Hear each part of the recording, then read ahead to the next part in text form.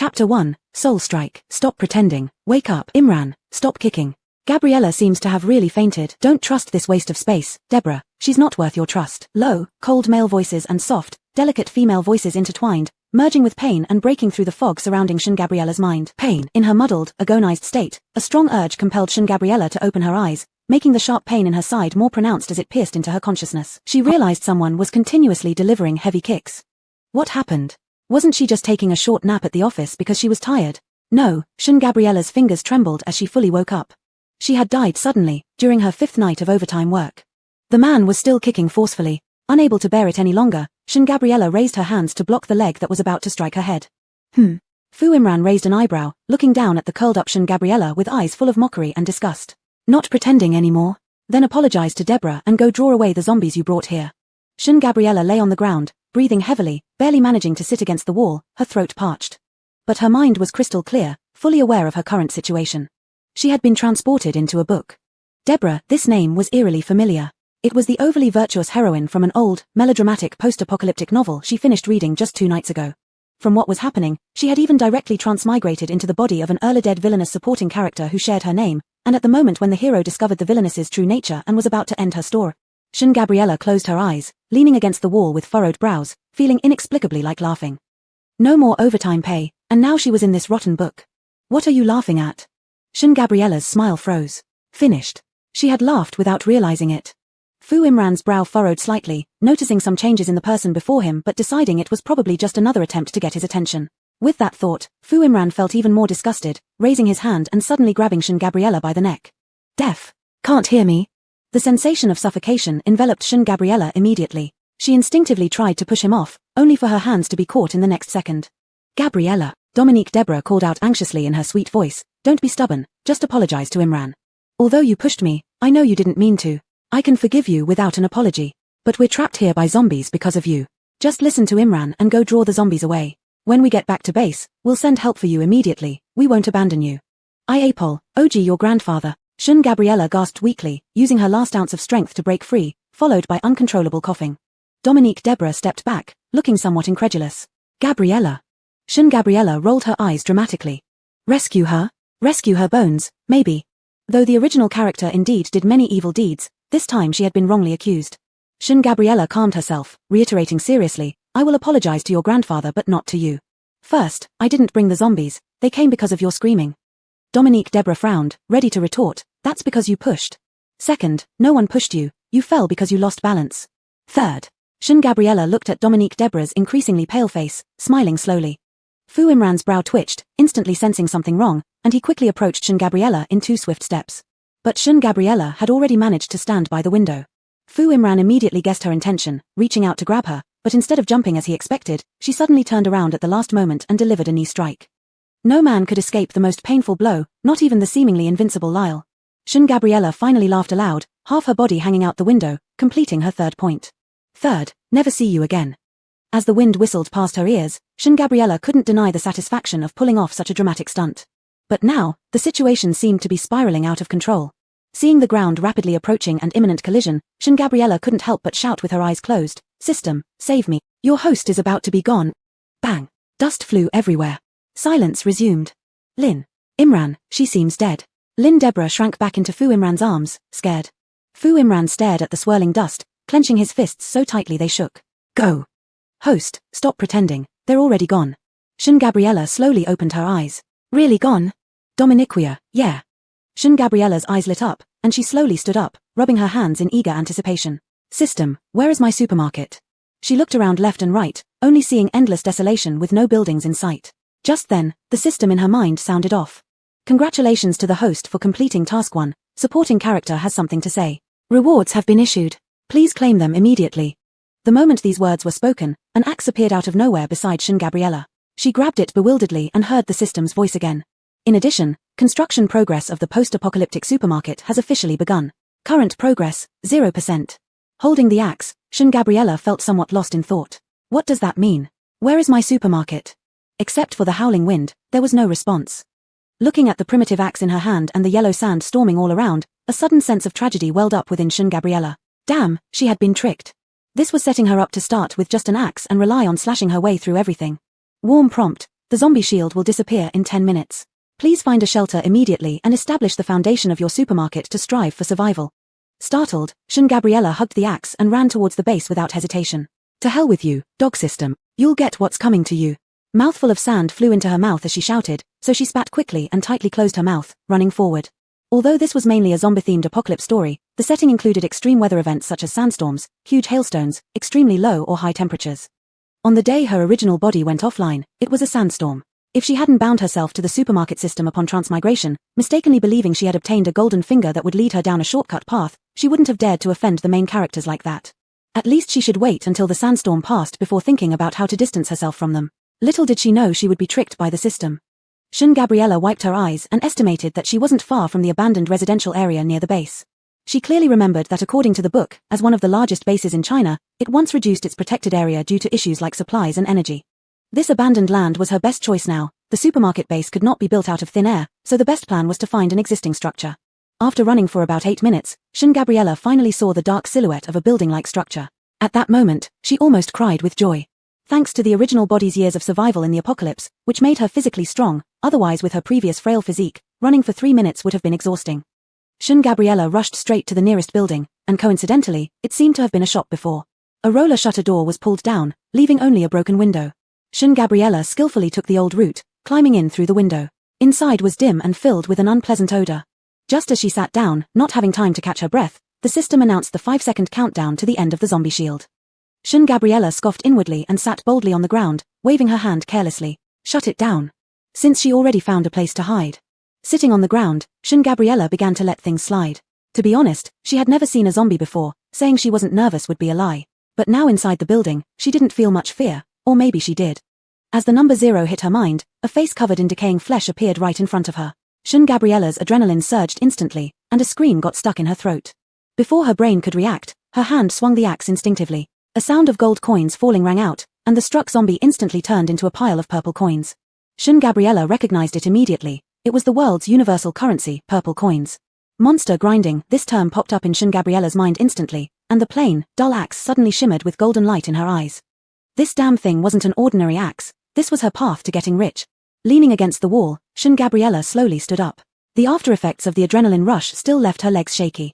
But the dozen or so zombies moving slowly towards her inside the building no longer seemed terrifying, they transformed into piles of glowing purple coins in her eyes. A fierce light burst from Gabriella's eyes.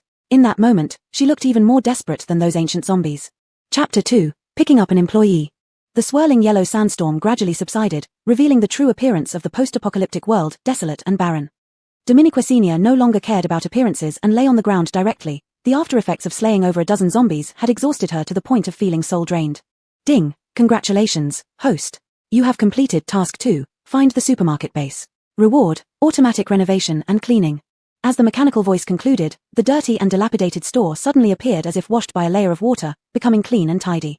The exposed cement walls were plastered and painted white, broken windows replaced with glass, and the old, rusted roller shutters became brand new in an instant. Even a glass automatic door appeared out of nowhere behind the roller shutter. Fluorescent light tubes illuminated the entire empty store, casting bright light into Dominique Senior's eyes. She was mesmerized by the scene before her and murmured, "So you can actually act like a person too, dog system." System, congratulations, host, for completing main task 2 and unlocking the hidden task, unlocking the Zombie to Gold Axe, currently at beginner level. Also, congratulations on obtaining achievement, testing your skills, slain 10 zombies with the axe. The achievement reward has been issued. Please claim it promptly. Zombie to Gold Axe. At beginner level. That means it can be upgraded in the future. Dominique Senior stared at the axe before her, her eyes shining, blood stirring slightly within her veins. After a moment, she tapped on the virtual panel that appeared before her eyes, first opening the wallet in the top right corner. Hundreds, thousands, 2,500 purple coins, equivalent to killing 25 low-level zombies and selling their crystal cores, which might not even buy a basic weapon in this apocalypse, but for Dominique Senior, who arrived penniless, it was undoubtedly a fortune. But this was just the beginning. Dominique Senior's palms tingled slightly as she quickly scanned through the items already displayed on the virtual panel. Wallet, supermarket level, currently level 1, achievements, tasks, mall, inventory. She hesitated for a moment, thinking about checking them all first, only to find it grayed out. What's going on? Dominique Senior frowned, just about to ask the system, when a sudden loud noise interrupted her. Startled, Dominique Senior reacted quickly. System, turn off the lights. With a snap, darkness enveloped the surroundings, leaving only the dim light seeping through the window. Dominica Senior slowly tightened her grip on the zombie gold axe, inching closer toward the light source, listening carefully. Based on the sound, it should be quite close to her. Almost, right outside the door. But there was no other sound after the initial bang, leaving Dominica Senior's heart racing in the darkness while her pale profile remained resolute and calm.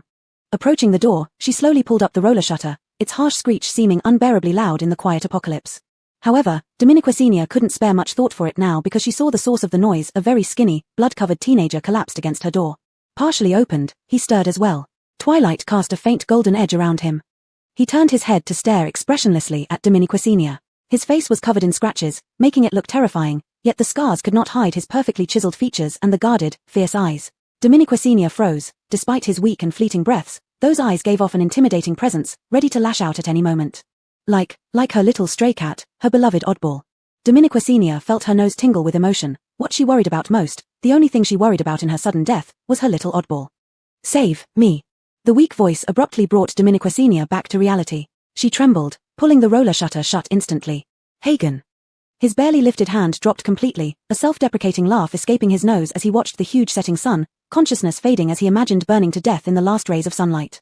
However, half awake and half asleep, the harsh noise returned, and he felt a force pulling him away from the flames.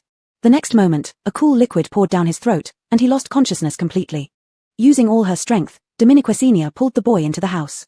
Barely catching her breath, she poured the only remaining water from her inventory into the boy's mouth.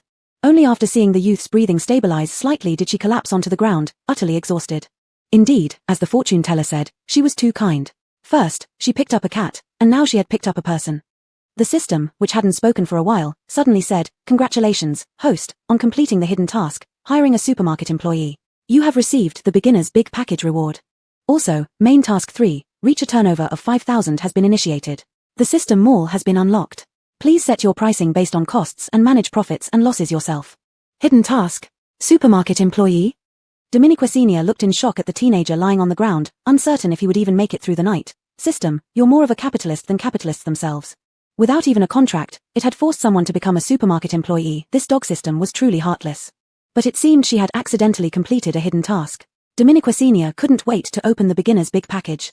A sudden flash of light made her close her eyes, and when she opened them again, 5 light blue shelves and a dark grey counter appeared near the door of the previously empty but clean store, along with a computer and a cash register. Under the shelves were 4 large cardboard boxes labeled with items like water and food. A crude prototype of a supermarket was now before her. Dominica Senior was stunned. She looked at the unconscious teenager and realized she had picked up a good omen. But this good omen currently looked seriously injured, and merely giving him some water wouldn't cure his wounds, leaving him there could easily result in his death.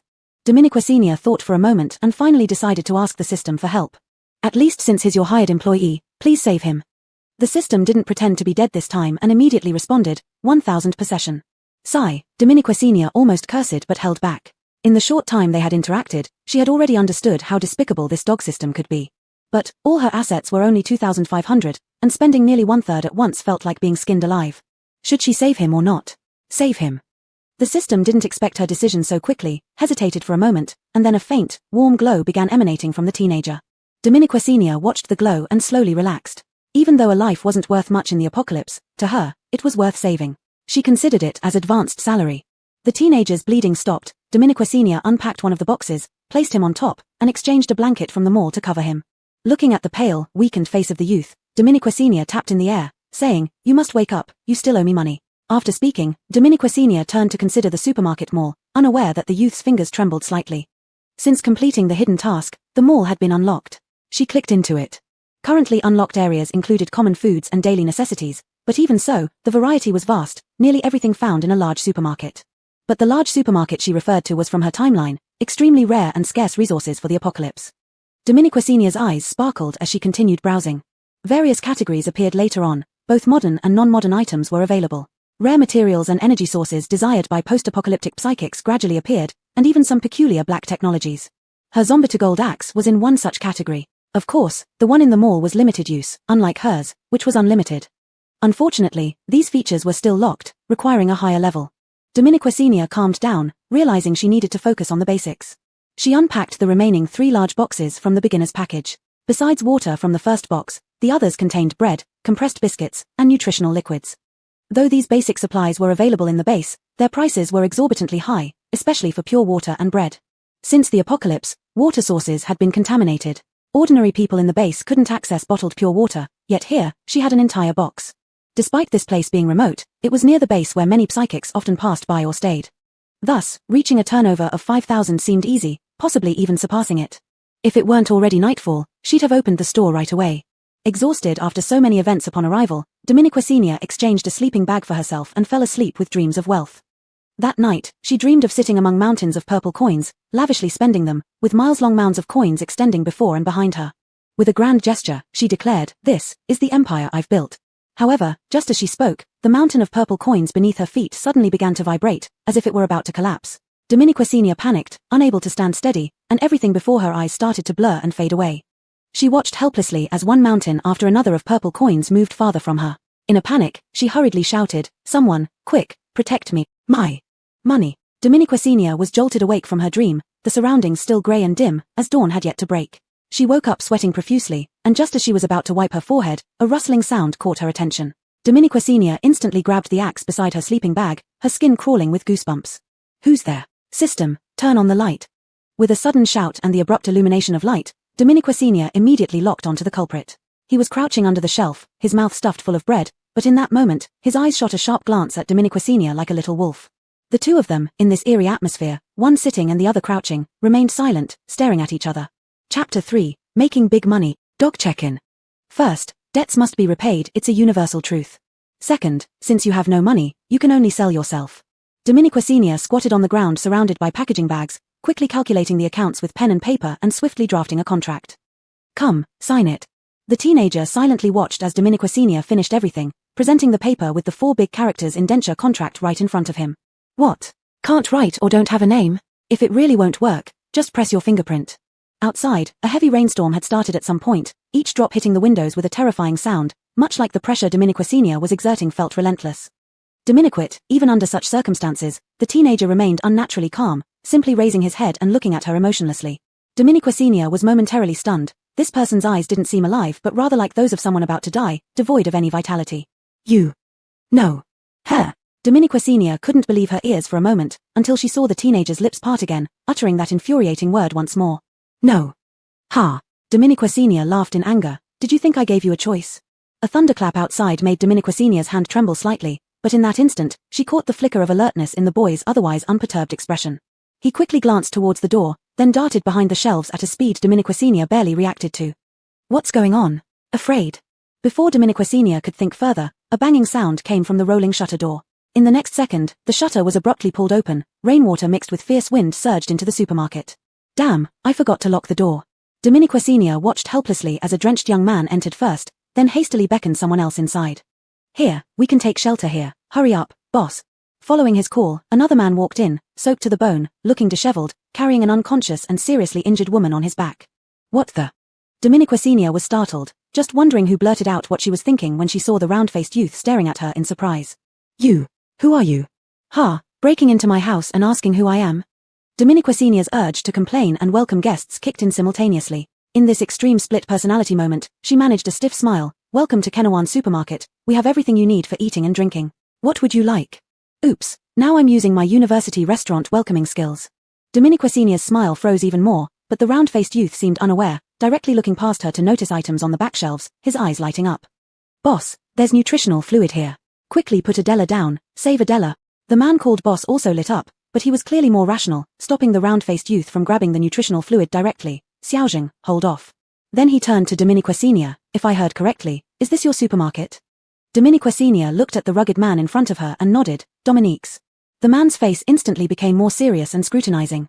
Opening a supermarket outside the base was something he had almost never seen before. Not only were the conditions extremely harsh and resources scarce outside the base, but even basic safety wasn't guaranteed. Moreover, he distinctly remembered that there had never been any so-called supermarket here before, and this place looked quite well decorated inside.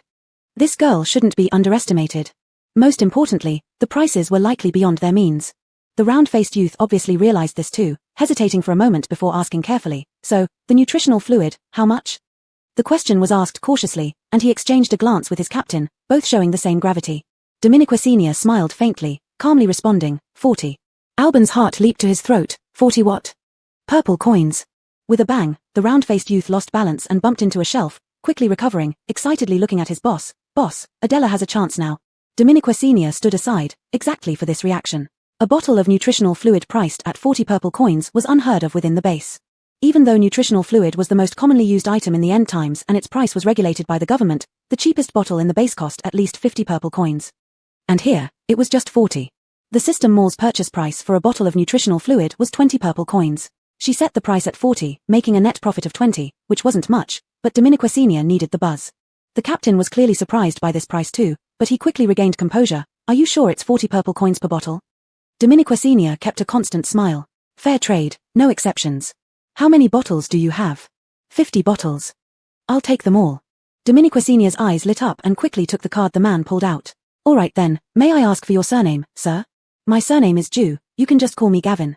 All right, brother Jew. Dominiqua Senior swiped the card on the card reader, and instantly 2,000 purple coins were credited to her cash register. Dominiqua Senior couldn't hide her delight any longer. She directly pushed a large box of nutritional fluid towards Gavin. They're all inside. You can count them if you like. Gavin didn't bother counting. He opened the box and drank a bottle first. After waiting for 2 seconds to ensure there was no problem, he took the nutritional fluid to the seriously injured girl who was unconscious. Dominiqua Senior watched from behind but didn't approach. Once they were settled, Gavin turned back with a look of relief and gratitude on his face. He tore off the shoulder badge that read Lion Emperor and handed it over. I am the captain of the second team of Lion Emperor Mercenary Group. Thanks to you, my teammates are saved. If you need any help in the future, come to Lion Emperor Mercenary Group with this badge, and as long as it's within my power, I won't refuse. Dominiqua Senior accepted the badge without hesitation. In fact, she had noticed it the moment they came in. After all, in the original story, the Lion Emperor Mercenary Group was the top mercenary group in the base. But soon they would be overshadowed by the main character's mercenary group and become the second best. No need to be so formal, Brett. There's nothing much you need to help me with. Just help spread the word about this little supermarket. That was her true intention. From the moment she saw Lion Emperor on their badges, she knew she wasn't just dealing with these 4 people. As long as she established herself with lower prices, the entire Lion Emperor mercenary group would be amazed. Even if she hadn't made this request, within a day, the top leaders of Lion Emperor would surely know. With one group knowing, how far could it be before other groups knew? And the whole base. How far could her mountain of purple coins be? Just as Dominiqua Senior was about to sink into her fantasies again, Gavin interrupted her, of course, but even without promoting, sooner or later, people will flock here. Just make sure to pay more attention to security. This remark hit a nerve with Dominiqua Senior.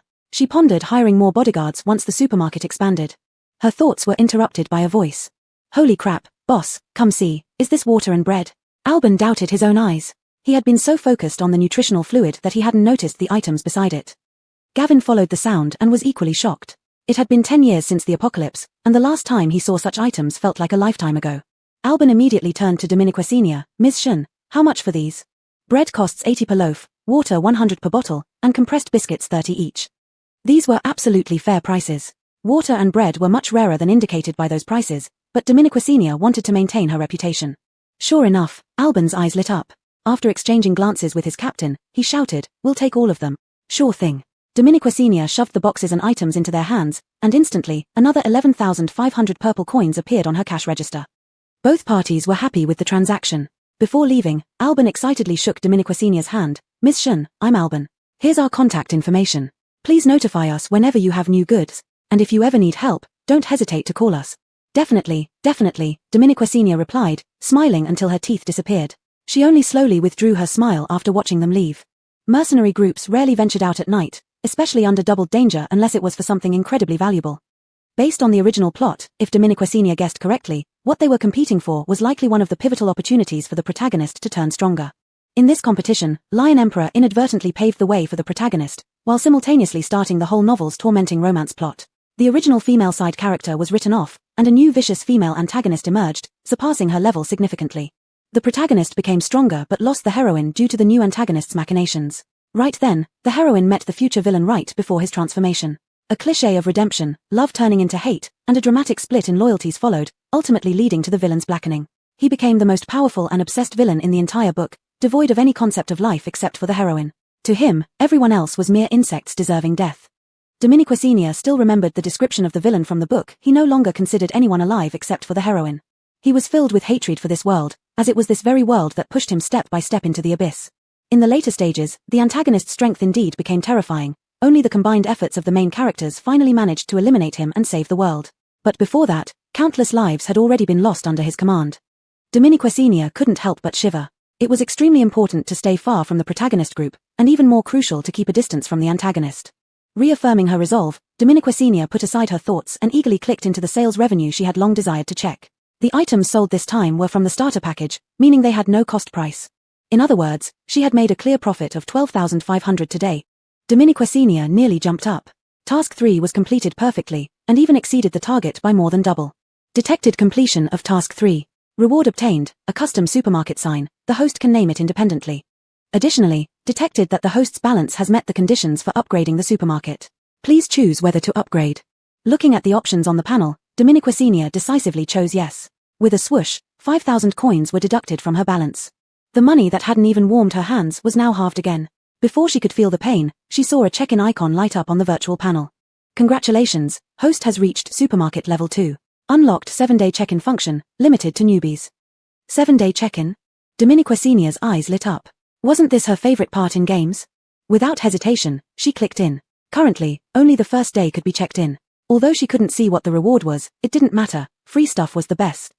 Whoosh. A faint glow flashed, and a clumsy yellow mascot costume appeared before her eyes. Dominiqua Senior clenched her fists. Who could tell her what use this thing had?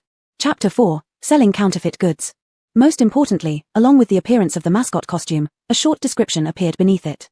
A plain yellow duck mascot costume, but if you think it's useless, then you're the one who's truly useless. Dominiqua Senior felt she was being mocked. She flipped the costume over and examined it for a while, even coming up with the bizarre idea that it looked soft but was actually impenetrable armor. However, the truth ultimately told her this was just an utterly ordinary mascot costume. Feeling deceived, Dominiqua Senior threw the costume aside. It was already daylight outside, she needed to hurry and restock her supplies. Water, bread, these were all necessities, so she stocked up 50 units of each, instantly spending 5,250 purple coins from her account, leaving only 2,250. After hesitating, Dominiqua Senior ultimately decided not to stock compressed biscuits, as they didn't make much profit and cost less than nutritional fluid. In this post-apocalyptic world, they weren't as scarce as pure water or bread. Most importantly, she discovered nutritional fluids in various flavors. Nutritional fluid in the post-apocalypse primarily focused on rapidly replenishing energy, so naturally, there wasn't much research put into the taste. It couldn't be called delicious, more like very unpleasant. But in her store, she found strawberry-flavored, mango-flavored, milk-flavored, and chocolate-flavored nutritional fluids. She immediately tried a bottle of chocolate-flavored liquid herself. The smooth liquid went down her throat, carrying a rich chocolate aroma. Dominiqua Senior's eyes lit up instantly. She could already picture the frenzy that would ensue once this product hit the market. Buy. Must buy. In large quantities. She decided on 25 units of each flavor, totaling 100 bottles of nutritional fluid, plus the one she just drank, costing her a total of 2,020 purple coins. Her account balance instantly dropped to just 225 purple coins, returning her to square one, penniless. Dominiqua Senior felt a twinge of pain but thought about how profitable sales would be, and it made her feel better. She opened all the windows. Today was a beautiful day with bright sunshine, no dust, no sand, only a few zombies aimlessly wandering around. She guessed that this supermarket must have some self-protection system since no zombies came within 3 meters. So, she took out the custom sign she received after completing Task 3. The custom sign was cloud-shaped, pale white, with a circle of light-emitting blue crystals around it, leaving the center empty, waiting for her to write the supermarket's name. Dominiqua Senior was very satisfied with the look of the sign. Her name included the word cloud, so she called the supermarket Kenawan, matching perfectly with her name, Qingzhu. She exchanged for a ladder in the mall and, using her considerable strength, easily hoisted the sign up. While deciding where to hang it, Dominiqua Senior absent-mindedly lowered her head to think, looking inside the supermarket. To her shock, she saw the young man she had rescued yesterday standing motionless in the middle of the supermarket, staring up at her lifelessly. Almost forgetting there was someone in the supermarket, Dominiqua Senior was taken aback. The kid looked quite scary, so she waved him over. Miles, come here and help me see if hanging it here works. Miles, calling me? Hagen's eyebrows twitched, seemingly recalling something, and his face turned grim. He moved his hand slightly, then silently nodded just before Dominiqua Senior was about to lose patience. His voice was hoarse. Here, it can be hung. Dominiqua Senior didn't hear what he said, only saw him nod, and immediately decided to hang it there. Later, seeing the sign was nowhere near the intended location, she was speechless. No, you. Hagen silently looked at her. Dominiqua Senior, never mind. This person seemed pitiful, having undergone some unknown experiences, disfigured, and not entirely right in the head. Wear this and stand outside the supermarket. Dominiqua Senior directly put the yellow duck mascot headgear on Miles, making the youth suddenly look off balance and rather endearing. Dominiqua Senior stifled a laugh. Attract customers when they come, understand? Hagen hadn't reacted yet when it suddenly went dark before his eyes, plunging him into sudden helplessness. Uncontrollable painful memories flooded his mind, causing him to tremble all over, his arms tensing. Let me out, let me out. A small flame slowly gathered in his palm, But before it fully formed, the darkness abruptly left, replaced by a sweet taste on his lips, aromatic and sweet, yet not cloying, a taste he had never experienced before. He couldn't help but lick his lips. Seeing his naive reaction, Dominique Senior laughed. Is it sweet? Strawberry-flavored nutritional fluid, is it good? Hagen's hand almost couldn't resist rising to choke her slender neck, but it suddenly stopped at the last moment. Lifting his eyes to meet her expectant gaze, he calmly lowered his brows and shook his head. Not tasty. Dominique Senior's smile froze instantly, disbelief filling her eyes. In the end, she could only shake her head. Seems like not only your brain is problematic, but your taste buds too. Before he could say anything else, she simply stuffed the remaining nutrient fluid into his hands. Not tasty or not, you have to drink it. This is your meal for today. Put on the mascot suit and go stand outside. Hagen stared at the yellow object in his palm silently for a while. Dominique Senior was secretly on guard. To her surprise, he unexpectedly obeyed, walking out clumsily in the yellow duck costume. 4 huge characters of the supermarket name were printed on the back of the costume, creating an innate sense of comedy.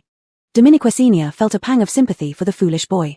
Beep, congratulations to the host for achieving the achievement Vicious Capitalist, rewarded with 2,000 purple coins. Dominique Senior. Go to hell. Before Dominique Senior finished cursing, another long electronic mechanical sound came. Beep, congratulations to the host for completing the hidden mission, the mission of Little Dominiquello Duck, successfully unlocking the supermarket reputation value. Warm prompt, reputation value can enhance the supermarket's prestige and popularity. The higher the reputation value, the more natural attraction the supermarket exerts on customers. Legendary top-notch supermarkets with the highest reputation value are irrefusable by anyone and are everyone's dream ultimate store. Dominique Senior. She wondered if it was just her imagination, but the system seemed to have become somewhat middle school-like. But the reputation value did indeed sound intriguing. Dominique Senior tapped on the system panel, where the new reputation value currently stood at only 40, thanks to the newly hung sign and the mascot outfit outside. It would presumably help a bit in attracting customers. Dominique Senior pondered ways to boost the reputation value. There were 2 main methods. One was improving the supermarket's aesthetics, such as the sign and interior decoration. The better and grander, the higher the reputation value. The other was more sophisticated, as reputation also included public image. Thus, charitable acts and good deeds could also increase the reputation value. Dominique Senior decided to set aside the second method for now. She immediately exchanged for a beautiful yet inexpensive wind chime from the mall and hung it by the door. The automatic door opening triggered a pleasant tinkling sound. The reputation value increased by 5 points as a result. Dominique Senior's eyes brightened up.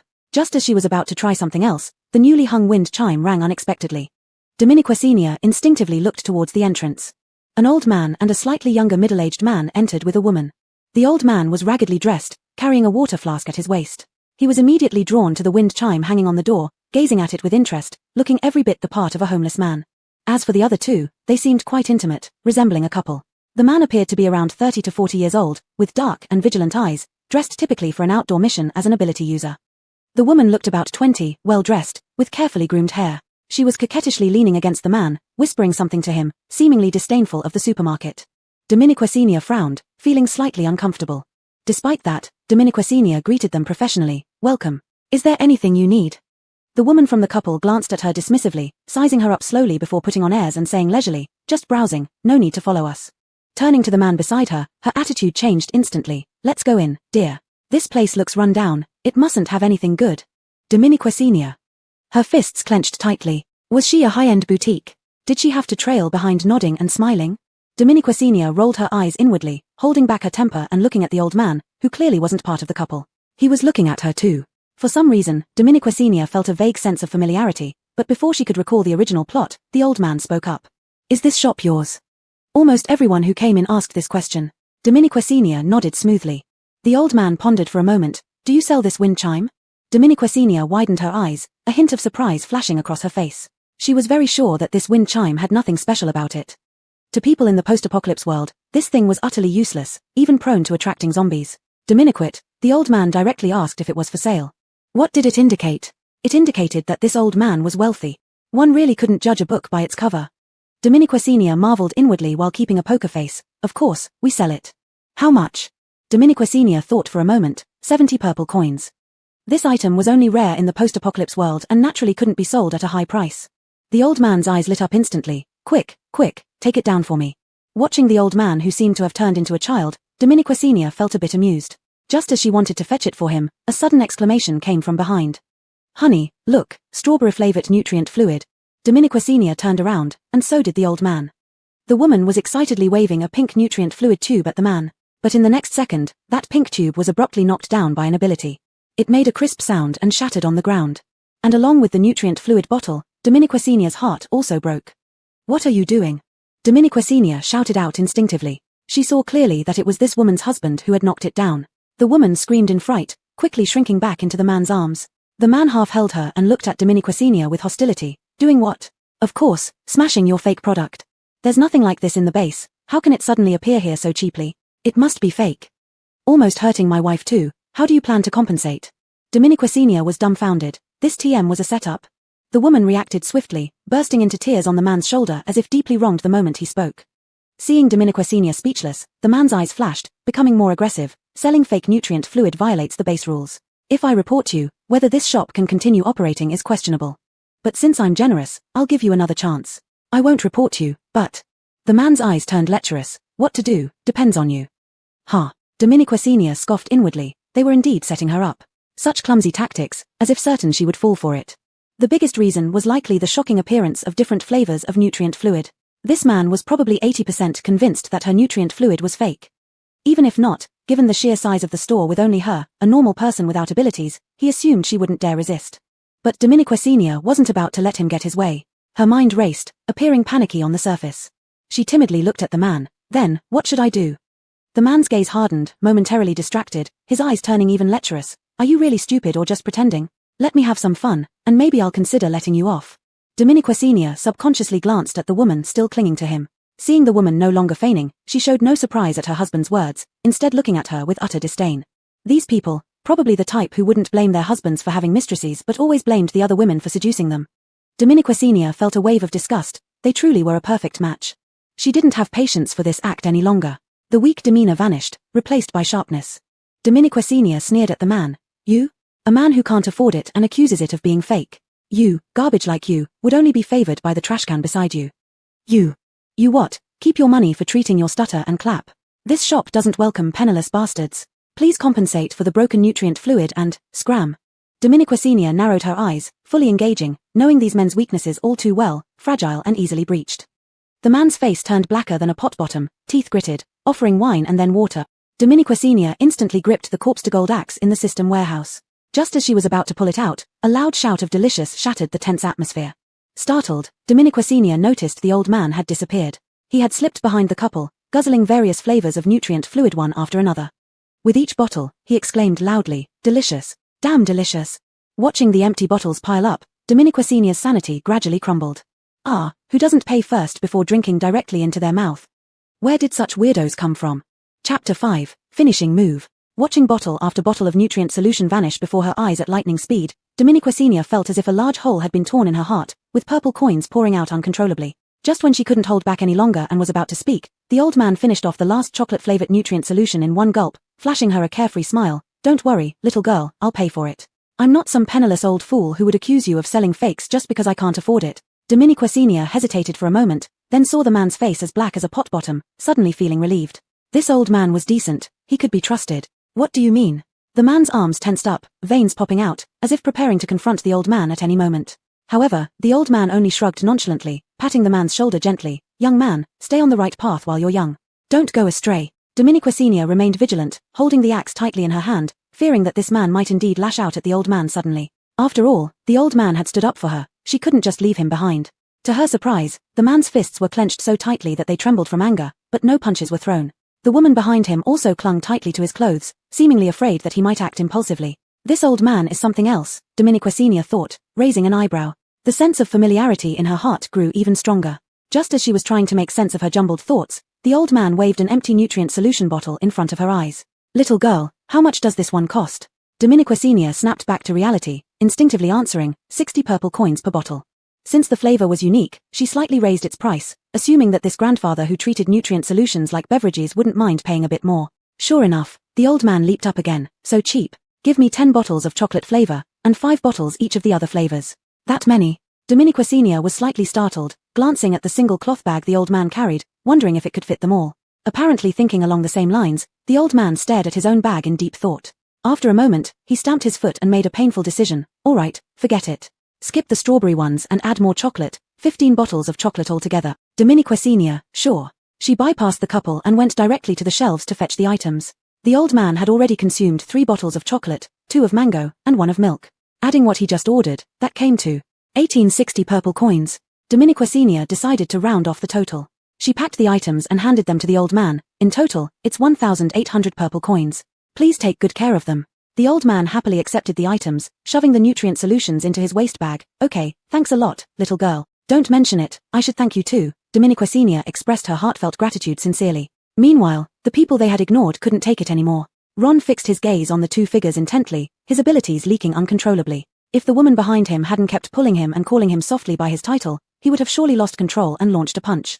How dare his people from Dusty Jediah mercenary group endure such humiliation here? That old man's strength was indeed unfathomable. Just the light touch on his shoulder was enough to send chills down anyone's spine. At least a level 5 ability user, while he himself was merely level 3. Ron shot a venomous look at the grinning woman. Ungrateful bitch. Climbing up this old man's coattails gave her the audacity to speak to him like that. And this supermarket, what tricks did they use to get this stuff? You dead bitch, wait till I teach you what regret means. Ron's eyes flickered, devising some scheme. He slowly revealed a sinister smile and stepped forward. I want a bottle of nutrient solution too. Dominiquacinia turned around, confused, staring at the nauseatingly smiling man. She covered her nose and instinctively took a step back. Please compensate for the damage on the floor first. The man's smile froze, causing the old man to burst into laughter, slapping the table. A trace of mockery flashed across Dominiquacinia's eyes. She hadn't forgotten about this pair of dogs. Their sudden approach must mean some underhanded plot. Though his smile was stiff, the man remained calm, a hint of disdain flashing through his eyes. 60 purple coins. He earned more than that every day just by completing the most basic missions. After all, women wouldn't dare set the price higher. He tossed out a card, a citizen-exclusive storage card for purple coins, equivalent to a modern bank card. Most people wouldn't need such a card due to insufficient funds. Anyone using it must be quite wealthy. Gently tapping the card with slender fingers, a glint of insight flashed in Dominiquacinia's eyes. She looked up at the man. I'm sorry, damaging items in this store requires tenfold compensation. You are extorting, you bitch. The man hadn't even reacted when the woman behind him exploded first. Her bright red lips danced wildly for a moment, occasionally spitting out some saliva. Dominiquacinia frowned, instinctively taking another step back. If you can't afford it, there's no need to get so agitated. I can consider giving you a discount.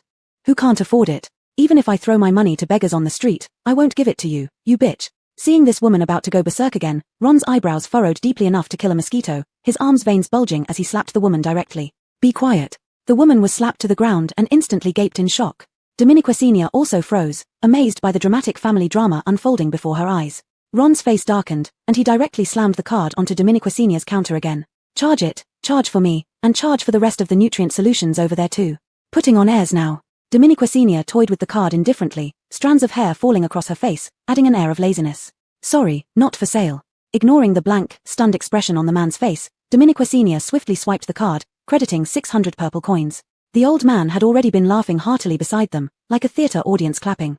Good. Not selling is good. But in the next second, the old man's smile vanished abruptly as a thick vine climbed up his slender arm. Watch out, girl. At the same moment Dominiquacinia turned her head to swipe the card, an intense sense of danger pierced her brain like a needle, causing her skin to crawl with goosebumps.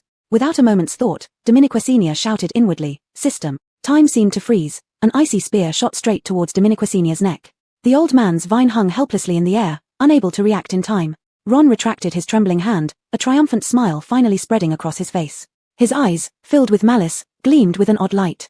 No one would have expected that beneath his water-type ability lay a quarter-ice mutant power. Under the ice spike as hard as iron, no one could survive. Using his once-a-day killing move, lucky you, bitch. In his mind, he imagined the woman's head exploding like a watermelon, but the imagined scene never came. Instead, an improbable sight unfolded right before his eyes. A large, protruding yellow duck head appeared just 3 centimeters away from him, seemingly teleporting into place. The silly duck simply stretched its beak, and an unknown force collided with the ice spike, distorting space itself. The ice spike was halted less than a meter from Dominiquacinia, waves rippling outward from the point of impact. In the next instant, the ice spike shattered into dust. Ron's eyes widened, bloodshot veins rapidly spreading over his whites. Impossible, impossible. A low grunt escaped his throat, and Ron stumbled backward, blood trickling from the corner of his mouth. Before he could recover, the duck's beak lunged at his face and ruthlessly clamped down on his throat.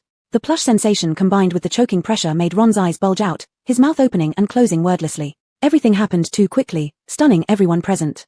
Only when the woman threw herself onto Hagen's arm and screamed did anyone react. Husband. Let go of my husband.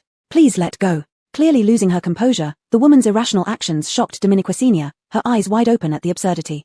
The cute duck had lost all its charm, and Dominiquacinia could vividly imagine the scarred, sinister face beneath its head. Her painstakingly accumulated 45 reputation points crumbled away by half in that moment, reminding her that reputation fluctuated based on anyone's perception. Without thinking, she grabbed Xiaoqiu Baiguai's extended hand. Let go. The clumsy duck head turned to look at her and then released its grip without hesitation. Ron fell heavily to the ground, coughing violently while the woman beside him tearfully comforted him. At this moment, Dominique Senior was crystal clear that he didn't obey her because her words mattered to him. This person's life meant nothing to him. But regardless, he had saved her. Thank you. The yellow duck stood still, as if it hadn't heard her at all. After expressing her thanks, Dominique Senior didn't give it much thought. At the same moment, the mechanical system voice sounded in her mind. Congratulations to the host for achieving the hanging by a thread achievement, rewarded with 5,000 purple coins. Dominique Senior blinked, surprised that she had turned misfortune into blessing. However, this person she saved was probably not an ordinary man. His speed exceeded even the system's, and he was still injured. Dominique Senior turned to look at him, wanting to observe something, but ultimately met only a pair of eyes as black as beans. Forget it, life and death are fated. She had only one dream of being a slacker, knowing too much wouldn't do her any good. The old man who had witnessed everything also seemed to be pondering but soon relaxed his brows, seemingly not very interested in pursuing a conclusion. He watched this farce, picked up his ragged bag, and muttered, "Interesting, old man has more to write about." With that, he waved casually at Dominique Senior. "I'm off, girl, see you if we have the chance." Before Dominique Senior could say goodbye, the old man dashed out as if someone were chasing him from behind. Hagen remained in the costume, standing motionless, while Ron completely broke down, retreating fearfully but still trying to appear strong. Do you know who I am? I'm from the Jediah mercenary group. You hit me today, and your shop won't survive. Not just this shop, you'll never step into this entire base again. TSK, this ugly man wouldn't quit. Dominique Senior was still thinking about Xiaoqiu Baiguai's incredible combat power and couldn't be bothered with him. Just as she wanted to ask the system to kick him out, there was another ding, signaling the arrival of supermarket staff. I didn't know when Huayang base became the exclusive territory of the Jediah mercenary group. Maybe it was just a dream. This voice. An acquaintance. Dominique Senior turned around and sure enough saw the Itor mercenary group members from last night. Alban wore a cap, smiling brightly at Dominique Senior, greeting, Boss Shen. Gavin stood beside him, nodding with a gentle smile, also greeting simply, Boss Shen. Dominique Senior returned their greetings with a faint smile.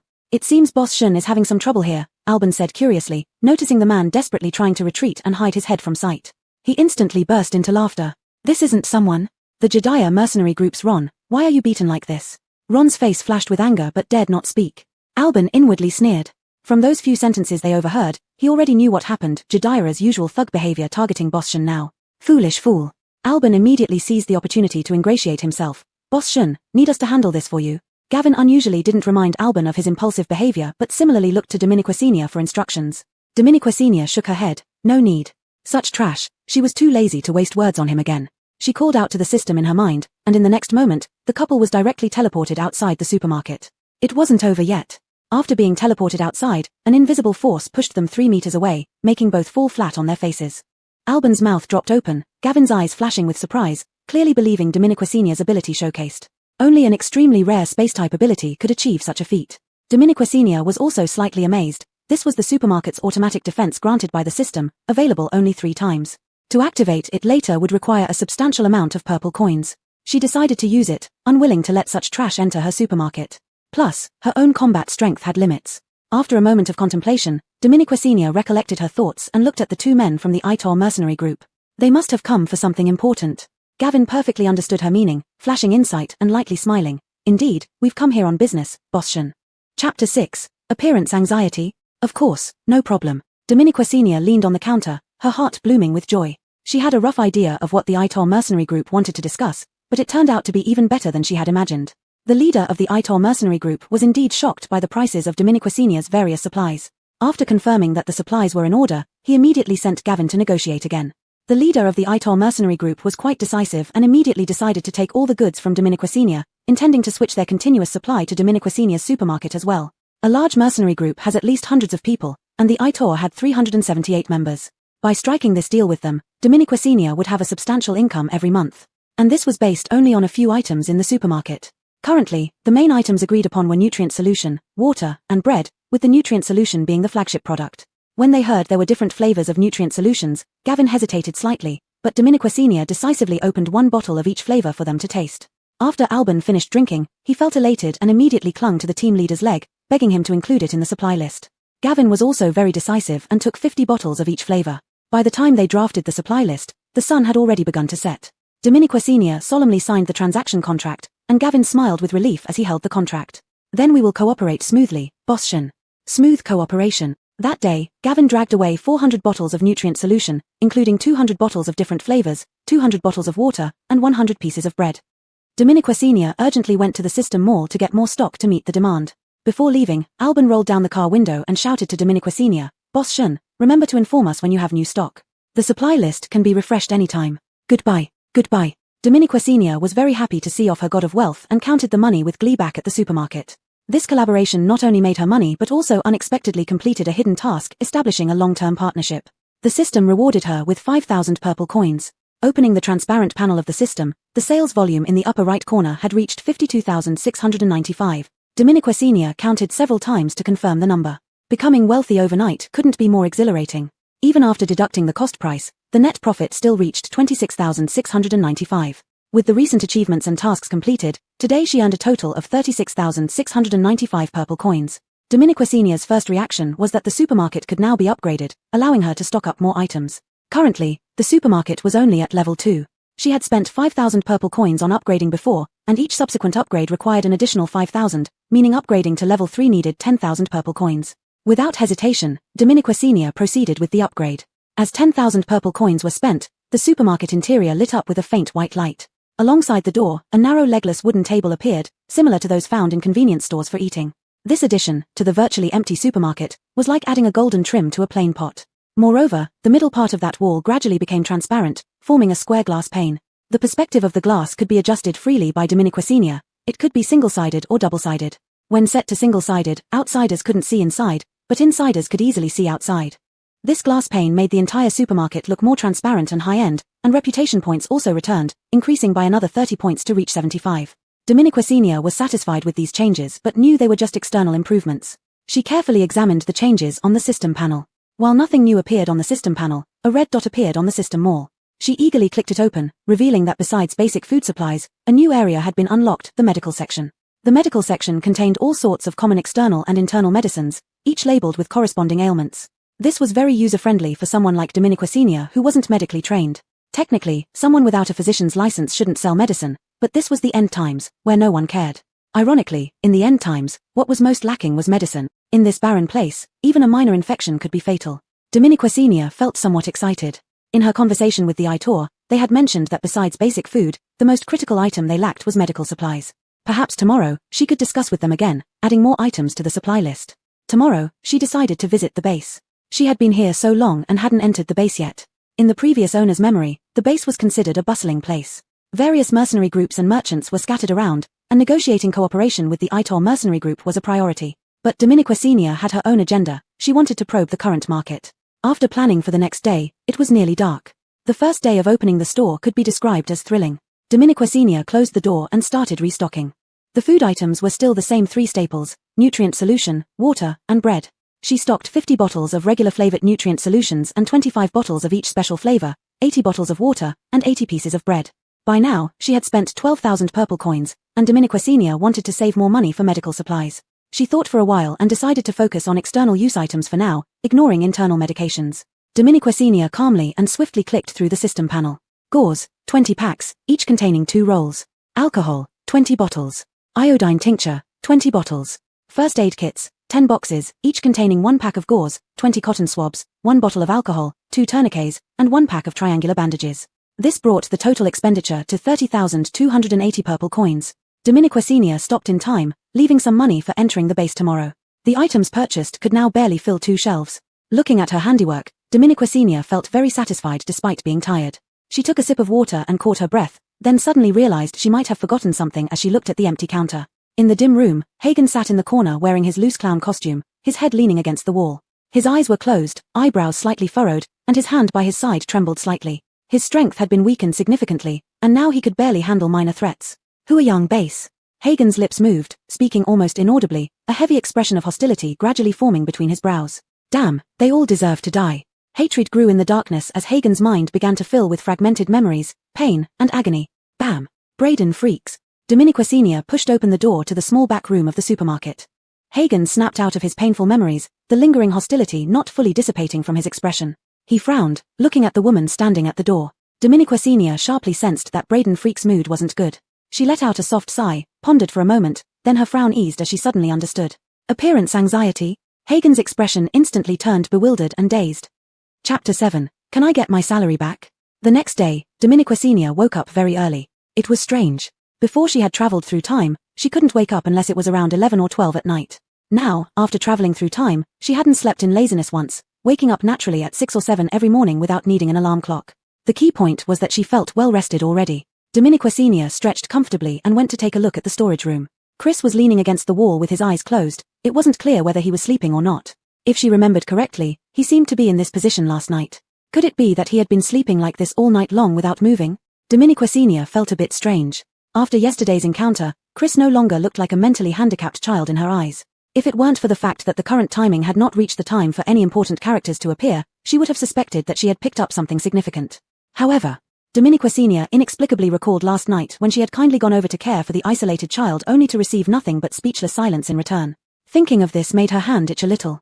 No matter how important a character he might be, he was still her employee right now. How could there be a boss who appeased an employee? And how could an employee get up later than the boss? Dominiqua Senior took a deep breath, raised her finger slightly, and pointed at Hagen, who had his eyes closed, silently saying, "You've lost your salary." After that, she carefully and gently closed the door again before going to open the supermarket.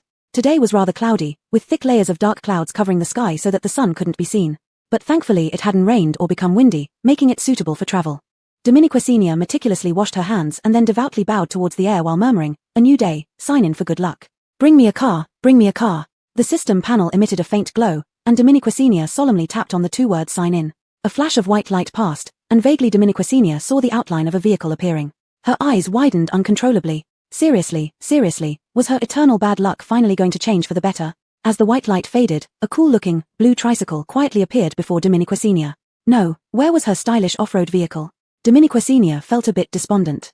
This thing didn't protect from wind or rain and moved slowly. The only advantage might be its large capacity for carrying items. But even this advantage didn't seem beneficial in the apocalypse. Unless one wanted to show off their bravery or wealth, no one would openly display resources outside. Dominiqua Senior tried hard to hold back the urge to curse the system. Never mind, having a vehicle was better than having none. She quickly modified the tricycle with minimal cost, adding a canopy to the driver's seat but unable to afford covering the rear part. She placed a large rain cover at the back instead. During the modification process, Dominiqua Senior got an idea and exchanged several posters and banners featuring slogans in the system mall, sticking them on both sides and the back of the tricycle, directly turning an ordinary tricycle into an advertising vehicle. Dominiqua Senior was very satisfied with her masterpiece, even reducing her dislike for the tricycle somewhat. So when Chris came out of the storage room and gave her a puzzled look, Dominiqua Senior felt confused. "Get in the car, we're going to the base today." A flicker of disdain flashed across Hagen's eyes, but he got into the car without showing any expression. Dominiqua Senior felt more comfortable inside, deciding not to close the supermarket directly but activating unmanned mode in the system, costing her 3,000 purple coins per day. Dominiqua Senior felt incredibly pained financially, but she couldn't skimp on necessary expenses. The unmanned system included automatic checkout, welcoming guests, and even forcibly removing unwanted visitors. Those who intended to damage the supermarket or refused to pay would be expelled by the supermarket's automated defense system. Moreover, she could monitor the supermarket via a 360-degree surveillance system at all times, providing a sense of security. Thus, Dominiqua Senior set off confidently on the tricycle. Though she only had a C license, riding a tricycle wasn't too difficult. After some practice, she managed to wobble along the road. Though slow, the tricycle didn't take too long as the distance to the base wasn't far. However, soon enough, Dominiqua Senior realized her expectations were overly optimistic. Within 10 meters of leaving the supermarket, she was met with sticky and foul-smelling bloodstains, broken limbs scattered along the roadside, and even under the wheels. Each time Dominiqua Senior ran over something, she felt a thud in her heart. This was the first time in the days she had been in the apocalypse that she truly felt the harsh reality of the world. What was even more surprising was that no one had told her the engine sound of a tricycle could be so loud. Once the tricycle started, it felt as though the entire floor began to vibrate along with it. The ears were instantly filled only with the overly noisy sound of the engine. Conversations had to be shouted, and zombies within a 10-mile radius would be attracted by her. "Chris, take this axe and hack the zombies." Dominiqua Senior directly tossed the golden corpse axe backward and shouted loudly. Hagen caught the axe and replied, turning his head back, "I'm Hagen, my name is Hagen." "What? Are you feeling full? This morning you only ate a bread roll, how could you be full?" "Hagen. Forget it." Hagen raised the axe, transformed into a cold-faced god of war, and hacked several zombies that tried to climb up into pieces, full of menace. The golden corpse axe only has the effect of generating purple coins when used by its owner. In other people's hands, it looks like an ordinary axe but still produces purple coins which quietly accumulate in Dominiqua Senior's account. The sound of dropping purple coins echoed in Dominiqua Senior's mind. She drove more and more excitedly, revving the engine all the way to the limit. Just before colliding with a group of zombies, she swerved sharply at the last second, making the tricycle drift forcefully. Caught off guard, Hagen nearly lost his balance and was flung out. "Hold on tight," Dominiqua Sr. shouted again, swerving the handle once more. Hagen clutched the railings, and a rare hint of excitement flashed in his eyes. With a whoosh, flame spurted from his hand that held the axe, completely enveloping it. He swung his arm powerfully, and a crescent-shaped wave of flame cut through the air, lighting up a whole semicircle around the tricycle. Countless zombies were instantly surrounded by a sea of fire. At the same time, the axe blade, purified by the flames, emitted a flash of red light, becoming transparent and sharp like it had been washed clean. A beep sounded in Dominiqua Sr.'s mind. "Congratulations, host, for unlocking the fire attribute of the Golden Corpse Axe. Attack +10. It will add a fire boost with each use." Hearing this voice, Dominiqua Sr. finally snapped back to reality from the shock of that powerful strike, accidentally unlocking the Golden Corpse Axe's attribute. Truly worthy of being her lucky star. "Great job." Dominiqua Sr. couldn't help shouting. The gate of the base was already close at hand. Dominiqua Sr. bent her back, focusing intently on the road ahead, preparing for the final sprint. However, the person behind suddenly leaned over, and his hoarse voice pierced through the deafening roar, clearly reaching Dominiqua Sr.'s ears. "So, can I get my salary back?" Chapter 8, Anger. Fear. "So, can I get my salary back?" Dominiqua Sr. suddenly sat up straight, a wave of inexplicable guilt flooding her heart. "You heard that?" Before she could finish speaking, a sudden warning cry exploded in her ear. Dominiqua Sr. snapped back to reality and realized there was still a checkpoint at the entrance of the base. This one was black and almost blended into the black gate behind it.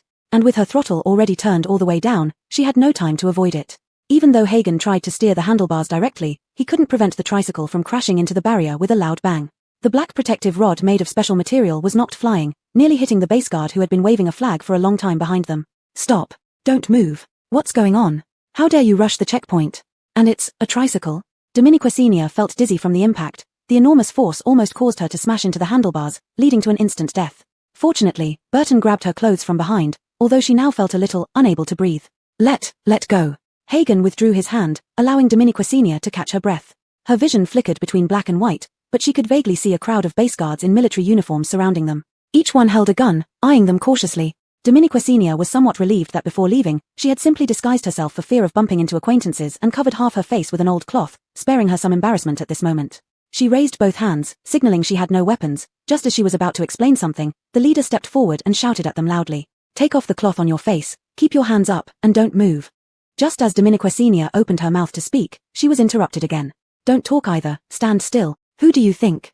Dominiqua Sr. couldn't hold back and wanted to swear, but the leader rushed over and attempted to remove the cloth covering their faces. Caught off guard, Dominiqua Sr. saw a pale yet strong hand quickly seize the hand trying to uncover their disguise and wrench it back forcefully. The leader's face turned red almost instantly. Dominiqua Sr. watched him struggle to hold his breath, ultimately letting out a loud scream involuntarily. The surrounding people looked shocked, ready to shoot but fearful of injuring their leader, so they restrained themselves. Dominiqua Sr. even saw someone start making a phone call, possibly informing someone else, which definitely wouldn't be good for them. Beside the main gate of the base, there was a smaller entrance where people and vehicles usually passed through. They had stopped to watch this scene. Dominiqua Sr. faintly heard murmurs of discussion. "Kenawan supermarket, cannot buy happiness or regret, but can it make you happy? Once I had a bottle of nutritional fluid worth 40 purple coins in front of me, but I didn't cherish it until I lost it." "Is that true? There's really a bottle of nutritional fluid for 40 purple coins? Where? Let me see." Dominiqua Sr. Though the promotional effect was achieved, this wasn't the setting she desired. Seeing the situation getting out of control, Dominiqua Sr. quickly grabbed Hagen's hand. "Don't be so impulsive, loosen up a bit, loosen up. Someone might claim we assaulted them. Leader, can't you see my face is turning purple?" However, no one paid attention to him at this moment. Dominiqua Sr., feeling Hagen's hand, was startled. She thought Burton would be furious, but his wrists were icy cold and subtly trembling upon closer inspection. This wasn't just anger, it seemed to contain tension or fear. Dominiqua Sr. turned to look at him, but he wore a mask, concealing everything. Furrowing her brows, she applied slight force, but Burton didn't budge, seemingly trapped in some vortex, unable to extricate himself. That person continued to wail like a pig being slaughtered, and Burton didn't show any sign of loosening up, instead applying even more force. Dominiqua Sr. gave up trying to persuade him and stood with her arms crossed. "All right, keep twisting then, you'll pay for it if you break it." "Oh, no one will bail you out once you're inside." Hagen froze, then after 2 seconds, abruptly released his grip, causing the leader to stumble backward a couple of steps. Dominiqua Sr. clearly heard his slightly hurried breathing, silently moving forward a few steps to shield him. She was just about to explain when the leader, who had been shoved away, immediately drew a gun and aimed it at her. His face looked so dark it seemed about to drip water. Unauthorized entry into the base and attempting to harm the base guards, legally executed. Almost at the same moment, Dominiquacenia heard the sound of countless triggers being pulled from all directions, sending a chill through her heart. Wait. Two voices sounded simultaneously. Dominiquacenia looked up in surprise to see a black figure sprinting toward them at an incredible speed. He shouted while running, "Augustus, wait, show mercy." Hearing this voice, the man called Augustus froze and raised his hand, signaling the others to stop as well. Dominiquacenia's heart finally relaxed as she saw who had arrived, Alban from Itor mercenary group. He was drenched in sweat, wearing a black combat suit, and when he approached, Dominiquacenia could smell a strong odor of blood. He patted the leader on the shoulder, whispering something that flashed a look of suspicion in the leader's eyes.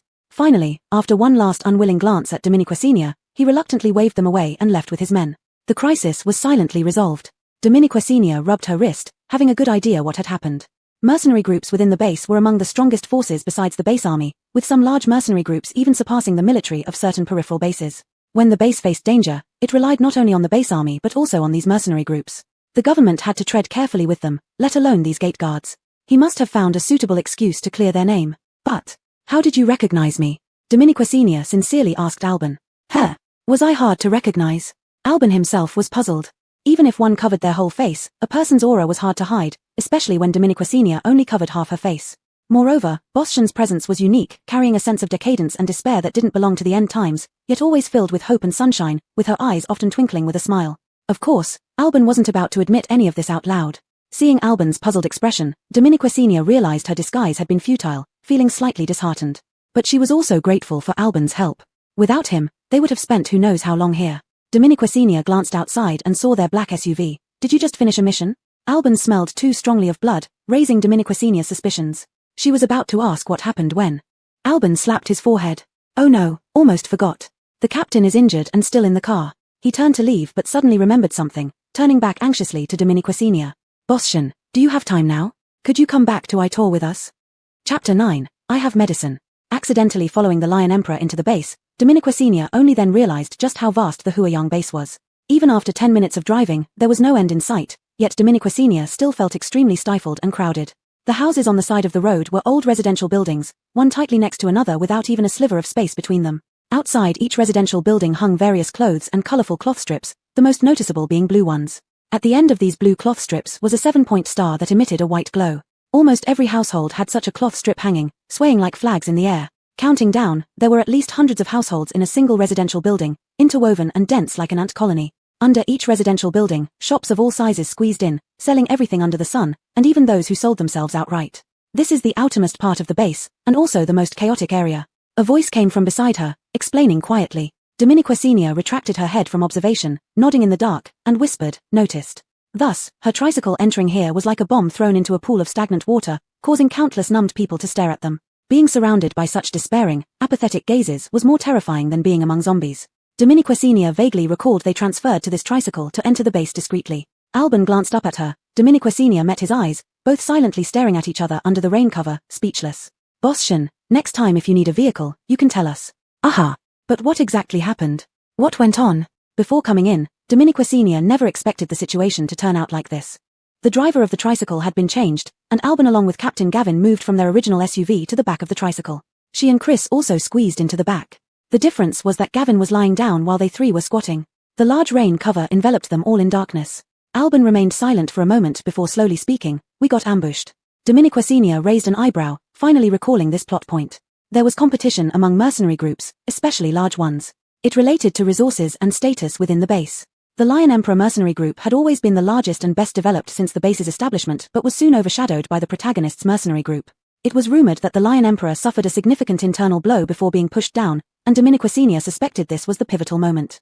The Cold Winter mercenary group was established for merely 3 months and began trying to annex various small mercenary groups. Their leader acts ruthlessly, using any means to seize resources and expand. This allowed them to grow quickly, but not enough to be on par with us. Here, Alban sounded indignant. But that kid seems to have stumbled upon good luck, earning the trust of the higher-ups in the base and even luring away our long-term medical supplier, who was notoriously hard to deal with. We took months to win him over. Dominiquacenia inwardly laughed. Wasn't it so? After all, the protagonist carried the world's fortune, encountering incredible luck wherever he went, replacing others' months or years of effort with just a chance meeting or a few words. So you were ambushed by Cold Winter this time? A shadow of gloom fell across Alban's face.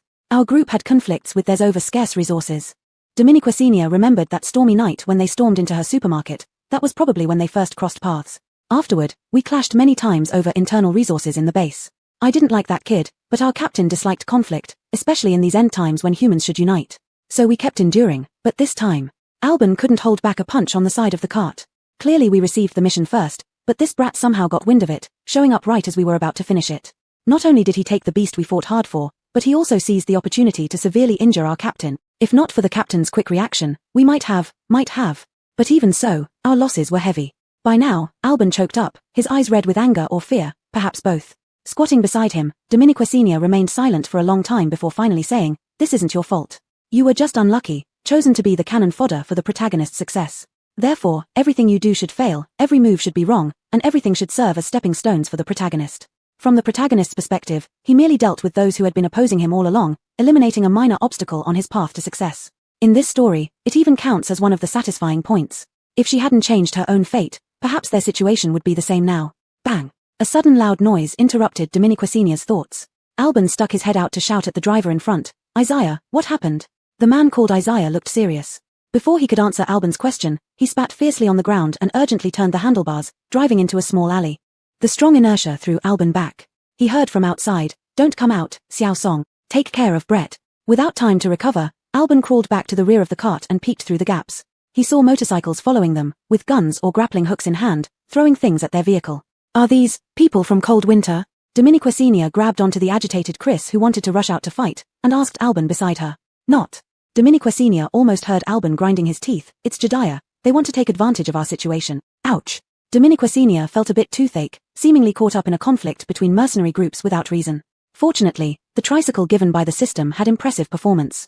With the driver's familiarity with the base's layout, they could barely hold on, but considering the current situation, being caught was inevitable sooner or later. With a worried face, Albin crawled over to their captain, stabilizing Gavin's body, then turned to look at Dominique Senior. "Boss Shen, I didn't handle things properly and got you involved, but their target is us, not you. If danger comes, just run away and don't worry about us." Squatting in the dark corner, Dominique Senior didn't react much to this statement, only staring at the blood slowly seeping from beneath Gavin due to the bumps. Albin tried to stop the bleeding with his hands and tore off part of his clothes, but it was futile.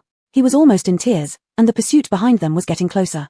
The driver had to swerve left and right to avoid attacks, making it harder to reach the Lion Emperor headquarters, and they were getting farther away. Unexpectedly, Gavin would die on this road, die on the path of opposing the protagonist. This was his original fate. Or rather, the fate of anyone who stood against the protagonist. Dominique Senior suddenly felt like laughing. Hagen glanced back at her in the darkness.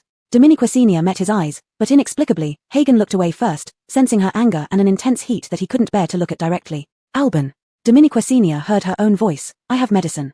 Chapter 10, The Clownish Octopus is Gone. Gavin was 32 this year. Since he turned 22, he had entered the post-apocalypse world. By the time he was 25, he had stepped into the realm of Lion Emperor. Throughout these 10 post-apocalyptic years, he had been close to death countless times, but never had it felt as perilous and real as this. He felt as if his body was becoming weightless, floating up, and the sounds around him started to blur as they entered his ears. "Clownish octopus, attack, hold them back. Albin, strip off your captain's clothes." "Hey, should I take it all off? Have you been lusting after your captain for a long time?" "That's not what I meant. Don't you even know where your captain is injured?" Got it, sorry. This injury. Is it too deep? Does it need stitches? Are you good with needlework? I once gave my dad an amulet I sewed myself when I was a kid. And then, my dad thought it was someone's old shoe insole and threw it away. It's fine, I think the captain probably won't mind. Gavin thought that in his life, he hadn't done much good, but certainly nothing so terrible that would merit such punishment in death. Don't touch. A feeble voice emerged from his mouth, and a massive force suddenly pulled his soul back from the ethereal state. The feeling of solid ground underfoot, the feeling of being alive again. Gavin slowly opened his eyes, pupils contracting, gradually focusing on the familiar place, the familiar people. "Captain, you're awake? How do you feel? Are you dizzy? Does it hurt?" Countless faces began crowding closer, their eyes filled with concern. Gavin blinked, but didn't respond immediately. Instead, he sat up in great panic, pulling his shirt aside to look at his stomach. Unfortunately, his abdomen was wrapped tightly in bandages. Captain, what are you looking for?" Albin approached, puzzled, wanting to see for himself, only to be slapped back by Gavin. "Nothing." Gavin lay down again, breathing a bit hurriedly, and inexplicably felt like laughing. He turned to look at Albin. "Xiao Zheng, where's Boss Shen?" "Oh, she's in the commander's office." Dominique Senior had once imagined what someone like Commander of Lion Emperor who was bold enough to collaborate with an unknown small supermarket would look like. But when she saw a woman with a sharp presence yet kind eyes, she realized that this made perfect sense. "Hello, Boss Shen, I've heard much about you." "Hello." Dominiquesenia shook hands with her, looking at her with some puzzlement. The woman smiled. I'm surnamed Chu, just call me Lenora. Okay, Ardal.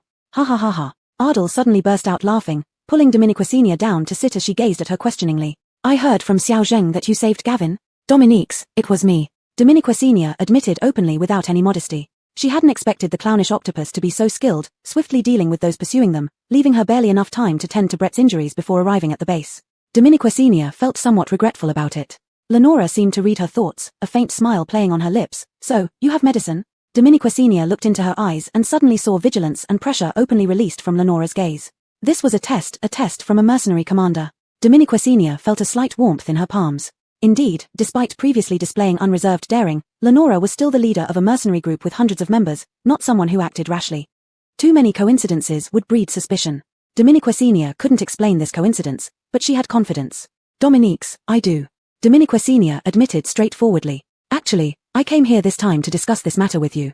I know what Ardal is worried about, but I believe there's no need for such concerns. Ardal dared to trust me before because she must have investigated my background thoroughly. And Lion Emperor is also an excellent partner for me. I think our cooperation can continue. Implicitly, it was a two-way choice. Ardal could choose not to trust her, and Dominiquesenia could choose not to cooperate with them. But she demonstrated enough sincerity. After Dominiquesenia finished speaking, the air seemed to fall silent for a moment, both silently eyeing each other, engaged in silent probing. Until Ardal stood up, breaking the silence. Tall and slender with a high ponytail, she finally laughed sincerely. Then we thank Boss Shun for your timely help.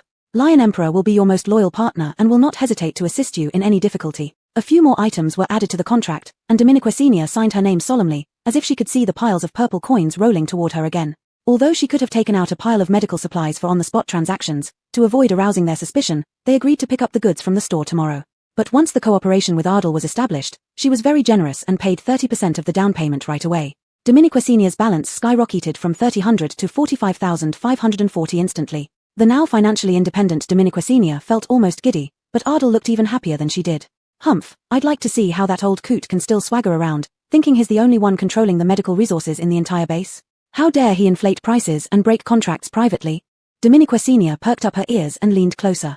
The old coot in Ardal's words should be the medical supplier that Alban mentioned was poached by Cold Winter. From Ardal's words, it seemed this person wasn't just abandoning Lion Emperor to supply Cold Winter alone. Rather, he was trying to threaten Lion Emperor to raise prices, only to have his plan foiled by her. But Dominiquesenia had always been puzzled. Since mercenary groups needed suppliers to purchase goods, where did these suppliers get their supplies? From their conversations, she could roughly guess that the base's supplies were controlled by a few people who had very secret channels that even mercenary groups couldn't find. A bold idea suddenly popped into Dominiquesenia's mind. Perhaps she could become one of those channels herself. This thought startled Dominiquesenia, but it also brought an excitement that she couldn't suppress, gradually entwining around her heart like wild grass. As evening approached, she took the initiative to bid farewell to Lion Emperor, politely declining their invitations to stay for dinner and their insistence on seeing her off. Before leaving, she went to see Alban and Gavin, saying goodbye before getting into her tricycle. After being out all day, she missed her little supermarket.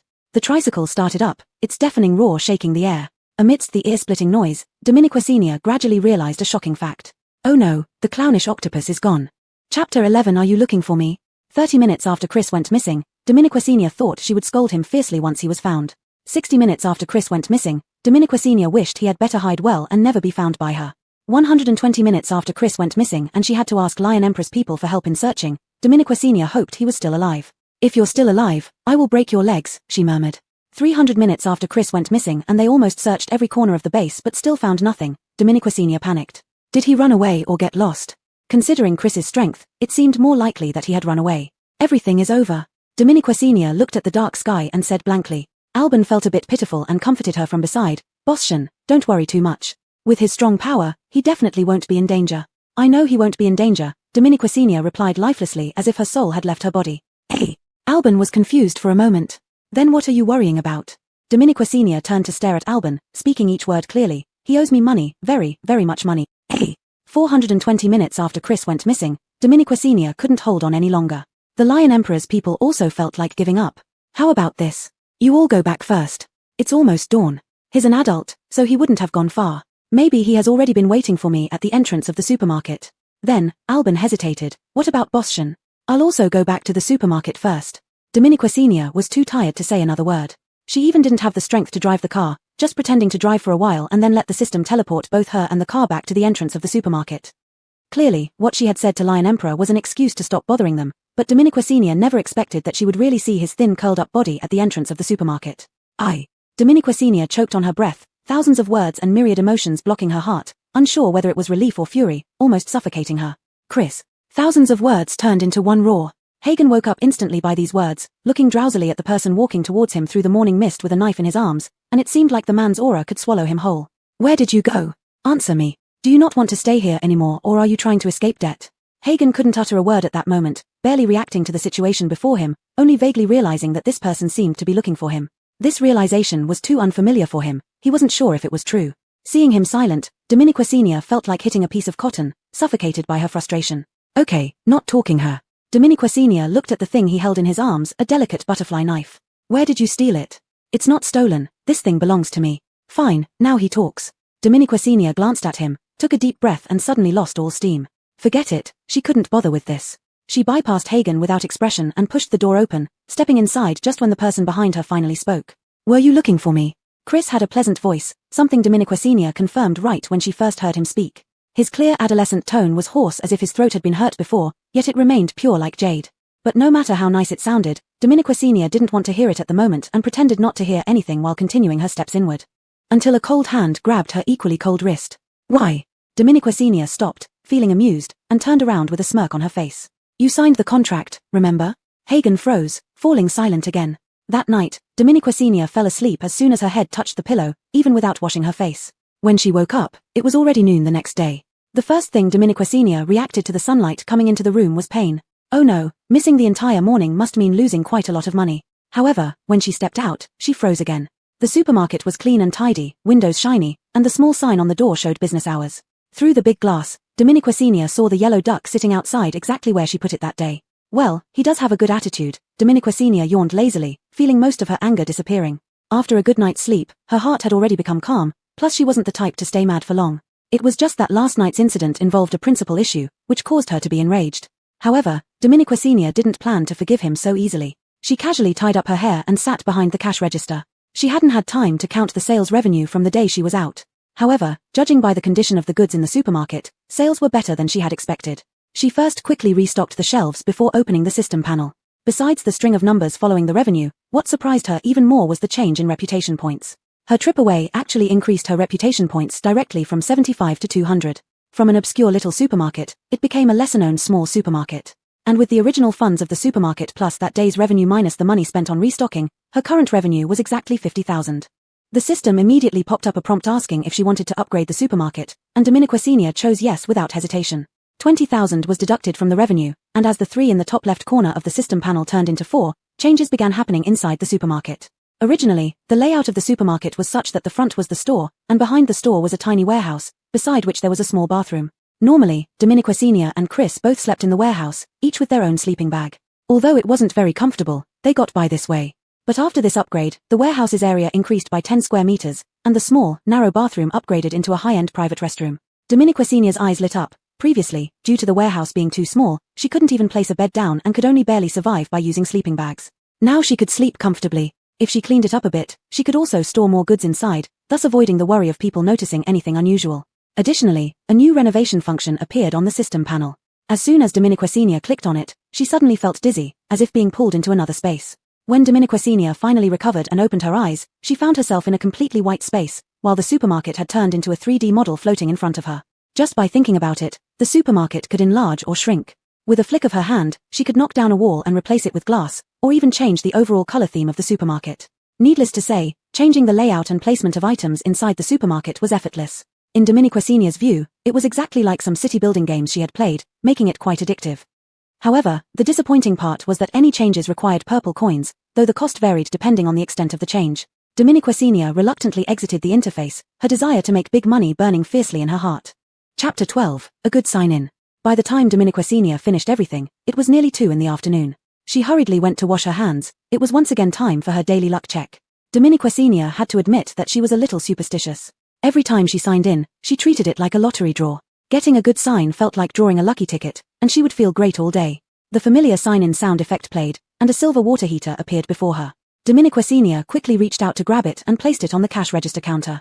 The water heater wasn't too big or too small, looking quite ordinary. But with it, the supermarket could start selling items that required hot water for preparation. Coffee, milk tea, instant noodles, these things that Dominiquasenia thought couldn't be sold in the post-apocalypse could now be sold, as she could provide free hot water. Nice. Good sign-in. Keep it up. Dominiquasenia happily redeemed 2 packets of instant noodles right away in the mall. Not to mention anything else, being here in this godforsaken place for almost a week, she had been eating bread or those choking dehydrated biscuits all the time, barely getting any hot food. It seemed like people here had abandoned gourmet delights. When she went to the base last time, there wasn't even a single restaurant.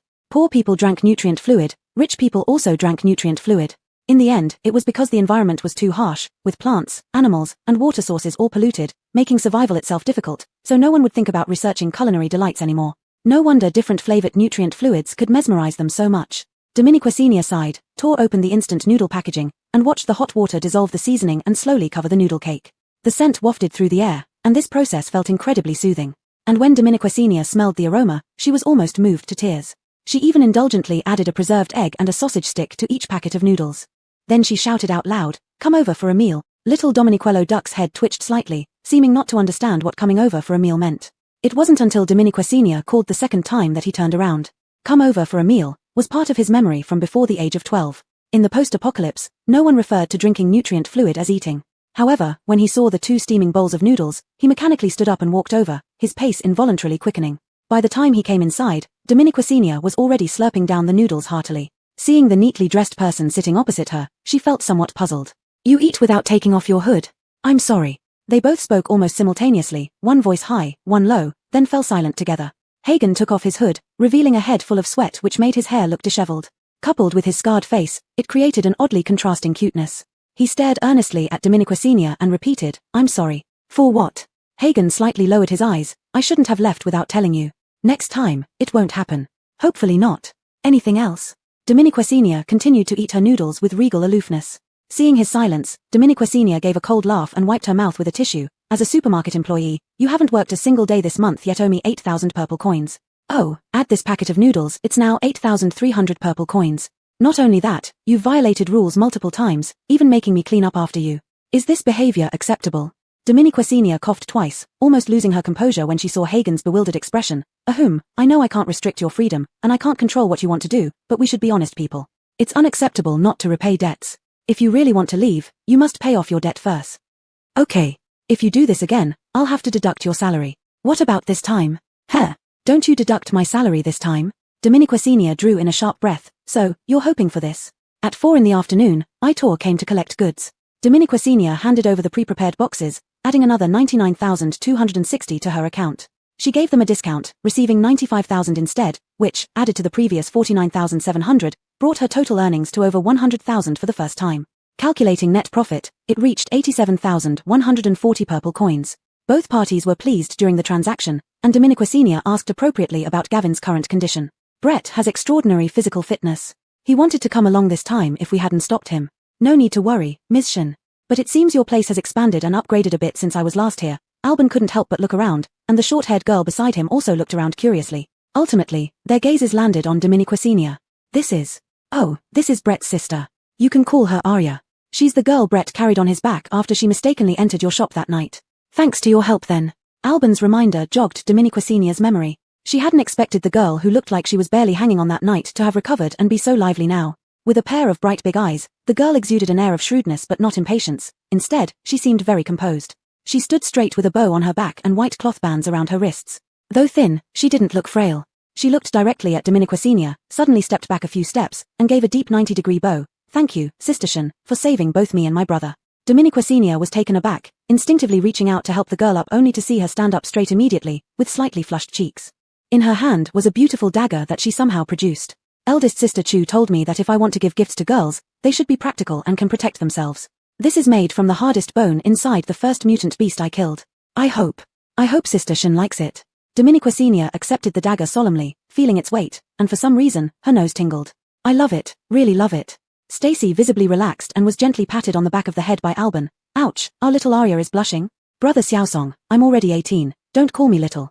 "Little Arya." Dominiquasenia joined in the fun, smiling as she called out. Stacy paused, a bit awkward. "Sister Shen can call me that." "Ha ha ha. Hey, no, Stacy." While they were immersed in this happy atmosphere, Dominiquasenia subconsciously searched for little DominiqueLoDuck, hoping to involve him too, but he had disappeared again. Dominiquasenia guessed he probably hid in the warehouse again. This kid seemed allergic to dealing with strangers. After chatting a couple of sentences, Aitor was about to leave, but Dominiqua Sr. suddenly brought out a box of instant noodles. Don't go yet. Have dinner here before you leave. Besides, I have some things I want to ask you. The impact of this box of instant noodles was no less shocking than a mutant beast suddenly speaking human language in front of them. Everyone's eyes went wide. What is this? Alban was hardly believing his eyes. Instant noodles. Will you stay for dinner? Alban swallowed, and everyone else followed suit. Wouldn't that be too much? Despite saying that, when Dominiqua Sr. prepared a bowl of instant noodles, everyone was sitting neatly in place. Alban spoke up first. Boschen, just ask what you want to know. We'll tell you everything we know. And what we don't. Alban hesitated, and one of the movers quickly filled in. And what we don't, we'll find out for Boschen. Right. Dominiqua Sr. It's not necessary. Chapter 13, Real Jerky. Dominiqua Sr. indeed had something serious to ask them. More precisely, it was what she had wanted to ask while on the tricycle yesterday but never found the right moment. Now, as Dominiqua Sr. watched them eat, she asked, do you have any major conflicts with Jediah? Alban shook his head without lifting it, mouthful of instant noodles, mumbling indistinctly, there are always minor frictions between mercenary groups. Besides, Jediah has never acted straightforwardly. But if we were to talk about any significant conflict, there isn't one. Dominiqua Sr. nodded thoughtfully. Then why did Jediah come so urgently to take advantage of Brett's injury? Even if they usually had big conflicts, these struggles seldom surfaced publicly, especially since there weren't any significant ones between them. Alban paused in his actions, and the others fell silent for a moment. The atmosphere suddenly became somewhat oppressive. Because of the mercenary group contest in 2 days. The mercenary group contest? Dominiqua Sr. was stunned as the plot of the original story suddenly flashed back quickly in her mind. She remembered, the mercenary group contest was a method the base came up with to curb the dominance of mercenary groups from becoming too powerful. But this was also something that mercenary groups cherished the most, including the newly established Winter Mercenary Group. Dominiqua Sr. still remembered how Winter gained its reputation in the base through that contest. Only she didn't expect it would come so soon. So, the reason Jediah rushed here to take advantage of us is because of Winter. Ha! Alban scoffed. These people are scared to death of Winter. Winter's recent momentum has been intense, and we've been champions for years.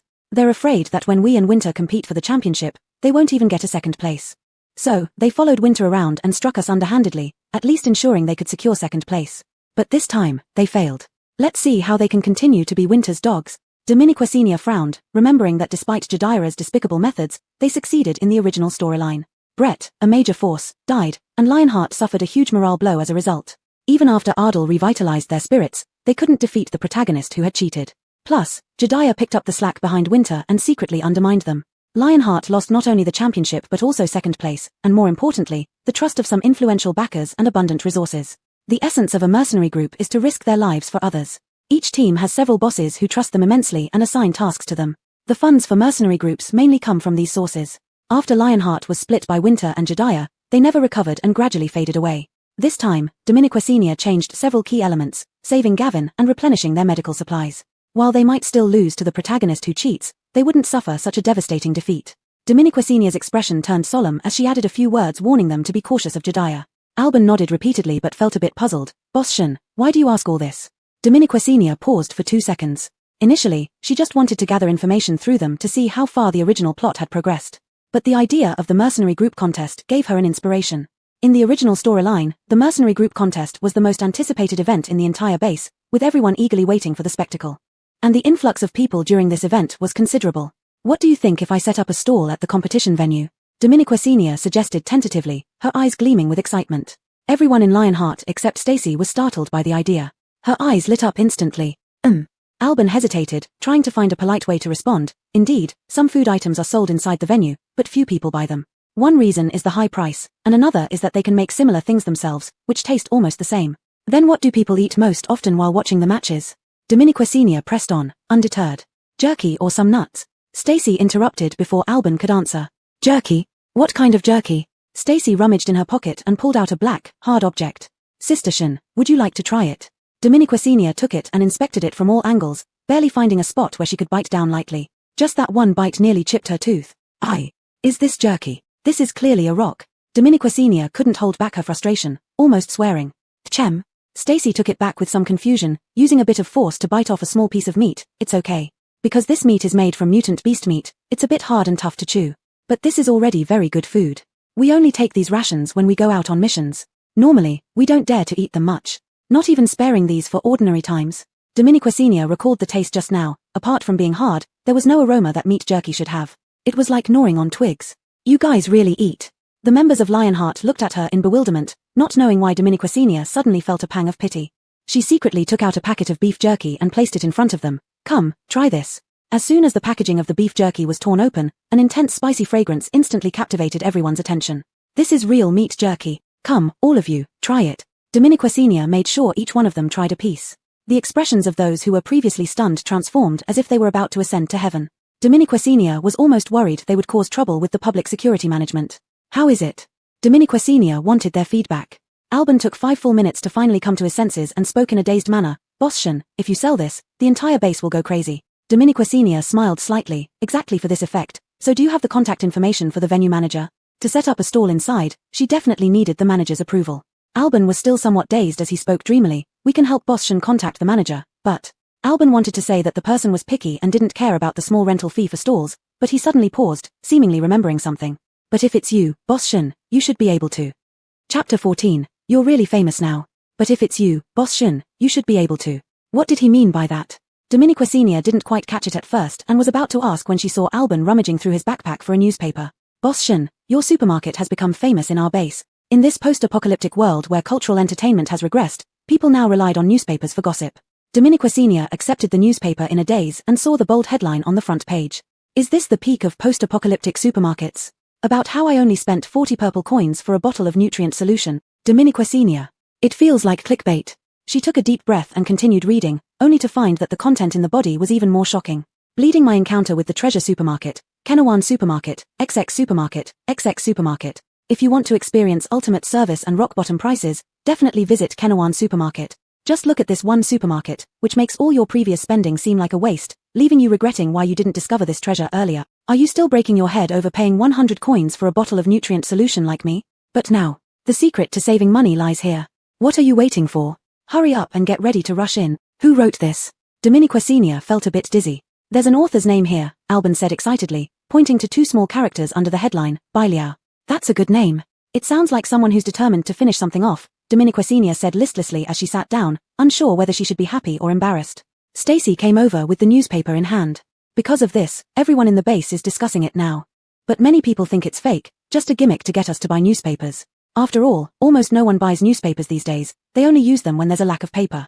Alban added mischievously, only we know it's real, and reality is even better than what's printed in the newspaper. Dominiquesenia regained her composure and recalled her original question. So what does this have to do with setting up a stall at the competition venue? Of course it does. Now that Boss Shen's supermarket has made the news, regardless of whether people believe it's true or not, as long as there's debate, there will be excitement and hype. To be honest, after so many years of holding mercenary team competitions, it's always the same few teams vying for the championship, making the event less interesting. This year, with the Dark Horse Winter, things have gotten a bit more exciting. But, who would complain about having too much excitement? More excitement means more people entering the venue to watch the matches, which means more money for the organizers. And isn't Boss Shen setting up a stall exactly what they need for another exciting point of interest? Alban knew all the underlying rules and explained everything clearly, getting more excited as he went on. Alright, Boss Shen, let us help you contact the organizers. You prepare what you want to sell, and in 2 days, you'll be ready to set up your stall. Alban confidently guaranteed it, and Dominiquesenia no longer hesitated. But to ensure everything went smoothly, she carefully wrote out her intentions in a letter and included a small bag of beef jerky for the organizers. Okay, rest assured. Alban waved goodbye from inside the vehicle while Stacy looked at Dominiquesenia expectantly from the passenger seat. Goodbye, Sister Shen. Goodbye. Even the row of cargo trucks behind them poked their heads out. Goodbye, Boss Shen. Dominiquesenia waved them off, feeling very pleased with making another deal and earning a hefty sum of money. On the way back to the store, she hummed softly to herself. By now, dusk had fallen, and the moon hanging in the eastern sky barely illuminated the desolate world. Using the faint moonlight, Dominiquesenia returned to the store, preparing to close up for the night. Just as she was about to shut the door, she noticed a faint light approaching quickly from a distance. Her heart skipped a beat, instinctively wanting to close the door immediately. But suddenly, an old, weathered hand emerged from the darkness outside, grabbing her wrist. At that moment, Dominiquesenia felt her heart nearly leap out of her chest until the owner of the hand slowly stepped into the light, revealing another dirty little child being held by the other hand. The old lady slowly released Dominiquesenia's wrist and squinted, peering into the store. Is this the supermarket that sells nutrient solution for 40 coins a bottle? Stunned, Dominiquesenia responded hastily after a couple of seconds, Dominique's, Irma. The old lady's face immediately lit up with a smile as she fumbled out 40 purple coins. I want 1 bottle. Just as she finished speaking, another middle-aged man appeared from the darkness. I want 10 bottles. Dominiquesenia looked at him in shock and confusion. Where did he come from? Before she could think further, The lights came closer and closer until they shone directly on Dominiquesenia. One by one, they got off their vehicles, their expressions serious as they surrounded Dominiquesenia. What was going on? Dominiquesenia's breathing slowed with tension, not even noticing when Xiaobao and Baguai had come out and stood beside her. The leader at the front had a scarred face and looked terrifying. He dropped the knife he had been carrying over his shoulder to the ground. Dominiquesenia's muscles tensed up. I want 50 bottles of nutrient solution, the 40 coins per bottle kind. What? Dominiquesenia thought she had misheard, but immediately after, her doubt was drowned out by voices clamoring around her. Give me 5 bottles. I want 20 bottles. Hey, don't push me, I want 20 bottles too, boss. Give me 100 bottles. Countless voices surrounded Dominiquesenia, all without exception coming to buy nutrient solution, none of them causing trouble. Dominiquesenia was dumbfounded, only now realizing the power of that newspaper. Kenawan Supermarket, you're really famous now. By the time she finished serving all the customers, it was almost 2 in the morning. Lying on her newly bought bed, sore and aching, Dominiquesenia still checked her system panel for her reputation points. Sure enough, her reputation points had increased from 200 to 800. Below was a small note. This is a Schrodinger's supermarket, popular yet not. Dominiquesenia couldn't help but laugh. After reaching 800 reputation points, she also achieved a small milestone, reputation points reaching 500. She successfully earned a reward of 3,000 purple coins. Dominiquesenia was about to fall asleep after collecting her reward when a notification box suddenly popped up. Limited time task, increase reputation points to 3,000 within 3 days. Reward, a recreational vehicle, RV. Dominiquesenia was wide awake now, eyes fixed on the words RV. Accept right away. Chapter 15, Pleasant Cooperation. The consequence of pulling an all-nighter and getting overly excited about accepting a task was that Dominiquesenia didn't fall asleep until 4 in the morning, leading her to oversleep yet again. Fortunately, she had a dedicated employee who helped open the store early for her. When Dominiquesenia went out, she saw Chris just returning from outside, with sweat on his forehead and carrying a doll's head in his hands. A rare surge of guilt rose in Dominiquesenia's heart. Actually, you don't need to wear this thing every day. Hagen turned around. It's okay, I really like it. What a kind-hearted child, she was moved to tears. Her alternate personality went a bit crazy for a moment, and after having lunch with Chris, she started restocking items. The chaotic purchasing frenzy last night had earned her 11,000 purple coins. Adding to her existing funds, she now had a total of 100,900 purple coins. Without any hesitation, she immediately began restocking. 30 boxes of nutritional fluid, 10 boxes of water, 5 boxes of bread, 10 boxes of bandages, 10 boxes of alcohol, 10 boxes of iodine, and 10 boxes of first aid kits. In addition, she also started stocking up on some hot food. First, 5 boxes of instant noodles, then 2 boxes of self-heating hot pot. These items might not sell well, but Dominiquesenia believed that as the supermarket grew bigger and more crowded, there would always be someone willing to try something new. Moreover, she wasn't buying too much of these items, so even if they didn't sell, the loss wouldn't be significant. With more goods, Dominiquesenia no longer arranged the shelves herself. Instead, she used the automatic shelf-setting feature, which cost 1,000 purple coins per use. In the past, Dominiquesenia would never have used this feature, thinking only someone with too much money would waste it on such conveniences. But ultimately, wealth makes one bold, just as prosperity fattens pigs. After completing these tasks, Dominiquesenia still had 24,240 purple coins left. The shelves were instantly filled to capacity, and even some extra items that couldn't fit on the shelves were stored away in the warehouse. After restocking, Dominiquesenia opened the supermarket renovation function. She started by refurbishing the entrance sign. The old sign wasn't ugly, but it didn't quite match the current supermarket. She simply changed the entire area below the sign to white and made the part for the sign light blue, then placed the words Kenawan Supermarket in large letters over the light blue background. This wasn't enough. Dominiquesenia added a glowing effect to the 4 characters, emitting a milky white light at the bottom of the light blue background, with a cloud logo in front of the 4 large characters. Thus, a simple yet striking storefront was completed. Dominiquesenia was very satisfied with her creation. However, after finishing all this, she only had 20,000 purple coins left. She still needed to save some for beef jerky. Her original plan to buy more shelves, install wooden shelves on 2 walls of the supermarket, and purchase a few refrigerators and display cabinets could only be postponed. By the time she exited the renovation mode, only an hour had passed because time inside the supermarket during renovations was twice as slow as outside. So in Hagen's eyes, she had just woken up, stocked up on goods, and returned to her room for another hour of sleep. The supermarket wouldn't change immediately, it would take at least a day. After finishing everything, Dominiquesenia was still preoccupied with the timed task she received last night. She immediately checked the reputation points on the system panel, hoping the new storefront would add more points. To her relief, she gained 100 points, bringing the total to 900. Considering this, achieving 3,000 reputation points within 3 days didn't seem too far-fetched. When Dominiquesenia came out, the supermarket was still packed with people, even more than yesterday. Fortunately, she had anticipated this situation. Clearly, she and Chris couldn't manage such a crowd alone. So before renovating, she had enabled unmanned management mode for the supermarket, which cost approximately 1,500 purple coins for the afternoon.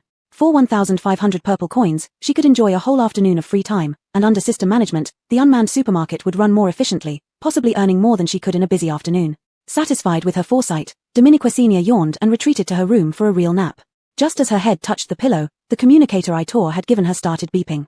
Citizens inside the base had their own communication method through dedicated communicators. Her predecessor naturally had one, but Dominiqua Senior had discarded the communicator to erase her existence, becoming a true post-apocalyptic nomad. This communicator had been left to her by Alban last night, bound to a different identity but still usable for convenience when discussing store matters. So Dominiqua Senior immediately sprang up upon hearing the sound. Hello, Boss Shun, it's me, Alban, Millimeter HM. Dominiqua Senior responded a bit nervously, but from his tone, it seemed like there was a good chance of success. We contacted the person in charge of the venue, and he said he wants to talk to you personally. Alban's voice came from the other end. Contrary to Dominiqua Senior's somewhat anxious tone, he sounded a little excited. Okay, so when? Just as Dominiqua Senior was about to ask when, a cold and serious voice abruptly interrupted. Hello, Boss Shun, this is Jessie, the person in charge of the venue for the mercenary group competition. Ah, hello. Dominiqua Senior was momentarily stunned before she quickly sat up straighter.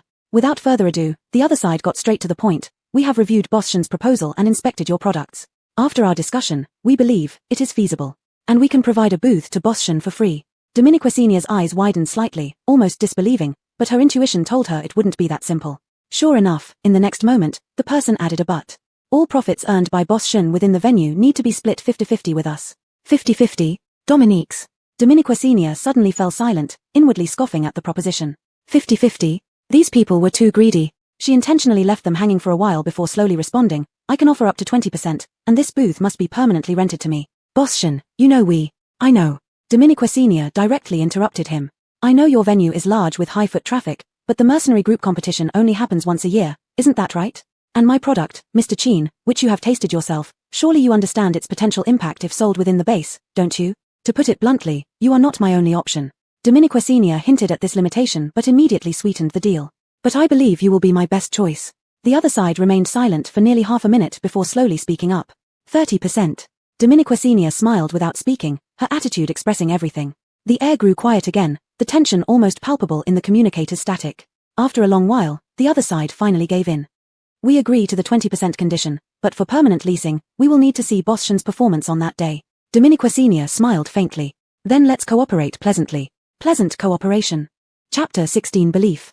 The next day, Dominiqua Senior stocked up nearly 50,000 purple coins worth of goods and set off immediately. Beef jerky was expensive even in the pre-apocalypse era. Its rarity in the post-apocalypse world naturally drove the price higher. Dominiqua Senior had to pay 250 purple coins per bag just for purchasing, with each bag only containing 500 G. She planned to sell it at 500 purple coins a bag, but that price would be too high for those who just wanted to watch a competition. It might lead to not selling a single bag. Thus, Dominiqua Senior divided each large bag of beef jerky into 10 small portions, with each portion having 50 G, about 4 or 5 slices, just enough to leave customers wanting more. And the price wouldn't be too steep, only 50 purple coins. Following this idea, she purchased 200 bags of beef jerky, totaling 2,000 portions after division. She didn't stop until the tricycle was fully loaded. This purchase almost depleted all her savings. If nothing sold, she'd be bankrupt. However, Dominiqua Senior showed no fear. Early in the morning, she set out with Farrell, carrying the goods along. This time, she couldn't be bothered to disguise herself, leaving her face openly exposed.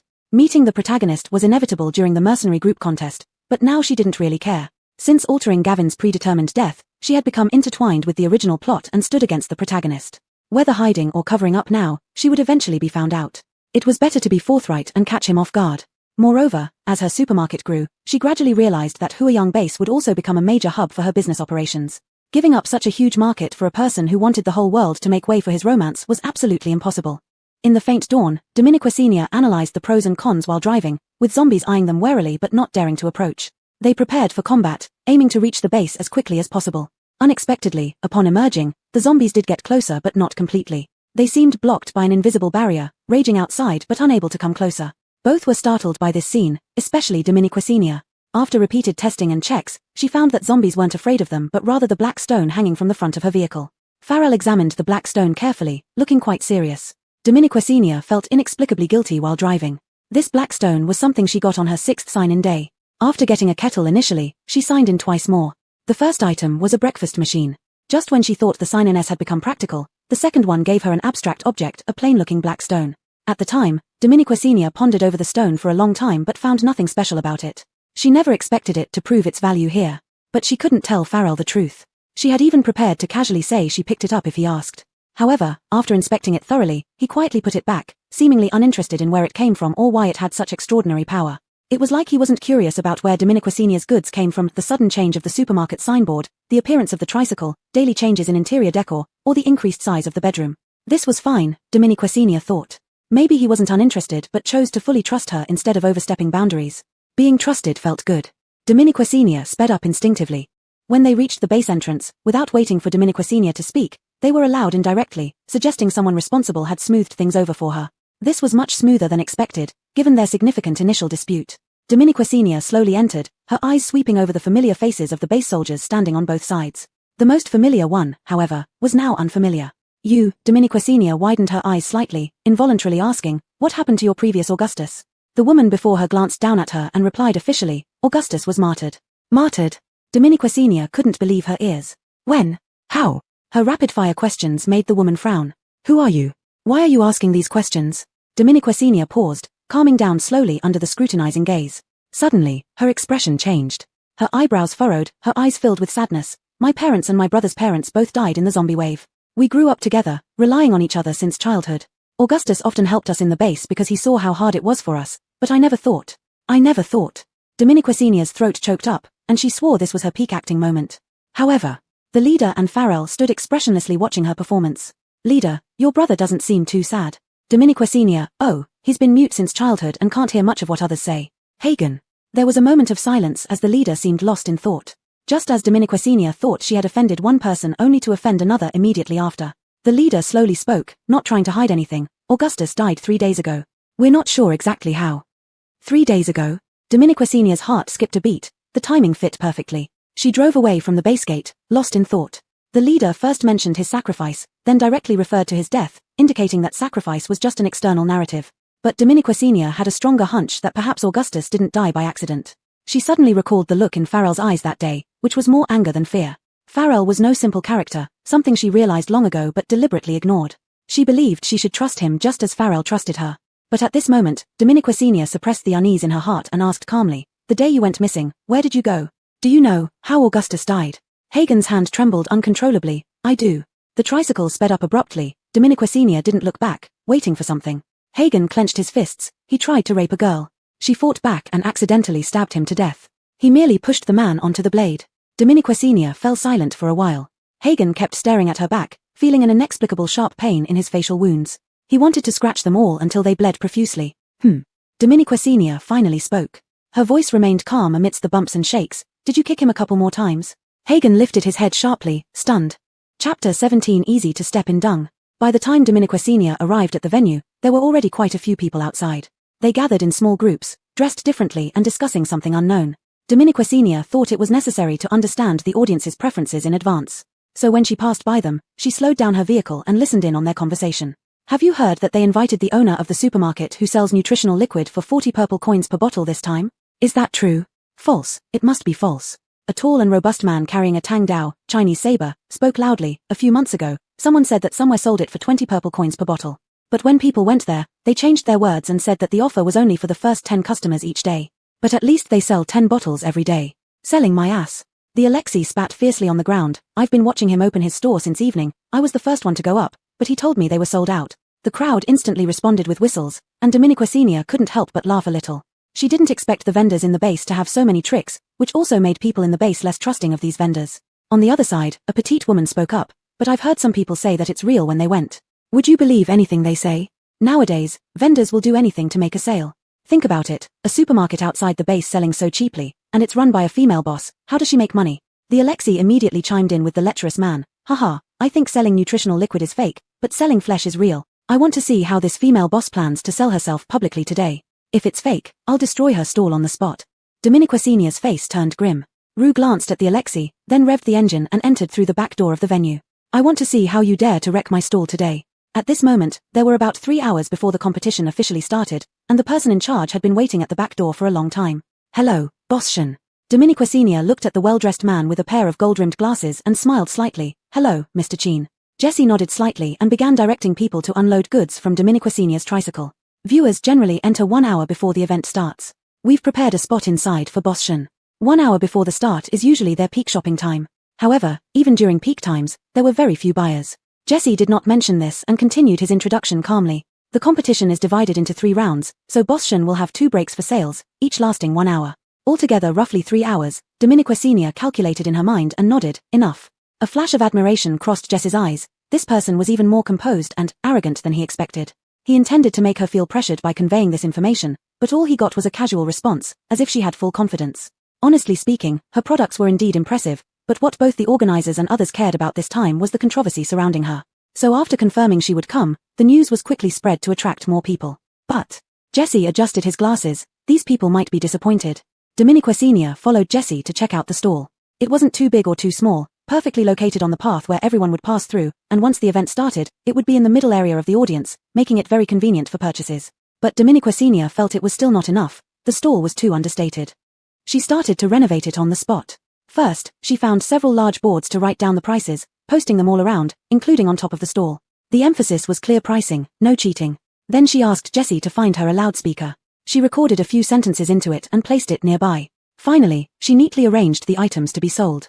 The beef jerky was just piled up package by package, looking unappetizing and having no aroma. She tore open a few packages and placed them on a plate, piling them into a small mountain, then gave Jay a fan, instructing him to continuously fan the beef jerky. Hagen did as told, and soon a savory fragrance gradually wafted throughout the venue. Even the staff on site lost focus on setting up and stared over here. Jessie hadn't tried this beef jerky before. Standing beside her, he couldn't maintain his composure anymore, letting the fragrance fill his nose, his eyes fixed on the beef jerky, unable to look away. Until a small pack of beef jerky was handed in front of him, he slowly came to his senses, realizing his rudeness, and took a small step back. Dominiquasenia stifled a laugh. Don't hide, try it. She held back saying, your eyeballs are going to pop out, but kept it to herself. She was afraid that if she said it out loud, the person in front of her, who had a face as thin as paper, would find a crack in the ground to disappear into. But even so, Jess's earlobes still flushed red without a sound. He couldn't refuse the beef jerky in front of him and could only take it hurriedly, muttering thanks, then found an excuse to leave. Dominiquasenia watched his retreating back, a hint of scrutiny flashing in her eyes. Jessie, the only character in the original story who survived until the end without any superpowers. Sharp-minded, he possessed astonishing talent in business, becoming a key figure in helping the protagonist's mercenary team grow and become stronger in the later stages. He was an irreplaceable reserve force for the Holt mercenary team. Unfortunately, this time, he was going to be poached by her. Dominiquasenia's visit to the base this time wasn't just for setting up a stall. It was more about establishing her own influence within the base. Since her last entry into the base, she realized that she needed to know intelligence and business situations inside the base at all times, instead of always relying on information from Itor. Thus, an idea came to her mind. She wanted to establish a branch store within the base. On the surface, it would sell goods, but in reality, it would collect intelligence. And the owner of the branch could only be Jessie. In the original story, before being discovered by the male lead, he was a true salaryman with no recognition from those above him. Despite having a head full of ideas, he had nowhere to put them into practice. He could only endure. But as long as someone recognized him and earned his trust, given some time and space, he would excel. While Dominiquasenia was thinking, she finished setting up the stall. Looking at the time, it was about half an hour before the audience would start entering. Dominiquasenia smoothed out her clothes, inexplicably feeling a bit nervous. And she had a habit. Whenever she got nervous, she felt like running to the bathroom. So, leaving the stall in the hands of Jay, she decided to go to the restroom first. After washing her face and taking a couple of deep breaths in front of the mirror, she was just about to head back when a familiar yet distant voice called her. Dominiquasenia? Dominiquasenia paused, recognizing the magnetic baritone. It could only belong to Lyle, the male protagonist. She frowned. People really shouldn't run to the bathroom for no reason, as it was easy to step in shit. Chapter 18. Take a walk and have a look. Dominiquasenia, you didn't die. Augustine stared at Dominiquasenia with eyes full of resentment, as if they had deep-seated grudges. In fact, I have died. This is my spirit now. My greatest wish in life was to use the restroom one more time. Now that I've fulfilled it, I'll leave. Dominiquasenia didn't want to waste her time here and bluffed, trying to bypass him. Unfortunately, Ernie blocked her way by stepping right in front of her at the toilet door. Looking down at her condescendingly, he enunciated each word. Are you lying to me? As if lying to him was some huge deal. A cold laugh welled up inside Dominiquasenia. She no longer pretended and slowly raised her eyes. Didn't you all think I was doomed to die? Augustine's face was as dark as storm clouds, his eyes filled with disdain and impatience. Dominiquasenia, I warn you, don't think you can attract my attention by using this method. Whatever reason you have for appearing here, I advise you not to interfere with my business. Dominiquasenia glanced at him, finding him quite amusing. That's what I was going to say to you. With that, Dominica Senior put on a serious face. It wasn't pleasant feeling like she was stuck with a stubborn adhesive. She pushed Augustine aside and walked straight out. Augustine grabbed her wrist, forcing her to stop, and no hurting John Yarrow. Ha! Dominica Senior nearly burst out laughing and turned her head. Do they need my help? You two seem fine together, one willing to fight, the other willing to endure. Dominica Senior remembered from the original story that the mercenary team competition was a pivotal turning point in the main character's relationship. In the bitter winter, there was a female member saved by Augustine personally. Her skill level was much higher than Dominique John Yarrow's. Due to this female member, Augustine did countless things that hurt Dominique John Yarrow. The mercenary team competition became the fuse that ignited the female lead's decision to break up and leave the mercenary group. This event also created an opportunity for the female lead to meet the displaced antagonist and save him. The expression on Augustine's face fluctuated between sunny and gloomy as he watched Dominica Senior pull her hand away and walk away. His eyes flashed with understanding and arrogance. She knew about the recent events involving him and John Yarrow, indicating she was still trying to draw his attention somehow.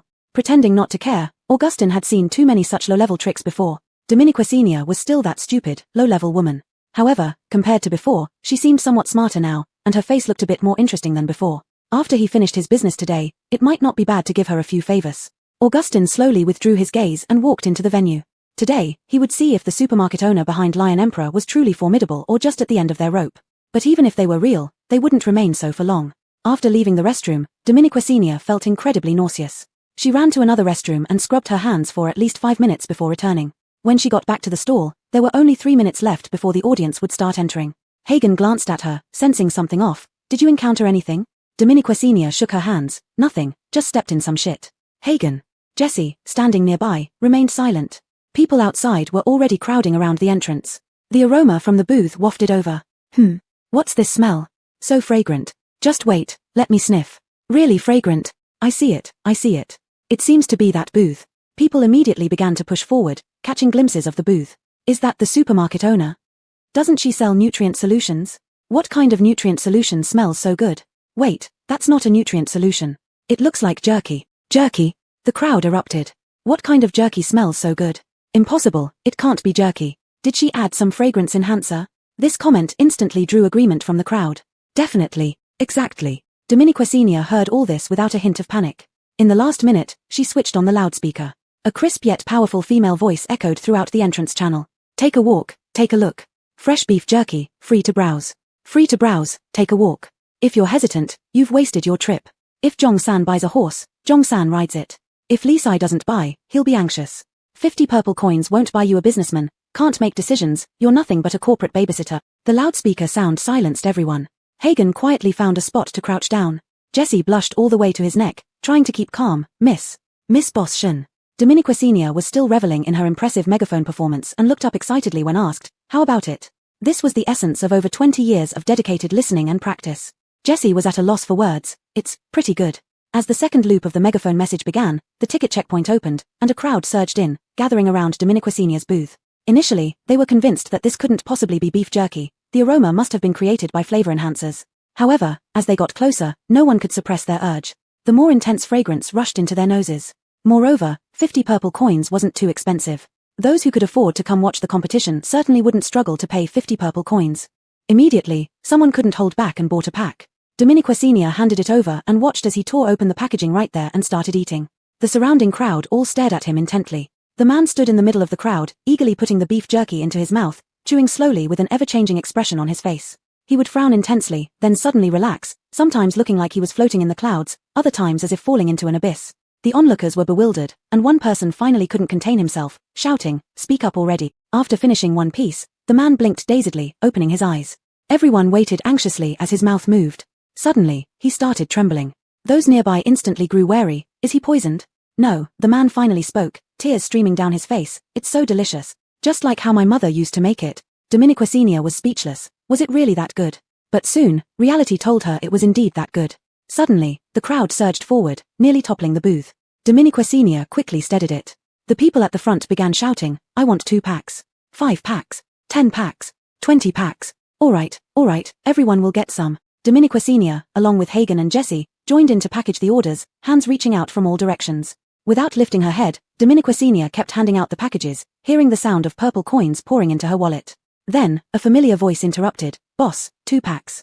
Dominica Senior paused, then looked up. Oh, wasn't this the big guy who wanted to tear down her booth? Chapter 19 First Round Elimination. Dominiqua Senior ignored the Alexei and continued offering jerky to others. With the beef jerky supply visibly decreasing, the Alexei started to feel anxious. Hey, wait a minute, I was here first, why give it to her first? Dominiqua Senior paid him no mind and kept smiling while asking how many packs others wanted. The Alexei, sensing something amiss, got angry on the spot. Are you blind, boss? I've been standing here for so long, and you ignore me to serve people behind me. What's that about? Everybody stop right there, don't move. The Alexei slammed his knife into the ground, drawing everyone's attention. Dominiqua Senior also paused, calmly watching him. May I ask who you are to order us around like that? The crowd suddenly realized, yeah, what gives him the right? If you want to buy, then buy, otherwise, get out of the way and don't block the path. Move along. The Alexei's face turned red with anger but he refused to budge. You all stay out of this. I want to buy, but she intentionally ignores me. Dominiqua Senior stood calmly beside him. Then you must figure out why I wouldn't give to you among so many people. The Alexei took a few steps back, seemingly recalling something, but still protested. I have no clue. All I know is that there's no reason for a vendor not to sell to a customer. He tried to intimidate them further. Where's the manager? Who screened these vendors? I want a refund. Jesse wiped his hands and was about to step forward when Dominiqua Senior stopped him. I clearly remember. It was you who threatened to smash my stall outside. It was you who said I wasn't selling nutritional supplements but myself. Hagen glanced at the Alexei. Startled, the Alexei asked, do you have proof? Dominiqua Senior raised an eyebrow and was about to speak when a frail, skinny hand reached out from the crowd. I heard it. It was the same small woman who had spoken up for her earlier. The Alexei bristled and immediately looked for the speaker. Who said that? Step forward. Scared, the small woman quickly retracted her hand. Dominiqua Senior frowned and waved the axe in front of the Alexei's eyes. What now? Trying to intimidate someone right before me? She then addressed the crowd. Anyone who heard what he said, come forward and testify, and I'll give you a free pack of beef jerky. At this, those who had heard but hesitated to testify immediately raised their hands, speaking up one by one, pinning the Alexei down. Others, relishing the spectacle, complained that time was already tight and this guy was wasting it, pointing fingers and muttering. You did it yourself and now you're complaining? Shameless. Don't waste our time anymore, scram, scram. The word scram echoed loudly, and the Alexei, caught in the middle, looked furious. Trembling, he suddenly stepped forward and reached out to overturn the stall. Hagen, Dominiqua Senior, and Jesse held him off together, preventing him from tipping the stall even an inch. Seeing the stall untouched, he swung his knife again, aiming to strike. Hagen fired a bolt of fire, knocking the knife away and throwing the Alexei 3 meters back. The crowd parted, watching him fly backward. Jesse, looking serious, immediately called 3 security guards to hold the man down and drag him out. After this commotion, the event was about to begin. Dominiqua Senior gave the jerky to those who testified, giving extra packs to the first woman who stood up. After distributing, she saw that many still hadn't bought any, and announced regretfully, the competition is about to start. Everyone watched the match, and during the break, there will be more time to buy. The crowd sighed in disappointment, finding the jerky more appealing than the match. But they had no choice as Jesse started clearing the area, so they reluctantly returned to their seats. Once the crowd dispersed, Dominiqua Senior could finally breathe. About half of the jerky had sold, and she secretly replenished 800 packs from the system store unnoticed. Having done that, Dominiqua Senior looked toward the center of the arena. Her view was perfect, taking in the entire arena. The venue resembled an ancient Roman Colosseum, with sand-covered ground and passages on either side. Dominiqua Senior guessed mutant beasts would emerge from those passages during the 3rd round. She felt excited, more so than anyone else, eagerly anticipating the mercenary team tournament. She wondered if she could change the original plot and witness Gil fall from grace with her own eyes. As the audience settled, the place became lively. Not far from Dominiqua Senior, a betting table opened up. Everyone was fervently betting on which mercenary team would win the championship this year. This year, Gil joined the list of popular teams that usually competed for the title each year. Many people were looking forward to this dark horse and placed their bets accordingly. The odds for Gil were almost as low as those for Aitor, while not a few people still bet on Jediah, hoping its high odds would result in an unexpected championship. Dominiqua Senior unhesitantly placed a bet of 10,000 purple coins on Aitor. With Aitor's 1 to 2 odds, if they won the championship, Dominiqua Senior would earn 20,000 purple coins. Those around her were astonished by her big bet, but Dominiqua Senior calmly returned to her stall. Just as she got back to her stall, a sudden cheer erupted. It was time for the mercenary teams to make their entrance. Each team had dozens or even hundreds of members, but only 10 members from each team could participate in the competition. Dominiqua Senior immediately spotted Aitor. They were carrying a large red flag with a mighty lion head on it. Gavin held the flag, followed by Alban and a few others Dominiqua Senior didn't recognize. To her surprise, Stacy was also among them. She carried a bow almost as long as herself, her face tense as she scanned the audience, seemingly searching for something or someone. Her face lit up instantly when she saw Dominiqua Senior. She couldn't help but wave at her. Dominiqua Senior smiled and waved back, causing the entire group to start waving as well. Dominiqua Senior stifled her laughter but felt an uncomfortable stare from another direction. Frowning, she turned her head. Oh, it was Gil. Dominiquacena's expression softened. She couldn't see the expressions of the protagonists clearly but guessed they weren't feeling too well. After all, the person they once trampled down and even thought was dead was now sitting here alive and well. Thinking about this, Dominiquacena's gaze turned indifferent, and she lifted her chin slightly, giving them a broad smile. On the other side, Augustin suddenly lunged forward but was firmly held back by Luella behind him. Zongli, don't be impulsive. The match is about to start. She's mocking us. She must be mocking us. Augustin clenched his fists, his eyes practically bursting with anger. This slut, this good-for-nothing, what right did she have to show off? She can't possibly be the store owner. She must have hooked up with someone. The veins on Augustin's arms bulged as he gradually calmed down. He took a deep breath and looked at Aitor on the other side. Hooking up with Aitor? He suddenly wore a grim smile, then let Aitor be eliminated in the first round. Chapter 20. It's no longer just theirs. Dear audience, the competition is about to begin. Please allow me to introduce the rules. Dominiquacena looked up at the host standing directly opposite. He didn't use any equipment, yet his voice reached everyone. He must have used some kind of ability. After waiting for the cheers from below to subside, the host began detailing the rules. The mercenary group contest consists of 3 rounds in total. In the first round, it's a one-on-one battle. Groups with matching lots will each send one person to compete. Winning means advancing, losing means elimination. But note, participants who have taken part in the first round cannot continue to the second round. So I declare that the first round of the mercenary group contest officially begins. As the host finished speaking, the atmosphere exploded into excitement. Drumbeats seemed to emerge from nowhere, resonating with each strike, stirring the blood and emotions of all present. Now, let's welcome our first round contestants, Ron from Jediah and Lawrence from Snow Wing. Jediah's Ron. At the mention of this name, Dominiquacena perked up. Wasn't this the man who had brought his lover to cause trouble in the supermarket last time and was kicked out by her? She hadn't expected him to already be among the peak fighters of Jediah. Lifting her eyes, she saw the 2 figures, one dressed in black, the other in white, standing on opposite sides.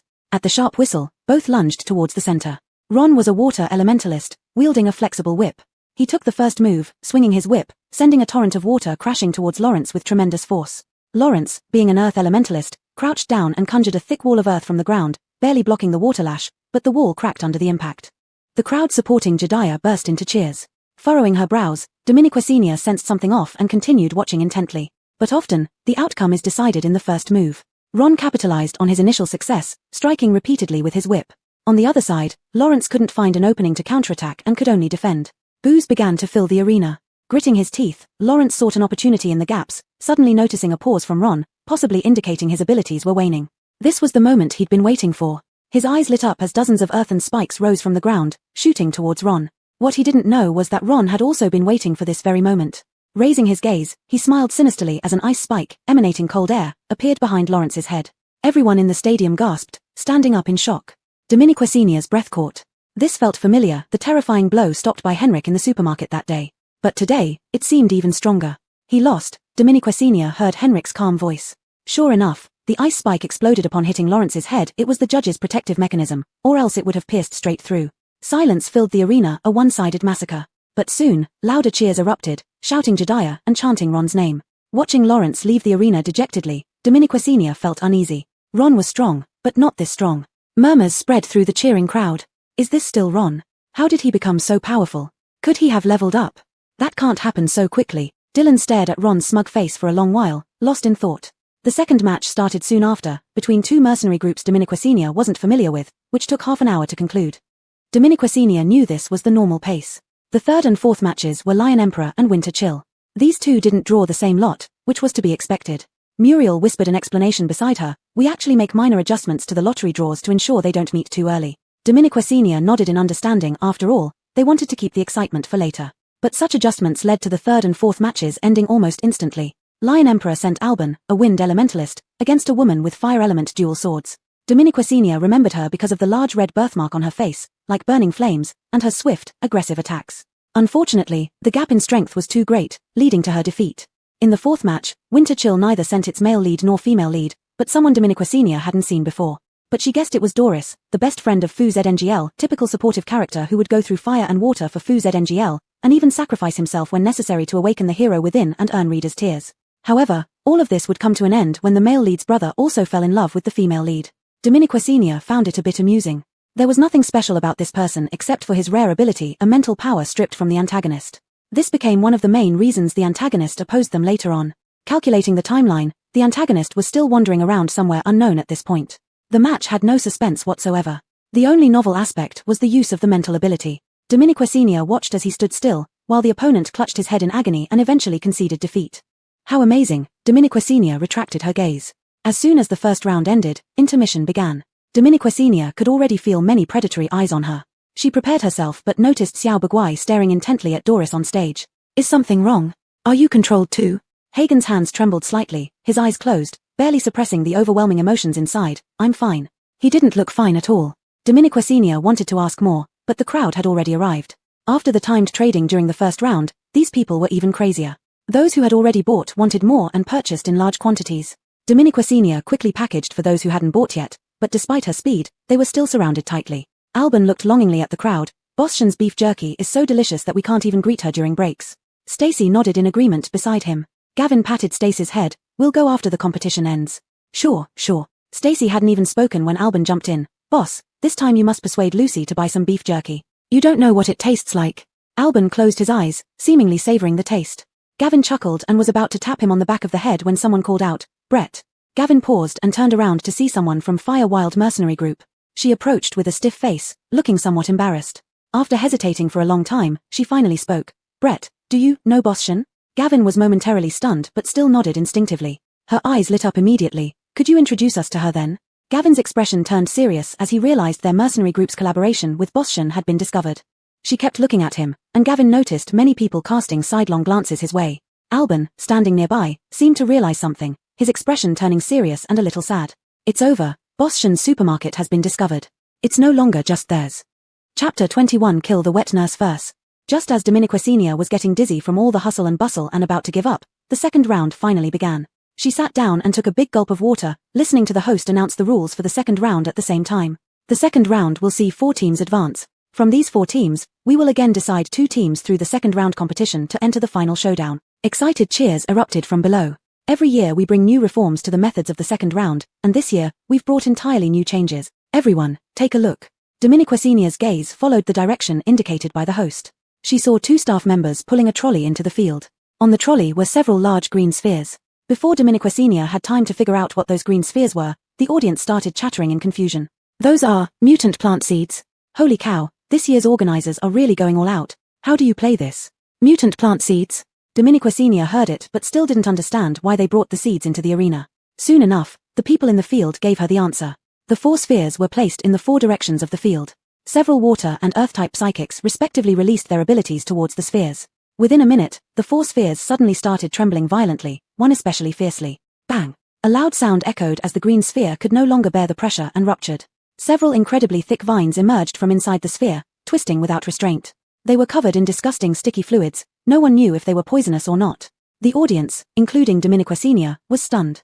But she thought more about how, if they could remove the sticky fluid from the surface of these things and have them intertwined, they would be perfect for creating canopies outside supermarkets, providing both sun and rain protection. Dominique Senior rarely found herself interested in these mutant plants. If they were mutant plants, she wondered if there were any similar ones to the Venus flytrap in this world.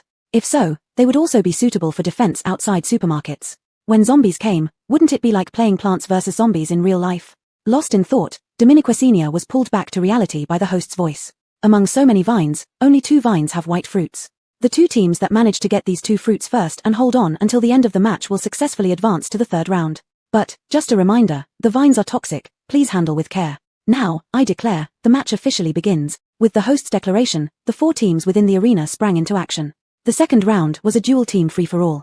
Each group sent 2 people, and the 4 groups competed simultaneously. From the Aitor's side, the Jew brothers and sister duo, Gavin and Stacy, were dispatched. One excelled in close combat while the other in long-range attacks, making them a perfectly synchronized pair. However, these vines weren't as easy to deal with as imagined. Stacy's arrow precisely hit the vine but barely scratched its surface. Instead, it enraged the vine, causing it to lash towards them even more furiously. Gavin nimbly leaped over the vine, discovering no white fruits on it. He quickly shifted targets without wasting any time. Observing, Dominique Senior gradually understood their strategy. Stacy distracted the vines, while Gavin searched for the white fruit. It was a smart move. After all, the requirement for this round was simply to obtain the white fruit. Engaging in conflict with other teams before finding the fruit would be a foolish waste of energy. Other teams probably thought the same. But Dominique Senior noticed something amiss. The couple from Winter sent by the organizers originally positioned themselves in the north, with Aitor's team in the south. They hadn't cut many nearby vines, yet the vines seemed to be increasingly approaching Aitor's team. The audience seemed to realize something too, collectively holding their breath. as Gavin once again jumped among numerous vines looking for the white fruit. A knife, charged with lightning, suddenly appeared, cutting through the vine right in front of him and charging straight towards his face without losing momentum. Caught off guard, Gavin's reaction reached its peak in this critical moment. At the last second, he tilted his head backward slightly, dodging the razor-sharp knife. But it still grazed him, leaving a trail of blood. "Brother!" Stacy cried out sharply, her arm swiftly drawing the bowstring. Ice layers coated the arrow. It shot toward Augustin with unstoppable force. Augustin swerved, dodging the arrow.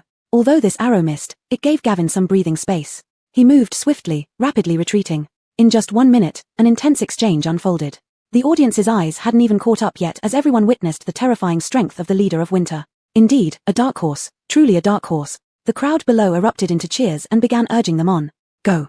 Winter, go. Fight. Fight. The audience didn't like watching boring, cautious searches for the fruit. They wanted intense confrontations. That was what got them excited. Dominiqua Sr. stood up with a serious expression. No one knew that during the intense confrontation, Augustin glanced at her. He was taking revenge on her. Damn it, this fool. Dominiqua Sr. held her breath and continued watching. At this moment, the situation inside the field became tense. Winter ignited the fighting, targeting only Aitor, pressing relentlessly. Gavin didn't seem too eager to fight. He kept responding while still searching for the fruit. When Jediah saw the situation wasn't right, they actually started attacking Aitor alongside Winter. Gavin gritted his teeth, dodged another attack, and braced his arm on the ground, leaving drops of blood behind. Stacy clearly became anxious as well, rapidly shooting arrows to help cover her brother. Dominiqua Sr.'s gaze shifted slightly and noticed the team that hadn't joined the battle was taking advantage of the chaos. They had already found the white fruit and were trying to get closer to it. Stupid things, Dominiqua Sr. cursed inwardly through gritted teeth. Really think they can get off cheap? Once Aitor is down, will Winter and Jediah leave a white fruit for you? Their best bet now was to join forces with Aitor against Winter and Jediah. Maybe they could snatch one. Seeing Aitor getting weaker, the audience began to lose hope. Why is Aitor so weak?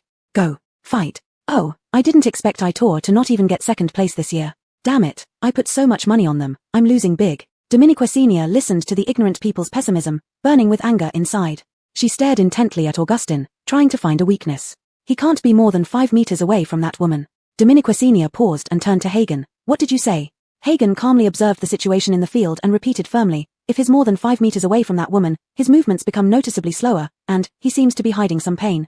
Dominiqua Sr. suddenly had an epiphany. How could she forget that in the original story, although the male protagonist's power was strong, it had a fatal flaw. Once he started using his powers extensively, his head would start to hurt, and whenever the female protagonist was by his side, he could calm down. This was purely a contrived setup by the author to create a special bond between the main characters, and the solution was cliché. That was also why Augustin brought only the healing-type female protagonist for this two-person melee match. But at this moment, it became Aitor's only breakthrough point. Dominiqua Sr.'s eyes lit up. She grabbed the megaphone from the stall, adjusted the volume to the maximum, and shouted into the field. Kill the wet nurse first. Chapter 22. Boschen remember me. Dominiqua Sr.'s shout left everyone in shock. Before anyone else reacted, Stacy instantly grasped Dominiqua Sr.'s intention. She steadied her mind, placed the last arrow on her bow, and aimed at Augustin speeding towards her and Dominique Xiaoran who was frozen with fear. The final shot would take down the Saint First. Whoosh. A sharp whistling sound nearly shattered everyone's eardrums. Chill emanated from the arrow as it pierced through the air. At the last second before Augustin could block it, it shattered right before her eyes. Luella, eliminated. The dramatic turn of events left everyone dumbfounded. Dominiqua Sr. was the first to cheer loudly. Good job. Only then did others snap out of their stupor, and enthusiastic shouts almost tore the roof off. Another stunning twist, they hadn't seen such an exciting match for years. As for Dominiqua Sr.'s interference from outside, no one cared. They were all shouting too, just not as loud or as pointedly as she was. The loud declaration sealed Luella's fate. Tears welled up in her eyes as she was led off the field. Stacy, having used up all her strength, could barely hold herself up anymore. She fell to her knees, her face pale, her abilities nearly depleted. Augustin glared fiercely at Dominiqua Sr. His eyes were bloodshot, like he was about to lose control. Dominiqua Sr. Each word was tinged with pain. But he had no time to hesitate. Seeing the 2 white fruits appear, he abandoned the Lion Emperor and went straight for the fruits. The Jediah saw this and chose to target the weakest team instead of following him. This gave Gavin a moment's respite, but both his and Stacy's abilities were exhausted. Rushing in now would likely be futile, and only 2 minutes remained. Gavin struggled to get up, unable to deal with Gil anymore, so he set his sights on the weakest team as well. They were being chased by the Jediah but showed no panic, even mocking them as they ran. So that's it. That's all the Jediah can do. No wonder you have to rely on dirty tricks and changing sides to win, but you've never won anyway, right? Forever runners-up. Dominiqua Sr. almost laughed at the cheekiness of this team. Despite the tricks, the Jediah's strength was undeniable. With only a minute left, The Jediah was closing in fast. They stopped talking, focusing on running. Gavin waited for the right moment. Dominiquasenia felt a bit anxious. 3 teams fighting over 1 fruit, with only a 1 in 3 chance of success. Add in Gavin and Stace's weakened states, and their chances dropped below 20%. With 30 seconds left, Gavin made his move, attempting to intercept the team from the middle. But they were excellent runners. Caught between 2 teams, they found a new direction and continued sprinting. 20 seconds left. The Jediah eliminated 1 member of the team and was inches away from the one holding the fruit. 10 seconds left. A wall of flames blocked every possible escape route, trapping Gavin outside as well. 5 seconds left. The person holding the fruit stopped running and stood still in the center of the flaming circle. The Jediah approached rapidly. He looked up and smiled brightly. Sorry. He suddenly threw the white fruit toward Gavin. No one expected this, not even Gavin himself. He fumbled to catch the flying fruit as the boy shouted to the audience, "Boss Shen, remember us? We're the Xuanfeng mercenary team." Last second. Match over. Congratulations to Gil mercenary team and Lion Emperor mercenary team for advancing to the finals. The cheers drowned out Dominiquasenia's momentary confusion. She quickly recovered and nodded with a smile. Remembered. Hard to forget. After the second round of matches, another wave of guests arrived, though fewer than the previous waves. Dominiquasenia estimated it would take 40 minutes to finish, giving her some time to watch the Lion Emperor. But after only 10 minutes of selling, Jessie whispered something to her. Dominiquasenia frowned. What about my stall? Don't worry. The staff has been working with you for 2 rounds now. You'll be fine if you step away for a while. Dominiquasenia hesitated for a moment, then recalled the organizer Jessie had mentioned, and finally agreed. All right, I'll go with you. She turned to give a few instructions before following Jessie away. Hagen watched her walk further away, his gaze unconsciously drifting towards Gil again. He couldn't help tapping his fingers on the table twice. The door of the private room creaked open as someone entered. Only when Dominiquasenia was led up did she realize that this venue had a second floor, which was almost entirely made up of private rooms. As soon as she walked in, a thick cloud of cigarette smoke hit her face. Dominiquasenia subtly frowned. No matter what era it was, some people just couldn't quit their love for smoking. Even without cigarettes, they would find substitutes. Boss Shen, please take a seat, said the man on the other side, a middle-aged man with a deep voice. Dominiquasenia looked up. He sat at the head of the table, presumably the highest-ranking person in the room. She nodded neither humbly nor arrogantly and walked over. May I ask why the organizers asked me to come up here? Ah, don't be in such a hurry, said the man seated to the right, leisurely pouring a cup of tea for Dominiquasenia. Thanks to Boss Shen today, our competition has been so lively. Dominiquasenia watched the dried tea leaves floating on the hot water. The quality naturally couldn't compare to pre-apocalypse times, but in this new era, it was already quite rare. While ordinary people were still hesitating over 100-bottle nutritional liquids downstairs, the people upstairs could enjoy themselves and savor hot tea. Dominiquasenia didn't particularly want to drink this cup of tea, she merely raised her head to stare at the man at the head of the table. Seeing that she wasn't grateful for this gesture, the middle-aged man's expression darkened slightly. We don't have much to say. We just want to revise the contract we signed with you. We can forego the 20% profit. Dominiquasenia's eyelids twitched. What do you mean by that? The middle-aged man took a puff of his cigarette and smiled faintly. Since Boss Shen is so clever, we can forego the 20% profit, and we can even offer a higher price. All we need from you is the source of the beef jerky. Chapter 23, a good show to watch. Sources for the beef jerky? Dominique's. Dominiquasenia slowly looked over these hypocritical people, sneering inwardly. No need to take a 20% profit margin? Offering a higher price? Nice talking, but they were merely astonished by the profit she had brought today and wanted to break the deal, getting rid of her as a middleman. Unfortunately, there is no middleman involved. Dominiquasenia shook her head indifferently. No. Everyone laughed. Without any sources or suppliers, could it be that you made them all by yourself, young lady? They couldn't believe Dominiquasenia was the supplier herself. Almost everyone believed there must be someone stronger, perhaps even an institution, behind her. Moreover, this institution must have some secret channels to make such beef jerky. But regardless of what kind of institution it might be, they would certainly offer a higher price. Now they just needed to get this mysterious group from Dominiquasenia's mouth. However, Dominiquasenia still shook her head, even looking at these people mockingly. If you called me here just for these matters, then I shall take my leave. Bang! A soft sound of a teacup being slammed on the table. Does Boss Shen think she can still walk out? Dominiquasenia stopped in her tracks, turned around and looked at the crowd immovably. The crowd looked at her with ill intentions. Boss Shen has been quite in the limelight this time, but does Boss Shen know what consequences it will bring? There are people already eyeing you greedily outside the venue, not to mention quite a few inside too.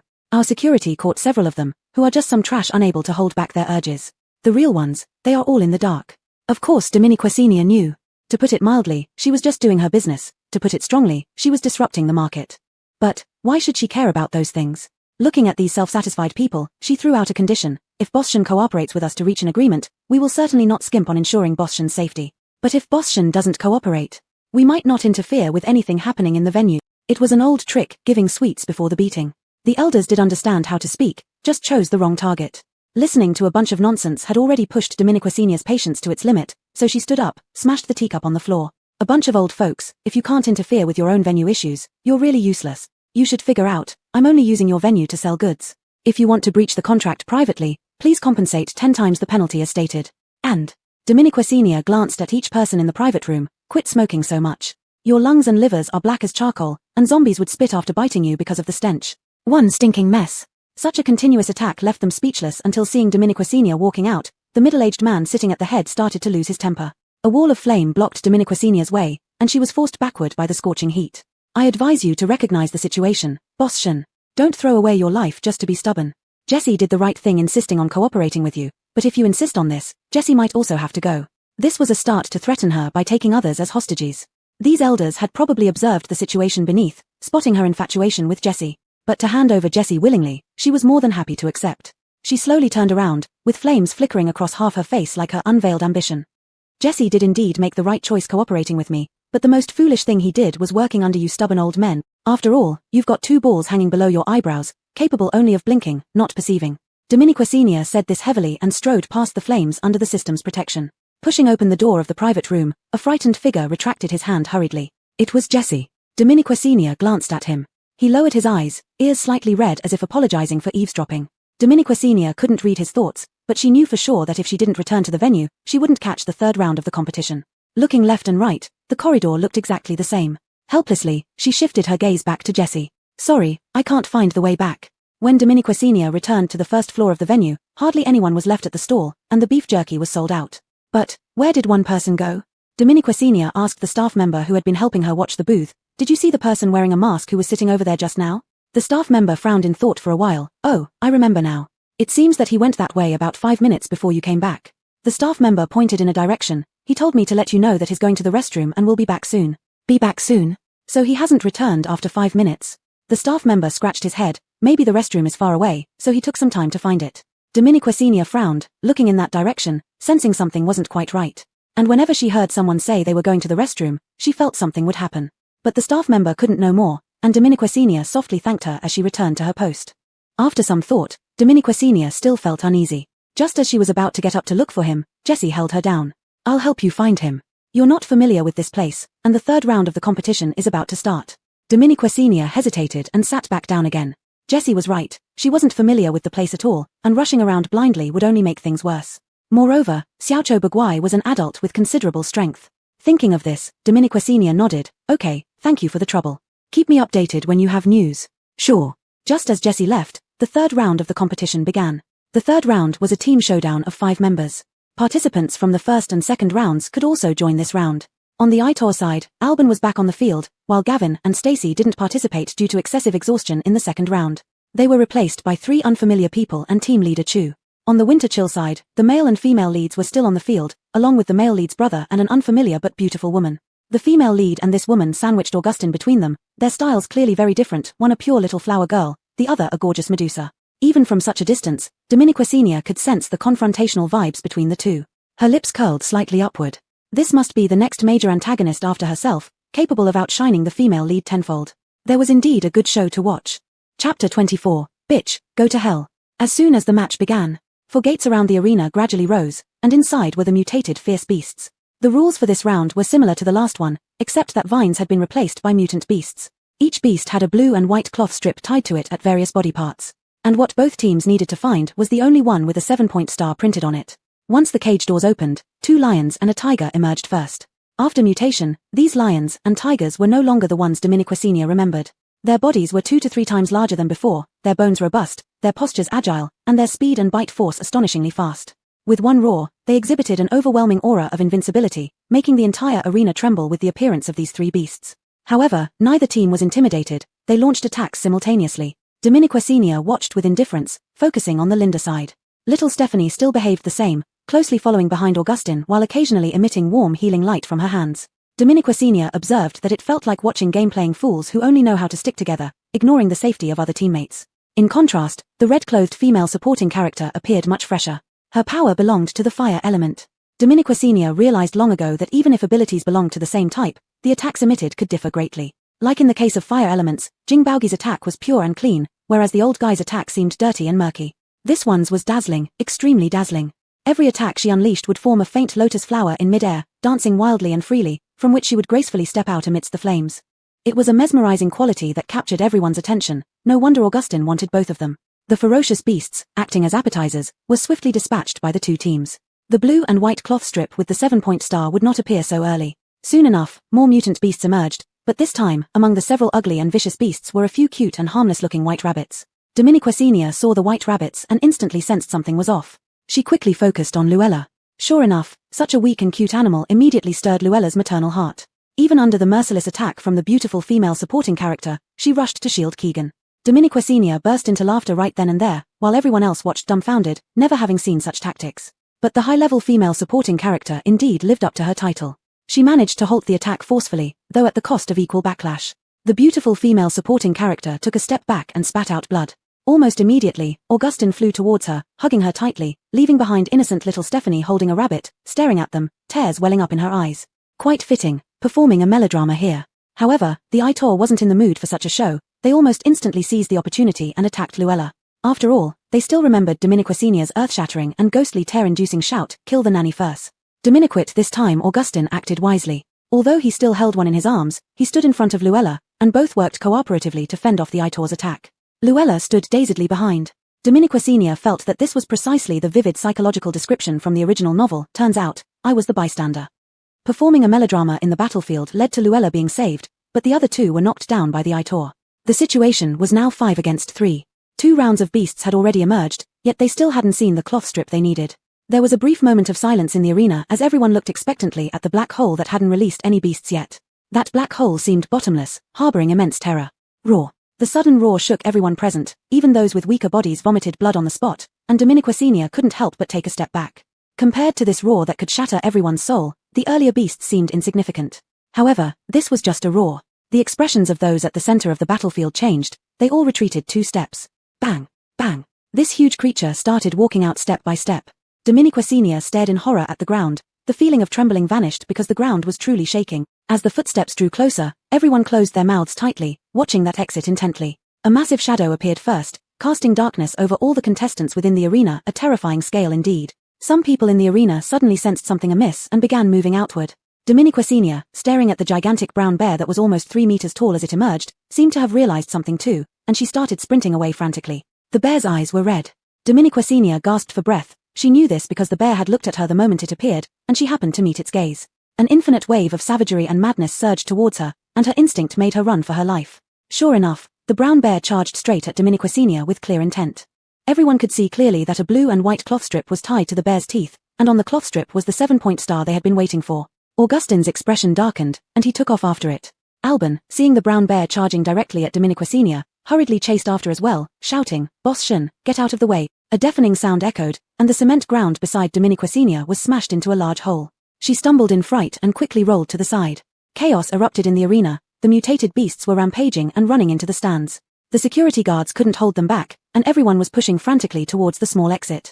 Dominiquesenia gritted her teeth and changed direction while running at top speed. The brown bear swiped its paw at her original position, leaving a deep pit. Something is not right. Something is seriously wrong. Why is this brown bear only chasing me? Dominiquesenia panted heavily, using her remaining brain capacity to think. Did those old folks do it? No, they wouldn't act so fast, and they wouldn't risk their reputation like this. Then who? Dominiquesenia slid forward again, getting closer to the Aitor charging towards her. Sweat dripped onto the ground, and the enormous shadow completely enveloped her. Dominiquesenia saw countless terrified eyes looking at her. Despite the ringing in her ears, she distinctly felt a completely different gaze. At the last moment, she looked up and saw Ron standing on the 2nd floor, watching Dominiquesenia with delight. He saw Dominiquesenia's disheveled eyes and his mouth opened and closed. Dominiquesenia understood. He was saying, "Bitch, go to hell." Chapter 25. Who's the bitch? Again. Bitch, die. With this silent curse from Ron, the brown bear suddenly became even more frenzied for some reason. Dominiquesenia had no time to ponder how Ron managed this. She could only run with all her might. Her lungs rapidly emptied of air, and Dominiquesenia felt a ringing in her ears, unable to hear what the Aitor was shouting ahead. However, the sheer terror on their faces alerted her that something was wrong. She came to an abrupt halt and rolled on the ground, but a massive shadow still loomed over her. At the last moment, she swung the corpse to gold axe with all her strength. The fire attribute activated, cutting through with a fiery glow, causing the brown bear's huge paw to retract angrily, roaring madly. Ardal seized this opportunity to conjure water arrows, aiming straight at the brown bear's eyes. The bear retreated, barely dodging these water arrows. In its rage, it started swinging wildly. Before Dominiquacenia could stand up, she was unexpectedly struck and flung away. Her body slammed into the wall forcefully, spitting out a mouthful of blood as her vision began to blur. Through her blurred vision, the Aitor was seen desperately fighting back against the brown bear trying to charge at it again. Alas, their strength was too insignificant. Dominiquacenia watched Ardal being hit hard by the bear in midair, spraying blood. Alban shouted, wanting to rush over, but he was already severely injured. Gavin and Stacy, having exhausted their abnormal energy, picked up their weapons and squeezed out their last bit of strength. Dominiquacenia clenched her fists tightly, watching the cold-eyed Ling Dong who were even thinking about the blue-white cloth strip between the brown bear's teeth at the last moment. Occasionally attacking the Aitor covertly. Damn. Dominiquacenia spat out a mouthful of bloody foam onto the ground, unsteadily standing up. Cold-eyeing it. Sneaking attacks. System, give me strength. 1 minute costs 1,000. Okay. As soon as she finished speaking, a force slowly infused into Dominiquacenia's body, spreading throughout her limbs and every pore. She wiggled her fingers, her body felt unusually light. Alban, move aside. Accompanied by a stern cry, the flying corpse de gold axe soared past. Alban sidestepped just in time. Looking back in horror, the flung boss Shen was actually on her feet and sprinting swiftly in another direction. Her eyes were resolute, her hair swept back by the wind, revealing a sharp jawline beneath her exquisite profile.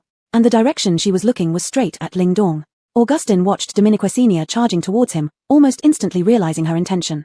Dominiquacenia's eyebrows twitched, opening her mouth silently. Why call your father? Fuck.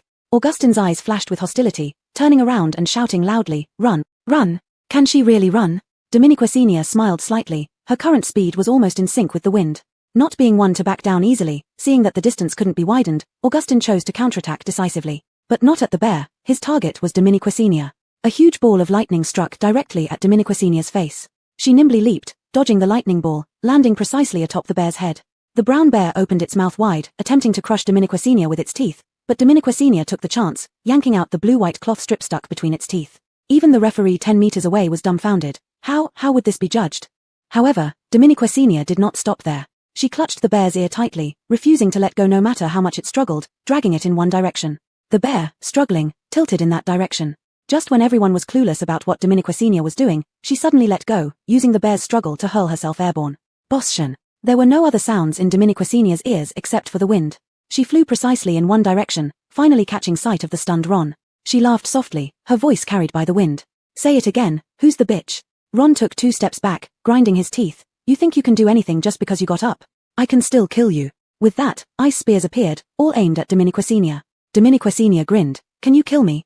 I'm fucking invincible. Just as Dominiquacenia wanted the system to build a defense, an intensely hot wave of air suddenly swept over. The attack released by Ron began melting, gradually turning into droplets of water. His face paled dramatically. How is this possible?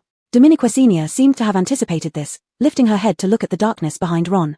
A long leg stepped out first, followed by a slim yet upright figure. Dominiquacenia drew a deep breath, whispering softly, Joker. Hagen looked up at her, nodding slightly. Seeing the situation turn sour, Ron attempted to run. But Dominiquacenia saw through his intentions. A sharp dagger emerged from its sheath, the one given to her by Stacy. The first blood on a new dagger, you're lucky. With a swift motion, the sound of the blade piercing flesh echoed. Dominiquacenia's hand trembled but, in that final moment, she thrust it all the way in. After this battle, she realized that in the end times, cutting off all roots was the only way to survive.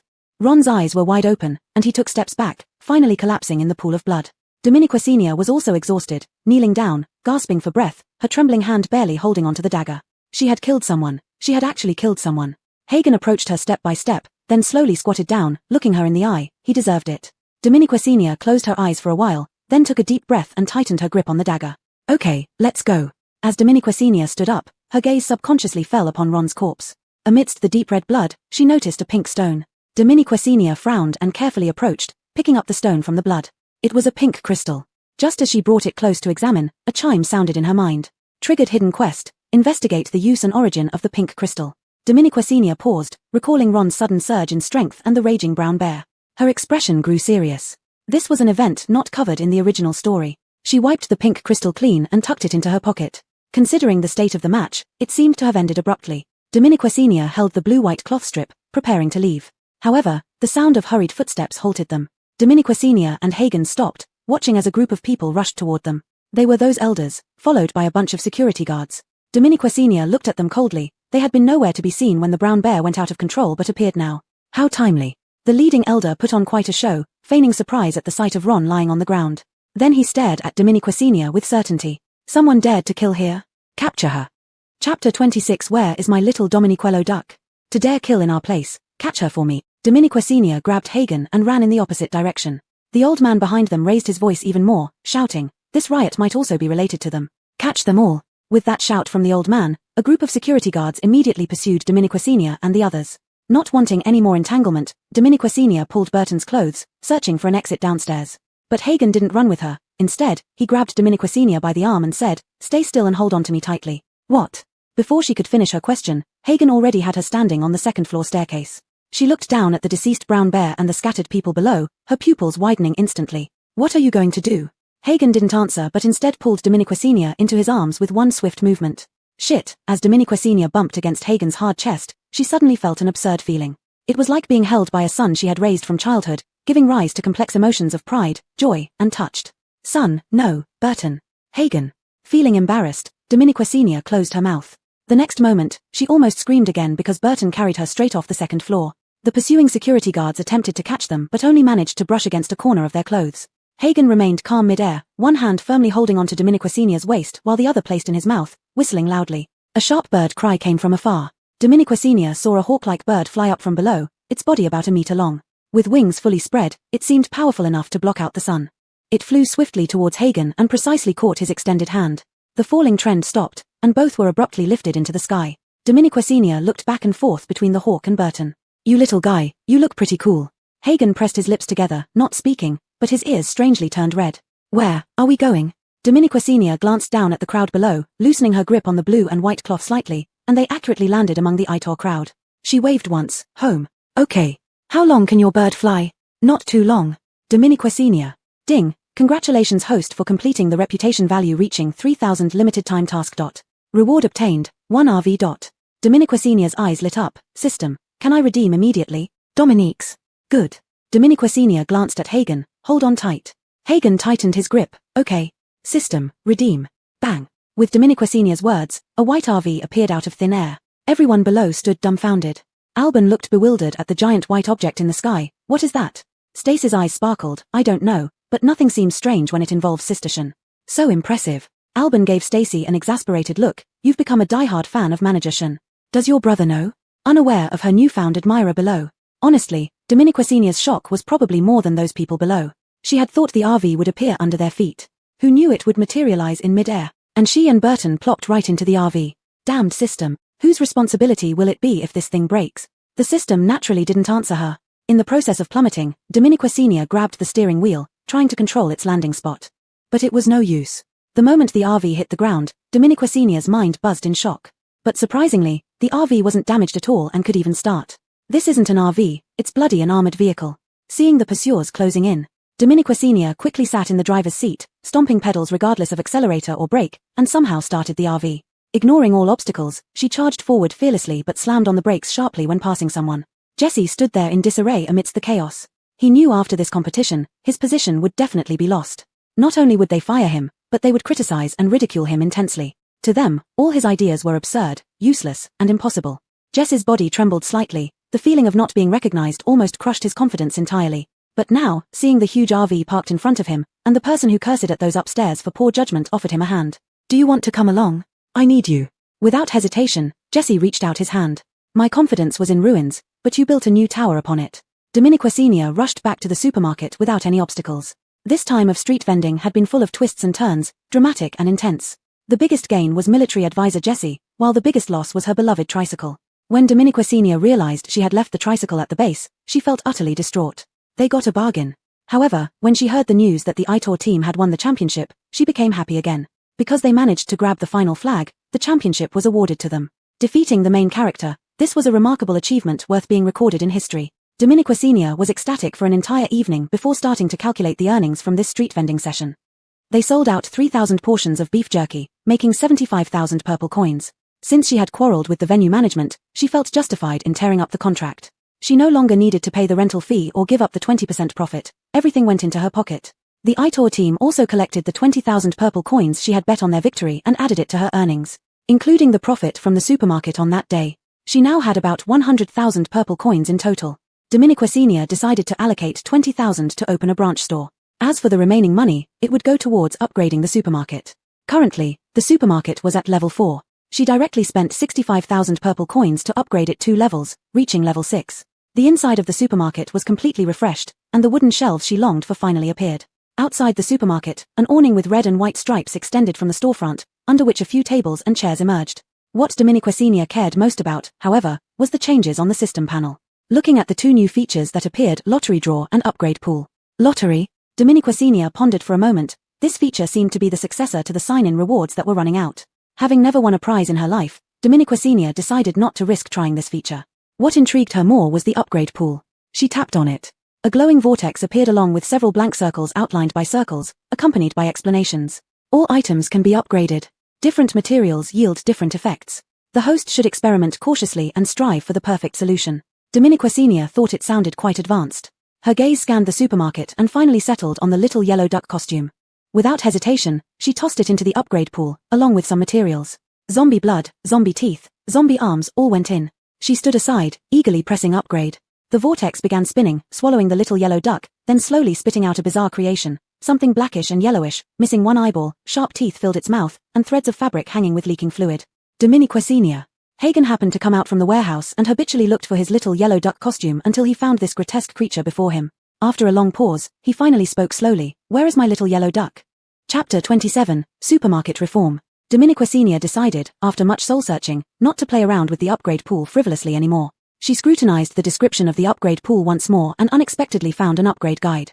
Upon clicking in, she discovered that items upgraded from the pool have different levels. Firstly, it would evaluate the level of the item thrown in. There are 8 grades in total: F, D, C, B, A, S, SS, and SSS. For instance, the yellow duck was at grade D, while the item thrown in was merely a grade F. Naturally, the upgraded product remained at grade D. With higher grade materials, naturally, high-grade items could be refined. Dominique Senior hurriedly flipped through to see what counted as high-grade materials but found she couldn't turn the pages any further. Meanwhile, a line of text appeared on the system panel. The upgrade pool has a limited level. You must upgrade it to view further content. Only then did Dominique Senior realize that the upgrade pool had levels too, and hers was only at level 1. A little disappointed, she returned to the main menu, thinking she had a way to upgrade the axe of turning corpses into gold. But now there was a method.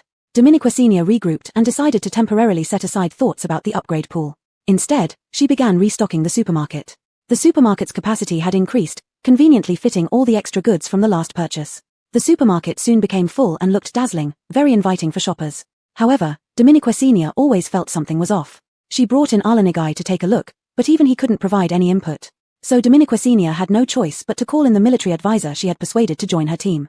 The advisor had been somewhat listless since being persuaded to join, and Dominique Senior guessed he might be sentimental. She had tried to comfort him, but at the time Jesse simply shook his head and said, "It's not because of this. It's just, I haven't gotten my salary this month." At that moment, Dominique Senior understood and empathized deeply. She promised that if she had meat, he would definitely have soup to drink and working with her would be a good decision. Jesse gradually recovered. Now, pulled out to examine the supermarket, he pondered over Dominique Senior's question.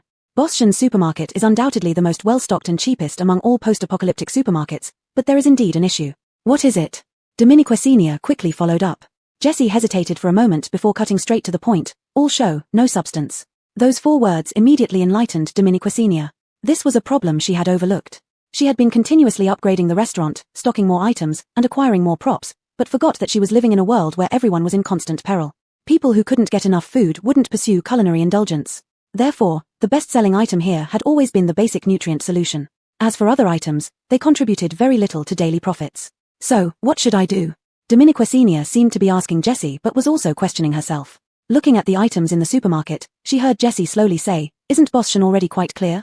During the mercenary tournament, you repackaged expensive beef jerky into smaller, more affordable portions. Once people tasted the goodness, they naturally started buying more." Dominique Senior's eyes brightened, nodding in agreement. "You're right. Since everyone thought these items were too expensive and impractical, she would transform them into things that everyone could afford and found practical and convenient." Dominique Senior decided to create a uniquely post-apocalyptic supermarket.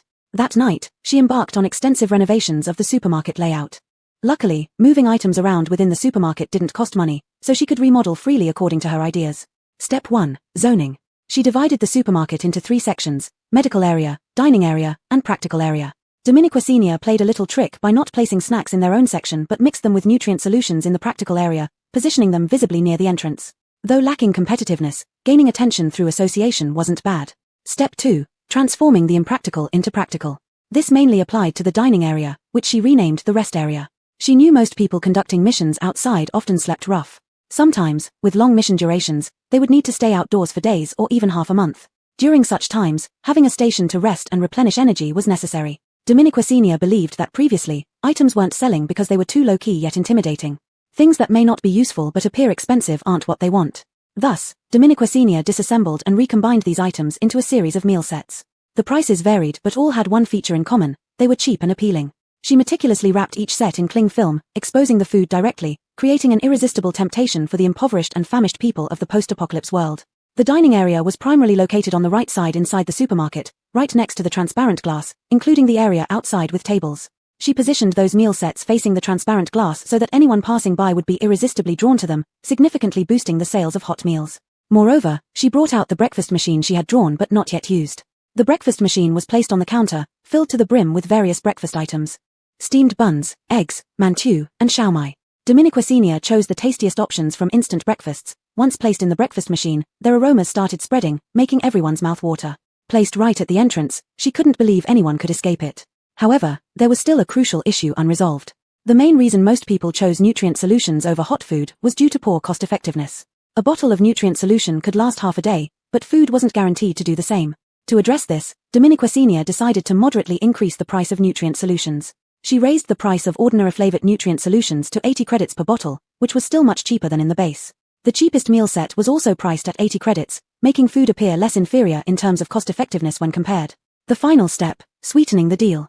With such significant changes in the supermarket, Dominiqua Sr. decided to hold a promotional event. For every 500 credits spent, customers received 50 credits off. For every 1,000 credits, 100 credits off. First-time shoppers enjoyed a 10% discount on everything except nutrient solutions and medical supplies. Additionally, she offered hard-boiled eggs with instant noodles, and soy milk with breakfast. Newly launched product sets came with extra discounts: buy 3 get 1 free, or buy 2 get 1 bottle of water free. Early the next morning, Dominiqua Sr. launched her promotional campaign. She used the same method as before when visiting the base. At the center of the base was a mission hall, the busiest and most vibrant place in the entire base. One could publish and accept various missions there, and naturally, advertise as well, albeit for a fee. With a determination not to spare expense, Dominiqua Sr. gritted her teeth and spent 10,000 credits to promote the event. Combined with her existing fame, the promotion should suffice. But Dominiqua Sr. had no idea how much reaction her information would cause within the base. Chapter 28. There's something wrong with your stuff. Have you heard? The supermarket owner blew up the place where the mercenary team competition was held. Blown up? Really? She's just a supermarket owner, right? Don't know. People who watched the competition say that she can fly, beat a mutated brown bear, and even conjure things out of nowhere. The man shook his head disbelievingly. The more you talk, the more unbelievable it sounds. But someone who can open a supermarket outside the base must be unusual. The other nodded in agreement. I heard that the jerky she sold inside last time was exceptionally delicious and aromatic. Many people went to her supermarket specially after tasting it. How good can it be? The current environmental conditions determine that there won't be any good meat. Mutant beasts' meat is stinky and tough. If you guys think it's good, it definitely isn't meat. Both turned around simultaneously, looking at the person who had suddenly joined the conversation, their faces full of shock. Who are you? Don't ask who I am. Leanne tightened the saber on her back, dressed in ragged clothes, chewing grass lazily with her mouth, and with a small braid half-tied on her head, barely recognizable as a girl. Anyway, what you said is definitely wrong. The two looked at each other and didn't feel like arguing much. We haven't eaten it either, but so many people are talking about it. It can't be a scam, right? That only means you've all been fooled. They exchanged glances, saying nothing more. The girl looked stubborn, almost like she had a grudge against Kenawan Supermarket. One of them pointed directly to Kenawan Supermarket's advertisement on the billboard. It happens that they are having a promotion recently. Why don't you check it out yourself? Leanne raised her chin slightly. Not interested. Saying this, she wandered off, leaving the two baffled. Leanne stormed home angrily as soon as she left the mission hall. Home? It was actually just a dilapidated shack, with walls made of scraps. Leanne pushed open the rickety wooden door, which collided with the wall with a creaking sound. Leanne, the door is going to break. Door? What door? This can even be called a door. Leanne rushed into the narrow room and sat down forcefully opposite the old man. Ricardo, I saw that Kenawan Supermarket you mentioned. The old man's eyes lit up. What's it like now? What's it like? They have enough money to advertise in the mission hall, far better than you, a semi-crippled old guy. The old man waved his hand. Do you believe I could still give you a beating, even if I'm semi-crippled? Your master has keen eyes for talent, stop envying me. Leanne rolled her eyes dramatically. Keen eyes for talent. So she is flourishing now while you lie in bed unable to go anywhere. The old man's face turned unusually serious. Leanne, I've told you many times, this has nothing to do with her. And if you randomly tell people I'm crippled, see if I don't thrash you to death. Thrash me, I'll still say it. Leanne stood up abruptly, her eyes defiantly reddening. She is ungrateful, an ingrate wolf. How famous are you in the base? How could she not know? You helped promote her before her supermarket opened and even fought the Gedias for her. Now you're being retaliated by the Gedias. Where is she? Where is she? Leanne gripped the ground tightly, anger surging in her chest. Her master used to be such a prominent figure, traveling the world with just a pen and a bag. Now he was reduced to this. I don't care how she is. I don't believe her supermarket is so good. I want her to fail. The old man glanced at her, opened his mouth to speak, but finally shook his head and sighed. Domenico Senior had expected business to be good, but not this good. The number of people in the supermarket reached a peak, with seats outside filled to capacity. Initially, people might have come just to check things out, but none could escape Domenico Senior's carefully designed trap. Amidst the crowd, exclamations of amazement were not uncommon. Holy cow, what is this? Dumplings. Are they the dumplings I remember? Without waiting for an answer, the person stuffed one into his mouth impatiently. How is it? The person's mouth was full of dumplings, tears welling up in his eyes as he nodded continuously. Delicious, the filling is so soft, I don't know how she does it. Even if it's human flesh filling, I'd eat it. Domenico Senior felt embarrassed listening nearby. Young man, your thoughts are dangerous. Outside, the dining area developed as Domenico Senior had anticipated. Most visitors were weary from missions, eating silently with spoonfuls of soft rice, meat, and vegetables. As they ate, Alexei suddenly wiped away tears. Domenico Senior was startled, thinking something was wrong, and hurried over to ask. To her surprise, the Alexei just looked up at her with teary eyes. Between sobs and chewing, he said, I just miss my mom. Domenico Senior, I can't do anything about that. She didn't expect that this Alexei's crying would stir sentiments among the others around him. They had been living in dire straits, their lives tasteless for so long. They were not really living but surviving. Suddenly eating such warm rice evoked a flood of emotions, sighs, bitterness, and nostalgia. The rice lost its taste as they ate quietly, silently reminiscing about the once beautiful shared homeland. When Leanne arrived, she witnessed this very scene. She sat down expressionlessly, finding an empty seat, placing her saber on the table. Boss, serve me all your specialties. Silence reigned around her, no one paid attention. Leanne frowned, just about to comment on their indifference, when she noticed everyone was immersed in their own meals, ignoring her. Meanwhile, the owner was busy checking out customers. Leanne watched the owner for a while before finally getting up, heading into the supermarket to grab all the recommended items. Dishes filled a table, and Leanne couldn't help admitting that these items seemed fine on the surface. But things that look better often taste worse. This was Leanne's experience. She picked up her chopsticks and opened the cheapest set meal. Rice. Egg. Leanne sneered inwardly, it looked quite genuine. Until she slowly broke the egg and put both the egg and rice into her mouth, she froze. Staring at the box for a moment, she suddenly pushed it aside and picked up a bun. After a bite of the bun, she tossed it aside, then tried steamed bread, dumplings, and noodles. Leanne ate faster and became more excited with each item until the last one. Dumbfounded, she placed the final item on the table. How could this be true? She took a deep breath, gritted her teeth, and suddenly stood up, slamming her saber on the table heavily. Boss, there's something wrong with your stuff. Chapter 29. Go see him. Boss, there's a problem with your products. Leanne's outburst brought silence to the entire room, all eyes turned toward her. Tensing her grip, Leanne defiantly stared at the boss. Domenico Senior wiped her hands and stepped forward, puzzled. What's the problem?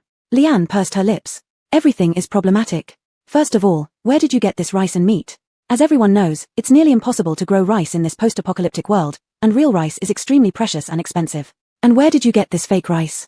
Moreover, regarding this fake meat, I challenge anyone here to tell me if they've seen an unmutated animal, let alone tasted meat as tender and chewy as this. Everyone fell silent because indeed, they hadn't seen any. I know what you're thinking, cheap but delicious, so who cares?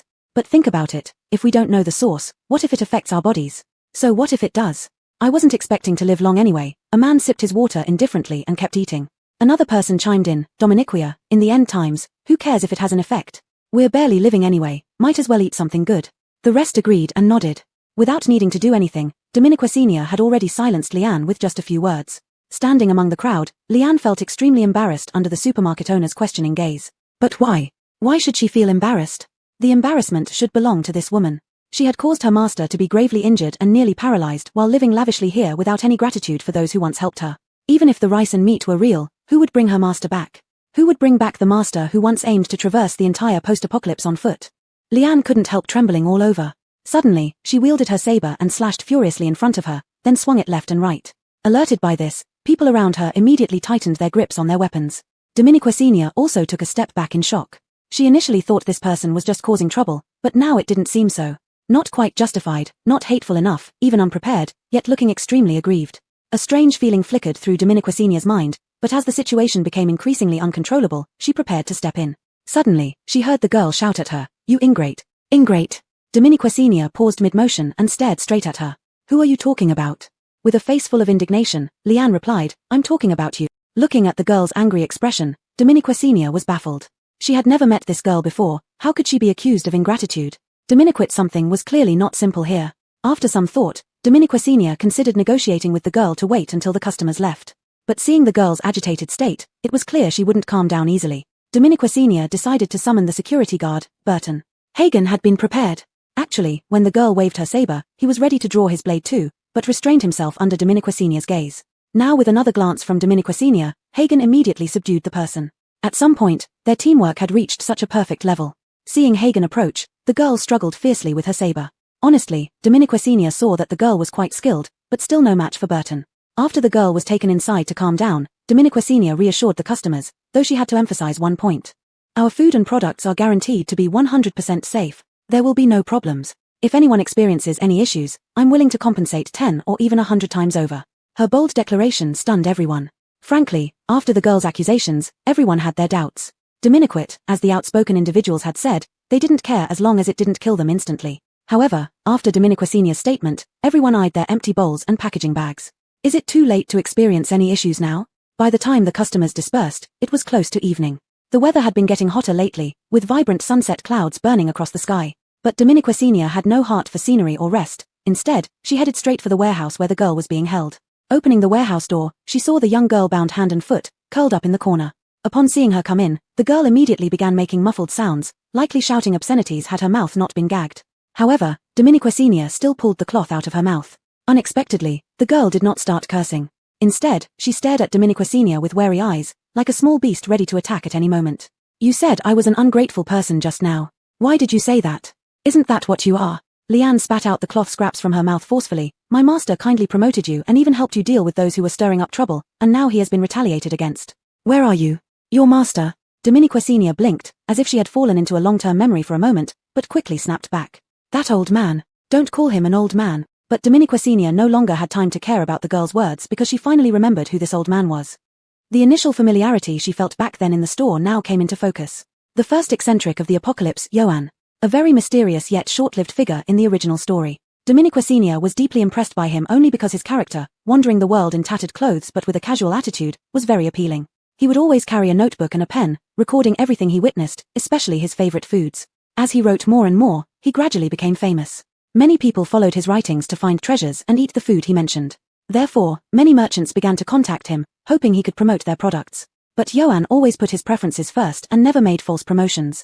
It was precisely because of this that Johann offended too many people and was soon killed by his enemies in the original story. So, that article was written by him. Dominiqua Sr. murmured softly. But soon, her heart tightened again because she knew from the girl's words that Johann's current situation must not be good. Dominiqua Sr. asked anxiously, "How is Johann now?" Upon hearing this, the girl's eyes reddened. She wanted to stubbornly say it wasn't her concern, but what came out of her mouth was, You go see him." Chapter 30 New Grievances and Old Resentments, Time to Understand. That night, Dominiqua Sr. asked Leanne many things. She didn't expect that after the incident, there would still be so many repercussions. Jediah, having noticed her friendship with Aitor, didn't dare act brazenly anymore, but being vengeful, they plotted against Johann. Even though Johann was experienced and quite powerful, he couldn't escape the ambush. Several of his bones were broken, and he suffered serious internal injuries. In this underdeveloped post-apocalyptic world, only the constitution of psychics could aid in recovery. But Johann was no longer young, with greatly diminished physical functions, and had not fully recovered even after 10 days or half a month. Dominiqua Sr. listened with a solemn expression and realized that Leanne was actually just an impulsive young girl. She did not blame her but instead sincerely apologized. "Sorry, I didn't know about what happened afterward." Leanne pursed her lips and gruffly said, "Now you know, then you should visit him more often. He keeps mumbling about the food you made." Dominiqua Sr. chuckled, "Got it. But it's so late now. Why don't you stay here and leave tomorrow?" Leanne lifted her bound hands. "Sleep like this?" Dominiqua Sr. was stunned for a moment before realizing she had been talking all this time and forgot to unbind Leanne. But, while loosening the bindings, she glanced at her casually. "Actually, you could have undone them yourself, right?" Leanne hesitated but quickly regained composure, frowning as she ripped off the half-loosened ropes, impatiently getting up and walking out. "Remember to see him tomorrow." "Wait. Dominiquesenia called out to the girl who walked without looking back, "Take this with you." She placed 2 of the most expensive sets on Leanne's hand. "Bring it back to your master." Leanne looked at the items in her hands. 2 sets? Dominique's, 1 is for you. Leanne curled her fingers, saying nothing more and walked away directly. Dominiquesenia watched her leave. This girl wasn't inherently bad, she was just easily impulsive and stubborn, very much like someone in the shop. Dominiquesenia looked at Foster, who was playing with fire outside. To be honest, his sudden disappearance during the mercenary competition and sudden return with the carved statue remained unexplained. However, judging by his demeanor, he wouldn't explain himself either. Dominiquesenia gritted her teeth. Hagen suddenly looked over at her, the flame on his fingertips dimming slightly. "Where were you during the mercenary competition?" "In the bathroom." "Huh." Dominiquesenia looked at Foster, who seemed a little uneasy. "You must have been pretty constipated to pull out a carving from there." The next day, Dominiquesenia put the supermarket in unmanned operation mode and headed straight for the base with Jessie and Hagen. She brought Jessie along because of the idea of opening a branch. Dominiquesenia knew less about the base compared to him. Therefore, she decided to entrust the rental of the store for the branch entirely to Jessie. As for what exactly the branch would sell, Dominiquesenia hadn't fully figured it out yet. The only thing certain was that it couldn't be anything like the main supermarket, perhaps completely different. She didn't want others to realize they shared the same boss, since this shop's more important function was intelligence gathering. Moreover, merchants inside the base probably hated her already. Opening outside the base might make them cautious, but if opened inside, Dominiquesenia doubted she could suppress these local toughs. So once inside the base, they split up, Jessie going to look at stores while she and Foster went to visit Joanne. They searched for a long time before finding where Joanne lived. When Dominiquesenia saw this incredibly modest residence, she felt somewhat uncomfortable. She remembered that Joanne in the original story wasn't wealthy, but certainly not this destitute. It was evident how severely that ambush affected him. Even if she wasn't the direct cause, she was the indirect one. Dominiquesenia took a deep breath, suddenly feeling nervous. Until a loud voice came from inside. "Why aren't you coming in? I can smell the chicken leg." Caught off guard, Dominiquesenia trembled and instinctively glanced at the chicken legs in her hands. Then the door was slammed open. Leanne, arms crossed, looked at them. "Come in." Dominiquesenia and Hagen entered. Inside was indeed cramped, leaving no place to sit, forcing them to stand. Joanne didn't fuss with pleasantries, instead stretching out his hand and almost sticking his nose into the chicken leg. "Quickly, give me." Dominiquesenia hurriedly handed it over along with the other supplies and medicines. Much of Joanne's slow recovery was due to a lack of medical supplies. So this time she brought a large pile of medicine and health supplements for bruises and injuries. She wasn't sure if they would help, but it was better than nothing. However, Joanne had no interest in any of these, only hugging the steaming chicken leg he was gnawing on. Seeing that Joanne still seemed spirited, Dominiquesenia felt slightly relieved. She considered what to say but was seen through by Joanne at once. "All right, spare me the mushy apologies. I know your heart, and I'm not like this because of you. Get this kid to apologize." Joanne fiercely slapped Leanne and pushed her forward. Leanne still wore an unyielding look as if she feared nothing, but in front of Joanne, she obediently bowed deeply and loudly said sorry. It was quite unexpected. Dominiquesenia took a step back, accepting her apology. At the same time, she sincerely apologized to Joanne. Joanne waved his hand, signaling to drop the subject, and instead chatted about the supermarket's recent situation. "I heard your supermarket is getting more and more popular." Dominiquesenia modestly replied, "Dominiquia, it's okay." "Okay." Joanne's beard bristled up. "Don't be so modest, girl. I've been hearing about all the events around you lately, but you should still stay low-key. The merchants inside the base are not just sitting around eating rice, there's deep water here." Dominiquesenia nodded. She knew that, but it was indeed hard to stay low-key. Joanne instantly saw through Dominiquesenia's thoughts and chuckled, "You this girl." As he laughed, his expression suddenly turned serious, as if remembering something. "Other things you can ignore, but you must be cautious with Jediah. I feel like they're acting strangely recently. They used to be just thugs, but now they're actually getting dangerous. Or else, could an old man like me be ambushed by them?" Another sudden strengthening, Dominiquesenia almost immediately thought of Ron and the pink crystal on Ron. But before she could speak, Leanne coldly interjected from the side. "It's all due to underestimating the enemy. Don't look for excuses." "Huh. I really will hit you, Leanne." Joanne reached out to smack Leanne, who deftly dodged. She stood aside, a hint of a cold smile on her face. "But I'll get revenge for you." Joanne grew anxious, pointing at her. "I warn you, don't recklessly provoke Jediah. You won't even know how you'll die. Do as I please." Leanne remained expressionless, gripping the saber on her back tightly. "You." Before Joanne could finish, Dominiquesenia added coolly. "It's time to settle the scores. New grievances and old resentments, it's time to understand." Chapter 31, Where did this come from? After leaving Arsene's house, Dominiquesenia hadn't expected them to deliver themselves so soon. Several men with black cloths covering their faces blocked Dominiquesenia's path. The one standing at the front spoke up before Hagen could make a move. "Boss Shun, our leader invites you for a visit." Dominiquesenia's gaze swept over the Black Eagle insignia on their clothes before she replied calmly, "Sure. I was wondering how to get into your inner circle." They both got into their car, and as Dominiquasenia watched the rapidly receding streetscape, a barely noticeable sneer curled at the corner of her mouth. The Jediah was likely in dire straits, with their own fate now befalling them just like the Lion Emperors had once been destined. They didn't even manage to hold on to second place, losing members. If my guess is right, they are probably worse off than the Lion Emperor in the original story. After all, despite the Lion Emperor's downfall, they were always fair and upright, rarely making enemies with other mercenary groups. But not the Jediah. They were a despicable group despised by everyone in the mercenary community, specializing in making enemies and acting arrogantly. This fall would crush them. No wonder they thought of me now. Dominiquasenia lightly held the communicator hidden in her pocket, remaining outwardly calm. The car sped along, stopping near the center of the base where the Jediah mercenaries were based. As it passed through the gate, Dominiquasenia saw scattered, lazy people and a desolate training ground. This was far from the Lion Emperor's bustling and ceaselessly active training grounds. Looks like they're even worse than I imagined. Dominiquasenia felt more confident now. The car stopped in front of an office building, and someone escorted them inside after escorting them out of the vehicle.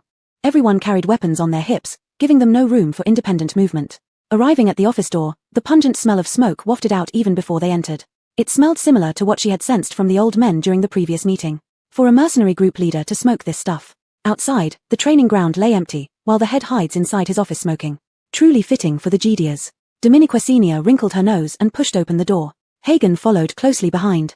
Finally here, Boss Shen, please come in. A soft, eerie voice slipped into Dominiquasenia's ears, like a venomous snake crawling through her ear canal. She shivered, feeling a wave of chills, then raised her eyes to look at the man in the smoke-filled room. Weak, as if he were hollow inside. His face was pale like a ghost, and his 5 fingers, devoid of any color, weakly held a cigarette. His bones stood out clearly, yet seemed ready to snatch life away like ghostly hands. This person made Dominiquasenia feel very uncomfortable.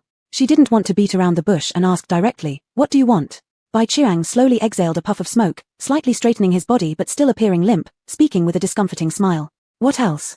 Those who seek Boss Shen usually come for these kinds of matters." Dominiquasenia looked up, sneering inwardly. They wanted to collaborate with her. She didn't believe they hadn't discovered she killed Ron, but even so, coming to her now only meant one thing: they were down on their luck. People who come to me indeed mostly come for these things, but ones like you, seeking me this way, you're the first. Damn it, not even offering a seat after coming in for so long, yet I have to play these games with you. Impatience grew within Dominiquasenia. Suddenly, the man laughed and gestured lightly, causing 2 chairs to be brought in immediately. Dominiquasenia's heart stirred slightly but she sat down calmly. The man finally stopped beating around the bush. Holding the cigarette, his gaze suddenly became sharp. "I know Boss Shen has ties with the Lion Emperor, but I believe a businessman will never find too much money unwelcome. Name your price, Boss Shen." Dominiquasenia lifted her head slightly, asking soulfully, "You still have money? I see your mercenary group is nearly falling apart, even losing second place. Your big sponsors must have run away by now, aren't you trying to fool me?" Jiang Qiang's hand trembled, ashes falling off the cigarette. He tightened his throat. "That's nothing for Boss Shen to worry about." "Why shouldn't I worry? After all, our supermarket follows the principle of not dealing with poor ghosts. Poor ghosts cause trouble and are likely to run away. What if they take my goods and don't pay? And looking at your current state, it's not good, especially since you look. Frankly, I have a product that can help with male kidney deficiency issues. Would you be interested?" "Boss Shen." Jiang Qiang abruptly cut her off, veins pulsing at his temples, anger rising to his head as he struggled to maintain composure, though the trembling in his voice couldn't hide his fury. "Do you think you still have the qualifications to choose whether or not to cooperate?" Jiang Qiang's voice suddenly turned dark. "Now that you're in our territory, do you still think you can leave unscathed?" "Of course we'll cooperate." Dominiquasenia interrupted his threat directly. Jiang Qiang was taken aback. The rest of his threats were stifled as he struggled to respond, his face turning uglier than liver color. "So you. But I have a condition." Dominiquasenia absent-mindedly stroked the dagger in her arms while staring straight at Jiang Qiang, her eyes radiating an unstoppable intensity. "Hand over Jediah to me. From now on, they will never lack food or clothes, including you." Dominiquasenia slightly raised her chin toward Jiang Qiang, as if offering him a great favor.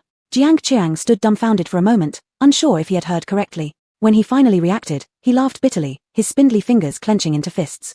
"It seems I've overestimated you, Boss Shen." "Not exactly an overestimation." Dominiquasenia relaxed her expression, and just then, the people around her lunged forward.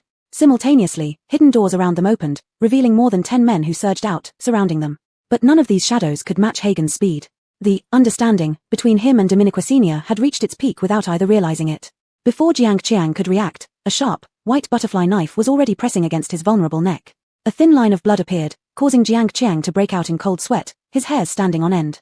He faced overwhelming power, entirely beyond resistance. Impossible, there were only a few people capable of such prowess, and how did she get someone like this? Dominiquasenia couldn't understand his inner shock. After all, he looked frail like a skeleton, and capturing him seemed within her expectations. These emerging figures also fit within her predictions. In the original story, the Jediah mercenaries had another name, Black Shadow mercenaries. The core strength of the group lay in these elusive Black Shadows who would die for their mission. Dominiqua Senior wanted to take over Jediah precisely because of these shadows. They were simply too perfect for gathering intelligence within the base. So even though she was surrounded by them, with blades pointed at her, she remained calm, looking at them with affectionate eyes. These would all be her future employees. The situation remained eerily deadlocked. Hagen glanced at Dominiqua Senior. As the people edged closer to her, he subtly increased his grip. Jiang Qiang almost cried out in pain, gritting his teeth, cold sweat pouring down his face. Stop, all of you stop. The Black Shadows halted. However, this standoff couldn't last. Biting his lip, Jiang Qiang reluctantly compromised. Since Boss Shen isn't interested in cooperation, we shouldn't force it. Why don't we part ways amicably? Part ways amicably? Dominiqua Senior slowly chewed on these words, finding them amusing. She smiled and slowly looked at Jiang Qiang. I don't think so. I really want to cooperate with Commander Jiang. You. Jiang Qiang hadn't expected this woman to be so relentless. Taking a deep breath, he laughed coldly, speaking every word with extreme iciness. Fine, then we'll go down together. We'll see whose people are sharper. But just a friendly reminder, once I give Black Shadow orders, they will disregard my life and complete my task no matter what. Blood dripped from Jiang Qiang's clenched teeth, making him look like a madman with rotting teeth. Even if his subordinates were powerful, they couldn't handle so many at once. And this woman looked utterly helpless. If one of them could get close enough, they could kill her. Jiang Qiang grew increasingly excited, forgetting the pain in his neck. Gritting his teeth, he hoarsely ordered, Black Shadow, obey my command. All the Black Shadows tightened their grips on their knives. But in the next second, everyone froze, due to the communicator Dominiqua Senior had pulled out from somewhere. She held it up high, and from it came a loud cry through sobs. Mommy. Time seemed to freeze with those two words. Until repeated cries of mom, dad, husband, wife, son, and daughter echoed through the air, young or old voices immobilizing the Black Shadows. Jiang Qiang's hands trembled violently as he stared at the communicator in disbelief. How could this be? How? He closed his eyes unwillingly, reopening them to shout with all his remaining strength, Black Shadow, kill this woman, kill this, pute. The butterfly knife spun once in Hagen's hand. Expressionless, he struck Jiang Qiang's throat with the hilt, silencing him forever. Holding the communicator, Dominiqua Senior looked around with satisfaction at their current reactions. Jiang Qiang, this psychopath, had adopted the ancient method of training warriors to die for their master.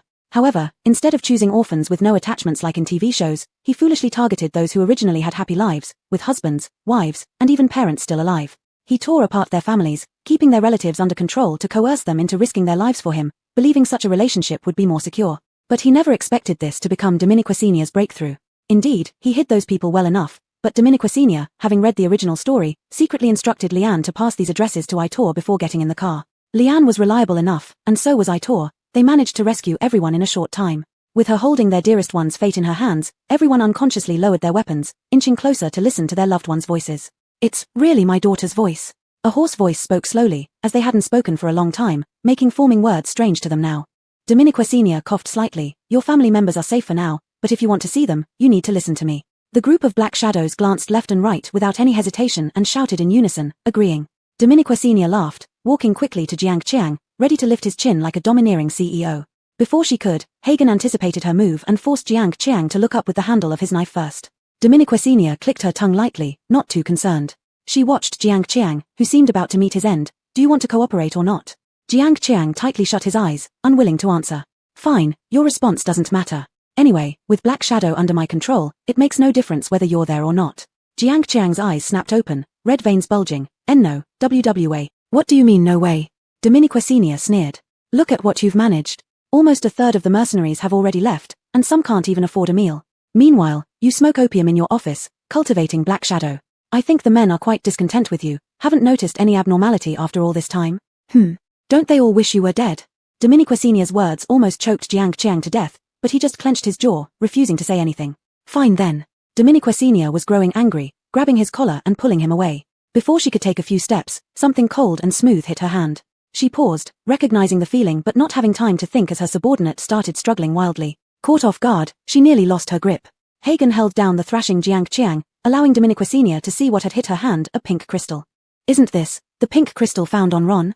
Dominiqua Senior's mind went blank as she immediately squatted down and grabbed the crystal, which hung from Jiang Qiang's neck by a black rope. Ron was part of the Jediah mercenaries, so logically, someone here should know the origin of this crystal. Dominiqua Senior became serious, gripping Jiang Qiang's collar tightly. Where did you get this? Where did this come from? Jiang Qiang tried to pull back, trying to break free from Dominiqua Senior and reclaim his crystal, but it was futile. Giving up on struggling, he remained silent. Dominiquasenia yanked the crystal from his neck and changed her question directly. Was Ron's sudden power surge related to this crystal? Chapter 32. This guy is also a pervert. When Dominiquasenia pulled off the rose quartz, Dino seemed to go completely mad, screaming at her without any regard for his appearance like a rabid dog, and no words could be gotten out of him. Dominiquasenia watched, feeling that this state seemed somewhat familiar, just like some addicts she had seen on TV before. Dominiquasenia's heart sank, and she quickly stuffed the rose quartz into her pocket. Gradually, noises of brawling began to come from outside, leading Dominiquasenia to guess that Aitor's men might have arrived. With one forceful effort, along with Chris, they dragged Dino out, with those black shadows closely following behind. Bang! Dominiquasenia kicked open the rooftop door and dragged Dino to the edge of the rooftop. The building was only 4 stories high in total. In his daze, Dino looked down at the distant ground, filled with densely packed crowds, and gradually became more lucid. But at this moment, he also had no strength left to resist. Dominiquasenia rummaged through the system warehouse again and took out the loudspeaker she used to sell beef jerky last time, shouting down at the people below. Listen up, everyone down there. Your leader has something to say. The sounds of fighting subsided a bit as Aitor's men gained the upper hand, suppressing most of the Jadira's members. Come on, let's talk about today's cooperation terms. I can spare your life. Dominiquasenia pressed down on Dino's neck, leaving nearly half his body dangling in midair, precarious and swaying. Dino's head was flushed with blood. Although he was a bit clearer, he still found it hard to think, his mind entirely preoccupied with the stolen rose quartz. Give it back. TSK. With one exertion of force, Dino's body hung further out, the threat of death now close at hand. Finally realizing what he should say, Dino spoke up. I willingly step down as the leader of Jadire mercenary group. From now on, the management rights of Jadire will, belong to Miss Shin. Once these words were spoken, Dino couldn't help but start coughing violently, the harsh wind on the rooftop making it difficult for him to breathe. Is that enough? Give it back. This scoundrel, willing to give up his position as the leader of Jadire mercenary group just to get the rose quartz back, the more he acted like this, the less likely Dominiquasenia would return it to him. She looked down at the dumbfounded crowd below, picked up the loudspeaker, and smiled faintly. Did everyone hear that? From now on, the position of leader of the Jadire mercenary group belongs to me. What kind of joke is this? Someone finally reacted from below. What?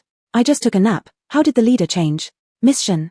Is she the owner of Kenawan Supermarket who's been very popular recently? But despite her popularity, a supermarket owner as the leader of a mercenary group? And she's a woman, does she even know what she's doing? Dominiquia. And leader Jiang looks forced. With Aitor's people here, having her as the leader, will be trampled by Aitor in the future. We should replace our leader internally. Why does this chick matter? Brothers, let's go up and knock her down. The voices of opposition grew louder. Dominiquasenia narrowed her eyes, scanning over those particularly emotional and inciting people. Her thin lips parted slightly, calmly saying, being the leader doesn't offer much benefit. Perhaps it's just having meals every day, unlimited nutrient solution, and receiving purple coin rewards after each mission. The entire area fell silent instantly. Damn, maybe Captain Chu should temporarily step down and let Miss Shin be our leader for a while, so we can all experience this godly life. Alban below shed tears of joy, earning himself a rap on the head from Gavin. Well, that might not be impossible. Dominiquia, anyway, the leader position isn't really useful. When leader Jiang was around, nothing significant happened, and we even lost competitions under his leadership, with his health deteriorating. Maybe we should let her try. Alban almost fainted at this unreliable mercenary group, he truly worried for Miss Shin. Seeing the tide of opinion turning, the few people who initially stirred up dissent weren't happy. Just as they were about to stand up and criticize the others for their cowardice, Dominiquasenia interrupted.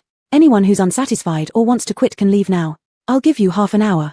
After that, anyone still here won't be allowed to leave. Those people immediately wilted, weakly protesting, why should we leave? If anyone should leave, it should be you.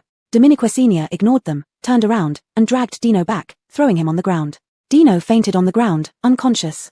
Tired from dragging him, Dominiquasenia decided to sit down for a rest. As soon as she sat down, just then, Liane came running up the stairs to the rooftop, her meow dao in hand, looking like she was ready to take revenge. Dominiquasenia didn't want to stop Liane from avenging herself, but Dino still had some use. She needed him awake to ask about the rose quartz. So when Liane was about to strike, Dominiquasenia barely managed to hold her back. Wait, I still have something to ask him. Once I'm done, you can cut him down. Liane looked at her seriously. I can't wait, I want to kill him now. Dominiquasenia. Besides, what's the point of asking him? He's nothing but a wimp and a waste in Jadire. The only thing he succeeded in doing was ambushing my master. If you want to ask someone, you should ask the deputy leader Thorn. Dominiquasenia was taken aback. Deputy leader? Dominique's, Liane said as she mimicked the angle for a good chop while explaining, I've thoroughly investigated Jadire. The real person in charge has always been Thorn behind Dino. A show-off who prefers not to show his face. Dominiquasenia. Alright, noted. Go ahead. Oh, right, where is he?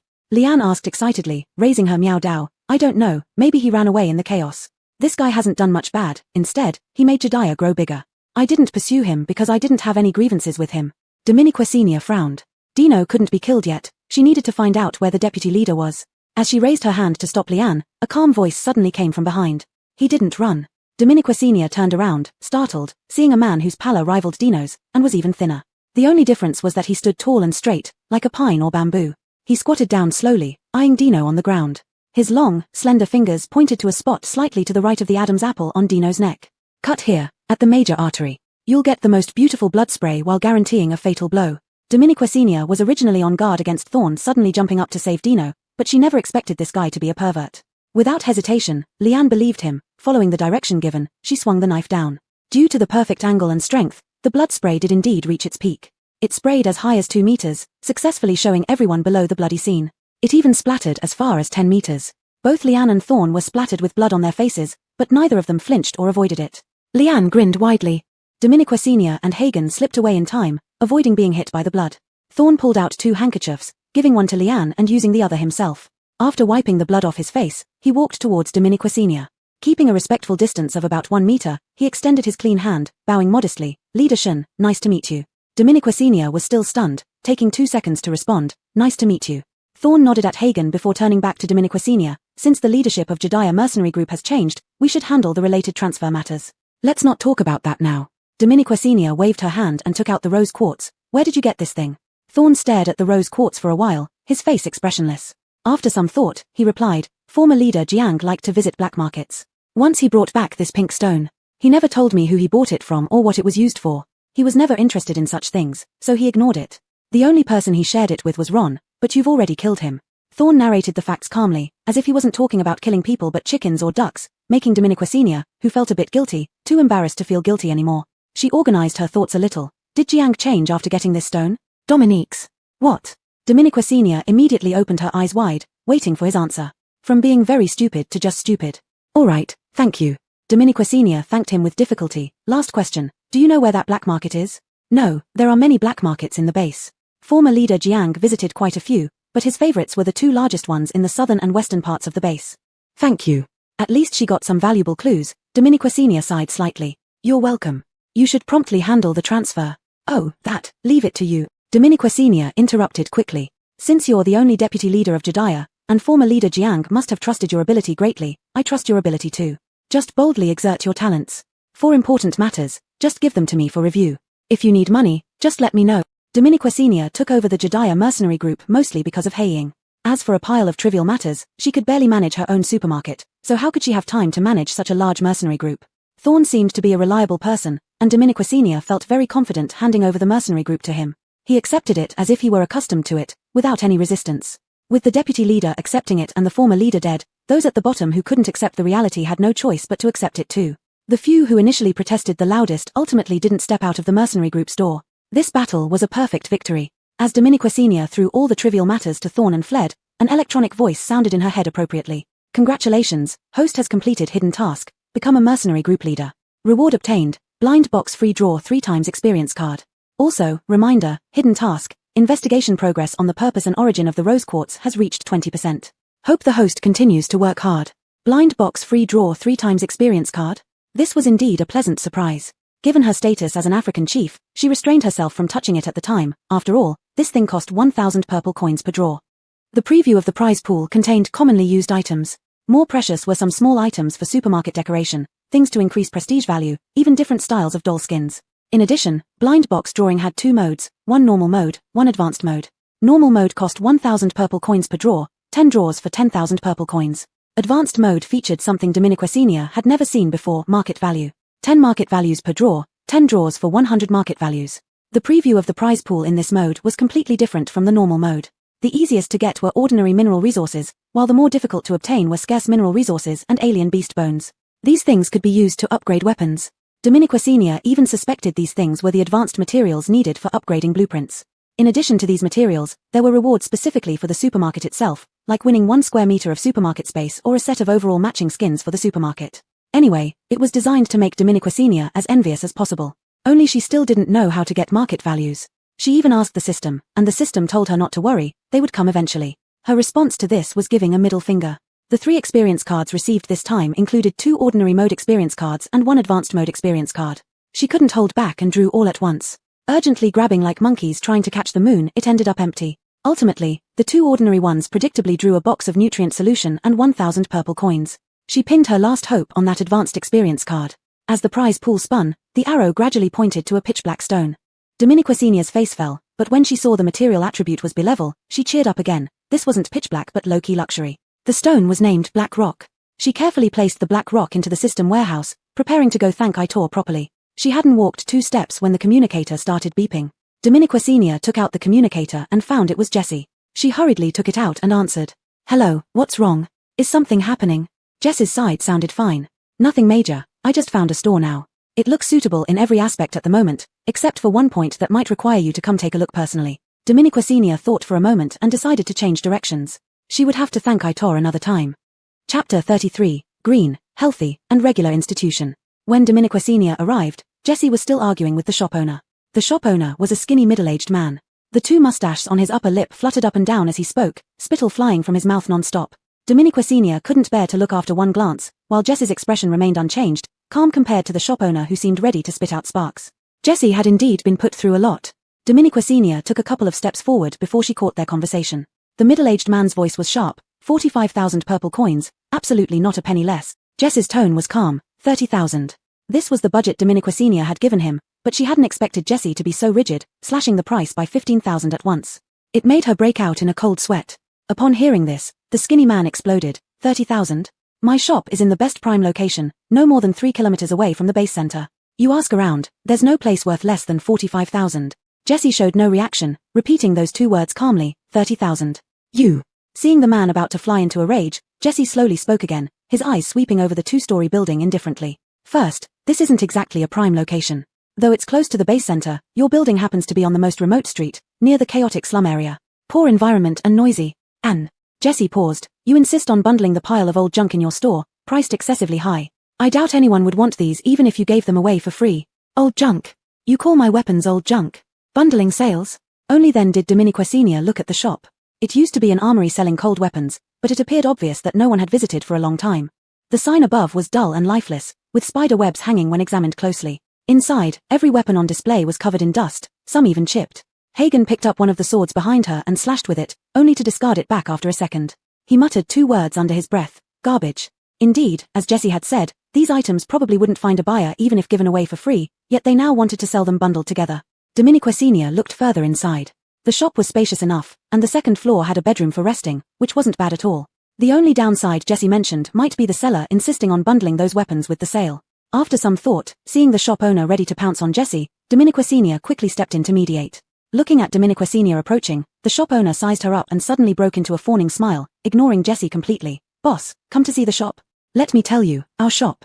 Clearly mistaking her for a new customer, Dominiquasinia didn't deny it and instead listened intently as if intrigued. Seeing her response, the shop owner became even more excited, totally disregarding Jessie. Jessie glanced at Dominiquasinia but said nothing. After listening to his boasts, Dominiquasinia nodded thoughtfully. Sounds not bad. Except I heard earlier, these weapons also have to be sold together. Hearing this, the shop owner became enthusiastic, leaning close to Dominiquasinia's ear. Let me tell you, don't think these weapons are ordinary. They're just waiting for someone like you to recognize their power. I can see you'll make these weapons shine again. And they're not expensive either, only this much. He gestured with his hands, indicating 45,000. Dominiquasinia frowned slightly, pretending to ponder. That price seems a bit. Seeing this, the shop owner tried to speak again about its advantages but was interrupted by Jess's icy tone. These weapons are made of the cheapest materials and serve no purpose, barely worth 30,000. Stopping someone's income was like killing their parents. The shop owner immediately panicked and began pushing Jessie. Can't afford it. Get out, don't talk nonsense here. Jessie stood firm, unmoving. Dominiquasinia coughed lightly, barely suppressing a chuckle. Not quite as cheap as your friend says. How about this, boss, name your honest price, and I'll take it. Glaring hatefully at Jessie, the shop owner reluctantly showed another number. 40,000, no less. Phew. Dominiquasinia let out a slight hiss, still not being entirely honest. How about this, 35,000 purple coins, and I'll buy it right now. Otherwise, I'll have to look elsewhere. If 30,000 doesn't work, I'm leaving. Jessie tossed out this line nonchalantly. The shop owner grew anxious. If these 2 left, the shop might never sell. Finally, the shop owner gritted his teeth. All right, 35,000, just 35,000. Come, sign the contract. Afraid that Dominiquasinia might change her mind, The shop owner hastily drafted the contract and handed her a pen to sign. This suited her perfectly. Dominiquesenia swiftly signed her name while Jessie stood by without leaving. The shop owner glared at Jessie. What are you still standing there for? The house is sold. It's not your concern anymore. Get lost. Jessie didn't move. After watching Dominiquesenia finish signing the last character, he calmly said, "Why would I leave when my boss is here?" "What do you mean, your boss?" The shop owner instinctively wanted to spit at him but suddenly froze. His eyes darted between them in disbelief. You too. Dominiquesenia nervously picked at her nails as the shop owner ran out crying. Dominiquesenia. No need to overreact like that. For 35,000, she had acquired a 2-story building, which wasn't a bad deal. Although it was a bit old, a little renovation would fix it up, and she certainly didn't lack manpower. What do you plan to do with this shop? Jessie lightly brushed off the dust on the desk. Dominiquesenia's eyes sparkled with a smile. Turn it into a weapons store. That sounds good. Hagen, holding an axe that broke as soon as he picked it up, slowly put it back together after hearing her words. A flicker of doubt crossed Jessie's mind. Sell these? Dominiquesenia nodded slightly. Sell these. But not only these. Ever since she saw these rusty weapons, she had an idea. Firstly, a dilapidated and unnoticed weapons store would be perfect for disguising intelligence operations. Secondly, Dominiquesenia thought about the upgrade pool in the system panel. Since these items were useless, why not use them as experimental subjects? Perhaps after a round in the upgrade pool, they could become sellable weapons. Dominiquesenia discussed her first idea thoroughly with Jessie. Jessie approved of her perspective. They decided to keep the shop's exterior unremarkable or even shabby, focusing on simply improving the interior facilities. But we have an important issue. In the end, Jessie pointed out the crux of the matter. If we're really setting up an intelligence agency, we need people, and they must be skilled, ideally, highly capable. This struck a chord with Dominiquesenia. She snapped her fingers crisply in the air. Numerous black shadows instantly appeared silently around her. Even the always unperturbed Jessie widened his eyes slightly. How did they come? Dominiquesenia smiled faintly. I merely acquired a Jediah. It's nothing much. Jessie. These shadows had been following Dominiquesenia, not because she had acquired the Jediahs, but due to what she held in her hand. Those shadows watched her intently, more like they were eyeing a predator than showing loyalty. After all, if Dominiquesenia used this to threaten them, she would be no different from Dino himself. Dominiquesenia naturally wouldn't do that. She aimed to create a green, healthy, and regular institution. She sent Jessie away and left only Gus behind. The communicator spun twice in her hand as she scanned the room, then spoke slowly. I can guarantee the absolute safety of your families. Moreover, rest assured, I will not use their lives to threaten you anymore. The room fell deathly silent. Even the sound of clothing rustling could be heard clearly. That was the sound of trembling. But Dominiquesenia shifted gears. You can leave the Jediahs, but I hope you stay here, doing intelligence work without risking your lives. I promise generous compensation. The first step to establishing a green and healthy company, regularizing the employees. I will sign contracts with each of you. From today on, you are no longer shadows lurking in the dark but official employees. Dominiquesenia's crisp words resonated powerfully. Under the black robes, pairs of eyes flashed with confusion. This was a path they never dared to imagine. Since being chosen by Dino, they had lost their freedom, believing their fate was sealed. But now, seeing no response from everyone, Dominiquesenia felt somewhat awkward. If anyone is unwilling, they can choose to leave and find another way to make a living elsewhere with their families. If necessary, Dominiquesenia could recruit more people. It would be harder, but with sufficient rewards, she wouldn't struggle to find replacements. Unexpectedly, no one left. One person even stepped forward, lifting his black robe. I'm willing to stay. One person led the way, and those behind followed suit. Everyone discarded their black robes on the ground as if to bid farewell to their past darkness. But, we have a request. Could we see our families first? Dominiquesenia's lips curled into a smile. Of course you can. After that, everything proceeded smoothly. Dominiquesenia signed contracts with everyone. To legitimize the intelligence center, Dominiquesenia gave it a name, Yuyun.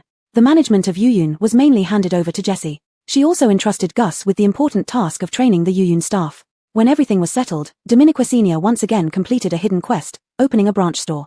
And she received a reward of 10 market value points. It wasn't until 2 days later, after collecting the rewards, that she had some time to rest. During these 2 days, the change in ownership of the Jediahs caused quite a stir, and Dominiquesenia hid herself firmly inside Itor, refusing to go out. But even within Itor, she couldn't escape teasing. Alban and Stacy took turns annoying her, repeating exaggerated rumors from the base. The owner of Kenawan Supermarket has achieved another glory, conquering the Jediah base in just 1 day. It said that blood gushed up 3 feet high. The entire Jediah base was drenched in blood. And this mysterious boss Shen, yes, we only know her surname Shen. She stood amidst the mountain of corpses and sea of blood, wielding an axe, like a devil crawling out of hell, wiping out the Jediahs single-handedly. Stacy recited this passage with great passion, laughing so hard she couldn't stand straight. Dominiquesenia could only remain speechless. Alban asked from the side, Boss Shen, when did you become so powerful? Why didn't we know? Dominiquesenia. Get lost. During these 2 days in Aitor, she mainly handled Yuyun affairs and thanked Aitor for helping her take over the Gidias. The method of gratitude naturally involved more favorable discounts for future cooperation. What she didn't expect was that Liane came to find her on the evening before she returned to the supermarket. The sun was setting, hanging obliquely in the sky, casting a long shadow of Liane walking towards her with her Meowdow on her back. Liane walked closer while nonchalantly chewing a blade of grass. It was unknown how she found it in this desolate post-apocalyptic world. Are you going back? Liane's mouth opened and closed, the grass bouncing along with her words. Dominiquia, going back to inherit the family business. Dominiquia spoke seriously, and Liane burst into laughter. Dominiquia couldn't help but smile too. After laughing enough under the sunset, they fell silent. Liane looked at the sky, then at her toes, hesitating to say something. Seeing her embarrassment, Dominiquia spoke first. Is Arsène feeling better lately? Liane replied vaguely, with the grass still in her mouth. Don't worry about him. The medicine you brought is very effective. He was so happy to hear that you wiped out the Gidias that he ate 3 bowls of rice. Dominiquia smiled. That's good. If you run out of food anytime, you can come to me. Oh. The air became quiet again. Liane unconsciously shifted her feet, gritted her teeth, and finally spoke. I'm really sorry. I was furious and powerless and took it out on you. Okay, you understand now. Liane lowered her head even more. Tell me what you want me to do. Dominiquia looked at the clouds and thought for a moment. Actually, there's a job suitable for you. What? Liane raised her head quickly, looking eager. The Gidias recently underwent changes, and Thorn might be too busy. You can help him. Help him? How? Liane looked confused. She never learned any management skills growing up. Dominiquia glanced at her Meowdow. Use this. Beat the troublemakers who don't comply. Liane's eyes lit up. Sure, that's easy. Leave it to me. She tightened the strap on her Meowdow, bid farewell, and strode towards the sunset. Chapter 34 Exorcism. Because their only means of transportation, the RV, was too conspicuous, Dominiquia did not drive it to the base. So this time, they were sent back by Aitor. Gavin was driving in front, while Alban and Stacy crowded on either side of Dominiquia in the backseat, literally pushing Hagen to the front. Dominiquia felt frightened when she saw the mouths of these 2 people. She was just about to close her eyes and pretend to be asleep, but Alban started chatting incessantly like a megaphone. However, this time he wasn't gossiping about Dominiquia, but rather about the messy affairs of Linda. Dominiquia immediately became interested and sat up straight. Since the last mercenary team competition, she hadn't heard much about Linda anymore. According to how the plot should develop, the male and female protagonists should have had problems due to the sidekick's incitement at this point, with the female protagonist preparing to run away from home. But somehow, things took an unexpected turn, maybe because of her changes or possibly because of Alban's exaggeration. The story turned very dramatic. Linda didn't win the championship this time. You can't imagine how mad that Augustin got. And this man has no sense of responsibility. According to what I heard, right after they lost the match, this guy threw a tantrum and blamed the whole team, especially that healer woman who has always followed him. Can you guess what happened? Building suspense seemed to be a habit of Alban, so Dominiquia and Stacy had to play along as usual. What happened? He slapped that woman. Dominiquia was shocked. It had escalated to this extent already. In her memory of the original story, even if the male protagonist got angry, he would only tell the female protagonist to leave, never resorting to physical violence. How do you know that? Alban wore an enigmatic look, clearly enjoying the feeling of being the one holding all the gossip. It's not hard to know. Following the mercenary team competition process, all teams must visit the venue again the next day. That woman came with a swollen face, still showing a bright red handprint. According to several people from Linda whom I know, it was their captain who slapped her publicly. After slapping this woman, he immediately went to care for another woman, leaving Dominique Ran extremely embarrassed. Listening to this, Dominiquia felt astonished. After not enough drama at the venue, they continued the soap opera at home. She thought the story was taking an extreme direction, yet under such circumstances, could the female protagonist still love this male protagonist? Sure enough, Alban said next, according to my sources, that Dominique Ran left Linda during a mission, sneaking away. So soon. Dominiquia was taken aback. From her memory, this should not have happened so early. She recalled that the female protagonist usually endured everything until she could no longer bear it, then secretly left Linda's mercenary team, not during a mission. With the timeline changed this time, would she still encounter the antagonist? If not, wouldn't the villain escape unchecked, wreaking havoc everywhere? Feeling uneasy, Dominiquia prayed silently that the heroine, this saint-like woman, would deal with this dangerous antagonist and educate him properly, not letting him continue to endanger humanity. As Dominiquia prayed, Stacy appeared thoroughly engrossed, urging Alban on. Then what happened? Then, of course, comes the classic plot. Alban coughed lightly. The domineering CEO regrets deeply, starting to search the world for his moonlight. Living up to his reputation for top-notch verbal skills, Alban summed up the essence of the whole novel with one sentence. Dominiquia couldn't help applauding. Alban basked in the glory unashamedly, then suddenly shifted his gaze towards Dominiquia. Boss Shen, don't clap too soon. There's something here concerning you. My thing. Sure enough, Dominiquia froze, stopped clapping, and instead, a hint of fear spread across her face. Wasn't she supposed to be the vicious sidekick? No. N, who had been eliminated long ago. Even if they encountered each other later, it should be in the revenge line, not entangled in their melodramatic love story. Alban gave Dominique Senior an unfathomable look. Bosschen, you've hidden quite deep. Didn't expect you and Augustin once had a story together. All eyes instantly turned to Dominique Senior, most noticeably the glaring eyes of Hagen in the passenger seat. Dominique Senior's face turned worse than swallowing a fly. WH. Where did you hear that? Now it was Alban's turn to be surprised. Really? There is such a story. Dominique Senior resisted the urge to scold him. Alban's expression was uncontrollably turning. I heard they are looking for you all the time at Linda, especially Augustin. There's a possibility. Dominique Senior gritted her teeth and squeezed out a sentence. He's actually looking for me to seek revenge. But that's not right. I clearly remember they said Bosschen used to be very... Shut up. Dominique Senior held her head in agony. The one who was once blind wasn't her, but now the one facing social death was her. She weakly raised her hand to stop the conversation and strongly criticized Alban's unethical behavior of gossiping behind people's backs. By the time Dominique Senior returned to the supermarket, it was already evening. Though she should have been mentally and physically exhausted, her mind was unusually clear. Her brain repeatedly replayed the 4 stunned faces from the car, and at such moments, she wished for a crack in the ground to hide in.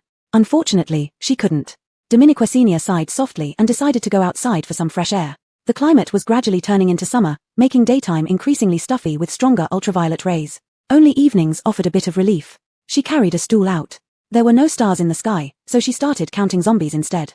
Counting on, she noticed Alaniguai had also come out. He sat on the other side, playing with the flames flickering on his fingertips as usual. Dominique Senior had naively thought he was simply playing with them, until she noticed the color of the flames on his fingers becoming purer and better controlled. Then she realized he was practicing controlling his powers, and his progress was visible. Watching him, Dominique Senior found the dancing flames more interesting than the zombies. She began focusing on the leaping fire, but after a while, her gaze involuntarily shifted to Alaniguai's profile. In the hazy moonlight, his features were not very clear, even the scars faded away, leaving only a silhouette of his side face. Dominique Senior, looking at this side face, couldn't help but admit that the jawline described in novels as chiseled by a knife, the nose like a masterpiece of nature, and the perfectly proportioned lips and long lashes did exist. Even more impressive than she imagined, not so mature and sharp, but rather slim and youthful, giving off a fresh vibe. This isn't Alaniguai at all, Dominique Senior thought absent-mindedly, completely unaware that Hagen's fingertip flames had already extinguished, and his profile turned to a front view. Until Hagen's hair moved slightly in the wind, she finally snapped back to reality. Why don't you go to sleep? Can't you sleep? Hagen's voice drifted over with the breeze. Today's story wasn't finished. Dominique Senior. She never expected Alaniguai to start teasing her. There's no story, don't listen to what Alban says. Dominique Senior wanted to dismiss it casually, but Alaniguai's curiosity was quite strong, and he spoke again. If a story isn't finished, the listener will feel regretful. Dominique Senior. To hear a gossip, he even came up with such philosophical words. But it was rare for Alaniguai to say so much. Dominique Senior sighed softly. Once upon a time, there was a person. Her destiny was set to meet that person, then relentlessly follow him around, pursuing him tirelessly no matter what attitude he showed. She could never give up and had to love him more and more. When he fell into misfortune, she would be the first to rush forward to help and comfort him. When he was in danger, she would always charge ahead for him, putting everything centered around him, harboring the utmost hostility towards any woman who got close to him. She was an illogical character, but her role was set from birth. She was a pawn, a stepping stone, a counterpoint to kindness. Until one day, a soul was injected into the withered body, and the formerly possessed body finally regained consciousness, reborn. After finishing, Dominique Senior yawned widely, suddenly feeling a sense of relief. It wasn't her fault. Drowsiness suddenly washed over her, and Dominique Senior stood up, stretching lazily. All right, let's go to bed. Normal business tomorrow. With that, she dragged her feet back to her room, leaving Hagen alone gazing into the darkness, lost in thought. The next morning, Dominique Senior was awakened by a faint fragrance. Opening her eyes, she saw a long peach branch beside her pillow. Still dazed, Dominique Senior picked it up and noticed 2 tiny characters carved at its end. Exorcism. Dominique Senior. It was meant to exorcise her. This small interlude successfully dispelled Dominique Senior's drowsiness, so she got up directly and found a vase to stick the peach branch in. It was only 6 in the morning. She didn't rush to open the door but first checked the supermarket inventory. After being out for about 3 days, the inventory was critically low. During her absence, the unmanned system could automatically restock items, but only with what she left in the warehouse, which was now almost empty. The pure profit calculated over 3 days had unsurprisingly surpassed 100,000 yuan. Dominique Senior was amazed by their purchasing power and also realized the vast market she was facing. The supermarket's area was no longer sufficient to accommodate new goods, and the tables and chairs outside were too few. Many people who wanted to rest would find no seats if they came a bit late. Originally, the supermarket size was only 60 square meters, but it gradually expanded to 90 square meters through various upgrades and rewards. But it still wasn't enough. Without much hesitation, Dominique Senior directly chose to upgrade the supermarket. She spent 40,000 purple coins, successfully upgrading it to level 7. The entire supermarket area increased to 100 square meters. All the walls and floors were upgraded in material, and even the glass became thick bulletproof glass. Dominiquasenia bought more chairs and tables to place outside the supermarket. At this moment, the system issued a notification. Beep, congratulations on upgrading your supermarket to level 7 and unlocking the second level system mall. Dominiquasenia quickly clicked into the system mall. Currently, the available areas in the system mall mainly included ordinary food zones, daily necessities zones, and medical zones. Although there was a variety of items, they were all very basic. However, after the system mall upgraded to level 2, many previously dimmed items shone brightly, especially in the intermediate weapon zone and intermediate energy zone. Most weapons in the initial weapon zone were subpar cold weapons that might not even cut through a zombie's skin, let alone pierce its skull, so Dominiquasenia hadn't bothered with them. But this time, the intermediate weapon zone finally had some appeal. Knives, guns, swords, halberds, axes, battle axes, hooks, and many other types of Chinese cold weapons were almost all available here. Their ingenious design, exquisite craftsmanship, and versatile functions were far beyond what heavy industry in the post-apocalypse could match. Though most people had developed abilities in this era, almost everyone carried a weapon as standard equipment. They excelled at combining weapons with their abilities to form new techniques. Due to the scarcity of resources in the post-apocalypse, they preferred using tough beast bones to make weapons. Weapons made purely from high-quality steel, like these, were nearly extinct. Dominiquasenia looked at these cold weapons. The cheapest one now cost 10,000 purple coins each. Just from the appearance, it was evident they could cut through metal easily and exuded a formidable aura. Almost immediately, she thought about the branch store she had taken over within the base. Supermarkets weren't suitable for selling such cold weapons, and she was already drawing enough attention. If she started selling such astonishing weapons, it might attract the military department of the base. So the best method was to sell through the branch store and via secret channels. Given the price, it would be positioned as a luxury item. Sell one per day, or even every few days, focusing on finding the right audience. There were plenty of wealthy individuals in the base, and they would likely not resist such rare items. A complete business chain flashed through Dominiquasenia's mind. If executed properly, the profits from this route would exceed her imagination. Her heart raced faster but eventually slowed down. This matter required careful consideration. In addition to unlocking some heat weapons like guns, cannons, and ammunition, Dominiquasenia wasn't particularly interested in those and started browsing the energy section. At level 1 of the mall, she could only access nutritional fluids and different flavors of it. Now, she could access higher tier and more delicious energy supplements. Actually, things that could rapidly replenish energy and stamina weren't limited to nutritional fluids. But because nutritional fluids were cheap and convenient, they became mainstream in the market. Here, however, appeared energy supplementing fruits, meat jerky, and other foods. These naturally contained highly dense energy. One apple was equivalent to a bottle of nutritional fluid, and one piece of meat jerky was equivalent to 2 bottles. It gave everyday foods the ability to replenish energy. Dominiquasenia vaguely remembered that this was something the base had always wanted to research but never succeeded. They couldn't even develop different flavors of nutritional fluids, let alone these items. By integrating these cleverly, Dominiquasenia also solved the current limitations of her supermarket. Her food was no longer merely ordinary food but food packed with immense energy in every bite. Chapter 35. Are you still hiring? This was an unexpected pleasure, and after Dominiquasenia carefully compared the prices, she found they weren't high, and were even considered cheap by the standards of this post-apocalyptic world. She immediately purchased a box of apples, a box of peaches, a box of watermelons, and a box of blueberries. Luckily, there wasn't a notion of seasonal fruits in the system mall, so she could get her favorite fruits from all seasons, 1 box each. To make these fruits stand out, she accessed the supermarket decoration feature, building several wooden racks outside the store right next to the resting area. She also designed a small sign hanging under the big storefront banner, naming it Kenawan Fruit Shop. The colorful fruits, red, green, and blue, were beautifully displayed outside. However, after all this, she was left with less than 50,000 purple coins in her pocket. And using part of those 50,000 purple coins for restocking, she generously added an automatic beverage machine, a microwave oven, a refrigerator, and an ice cream cabinet to the supermarket. These infrastructures were things she had always wanted to add but never got around to. Now that everything was complete, she felt extremely satisfied. But when she saw the remaining amount of less than 5,000 purple coins, her heart suddenly tightened. Earning and spending again, it seemed like she couldn't save money no matter what. It reminded her of a gentle male supporting character who did everything for the female lead but never spoke up about it, helplessly watching as she ended up with the male protagonist. But this feeling lasted less than 2 seconds. Then Dominiquasenia threw caution to the wind and spent the last 5,000 on an air conditioner. Even though it was barely May, the weather in this post-apocalyptic world was scorching hot, with daily temperatures reaching up to 35 degrees Celsius. The relentless sun heated the earth so intensely that the air became distorted. Sticky and stifling, you would break into a sweat even standing still, with the heat index easily reaching 38 degrees Celsius. Born in the north, Dominiquasenia had never experienced anything like this before. Northern summers were hot, yes, but dry, not causing clothing and pants to cling uncomfortably. This was something Dominiquacinia couldn't endure, so she didn't hesitate to spend the last of her savings on an air conditioner. Standing in the cool breeze, she could finally think clearly. The increasingly hot weather made her recall the brutally long and scorching summer mentioned in the original story. Over the 10 years since the apocalypse, the climate changes had always been extreme. But in the story, that period of heat was described as the most extreme weather ever. That summer lasted nearly 6 months, with temperatures continually rising, peaking at 80 degrees Celsius. It was so hot that people's skin could be classified as scorched if exposed to the sun. Even the lowest temperature hovered around 40 to 50 degrees Celsius. Mutants couldn't go out on missions, and ordinary people couldn't continue working or earn their meager wages to survive. During that time, all of humanity fell into extreme hardship. No water, drought, deaths due to heatstroke and starvation were rampant. It was during this time that the female lead established her truly mother of all status. She started using her healing abilities to save lives, while the antagonist helped her rescue others everywhere, even searching for water sources. Eventually, he accidentally found a well that could produce endless clean, refreshing water. Initially, the antagonist intended to keep the well a secret, telling only the female lead, but she turned around and told the male lead and everyone else without hesitation. Thus began the long conflict over the well. Secretly, the antagonist helped repel many factions, suffering severe injuries almost leading to his death.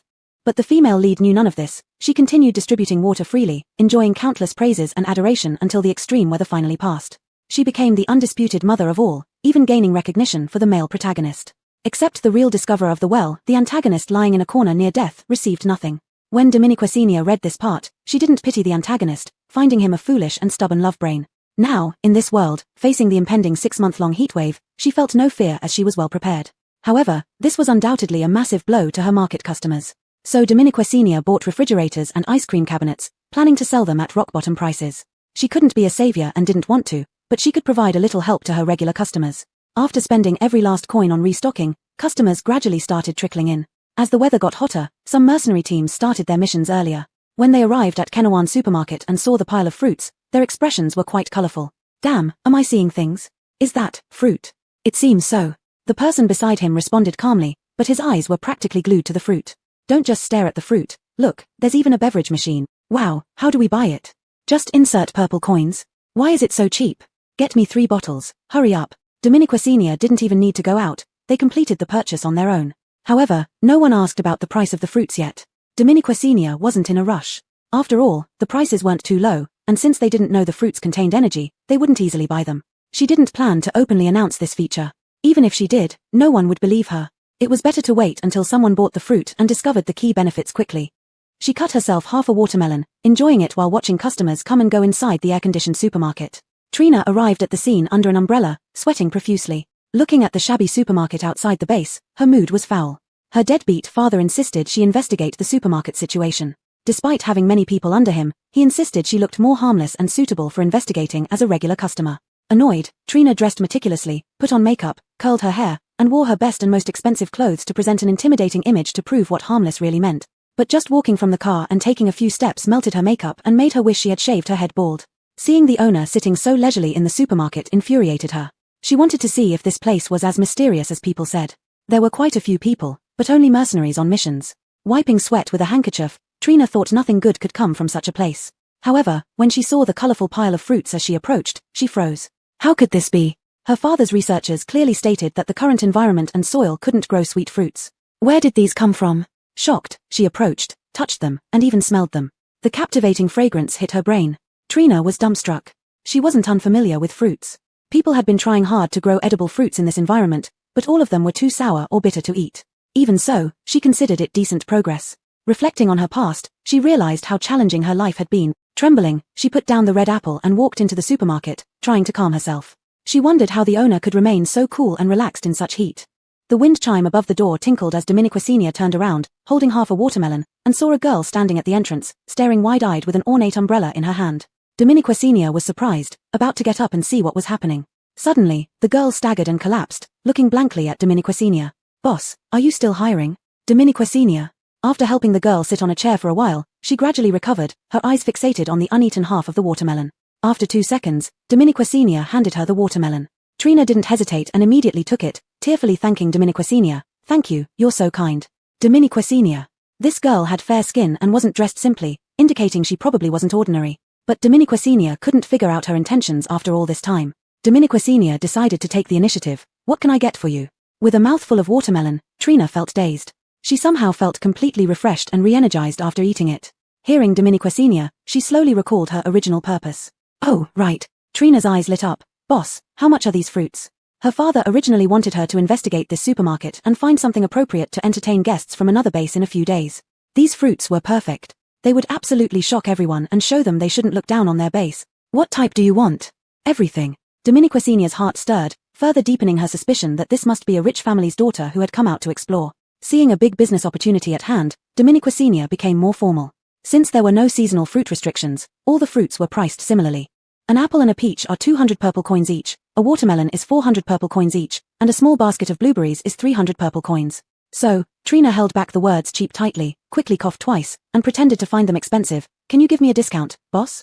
Dominiquesenia gave her a look that seemed to say she had seen through her. If you buy in bulk, I can offer a discount. Trina was taken aback. Haggling was so simple. She immediately waved her hand, fearing Dominiquesenia might change her mind. Then give me 5 boxes of apples and peaches, 3 boxes of watermelons, and 10 baskets of blueberries. Finished speaking, she still felt uneasy, looking at Dominiquesenia. Is this enough? Dominiquesenia. It wasn't just enough. The young miss had emptied her stock. But with such brisk sales of new arrivals, Dominiquesenia happily went to the warehouse, pretending to fetch goods while actually restocking from the system more secretly. To avoid making the young miss feel neglected, she brought Alanagai out to entertain her. Dylan, wearing a mask, stood motionless next to Trina, scaring her when she turned around. Dominiquesenia. Forget it. Alright, take a look around the supermarket and see if there's anything else you need. You can take what you want while I go get your order. Okay. Trina was clearly very interested in this supermarket. She started browsing while staying put. Potato chips.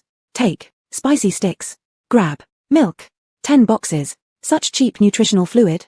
20 boxes. By the time Dominiquesenia came out, Miss already had piles of things, even stacking them on the checkout counter as she couldn't carry any more. My goodness. Even Dominiquesenia, who had seen big scenes, couldn't help but be surprised. Honestly, her biggest income currently came mainly from mercenary teams. She hadn't seen anyone with such strong purchasing power before. Why are you standing there like a wooden chicken? Boss, come and check out for me. Trina, holding a mountain of items, made Dominiquesenia snap out of her daze and hurried over. Calculating everything took nearly half an hour, and the pile outside looked like a small mountain. Total is 108,000. Let's round it off to 100,000. Sure thing. Trina paid happily, completely forgetting her original purpose of just investigating the supermarket. Both parties were very pleased with the transaction. Dominiquesenia, thinking about how the young miss wouldn't be able to take all these back by herself, asked, do you need help delivering them? Trina subconsciously wanted to refuse but changed her mind. Sure, just bring them to the base entrance. So, Dominiquesenia opened her RV, which she hadn't used since the battlefield adventure, and together with Alanagai, loaded all the goods before turning to look at Trina. Let's go. Trina stared at the huge, impressive RV, her eyes wide. B-boss, how much does this car cost? In an office in the center management building of the base. Corner signed documents on his desk without looking up. This is what you brought back after one trip out? No useful information and spent 100,000? Trina, standing in front of the office, felt a bit guilty. I couldn't resist.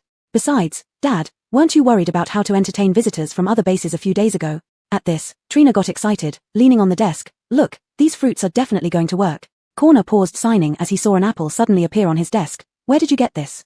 I bought it. At that supermarket. Dad, you won't believe how many unique things that supermarket has. And they're not expensive either. Corner's expression grew increasingly serious. He examined the apple carefully, sniffed it, and finally cautiously took a small bite. Well, isn't it sweet? Trina leaned in eagerly, awaiting his reaction. Corner's face was frozen, looking disbelievingly at the apple. How can this apple have so much energy? Chapter 36. Do you like me? After Dominiquesenia helped the customer deliver items to the base, she took the opportunity to visit the Lion Emperor as well, bringing them some newly harvested fruits for them to try. Alban and Stacy each held a big apple in their hands, touched beyond words. Boss Shun, we are willing to work hard for you all our lives. Dominiquesenia, Alban is fine, but little Ayaro should be spared. Alban, why not? Gavin stood aside chuckling, but when he looked at Dominiquesenia, there was a faint worry between his brows. This made Dominiquesenia feel uneasy inside, so she simply pulled him out for a private talk. Gavin didn't expect Dominiquesenia to be so perceptive, yet she only gave a fake smile. Is it possible that you're too obvious? Gavin coughed twice as if to cover up. Actually, there's nothing much. I was just thinking that Boss Shun has become increasingly famous within the base recently, and quite a few forces might have already been secretly watching you. Be more cautious about your safety, and you can come to us for help anytime you need it. Dominiquesenia squinted slightly. What did you find? Gavin wasn't the type to make unfounded guesses, so if he said this, it must mean he had discovered something. Gavin's expression grew serious. At least what we've found so far is that a few renowned vendors are obviously up to no good behind the scenes, but we haven't uncovered specifics yet. Dominiquesenia nodded thoughtfully. I understand, I'll be careful. She had anticipated that the vendors in the base would eventually make their move. That they managed to hold off until now was commendable. Dominiquasenia didn't ask which specific major vendors were involved, thinking it inappropriate to keep troubling the Lion Emperor like this. She decided to entrust Jessie to investigate this matter. It was a perfect time since they were just starting out, allowing her to test their capabilities. After finishing her chat with Gavin, Lucy invited her into her office to discuss new collaborations. Lucy was the first to realize the uniqueness of these fruits, and her surprise was plain on her face. Boss Shen, every product you bring really surpasses my expectations. Not really, but in the future, I'll have even more surprising things, Dominiquasenia replied modestly. They both smiled at each other, and immediately after, Chu bought 100,000 units of fruit from her. After arranging for them to pick up the goods from the supermarket tomorrow, just as Dominiquasenia was about to get up and leave, she was stopped by Lucy. Boss Shen, do you remember? Xuanfeng mercenary team? Xuanfeng mercenary team? Dominiquasenia was momentarily stunned, feeling the name was very familiar until she recalled the second round of the mercenary team competition. A spirited young man waved at her, asking her to remember them. Dominiquasenia remembered. Dominique's, I remember. Lucy's eyes brightened and she got up from her seat to open the door. A man with a crew cut and a stern expression stood outside. Lucy. No greetings, come on in quickly. Chu led the man to Dominiquasenia and introduced him. This is the leader of Xuanfeng mercenary team. Katie stepped forward 2 paces with a serious look. Hello, Boss Shen, my surname is Jen, and my given name is Chinan. You can call me Chinan directly. Dominiquasenia was somewhat surprised, glancing at Lucy. She seemed to be promoting business for her. However, Dominiquasenia didn't know how many people had come to see the Lion Emperor these days, all seeking her. Chu felt slightly guilty, having refused countless others over the past few days except for Xuanfeng, owing to the favor they did for them during the mercenary team competition. You, sit down and talk, I'll go get some water for you. With that excuse, Lucy left, leaving Dominiquasenia and Katie alone in the office. Katie watched Lucy walk out, showing a hint of nervousness, tapping her fingers lightly on the sofa out of habit. Boss Shen, sorry for contacting you this way, but we just want to seek collaboration. Dominiquasenia looked at this person whose appearance and voice didn't seem to match and smiled. What are you nervous about? Katie paused her actions, a rush of warmth rising from her feet to her head. Dominiquasenia curiously observed her ears suddenly turning red. If anyone should be nervous, it should be me, since I promised to remember you but later forgot to contact you. Oh, that's all right. Katie hastily waved her hands, breaking her usual stern demeanor and showing clear signs of panic. Dominiquasenia almost couldn't help but laugh, realizing this was a typical case of social anxiety. She stopped teasing her. All right, tell me what you need, and I'll offer you the same price as the Lion Emperor. Katie was taken aback, clearly not expecting things to go so smoothly. Then, just draft the contract, and you can come to the supermarket to pick up the goods yourselves. Coming to her senses, Katie hurriedly took out a contract. It's already drafted in advance.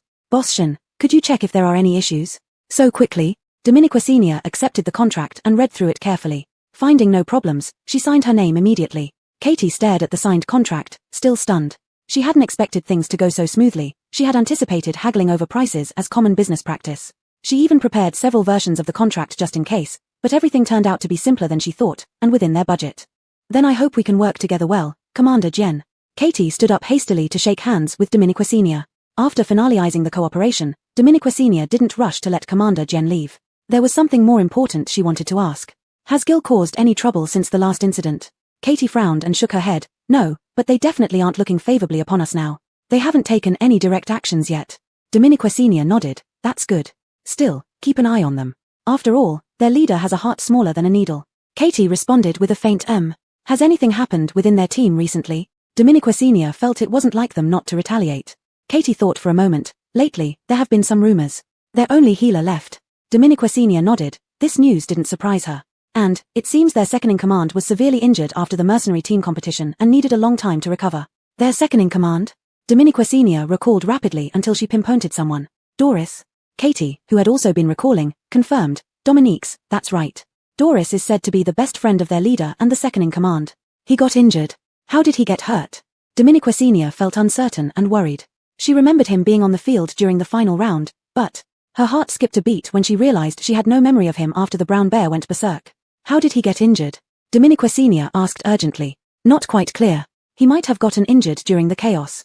No, Dominiquasenia instinctively rejected this explanation. She was certain he disappeared from the scene. If he wasn't there, how did he get hurt? This scenario didn't appear in the original story. Was it another ripple effect of her changes? Dominiquasenia recalled who else wasn't present then. Her fingers trembled slightly as a familiar figure came to mind, Joker Baga, who also vanished around that time. On the way back, Dominiquasenia couldn't stop thinking about it. Hagen sat in the passenger seat. The car was eerily quiet due to Dominiquasenia's silence, almost suffocating. Hagen sensed something was off. He glanced at Dominiquasenia without speaking, and after 2 seconds, looked again. Dominiquasenia. Where did you go during your disappearance at the mercenary team competition? Toilet. No bathroom breaks. Hagen blinked expressionlessly, just wandered around. HMPH. Dominique Senior snorted. Where did you get that eagle from? Stole it. At least he was honest this time. Dominique Senior increased the throttle anxiously. She always knew Joker Bargar's identity wasn't simple, his strength and facial scars continuously hinted at it. But she chose to ignore it. Now, since he seemed connected to the main characters, she had to take it seriously. I heard someone in Gil was seriously injured. Do you know anything about it? Hagen remained silent. Dominique Senior tightened her grip on the wheel and got straight to the point. That person who always stands next to Augustin, named Doris. Did you injure him? Dominique Senior was surprised. She had prepared for him to deny it but didn't expect him to admit it. Why did you hurt him? Hagen gazed forward, hatred clouding his eyes. I just didn't like him. Dominique Senior doubted her hearing. What did he do? Just showed up. Dominique Senior. He did nothing. Just because you don't like him, you sneaked out just to hit him? Hagen slowly turned his head, the mask covering all expressions, eerie in the darkness. Is that not okay? Of course, it's not okay. Dominique Senior's heart was roaring with frustration. It seemed her corporate culture still hadn't been established well enough, resulting in an antisocial employee. Dominique Senior was momentarily at a loss for words, and after pondering for a while, she asked something unexpected. Is it time to pay your salary? Hagen. Dominique Senior, it's withheld. I'll give it to you when you realize your mistake. Oh, right. Do you think I look displeasing? When Dominique Senior drove back to the supermarket, it was already dark outside. However, the supermarket was still brightly lit, diligently serving customers. Upon closer inspection, she realized many people were lingering inside the store without leaving. Most of them were squatting in the corners, leading Dominique Senior to guess that they were there to enjoy the air conditioning. As soon as those freeloading people saw Dominique Senior enter, they hurriedly stood up, pretending to browse the goods, looking visibly uncomfortable.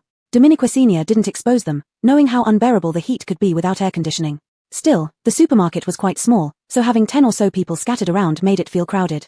If she could expand the store a bit, or even build an annex next to it to sell miscellaneous items, equipped with air conditioning, business would likely be good. Her first thought was a milk tea shop. It would be a lifesaver during summer, as one could stay there all afternoon enjoying the cool air after buying a cup of milk tea. Just as she thought about this, a beep sounded in her head. The host's supermarket has reached saturation level. All items are fully stocked, and daily traffic is stable. Now initiating main quest 4, unlock supermarket second floor. Unlock conditions, 50,000 purple coins, beast bone, 1 ice essence, and reputation reaching 10,000. I hope the host continues to operate diligently. Dominique Senior. She carefully read through the long list of conditions again. Apart from money and reputation points, which were relatively easier to achieve, the rest were things she had never even heard of. Her reputation currently stood at around 6,000 points, but the higher it got, the harder it became to increase.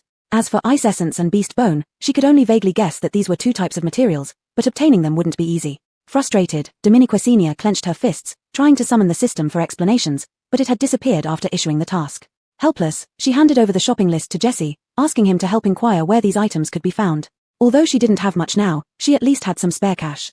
Today's trip had earned her nearly 200,000 coins, plus the earlier earnings from the extravagant lady and the day's revenue, totaling almost 350,000 purple coins. This amount exceeded her expectations and finally gave her some extra funds to start researching her upgrade pool.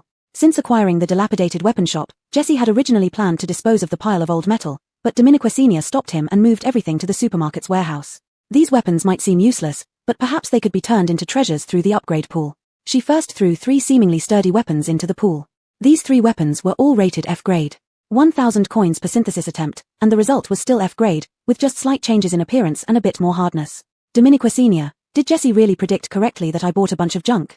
Unwilling to give up, she decided to try with other materials. The only decent material she had was the black rock obtained from the trial card. The black rock was rated B grade, and she was hesitant to use it on such inferior metals. Just then, the reward from last time allowed her to draw another high-level blind box, and she immediately chose to draw. Ding! Congratulations on drawing a complete supermarket skin *1. Please claim it immediately. Dominique Senior. Chapter 37, Almost OOC. Dominique Senior wiped the sweat from her forehead, almost forgetting the fact that she was just a non-European. Fortunately, she nearly avoided going OOC, out of character. However, it's one thing to forget about it, quite another to get a supermarket-themed skin for the spring festival. Dominique Senior briefly activated the skin for 10 seconds before quickly cancelling it due to the suddenly cheerful music and the red lanterns everywhere. What the heck? Since she couldn't get any good materials, she decided to temporarily give up on this pile of junk and pulled out the dagger given to her by Stacy. This dagger is ranked C. She wondered if it could be upgraded to B grade when placed together with the black rock. She put both items inside. After a minute, a dagger slowly appeared with a pitch-black handle and a sharp blade. As the black rock melted, its surface seemed to be coated with a layer of low-key, dark light, with several black lines spreading along the blade, and a cold gleam flashing across the edge.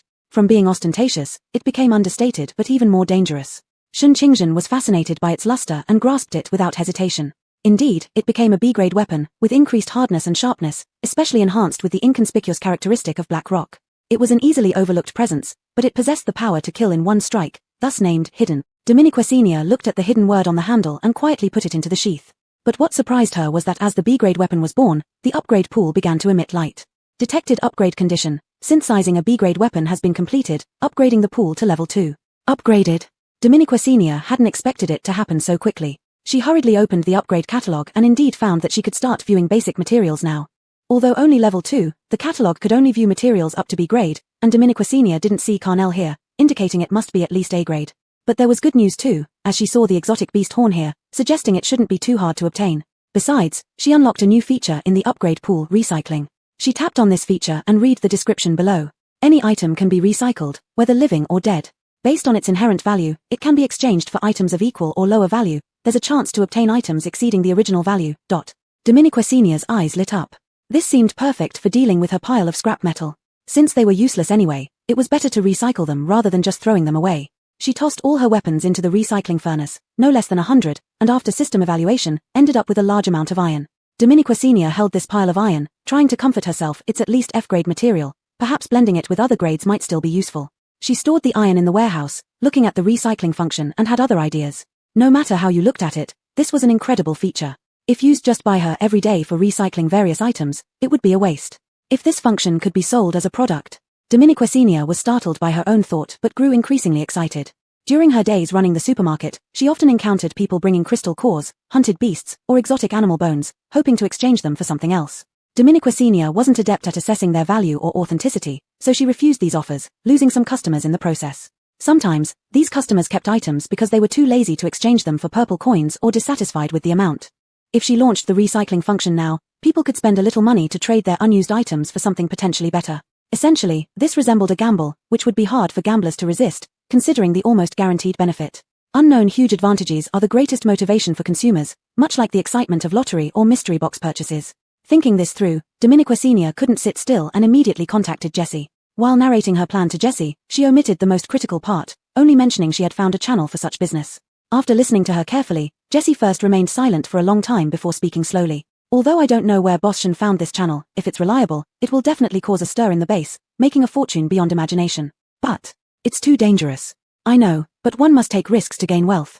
I will do my best to ensure your safety. If you really think it's too dangerous, I can personally handle this matter. Dominiquesenia planned to set up this function in a branch store, where Jessie was the nominal manager. Therefore, once the operation started, Jessie would be the most at risk. I'm not afraid of danger.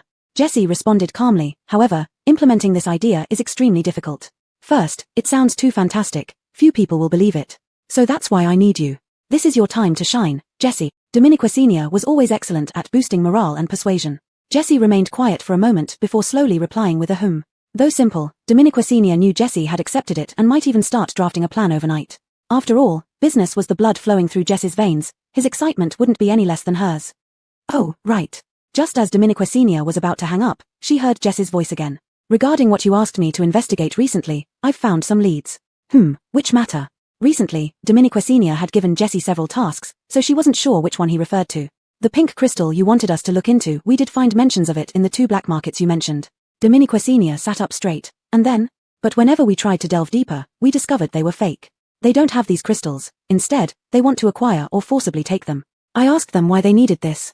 They couldn't explain clearly, but we coerced them into revealing that this item initially came from a man named Aurelio in a black market in the western part of a base.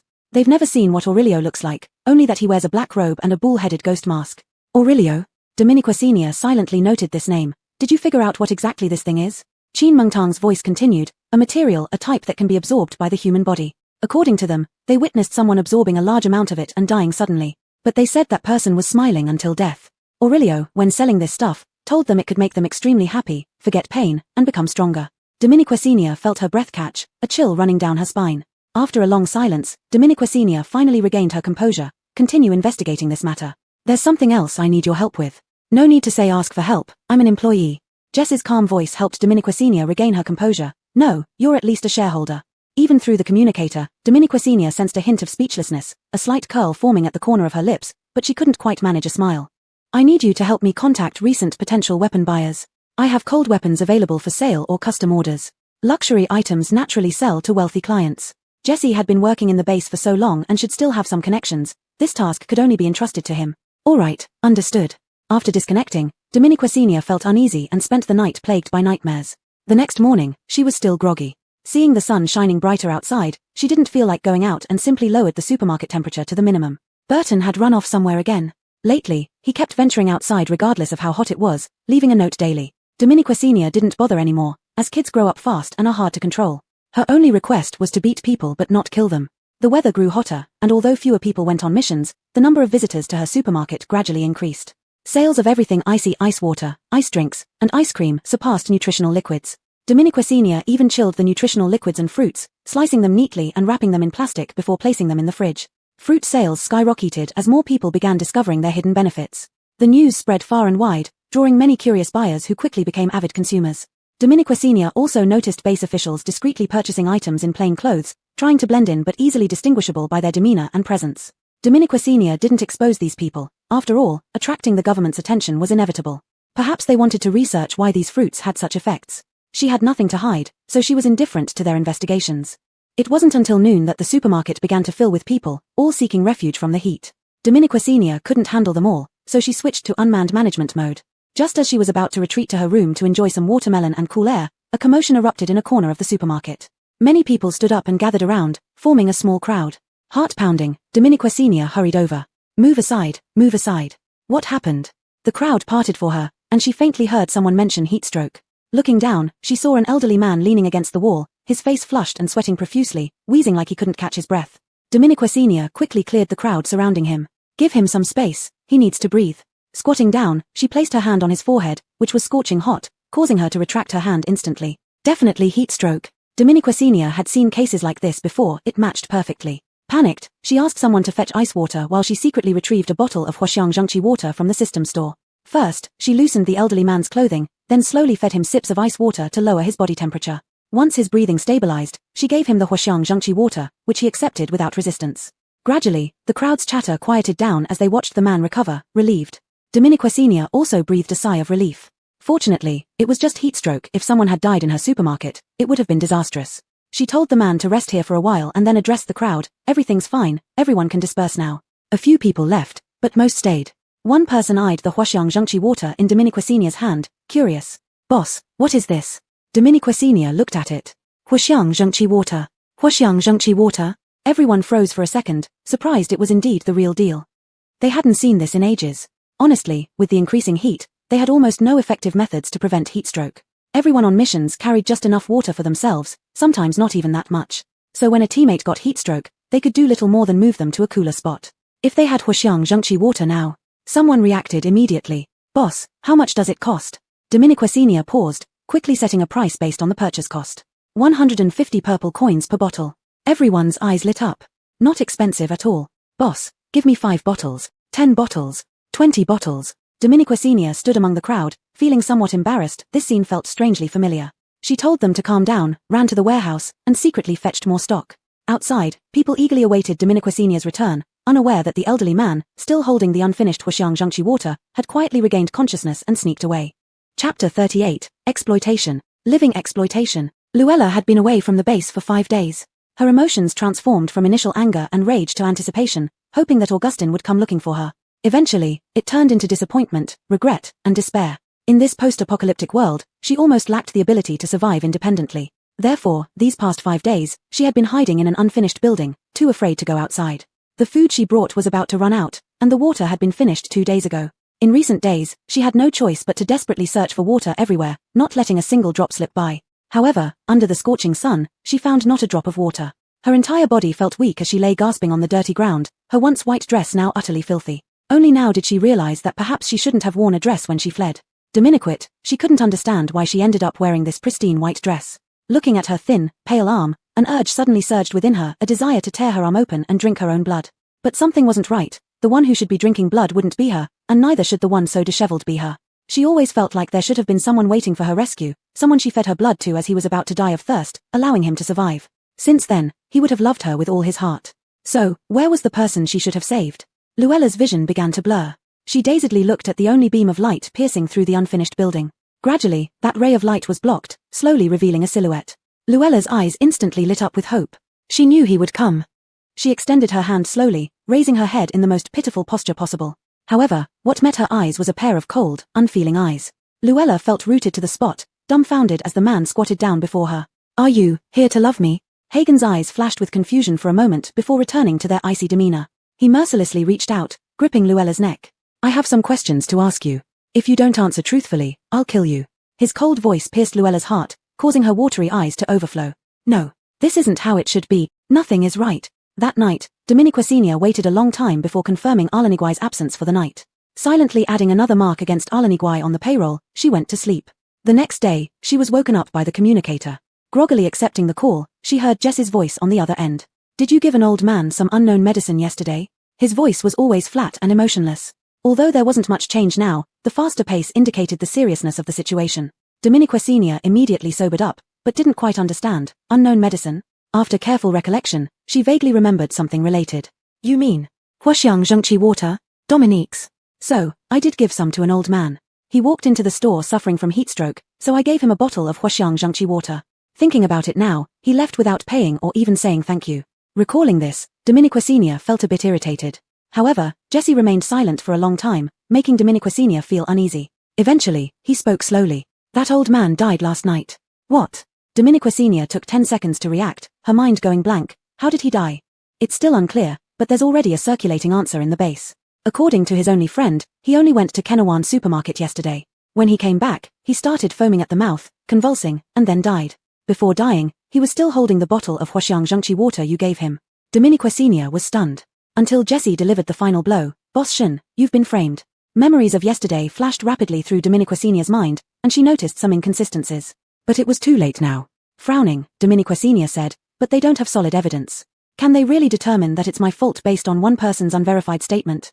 Besides, more people drank it yesterday, and I sold it to many others. This is precisely the problem." Jess's tone was grave.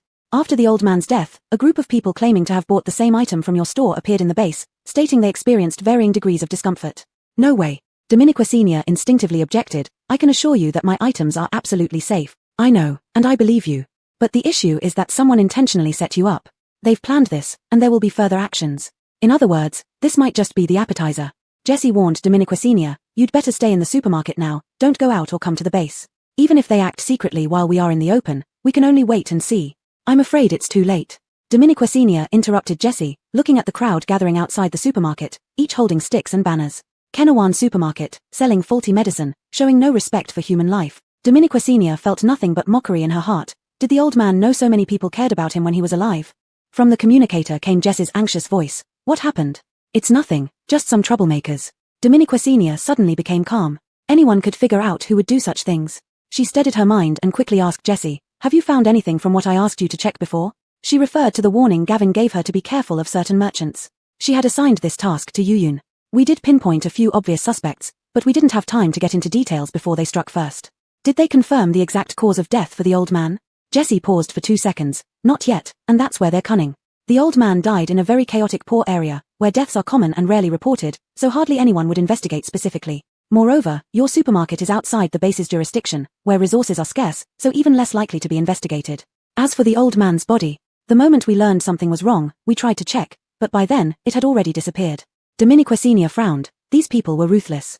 Looking at the rowdy crowd outside, most faces were unfamiliar, suggesting they may not have been actual customers. True customers, scared off by the scene, hesitated to enter, and those trying to enter were stopped by the crowd, who spoke with alarmed expressions. Though Dominiquasenia couldn't hear them clearly, she guessed their words echoed the rumors in the base, perhaps even exaggerated more. If they kept causing trouble outside all day, she wouldn't make any sales, and it might affect some indecisive people.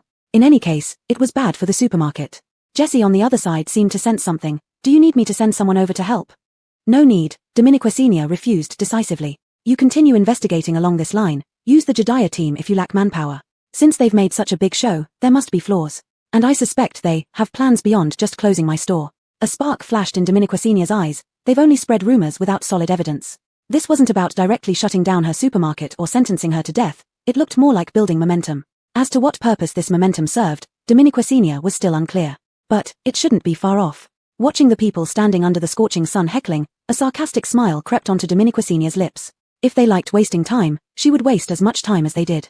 She simply dragged out a lounge chair, set the air conditioner to its lowest temperature, and took a box of fruit from the fridge.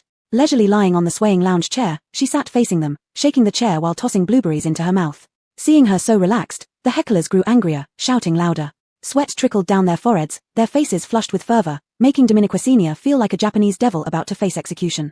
Soon, their voices grew weaker, hoarse and dry, and many closed their mouths, wiping the sweat off their heads. It didn't matter how much they wiped, the sweat flowed like rain, drenching their clothes. Li Mu was one of the first to give up, squinting under the blazing sun, his throat parched. The woman inside didn't react like those who paid them said she would. Staring at the fruit platter, he swallowed hard. Why wasn't she panicking? Clearly, her business was ruined. How could she not sweat? Why was she so comfortable?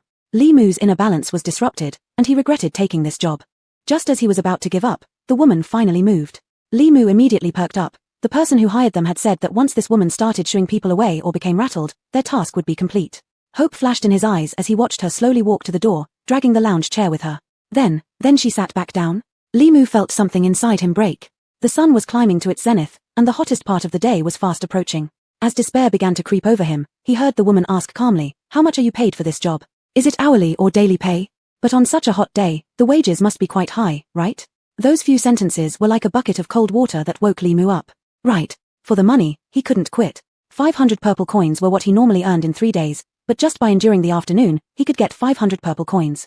Thinking of his wife and daughter at home, he suddenly felt more motivated. The others seemed to share the same thought, and no one answered Dominiquecinia's question. Instead, they all suddenly became energetic.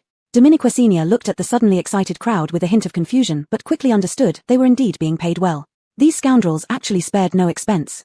Just as she was about to lie back down, a low voice suddenly whispered, 500 purple coins. Li Mu's heart skipped a beat as he frantically tried to figure out who had spoken. His gaze settled on a pale, swaying man who was struggling to stay upright. He seemed half unconscious, which is why he blurted out the answer when asked. People around him quickly covered the man's mouth, but panic still rippled through them. Their employers had stressed that they shouldn't say anything extra beyond what was required. What if their wages were docked because of this? Everyone was heavy-hearted, not noticing the brief look of confusion on the woman's face. How much? 500. Their hearts sank again, she had heard. If those employers found out, their hard-earned wages would surely be deducted. But then the woman slowly uttered 3 words, that little. Those 3 words struck them dumb. Li Mu stuttered, little? Dominiquecinia's eyes locked onto him with a look that seemed almost exasperated. 500 isn't enough. You're standing under a near 40-degree sun, shouting for an entire afternoon, and only get 500. Those scoundrels earn far more than 500 in just a minute, yet they hired you all for this. The crowd was stunned, and so was Li Mu. This is exploitation, pure and simple. Having worked in society for 21 years, Dominiquecinia felt a surge of indignation. She had assumed these people were willing to spend some money, but now realized how miserly they truly were. They wouldn't lose 500 even if they spilled it carelessly. A meal or a purchase from them would cost many times 500, yet they treat human labor so cheaply. Slaves weren't even this cheap. But, the crowd tried to protest, but Dominiquecinia cut them off. What but? In our store, someone who does nothing and eats and sleeps for free gets at least 5,000 a month. And you, doing such strenuous work, only get 500. 5,000. They were astounded. All their savings combined might not reach 5,000. Dominiquecinia scanned the crowd. Now do you realize how ruthless those who hired you are? But now, you have a chance to retaliate. What? They were dazed, subconsciously following Dominiquecinia's lead. Dominiquecinia smiled faintly. Reveal who hired you, and each of you gets 2,000. Chapter 39 Closing the shop.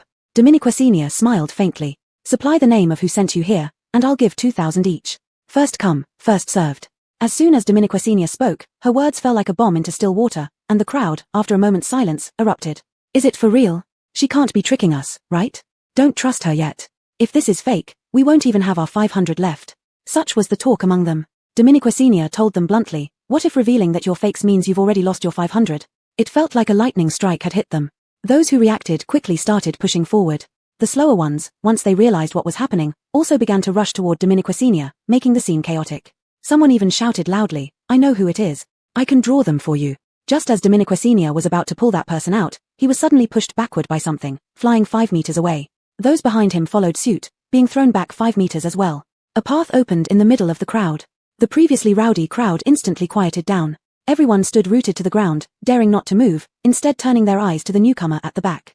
This person was dressed in an obviously high-quality suit, wearing leather shoes, sporting gold-rimmed glasses, and having his hair styled with gel in a 3/7 part.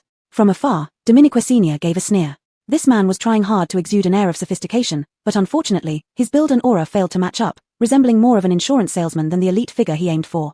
Dominique, this sudden appearance intimidated the crowd.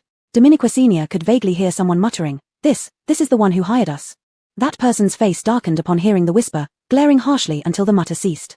He slowly walked up to Dominique Senior, his eyes flashing with some hidden intention as he saw her lying undisturbed in the rocking chair. I've heard much about you, Boschen. Dominique Senior couldn't be bothered with pleasantries and bluntly said, Get to the point. Ali frowned, narrowing his eyes arrogantly. I hope you understand the situation, Boschen. I'm offering you a chance. Really? Dominique Senior finally glanced at him. I don't need your so-called opportunity. Go away. She indicated towards the door with her chin, as casual as if she were shooing away a dog or cat. Ali clenched his fists. This woman, beautiful as she was, should be obedient beneath a man, not appearing in public and attempting to snatch their business. After scrutinizing her closely, he noted she had no abilities, and the masked powerhouse who usually stayed by her side was nowhere to be seen. Ali's gaze turned fierce, and he reached out to grab Dominique Senior's neck. Boschen, let me advise you. But before he could finish, Ali himself let out a scream of pain. Dominique Senior suddenly kneeled him in the groin, causing his complexion to turn ghastly pale, instinctively covering himself. However, Dominique Senior wouldn't give him the chance to recover. She grabbed his wrist while delivering an elbow strike upward at his chin. Ali's face twitched thrice from the impact, dizziness clouding his mind as he collapsed backward. With a loud thud, his body hit the ground. Even Dominique Senior's ears hurt from the sound, but her actions didn't stop. She knew these people mustn't get a breath of respite, otherwise, she would fall victim to their abilities. The concealed knife appeared in her hand without notice. Like a swift cheetah, she seized the fat pig's neck and slammed him back down again. Ali's skull buzzed, and when he opened his eyes, the tip of a cold blade was inches from his pupils, held by the woman. Dominique Senior, dagger in hand, eyes icy cold, said, Fat pig, let me remind you whose territory you're on. Cold sweat poured from Ali's body. He dared not move, incredulous at how fast and strong a woman with such a slender neck could be. Ms. Shen. Boss Shen, I was impolite earlier, but this time I really have a matter to discuss with you. I believe you don't want your supermarket to suffer from such misunderstandings. I have a win-win solution. Shall we sit down and talk? Turning the wind according to the situation, as timid as a mouse. Dominique Senior gave a kind smile. No. Ali's face changed. Ms. Shen. Boss Shen. Dominique Senior's blade tip moved closer, now just 2 or 3 centimeters away from his pupils. Let me warn you, my hand isn't very steady. If you move again and accidentally get hurt, don't blame me. Ali trembled in fear, too scared to utter another word. Starting now, I'll ask one question at a time, and you answer each one. Do you understand? UN, understood. Besides wanting my store to close, what other intentions do you have? Ali, trembling, replied hesitantly, We want to force out the person behind you. The person behind her? That supposed person behind her. Dominique Senior felt a bit angry. Because of this non-existent person behind her, countless people had already caused trouble for her. She actually wished there were such a person. She would have turned him in first. Your method is to say my products are problematic. We wanted to give you a choice between being forced to close the store or reveal the person behind you. But any normal person wouldn't choose to close their own store, so they were sure she'd pick the other option. But in reality, would she even have a choice? It was likely that after she revealed the person, they would turn against her and kill 2 birds with 1 stone. However, Dominique Senior felt it wasn't that simple. She squeezed the fat pig's neck tightly. Where did the old man's body go? I don't know. Dominique Senior narrowed her eyes, applying more pressure. Will you speak? Ali struggled to breathe, his face turning red, but he finally said, I really don't know. I'm only the one they sent to negotiate with you. For things that secret, I can't access them. Cough, cough. Indeed, just an intermediary. Dominique Senior's expression darkened. Those people were as cautious as cunning rabbits with multiple burrows. This fat pig probably didn't know complete information either. What else do you know? Tell everything. Ali choked, his eyes shut tight. Really nothing left. I've already told you everything I know. I was only sent here to negotiate with you.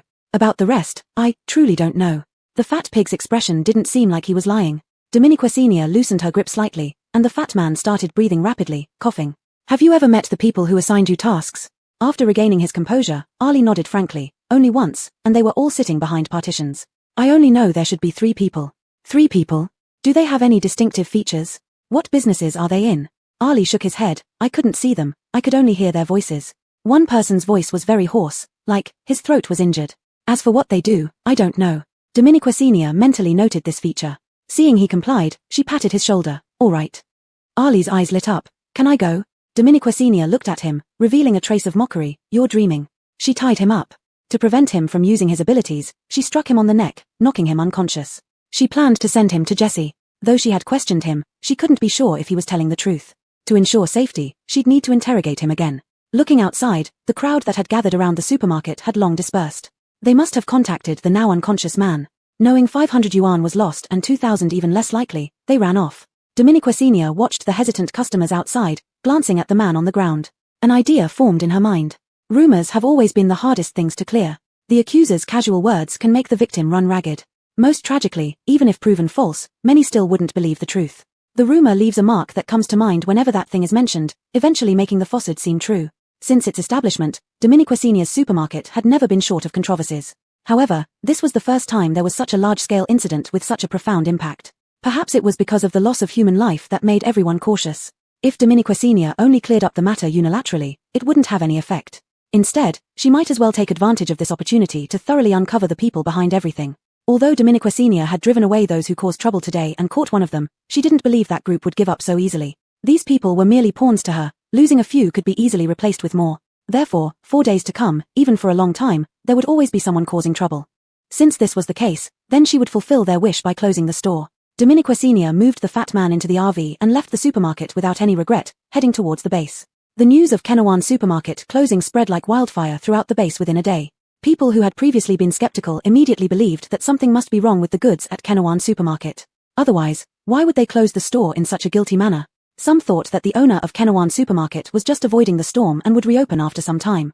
However, those who agreed with the former opinion clearly outnumbered the latter. Even when some people came forward to testify that they had bought products from Kenawan supermarket and consumed them without any issues, it did no good. At this point, many would jump out to refute, saying that there were problems with what they ate. Those who said they had no problems would be labeled as problematic as well, just having good luck or eating less. Public opinion across the base began to turn against Kenawan supermarket, yet the owner herself was spending her days leisurely. She moved from the supermarket to the branch store, using this period to allocate funds for the renovation of the branch store, making it look like a low-key luxurious weapons shop. When Jesse found out about her decision to close the store, he was very shocked, but now he had accepted this reality. He didn't know what Dominique Senior was thinking. She hadn't mentioned it these past 2 days either. Upon learning about the closure, the Itor's people all ran over to the branch store. Even Liane joined in the crowd. 4 people crowded into an office, interrogating Dominique Senior, who was spinning around in a newly purchased office chair. Alban, Boss Shin, why did you close the store? Are you really afraid of them? Just tell us, and let our Itor level them. Dominique Senior, what do you use to level your mouth? Liane, are you about to give up? What about Jediah? If you can't handle it, let me be the boss. Dominique Senior, letting Alban be the boss is more reliable than you. Alban, what do you mean? Stacy, Sister Shin, if you really don't want to open it anymore, it's fine. Why don't you come to our Itor? I can share half of my bed with you. Dominique Senior, you're my little Yao. Gavin, if you need any help, just say. Dominique Senior looked down and smiled helplessly. I know, but I truly have nothing to worry about now. Closing the store is part of my consideration. Don't worry, this supermarket won't stay closed for long. It will reopen soon. Chapter 40, Yuyun Weapon Shop. After the 4 people left, Jesse took their place. Jesse sat across from Dominique Senior and asked calmly, have you thought about what to do next? More or less, Dominique Senior spun around in her chair. They want me to reveal the person behind me, right? Jesse lifted his eyes, a glint reflecting off his glasses. In that case, I'll give them someone. How are you going to do that? Dominique Senior smiled without answering and suddenly changed the subject. Do you have any good ideas about the recycling we discussed before? Jesse seemed unfazed by her abrupt change of topic. He adjusted his glasses and replied, I haven't thought much about it, just came up with some basic ideas. Jesse's basic ideas amounted to nearly 10 pages of detailed plans, considering various possibilities and corresponding solutions. Dominique Senior felt somewhat inadequate after reading it. My idea is that this could work, but once it starts, the profits will be unimaginable for us. However, since it's not a traditional commodity, our marketing model can't follow traditional methods. Dominique Senior nodded, agreeing with him. I thought of many solutions, but the most practical one is. He glanced at Dominique Senior, seeing the same realization in her eyes. Both of them spoke simultaneously. Schemes don't work as well as practical benefits. A hint of amusement flickered in Jess's eyes. Only when the naked benefit is put right in front of them, will they believe and be willing to invest small sums for the chance of getting bigger returns. Dominique Senior closed the pages of the plan, feeling relieved. Since Kenawan supermarket is temporarily closed, let's take the opportunity to develop more branches. The next day, Yuyun Weapon Shop officially opened. Naturally, the opening of a small, remote weapon shop caused no stir in the base. Until an explosive announcement was made. Are you still troubled by idle items in your hands? Have some things been collecting dust at home? Can't bear to throw them away, but no one appreciates their worth. Now, You will have a perfect chance to handle these items. Our shop has launched a new recycling program. We can recycle any item and exchange it for something of equal value, with a 20% chance of getting something even more valuable. For our grand opening, first-time visitors can experience this service for free. What are you waiting for? Get moving. Rhett muttered these advertising lines to himself, stunned. He turned to look at the people behind him. Their reactions were similar to his. If my understanding is correct, it means they can help us exchange our idle items. According to the ad, yes, but I think it's probably just a gimmick to attract customers. It must be. A weapon shop helping us get anything of equal value? Not to mention exceeding value, just matching it seems impossible. Rhett looked at the man who spoke, whose eyes held a mocking expression, but his words seemed logical. Everyone nearby perked up their ears. How so? The man enjoyed being the center of attention, pausing dramatically before saying, if you give them a piece of junk, they might just give you another random thing and call it equal value. But if anyone believes this nonsense and brings valuable rare materials from home, forget whether they can get it back. How could such a tiny weapon shop have truly equivalent items to return? Rhett felt like he had been hit on the head, now much clearer and fearful of having considered it seriously. Forget it, even though those items are hard to trade, I'll keep them at home. No need to risk it. People around him, after hearing his words, also found sense in them, though some remained skeptical. But they advertised it boldly and widely, even offering a free trial. It doesn't seem fake. Maybe it's exaggerated. Dominiquia, if it were completely false, how could they stay in business? Close down after one try? Hey, you're right. The man suddenly looked at him. What if they're just trying to make a quick buck and then leave? I advise you not to fall for it. If you hand over your valuables and get nothing but junk in return, there will be nowhere to cry about it. The crowd thought about it, finding it reasonable. Even those who previously disagreed started wavering, until a tall, strong man carrying prey slammed a mutated deer onto the ground. He was a hunter, living off hunting. But his luck wasn't great today, he only managed to get one mutated deer. Apart from the meat, there was hardly anything useful on a mutated deer. The deer hide and bones were unsellable, and few people wanted deer meat. It seemed that his efforts today would be for naught. At this moment, he looked at the advertisement and said in a deep voice, since it's free to try once, I'll give it a shot. If they dare to cheat me, I'll smash their shop. The crowd turned around and hurriedly followed this Alexei, preparing to join the fun to see what this so-called recycling was all about. Rhett fingered the item in his pocket and followed them too. When Dominiqua Sr. woke up, the outside of the store was already buzzing with excitement, with many people gathered at the entrance but no one coming inside. Jesse stood inside the shop, unfazed by the numerous inquisitive gazes as he continued doing his own thing. As Dominiqua Sr. descended the stairs wearing her mask, Jesse looked at her. So far, no one has come in to experience the recycling. Dominiqua Sr. yawned slowly, no rush. Jesse nodded. He wasn't anxious, but his long fingers never stopped fiddling with the abacus on the counter. Originally intending to go wash up, Dominiqua Sr. couldn't help stopping when she saw this scene. After repeatedly confirming, she hesitated. You're nervous? Jess's movements paused momentarily, and an inexplicable redness spread over his ears. Silence spoke volumes. Dominiqua Sr. was taken aback, suddenly remembering how his earlobes used to turn red during mercenary group meetings. How could she forget that this person, who appeared like an ice sculpture, was actually rich in emotion? Feeling Dominiqua Sr.'s strange gaze, Jess's ears reddened even more. He almost gave up, holding his forehead. Though his expression remained unflappable, he was often betrayed by uncontrollable physiological reactions. It's fine, you don't worry about me. It was his first time truly leading, personally opening his first shop and conducting his first transaction. Not being nervous would be strange. Dominiqua Sr. stifled a laugh and didn't point out Jess's tension. Instead, she glanced at the crowd outside. Don't worry, they are more apprehensive than we are. Just then, a foot stepped over the threshold. Both of them paused simultaneously, looking toward the entrance. The man dropped the still-blooded deer onto the ground, silently scanning the two. Is it true that you can exchange anything for something else? Seeing someone enter the store, those outside immediately buzzed with excitement, crowding around the door. Jesse calmly adjusted his glasses. Of course it's true. What do you want to trade? The man pointed at the mutated deer on the ground. This. The onlookers looked where the man pointed, towards the dead mutated deer on the ground, whispering amongst themselves. This thing isn't worth much, the meat doesn't taste good, and it has nothing valuable. From this, they can just give him some old scrap metal and be done with it. Dominiquia, yeah, this won't show off the boss's skills at all. The man glared back fiercely at the murmuring crowd, and they instantly shut up. Dominiqua Sr. didn't bother arguing with the crowd and instead instructed her staff to drag the deer to the back. Unexpectedly, when they tried to drag the deer, the man grabbed it again, not letting them pull it away. He raised his head to look at Dominiqua Sr. Are you sure it's free for the first time? Of course. Dominiqua Sr. raised an eyebrow. With so many people watching, do you think I'd renege in front of everyone? The man loosened his grip slightly, then suddenly tightened it again, eyeing those trying to drag the deer. Where are you taking the deer? Seeing that the man was still hesitant, Dominiqua Sr. squatted down to look at him, pointing towards the back of the shop.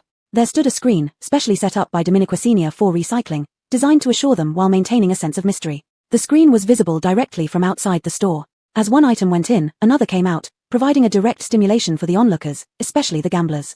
The man glanced at the screen, brows furrowed, and finally decisively released the deer. The employees smoothly dragged the deer to the back, and Dominica Senior followed them into the rear area. She opened the system panel's recycling function and, for some reason, felt a hint of tension. The value equivalence was objectively determined by the system, but no one, neither the onlookers nor Dominica Senior herself, knew what would come out. She took a deep breath and threw the deer in, feeling unable to distinguish whether she was gambling or the outside people were. The recycling vortex slowly rotated, 1 second, 2 seconds, 3 seconds. As the deer was completely swallowed by the vortex, things began to drop from the other end. Dominica Senior froze upon seeing what emerged. They were purple coins, one after another. Purple coins kept dropping, and in a short while, they piled up into a small mountain, estimated to be no less than 1,000. Based on Dominica Senior's understanding, even if all parts of a deer were sold, it would hardly fetch 1,000 purple coins. So, this was an item of value beyond expectation. Dominica Senior herself was dumbfounded. The eternal non-Euclidean had actually lucked out this time. The crowd outside, seeing no movement from inside, went from eager anticipation to mockery. I knew it. These marketing gimmicks are always fake. How could a dead deer take so long to exchange? The boss must not have anything valuable equivalent to a deer's worth. Think about it. Maybe the boss is trying hard to find some junk just to make the exchange without losing money. Ha ha ha. The crowd burst into laughter. The man standing inside the shop looked grim, his fists clenched tightly at his sides. He stared at the screen as if he would tear it down if anyone didn't emerge soon. Jesse watched everyone's reactions but remained silent, continuously moving the abacus beads with his eyes, occasionally glancing behind the screen. Finally, a faint sound came from behind the screen. Everyone immediately fell silent, fixating their gaze on the screen. 2 staff members arrived at either side of the screen, gently lifting and moving it to the right, gradually revealing what was behind. All present held their breath, especially the man in the store who began to sweat profusely. As the screen was slowly removed, the scene behind it became fully visible. Dominica Senior stood beside a small pile of purple coins, watching everyone. Time seemed to stand still. Everyone began to doubt their eyes, instinctively rubbing them to confirm the reality of the pile of money on the ground. Damn! A low exclamation instantly set off a frenzy among the crowd, pushing forward to see if the money was real. I saw it, it's real. How much? How much? Estimated at over 1,000. Damn, a dead deer for over 1,000. Wild boars don't sell for such prices nowadays. Is this for real? Can the boss even make a profit this way? Is this a scam? But the man's reaction soon dispelled their doubts. His reaction was more intense than anyone else's. He almost stumbled to the ground, never having made over 1,000 from a single hunt before. Unless he hunted extremely powerful beasts whose fur and teeth could fetch such high prices. But those were rare opportunities, possibly only once or twice a year, each time risking his life and hunting with others. For the first time, he felt like he had stumbled upon unexpected fortune. Dominica Senior, noticing the blank expression on the man's face, smiled slightly under her mask. Take it, it's all yours. The man stared dazedly for a moment, then suddenly dashed towards the pile, shoving the coins into his bag without any concern for his appearance. At that moment, no one laughed at him, all eyes were filled with envy. The screen was moved back, and Dominica Senior stood before it, calmly announcing, "Congratulations to our first customer for hitting the 20% probability and receiving something beyond its original value, 1,500 purple coins." Silence. Long silence. Until someone finally reacted, raising their hand high. "Boss, next is me." The crowd erupted like a drop of boiling water in hot oil. "Next one is me. Me too." Chapter 41, All a Lie. The sudden uproar was something Dominica Senior and Jesse had anticipated. They calmly maintained order, ensuring everyone lined up and took turns. Since the first exchange was free, almost everyone started queuing, holding items of varying values in their hands. Some onlookers, witnessing this scene, began returning home to fetch idle items from their houses. However, it seemed as if the first batch of people had used up all the luck because subsequent participants hardly received items of higher value than what they offered. But most were content with items of equivalent value. There were a few dissatisfied ones, to whom Dominica Senior would suggest trying again. But upon hearing that a second try would cost 1,500 purple coins, they immediately balked and demanded the return of their original items. Dominica Senior gave an impatient smile, pointing to the notice on the wall. Each person only gets one free chance. No returns or exchanges. Choose wisely. The man glanced at it, then grumbled and moved aside, attempting to discourage others. The first person must have been a plant. Look, who else managed to get something more valuable afterward? I advise you all not to try. It might be free, but none of the exchanged items are any good. Unmoved, the crowd kept queuing up. If anyone cared to be honest, they knew there was a risk of not getting good items, yet 20% of a miracle wasn't bad. This kind of gambling psychology was like buying lottery tickets, but with better odds. Who could resist? So when the man persisted in his ranting, people just waved him away irritably. Go away, don't waste my time. Failing to convince anyone, he stood beside the queue, watching jealously. Sure enough, the next moment, an elderly woman clearly got something she didn't want. He watched her frown and nearly applauded. See? I told you to listen to me. Dominiquit the woman didn't seem as upset as he expected, merely frowning briefly before looking at him oddly. Then without hesitation, she handed her item back to Dominica Senior. Try again for me, please. Sure thing, Dominiquasenia replied, taking the item. The man's face froze. He rushed forward, trying to stop her. Another try costs 1,000 purple coins, and it may not get you anything better. It's all a scam. I'm telling you not to do it. The woman looked at him bewilderedly. Who are you? Caught off guard, the man stammered, and I have money, what business is it of yours? The rest of his words died in his throat. He stepped back, pretending not to care. Fine, go ahead. You'll regret it. The woman found him odd but ignored him, eagerly waiting for the next exchange. Unfortunately, the second attempt didn't yield what she wanted either. Watching her expression, the man gloated. Didn't I tell you? You won't get anything better. It's all about making money. Dominiquasenia handed her the item and glanced at him. Unaware of how ridiculous he looked, the man felt triumphant and began lecturing those behind him.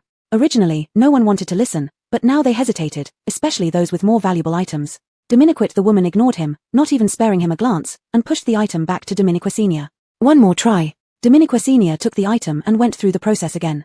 As she dropped it into the recycling pool, she hoped the system would deliver. Miraculously, this time the result nearly blinded Dominiquasenia. It was an A-grade blue mineral stone, far superior to the C-grade common stone the woman initially provided.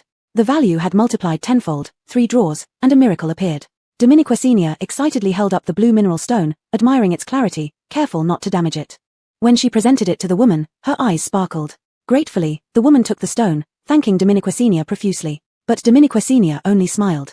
No need to thank me. It's your good luck. Dominiquasenia was well aware of her own luck.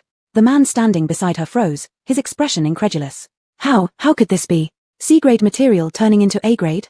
The elderly woman shot him a disdainful look and walked away amidst envious gazes from the crowd, clutching her blue mineral stone. Could it be that the more times you try, the higher the probability of getting better items? For just 3,000 purple coins, turning a C-grade material into an A-grade one, it's such a great deal. How could this be? The previously boastful man had already vanished, staring at the ordinary short sword he had received in exchange. Could it really be my bad luck? Do I really need to try more times, as they say?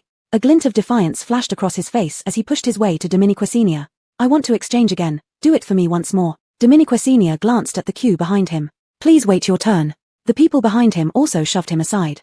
Go to the back of the line, don't cut in front of me. Thrown off balance, the man wanted to get angry, but seeing the muscular man who pushed him, he quickly backed down. Looking at the long queue, he finally slunk off to join the line. Inspired by the elderly woman, the people began to no longer settle for just the free chance, opting to try again if they were unsatisfied. Some even gambled, exchanging until they got something of higher value before stopping. Dominiquasenia and Jessie exchanged looks. This was the best scenario they had imagined. They originally thought it would take at least until the next day to reach this effect, never expecting it to happen because of a wealthy woman. Jessie quickly collected money while Dominiquasenia kept shuttling back and forth until the sun set and the long queue finally started to dwindle. Finally, the man who had gone to the back of the line saw Dominiquasenia again. He pulled out his short sword. Exchange. Chapter 42, Tattoo. The man before her clearly harbored a touch of spite, and Dominiquasenia wanted to remind him that it was nearly impossible to achieve good results with such an attitude, and instead, he might end up losing more than he gains. But seeing the flash of resentment in the man's eyes, she decided to keep quiet. Sure enough, the man changed his items 10 times, spending 15,000 yuan, yet he didn't get anything satisfactory. Actually, during this process, he had already obtained some relatively good items, but his greed made him believe that he could get the best one. So he continued trading resolutely. In the end, he got nothing. The man paid for the last time in a daze, instinctively wanting to trade again but realized he had no money left. His eyes reddened in an instant as he stared fiercely at Dominiquasenia, ready to grab her neck with both hands, only to be stopped by suddenly emerging employees. 2 employees each held one of his arms and dragged him out directly. The man fell on the ground with a thud, but no one paid attention to him. Dominiquasenia didn't bother to look at him any longer. The sky was getting darker, and most customers had left. She was about to close the door when there came an unusual sound from beside the door. Thinking something had collided, Dominiquasenia hurriedly went out to check. But before she managed to go outside, the culprit of the noise popped out himself. Goodness gracious, Dominiquasenia paused abruptly, almost bumping into the person who darted out. Rhett clutched something tightly in his hand, also almost frightened out of his wits. He immediately apologized. Sorry, I wasn't watching where I was going. Seeing the youth bowing apologetically, Dominiquasenia's mood eased slightly. Where did you come from? Rhett felt a bit embarrassed. He had been hiding behind the door all day, watching people queue up to exchange items. He hesitated inside the whole time, not expecting that the owner would be about to close the shop before he rushed out nervously. He pressed his lips together, as if finally making up his mind. I want to exchange something with you. Dominiquasenia glanced at the time. All right, let's do your exchange as the last one. Rhett felt a mix of joy and anxiety. He touched the sharply edged object in his pocket and finally mustered the courage to take it out. Dominiquasenia received the item wrapped tightly in black cloth, sensing by its shape that it seemed to be a kind of mineral. She slowly unwrapped it, and as she did, she smelled a familiar and alarming scent. A sudden bad premonition arose within her, so she unconsciously sped up, revealing a small pink edge. This is rose quartz. Dominiquesenia couldn't believe it until she finished unwrapping the entire piece of rose quartz before her eyes. She looked up at the young man in front of her, startled. Where did you get this? Rhett was taken aback by the sudden change in the boss's expression. He didn't understand what was happening.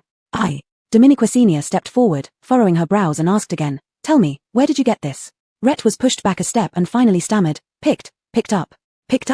Dominiquesenia clearly didn't believe this. Her gaze became sharp. Where did you pick it up? How? Rhett was visibly scared by the owner's demeanor, confused why she reacted so strongly upon seeing this item. He now somewhat regretted deciding to sell it. I picked it up in a black market. Which black market? The Kaijian black market. It was the same black market Jessie mentioned. A flicker of suspicion crossed Dominiquesenia's mind. This man didn't seem to be lying. Could he really have found it? How did you pick it up? Rhett hesitated, but under the owner's pressing stare, he recounted the event haltingly. Indeed, he found this item in the black market. Normally timid, he seldom ventured into places like black markets. However, he was encouraged by friends to go to the black market and got separated from them there. Lost, he wandered aimlessly and ended up in a secluded alley. In the alley, he witnessed a transaction. What kind of transaction? Dominiquesenia interrupted. Just this. Rhett pointed to the rose quartz. Because he had seen that transaction, he knew how valuable this item was. Dominiquet, after sneaking it out, he found that no one outside seemed to recognize it. No one thought it was worth much. He couldn't get money or goods for it. Only a few offered to buy it at very low prices. Unwilling to accept, he hid it at home, waiting for someone knowledgeable to appear, until Dominiquesenia's advertisement prompted him to take a chance. Dominiquesenia grasped the key points after listening to the whole story. Then, did you see the person who traded with you? Rhett shook his head. The one selling wore a bull mask, and I only saw his back, but... Rhett seemed to have suddenly thought of something. But what? I think I vaguely saw a tattoo behind that person's ear. The scene at the time was too dim, and he was extremely afraid. He only faintly felt like he had seen it, but he wasn't sure. Dominiquesenia hurriedly followed up. What kind of tattoo? Rhett recalled carefully. It looked like a 7-point star.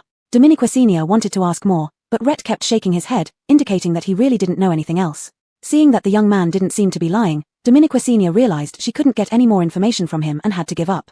In the end, instead of throwing the rose quartz into the recycling furnace, Dominiquesenia gave the youth enough money to buy it from him. Rhett left the shop hugging a pile of money, still feeling as if he were in a dream. Dominiquesenia watched him walk out of the store and then snapped her fingers lightly in the air. Immediately, someone flew out from nowhere. Follow him, see where he goes. Is there anything unusual? Dominique's. Chapter 43, The Black Market. What I know so far is this. Dominiquesenia placed the piece of pink crystal she had just bought on the table and looked up at Jessie. Jessie examined the pink crystal meticulously before concluding, what he said should be true. The Genkai black market is indeed the black market we previously discovered where they conduct their transactions. So does that mean Aurelio is still trading these pink crystals?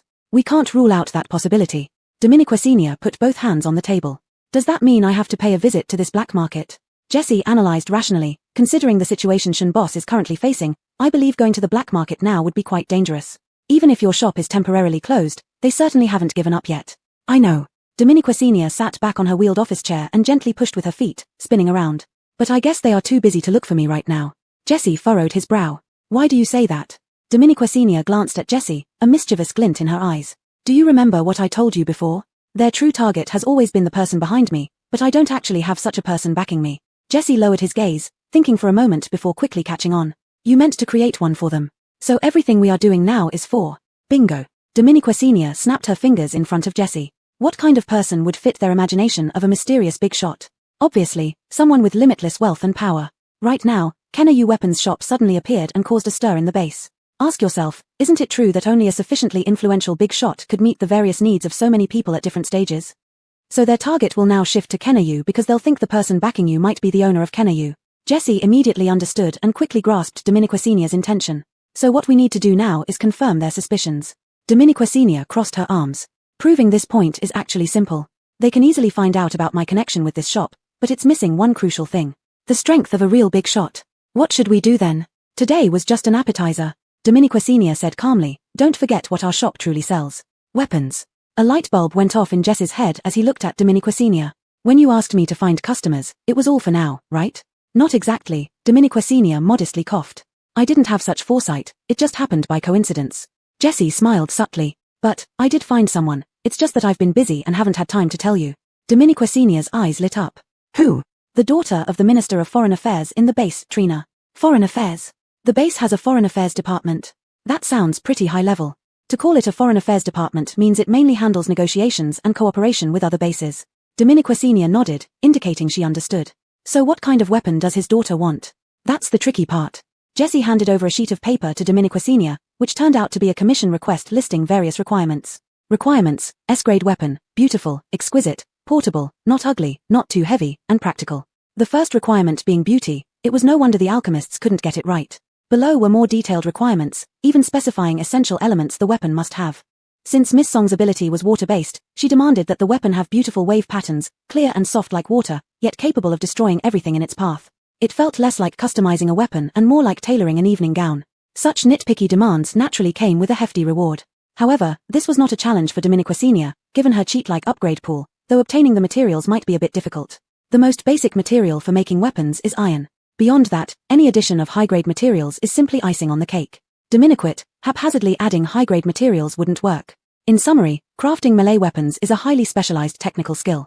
Thus, it gave rise to a unique profession in this post-apocalyptic world, the alchemist. Dominique Senior folded the mission sheet and stuffed it into her pocket. Tomorrow, she would have to make a trip to the black market. She needed some materials, and she couldn't let the leads on the pink crystals slip away. Jessie seemed to read her mind. I'll go with you. I've been to the black market before and am quite familiar with it. Dominique Senior thought for 2 seconds and agreed. She had never been to the black market, nor did the original owner's memories include it. Indeed, she needed someone who knew it well. What about you, Kenna? Jessie looked up at Dominique Senior. Close it. Closing for a day won't affect anything much. We've already built up our reputation, and closing for a day can also help us try out the scarcity marketing strategy. Dominique Senior calmly analyzed, and Jessie nodded in agreement, finding it reasonable. But he soon looked back at Dominique Senior. Do you know how much we made today? How much? 10,000. How much? Dominique Senior nearly jumped up, knowing that even her supermarket couldn't make 10,000 in an afternoon. Jessie repeated very calmly, 10,000. They exchanged glances and fell into a long silence. In each other's eyes, they saw the same thing. Is it too late to regret now? Chapter 44, Smile More. Ultimately, the two of them compromised on a solution. The black market usually only appears at night, so they decided to open the store during the day and visit the black market at night. Both of them loved money, so they quickly agreed on this plan. The next day, the foot traffic was even greater than the first day. The shop was packed with people, and there was a long queue outside. Dominique Senior thought about her goal of 10,000 yuan and worked contentedly. They kept working until sunset before having a moment to stop for some water. It was then that Dominique Senior realized she had achieved something. Master of recycling, recycled 100 items. To you, everything is trash, but nothing is waste. Reward, a set of janitor's uniform. Dominique Senior. Thanks a lot. That night, she and Jessie changed into low-key but expensive-looking clothes. With masks on their faces, they drove off. Jiankai Black Market was located in the western part of the base, far from the city center. It took them half an hour to get there. But looking at the empty street in front of them, both were bewildered. Where was the black market? A thin man nearby saw their confusion and immediately approached. Are you going to Jiankai? Dominique Senior glanced warily at him and took a step back. The thin man grew anxious. Oh, don't worry, I mean no harm. Just. He rubbed his fingers together, 3,000 per person, and I can take you to the entrance of Jiankai. Since it's your first time, I'll give you a discount, 5,000 for both of you. How about that? 5,000 just for leading the way? Dominique Senior immediately took 2 more steps back. You're robbing us. The thin man's expression changed. We can negotiate the price, but let me tell you, the entrance to Jiankai isn't easy to find. Without me, you'd probably wander all night. Dominique Senior didn't believe him and started looking around. Clearly, Jessie also doubted him, and he too began inspecting the area. Seeing these 2 stubborn ones, the thin man got angry. Look all you want, see if you can find squat. Found it. The thin man. Huh? He immediately looked in the direction Dominique Senior was pointing and saw a dilapidated apartment building. His eyes twitched. She really found it. So, it really is here? Dominique Senior seized this reaction from him and immediately pulled Jessie towards it. After a couple of seconds, the thin man realized he had been bluffed. Watching the 2 disappear into the distance, he couldn't contain his anger and yelled loudly, F***K off. Dominique Senior laughed as she walked into the building, and Jessie, rarely unable to hold back, laughed along with her. After laughing, she noticed Boss Shen staring at him. Jessie suddenly felt uneasy, his ears turning slightly red. What is it? Nothing, I just think you look nice when you smile. You should do it more often. Jessie's eyes widened in surprise, frozen in place. After saying this, Dominique Senior continued walking forward, completely unaware of the impact of her words on Jessie. He stood there, taking at least 5 seconds to react, before following her. The abandoned apartment building was empty, though occasionally one could spot a homeless person. Following her intuition, Dominique Senior turned left and right, eventually stopping in front of a door. Jessie stepped forward and gently pushed the creaky door open. Outside was a pitch-black sky like ink spilled across it. Dominiquesenia cautiously stepped out, finding herself at the lowest level of another floor. Continuing forward, they soon encountered an iron staircase. Descending the stairs, they turned several corners, finally seeing light ahead and gradually hearing noisy sounds. Dominiquesenia slowed down as they reached the last few steps, and suddenly, a vast black market appeared before them. Even Dominiquesenia, who had seen much, couldn't help but be stunned by the scene. On both sides of the black market were low, run-down buildings draped in monochrome clothes, clearly inhabited. This must be a slum during the day, Jessie remarked. Although he hadn't been to Genkai, he had visited other black markets and recognized its daytime appearance. Dominiquesenia nodded, having come to the same conclusion. Below the buildings were bustling merchants. Unlike the markets she had seen during the day in the base, the items sold here were beyond her imagination. Just at the intersection, several stalls sold peculiar items. Jars containing organs, Dominiquesenia couldn't tell if they were animal or human. Undead heads still moving under special devices. Fresh animal skins still bleeding. Dominiquesenia forced herself not to vomit and kept moving forward. There were quite a few people in the black market, most of them wearing masks or with their faces painted to completely cover their features. So, the two of them walking around with masks on did not seem out of place. Dominiquesenia didn't want to stay here for too long, so she and Jessie went straight to the location they had learned from the young man. Since he had gotten lost in here and stumbled upon that spot by chance, he wasn't sure of its exact location himself, he could only give a general direction. Dominiquesenia walked in this direction. After walking about 50 meters, the surroundings became increasingly lively, and the items for sale gradually seemed more normal. Mostly, they were prohibited materials, ores, weapons, and other items explicitly banned from trade by the base. Dominiquesenia walked past without recognizing most of what she saw. It wasn't until she reached a neglected stall at the far corner that she stopped. This was a stall selling materials. The reason it was ignored was probably because these materials were so common that there was no need to come to the black market to buy them. But Dominiquesenia paused not for these materials, but for a rapier lying outside the pile of common materials. Chapter 45. The Joker turned out to be me. The rapier originated from Italy and was a common weapon among the nobility, popular throughout Europe. Its blade is not long, only 2 to 3 centimeters wide, very light in weight, but with a thick cross-section that is both solid and flexible, making it resistant to breaking. Unlike ordinary swords, this rapier does not have a sharpened edge. Instead, it relies on stabbing for attacks, hence its extremely sharp tip. The blade is designed like a 3-sided military bayonet, with ridges forming blood grooves. A single stab creates a gaping wound that is difficult to stop bleeding or stitch up. Overall, whether from appearance or practicality, it perfectly matches the requirements of the foreign minister's daughter. This rapier might look unremarkable now, but once upgraded with high-quality materials, it will become a unique sword, combining beauty and power. Dominiquesenia felt increasingly satisfied as she thought about it. She squatted down and picked up the sword, asking the stall owner, "How much is this?" The owner sat behind the stall, his body shrouded in a large coarse robe, making his face indiscernible. A few strands of white hair peeked out. He seemed not to hear Dominiquesenia's voice and made no movement. Dominiquesenia furrowed her brows, thinking he hadn't heard her, so she asked again. To her surprise, the vendor remained motionless as if in deep meditation. Jessie noticed something was off and was just about to approach to see what was wrong when the owner suddenly moved, finally responding. Without speaking, he lifted an extremely pale hand. If not for the visible veins on the back of the hand, Dominiquesenia would have doubted if he were alive. The clearly jointed hand slowly formed a number 5. 5. Dominiquesenia frowned. 50? Jessie couldn't help but glance at Dominiquesenia. Dominiquesenia's expression remained unchanged, but she accurately noticed the subtle pause in the vendor's hand. She wanted to laugh inwardly at his pretense. Unexpectedly, the hand didn't make any further movements or gestures of denial. Really 50? Dominiquesenia was momentarily unsure. If you don't do anything else, I'll really give you 50. It won't be useful if you regret later. The owner stayed still, only silently retracting his hand, and under the wide robe, his head nodded slightly. A clear voice, like mountain spring water, slowly emerged. Take it. Dominiquesenia was taken aback, feeling a bit embarrassed. But there was no point in missing out on a good deal over pride. She paid without hesitation, sheathed the sword, and attached it to her waist. Thank you, boss. After thanking the owner, Dominiquesenia prepared to leave, but suddenly, a commotion arose nearby. Turning around, she saw people running towards one direction. As they ran, they said, "There's a fight going on over there. Let's go check it out." A fight. Human curiosity is always strong. Dominiquesenia stood up abruptly, looking towards the scene. Judging by the distance, it wasn't far. Not watching this would be almost inhumane. So, she and Jessie started pushing through the crowd, usually being onlookers themselves, never joining in other spectacles. Now squeezed among the crowd, Dominiquesenia realized how difficult it must have been for those who had watched her before. It must have been quite a hassle for them. She tiptoed, trying hard to see the center of the commotion. Indeed, a fight was happening, and not just between two people, it involved a group. Dominiquesenia roughly counted. Currently, 3 people were fighting. But the situation was strange. It wasn't a group brawl. One person held another hostage while fighting the third.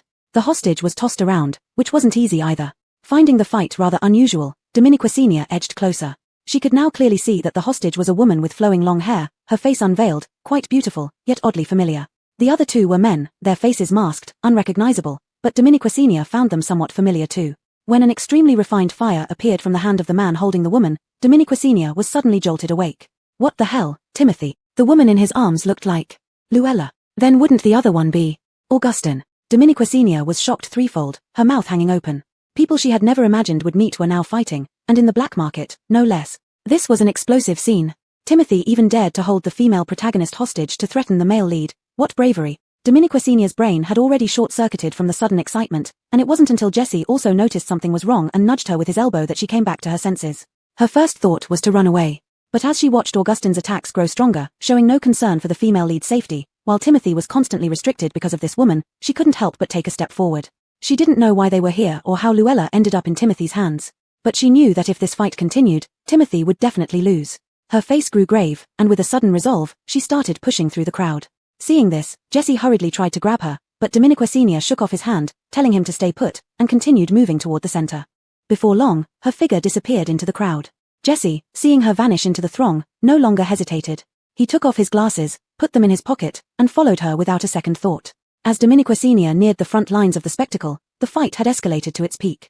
Augustin released attack after attack with an expressionless face, while Timothy kept dodging, using Luella as a shield whenever he couldn't avoid the blows. Only then did Augustin's expression change, hastily pulling back his attacks, much to Luella's tearful gratitude.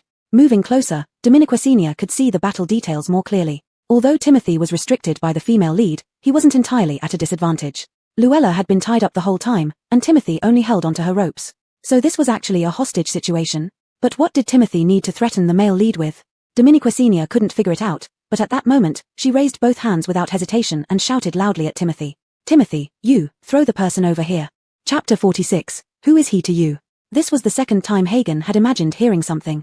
The first time was when he was sleeping outside Kenawan Supermarket's closed door, and the second time was now. But this time, he wouldn't let it affect him. Hagen held the woman in his hands with boundless hatred, wishing he could strangle her to death with his own hands. She had tricked him into coming here, lied that only Augustin knew the whereabouts of his mother, and deceived him into believing that only she could make Augustin talk.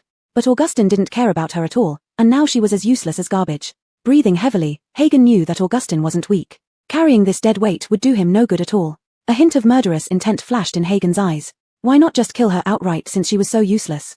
Flames began to coalesce in his hands. Luella seemed to sense something and started struggling frantically, wailing toward where Augustin stood. But Augustin wasn't looking at her. Instead, he kept attacking Hagen without stopping. A glimmer of despair flashed in Luella's eyes as she felt the scorching heat and squeezed her eyes shut. But the expected pain never came. Instead, a familiar voice rang out. Foster, look over here. Throw it to me. Dominiquecenia was almost frantic. She didn't know if her voice was too low or if Foster was deaf. She had been shouting for what felt like forever, and everyone around her was looking, but why couldn't Foster hear her? She shouted louder, worrying that Augustin might hear her soon. Just as Dominiquecenia was about to give up and let the whole world hear her shrill voice, Foster finally looked over. At that moment, Dominiquecenia was almost moved to tears. And in that same instant, Hagen wondered if his eyes were deceiving him, disbelief washing over him as he saw the figure waving at him. He blinked several times before confirming it wasn't an illusion. An overwhelming wave of joy nearly slowed time itself for him. It took a long while before he faintly heard the voice. Throw over. See, careful. Hagen's pupils rapidly constricted, and the slow-motion scene sped up instantly in his vision. His actions quicker than thought, he swiftly threw the person in his hands. The next second, he raised his hands abruptly, and a massive wall of fire rose before him. However, it was already too late. A lightning bolt swift as thunder reached Hagen faster than the wall of fire. His body tingled intensely, his pupils dilating as he realized it was over. Augustin approached him at breakneck speed, yet in the final second, Hagen glanced towards Dominiquecenia. She caught the woman, staring at him in horror. Go! A whisper so weak no one could hear it. The next moment, Augustin grabbed him, and a powerful electric current spread from his arms through his entire body, rendering Hagen unable to move. Only after capturing him did Augustin glance in the direction Hagen had thrown the woman, momentarily stunned. Dominiquecenia. Why was she here? No one felt more desperate than Dominiquecenia at this moment. If there was someone more desperate, it might be Jesse, who was lost somewhere in the crowd. Though Dominiquecenia had caught Luella, she hadn't expected Foster to lose focus and be caught by Augustin. And now, Augustin had discovered her. Between running away or pretending to be dead, Dominiquecenia chose madness. Since Augustin had caught Foster and she had Luella, she might as well trade one life for another. Augustin, your person is in my hands. Let Foster go right now. Dominiquecenia tightly gripped Luella's neck, choking her until her eyes rolled back, hoping this would make him anxious. But events unfolded differently from what Dominiquasenia anticipated. Augustin paid no attention to Luella, instead frowning and looking at the person in his hands, a subtle discomfort flickering through him. Foster. Why does she call you that? Hagen's body stiffened, enduring the agony of electricity coursing through him, unable to respond. Augustin didn't seem to truly expect an answer, turning to look at Dominiquasenia. Who is he to you? What kind of question is that? As long as I have the one you love, isn't that enough? Dominiquasenia hadn't expected Augustin to ask such a thing at this critical moment, rolling her eyes and gritting her teeth. It's none of your business who he is to me, but if you don't release him, don't blame me for being ruthless. Clearly unimpressed by this threat, Augustin merely looked at Dominiquasenia disapprovingly. You're actually going against me for him? What kind of talk is that? Dominiquasenia nearly gagged in disgust. She realized talking sensibly with men was harder than believing her father was still a virgin. Seeing Foster close his eyes, the situation didn't look good. Dominiquasenia's last bit of patience was completely gone. She directly drew out the dagger she had just bought and pressed it against Luella's throat. Luella stopped sobbing in fear, her large eyes staring intently at the dagger. This is the last time, Augustin. I don't want to waste any more words on you. You release him, I release her, one life for another. If you refuse, then don't blame me for cutting Luella's throat. Luella trembled in terror, her tear-streaked eyes looking at Augustin. Zhongli, save me. Augustin glanced at Dominiquasenia and said, Qingzhu, you're different from before. With that, he abruptly shoved Hagen forward and let go of him. Unrestrained, Hagen fell straight down. Dominiquasenia's eyes widened. Without hesitation, she released Luella and rushed over to Hagen. Dominiquasenia ran with all her might and reached Hagen just before he hit the ground. Millimeter. Dominiquasenia gave a low grunt as she caught Hagen fully into her arms. A fresh scent enveloped her instantly. Seeing this, Augustin's expression changed. He ignored Luella, turning to launch another lightning strike, intending to bind them both. However, his attack was suddenly interrupted. His knee buckled, almost causing him to kneel. A small pebble landed on the ground with an almost inaudible sound. Who? Augustin quickly turned around but saw only a crowd watching eagerly. He scanned the people but couldn't find the source. By the time he turned back, the two were already gone. Jesse carried Hagen on his back, with Dominiquasenia beside him. The three of them fled hurriedly. As they passed the place where she had bought the dagger, they didn't notice a pair of blue eyes slowly lifting from beneath a rough hemp robe to watch them, holding a tiny pebble casually. Interesting. Chapter 47, The Black Market Center. Increase the anesthetic dosage, pass me the scalpel. His willpower is too strong, intensify the electric current. Beep, beep, beep. The cold machinery continued its monotonous beeping sound, like an endless, unchanging straight line. Hagen's eyelids twitched, fine blood vessels visible on their surface, showing or hiding with the slight movement of his pupils. Once again, he smelled a familiar scent, heard familiar sounds, and felt that all too familiar, pain. Ooh! Hagen's body stiffened abruptly, instinctively trying to struggle, but the restraints around his wrists, ankles, and neck immobilized him completely. His strength seemed to be drained away, leaving him as limp as dead flesh. He could only force his eyes open and watch helplessly as those people did whatever they wanted to his body. He felt something being taken out of him. He wanted to resist, wanted to roar in anger, but everything was stifled within his body. The figures before him gradually became vague illusions. His body felt lighter and lighter, as if thrown into water, floating up. Totally powerless, he felt as though he was drowning. Help him. Who would save him? Wait. Jesse suddenly stopped running. What? Dominiquasenia also stopped, looking at him anxiously. What happened? It seems he's waking up. Jesse paused for a few seconds before confirming that the person behind him was indeed moving. Waking up. Dominiquasenia hurriedly looked at Iof. Iof's eyebrows were knitted together. His hands, which had been weakly resting on Jess's shoulders, now gripped Jess's clothes tightly as if waking up. But he was clearly not awake. Nightmare? The only possibility Dominiquasenia could think of was this. She took a deep breath to calm her rapid breathing and glanced back at the direction they had fled from. In their panic, they had rushed through countless alleys. Now, they couldn't see anyone anymore. Dominiquasenia let out a sigh of relief, telling Jesse to set down the man and rest for a moment. Jess's perfectly groomed shirt and hair were now disheveled. Controlling his breathing, he slowly lowered the person against the wall. Dominiquasenia supported Hagen, watching his trembling body, hesitated for 2 seconds, then decisively shook his shoulders. Wake up, Iof, wake up. Heavy water pressed Hagen down, causing him to drift aimlessly. He abandoned struggling, letting his body sink. But suddenly, the surrounding water began to churn, tossing him about. A voice faintly reached him. Iof, wake up, I'll pay you all your wages when you wake up. You've been absent for days without notice, yet I won't dock your pay, just wake up. A trace of worry flashed in Jess's eyes. Will this work? If my boss didn't mind my absence and still saved me, giving me full pay, I could do a couple of backflips on the spot. Jesse. Unexpectedly, Hagen's eyelids twitched, followed by his fingers. Slightly moved, Dominiquasenia shook him even harder. Hagen finally woke up from the earthquake-like shaking. Awake. Dominiquasenia immediately leaned closer. Are you feeling anything wrong? Hagen shook his head for a long time before speaking. Dizzy. With Hagen awake, Jesse relaxed.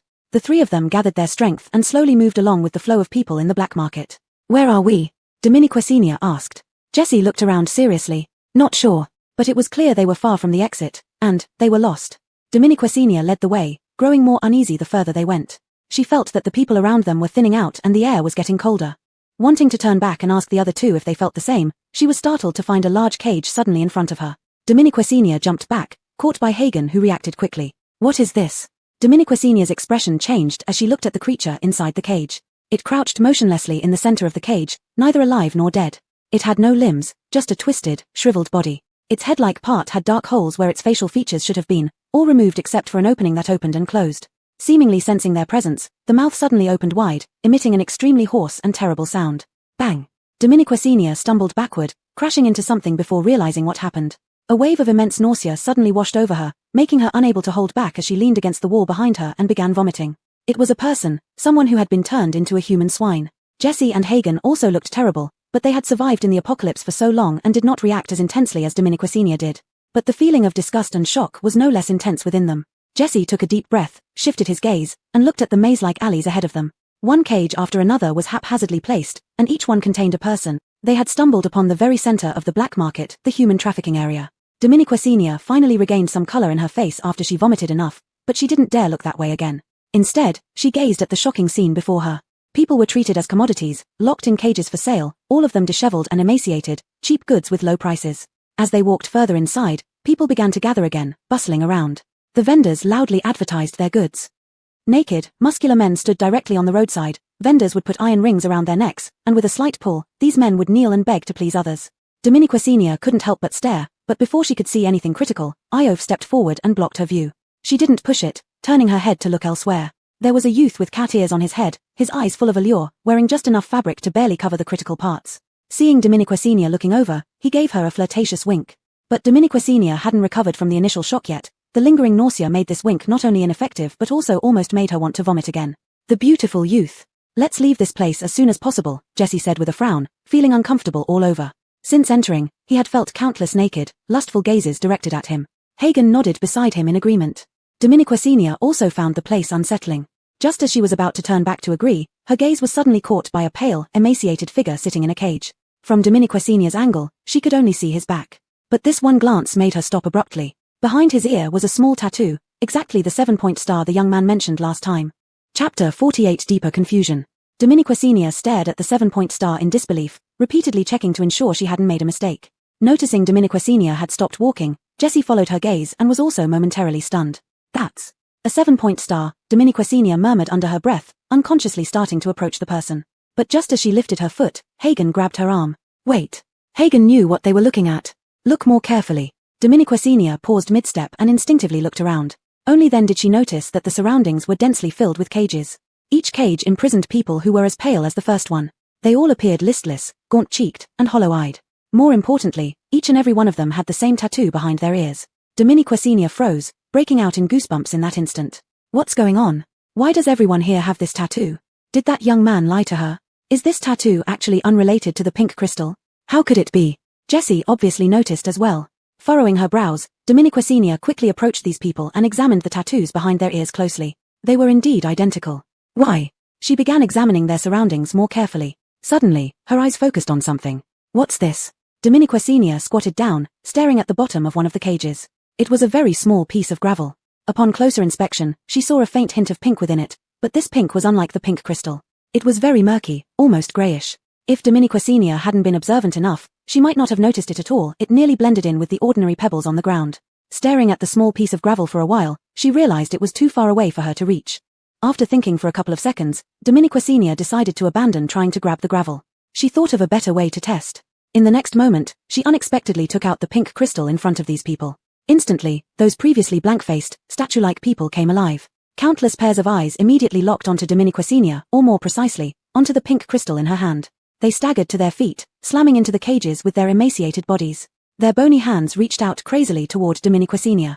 Terrifying howls emerged from their mouths. Their postures were no different from the zombies outside the base. Dominiquesenia instinctively stumbled backward a few steps, supported by Hagen and Jessie behind her. She stared intently at these people's faces, now completely devoid of reason, feeling an inexplicable sense of absurdity. She calmed herself, intending to go forward and see if she could get any information from them. However, before Dominiquesenia could move, several people suddenly ran out from behind the cages, changing expressions upon seeing the pink crystal in her hand. What are you doing? Stop. Finished, she had alerted the owners of these merchandise. Dominiquesenia rapidly assessed the situation. There were many of them, and they were clearly strong enough to control so many people.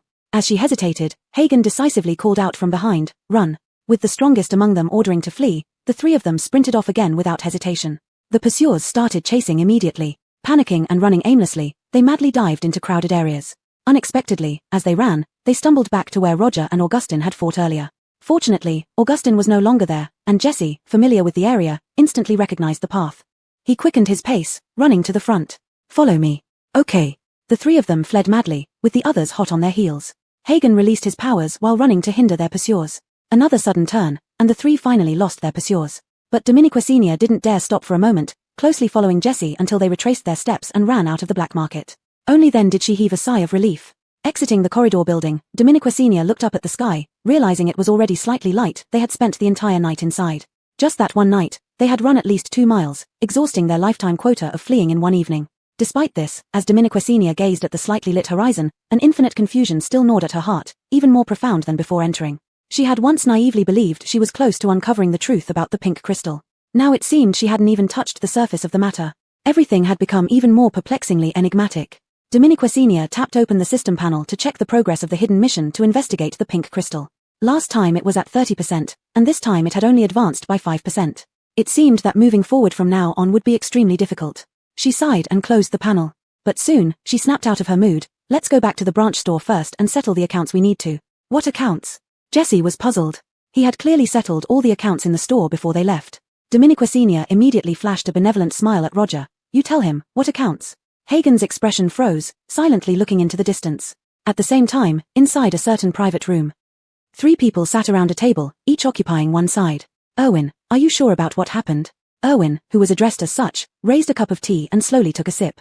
"Absolutely true, I sent someone personally to test it." The 3 instantly fell silent, all wearing thoughtful expressions. Erwin glanced at them, put down the teacup, and spoke first. "I believe that the owner of this Yuyun weapon shop should be the person we've been looking for all along." A slightly plump man narrowed his eyes in doubt. "But we can't be 100% sure." "Indeed, we can't be 100% sure, but it's almost certain." "Tell me, if not him, could you find another person like this in the base?" "But..." Seeing the fat man still hesitating, Erwin chuckled lightly. "Whether or not it's him, wouldn't it be simple to just give it a try?" Chapter 49. Stay away from you. "Speak up, how do you explain this one?" Dominiquesenia sat arrogantly on her office chair with her legs crossed, looking at Hale, Braden Freaks, across from her. Hagen stood motionless. "It's a long story." "Then make it short." "Even shortened, it's still long." Dominiquesenia gave an odd look at Hale, who actually learned to parry her. Hagen looked away, avoiding eye contact. The tension in his jaw hinted at his guilt. Dominiquesenia clicked her tongue and changed tactics.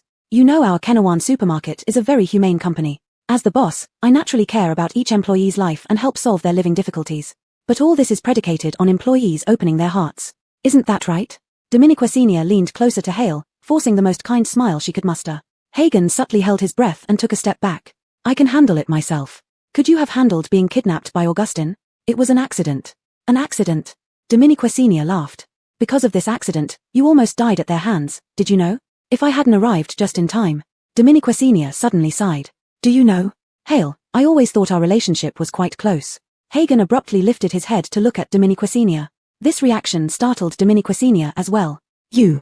She watched as a flush unexpectedly spread over Hale's ever-unchanging face. Are you hot?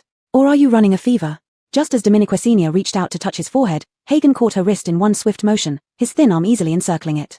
Looking down, a trace of resignation flashed in Hagen's eyes. Something important and someone important are missing, and I'm looking for them." Suddenly so candid. A hint of confusion passed over Dominiquesenia's face before she became engrossed by his words. "Is this important thing and person connected to them?" Hagen hesitated but nodded.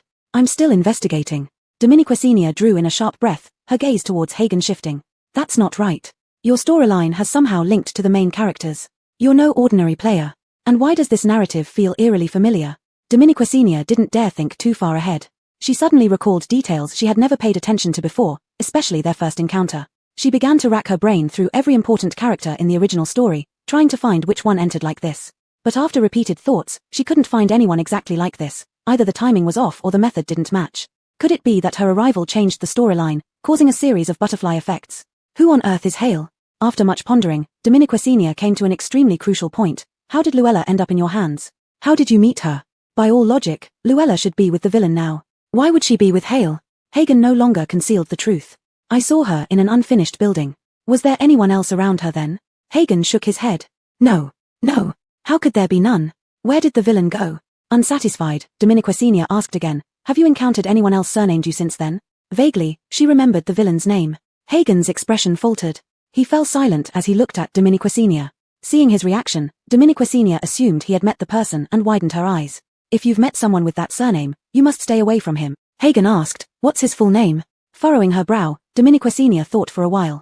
It's you. Cheng, I think. Hagen fell into complete silence. After a long pause, he finally spoke haltingly. Why? This was hard for Dominiquasenia to explain. She only furrowed her brows, seriously warning him to definitely stay away because this person was extremely dangerous. Now that the heroine was intercepted by Hale, the villain would only become more dangerous. Seeing Hagen's silence, Dominiquasenia grew somewhat anxious. Did you hear me? Hagen. Oh. Despite all their talk, Dominiquasenia failed to get much useful information from Hale. Instead, during their conversation, she realized Hale might be a very important character. For a moment, she had a bold conjecture, but seeing Hale's silent and honest demeanor, she quickly dismissed it in her mind. There was no way the world-destroying devil could be like this. When he first encountered the heroine, he was already a wolf filled with hatred, and after being betrayed by the heroine, he became even more uncontrollable. Moreover, the antagonist described in the original work had an extraordinary appearance and a fiendishly charismatic, eccentric, and sinister demeanor, nothing like the scarred Hale. After silently analyzing this, Dominiquasenia quietly set her mind at ease. Although she didn't know what important role Hale played in the original story, as long as he wasn't the antagonist, it would be fine. One party felt thoroughly reassured after their conversation, while the other walked out of the office dispiritedly. Dominiquasenia hadn't noticed Hale's emotional changes. Instead, she took advantage of the remaining time before dawn to pull out the rapier she bought in the black market. The rapier had a fairly attractive color but wasn't strikingly eye-catching, and after trying it out, Dominiquasenia found that its edge wasn't particularly sharp either. She rummaged through the system inventory and discovered that apart from a pile of iron from the last exchange, all she had left was a piece of pink crystal. She hadn't figured out how to use the pink crystal yet, so she didn't dare experiment with it carelessly. However, this made her realize that she was practically penniless in terms of materials. She had only focused on escaping during her last trip to the black market and hadn't bought anything. The system shop did sell rare materials, but her level wasn't high enough to unlock those items yet. With no choice, Dominiquasenia put the rapier back and started flipping through the upgrade manual instead. What she needed now were materials to increase the hardness and sharpness of the rapier. Materials that leaned towards water-based properties would be even better. As she flipped through, she jotted down 2 potential materials, planning to have Jessie purchase them later. Coincidentally, just then, she heard a knock at the door, and Jessie came in. Dominiquasenia quickly tore off the note and handed it to him. Jessie glanced at the paper and memorized the information. But he came in for something more important. He looked up at Dominiquasenia and said, "We recently found one of the materials you asked us to look for." Chapter 50 The Big Fish Bites. Regarding the materials you asked us to find last time, we've recently discovered one of them. Dominiquasenia took 2 seconds to realize it was about the materials for upgrading the second floor of the supermarket. She immediately asked, which one? The Carnage. The Carnage was supposed to be the hardest material to find among that long list of requirements. She didn't expect it to be the first one found.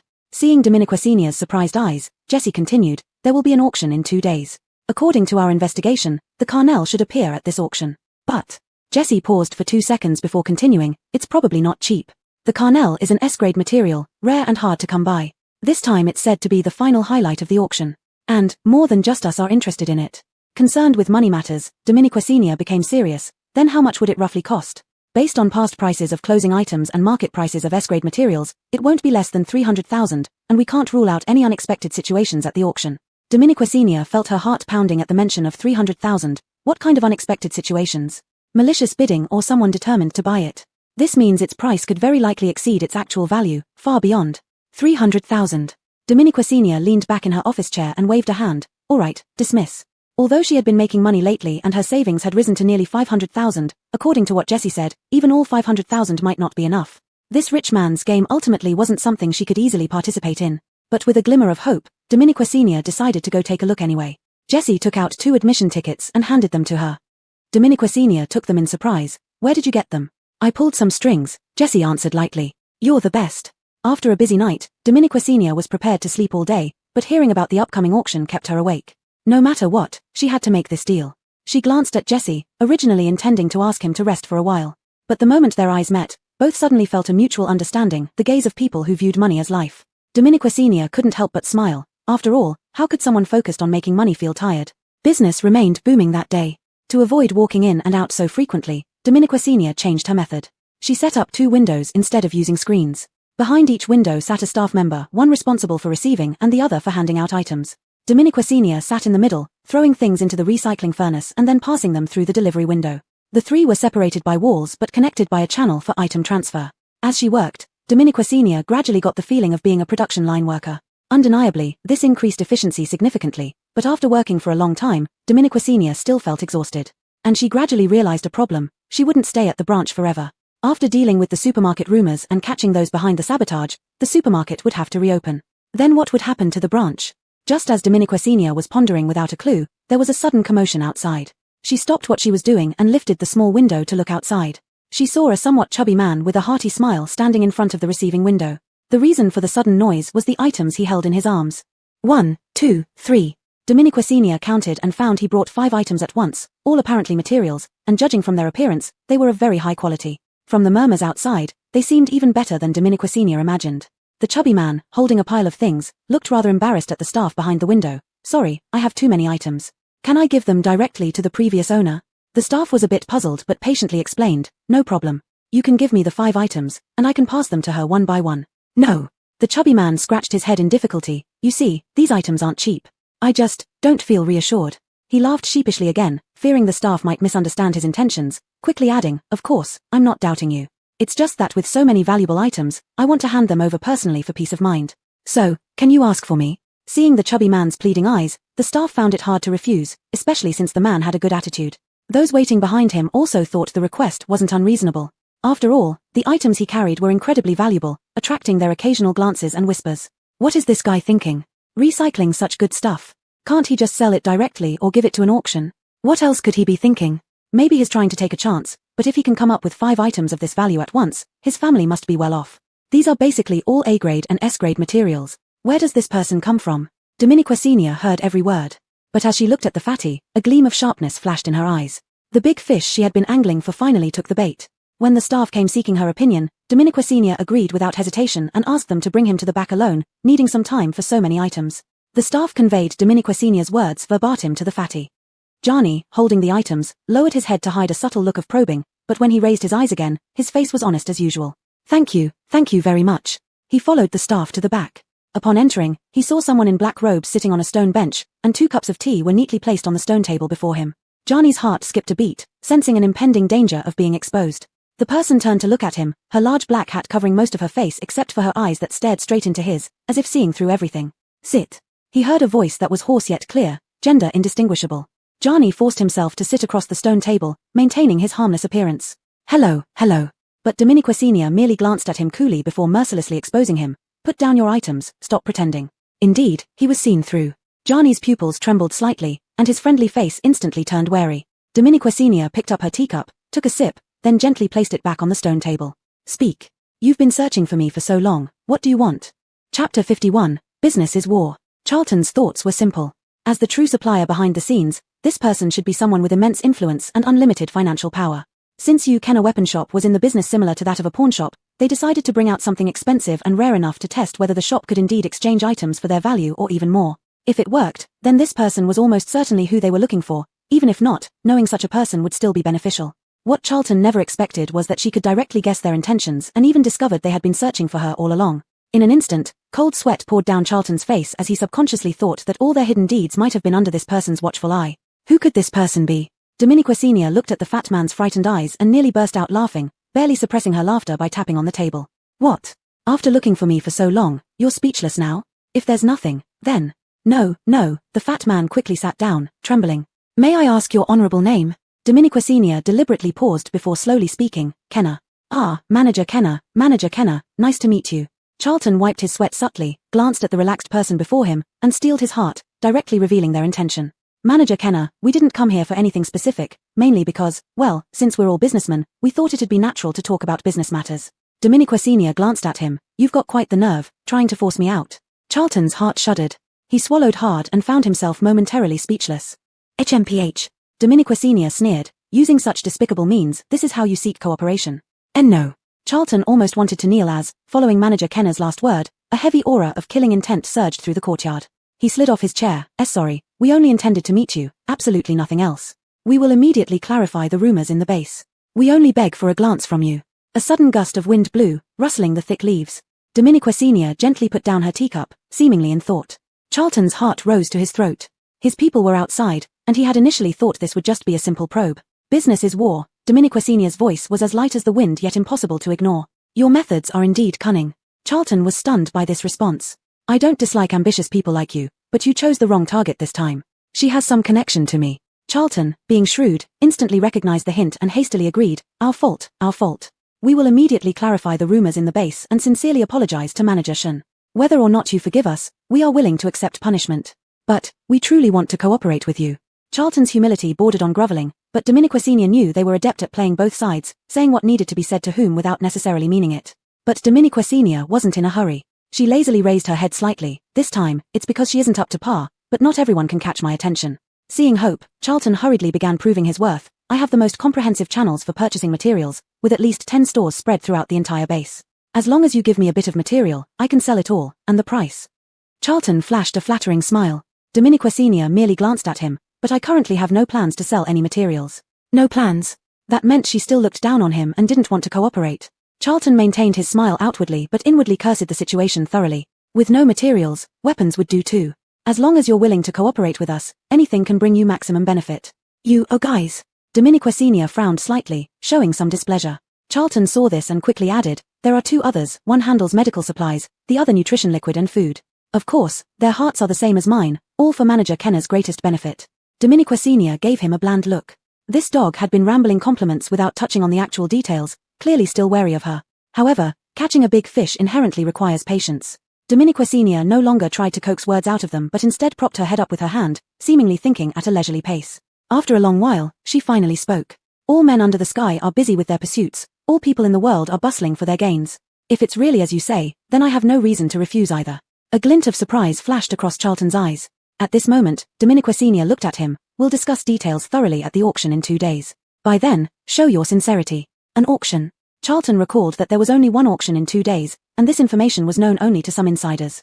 It was nearly impossible to get an invitation. They had barely managed to get 3 invitations. Charlton instantly felt more certain about the identity of the person before him. He nodded hurriedly, all right. These materials, I will not keep here for now. Dominiqua Senior got up as if to leave. It was only then that Charlton remembered the purpose of his visit.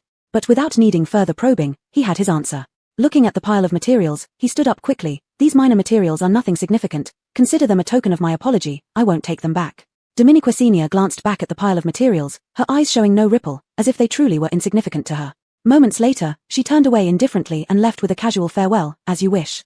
Chapter 52 S-Class Weapon. Just as Mara was about to step out of the shop, she appeared right after him, approaching the pile of materials. Tearing off her showy black robe, she eagerly embraced her precious materials. 2 B-Class, 2 A-Class, and 1 S-Class. Sure enough, this customer is wealthy. But spending so much at once, they would likely be heartbroken upon leaving. Dominiqua Senior felt like laughing out loud with joy while holding the materials. She had been worrying about lacking materials to upgrade weapons, but now the materials came to her on their own. She glanced outside. Jessie had already dismissed everyone. She immediately began researching weapon upgrades. Last time, she wanted to upgrade the rapier but was discouraged by the lack of materials. Now with so many materials in hand, she felt overwhelmed. For a moment, she couldn't decide which material to use. Weapons need to be both beautiful and practical. Dominiqua Senior flipped through the upgrade guide and found 2 B-Class materials. One was more suitable for the weapon. Without hesitation, she dropped it into the upgrade pool along with the weapon. The material contained some water element, and after the upgrade, the weapon's attributes changed significantly and became a B-Class. But this was far from enough. After all, the minimum requirement for Miss Rich was an S-Class. Dominiqua Senior looked at the newly upgraded rapier. Due to the water elements of the material, there were wave patterns on the blade, but it still wasn't impressive or eye-catching enough. She considered whether to directly use the S-Class material, but its attributes focused on blunt force and solidity, which was completely opposite to the lightness and agility required for a weapon. It might be a waste if used. Just as Dominiqua Senior hesitated, she noticed a material that had been ignored in the corner of the warehouse, pink crystal. Though she hadn't figured out what the pink crystal was yet, nor could determine its class, why not give it a try? To be safe, Dominiqua Senior took a small piece of pink crystal and dropped it into the upgrade pool with the weapon. She watched the vortex intently, her palms sweating slightly. The best outcome she imagined was that the weapon wouldn't be deformed due to her bold attempt but instead would become even better. But what happened exceeded even her best expectations. The rapier shot out from the rapidly accelerating vortex, piercing the air with a sharp sound that exploded in Dominiquecinia's ears, straight into the wall behind her. Before she could react, the rapier whizzed past her ear and plunged into the wall. Wall dust sprinkled down, and the rapier continued to vibrate for 10 seconds before finally stopping. This astonishing sound drew Jessie and Hagen out. Seeing Dominiquecinia standing motionless in the middle, their brows furrowed. What happened? At this moment, Dominiquecinia snapped back to reality, blinking slowly. Her mind echoed with mechanical electronic sounds. Ding, detected host synthesizing S-class weapon, meeting upgrade pool standard, now upgraded to level 3. New functions, unlock A and S-class regions in the upgrade guide, unlock synthesis formulas for F, C, B, A, S-class weapons, and recycling function. Congratulations, host achieves title of Master Forge Master. Your skills must be amazing. Reward, 10 points of market value. Congratulations, hidden task progress. Investigate the origin and effect of pink crystal has reached 32%. The series of system messages lasted nearly a minute, and the only thing Dominiquecinia remembered clearly was the first sentence, S-class weapon. She had accidentally synthesized an S-class weapon, and its first appearance startled everyone. A tiny piece of pink crystal turned out to have such power. She slowly turned around, walking toward the weapon. The rapier looked entirely different from its original form, radiating a lustrous glow that was visibly extraordinary. She gripped the hilt and pulled hard. The rapier slid out of the wall, producing a crisp metallic sound. The weapon was neither too light nor too heavy, but it had an exquisite feel. Dominiquecinia thrust it into the air forcefully. In that instant, it seemed to carry an invisible current of water, creating ripples centered around the tip. Soft, yet strong within. Emerging smoothly, with immense power. Dominiquecinia's eyes sparkled. This was undoubtedly a rare and unique weapon. Even someone without abilities could sense the flow of water from it, let alone a water element user. This weapon was practically custom-made for that rich girl. Jessie also recovered, his surprise no less than Dominiquecinia's. This one will definitely work. Hagen stepped forward, first checking Dominiquecinia's face to ensure she wasn't hurt, then focusing on the weapon. Dominiquecinia, holding the weapon, was exhilarated. She turned to Jessie and asked, how should I deliver this weapon to her? Generally, top-level weapon masters have channels to meet her directly, but if we want to hand it over to her ourselves, it would be very difficult. Jessie shook his head but soon looked back at Dominiquecinia. But according to our intelligence, she will also be present at the auction in 2 days. Another auction? Dominiquecinia narrowed her eyes, slowly revealing a smile. Then let's end everything at the auction. Gladys had been going through a tough time these past few days. Her father, seemingly under some strange spell, began forcing her to practice daily, even bringing in a master specifically to teach her. Gladys always thought her ability was sufficient. Since she didn't need to go out and fight zombies or carry out missions, she was naturally unwilling to endure the hardship of training. But her father was pushing too hard, so she had no choice but to come up with an excuse: she needed a weapon. Without a weapon, she refused to train. Now, after rejecting countless weapons from different masters, there was another knock on the door. She opened it reluctantly, saying, sorry, I don't like it, it doesn't. Her words trailed off as she realized that the person standing outside wasn't another weapon master but her father. Dad. Corner looked angry. Is this how you usually choose weapons? Without even taking a look. No, not exactly. Just as Gladys was stammering for an excuse, her father waved his hand dismissively. Forget it, forget it. That's not why I came today. What is it then? Gladys immediately changed her expression and moved closer to her father in a flattering manner. Corner pondered for a moment before speaking. Where is the shop where you bought those fruits last time? Upon hearing this, Gladys's face fell instantly. It's closed. Chapter 53, likes to play Monopoly? Closed. Corner's eyebrows shot up. How could it be closed? Gladys wasn't too happy either when this topic was brought up. After all, she had been living off those snacks and fruits for so many days, and now they were about to be gone again. What kind of situation was this? They said there's something wrong with the stuff in the supermarket. It seems, someone was killed by it or something, and then it was shut down. To be honest, Gladys didn't really believe this. Would she not know if there was a problem? At this moment, Corner's brows were so furrowed that they could have crushed a mosquito. After all, he was an old hand in the base management and quickly spotted something odd. Seems to have killed someone. Did it kill anyone? Gladys shrugged. I'm not sure. Anyway, that's what they're saying. I think it's just other merchants being jealous of her and deliberately spreading rumors. Corner just shook his head. His instinct told him it wasn't as simple as that. After all, the business world in the base was very complicated. He frowned in thought for a while, then stood up and walked out. Halfway through, he didn't forget to remind Gladys. Pick your weapon carefully. I'll give you 3 days. If you can't pick one by then, you won't need to choose anymore. You'll start training in body techniques directly with Master. With that, he left without mercy, closing the door behind him, leaving Gladys helplessly wailing. 2 days later, at the auction site. The auction venue was located near the mission hall at the center of the base, a 2-story building that looked ordinary from the outside. But once inside, one could feel a completely different atmosphere. The hall was bright and spacious. Although there were many people, it was very quiet, with everyone walking hurriedly. They all headed towards the second floor. Because Jessie only managed to get 2 tickets, only Dominique Senior and Jessie came, while Alaniguai stayed at the branch store to keep things stable. Dominique Senior stood in the hall, feeling various gazes cast upon her. She still wore a mask today, remaining expressionless amidst the speculative looks. In these 2 days of waiting for the auction, Dominique Senior hadn't been idle. First, she made money, earning nearly 25,000 over 2 days. Adding this to her previous savings, she had roughly 75,000. This figure would have been unimaginable for her before, but today, it might not even be enough, and one careless mistake could bankrupt her. So she went to Jediah to withdraw some more money, barely scraping together $1 million, trying to ensure she would still have some money left to take home. Team leader Chu of the Itor heard she was going to participate in this auction and generously lent her another 200,000, telling her it was fine if she lost it all, as they could still go pick her up. Touched, Dominique Senior shed tears and snot. Besides, since last time when she accidentally figured out the effect of pink crystal and upgraded her forging pool to level 3, she began making more attempts. Her upgrade compendium included synthesis formulas for various weapons. Following them closely, she successfully synthesized several B-grade and A-grade weapons. It's worth noting that a relatively skilled forging master in a base could produce 1 A-grade weapon per month and be considered a grandmaster. And Dominique Senior synthesized one within just 2 days, which was quite explosive, advancing her closer to her intended background character. Meanwhile, to determine whether the birth of S-grade weapons was accidental, she attempted it again. This time, she used the golden axe for zombie cutting and added just a small piece of pink crystal, controlling the variables by using no other materials. Surprisingly, it succeeded again, with the golden axe upgrading to mid-grade, now able to drop 1,000 purple coins when killing a zombie. This was unexpected for Dominique Senior. She guessed the pink crystal was strong but didn't expect it to be this powerful. Unimaginable the turmoil it would cause if such materials circulated on the market.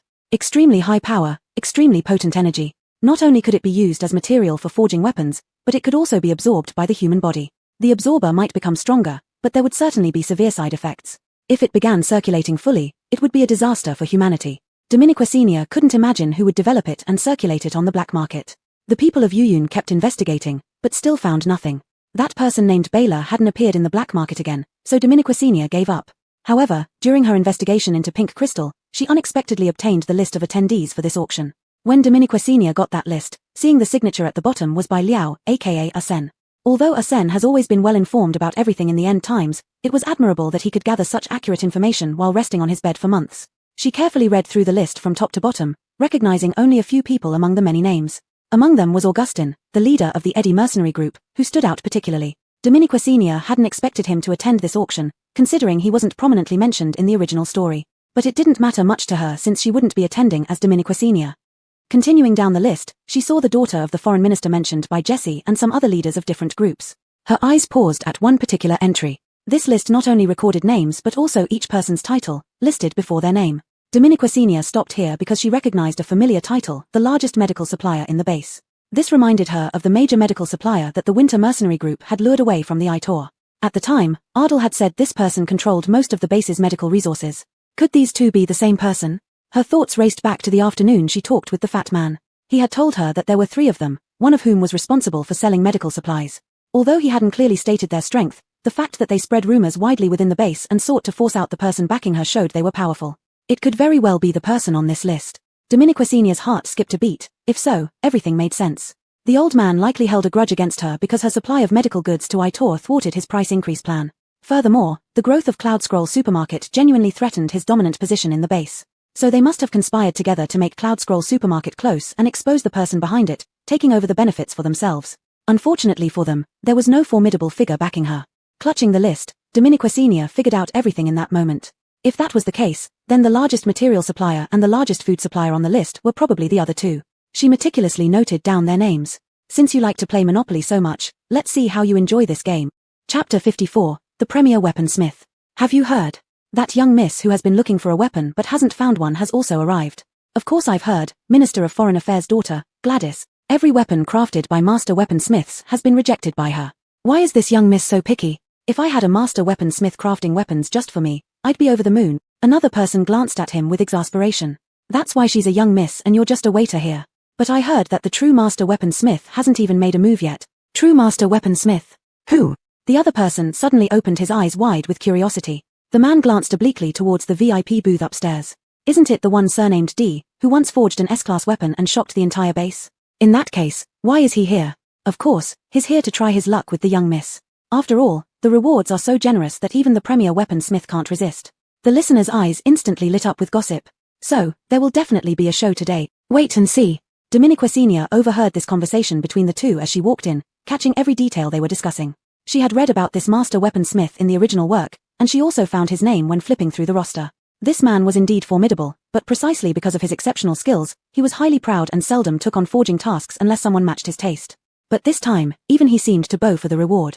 No matter what, he was one of her competitors. Dominiqua Sr. looked up at the upper-level VIP booth. The layout of this auction was quite unique. As soon as one entered the second floor, it felt like entering a whole new world. The entire second floor seemed connected to the third, supported by a massive central pillar, with tiered audience seating on both sides. The top two tiers were VIP booths separated by curtains, concealing the sellers from view. Right in the center stood a small auction podium backed by a large display stand for various items. Such design ensured visibility for every level while accommodating more buyers. Dominiqua Sr. climbed up from the buyers' seats below, amazed by the setup. Their position wasn't bad either. They were right at the second level with the VIP booths. Dominiqua Sr. didn't know how Jessie got the tickets, but she silently added another bonus to Jessie in her heart. No wonder the protagonist's mercenary group soared after acquiring Jessie. Even a fool could be propelled sky-high under Jessie's reliable support. With so many seats, almost all the curtains of the VIP booths were tightly closed. However, Dominiqua Sr. immediately spotted the booth where Gladys was located, as it was the only one with constant traffic. Everyone entering carried a weapon, and each emerged with a dejected look. It was clear that many weaponsmiths, like Dominiqua Sr., had tried their luck without a direct invitation from the young miss. Unfortunately, this young miss still held her demanding standards.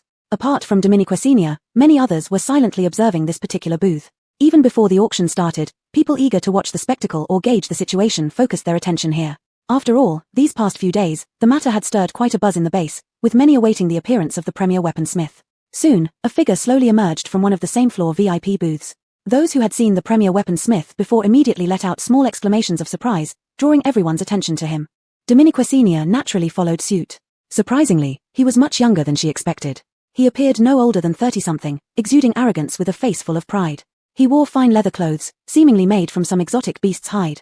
A long sword hung from his waist, its form concealed within the sheath, preventing Dominiqua Sr. from seeing it clearly. However, just the hilt revealed its extraordinary nature. Indeed, many others noticed the sword too, gasping in awe.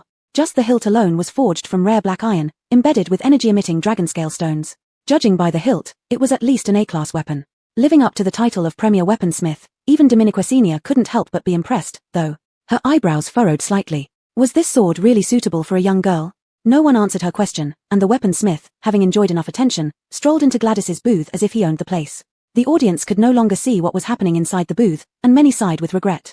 Still, they continued to stare at it intently, hoping for a glimpse of the outcome. They all wanted to see if this premier weaponsmith could finally meet the capricious young Mrs. expectations. After a long while, the atmosphere inside the booth remained calm and composed, unlike the previous occasions where craftsmen came out in less than 5 minutes. Many people shifted their gaze and couldn't help but marvel. He truly lives up to his title as Huayang's premier weaponsmith. But just as those words were spoken, the curtain of the booth stirred slightly, and everyone who had been watching intently fell silent once more. Dominiqua Sr. fixed her gaze on the booth, waiting to see if it was success or failure.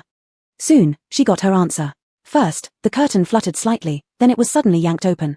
The premier weaponsmith stormed out, fuming with anger, and cast an icy glance back into the booth. I see you're too picky for your own good. I decided on a whim to make a weapon for you, something many others would beg for, and you dismiss it with a mere not suitable. It seems you don't really want a weapon. You've been giving excuses to reject everyone before me. People like you think you can play around with weapons crafted by dedicated weaponsmiths with a wave of your hand. Go to hell. Scott spitted on the ground viciously. I tell you, none of you will get me to look at you again even if you beg me on your knees. I won't serve any of you anymore. His fierce tirade left the crowd stunned. Hearing the premier weaponsmith's words, it seemed that even his weapon didn't satisfy the young miss. Whispers broke out among the audience. Scott, being the base's top weaponsmith, had the audacity to speak to Gladys this way. However, the person inside the booth did not get angry. Instead, a middle-aged man emerged to placate him. But Scott wasn't willing to back down. He had lost face in front of so many people today and couldn't return home disgraced. His harsh words confirmed that the young miss was deliberately being difficult and mocking the weaponsmiths. Many people, seeing even his weapon wasn't accepted, started to believe Scott's accusations. So many weapons are rejected, unless she's intentionally picking faults. I can't think of any other reason. What's her motive behind this? What else? Toying with us commoners. Living in luxury every day, they naturally don't care about our lives. As soon as these words were spoken, the gravity of the situation escalated. A hint of worry flashed across the face of the middle-aged man trying to soothe Scott. The curtain of the booth moved again, as if someone was about to come out but was held back by the middle-aged man. Dominiqua Sr. looked at the person stirring up the crowd. Sure enough, it was one of the previously rejected weaponsmiths. Chapter 55. I think what you say is all nonsense. At least an hour before the auction was scheduled to start, commotion had already begun here. Many were drawn to this lively scene, craning their necks for a look. Everyone present was a notable figure and refrained from outright discussing the matter, but the curiosity in their eyes was unmistakable. "Should we proceed?" Jessie asked softly beside Dominiquesenia. "Let's wait a bit more." Dominiquesenia gestured for him to be patient, her gaze fixed on the two at the center of the dispute. That middle-aged man should be Corner, the foreign minister of the base and father of Gladys. "So it's him." Dominiquesenia nodded. No wonder this middle-aged man exuded an imposing presence even without displaying anger. Though being scolded, he appeared only slightly anxious on the surface but mostly calm and reflective, as if carefully weighing his actions. He glanced at the crowd, extended both hands downward to signal them to quiet down. As a minister, everyone gave him some respect, gradually silencing the room. Only then did Corner speak slowly. "My daughter has acted improperly, causing a spectacle. But this is our personal matter." The reward notice clearly stated that participation was voluntary. "We are all adults who can weigh the pros and cons and make decisions accordingly. I still find today's weapon by Master Guo very satisfactory and appealing, but..." Corner laughed awkwardly a couple of times, easing the tense atmosphere. "My daughter is being picky, not out of disrespect for Master Guo's work or any intention to mock weaponsmiths. Please understand. Any other opinions can be discussed privately so as not to disturb everyone. What do you think?" With a smile, he looked at Everard, like a completely amiable old man. But everyone present was sharp. Though polite, his words carried underlying pressure.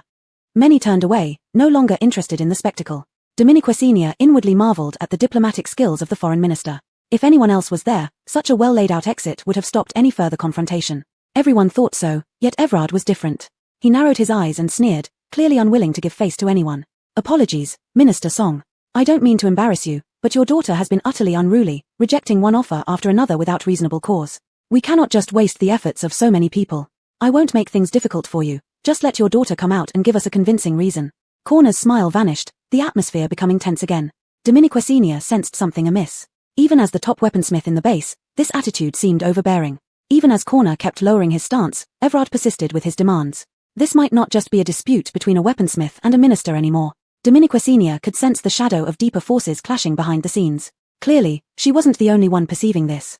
Corner also felt it, asking, "It seems Master Guo insists on an explanation?" Everard lifted his chin. "Of course. They say one must die with dignity, then I will grant you all a dignified death." As soon as he spoke, a clear voice emerged from the private box, brimming with long-suppressed anger. Dominiquesenia couldn't help but raise an eyebrow upon hearing it. Why did it sound so familiar? Everard's eyes sparkled, finally getting what he wanted. Corner frowned, instinctively trying to prevent Gladys from coming out. But enraged, even he couldn't control Gladys. She pushed aside the curtain and boldly stepped out. She had obviously dressed up for the auction, with curled hair tied up with a bow, wearing a pink and white frock and a touch of makeup, looking like a delicate doll. But now, the doll-like image of a lady was gone. Her eyebrows knitted tightly, she grabbed her dress and unleashed a tirade. "I don't care if you're the first or second best weaponsmith. If the weapons are subpar, they're subpar. I clearly specified my requirements in the reward notice, but every weapon you showed me was uglier and heavier than the last. You even told me this is your feature, that weapons can only be made this way. If the strength isn't there, it just isn't there. What kind of excuse is that? Look at this sword of yours." Gladys pointed at the sword on Everard's waist. "You struggle to wield it yourself, and you want to give it to me? How does any of this meet my requirements?" As soon as Gladys appeared, Dominiquesenia completely relaxed, realizing that this was indeed the distinguished guest who had casually spent 100,000 in her shop that day. Since it was her big spender, she naturally couldn't ignore her. Dominiquesenia clenched her hand, just about to speak. Everard, after witnessing the young lady's outburst, became even more self-righteous. Under the sky, it's always the weapon choosing the person. The better the weapon, the pickier it gets with its owner. Since Miss Song refused so many weapons, perhaps she doesn't have the ability to control any weapon at all. Moreover, this sword of mine is a grade A weapon crafted by Cheng Chen. If Miss Song can't even hold a grade A weapon, I doubt she can handle any other good weapons. She should enhance her strength first before criticizing the weapons. Gladys was fuming upon hearing this, but for a moment she didn't know how to refute him. Weaponsmiths have been an extremely scarce profession since the apocalypse, and top-quality weapons are few and far between. Indeed, most of the time, it's the weapon choosing the person. If you can't adapt to a particular weapon, it simply means your strength isn't enough. This was something everyone understood well. It also explained why weaponsmiths held such high status and acted so arrogantly in the base. The crowd couldn't help but discuss quietly among themselves, and amidst these low murmurs, Gladys's face flushed red and white alternatively. Her father, Corner, sighed behind her, seeing through that someone was deliberately setting them up. He had doted on his youngest daughter, which gave others a handle to use against them. Ultimately, it was his fault. Corner pulled his daughter back, just about to say something, when a clear yet hoarse voice came from below slowly. "I think what you say is all nonsense." Chapter 56 The Blade Unsheathed. This statement stunned everyone present. Many people who were watching the spectacle instantly shifted their gazes, looking down at the lower level to see which brave soul was diving into these murky waters. Dominiquacinia leaned leisurely against the railing on the second floor, half her face hidden behind a silver mask, only revealing her delicate, pale chin and thin lips that now curved slightly, exuding clear mockery. In the art of showing off, Dominiquacinia had considerable expertise. Sure enough, the first weapon forge master's gaze shot at her like a sword. Who are you? Don't bother about who I am. Just know that everything you said is bullshit. You. Seemingly never expecting this person to be so audacious, he was momentarily at a loss for words. Countless eyes explored toward her, as if secretly trying to figure out who this person was. How dare anyone offend the famous forge master of the base like this? Dominiquacinia stood unmoved, her lips parted lightly. According to Master Guo's logic, people should compromise for weapons. To me, this is just an excuse made by incompetent forge masters. Oh. Everyone was startled, even Corner and his daughter couldn't help but open their eyes wide. This one sentence almost insulted all the forge masters in the entire base. Everard looked at her darkly, and after hearing this sentence, he laughed out loud. I thought a competent peer might offer a different perspective, but it turns out to be a child spouting nonsense. Since you're so capable, I assume you have a higher grade weapon suitable for this young lady. He seemed certain that Dominiquacinia was just there to stir up trouble, so he deliberately put her on the spot, not knowing that this suited Dominiquacinia's plan perfectly. If I have dared to speak, then naturally, I do have one, but... Dominiquacinia raised her head, looking straight at the disdainful Everard. If I really bring it out, what will you do? Everard's face twitched slightly, gritting his teeth in front of the crowd. If you can really produce it, then it's Miss Song's good luck. What does it have to do with me? Ultimately, he still didn't dare take the bet, and immediately, a chorus of boos rang out around him. Dominiquacinia shook her head and laughed. Everard clenched his fists tightly. If you can truly produce it, I'm afraid Master Wei would have to give up his title as the first forge master. Dominiquacinia casually dropped this bombshell, completely indifferent to the shock in everyone's eyes. Just watch carefully. Beside her, Jessie immediately threw out a sword, which Dominiquacinia caught with one hand. Everyone's attention was locked onto this short blade. Wrapped in an ordinary black scabbard, it was unremarkable and dull, blending in with any common iron it might be thrown among, making it hard to notice. The originally nervous Everard couldn't help but snort in cold laughter, and the faces of those watching for fun showed a tinge of disappointment. Dominiquacinia's fair hand turned deftly, presenting the hilt to everyone, while her other hand, like jade-like fingers, gently rested on the black hilt. Her smile remained unchanged, revealing a row of neat teeth, radiating arrogance. Clang! A sharp sound like splitting bamboo suddenly resonated as Dominiquacinia unsheathed the blade 2 inches. This sword. Just 2 inches, but many stood up in shock, and Everard's eyes widened in an instant. Because the dazzling silk-like brilliance burst forth from the 2-inch blade exposed. The refined chill light burned the eyes, shining brightly without restraint into everyone's eyes. Swish! Dominiquacinia gripped the hilt firmly and suddenly drew it out in the stunned gazes of everyone. Instantly, it felt like countless flashes of knives and swords flickered before them, then retracted like flowing light, enveloping this strangely shaped sword. Each inch of the angular blade reflected mesmerizing light, like water, like lightning, the blood groove emitting a ghastly aura. A breathtaking display of light and brilliance. S-class weapon, someone shouted, snapping everyone out of the captivating momentum, followed by even greater shock. An S-class weapon. It was indeed an S-class weapon, higher than the A-class weapon brought by Everard. All eyes turned to Dominiquacinia with changed expressions, becoming feverishly excited, except for Everard, who wore a look of disbelief. He finally understood why she had said that once she produced the weapon, his title as the top forge master would have to be relinquished. But on what basis? He had also forged S-class weapons. Everard grabbed the railing fiercely, his face flushed red.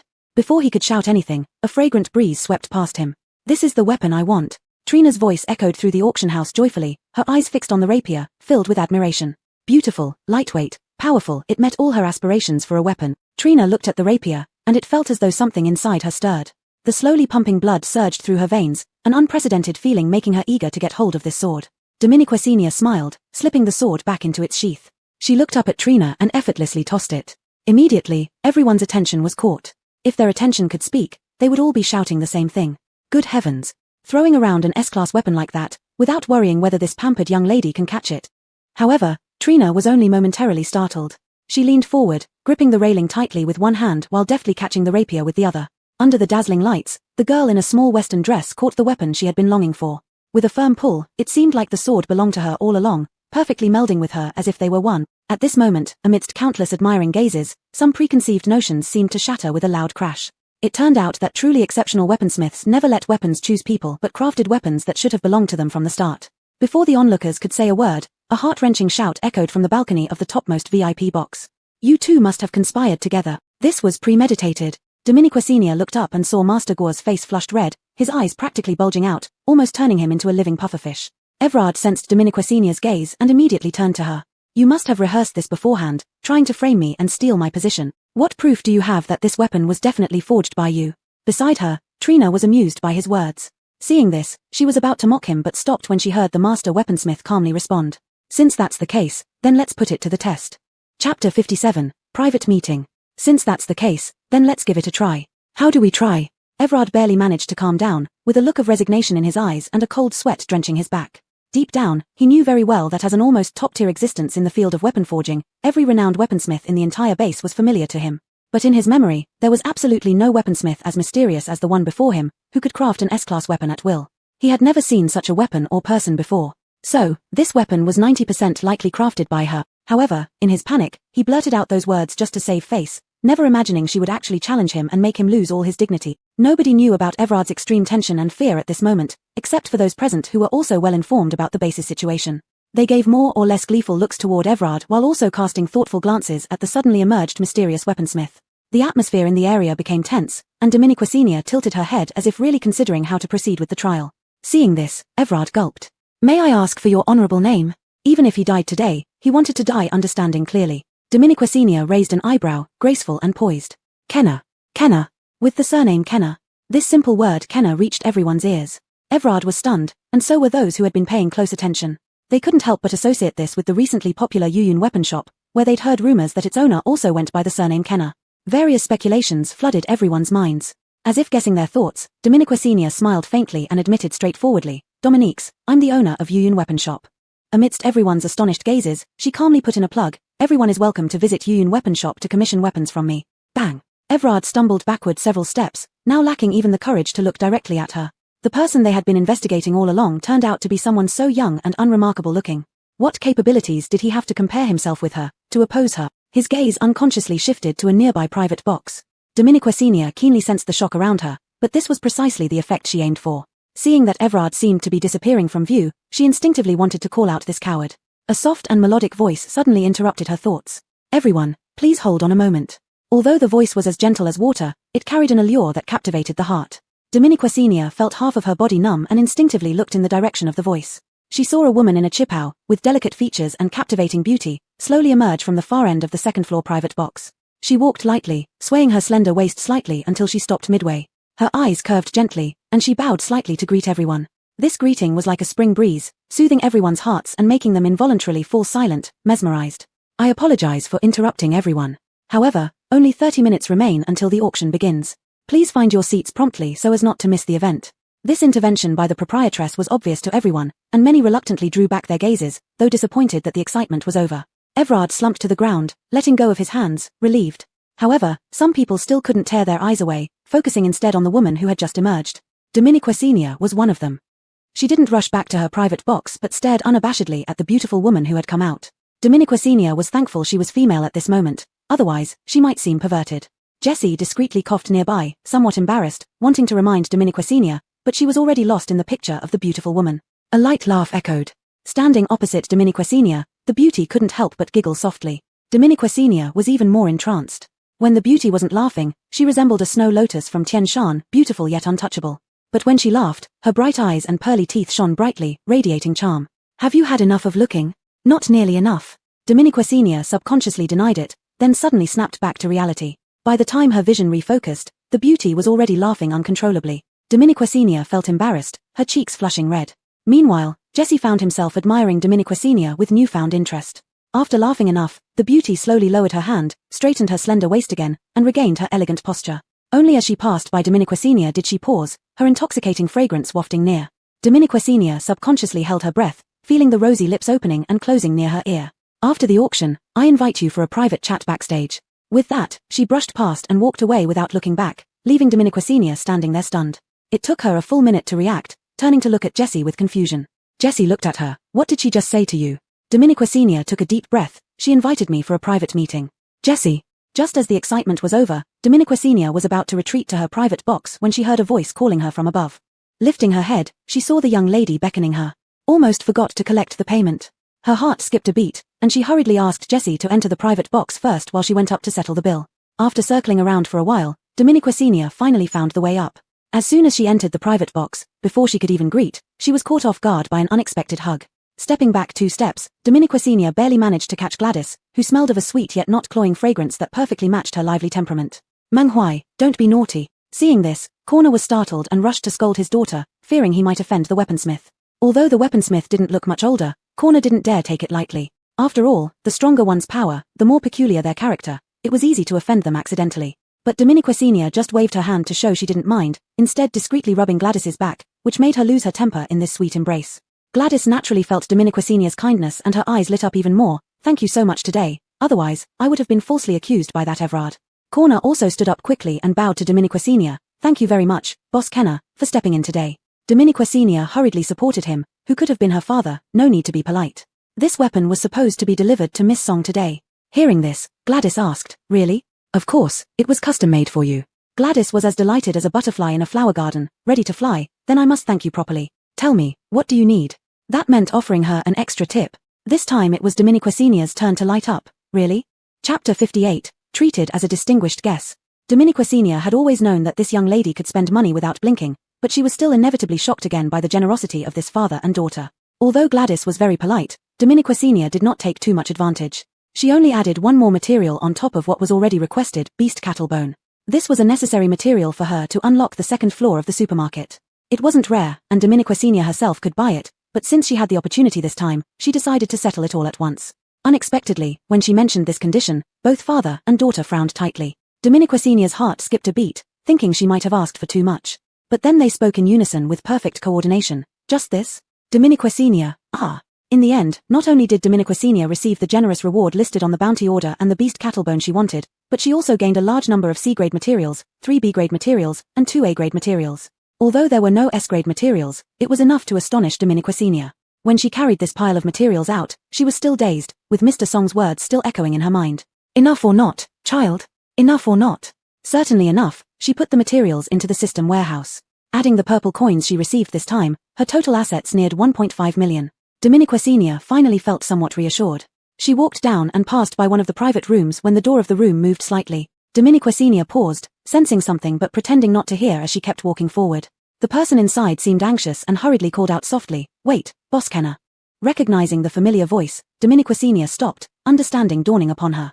The person inside sighed in relief and gently lifted a corner of the curtain, revealing a familiar face. It was none other than the fat man whom Dominiquacinia had seen through at first glance last time. He now looked even more fawning than when they met behind the shop last time. Dominiquacinia realized that their recent actions had likely dispelled any suspicions they had about her, making them believe more firmly in her background. "Boss Kenner, come in and have a seat." Mara smiled until his face almost froze, fearing that this big shot might change their mind about the previous agreement. However, Boss Kenner turned slightly, nodded, and entered the room. Surprise flashed across Mara's face as he quickly stood up to greet this distinguished guest. The 2 people sitting behind him also stood up, looking solemn. Dominiquacinia glanced over them. Indeed, there were exactly 3 people as expected. Her eyes lingered on the oldest, calmest-looking individual before she sat down without shaking hands with any of them. Mara awkwardly withdrew his hand, his smile momentarily stiffening but quickly adjusting. Come, Boss Kenner, have some tea."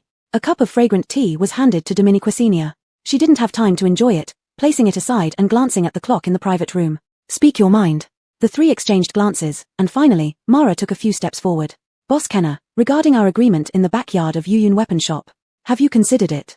Mara watched Dominiquacinia's expression, seeing no unusual reaction, his confidence grew. Dominiquacinia sipped the tea leisurely, finally speaking after tasting it slowly under their anxious gazes. "If you are sincere enough, I see no problem." Joy flashed in Mara's eyes, and the other 2 exchanged looks immediately. "So, what does Boss Kenner mean?" Dominiquacinia put down her teacup and looked at them. Time ticked away, and the 3 became increasingly nervous, except for the old man who remained calm. Dominiquacinia lowered her eyes, briefly showing a hint of caution. "I do have a batch of goods right now, and it's my last batch. Consider yourselves lucky." Joy flickered in Mara's eyes, but he sensed more to come, so no one spoke. They listened as Boss Kenner continued. "However, I wonder if you can handle such a big load." Though lightly spoken, it struck a heavy blow in their hearts. Was this indicating that she still didn't fully trust them? And how big could it possibly be? Merchants always prioritized interests. They exchanged glances and tacitly chose not to speak yet. As if expecting this scene, Dominiquacinia lowered her head, smiling mockingly. "You are more familiar with Kanachuan Supermarket than me." The mention of Kanachuan Supermarket made the 3 exchange uneasy glances, each feeling some degree of guilt. Mara was the most adept at social graces, hurriedly stating, "We have already sent people to dispel the rumors. I believe that in a few days, Kenawan Supermarket will definitely be able to reopen." At that time, the three of us will definitely come to apologize. Dispel the rumors. A faint trace of mockery spread from Dominiquecinia's eyes. Indeed, she had heard some words to clear up the rumors these past few days, but it was as easy to dispel them as it was hard to make them, especially considering the stark difference in effort between the two. However, Dominiquecinia was not here to settle accounts with them. Raising her eyes again, the mockery in her gaze was replaced by calmness. I am not here to settle accounts with you. Her shop closing only means she was less capable. Moreover, she did not fully meet my expectations. All three were simultaneously stunned, their gazes involuntarily turning toward the oldest among them. It turned out that just as they had suspected, Kenawan Supermarket was merely a pawn to be discarded. If the person in front of them truly valued the Ms. Shin so much, how could they let her close down like this? With Kenna Boss's strength, dispelling the rumors and exposing the ones behind them should have been effortless. But she didn't do it. A gleam of determination flashed in Mara's eyes. He no longer hesitated, fearing that even a moment's delay might cost him the chance to be a pawn. Business is all about taking risks. Wealth comes from daring to seek it. He immediately stepped forward. We can take it, of course we can. Boss Kenna, please tell us how much merchandise you still have. Once the balance was broken by one person, the other two dared not hesitate further. Even the most cautious old man only considered for a few minutes more before agreeing with the fatty. Their biggest competitor, Kenawan Supermarket, was unlikely to recover. If not now, when would they gamble? Boss Kenna finally seemed somewhat satisfied with them. The goods in my hands are not beyond your capacity to bear. It just requires you to challenge your limits a little, and after this time, it may not be so easy for the next shipment to come. Since you've reached your current positions, I trust your abilities. Once you truly get my goods, the three of you will achieve a true monopoly. At that point, will you still worry about having too little money? The base's upper echelons will likely treat the three of you as distinguished guests. Chapter 59 The Trap. If these words were spoken by anyone else to the three of them, they would have scoffed and ridiculed him for daydreaming. But coming from Boss Kenna, it carried extraordinary weight, as if this beautiful future was right before their eyes, something they could surely achieve. A surge of heroic spirit welled up in Zach's chest, causing his heart to pound wildly. Dominiquecenia casually scanned the three with a calm expression, inwardly laughing. On the surface, she maintained an aloof demeanor as if what she had just said was nothing much. She lightly tapped her fingers on the table twice.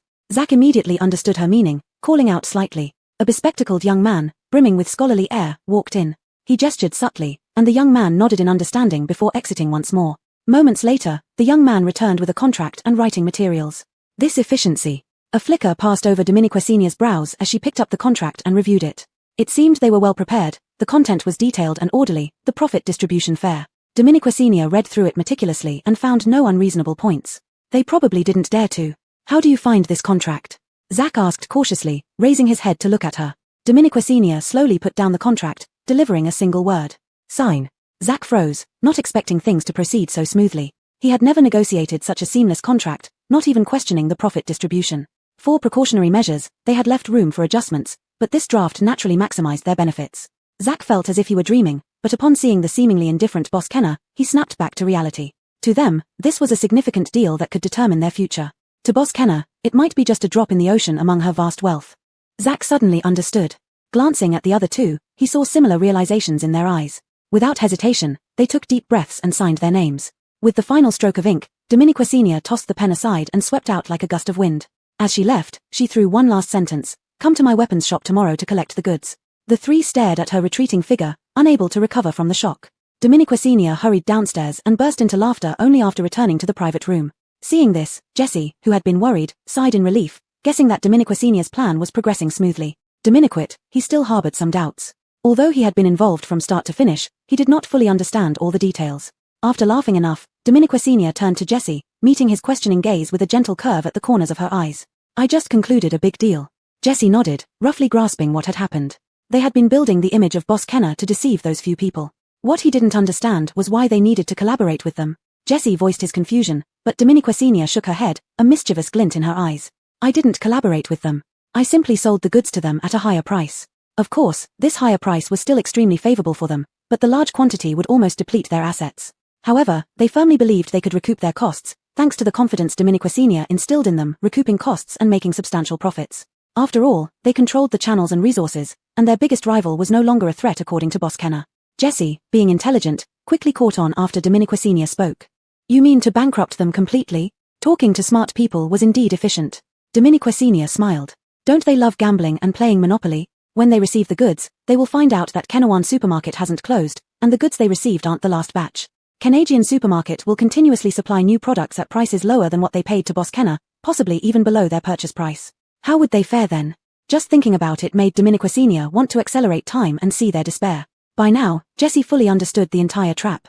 They would not sell the goods like Boschen, at reasonable prices. Instead, believing they monopolized the market, they would set unattainably high prices. But greed can be insatiable like a snake swallowing an elephant. Once they held onto this belief, these goods would rot in their hands. When they realized the losses, they'd have no choice but to sell at a loss. By then, Dominiquasenia would have already raked in substantial profits. Jessie did not know how much Dominiquasenia had swindled from them this time, but he could guess that the amount was definitely significant. He felt a twinge of concern. Money to merchants was like their lifeline, and cutting off someone's source of income was akin to killing their parents. Who knew what kind of mad actions they might take when they discover this? However, Dominiquasenia only glanced at Jessie. Don't worry, they don't have the guts. Even if they dare to come, with Jediah and Aitor backing us, what is there to fear? Of course, Dominiquasenia wouldn't naively think that the three of them didn't have any backing forces behind them. She believed in handling problems as they came. If they dared to show themselves, she would also dare to see who exactly they were. Dominiquasenia and Jessie exchanged a tacit look, both sensing each other's unyielding spirit. Saying those three were gamblers might as well say they were even bigger gamblers. They had always been on the same path. This covert business battle passed without a ripple, unnoticed by anyone. Now everyone's attention was involuntarily drawn to the center of the auction hall. The final minute. A huge clock appeared at the center of the venue at some point, counting down. Complete silence filled the hall until the last second hand ticked to a stop, and the giant light beam in the center instantly lit up. A familiar and graceful figure emerged from backstage. It was the very woman who interrupted Dominiquasenia and Everard's match earlier. She wore a different colored chipau, precisely the red one that best suited her demeanor. Golden threads spread gracefully over the dress, outlining delicate and elegant bamboo patterns. The bamboo symbolized elegance and purity, with a touch of aloofness, contrasting perfectly with her captivating eyes. Contradictory auras bloomed fully on her. Charming yet icy, cold yet exuding heart-stirring distant beauty. Her gentle smile softened everyone's awestruck hearts just right. Dear buyers, the auction officially begins. Chapter 60 Spring Cold Orchid. Accompanied by the crisp and powerful voice, the first item was brought up. It was a rather ordinary B-grade weapon. Normally, B-grade weapons would be considered valuable in the base, but everyone had just gone through that storm. Having seen A-grade and S-grade weapons, they were all rather indifferent when this B-grade weapon appeared. The auctioneer standing on the podium seemed to have foreseen this reaction early on and still introduced the item with great professionalism. Eventually, the weapon was sold for 20,000 credits. Then came the second and third items, none of which interested Dominiquasenia. She gradually began to feel a bit bored as she watched. At this moment, Jessie took out a thin book-like folder and handed it to Dominiquasenia. Only after receiving it did Dominiquasenia realize that this was a folder listing all the items for this auction. There were 15 items in total, including materials, weapons, and some armors. As expected, the last item was Garrett. Besides that, the 10th item caught Dominiquasenia's interest the most, the Spring Cold Orchid. Though it sounded like the name of an orchid, only Dominiquasenia knew that it barely resembled an orchid at all. It was actually a very rare plant carrying natural energy. Abilities often acquired energy mainly through the brain crystals of zombies, which contained varying amounts of energy. However, in the post-apocalyptic nature, some plants and even animals also developed energy, which was called natural energy. Natural energy was extremely rare, and it naturally leaned toward certain elements. Like the spring cold orchid, it naturally carried purifying energy, blooming in the coldest winter winds. It was a rare plant that appeared once every 100 years.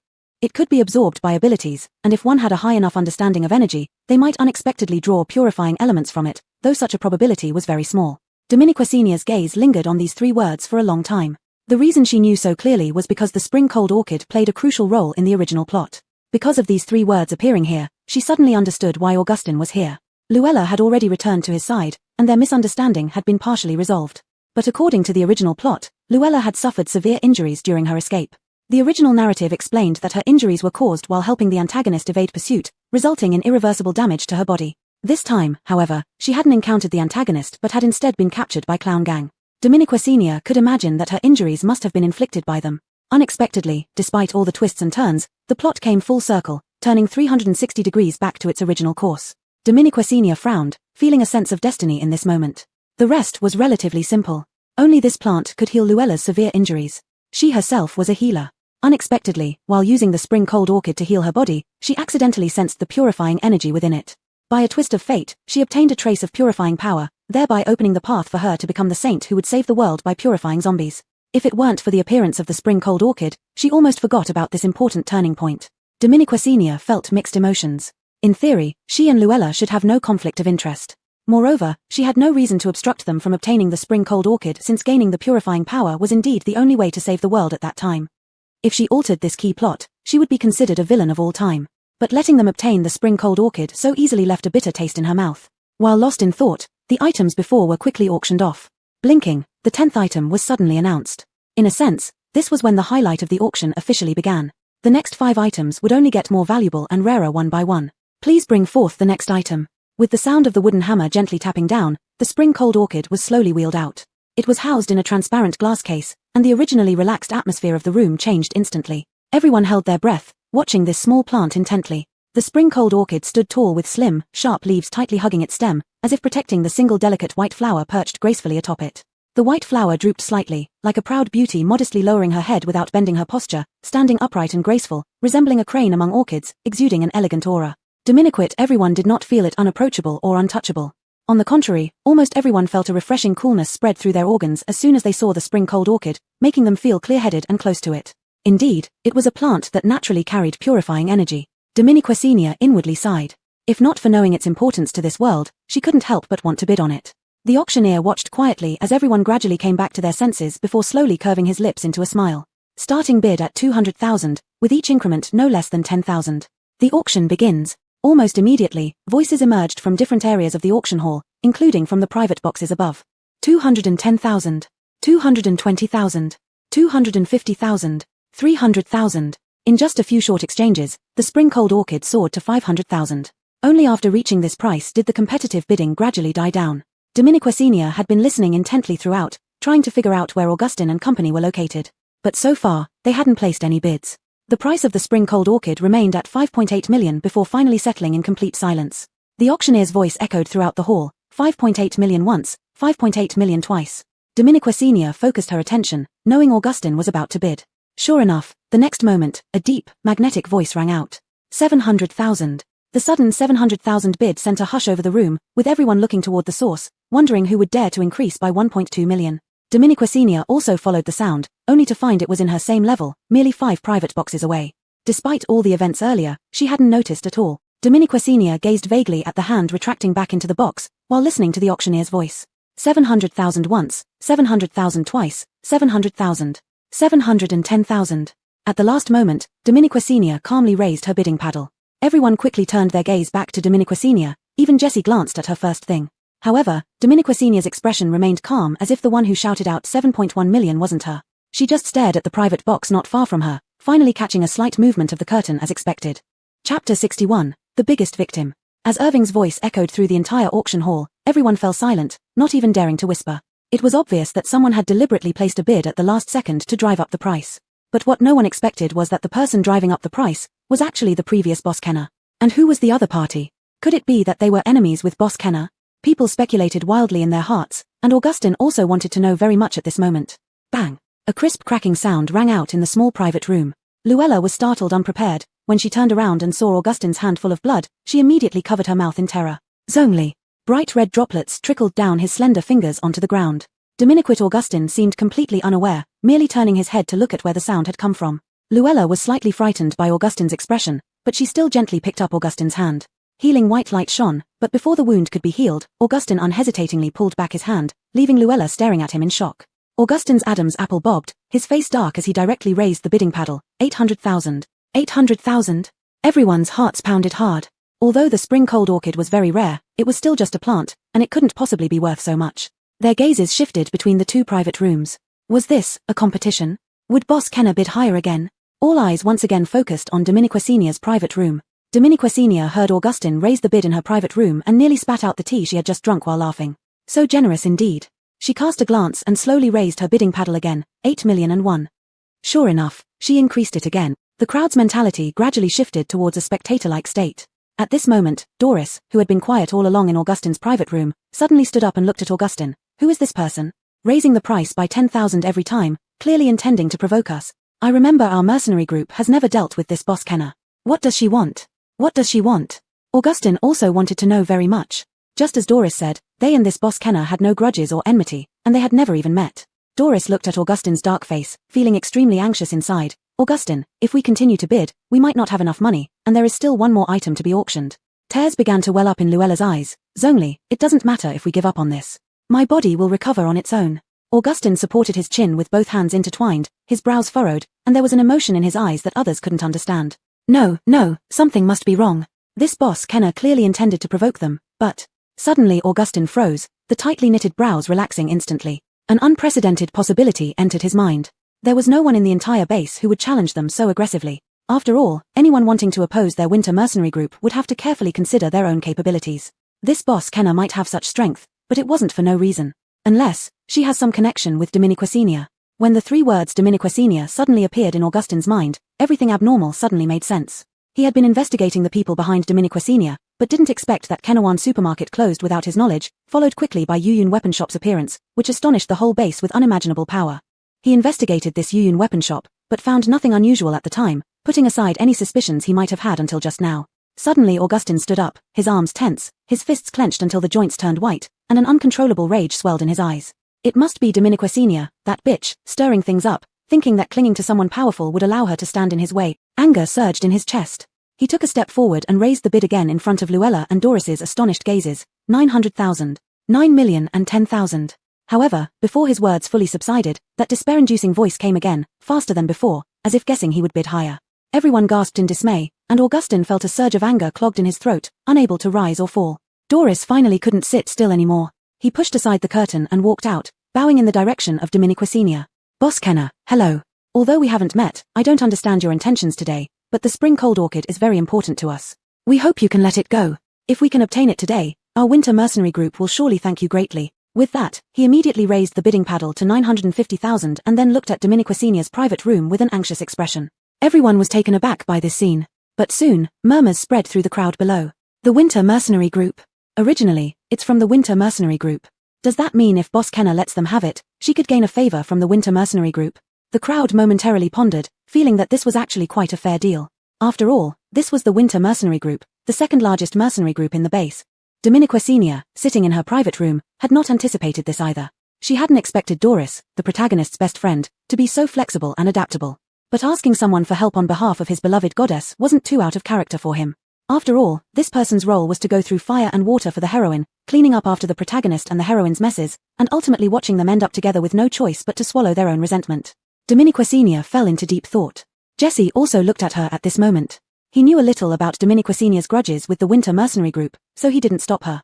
Instead, he lightly asked, "Will you bid again?" Even though Dominiquasenia was seated in the private room, she could feel countless eyes focused on her, especially Doris's, but alas.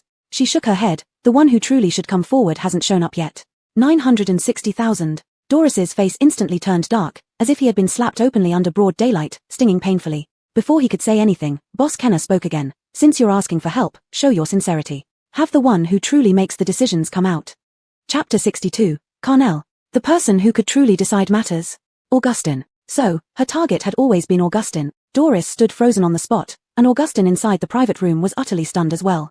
His hand gripping the curtain of the booth trembled slightly, with veins popping out, his eyes filled with hatred. Indeed, it's that bitch Dominiquasenia. Luella was completely panicked.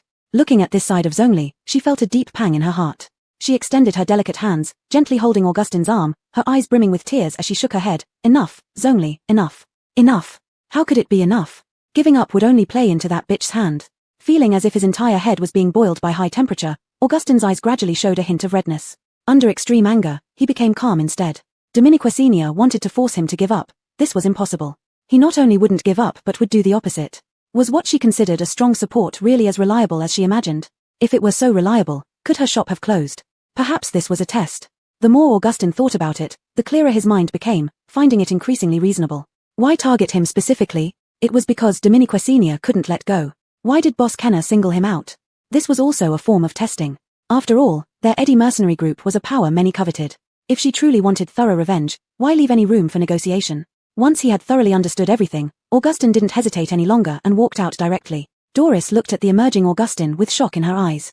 Disregarding everyone's gazes, Augustin looked in the same direction as Doris, took a deep breath, and without hesitation said, "Boss Kenna, I humbly ask for your mercy. I, Augustin, will surely offer my deepest gratitude."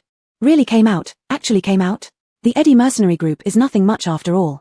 You don't understand a thing. This is the true demeanor of a great mercenary group. There were all sorts of comments below, but the most surprised one was undoubtedly Dominiquasenia. She had thought this person would never come out. She never expected that such a day would come. What was wrong with him? Dominiquasenia wanted to laugh but dared not. She didn't know what this man had imagined in the private room, but his gaze clearly wasn't right. However, regarding this perennial self-centered grown-up, Dominiqua Senior could roughly guess what he might be thinking. She suppressed her laughter, trying hard to keep amusement out of her words, and with 4 words put an end to the farce. No need for thanks. No need for thanks. Doris's face twisted with rage. What shamelessness, this boss shun. But at this moment, they had finally managed to gain an opportunity, and even if it meant swallowing their pride, they had to seize it. Both of them said thank you simultaneously, ultimately obtaining the item for 1 million that could have been gotten for a maximum of 650,000. Everyone was amazed by Boss Kenner's audacity, secretly swearing never to offend this person. The auctioneer hammered down on the stage, congratulating the Eddie mercenary group with a smile. After the price war subsided, everyone finally refocused on the auction. The next few auction items were no less impressive than the spring cold orchid before, and the competition for prices was intense. Dominiquit, even at its fiercest, very few exceeded the previous 1 million. Neither Dominiqua Senior nor the Eddie mercenary group bid again. It wasn't until the 14th item found a buyer that the auction hall returned to silence, a peculiar atmosphere starting to spread. It was as if everyone was tacitly waiting for the final item. The auctioneer smiled knowingly, a hint of hidden anticipation flashing in her eyes. She looked at everyone and spoke calmly. Next is the 15th item, the Carnage. She stepped aside lightly, her slender heels tapping firmly on the floor with a dull sound, yet no one cared anymore. Everyone stared intently at the passage where items were brought up. Rumble, rumble. Unlike any other item before, people heard faint rolling sounds of wheels. Puzzled, until the rolling sound grew louder, revealing just a corner of this unknown object. It turned out to be a huge cage. Many stood up immediately, watching as the slowly pushed-out cage was covered by a large piece of black cloth, preventing anyone from seeing inside. How could it be so big? Everyone looking at this cage couldn't speak. In their imagination, the Carnage should be something small like a crystal, possibly carried by 2 people. Why would it need such a large cage? At this moment, Dominiqua Senior was also astonished. Neither she nor Jessie spoke, only frowning at the cage in the center of the stage, feeling a vague sense of unease. Until the auctioneer stood beside the cage and instructed people to slowly lift the black cloth. As the massive black cloth fell to the ground, the contents of the cage gradually revealed itself. In that instant, everyone doubted their own eyes. Huge shock overwhelmed Dominiqua Senior's emotions at this moment, for inside the cage was not an Carnage but a living person. A person entirely covered in snow white, with white hair, eyelashes, and even skin as white as snow. His pale, translucent wrists were bound to the top of the cage, forcing his upper body into an upright position. However, everyone could see that his eyes were closed, whether he was unconscious or dead was unknown. His snow-white long hair almost covered his entire upper body but could not hide that stunning face. Androgynous, like a delicately crafted porcelain doll, each feature so perfectly formed yet so mesmerizing. Like an innocent snow spirit sleeping, with skin smooth as water, making one irresistibly want to touch it. Everyone's breath slowed down because of this. It took a full 5 minutes before someone timidly questioned, what's going on? The auctioneer was not surprised by everyone's shock at all. She remained calm, introducing this item as she would any ordinary auction item. The S-grade material Carnage is within this person's body. Starting bid is 600,000, with a minimum raise of 10,000 each time. Auction begins. However, everyone was still in immense shock, and for a moment, no one bid. Until a voice from the top booth broke the silence. 800,000. 800,000? The first bid directly increased by 200,000. Only then did everyone wake up from their daze, realizing this might be an auction they couldn't even participate in. 1 million. Soon another voice chimed in, this time not from the top but below Dominiqua Senior. Dominiqua Senior looked down. It was a middle-aged man with a mustache, exuding an undeniable nouveau riche aura. He stared intently at the person on display, eyes filled with greed and unsettling lewdness, clearly hinting at the fate of this item if he won the bid. A chill of disgust and regret swept over everyone. Although this nouveau riche had low status, he indeed had a lot of money, and it seemed likely this old pervert would get it. Chapter 63, Angel. Seeing the price skyrocket to 1 million, Dominiqua Senior suddenly felt a tightness in her chest. She had just discussed a collaboration with the 3 people and received a portion of the deposit. However, all her money added up to no more than 2 million. This person had already bid half of all her assets in one go. She had clearly underestimated him. Dominiqua Senior's expression turned somewhat somber. Jessie glanced at her, racking his brain for comforting words but finally only managed to say, we won't necessarily lose. Of course we won't. To Jess's surprise, Dominiqua Senior was not as anxious as he expected. Instead, she gave him a peculiar look. She had to get Garrett at all costs since it was essential for upgrading the supermarket. Rolling up her sleeves, she said, get ready, if we can't outbid them, we'll snatch it. Jessie. He looked at Dominiqua Senior's slim arms and then at himself, who had no superpowers. Why didn't you say anything about snatching earlier? He could have called for more people. After the nouveau riche reached 1 million, a few others tried to push it up, and the old man who started the bidding had already raised it to 1.5 million. Everyone could tell he was nearing his limit, while the nouveau riche stroked his little mustache, smirked, and easily bid 1.6 million. After finishing his bid, he lifted his head and swept the crowd with his small eyes, proudly declaring, no one should compete with me. I'm determined to get this. Everyone instinctively wanted to refute and mock him, but they couldn't find any words. Everyone knew clearly that the old man indeed had money. It was strange, though, everyone knew where most rich people in the base got their wealth from. For example, some suppliers, weapon manufacturers, and such. But this old man was the biggest spender and the most mysterious one. Everyone knew he was wealthy, but no one knew the exact source of his wealth. Even Jesse wasn't sure. Ever since I've been aware, he's always been rich. Many people have investigated him, but they haven't found any significant industries under him, he whispered into Dominiquasinia's ear. The most common guess is that he accumulated it over time. When people checked his background, they found that his whereabouts before the age of 40 were completely blank, as if erased on purpose. Dominiquasinia frowned in deep thought, recalling the original plot in her mind. But regarding such minor details, she hadn't paid much attention. The author focused on the epic love story between the protagonists and ended when they saved the world, leaving many unresolved details unfilled. Now, as Dominiquasinia explored the novel's world, her mind was filled with questions. But the priority was Garrett. As the auctioneer was about to strike the gavel, Dominiquasinia quickly raised her bid, 1.61 million. In their private box, when Dominiquasinia placed a bid, someone outside would raise the sign simultaneously to convey the message. Everyone then turned their attention back to this familiar place. For a moment, many eyes sparkled with hope. Right, how could they forget the mysterious boss Kenna? If she joined the competition, perhaps the nouveau riche wouldn't get Garrett. Seeing his almost certain win fly away, the nouveau riche instantly looked gloomy. 1.7 million. Dominiquasinia wasn't as confident as everyone thought. Wiping sweat off her forehead, she bid 1.71 million. This method of bidding was identical to the provocations earlier, leading many to think she disliked the nouveau riche, including the nouveau riche himself. But only Dominiquasinia knew it wasn't about provocation. Every extra 10,000 hurt her deeply. After all, this time, bidding meant real spending, unlike the bluffs before. Clearly provoked, the nouveau riche bid another round number, 1.8 million. Finished. Dominiquasinia suddenly empathized with Augustin, realizing what retribution felt like. Gritting her teeth, she continued bidding, 1.81 million. At this point, the nouveau riche stopped rushing and stared intently at Dominiquasinia, his small eyes turning vicious. Fine, fine, fine, you want to go against me, huh? I'll see it through with you. With a bang, the teacup shattered as the nouveau riche stood up, 2 million. Silence fell across the room as all eyes turned to Dominiquasinia's box. But Dominiquasinia was completely silent now. How could this old man be so immature, so easily provoked to bid 2 million? What could she do? Jesse asked, what should we do now? Dominiquasinia made a gesture very seriously. Jesse, what does it mean? Dominiquasinia looked at him as if he was hopeless, and whispered, Plan B. Jesse, what Plan B? Everyone eagerly awaited Boss Kenna to bid again, but to everyone's disappointment, she did not make another bid. It was over. They never thought even Boss Kenna couldn't beat this eccentric old man, leaving him to have his way. Thinking of that scene, everyone felt deeply regretful. Only the nouveau riche laughed, you're still too young to mess with me. 2 million for the third time. Congratulations. With the final gavel strike, the nouveau riche stood up excitedly, showing off his yellow teeth in a broad grin, and rushed down from the third floor straight to the display stage. He couldn't wait a moment longer. Standing by the cage, he reached out to touch the angel's face. Oh, my little treasure. Everyone was appalled by the sight except for the auctioneer on the stage, who remained calm. The item now belonged to the buyer, so they had no right to interfere anymore. At this moment, Dominiquasinia stood up, and Jesse followed suit. Looking at her serious face, he asked, what do we do? Dominiquasinia had already pulled aside part of the curtain. She watched the scene at the center of the stage and was about to step out when she paused abruptly. She blinked, thinking she might have seen wrongly. She seemed to notice the person's eyelashes twitching. But in the next second, reality confirmed she hadn't been mistaken. As the nouveau riche's hand neared the pristine face, the eyelashes trembled more intensely. Suddenly, his eyes opened. The entire hall fell deathly silent. Everyone saw those eyes, transparent like amber.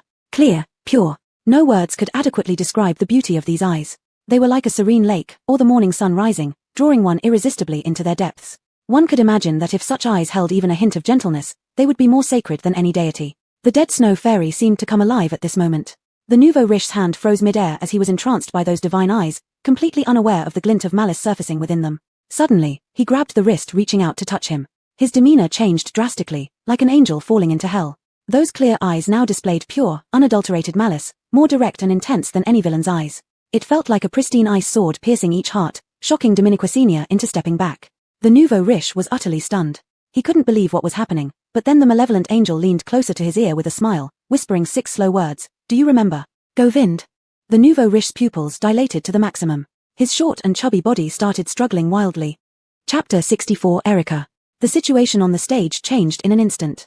Many people were still lamenting that the white angel was about to be defiled when they realized in the next moment that the nouveau riche was struggling frantically. His body was forced against the cage tightly, and one of his hands seemed to be firmly grabbed by the person inside the cage, unable to escape. The corpulent body twisted and turned, and from another angle, people could easily see the terror on the nouveau riche's face. From Dominiquassinia's position, she could get a rough view. She witnessed Manny coming to life and seemed to say something to the nouveau riche, causing such a reaction from him. She frowned, took a few steps forward, but unfortunately, she couldn't read lips, only watching those pale lips move slightly. No one knew how great a shock the nouveau riche was experiencing at this moment. This person's wrist looked as if it could be broken effortlessly, yet it now held him like iron. He was muttering something lowly, whispering non-stop in his ear like a demon. Answer me. Why aren't you answering? Do you remember Govind? Govind from the Sunny Base? What's your relationship with him? Huh. With each question, the eyes of the nouveau riche grew wider, even showing signs of bloodshot, shaking his head instinctively before suddenly emitting a pig-like scream. Everyone's hearts skipped a beat, finally realizing that Manny had come to life and was now restraining the nouveau riche. What was going on? People subconsciously turned their gaze to the auctioneer standing beside them. However, her face still wore the standard smile, unmoved by what was happening right next to her. But from Dominiquassinia's perspective, she could catch a hint of surprise in her eyes. Only, she did not intervene. Erica's voice grew lower, but each word carried more weight, filled with heavy threats, and mocking as if she didn't care, whispering in his ear. As the grip tightened, the nouveau riche broke out into cold sweat. He tried his best to use his powers, but he was suppressed so tightly that he couldn't unleash anything. A deep sense of despair swept over him. Finally, he nodded tremblingly, uttering disjointed words, I don't know anything. In the next second, that ghostly hand suddenly released his wrist and instead gripped his throat. Her fingertips dug into his neck, and Erica felt the pulsating veins under her fingers, her eyes taking on a peculiar hue. Finally, one last chance. The nouveau riche's eyes rolled back as he shook his head madly, the will to live finally overcoming his fear. I know Govind, but I haven't been involved for a very long time.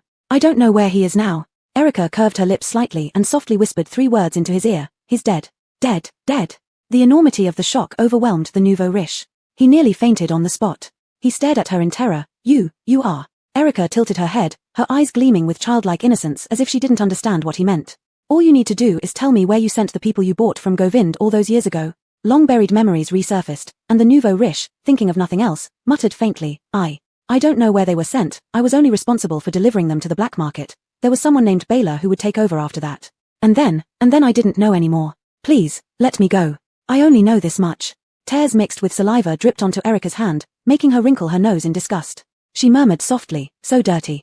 In the next moment, the nouveau riche emitted a stifled groan, his eyes widening abruptly, losing focus. His mouth gaped wide, and his head fell backward limply, dying instantly. Suddenly, the hall fell silent, everyone staring at the sharp eye spike that protruded from the back of the nouveau riche's neck.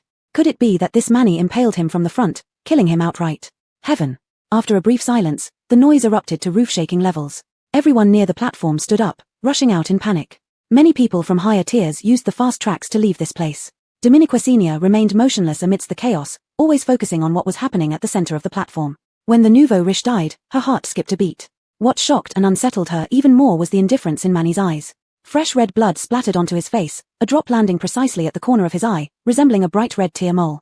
The scalding blood seemed to freeze in this moment.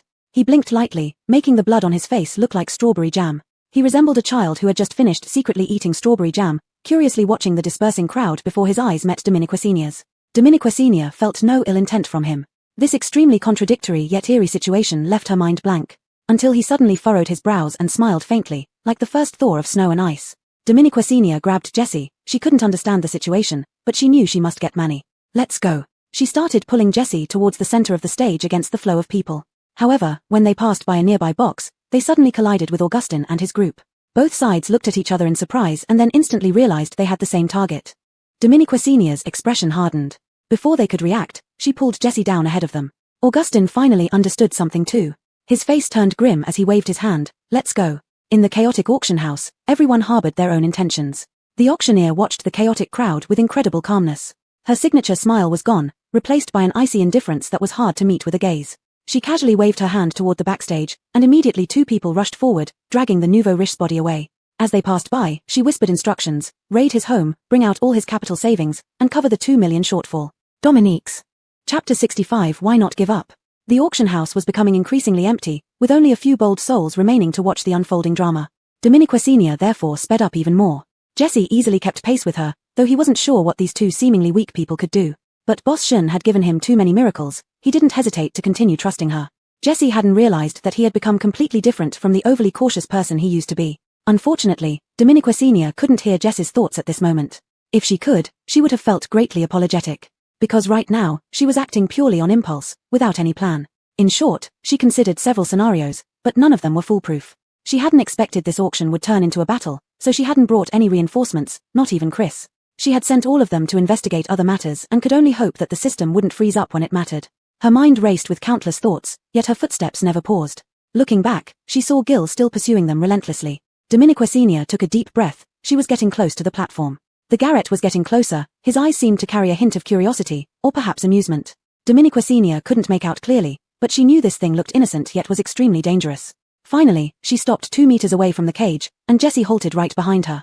The Garrett's amber eyes shone slightly, innocently staring at them. Dominique Senior didn't dare take another step forward. She panted softly, thinking about how to break the cage and get him out. Breaking the cage might not be a problem. The real issue was that inside was someone with free will. Glancing at the tycoon's corpse on the ground, she feared they might end up like that too if they weren't careful. Just as Dominique Senior was about to call for the system in her mind, a gentle and harmless voice suddenly spoke up. "Do you want to take me away?" Dominique Senior lifted her head sharply, meeting those eyes again, puppy-like and clear. A glimmer of hope rose in her heart. "Will you come with us?" Erica smiled, bringing a warmth like melting snow. "So are you really wanting to take me away, or take Garrett away?" Dominique Senior's brows twitched. Beneath that cold exterior lay not warmth but naked probing.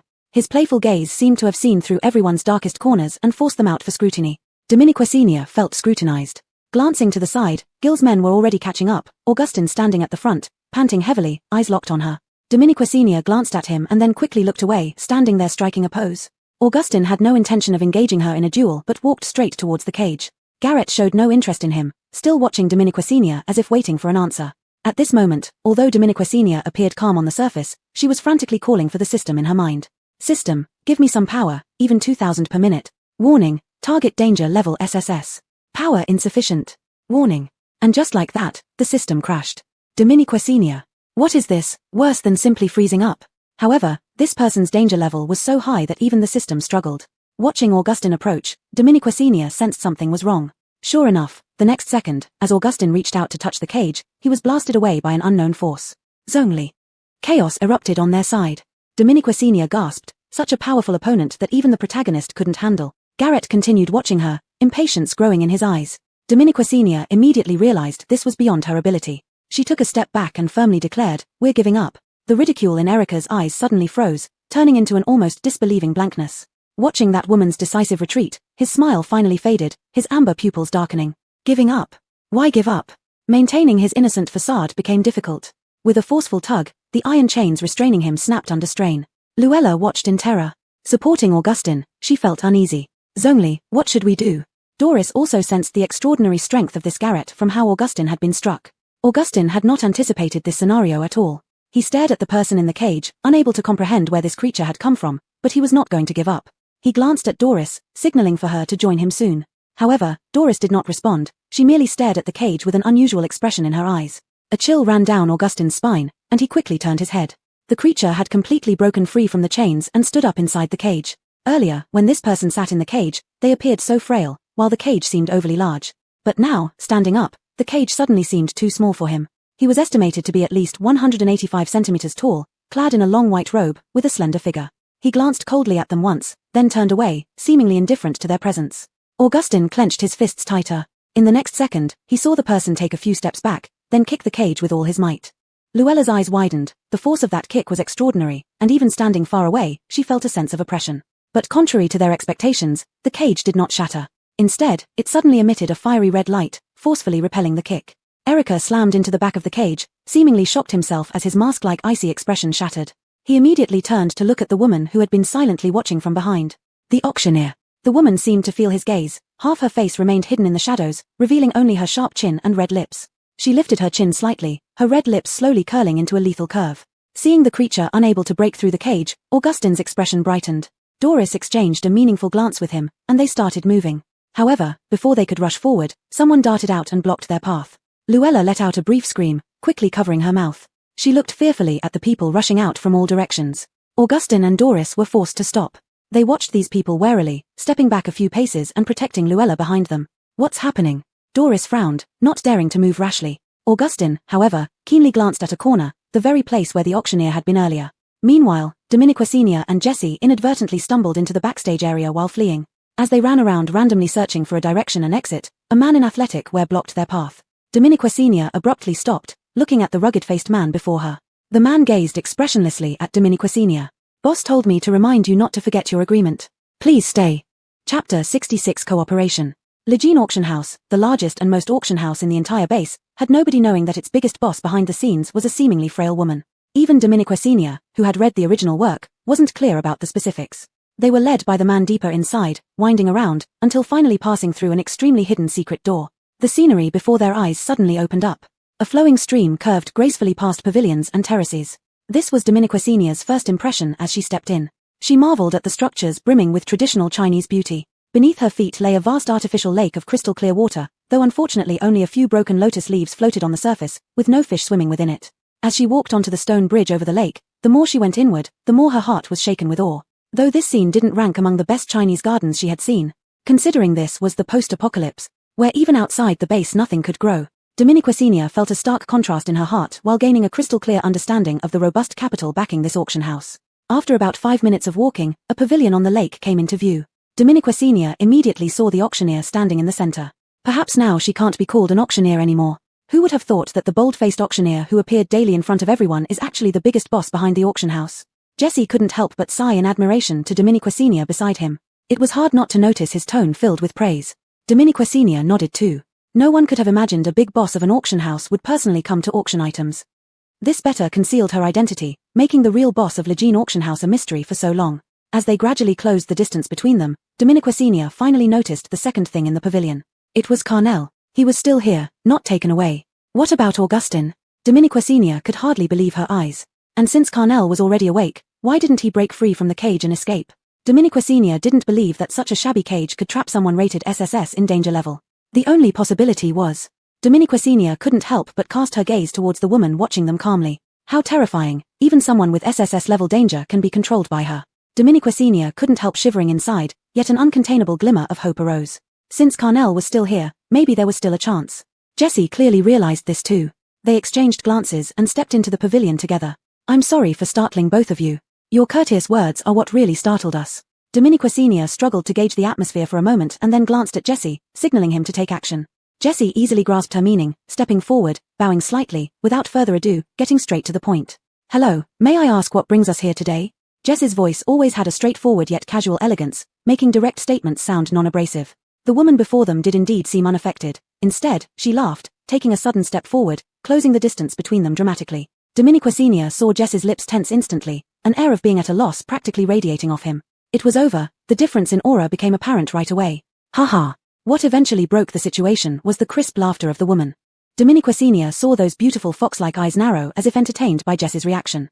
But before she could enjoy it enough, those eyes shifted to look at her. Manager Kenner made a significant impact in the auction house. Surely you can guess why I invited you here today? That means... Dominiquesenia narrowed her eyes, seemingly comprehending the profound meaning in those laughing eyes instantly. You want to cooperate? Dominique's. The classical beauty before her smiled as she spoke these two words, almost praising her intelligence. Dominiquesenia found it hard to express how she felt at that moment. She always felt there was a significant difference between the person before her and the dignified figure in the auction house. Although similarly enchanting, she was even more radiant. I admire Manager Kenner's belief that weapons should serve people, so I very much wish to cooperate with you. She slowly approached Dominiquesenia, the gentle fragrance between them spreading. Dominiquesenia looked into those confident and sincere eyes. Believe me, every weapon of yours, I can sell at the best price. Dominiquesenia froze for 3 seconds, then suddenly closed her eyes, unable to ignore the intense gaze of the extraordinarily beautiful woman at such close range. Her opposite was momentarily stunned by this reaction.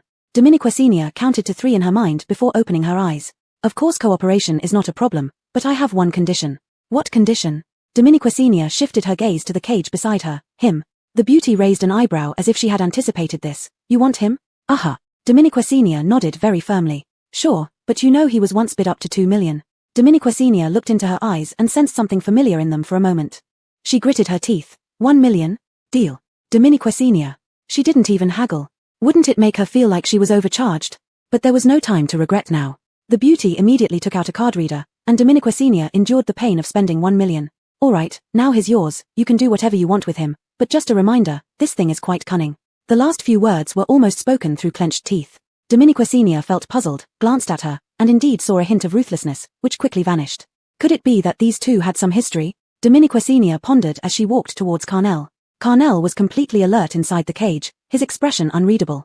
Having experienced his unpredictability before, Dominiquesenia treaded cautiously. But before she could get close, the beauty's voice came from behind again. By the way, if you want Carnage, just getting him won't be enough. Dominiquesenia stopped, turning back. Then what should I do? The beauty had already sat down leisurely, fanning herself with a fan that had appeared in her hand. Carnage has already merged into his body, but probably hasn't been fully absorbed yet. If you want to get Carnage now, there are two methods. The first method, cut him open and take out Carnage. The beauty said this without batting an eye, as if discussing the most normal thing in the world. And the second method, get his excreta.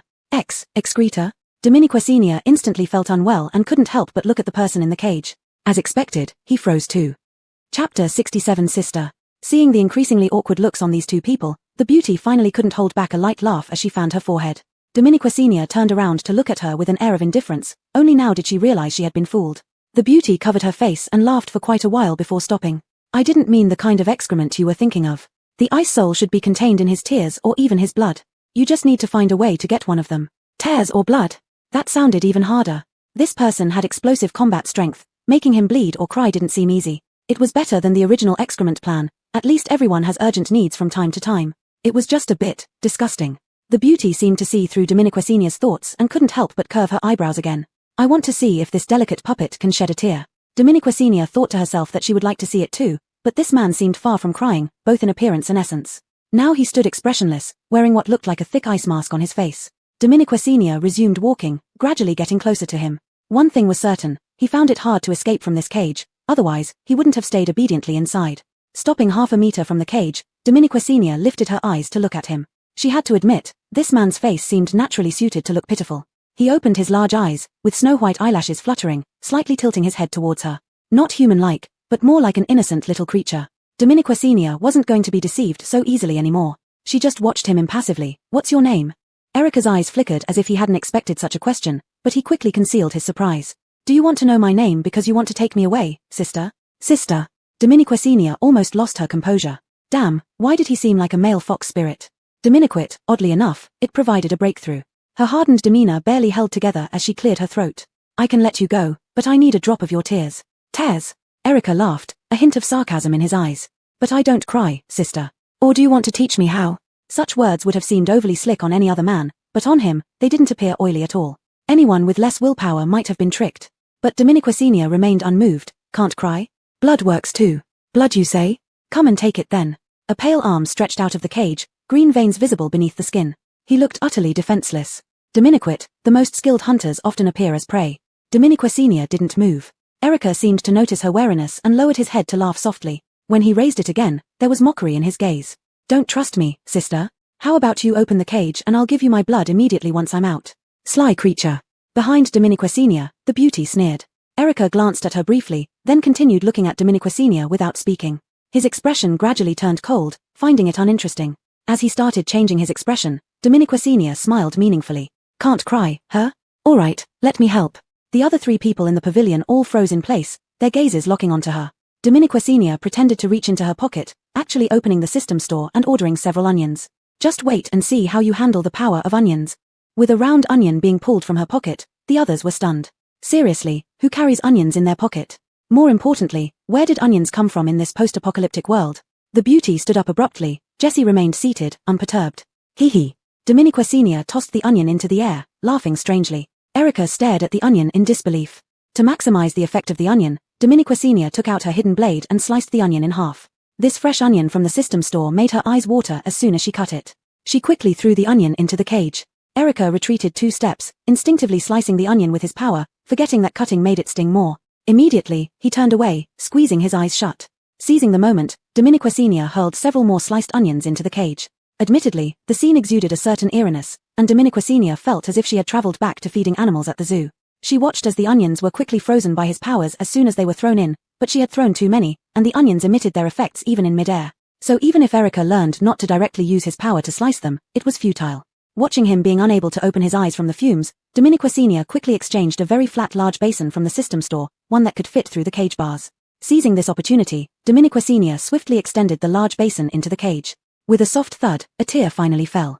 The teardrop landed on the stainless steel basin and quickly turned into a small patch of ice crystals. Dominiquesenia touched it, and it was immediately stored in her system inventory. Congratulations, host has obtained Garrett *1.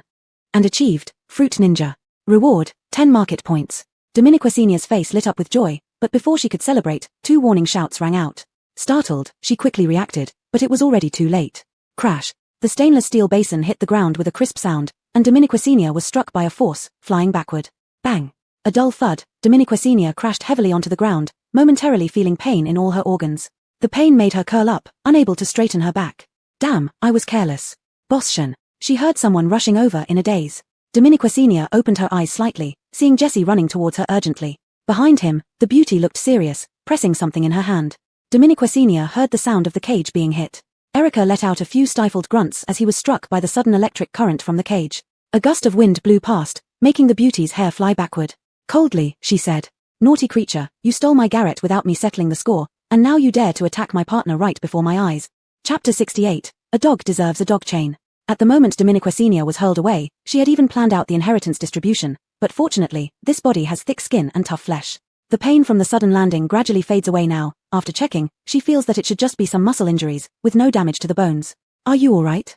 "I'm fine." With Jess's support, Dominiquas barely managed to stand up. Currently, the most severe injury seems to be a strain in her waist muscles. Once she stood up and exerted force on her waist, cold sweat immediately broke out due to the pain. Dominiquas gritted her teeth to hold back a cry of pain, looking at the culprit with a grimace.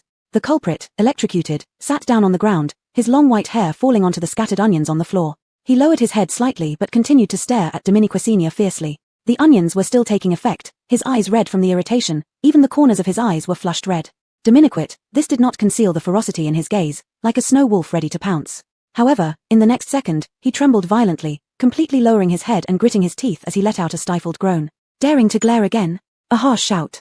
Dominiquas looked up to see the beauty pressing something in her hand again. This cage is actually a mechanism, likely made of very rare materials with electric properties. It's certainly not an ordinary object. However, what the beauty said last caught Dominiquas attention somewhat. She asked while holding her waist, "You just said Manny was stolen by him?" The beauty retracted her fierce gaze and looked at her. "Of course. Otherwise, would this Manny naturally be inside his body? This dog sneaked into our warehouse to steal Manny, but we caught him. He actually absorbed it into his body right in front of us." Thinking about that scene, the beauty seemed still disbelieving. She was shocked by how decisive this person was then, but more shocked that his body could withstand Manny. But whatever the case, he shouldn't have come to steal from her. She promptly apprehended him. Since she couldn't retrieve Manny, she decided to sell him along with it. With such a good-looking face, maybe she could get a better price. After hearing the whole story, Dominiquas felt something was off. If he could infiltrate silently, why was he so easily caught? Unless he intended to be caught. Suddenly, Dominiquas thought of how he killed the nouveau riche in the auction field before. Before killing, he had clearly asked something. Coincidence? No, perhaps this was someone he expected, or rather, someone he wanted to lure. Looking at the beauty on stage, who clearly showed surprise when she saw him kill, it suggested this was also unexpected for her. At that moment, the beauty might have thought through everything clearly. The beauty seemed to read the meaning in Dominiquas eyes and smiled, raising her eyebrows. Very clever, this dog indeed allowed himself to be caught. He wants to use me, but I, Jasmine, am not so foolish. She had doubts the moment she captured him.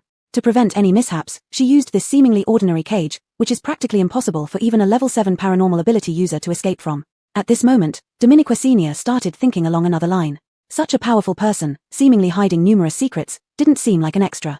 Dominiquat, try as she might, she couldn't recall an original character with such a striking entrance and distinctive style. Villains do appear later on in the book, but they are introduced much further into the plot. A morally ambiguous figure who does things according to his whims. He doesn't have a complete villain stance nor a complete hero stance. Everything he does is only for revenge. If coincidentally aligning with his enemies, he might act, but if not, he wouldn't hesitate to betray. Of course, everything naturally ended the day he met the heroine, dying for her in the end. But this man isn't the white-haired one, nor is he the long-haired one. So, what identity might this person have? Dominiquas had a hunch that this person shouldn't be released lightly, even if he is a ticking time bomb. Just then, Jasmine looked at her. "So, have you decided yet? What will you do with this person? If you're unsure, I can help manage him." Jessie also looked at her at this moment. Dominiquas felt some strength returning, releasing Jess's supporting hand, and walked back to the cage, leaning on her waist. "I'll give you 2 choices." The person raised his head to look at her. Rarely did Dominiquas see, deep in those eyes, a hint of hidden vulnerability. "First, you stay here, in this cage forever." He suddenly slammed against the cage, revealing his fierce nature. Dominiquas neither dodged nor avoided him. She calmly raised her second finger. "Second, come with me." The tattered lotus leaf on the silent lake surface suddenly stirred slightly, creating ripples that were barely noticeable. Erica's Adam's apple bobbed. "Take me with you." "Very good." Dominiquesenia smiled and leaned close to whisper, remember, I paid a full 1 million for you. You have to work for me until your debt is fully repaid before you can leave. Work. A fleeting look of confusion flashed across Erica's face. Dominiquesenia ignored his stunned expression and turned to Jasmine directly. Miss Cheng, thank you for your trouble today. Just call me Shiyuan. No trouble at all. But if Boss Kenner insists on taking him away, I do have a suggestion. Dominiquesenia's eyes lit up. What is it? She definitely couldn't bring this cage back with him, which would make his potential danger the biggest issue. Before Dominiquesenia had figured out how to handle it, Jasmine's tone suggested she had a solution. Jasmine indeed had a plan. She gave that dog thing an evil glance. As this is the largest auction house in the entire base, it just so happens that we have something suitable for this situation. After saying this, she whispered instructions to someone nearby. Within 2 minutes, a black gold box was brought up. What is this? Jasmine instructed the servant to open it. As the heavy black gold lid was slowly lifted, an ominous force gradually emanated from inside. When they finally saw what was inside, Dominiquesenia's face changed slightly while Erica's face changed dramatically. Out came a pure black leather collar held by Jasmine. The high-quality leather gleamed brightly, covered with patterns resembling scales, clearly made from some exotic beast's hide. Several silver stones were embedded in it, adding an imposing presence. Holding up the item nonchalantly, Jasmine smiled. A dog deserves a dog chain. Chapter 69 Dare you? You. The clashing sound suddenly echoed, and Dominiquesenia was startled. She turned around and saw Manny kicking the cage with his feet. The sounds continued one after another, his face as cold as ice, never stopping. See, once this dog thing goes crazy, it's not something an ordinary person can stop. Boss Kenner, I suggest you use this. Jasmine placed the collar in Dominiquesenia's hands. Dominiquesenia held it, feeling the heavy weight in her hand. This collar was unexpectedly obtained by me. It's made from naturally endowed materials with attack energy. Once worn, it can never be removed unless body and head are separated. Jasmine's voice was soft, yet like a sharp blade hidden in the dark, chilling to the bone. And the only control of this collar will be in your hands. The moment he makes any unusual move, you can instantly take his life. It was clear that Boss Cheng really hated the person who stole Manny, understandable as anyone who had their $1 million possession stolen might react similarly. But this item was too ruthless. If truly used on him, it would probably turn them into sworn enemies with a blood feud. Seeing Dominiquesenia still hesitating, Jasmine did not force her. If Boss Kenner trusts him and doesn't need it, there's no need to force yourself. There will always be other buyers willing to take it away. Jesse thought this item was quite suitable. After years of survival in the end times, he understood human nature well. Pure relationships between people were the cheapest, the only guarantee was long-term benefits. He whispered his thoughts into Dominiquesenia's ear. Dominiquesenia stood rooted to the spot, staring at the object in her hand that might have been stained with blood, feeling lost. Human dignity, it seemed, in the face of absolute power in the end times, was less than that of a dog. But if she didn't use this, perhaps she would become that dog without dignity. A gentle breeze came from the lake, slightly warm, but Dominiquesenia's palms felt cold. She blinked and softly uttered 3 words. I'll take it. Dare you? Almost instantly, the man in the cage went berserk. Erica stared intensely at that slender back, as if trying to engrave it into his bones. Buried dark memories surged uncontrollably, his hands trembling with extreme anger and fear. Jasmine seemed to smile upon hearing these 2 words. How could I not? When you stole from me and thought of using me, you should have expected this. She tightened her grip on a stone in her hand, and the brighter it glowed as she increased pressure. Ah! Erica was electrocuted, releasing the cage abruptly, but this time the lightning was several times more powerful than before. From all directions, even underfoot, wherever he could touch, electricity surged through. He gritted his teeth, enduring pain while attempting to use his powers, but his abilities inside the cage had already been suppressed to just 30%. As the energy in the cage intensified, Erica finally could not bear it and fainted. Jasmine loosened her grip on the stone, catching her breath, sweat beading on her forehead. This dog thing's willpower and strength far exceeded her imagination. Without this cage, she could never reclaim the loss of Manny from him. Once her internal energy calmed down, she looked at Dominiquesenia. Boss Kenner, put it on him now, he's unconscious. Seemingly sensing Boss Kenner's hesitation, she stared intently at her. This is the only chance. If you don't do it this time, based on this person's strength, there might not be another opportunity. How could Dominiquesenia not understand? She tightened her grip on the collar and walked towards the cage. When Dominiquesenia and Jesse led the way out, Hagen and Leanne were waiting outside by the car. This wasn't the RV Dominiquesenia had previously obtained, it was too flashy, so she got a second-hand one. Hagen noticed the person on Jesse's back and his eyebrows twitched. Who is he? Before Hagen could speak, Leanne opened her mouth first. Dominiquesenia opened the rear door of the car, allowing Jesse to get in with the person. After everyone entered and closed the door, she said calmly, Manny. Manny. The usually taciturn Hagen couldn't help but speak up. How can Manny be a person? Leanne questioned directly. Though driving, she couldn't help but glance frequently at the person through the rearview mirror. Goodness gracious, he's incredibly handsome. Leanne had never seen someone so good-looking and kept stealing glances. Dominiquesenia gave her a gentle push from behind. Watch the road. Leanne reluctantly tore her gaze away. You still haven't answered me. How can Manny be a person? Dominique Senior was also feeling a bit of a headache now. Manny isn't a person, it's just that Manny resides within him. Leanne's expression towards Dominique Senior changed immediately, her mind wandering to who knows where. Dominique Senior was too lazy to explain any further. She simply leaned heavily against the back of the seat and sighed. This auction journey had been truly arduous, spending 1 million on a person, then another 500,000 on an item to restrain him. Thinking about it now still made her wince in pain. Boss Cheng appeared smiling all over, but when it came down to business, she was ruthless.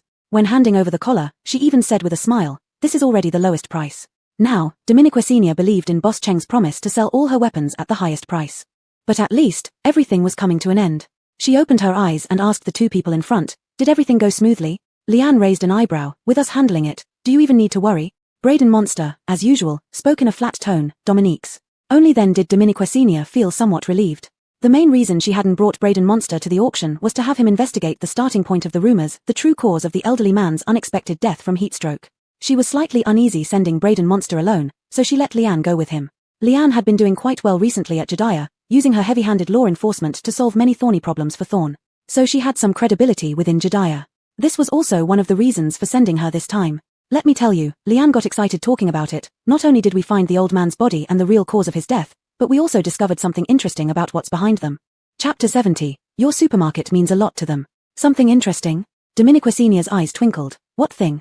Leanne chuckled mysteriously. Don't be in such a rush, we'll talk about them one by one. The old man's body has now been placed in Jediah. The damned thing was hidden pretty deep, but we still dug it out. You wouldn't know, when we unearthed it, the body had rotted almost completely, not much different from the zombies outside. Dominique Senior said, "Thanks for your efforts. Is this even anything?" Leanne glanced back at her. When we went to dig out the crystals from the brains of the zombies, the brain matter would splatter all over the ground, far nastier than this. Dominique Senior closed her eyes briefly. There's no need to be so detailed. Leanne laughed softly twice and continued, there is a professional forensic doctor in Jediah. She investigated and found that the actual cause of death was trauma, totally unrelated to your Huaxiang Zhangqi water. This was expected. But it's too late to say this now. With so many days past, during the most severe 2 days without direct clarification coming out, many people were utterly convinced. Dominique Senior's initial investigation was simply aimed at finding the truth. But those three might not have anticipated that she would directly close the store. Though the public opinion reached its boiling point during those 2 days, it soon gradually subsided and was even forgotten. On the contrary, some people began to miss Kanachuan's supermarket. During those few days of closure, she made time to look back several times, only to find quite a few people waiting outside for it to open again. It's hard to describe the complexity of Dominique Senior's feelings then. If the root of the problem can't be removed this time, there will be endless troubles later on. Leanne understood roughly as well, so she and Hagen didn't stop after finding the bodies, but continued investigating further down. Luckily, their efforts did not go unrewarded in the end. We followed the clues of the body and finally discovered the 3 real masterminds behind this fiasco. Leanne threw a paper backward, on which were 3 portraits. Dominique Senior picked it up to see. Indeed, they were those 3 people. What else? What are the interesting things you found? Leanne observed Dominique Senior's reaction. Why aren't you shocked at all? Aren't you curious about these 3 people's identities? One is the largest medical supplier, one is the largest weapon and material supplier, and the other should be the nutrition solution supplier. Leanne's mouth dropped. Wait, you knew all that already, why did you still ask us to investigate? Dominique Senior smiled. 9 parts conjecture, and the final confirmation relies on you guys. Only then did Leanne feel relieved. Fair enough. She turned the car around a corner. Indeed, these 3 have these identities, but there's no shortage of dirty deals they have conducted behind the scenes. Only then did Dominique Senior become more interested. Her intuition told her that this should be the greatest gain from this mission they set out for, something that could crush them entirely. It's not enough just to defraud their money, there's a risk of resurgence. The best way would be to completely strip these 3 of their power in this base. Tell me in detail. First, the fattest one who deals with weapons and materials is called Mara. He usually does things like acquiring rare materials from poor citizens at low prices, taking advantage of their helplessness and lack of expertise. Sometimes it's practically daylight robbery if someone is stubborn. After getting the rare materials, he would send them to his subordinate blacksmiths. Occasionally, when some high-grade weapons are crafted, he would package them and sell to the newly rich, who are also not very knowledgeable but rich. This way, the profit is more than 100-fold. In addition, he often trades weapons and materials on the black market, which is strictly forbidden according to the base rules. Although the black market cannot be completely eradicated, even acknowledged by many merchants as a place for making money, officially it's still forbidden. Selling is punished more severely than buying. Dominique Senior frowned, spotting several suspicious points. Did those poor citizens who were openly robbed report it to the police? Even if the nouveau riche were unaware, wouldn't they be stupid to this extent? And if they find out later, wouldn't they confront him? Oh dear miss, you don't understand the true plight of the poor. Crowding in shabby huts, barely having enough food every day, where do they get the time to defend their rights? Besides, Here Lian's voice became quieter, but the hatred in her tone was unmistakable. The highest official accessible to the poor is limited. Officials collude with businessmen. Once they're found guilty, Mara could arrange someone to beat them to death without any consequence. Who would fight for justice for them? Who could fight for justice for them? In their eyes, it's just like an ant died. Those nouveau riche dare not easily provoke him. After all, he almost monopolizes the entire base's weapons and materials industry. Apart from some long-term secluded refining masters, almost all large and small refiners are under Mara's control, taking money to do business. The nouveau riche have money but no power, so they can only swallow their losses. Dominiquesenia felt a heavy weight on her heart. What about the other two? Lian was parched from talking, indicating towards the person beside her who hadn't opened his mouth. Hagen paused, being succinct. The other two are almost the same, selling inferior goods, oppressing civilians. That's it. Dominique's. Lian was horrified. Does talking a few more words mean you'll die or what?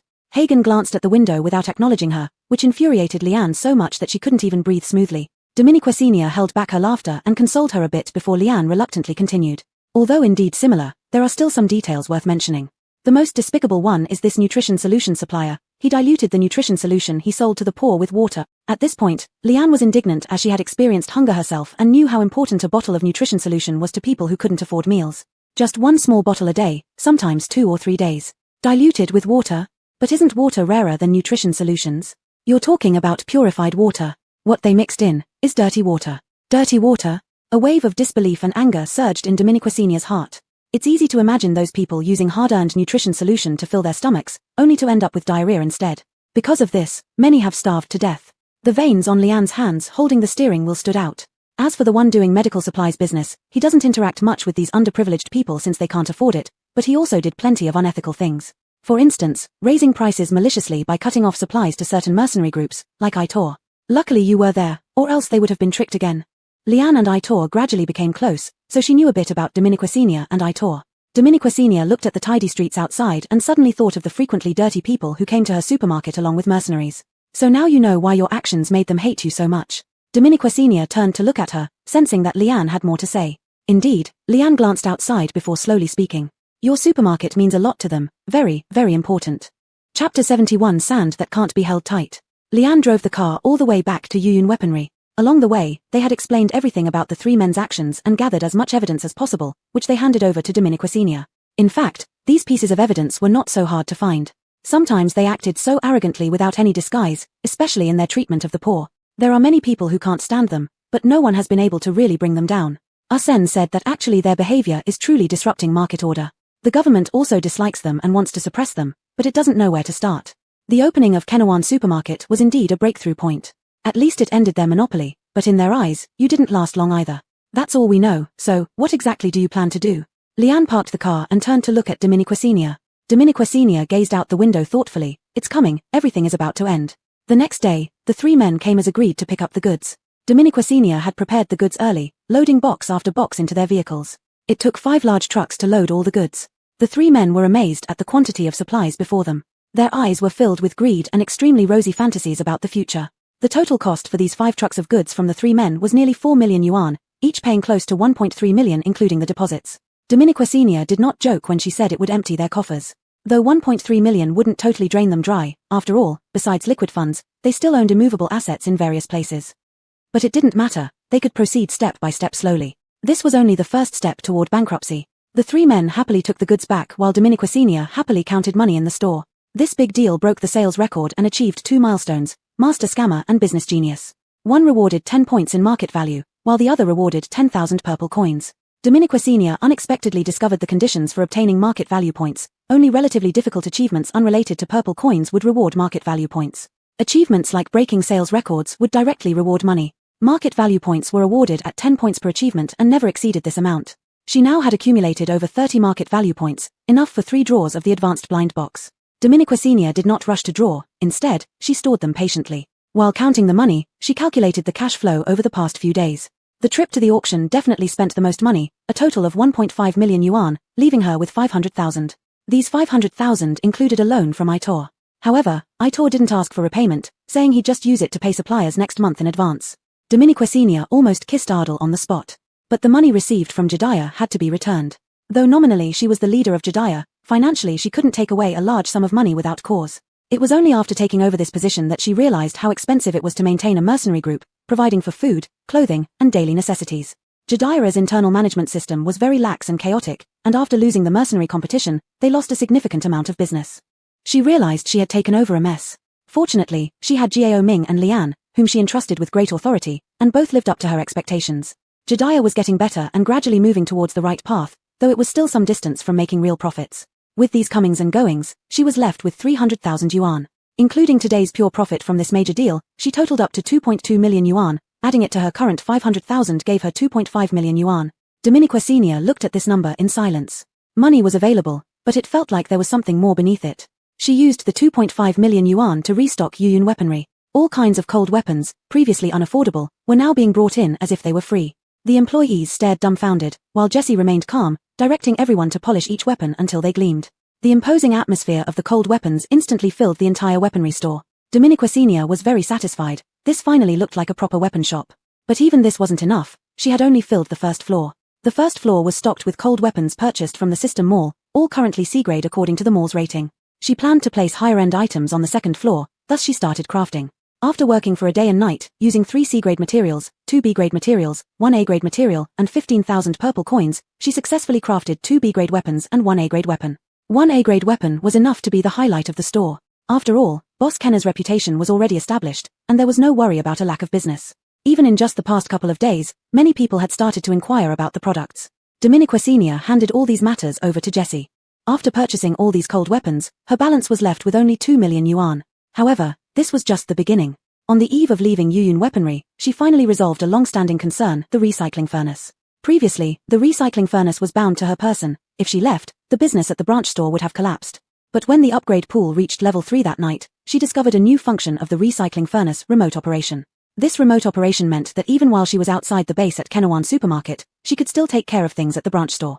Specifically, the recycling furnace could split off a physical form and place it at Yuyun weaponry. The appearance of this function almost immediately relieved Dominique Senior's urgent problem. However, splitting off this physical form required conditions. It needed some materials and purple coins, and at the time Dominique Senior had nothing on hand. Her original plan was to look for bargains at the auction, and unexpectedly, she managed to find one. Upon returning, she immediately began using this function, employing 1 A-grade material, 1 B-grade material, 1 C-grade material, and 50,000 purple coins to successfully create the physical form of the recycling furnace. Moreover, this physical form came with an anti-theft function. If it were attacked or moved a significant distance, Dominique Senior would immediately feel it, and no matter how far away it was, she could instantly bring it back. It could be called perfect. She showed this device to Jessie and asked him to teach the staff how to use it, ensuring that the business could continue even after she returned to the supermarket. The appearance of the recycling furnace was a pleasant surprise, but what followed was even more delightful. As the physical form of the recycling furnace landed, the system beeped, bringing good news. Detected that Yuyun weaponry has met the requirements for a branch store. There is now a choice: bind the branch store to the supermarket. Bind? What did this mean? Dominique Senior opened the details page and finally understood what binding entailed. To put it simply, it was like leveling up a secondary account and then binding it with the main account, allowing her to manage both uniformly. Dominique Senior's eyes lit up, and she immediately clicked yes. Congratulations, host, you have bound one branch store. A short congratulatory message appeared and quickly disappeared, but the system interface, which hadn't changed much before, now underwent changes. In the top left corner, a new line was added, displaying different names like a computer webpage, Kenawan Supermarket and Yuyun Weaponry. Just a slight click could switch between them. Dominique Senior tried clicking on Yuyun Weaponry, and the system panel swiftly switched over. This interface was much simpler compared to Kenawan Supermarket, lacking many functions, but it still included basic ones like renovation and sales revenue. It allowed her to remotely monitor the branch store situation and also activate automatic protection mode for the branch store. Finally, Dominique Senior completely put her last bit of worry aside. Even if those people wanted to cause trouble when she was back at Kenawan Supermarket, she wouldn't need to worry anymore. In the end, she left 30,000 purple coins at the branch store as a precaution, and she took 1.65 million purple coins back to the supermarket. The second floor of the supermarket could now be unlocked. Although she hadn't yet decided what specifically to do with it, there would definitely be many places where money would be needed. Dominique Senior pessimistically thought as the car drove back to the supermarket, feeling that although money was plentiful, it felt like sand that couldn't be held tightly, about to slip away. Chapter 72 Deeper Confusion. Whoosh, puh. After a sharp whistle came the dull thud of something piercing flesh, and a zombie collapsed with a thump. In the next second, its brain was thoroughly shredded. A faintly glowing crystal core flew out, landing in Arlen's hand before he casually tossed it onto the backseat. A crisp clinking sound rang out as the new crystal core collided with the others already piled there. Dominique Senior instinctively glanced back and saw that the heap of cores in the backseat was about to form a small mountain, nearly covering the feet of the unconscious Garrett. The black stone hanging on the front of the car swayed gently, Because of this stone, the zombies dared not approach their vehicle, only cautiously following at a distance. This made it easier for Arlen to take them down one by one with his fiery arrows. He had lost count of how many he'd killed since they set off. Logically speaking, Dominiqua Sr. wasn't too concerned about him killing zombies. The more he killed, the more crystal cores she could collect, which equated to money. But she felt that today's Arlen was very off. It seemed he wasn't killing zombies just for the cause but for the sheer thrill of it, almost like a madman who kills just for pleasure. Especially when he carelessly threw the crystal core to the back each time, it was clear he was acting out of some intense emotion, as if trying to ward off something menacing from behind. Dominiqua Sr. pondered it was only the purchased Garrett lying unconscious in the back, right? Could he be afraid that this person might steal his position? She thought to herself, surely he wouldn't lose his standing. He was after all the first big fool, who deserved credit even if only for effort. Before she could speak, Arlen stopped his actions and looked ahead, calmly saying, "We're here." "Here. Here." Dominiqua Sr. slammed on the brakes, gazing at the exquisite building rising from the yellow sand, feeling an impulse to cry. They had chosen to return at dusk, and now the slanting sunlight shone on the 4 large characters of Kenawan Supermarket, making dust dance in the air. At this moment, Dominiqua Sr. felt her chest swell with emotion, a sense of long-lost familiarity and finally coming home. Arlen also appeared touched as he opened the car door and stepped out. Without waiting, Dominiqua Sr. followed suit. She wheeled out a chair and helped Arlen transfer Garrett into it, then pushed him toward the supermarket. No one knew what Jasmine had done, but it must have been something serious for him to remain unconscious for so long. If it weren't for the slight rise and fall of his breath, she might have doubted whether he was still alive. They stumbled forward step by slow step until they reached the supermarket. Rattle, rattle, the sound of the roller shutter opening. Dominiqua Sr. had kept track of Kenawan Supermarket's condition even while at the branch. Before returning, she had used her resources to clean away the dust accumulated over the long period of abandonment. As the shutter opened, the automatic doors also swung open, and the wind chime jingled melodiously, welcoming them home. She had turned on the power remotely from the car. Stepping into the supermarket, the windows were clean, and the lights blazed brightly. The cold air that greeted her seeped through her lungs, creating an intense sense of comfort. Even though it was around 6 or 7 in the evening, walking those few steps from the car to the supermarket had been arduous. The floor felt like a giant steamer, radiating heat with every step scorching her feet. It was mid-August, past the beginning of autumn, yet the sun seemed only just to start exerting its full force, reaching a high of 45 degrees Celsius today. But Dominiqua Sr. knew this wasn't the peak. The true heat wave was imminent. She had chosen this timing precisely for that reason. The heat wave would inevitably lead the unscrupulous merchants to exploit the situation, buying up large quantities of goods from her partly because they had inklings of what was coming. Their world and the lower echelon's reality were two different things. If the heat wave arrived while her supermarket remained closed, the middle class would suffer immensely, let alone the lowest tier, who might struggle to survive the year. This was their prediction, but they didn't know Dominiqua Sr. had already quietly returned and reopened the store. During the crisis, while they raised prices crazily due to harsh weather, Dominiqua Sr. kept hers unchanged, potentially driving them to the brink. If they wanted to compete against Dominiqua Sr.'s store, they would have to drastically cut prices, but they couldn't go lower than her, as the wholesale prices she initially offered them were higher than her current retail rates. If they wanted to sell lower than Dominiqua Sr., they would be selling at a loss, which was no different from signing their own death warrant. But in the end, they would still be forced down this path by Dominiqua Sr. This was the path she had laid out for them long ago. Thinking about their future plight filled Dominiqua Sr. with excitement momentarily. Immersed in her excitement, Dominiqua Sr. didn't notice the passage of time until Arlen suddenly asked, "Where does he sleep?" Her thoughts were abruptly pulled back. She instinctively glanced outside and saw that the sun had already set. It was almost nightfall. The Garrett Arlen was referring to was still unconscious. This question reminded Dominiqua Sr. Since upgrading the supermarket and expanding its area, both she and Arlen now had individual rooms, each equipped with private bathrooms. But the problem was, there were only 2 rooms. Where should he stay? Logically, he could only share a room with Arlen, but from Arlen's tone, it seemed he wasn't too keen on Garrett. He had acted very strangely when they returned to the base earlier. Dominiqua Sr. frowned, deciding to get straight to the point. "You don't like him?" Arlen didn't hesitate and admitted directly, "Dominiqua." "Dominiqua Sr., why? Wouldn't an extra person help reduce some of the trivial tasks for him?" Puzzled, Dominiqua Sr. suddenly thought of something. "It's not, because you find him disagreeable again, is it?" Arlen thought for a moment. He felt it was partly true but not entirely. From the first moment he saw him beside Dominiqua Sr., he had found him disagreeable, but this feeling was complex and seemed different from before. He couldn't understand where this emotion came from, nor could he clearly explain it. Arlen had always been straightforward, saying openly what he disliked or found intolerable, and showing no mercy to those who deserved death. He had experienced complex emotions before, but this was the first time for this particular one. He placed his palm on his chest, thinking of many things. He remembered how Dominiqua Sr. treated him like a flood dragon, wanting to keep him away from himself. Then he thought of that man's stunning face, marred by scars that crisscrossed his features, unable to heal. Layer by layer, the deepest parts of his heart were peeled away, becoming seemingly clearer but actually leading to deeper confusion. Arlen eventually lowered his hand from his chest, shook his head, and said, "No, forget it. Let him stay with me tonight." Before he finished speaking, Arlen suddenly stiffened. He raised his hand, and a fireball flew straight toward the person in the wheelchair. Dominique Senior felt a wave of hot air pass by, but before she could react, the scorching heat suddenly dissipated, leaving behind steam rapidly evaporating in front of the wheelchair. As the white steam gradually cleared, Erica, sitting in the wheelchair, suddenly woke up. His pale hand manipulated tiny snowflakes as he looked straight at Dominique Senior, softly uttering, "Sister." Arlen froze on the spot, his face stiffening. Chapter 73. I will definitely kill you myself. It was hard to describe the situation at hand. Dominique Senior had originally thought that once Manny fully woke up, it would certainly be another difficult situation to handle. But she never imagined that he would wake up so calmly and call her sister in such a composed manner, just like their first meeting. If she hadn't caught the moment when he touched his neck right after waking up, she would have suspected that he had lost his memory. But in fact, he must have touched that collar and thought of something instantly. However, Dominique Senior couldn't read his emotions because he hid them immediately. Meanwhile, she noticed that the person behind her seemed emotionally off too. Before the next fireball attack was launched, Dominique Senior decisively raised her hand to interrupt the battle. "Stop, calm down."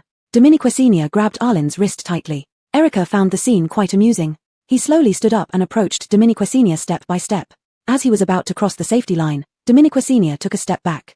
Erica immediately stopped and tilted his head slightly. "Is sister scared? Didn't sister buy me back?"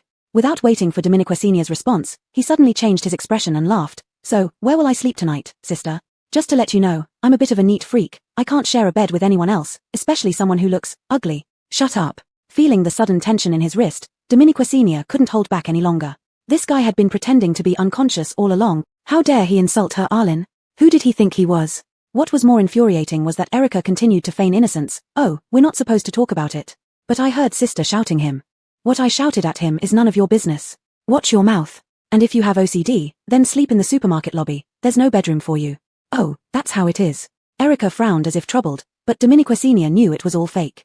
This man rarely showed his true feelings, except for those few moments with Jasmine. But Dominique Senior knew he must hate her. She didn't care. "Don't call me sister anymore. Call me Boss Shin." Erica looked up and smiled easily again, but his words were resolute. "No." Dominique Senior, whose frown had deepened, relaxed her brow. She realized that this person would do whatever made her most uncomfortable. In that case, it might be better to treat him like air. At least tonight, they should both calm down. Dominique Senior began leading Arlen towards the room behind the supermarket, not forgetting to warn him a few times. "You'd better watch what you say and don't even think about running away. The supermarket door can't be opened without me. Even if you manage to open it. The thing around my neck will take my life, right?" Dominique Senior abruptly stopped and turned around to meet his smiling eyes, though the smile masked an endless coldness. He watched as Dominique Senior turned around and suddenly stepped closer. In a few quick strides, he was mere inches away from her. The speed was so fast that even Hagen didn't react in time. He moved like a gust of wind to Dominique Senior's ear, his tone turning extremely icy. "You'd better keep this collar on me for the rest of my life. If you ever slack even one day, I will definitely kill you myself, sister." The last two words felt like a demon from hell coming to claim a soul, filled with bone-chilling malice. Just as Hagen was about to make a move and just before he could pull away, Dominique Senior swiftly grabbed his white hair, causing him to freeze in pain. Did she give these people too much face, making them think they could get away with anything? Wanting to take her life? She could take his life in the next second. Jasmine was right. Dogs needed to be kept on a leash. "I'm warning you, don't threaten me. Before I die, you'll die first. You were bought for $1 million by me, so you should stay in the store and pay off your debt. When I feel like it, maybe I'll feed you. But if you keep trying this nonsense..." Dominique Senior spoke through clenched teeth. "Then go outside and enjoy the 45-degree weather." After her outburst, Dominique Senior felt relieved and released his hair. Erica staggered back a few steps, gasping for breath, shock evident in his eyes. His hair. No one dared touch his hair. His first reaction was anger, but upon feeling the collar around his neck, he quickly calmed down. "All right, both of you back to your rooms and sleep." Dominique Senior no longer paid attention to these two, just leaving them with a sentence. "By the way, if you two really want to fight, do it outside. Anything broken in the supermarket, tenfold compensation." Dominique Senior ultimately had a very peaceful night's sleep. She had even prepared herself for the possibility that they would fight for hundreds of rounds and wake her up. But in reality, nothing happened. Even a child can be taught. Dominique Senior stretched lazily, feeling completely refreshed. The supermarket still needed much work. Thinking about it, today would undoubtedly be a busy day. However, when she pushed open the bedroom door and walked into the supermarket, she froze on the spot. She saw two tall, thin figures standing in the supermarket, both turning their heads toward her at the sound of her voice. One had a face bruised and swollen, looking like a panda. The other was ragged, not a single good spot on him. Dominique Senior couldn't help opening her mouth wide in shock. "No, did you two go tomb raiding last night?" Chapter 74, Praise Mode. Dominique Senior was marvelously surprised that they had a big fight last night without making any noise or damaging anything. She circled around the two for a long time, not stopping until both of them were uncomfortable enough to want to bury themselves underground. Good job, I'll take care of your clothes. Dominique Senior patted the shoulder of Alaniguai. Though Alaniguai looked more ragged, he clearly fared better than the other with 2 dark bruises on his face. A perfect and delicate face ruined, leaving behind an amusing sight that made people laugh. Combined with the black lines all over his face at this moment, Dominique Senior laughed so hard she could barely catch her breath. Erica flung his sleeves and walked away. Dominique Senior couldn't be bothered with him, eating some bread as breakfast. She had no plan to open the store today but instead prepared to tidy up this supermarket that she hadn't visited in such a long time. First, she threw away all the spoiled food, especially the fruits which easily spoiled even if she didn't forget to keep the cooler running continuously. But it was futile in such hot weather. After emptying out the fruit section, Dominique Senior suddenly became perplexed about this area outside the supermarket. The main purposes of the area outside the supermarket were twofold. On the right side, it provided a place for people who bought fast food from her to eat. On the left side, it was a newly added fruit section. But now, with the hot weather, even the sunshade canopy seemed useless. As temperatures continued to rise, the canopy would serve even less purpose. Moreover, her supermarket was outside the base, quite a distance away. Without sufficient attraction, her business might plummet drastically in such hot weather. Dominique Senior thought and thought but couldn't come up with a good solution unless she enclosed this area and installed air conditioners. However, she lacked materials, and renovation functions were temporarily unavailable.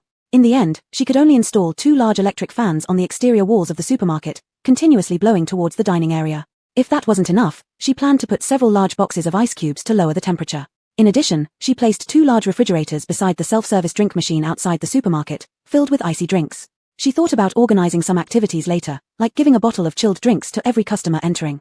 However, these were matters for later. After finishing up outside, she didn't rush to restock the fruits but opened the supermarket system panel, clicking on the 4th main mission at the top right.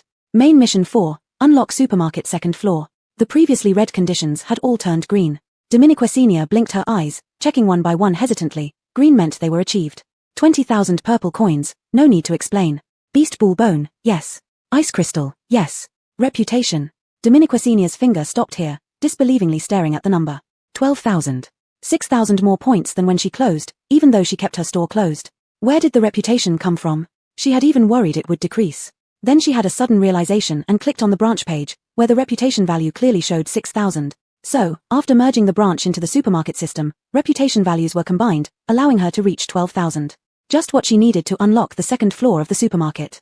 A sharp gleam flashed in Dominique Senior's eyes. This old shop was originally 2 floors but was sealed off on the 2nd floor after binding to the supermarket system. She had tried to go upstairs before but was automatically sent back each time she approached the stairs. Until the 4th main mission appeared, then everything fell into place. Now the 1st floor was already packed with nutrition fluid, bread, drinking water, snacks, fast food, and some medical supplies. Unlocking the 2nd floor would allow her to store much more and varied items. Dominique Senior suppressed her excitement and unhesitantly clicked to activate it. Ding! Congratulations host for completing main mission 4, opening the supermarket 2nd floor. Reward distributed, basic shelving *6, rotating light column *1. Only 2 items. The system was becoming stingier, but even small gains count. She accepted the rewards and nervously ascended the staircase to the 2nd floor. It used to be pitch black up there, but now there was light ahead. Dominique Senior rushed toward the light, taking steps 2 at a time, and soon found herself at the entrance to the 2nd floor. Standing there, Dominique Senior felt her expectations dashed. She guessed the system would be stingy, but she never imagined it would be this miserly. The entire 2nd floor remained unfinished, even the plastering was skipped. The 6 shelves stood pitifully in the center of the 2nd floor, looking like abandoned children from a wealthy family. System, you are truly infuriating. Dominique Senior muttered these words through her teeth as she stepped into the 2nd floor. Though it was still unfinished, the only thing that surprised Dominique Senior was that the wall facing forward on the 2nd floor of the supermarket was actually a huge floor-to-ceiling window. She approached the floor-to-ceiling window and vaguely saw a corner outside emitting light. She strained her neck to look and discovered a lamp post embedded in the outer wall of the 2nd floor. This must be the rotating light column from the system's reward. In Dominique Senior's imagination, she had originally thought it would be like the 3-color rotating light columns seen at barbershops, but it wasn't. It wasn't even cylindrical, it was a small rectangular prism. It resembled a lantern but was much sturdier, with 4 large characters written on it, Kenawan Supermarket. The soft yellow light was not very noticeable during the day, but she could imagine how it would glow brilliantly at night, offering a high vantage point where it might be visible from higher places within the base. This item and the floor-to-ceiling window alleviated some of Dominique Senior's dissatisfaction with the unfinished state of the space. Ultimately, there was now a large additional area, which she could always renovate if needed. Deciding to take action, Dominique Senior ultimately didn't choose renovation but opted for an upgrade instead. The entire supermarket was currently level 7, and she had plenty of money to upgrade it. With each upgrade, the 2nd floor would definitely get decorated automatically, and the areas of both floors might even increase. With this in mind, she started upgrading the supermarket immediately after opening the second floor. After completing the second floor, she still had 1.6 million purple coins left. She felt she could even upgrade the supermarket directly to its maximum level. But when she spent 145,000 to reach level 10, she couldn't proceed further. A line of text gradually appeared in the center of the system panel. Detected supermarket has reached level 10. Now initiating praise mode. Future upgrades will require 10 positive reviews per level in addition to purple coins, incrementally increasing. Dominiquesenia's finger froze mid-air as she read this demanding requirement, prompting her to voice her deep-seated confusion aloud. What? Chapter 75. What kind of world is this? Dominiquesenia spent about half an hour figuring out this so-called review mode. The good review mode appeared only after reaching level 10. It corresponded to the grocery store system initiating a delivery function. Customers could place orders by phone, and Dominiquesenia would be responsible for delivering them, then have customers evaluate their service whether to give good reviews. If it was a good review, it would be recorded in the supermarket system. Of course, bad reviews would also be recorded. In other words, the supermarket was about to enter a new phase officially. Dominiquesenia gaped in astonishment. Didn't this mean she had to hire delivery personnel, beg them to give good reviews, and might have to face all kinds of demanding customers? Once a bad review came, the payment for that order would be voided and cancel out one good review. If encountering troublesome customers, asking for multiple times compensation was not impossible. Although there was a chance to appeal, it was always troublesome. And most importantly, which supermarket would dare to deliver takeout risking being bitten by zombies during the apocalypse? This is the damn apocalypse. The delivery area included not only the base but also extended to a 5-kilometer radius around the supermarket. Dominiquesenia felt like spitting blood, trying to argue with the system. But the system had learned its lesson and ignored her completely, emphasizing the conditions for the continued upgrade of the supermarket. If delivery services were refused, no good reviews could be obtained, leaving the supermarket forever stuck at level 10, unable to advance further, causing the system mall's level and various functions to stagnate as well. In the end, Dominiquesenia could only swallow her anger and face reality. The current situation was that she had to find someone who could write well and handle zombie bites while adept dealing with customers, a delivery person. After thinking it over, Dominiquesenia could only think of one person, herself. Did a boss have to run around outside just to support the supermarket and employees? What kind of world was this? An irresistible sadness welled up inside Dominiquesenia. Before little Braden's weird noticed something was wrong, she forced herself to regain her composure and maintain the facade. At least, the shop wasn't open yet, so she didn't need to deliver takeout right now. There was still time, there had to be a way. The supermarket had been upgraded to level 10 in one go. Besides the sudden appearance of the good review mode, the supermarket indeed underwent a dramatic change. The second floor shed its rough exterior as predicted, with white plaster applied neatly on the walls. Various shelves and built-in wooden cabinets appeared on the walls, maintaining a similar style to the first floor. As Dominiquesenia went downstairs, she found that the staircase from the first floor had become much more luxurious, even turning into an escalator. She happily rode the escalator downstairs and realized that the space had expanded again upon reaching the first floor. It had widened by about 1 meter in every direction, increasing from 100 square meters to at least 150 square meters. The living space area naturally increased as well. Dominiquesenia opened the decoration function and adjusted the layout of the back bedrooms, originally 2, redivided into 3. These 3 bedrooms, with the increased space, now stood almost independently outside the supermarket, connected only by a long corridor where the bedrooms were distributed. Dominiquesenia's residence was the closest to the supermarket, followed by little Braden's room, and the newly created bedroom. The newly opened bedroom had been a storeroom used for storing goods but was moved to the opposite side of the corridor. After everything was adjusted, Dominiquesenia looked at the supermarket's virtual model and thought the structure seemed odd, especially the added living space behind the supermarket. If only their living space were also 2 floors high, ideally a villa with a pool on the second floor. Just imagining this made Dominiquesenia ecstatic. She tried to build such a design, finding it quite expensive, something she couldn't afford right now, thus reluctantly giving up. Still, it gave her some hope. Looking at the spacious first floor, she decided not to fill it up immediately, keeping it open and comfortable. The biggest issue now was what to sell on the second floor. Opening the system mall, she found it had unexpectedly been upgraded to level 4. The previously locked areas now revealed a large new section, primarily focusing on material and black tech regions. The material region opened up to C-grade materials, while the black tech region revealed a small portion of items that were not as fantastical. However, just this small section was enough to dazzle Dominiquesenia. There was a communication bracelet that could be used in areas not covered by base signals. It could transmit simple messages regardless of distance and was both waterproof and fireproof. In critical moments, it might prove very useful. Especially in this post-apocalyptic world where basic communication has been almost destroyed, it could even be life-saving. But a small description below made Dominiquesenia speechless. Long-distance relationship bracelet. No matter how far apart you are, just touch the bracelet, and let the other person feel your touch. It constantly expresses I miss you, I love you.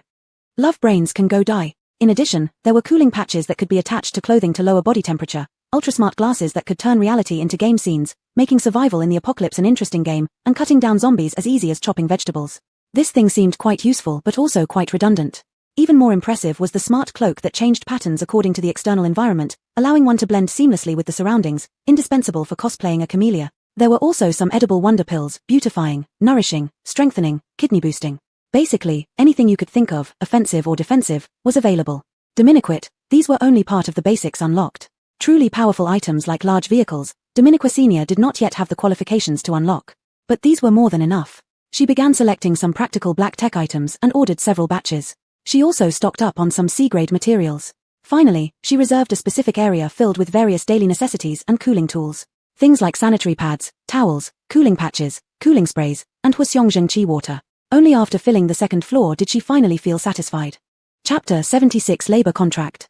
Just stocking up on this batch of high-tech products and daily necessities cost nearly 500,000 yuan, leaving her with only 1 million in her account. But still, having 1 million was far better than before when she'd become flat broke after purchasing just a small batch of goods. After completing the renovation and stocking up, time had quietly slipped to 2 o'clock in the afternoon.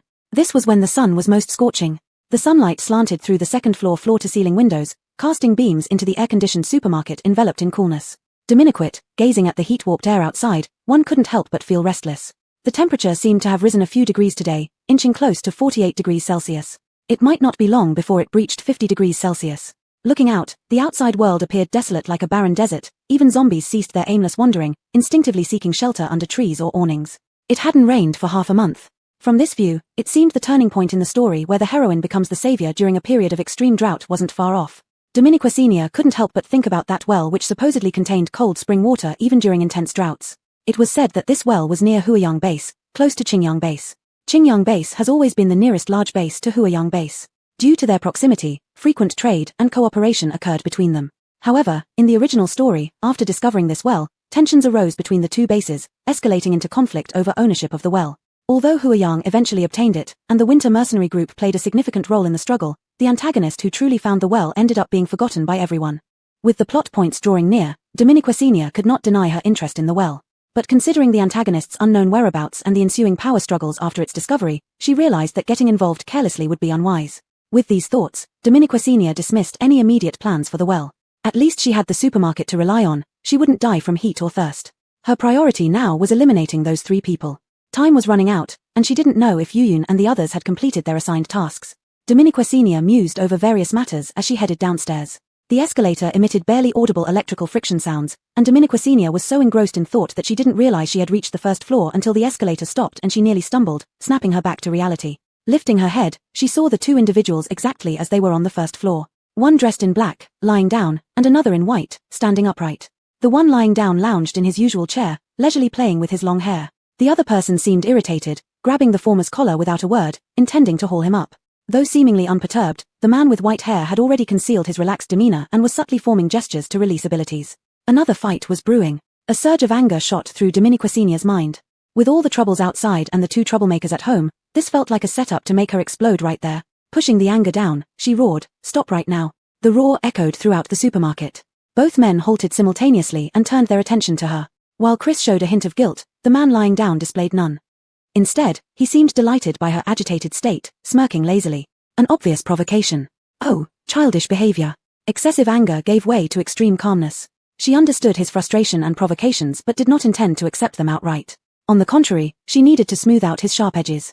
Letting this go unchecked for a day or 2 was manageable, but if allowed to escalate, it would mean no peace in the future. Given the current state of the supermarket, turning this troublemaker into an ally was the best solution. Her thoughts drifted to the new delivery service mode introduced by the supermarket, and an idea formed. Stepping forward calmly, she met his mocking gaze head-on. "I know what you want." Erica laughed mockingly from his recliner, inviting her to continue. Hagen's hand tightened. Dominiqua Senior's expression remained unchanged as she stepped closer. "I can give it to you." Erica visibly froze, his eyes flashing before erupting into laughter again. "Sis, don't promise what you can't fulfill. Otherwise, I'll kill you." This time, Dominiqua Senior didn't wait for Chris to make a move. Taking 2 large strides forward, she smacked her curled finger against the smooth forehead of the person lying down. F***K. Erica's expression went blank in an instant, his mouth agape in disbelief as he stared up at the woman above him. You. Dominiqua Senior calmly retracted her hand. Dealing with a brat required a swift strike to stun him. Seeing the jade-like forehead gradually turn red, Dominiqua Senior felt a wave of satisfaction. Every day all you talk about is fighting and killing. Given a chance, you don't know how to use it. Do you really want to wear that dog collar for the rest of your life? Still in shock from being smacked so easily, Erica's temples throbbed. For a moment, he truly wanted to strangle her. But her next words abruptly halted his surging anger, his remaining rationality holding him back. What do you mean?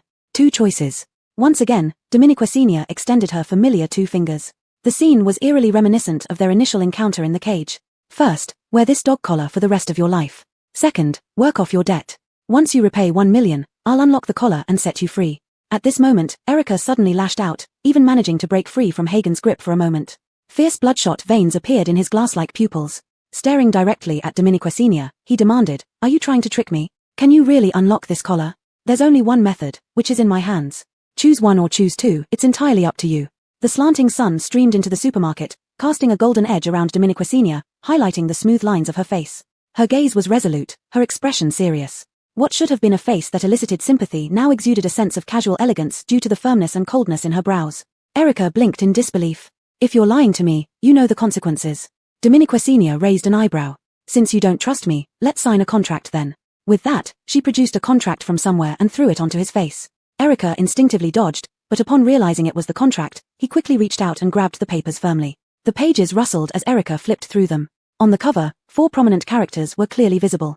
Chapter 76 Labor Contract. Chapter 77 Corporate Culture.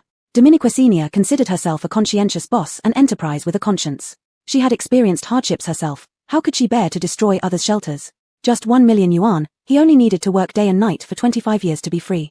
The extent of her conscience was heart-wrenching for those who heard it and brought tears to the eyes of listeners. Where else in this world could you find such a benevolent and magnanimous boss as her? Dominique Senior felt moved by heaven and earth, and even more so by herself. She didn't believe she couldn't touch this stubborn kid before her. Hagen stood nearby, looking at those papers, suddenly sensing a familiarity. It was just that the bold characters were somewhat different. He seemed like an indenture contract. And up until now, he apparently hadn't seen any salary. Dominique Senior sensed an eerie atmosphere directed at her, raising her eyes to see it was Chris. Damn, she forgot there was still an old employee here. Dominique Senior rarely felt flustered, but being a good boss was becoming unstable. But ultimately, Chris said nothing. Instead, Erica was flipping through these papers repeatedly. "Do you expect me to believe you just because of these papers? You can choose not to sign." Erica's fingers paused.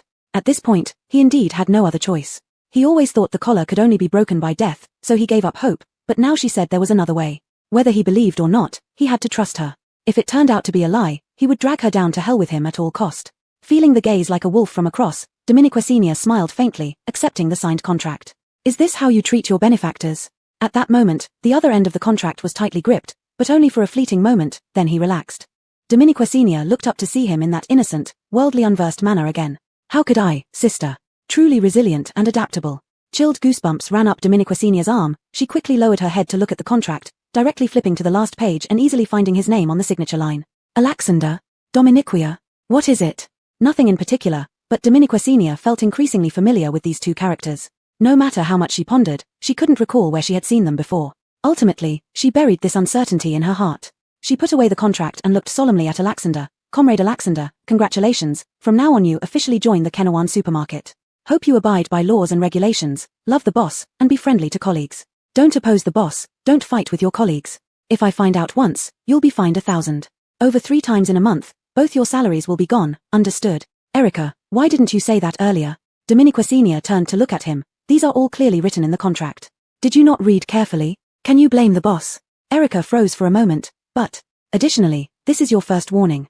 Dominique Senior approached and interrupted him with a finger. Erica fell silent. Dominique Senior was very pleased with the scene before her. She clapped her hands. "Good. From now on, remember our corporate culture of Kenawan Supermarket, which is, everything must follow the boss's orders. Those who disobey will face severe consequences." At this moment, Hagen and Erica displayed astonishing harmony, speechless simultaneously. Dominique Senior glanced at them, a mysterious smile curving her lips. "Oh right, I almost forgot. Besides the mentioned corporate culture, our supermarket also values unity very much. After all, as the saying goes, 3 cobblers with their wits combined equal Zhuge Liang, the mastermind. The power of unity surpasses our imagination, so, not only should you not fight, but you should unite sincerely from within." Hagen sensed something ominous, trying to slink away quietly, but Dominique Senior grabbed his wrist, making him immobile. He had no choice but to turn back to look at her. Dominique Senior held something unknown in her hand, looking at him sinisterly. "As an old employee, you should set an example. How can you leave?" Just as she finished speaking, a slightly cold object silently slipped onto his wrist. Hagen startled, instinctively trying to pull his hand back, but it was too late. A black bracelet appeared on his wrist. What's this? However, Dominiquesenia didn't answer him, turning to look at Erica watching the show from the side. Erica took a step back. Ever since he was forced to wear the collar, he despised such items intensely. But Dominiquesenia slowly approached him. Forgot our corporate culture? What bullshit corporate culture, wanting to add something else? No way. Erica made a show of not cooperating, preparing to walk out directly. Dominiquesenia didn't chase after him but simply spoke in a light tone. 1 month's salary. Erica didn't turn back. 2 months' salary. His steps paused slightly. 3 months' salary. Dominiquesenia. Erica couldn't stand it any longer. Dominique's. What is it? But the reply he received was Dominiquesenia mimicking his feigned innocence. It was the first time Erica felt that expression of hers so deserving of a beating. He never thought he would bend for some money, but reality was indeed like this. Seeing the white bracelet about to be slipped onto his wrist, Erica instantly felt a strong sense of humiliation, but he quickly suppressed it. No, it wasn't for the money, it was for freedom. The moment the bracelet was put on, he hardly dared to move. Not far away, Hagen also froze simultaneously. They didn't understand what this meant, only Dominiquesenia was almost laughing out loud inside. This was her new high-tech product, the so-called lovey-dovey bracelet. She suddenly realized that these bracelets weren't just suitable for those with a love brain, they were also perfect for people who easily got into fights. Let them be annoyed by each other until they die, then see if they could still fight. It was a great chance to test the effects of this new product as well. Dominiquesenia hadn't expected this thing to work so effectively. Seeing Erica involuntarily moving his bracelet, Chris immediately widened his eyes, and the hand with the bracelet reacted instinctively. Too strange, it felt like someone was touching it. Reacting faster than thinking, Hagen instinctively tried to press down on the bracelet to drive away this strange sensation. However, the moment he pressed down, Erica had a huge reaction too, abruptly lifting his hand. Holy shit. Both men exchanged glances, neither daring to move again. Dominiquesenia was also stunned. She remembered this thing had an option to adjust sensitivity, with the initial setting being the highest. She didn't adjust it and gave it to them directly, but the reaction was unexpectedly so intense. But these two reactions. Dominiquesenia couldn't hold back anymore and bent over laughing. So you guys have this day too, ha ha ha ha. But the next moment, she stopped laughing. Because Chris suddenly approached her, holding her hand, and transferred a bracelet from his own wrist to hers. Damn. She hadn't noticed when she handed it over that the two bracelets overlapped and were now directly worn by Chris. Who would have thought he'd turn the tables on her? By the time Dominiquesenia realized, it was already too late to shake it off. She looked at Chris in surprise. You. Chris laughed rarely and quickly gripped the bracelet. A tingling sensation suddenly spread across her wrist. As Dominiquesenia's arm went numb as expected, Erica unconsciously gripped the bracelet again. She and Chris both went numb simultaneously. Wait. All three of them said in unison without prior agreement. Hold on, don't move. Chapter 78. Never seen what a salary looks like. As dusk fell, the lights in Kenawan supermarket gradually turned on from top to bottom. Dominiquesenia sat in front of the table, looking at the steaming hot pot bubbling with fragrance before her. She deeply felt what it meant to reap what one sows. She tried to reach for the chopsticks to put the tripe in first. However, when she pulled hard with her right hand, it didn't budge. Pulling with her left hand still had no effect. Dominiquesenia closed her eyes and took a deep breath. How long do you plan to carry on? Two voices chimed in simultaneously. Just take off the bracelets. But how can I take them off when both my hands are held like this? Dominiquesenia couldn't endure it anymore. Each of her hands was firmly grabbed by one person, stopping her from moving and eating the hot pot. This was nothing short of rebellion. Would you take off the bracelet if we let go? Erica leaned forward slightly, his long white hair swaying gently with the movement. Dominiquesenia fell silent. The conversation entered a dead loop again. More accurately, they had been stuck in this cycle for a long time now. Theoretically speaking, the bracelet could be taken off any time. But Dominiquesenia, with premeditated intent, not only did she not lower the sensitivity but also set a 24-hour forced lock. In other words, they would have to wear it for 24 hours before removing it, during which they would have to constantly endure that tingling sensation whenever someone touched the bracelet. Dominiquesenia's original intention was to learn from the management methods of elementary school teachers. Those who often fought would have their hands tied together so they wouldn't continue fighting. But it all backfired, deviating from its intended path and now making her the target. Thinking of this, Dominiquesenia glanced at the culprit. She never expected someone who looked so honest usually to betray her at a critical moment. She was wary of everyone except Hagen. Hagen, whom she trusted, betrayed her trust. Dominiquesenia's disappointed gaze almost pierced through Hagen. Feeling guilty, Hagen lowered his head but did not loosen his grip. How about letting go first? I'll definitely find a way. But no, didn't sister always say unity is paramount? Since there are 3 of us in the supermarket, none of us should be left out, right, sister? Erica almost pressed his face against hers to mock her. Dominiquesenia gritted her teeth. Fine, if you don't want to take it off, then fine. But let me go, let me eat the hot pot, at least. Her bracelet had no forced lock. As soon as they let go, she could swiftly remove it and escape the torment. But the two of them obviously realized this too, refusing to let go even while cooking. They stayed close on either side of her, giving Dominiquesenia no opportunity. Now all she had was a boiling hot pot before her, unable to add her beloved ingredients. What difference did this make from torture? Does sister really want to eat? What do you think? Dominique Senior glared fiercely, yet Erica smiled faintly. Then I'll eat on your behalf. With that, he used his free hand to start adding ingredients. His movements were clumsy, clearly having not touched hot pot for a long time. Dominique Senior's restrained hands twitched slightly, only to be firmly held down again. Are you trying to cause trouble? Watch out, I might dock your salaries. Hagen, let go quickly. One must pick the softer persimmon to squeeze. She looked at Hagen, attempting to rouse whatever remained of his conscience. But Hagen merely looked at him calmly. It's okay, I've never seen what a salary looks like anyway. Ha ha ha ha. Dominique Senior turned around and looked at Erica, who laughed aloud, ominously. So funny. Do you want to taste how he feels? Don't want to, so, how about I feed sister instead? Would that be good? A flash of dark light crossed Erica's amber-colored eyes. He gently picked up the cooked tripe. Dominique Senior looked at the tripe in the bowl, then at Erica's mocking face. Clearly, he was here to disgust her. Except. Dominique Senior wrinkled her nose in disdain. The tripe is overcooked. Erica's brow flickered and went to retrieve the beef he just added into the hot pot. However, before the beef could reach the bowl, another hand pushed it away, causing the beef to slip from the chopsticks and fall onto the table. Dominique Senior's eyes widened instantly. It was her beloved beef. Erica's smile immediately faded as he looked at the hand that suddenly reached out. Hagen met his gaze without fear. Neither spoke. The atmosphere became increasingly eerie. At this moment, Erica seemed to notice something amusing. His eyes suddenly filled with interest. You like, A muffled groan interrupted Erica's next words. Looking down, it was Dominique Senior who had taken the opportunity to grab his wrist and pinched him with all her might. The piercing pain forced him to release his grip, and Dominique Senior swiftly pulled her hand away. Alanigi wasn't holding on tightly in the first place, so she took advantage of their odd exchange of glances to try to break free. However, in the next moment, a loud bang came from the floor-to-ceiling windows as if someone was pounding on them. All three stopped simultaneously and looked at the transparent glass. Dominique Senior always set it for two-way visibility, rarely switching it to one-way. As they watched the murky darkness outside, all three instinctively tensed up, keeping their eyes on whatever was making the sound. 1 second. 2 seconds. Bang. Another loud thud came. This time they clearly saw it was a person. Her hands were slapping against the glass, her face pressed firmly onto it. The light could only illuminate her features. Bulging eyes, high cheekbones, not a trace of flesh on her face, it looked like a living skeleton. Dominique Senior felt a chill run down her spine, genuinely startled. Zombies couldn't get close to the supermarket, so it must be a human. Who is it? Dominique Senior called out while Yin appeared silently in her hand. Hagen frowned and stepped forward. Dominique Senior followed toward the door. This person didn't speak, only kept pounding on the window, getting weaker and losing more life in her gaze, seemingly extremely weak. Even so, Dominique Senior didn't dare open the door recklessly. This person might be a trap. She checked the external surveillance and confirmed there was only one person before slowly opening the door and stepping out. A wave of heat hit her like a tide. Dominique Senior shone her flashlight towards where the figure was. A frail woman stood right by that transparent glass. At this moment, she no longer had the strength to pound on the glass and had collapsed helplessly on the ground. Dominique Senior quickly turned the woman over. The woman hadn't completely fainted, but her pupils were already dilated. Her chapped lips seemed to be moving as if trying to say something. Dominique Senior leaned closer and faintly heard a few words. Save me. Chapter 79, They reversed the water. Jackie felt she was about to die. She witnessed her mother being parched to death alive and, just before dying, her mother stuffed what little remained of their money that couldn't buy anything in the base into Jackie's hand. Run, little Jackie, run. Where should I run? Mom. Jackie knelt beside her mother, snot and tears streaming down her face, barely able to speak clearly. Run outside the base. Your father said there's a supermarket outside where you can buy very cheap water.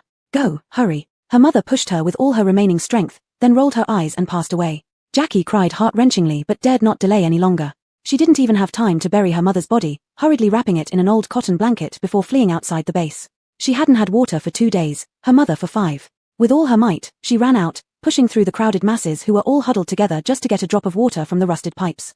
But there was none. None at all. They were going to be heat-stricken and thirst-stricken to death. The cheapest bottle of water cost 1,000 purple coins, which they couldn't possibly earn in a lifetime. They knelt at the feet of others, begging them to lower the price, begging them to have mercy and let some water drip for them. But what greeted them was only one blow after another, heavy kicks from people who oozed fat, enough to kick up the acid in Jackie's stomach. Get lost. No money and want water. Entertain me first. Jackie struggled desperately and ultimately drank only the urine from between that man's legs. Wiping away her tears, it seemed like she grew boundless strength from her heels. She had to escape this den of evil, she had to drink. The base's door stood wide open, unguarded. She slipped past them like an insignificant speck of dust, catching no one's eye. Her feet were bleeding, almost bitten by zombies. In the dead of night, she finally saw a glimmer of light and ran toward it with all her might. But in the end, what awaited her was a closed door. Jackie could no longer run. She collapsed on the ground, crawling inch by inch toward the brightest part of the light. There were people inside, each one neat and clean, surrounded by food and water. Her dry throat produced a little saliva, which she swallowed hard. A strange and intense aroma wafted out, nearly pulling her soul away. In a daze, she truly thought she had already ascended to heaven. "Jackie, run!" A piercing cry struck her like lightning.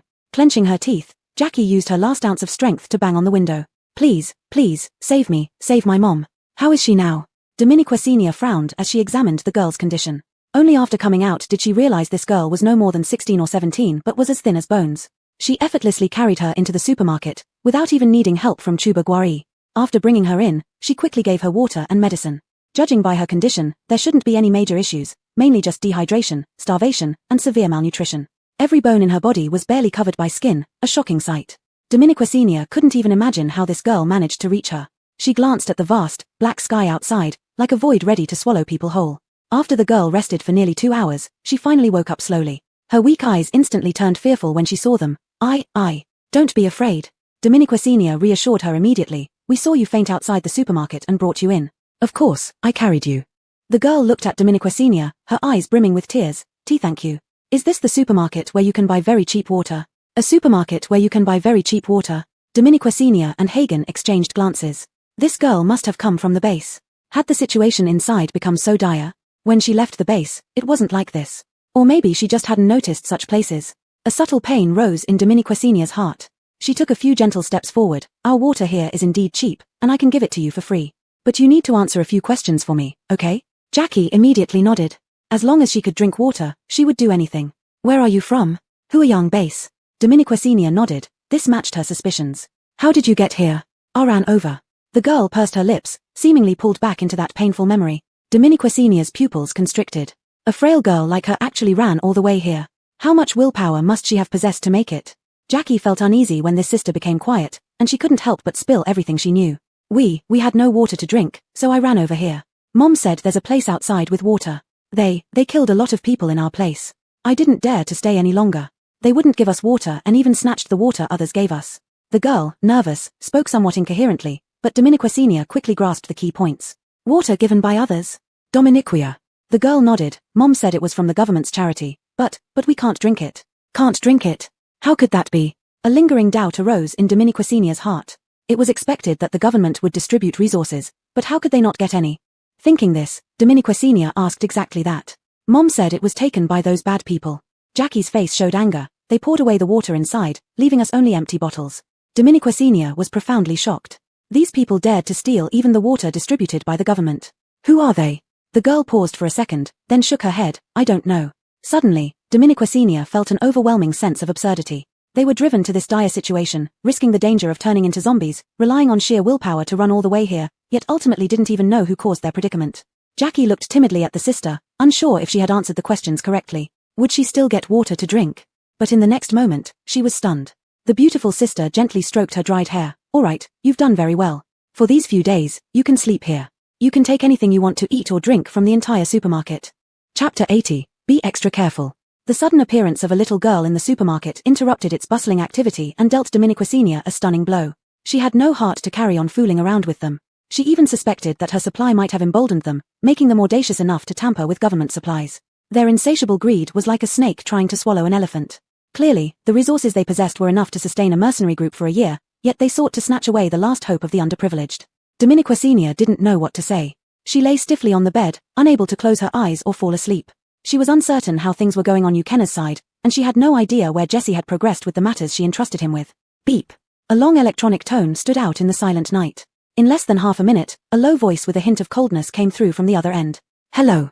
Are you asleep?" "No." Jesse glanced at the disorganized papers on the table before him. His gaze was clear, but there was unmistakable weariness in his voice. Through the window, Dominiqua Sr. gazed into the profound darkness, momentarily unsure of what to say. If he hadn't slept this late at night, it must mean he was continuously investigating the matters she had entrusted him with. "What's wrong?" Hearing no reply from her, Jesse set down the pen in his hand, rubbed his nasal bridge, and asked again, "Is something happening?" Today, a girl ran into the supermarket, saying that they had no water to drink and that the water distributed by the government had all been embezzled. "Do you know about this?" Jesse paused. "Dominique's. Do these people have anything to do with it?"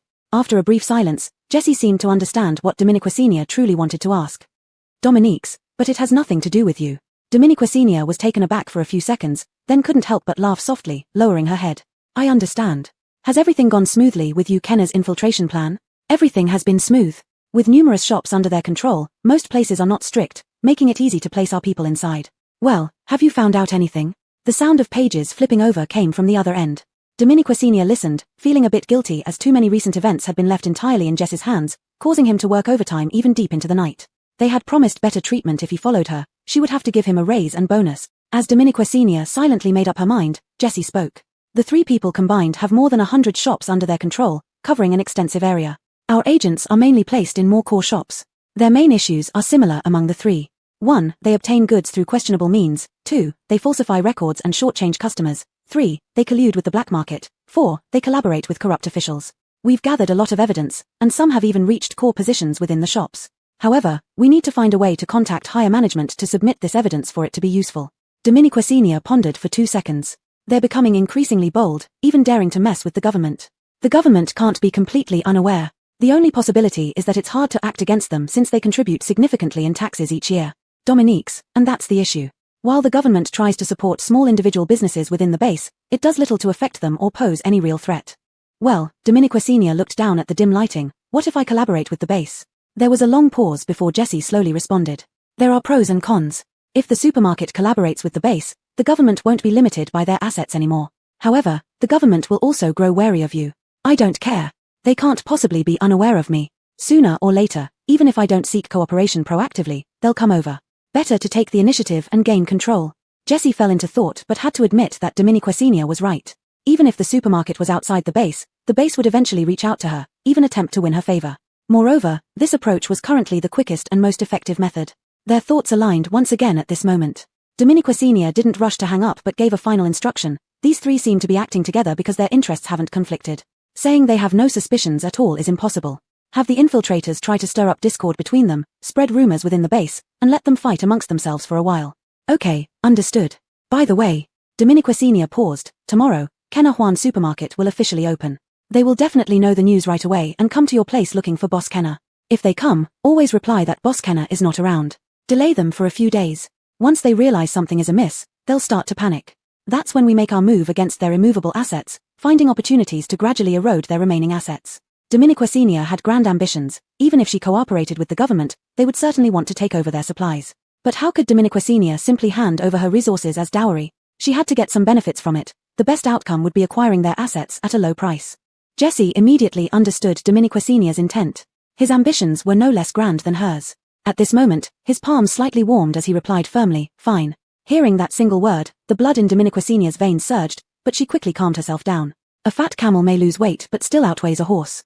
Cutting off their financial sources will make them desperate to strike back. When they find out Boss Kenna deceived them, they'll surely target you first. Jessie put down his papers, listening to the static noise mixed with her steady voice on the other end.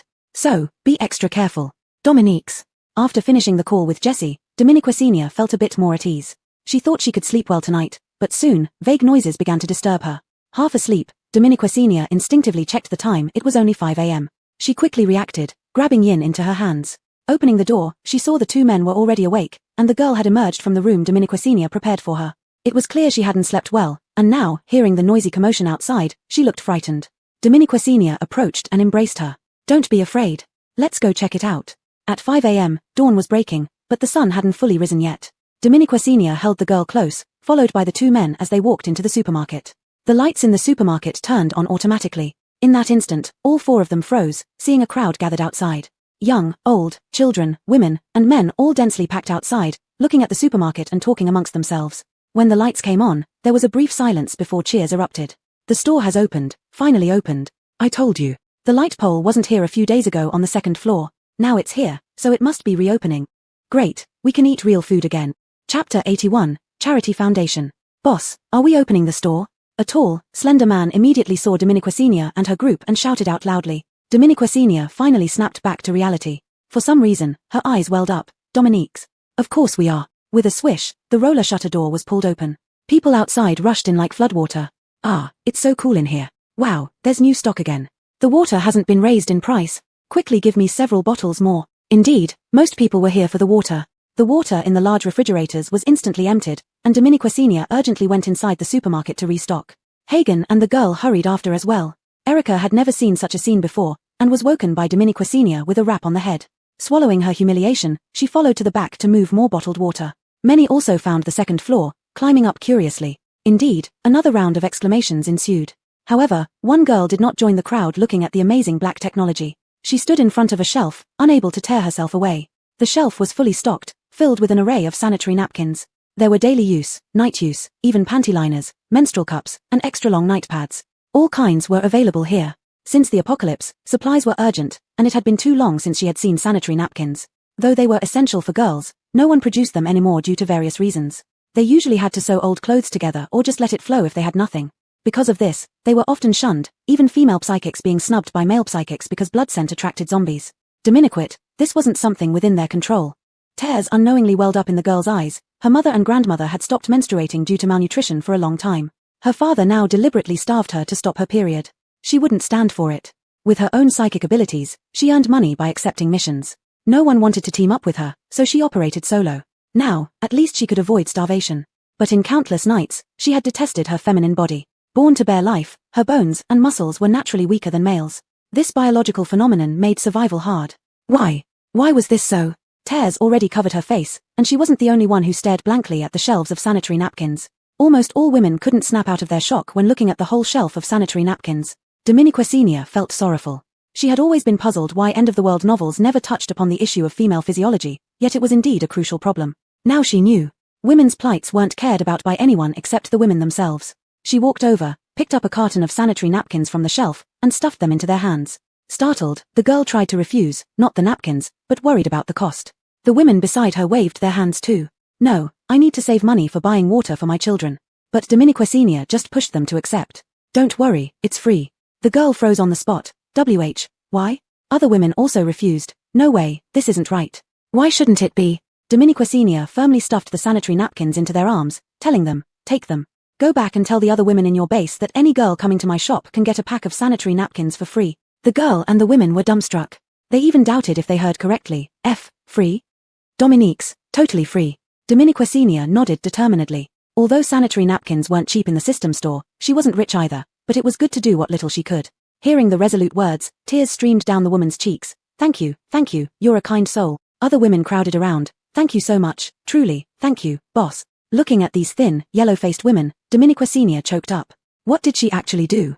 At the edge, a girl silently gazed at the sanitary napkins in her hand, then looked up at the woman in the center. Suddenly determined, she tightly held the sanitary napkins. She shouldn't wallow in self-pity, nor despise her identity as a woman. Instead, women possessed the richest emotions and most delicate minds, a talent they were born with. Diminiqua Senior was still surrounded, yet she heard the familiar electronic sound in her mind. Ding! Congratulations to the host for achieving the Charity Master Achievement, helping 30 people for free. Reward obtained, 30 boxes of sanitary napkins. Unlock main task 5, create a charity foundation. Diminiqua Senior was taken aback. A charity foundation? In her name? A spark suddenly flashed in Diminiqua Senior's mind. As the supermarket grew bigger and bigger, why not have a charity foundation? At this moment, Diminiqua Senior suddenly realized the extraordinary significance of the infinite supplies from the supermarket system. She didn't have grand ideals, but she couldn't bear to see her compatriots suffer. She became excited and started to push through the crowd, but before she could get out, she heard a male voice from the black technology area. Sanitary napkins are given out for free, but to be fair, you should also do something for us men, boss. Diminiqua Senior frowned and turned around to see a nonchalant outside psychic looking at her. Seeing Diminiqua Senior turn to look at him, he got even more animated. Gender equality, boss. How can you only take care of the ladies and ignore us men? Isn't that right, everyone? People clearly on his side murmured in agreement here and there. Dominiquia, menstruation is nothing much. Just find some old rags to use. Why be so delicate? You don't know anything. It's not being delicate at all. Before Diminiqua Senior could speak, a girl shouted back first. Dominiquia, what kind of way is that to talk, young man? The women around Diminiqua Senior also chimed in to refute him. That man, however, seemed completely unconvinced and shook his head disdainfully. You women just have too many problems every day. You have no strength anyway. What's the point of coming out? Shouldn't you just stay in the base and serve your husbands? Hey, you young man. Seeing the situation about to escalate, Diminiqua Senior quickly grabbed the woman next to her who was about to rush forward and instead calmly looked at the man. Want gender equality? Sure, cut off that thing between your legs, and then the sanitary napkins will be yours too. Chapter 82, a meeting followed by a beating. Want gender equality? Sure, how about we cut that thing between your legs off, then you can use sanitary pads too. What are you talking about? This is how you treat customers. The man instantly flew into a rage and lunged forward but was held back by another man who still retained some sense behind him. Oh, don't argue with a woman. Dominiquacena's face darkened completely. She didn't want to waste her breath on these mindless people. She was about to directly evict them from the supermarket and blacklist them permanently when a slim girl stepped out slowly towards Dominiquacena. Her eyes were resolute, her ponytail tied high, with wisps of hair falling beside her forehead. She stretched her hands behind her, bringing out two weapons about 30 centimeters long with sharp spikes on both ends. They rotated as she brought them forward, gripping them steadily, bowing slightly, and looked at them. Talking is futile. If you have the guts, let's see who truly deserves to stay in the base to serve food. Oh my. Silence enveloped the crowd for just a second before the lead man immediately mocked. You little brat, you dare challenge me? Do you want me to win or lose? If I beat you, doesn't it mean I hit a woman? His cronies immediately burst into mocking laughter, joining in on belittling the girl. Buoyed by their mockery, the man stepped closer to the girl, grinning lecherously. Why don't you call me brother, and I might give you a handicap, ha ha ha. The grating laughter made every woman there tense up, clenching their fists, wishing they could punch him to death. But the girl who had stepped forward remained calm, gazing at him silently, as if the vile words around her were mere air. This extreme calmness instead incensed the man. His smile faded, turning vicious. He spat on the ground harshly. Fine, refusing kindness means inviting punishment. I'll teach you a lesson now. Without warning, he charged forward, his fists swinging wildly, encased in hardened earth that turned black like two speeding boulders. The women standing behind the girl changed their expressions. Hagen also took a step forward, ready to intervene, but was held back by Dominiquacena. She only watched the girl's daggers, murmuring softly, trust her. The girl faced the incoming stone-like fists without any sign of panic. Her footsteps shifted skillfully yet stably. Her body flickered, narrowly dodging the punches that felt as heavy as 1,000-pound weights. The man, eyes wild with fury, pulled back hastily using inertia to swing backward. As if she had anticipated this, the girl crouched down, evading while her daggers spun rapidly. With a swift grip, she thrust them toward the man's armpit. A chill surged from his armpit, and the dagger plunged forward mercilessly. Crack. The sound of shattered earth blocks. Cold sweat broke out on the man's forehead. If not for his quick reaction using his power to block, his armpit would have been pierced by now. But the girl gave him no time to breathe. She struck again, aiming for his waist. The man finally reacted, kicking out. The girl tightened her grip on the daggers, deflecting the kick with minimal effort. Simultaneously, she thrust upward with the other dagger. Splat. Bright blood splattered onto her face. She moved her feet again, using bagua steps to evade the disordered attacks. Taking advantage of the soil chunks flying from the man, she did a backflip, landing behind him. With a powerful knee strike, she nailed the back of his head. The man stumbled forward, stars dancing in his vision. Before he could react further, the girl wrapped her legs tightly around his neck. With a loud thud, the man crashed to the ground under her weight. The girl swiftly rose, her dagger now pointed at his throat. Huff huff. The man panted heavily, feeling the cold, sharp edge against his neck, daring not to move an inch. He couldn't believe that within mere minutes, a girl smaller than him had taken him down and now held his life in her hands. Silence fell over the supermarket. Everything had happened so quickly that by the time everyone reacted, the man was already on the ground. Throughout the entire fight, the girl hadn't used any abilities. Relying purely on cold weapons and agility, she had left the man utterly defenseless. Everyone present was stunned, especially the men who had come with the aggressor. They exchanged uneasy glances. However, Dominiquacena's side erupted into cheers. Good job, little sister. Oh, you were saying to give her a handicap. I think even with one hand tied behind her back, she could still beat this guy. Dominiquia, yeah. Now this man doesn't have the qualifications to leave the base anymore. How about you find a reliable person and serve him well so he can protect you? Don't embarrass yourself out here anymore. Ha ha ha ha. Dominiquacena couldn't help but laugh as well. The man on the ground turned beet red with anger. The girl released her legs from around his neck and moved the daggers away, stepping back and bowing slightly. You honored me. Dominiquacena's eyes lit up. This girl had definitely trained. She was humble yet proud, skilled in both martial arts and virtue. Baring his teeth, the man stood up, clearly not convinced. He wanted to say more but was interrupted by the other men who had finally seen enough. All right, stop embarrassing yourself. You can't even beat a girl, go practice more. The boss just handed out some sanitary pads, and you had to stick your face in. Great move. Get lost, don't bring shame upon us men. Dominiquacena found it amusing to watch them argue among themselves. They hadn't stepped in when the man was being aggressive, but now that he lost, they all jumped in. Though it seemed like they were speaking to the girl, deep down they still looked down on her. What did they mean by couldn't even beat a girl? Ultimately, they didn't truly believe in women's strength. They only thought this man was too weak, making them lose face. However, Dominiquacena had long understood men's nature. She directly ordered them out. Sorry, fighting is forbidden in our supermarket. Those who started the trouble should scram quickly, or I'll have someone escort you out. And don't come back. Otherwise, see you once, fight you once. Why not? Seeing this, the man became indignant and began shouting, pointing at the girl. It wasn't her who challenged first. What a joke. The supermarket's items were so cheap that they relied on these supplies to live. If they couldn't come anymore, it would be a disaster. The man's friends panicked immediately. We didn't fight. this has nothing to do with us. We don't know him. He insisted on challenging her, we couldn't hold him back. The man was shocked at how quickly these people disassociated themselves from him. Just moments ago, they had been egging him on, and now they crumbled apart. You. Dominiquesenia mocked him. Oh, these are really your good brothers, huh? But it doesn't matter. None of you will step foot in my supermarket again. The men felt utterly defeated. Hey, you run a business this way? These women can't spend much money on you, and you kick us out. Fine, if you do this, don't blame us for talking in the base. No wonder the store has been closed for so long. It's not just the products but also the boss who has problems. I bet no man will dare come here to shop anymore. Dominiquesenia was getting a headache from their noise. These people really thought they mattered. She waved her fingers, about to transport them outside the supermarket directly. Suddenly, an elderly woman opened her eyes wide and shouted, "Be careful." Dominiquesenia looked up sharply and saw the man the girl had beaten sneakily circle back towards the girl. A sharp spike of hardened earth shot straight at the girl. The girl realized the danger and tried to block, but the angle was too tricky, she would still get hurt. Time seemed to stand still, and Dominiquesenia felt a sudden gust of wind. In the next moment, the incoming earth spike was gently deflected by a slender rapier. Like a drop of water hitting a still pond, ripples instantly spread out. A gust of wind surged from the contact point between the rapier and the earth spike. The girl's hair gently floated, her eyes flickered. The earth spike shattered right before her eyes. Gentle water force, overwhelming power. Dominiquesenia recognized the familiar rapier, and joy burst from her eyes. The girl holding the rapier also turned back happily. "Boss Shin, it's been a while." Chapter 83 Bridge. After Gladys easily diffused the soil spikes, she sheathed her sword and gave a light snort at the sleazy man who had attacked from behind. "You shameless thing, losing the fight and still trying to sneak attack." Seeing his plot exposed, the man was just about to slink off in defeat when he was suddenly grabbed by the collar by a middle-aged man who appeared behind him. "Wanting to run after doing something bad? It's a disgrace for someone like you to be among our ability users in this base. With a great enemy approaching and resources scarce, you're actually creating internal conflict." The man struggled fiercely and turned back to curse viciously. "Who the hell are you? Can you even do anything?" The middle-aged man, with his square face that carried natural authority even without anger, said, "It doesn't matter who I am, I have more than enough means to deal with you. Finian, get rid of these troublemakers." A loud acknowledgement sounded from somewhere unknown, and the man called Finian stepped out, subduing the ringleader swiftly. The man initially attempted to struggle but froze upon catching sight of a certain green symbol. With Finian leading, several men quickly subdued the troublemakers. These men now resembled quails, even their breathing became cautious. Because when the middle-aged man waved his hand, what came out were base military personnel in uniforms. One should know, only those so-called big shots in the center of the base would bring along base military guards.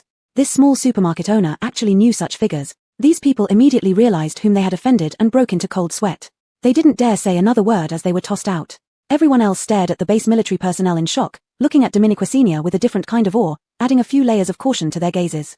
Dominiquesenia, feeling slightly guilty, led everyone to the back of the supermarket, specially setting up a space for discussions to make talking easier. Gladys plopped onto a soft sofa, excitedly watching Dominiquesenia. "Boss Shin, do you remember me?" How could she not remember, having met just days ago, though it was under the guise of Boss Kenner then. But while Dominiquesenia pondered, she kept up appearances well on the outside. "Miss Song made quite an impression on me. How could I forget?" Gladys paused, surprised. "How do you know my last name is Song?" Oh no, she forgot that she shouldn't know who she was at this moment. Dominiquesenia inwardly panicked, frantically searching for reasons as she tried to recover.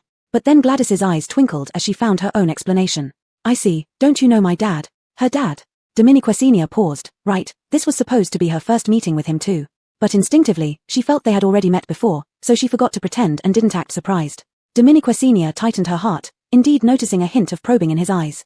Fortunately, Gladys had already provided an excuse. Her father held a significant position as the Minister of Foreign Affairs in the base.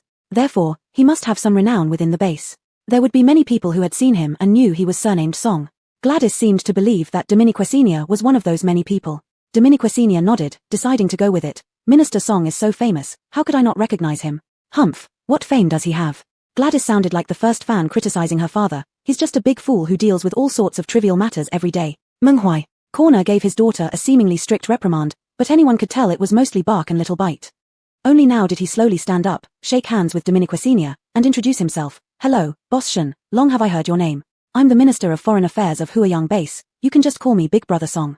"Big Brother?" Gladys laughed at the term. Isn't there a generation gap here? Listening to Gladys's laughter, Dominiquesenia felt somewhat helpless, glancing at Corner's gaze which was even more helpless. A glance exchanged between them bridged the initial distance between the two instantly. "Hello, Big Brother Song." Corner smiled and nodded, sitting down. Dominiquesenia knew that Gladys bringing her father here wasn't simple, so she skipped pleasantries and went straight to the point. "Big Brother Song, what brings you here this time?" Corner glanced at his daughter and smiled. "We indeed have a matter to discuss." The item Menghui bought from you last time isn't ordinary, and we had a few meetings because of it. This visit aims to understand it thoroughly. Truly worthy of being a minister, his words hinted at a meaning but also remained vague. Saying it nicely meant understanding it thoroughly, but in fact, it might imply suspicions about the source of her goods and wanting to clear them up. However, Dominique Senior was not averse to this. On the contrary, at this moment, she needed this bridge to connect with the government. Chapter 84, Seeking Help. Dominique Senior had already activated the supermarket's fully automatic operation mode. Outside was noisy, but here it was unusually quiet. Dominique Senior poured each of them a cup of tea. Gladys took a sip and widened her eyes. This tea smells so good, much better than my father's. Corner also tasted it, his astonishment no less than his daughter's. It seemed this trip was indeed worth it. From the moment he stepped into this supermarket, he was genuinely astonished. He could not imagine what kind of power could establish such a supermarket, where the goods were unheard and unseen since the end times began. If he could achieve his goal this time, perhaps the whole world would change because of it. He dared not believe that the long-lost environment could reappear on this desolate land again. There wouldn't be so many refugees in the base anymore. Corner forcibly suppressed his excitement and put down his teacup. My sudden arrival may be somewhat impolite, but as you can see, Manager Shen, the climate and environment are getting worse, yet the items here almost exceed everything we have deeply studied so far. So, I represent the entire Huiyang base to seek your help and cooperation. Dominique Senior's hand paused while she was drinking tea. Seeking help. He had lowered their status quite enough with these words. But Dominique Senior wasn't that easily caught. She sidestepped the heavy topic, saying, of course there's no problem with cooperation. This is just a small supermarket after all, I definitely won't refuse business. However, it can hardly be called help. Look at my supermarket, it's less than 1% the size of Huiyang base. How can it provide help? Dominique Senior's reaction was almost within Corner's expectations. He smiled without urgency. Manager Shen's willingness to cooperate is enough to make us very happy.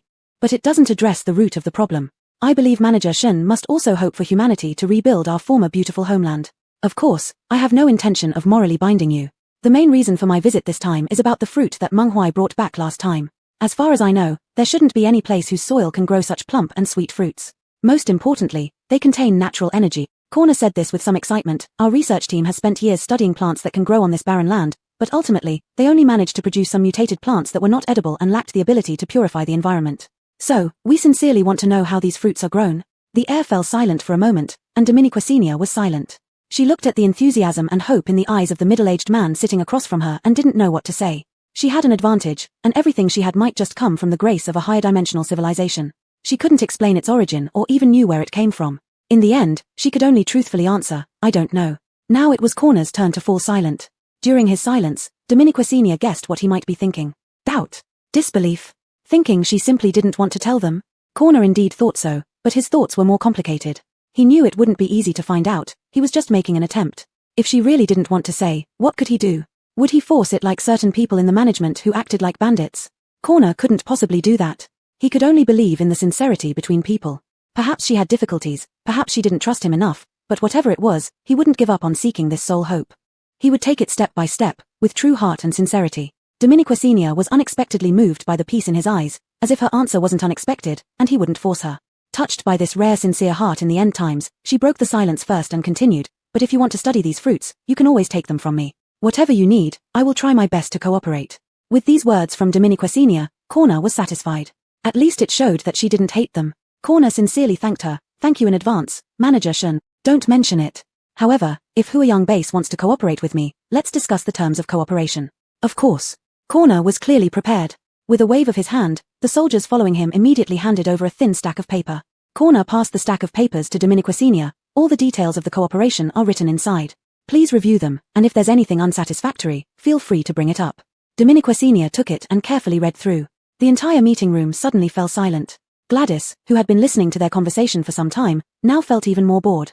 Looking at Manager Shen's smooth forehead, she seemed to suddenly think of something and propped her chin up to ask, Manager Shen, did you close the store for so long because of the rumors in the base? Dominique Senior had read half of the contract and nodded upon hearing this. Dominique's, but not entirely. If I didn't close the store, these people would keep causing trouble endlessly. It's better to close it first, deal with them one by one, and then reopen. Although it wasn't fully resolved, it was mostly done. Gladys's eyes lit up. I knew the rumors in the base were all fake. My dad and I have eaten things from the supermarket, and we're fine. But Gladys suddenly lowered her voice for some reason. Has Manager Shen found out who is behind all this trouble? Dominique Senior paused while turning the page, looking at Gladys's curious eyes with a slight amusement. Seeing this, Corner thought it might be inappropriate and lightly coughed to remind his daughter not to overstep. However, Dominique Senior only put down the contract and looked at Corner. She didn't feel that it was overstepping. On the contrary, this was exactly what she intended to discuss next. I found them out. I believe Brother Song knows these three people well. After all, they are the notorious commercial monopolists in the base. Corner was taken aback and frowned deeply. Those three? Dominique's. Dominique Senior nodded confidently. From Corner's tone, he definitely knew about them, which meant the government had always been monitoring these three. If it's those three, then it's no surprise. Corner's expression turned somewhat serious. We've been trying to suppress their influence, but we never expected them to target even outside the base. They wouldn't let go when their interests were threatened, would they? Dominique Senior sneered, her expression turning cold instantly. Since Brother Song knows them, do you know they've been seizing water from the poor recently? Chapter 85. But so what? What? Corner was so shocked that he stood up immediately. Although this wasn't his responsibility, he knew the government had been distributing supplies to the lower-class citizens recently. He just never expected these people would dare act so boldly. Gladys was also stunned. How could they dare? How could they dare? Dominique Senior slightly raised her eyebrows with nothing but ridicule in her eyes. Of course, someone higher up is protecting them. Her words were sharp. If Corner was a little more sensitive, he might have felt uncomfortable. But Corner didn't feel that way at all. It seemed as if Dominique Senior's words had awakened him. He immediately frowned in deep thought. Dominique Senior observed his expression and finally concluded that this man could be basically trusted. Have you thought of something, Brother Song? Corner came back to reality upon hearing this. He let out a sigh, seeming as though he did think of something but didn't say it. I know about this matter now. I will definitely report it and thoroughly investigate it upon my return. Being a staff member of the government, he still had to follow the formal procedures. However, it might take an indefinite amount of time before the problem could be addressed after layer-by-layer reporting. Dominique Senior smiled. That means much trouble for Brother Song. But I have a better way to expedite things. Corner looked up immediately and asked, what? It's simple. Dominique Senior placed the contract on the table. She had finished reviewing its contents. Basically, it was a long-term supply agreement. The base would produce independently, but not enough, especially regarding water. In such times, they could only purchase what was needed. Most of the supplies would go to aid the poor. The price offered was quite high, even higher than Dominique Senior had imagined, yet. Dominique Senior tapped the contract with her fingers and stared intently at Corner without blinking. I can provide an additional 3% discount based on this contract, offering prices lower than any available on the market, but I have one requirement. Corner, intimidated by Dominique Senior's imposing presence, asked subconsciously, what requirement? I want every truly impoverished person to receive these goods directly, to save their lives. If this cannot be achieved, then there's no need for us to cooperate. Hearing these words from Dominique Senior, Corner was completely stunned. Do you mean that you'd rather give up your own interests just to keep them alive? Before Dominique Senior could finish her word, Corner, emotionally charged, grabbed her hand again while standing up. I didn't expect Boss Shen, who looks so young, to be so righteous and patriotic. Patriotic? Patriotic? Isn't this a bit exaggerated? Dominique Senior instantly got goosebumps all over her body. Just when she was about to respond modestly, she noticed tears in Corner's eyes and quickly swallowed her words. Minister Song seemed quite sentimental. Dominique Senior immediately cast a pleading look toward Gladys. Gladys disdainfully glanced at her father and pulled him down into his seat forcefully. All right, stop dragging your feet. Boss Shen is willing to make concessions, but not without conditions. At least we must expose those corrupt officials and dismantle the monopoly households. Gladys hit the nail on the head, and Dominique Senior immediately nodded in agreement. Realizing his loss of composure, Corner subtly wiped away his tears and solemnly looked at Dominique Senior. Rest assured, I'll rush the report upon my return. With such significant benefits at stake, they can't possibly refuse. I will apply to personally supervise this to ensure everything reaches their hands indeed. Hearing this, Dominique Senior felt somewhat relieved. Of course. Corner continued, regarding those few people spreading rumors in the base, we will send people to handle it and ensure that Boss Shen's supermarket isn't embroiled in scandal. If Boss Shen is willing to make concessions, we won't hesitate to confront those people. To be honest, we already have plenty of evidence, just one step away. Good. Dominique Senior felt more confident now. They are currently holding a large quantity of supplies, which makes them so audacious. But they won't remain arrogant for long. Soon, this batch of supplies would become the straw that breaks their back. Once the supermarket opens, those people will panic. When they discover her cooperation with the base, they will be utterly thrown off balance. Unable to sell goods, with assets seized, huge losses would inevitably lead them to one outcome, bankruptcy. With the cooperation virtually settled, only minor revisions to the contract were left, and Corner happily shook hands with Dominique Senior. But Dominique Senior held onto his large hand without hurrying to part ways. Instead, she looked up at Corner. There's one last thing. I might need Brother Song's help again. Corner was now thoroughly impressed by Dominique Senior's vision and waved his hand. Just say it. As long as it's within my power, I'll do my best to help. Dominique Senior smiled, her gaze unwaveringly firm. I want to establish a charitable foundation in my name within the base. It took Corner a full half-minute to grasp what Dominique Senior had said. A charitable foundation? Dominique's. Even the usually composed Corner couldn't suppress his shock. Charitable foundations were quite common in the pre-apocalypse era but had vanished entirely in the apocalypse age. Dominiquit, this young girl was talking about establishing one in her name. Do you know what a charitable foundation means? Of course, I wouldn't ask Brother Song for help otherwise. Dominiquit Sr. knew exactly what she was doing. She had even looked up a lot of information for this purpose. Charitable foundations are generally divided into public fundraising and non-public fundraising types, with the key difference being whether they can raise funds from the public.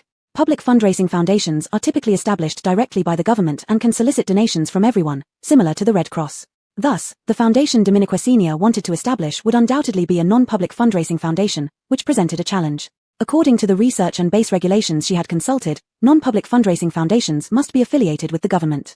The actual authority would still lie with Dominiquit Sr., but this affiliation was necessary. So when Dominiquit Sr. first saw Corner, she had already prepared herself.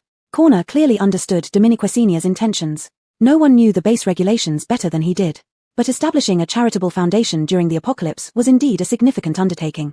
Corner nodded solemnly at Dominiquit Sr. Leave it to me. I can help you set it up, and because of the current situation, the procedures won't be as complicated or strict. But, you should understand the environment you'll face after its establishment. Corner left his words unsaid, but Dominiquit Sr. understood what he meant. A charitable foundation in the apocalypse was like a bun dropped into a horde of hungry ghosts. It would face far more challenges than she could imagine. But Dominiquit Sr. only smiled indifferently. I know, but, so what? Chapter 86, The House Has Fallen.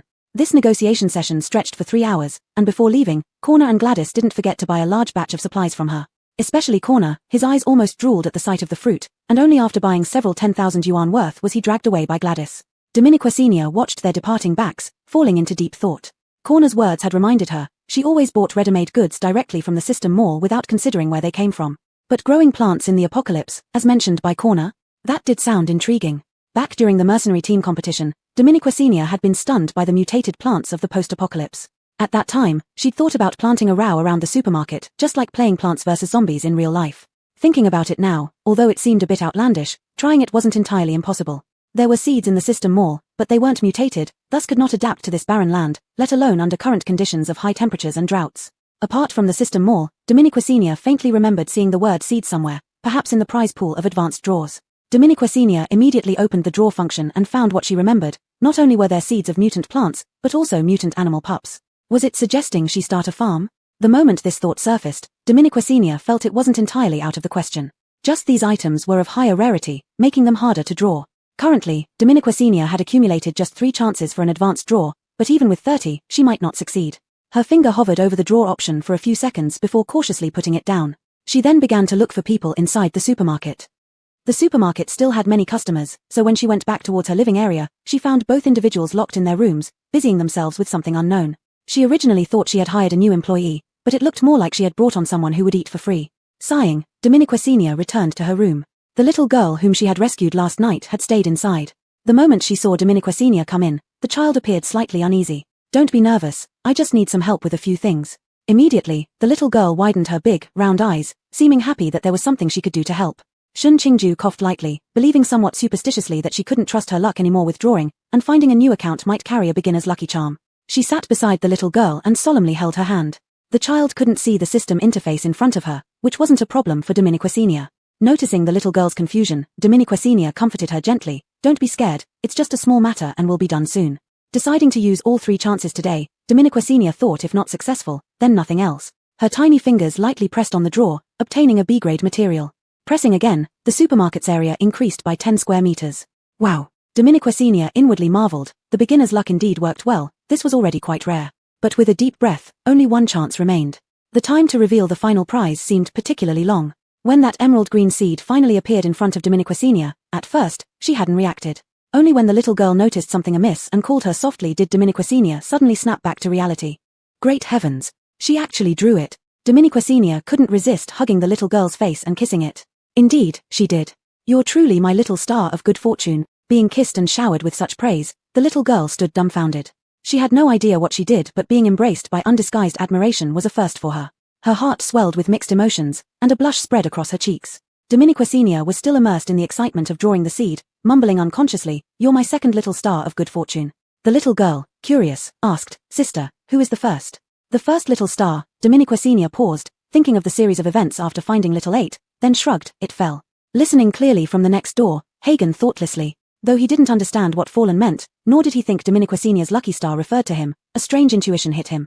Dominiquit Sr. was talking about him. Fallen. Did it mean no longer effective? Hagen furrowed his brows briefly but soon relaxed. As always, he believed himself useless to anyone. It was just that he didn't know why the feeling of distress in his heart this time was particularly hard to suppress. Clearly, he should have been accustomed to it long ago. Hagen closed his eyes, trying to forcibly shift his attention. He could sense that the group of government people hadn't gone far yet. Now was the perfect time for him to follow them. He quietly got out of bed and walked to the door, his steps so light it was as if no one was in the room at all. But the moment Hagen grasped the doorknob and pressed down, his expression changed instantly. Flames burst forth from his hand, shooting out through the crack as the door opened. The person outside reacted incredibly fast, an ice shield silently dispelling the flames.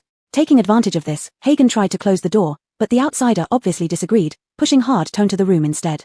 A pale hand blocked the gap between the doors, and with the pushing motion, several strands of long white hair floated inside. Hagen's expression turned even uglier, but he dared not release too much of his power because he was afraid of alarming the people next door. The outsider had no such reservations, seizing on Hagen's reluctance to make a sound and forcing his way in with full force. Hagen simply stopped blocking and stepped back a few feet with a cold expression, watching Brent's face before him. Erica closed the door behind him, his face half smiling, both pairs of eyes equally cold, yet they both sensed each other's purpose without words. You want to sneak into the government by following those people from the government? Hagen's pupils constricted slightly, saying nothing. Erica laughed. Sensing the distance was right, he prepared to leave when he caught sight of movement from the other side's door. How could things be so coincidental?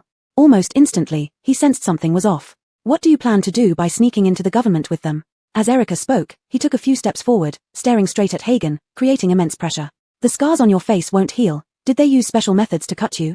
Besides your face, are there any other places? How did they do it? Was it on an experimental table? Or did a few people press you down, cutting you forcefully? Erica's voice was deep and slow, like a demon emerging from hell, relentlessly pushing. Hagen's face had been pale from the beginning, but now showed no more ripples. As Erica approached closer, Hagen suddenly extended his hand like lightning, intending to give him a brutal throw-over-the-shoulder move. However, Erica seemed to have anticipated this. In the moment he was grabbed, he neither dodged nor avoided but instead erupted with full strength, tightly gripping Hagen's reaching arm. With a swish, Hagen's long sleeves were pulled up, revealing a series of black numbers starkly imprinted on his inner forearm. Startled, Hagen instinctively tried to pull back. But Erica had seen what he wanted to see. Releasing his grip, Hagen swiftly retreated a few steps. Fierce anger immediately blazed in his eyes. Do you want to die?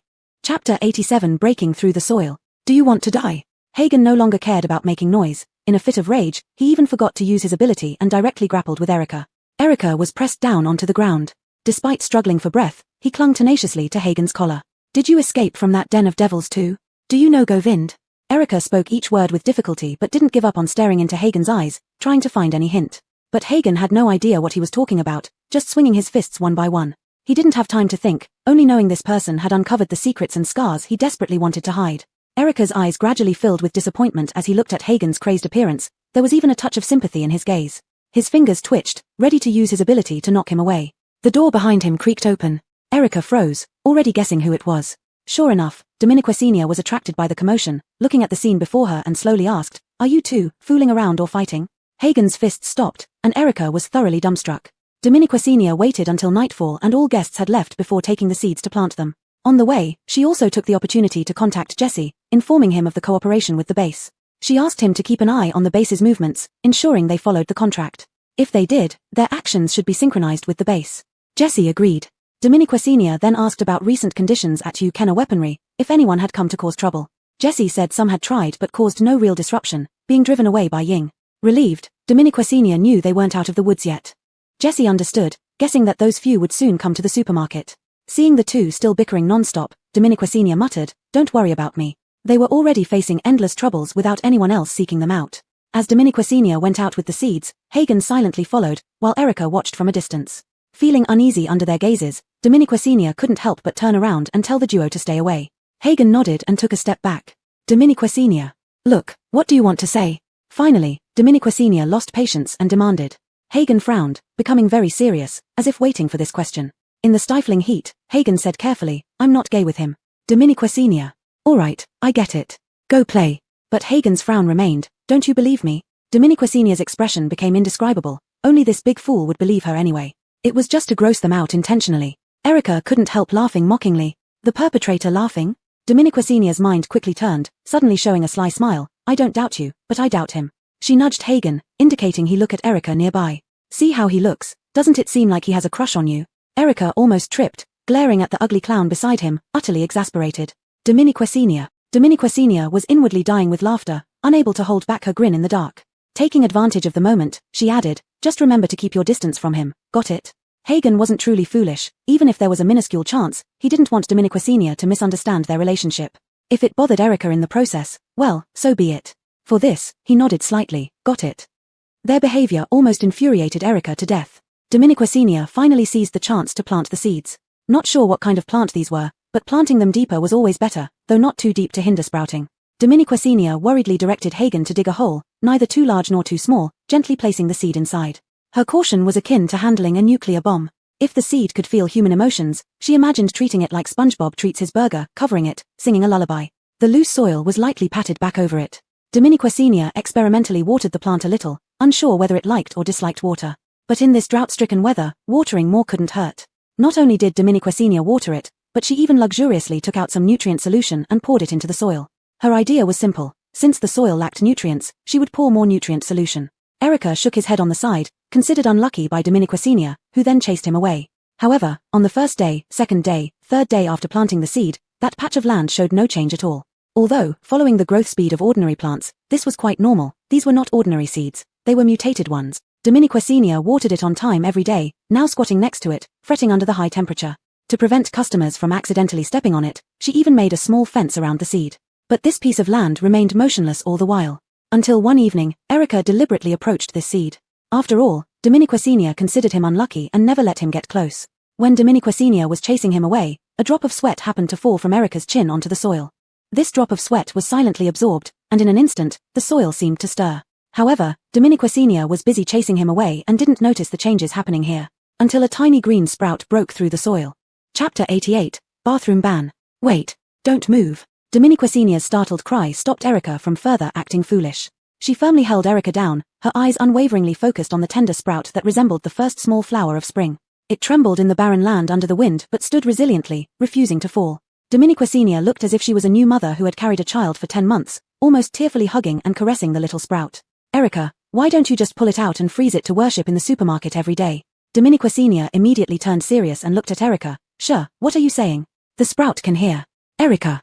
His attempt at frivolity had become tasteless, yet unexpectedly, it made this wretched seed sprout. Erica lifted his foot to leave but was held back by Dominiquesenia grabbing his sleeve. You think, why did it suddenly sprout? Erica paused in his step, looking at Dominiquesenia who questioned him with genuine puzzlement. He shrugged inexplicably. How would I know? Haven't you been the one taking care of it all along? But Dominiquesenia's gaze became somewhat inscrutable at this moment. I just feel like it's because of you. Because of me?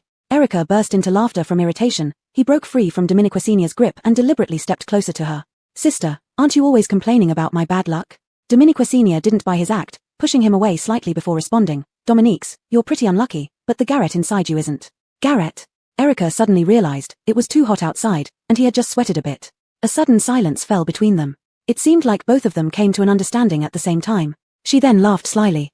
The mention of Garrett made Erica feel uncomfortable all over. Seeing Dominiquesenia's reaction caused him to shiver instinctively. He hurriedly walked towards the supermarket. I'm leaving first. Don't go. You're not unlucky at all. You're my lucky star, alright? Look at you, sweating now. Don't waste it. Come on, give some of it to our little sprout. Listening to Dominiquesenia's words, Erica sped up his pace even more. However, Dominiquesenia wasn't planning to let him off. Isn't this the moment when the million-yuan value should show itself? Alright, it's fine if you don't want to give your sweat to it. But hereafter, you'll be banned from using the bathroom in the supermarket. Erica halted in his departure, turning around to look at Dominiquesenia in disbelief. What do you mean? Dominiquesenia laughed happily. Nothing much. Don't you know human waste is natural fertilizer for plants? Besides, your waste isn't ordinary waste. Such explosive language could only come out of this woman in front of him. Erica felt his head buzzing for the first time in his long life.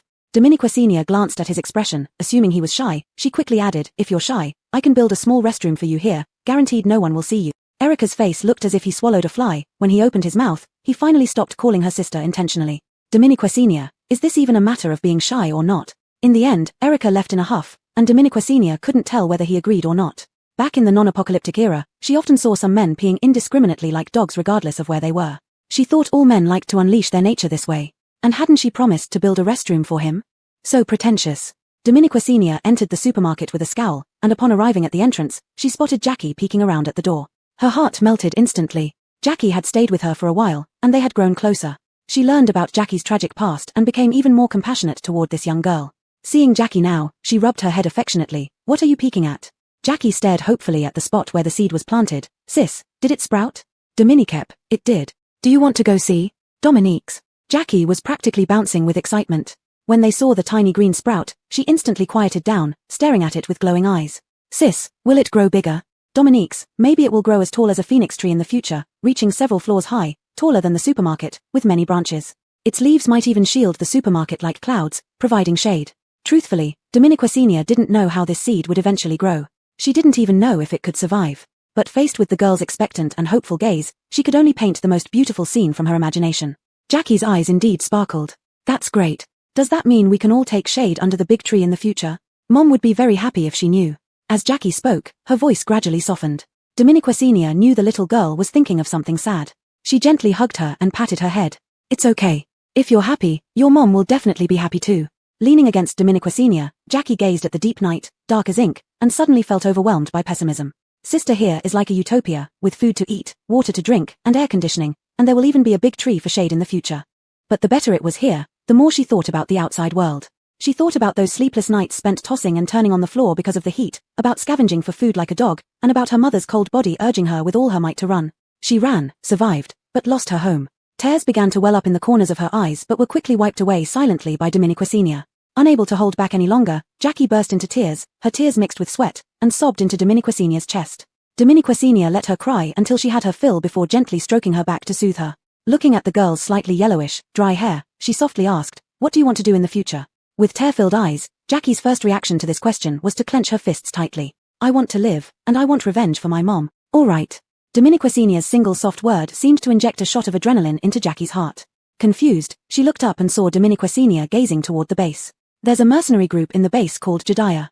I can send you there to train under Sister Liane inside. You'll learn as much as you can, and it will all be yours.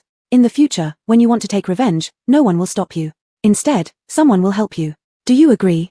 Lifting her tear-streaked face, Jackie still felt somewhat dazed. Yandere? Is it the one she imagined? Can she go in and become as powerful as those psychics someday? Dominique Senior's expression gave her the definite answer. She finally wiped her tears, seemingly making up her mind. "I agree."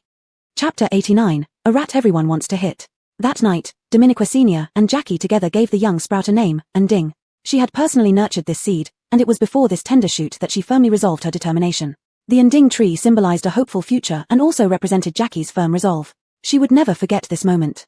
The next morning, Dominique Senior called Liane over and asked her to take Jackie away. Liane was always sharp-tongued but kind-hearted. While receiving Jackie, she complained about the trouble. Muttering complaints, she remarked to Dominique Senior that this wasn't a kindergarten. Dominique Senior thought it was just one time for her. Besides, from your expression, you don't seem too troubled. Liane raised her eyebrows and led the nervous and frightened Jackie away. Before leaving, she pinched Jackie's small arms and legs. "These are so thin, you probably can't even lift the lightest knife. Go back and eat more, build yourself up." Jackie nodded hurriedly and followed her. Dominique Senior watched their backs and smiled contentedly. Erica sauntered beside her and sneered sarcastically, "Oh, the great philanthropist has settled things, huh?" Dominique Senior turned to look at him, smiling insincerely. "Did you pee today? Get lost." After sending Jackie away, about 2 days later, Jesse sent word. He said that the government had started distributing supplies. After their investigation, it confirmed that these distributions had indeed reached everyone's hands. Dominique Senior felt relieved that Corner was indeed reliable. Then there was Ukenna's recent situation. They were looking around frequently in the past few days, deliberately causing disturbances, but we drove them away each time. Lately, they have suddenly become quiet.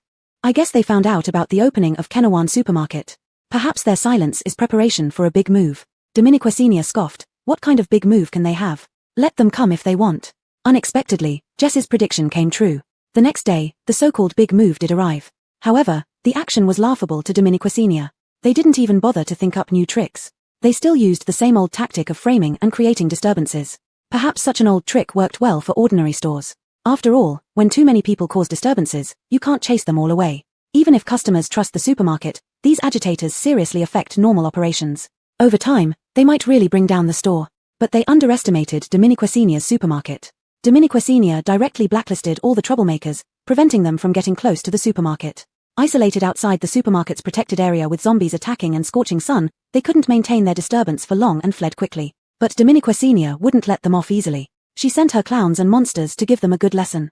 Those who managed to escape back to the base would be beaten by the Gidias Dominique Senior had arranged in advance. After several rounds, the reputation of Kenawan Supermarket being tough to mess with spread among those who took disturbance jobs. Suddenly, the three leaders couldn't even find people to hire.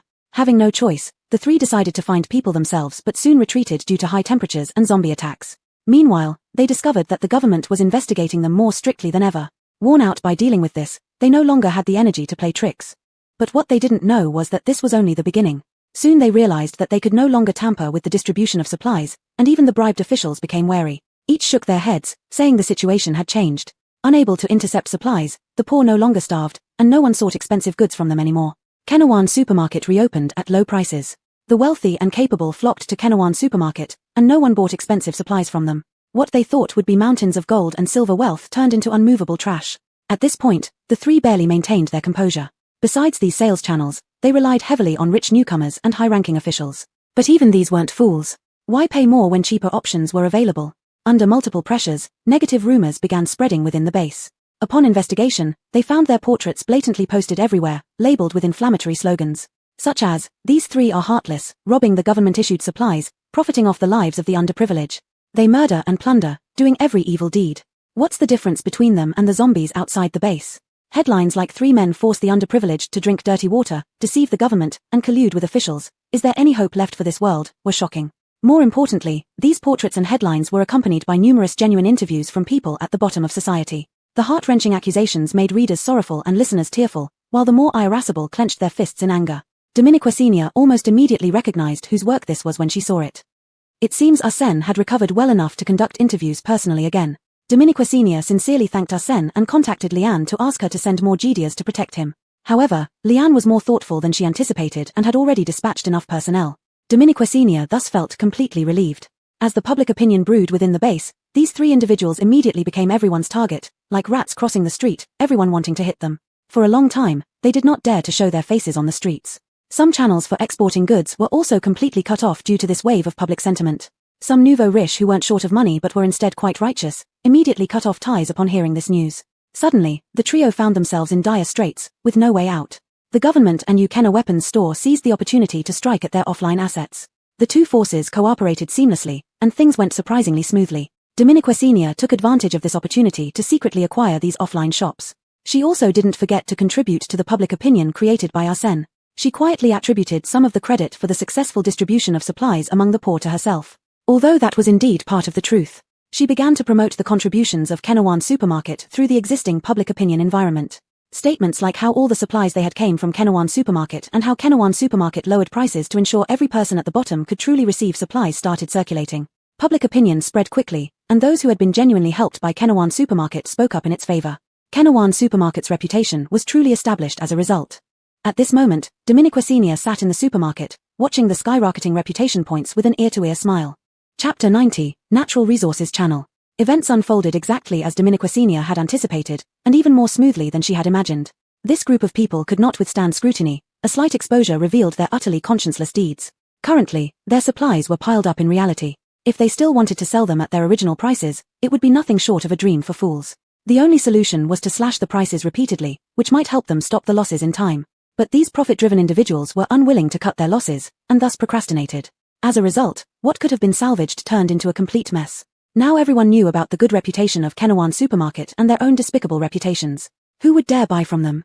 At this moment, Dominiqua Senior did something even more damaging. She exposed most of these people's offline assets, warning everyone to avoid these shops. She also revealed the hidden rules inside the shops investigated by Liane and Jesse. These shops instantly became targets of public outrage. Many people surrounded the shops, shouting and throwing things, just as they had planned to do to Dominiqua Senior's supermarket initially. Business was now impossible. Their last ray of hope was extinguished, leading to internal conflict within the trio.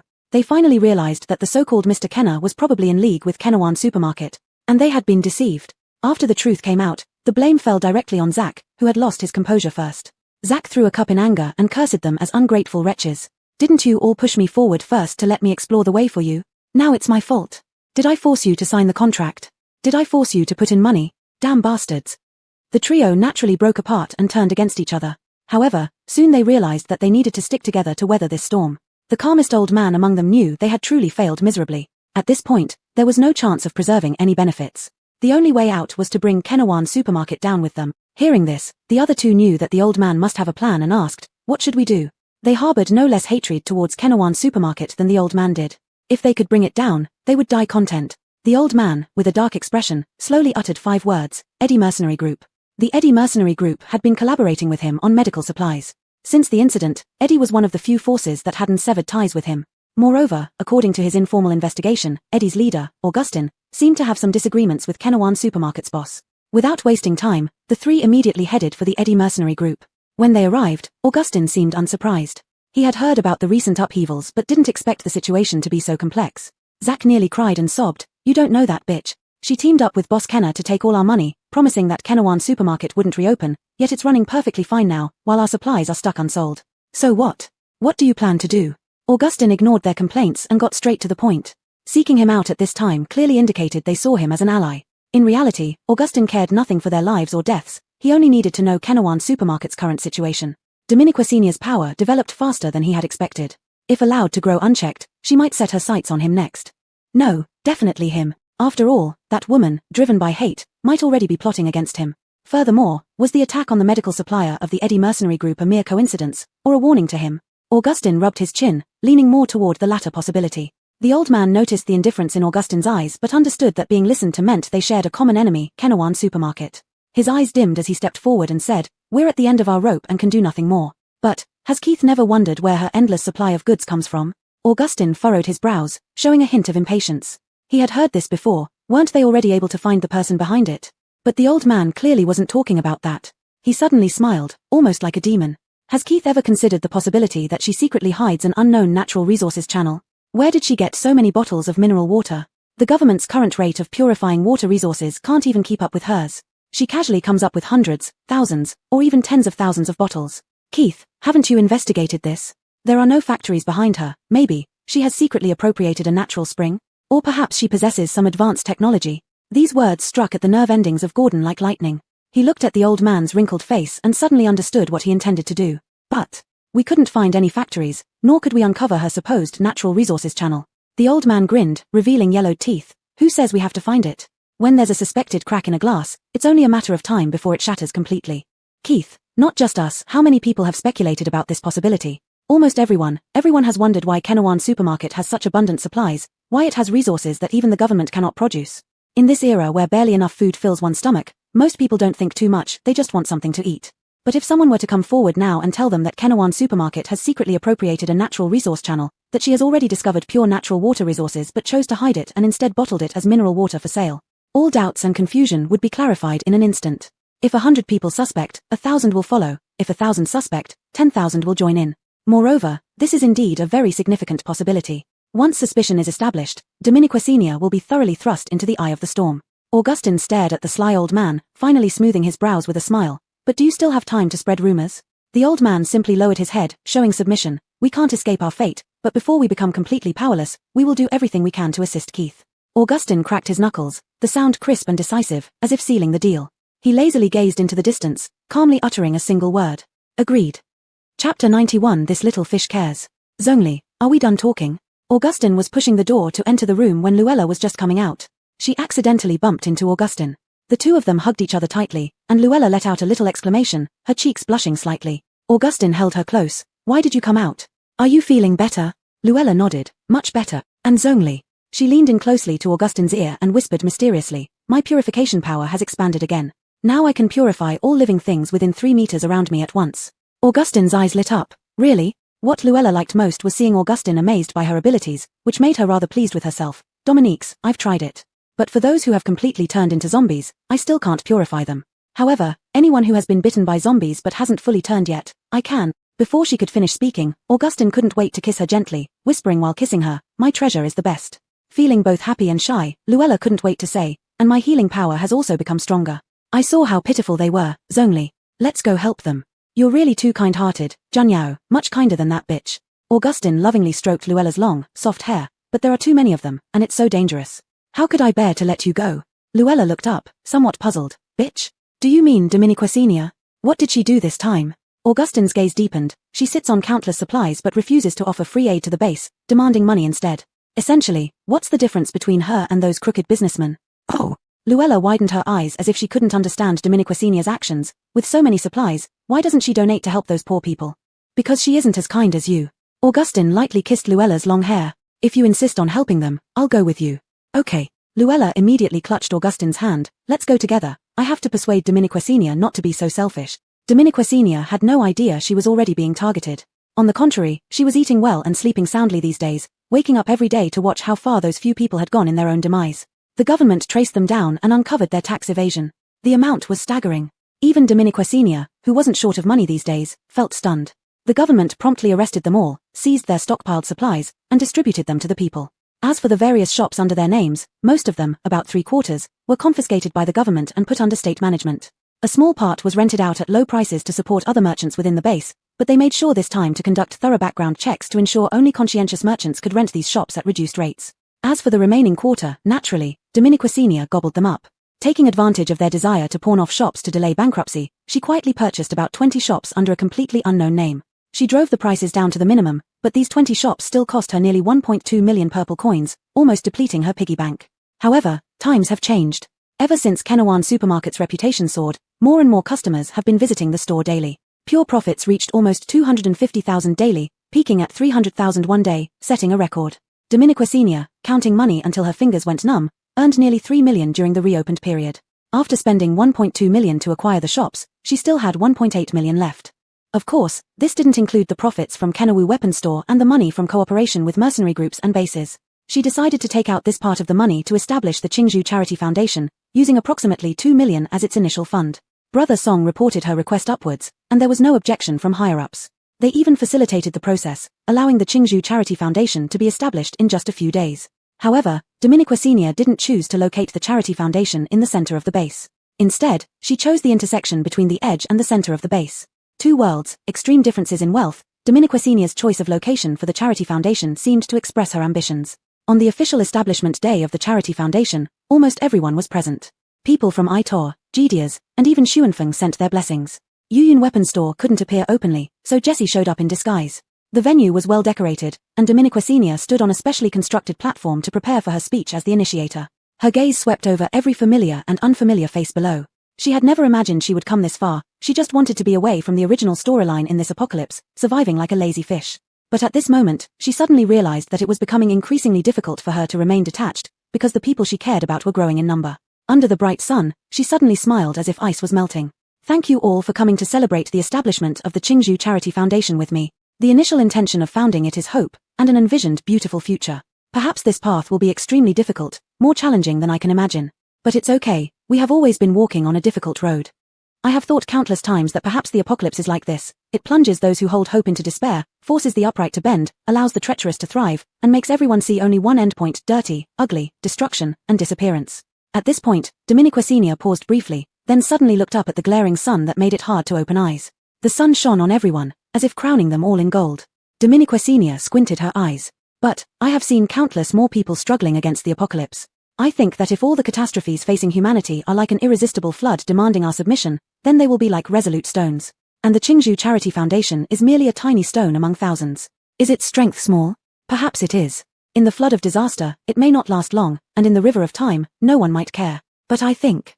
Dominiquecenia laughed wholeheartedly. This little fish cares, and that little fish will care too.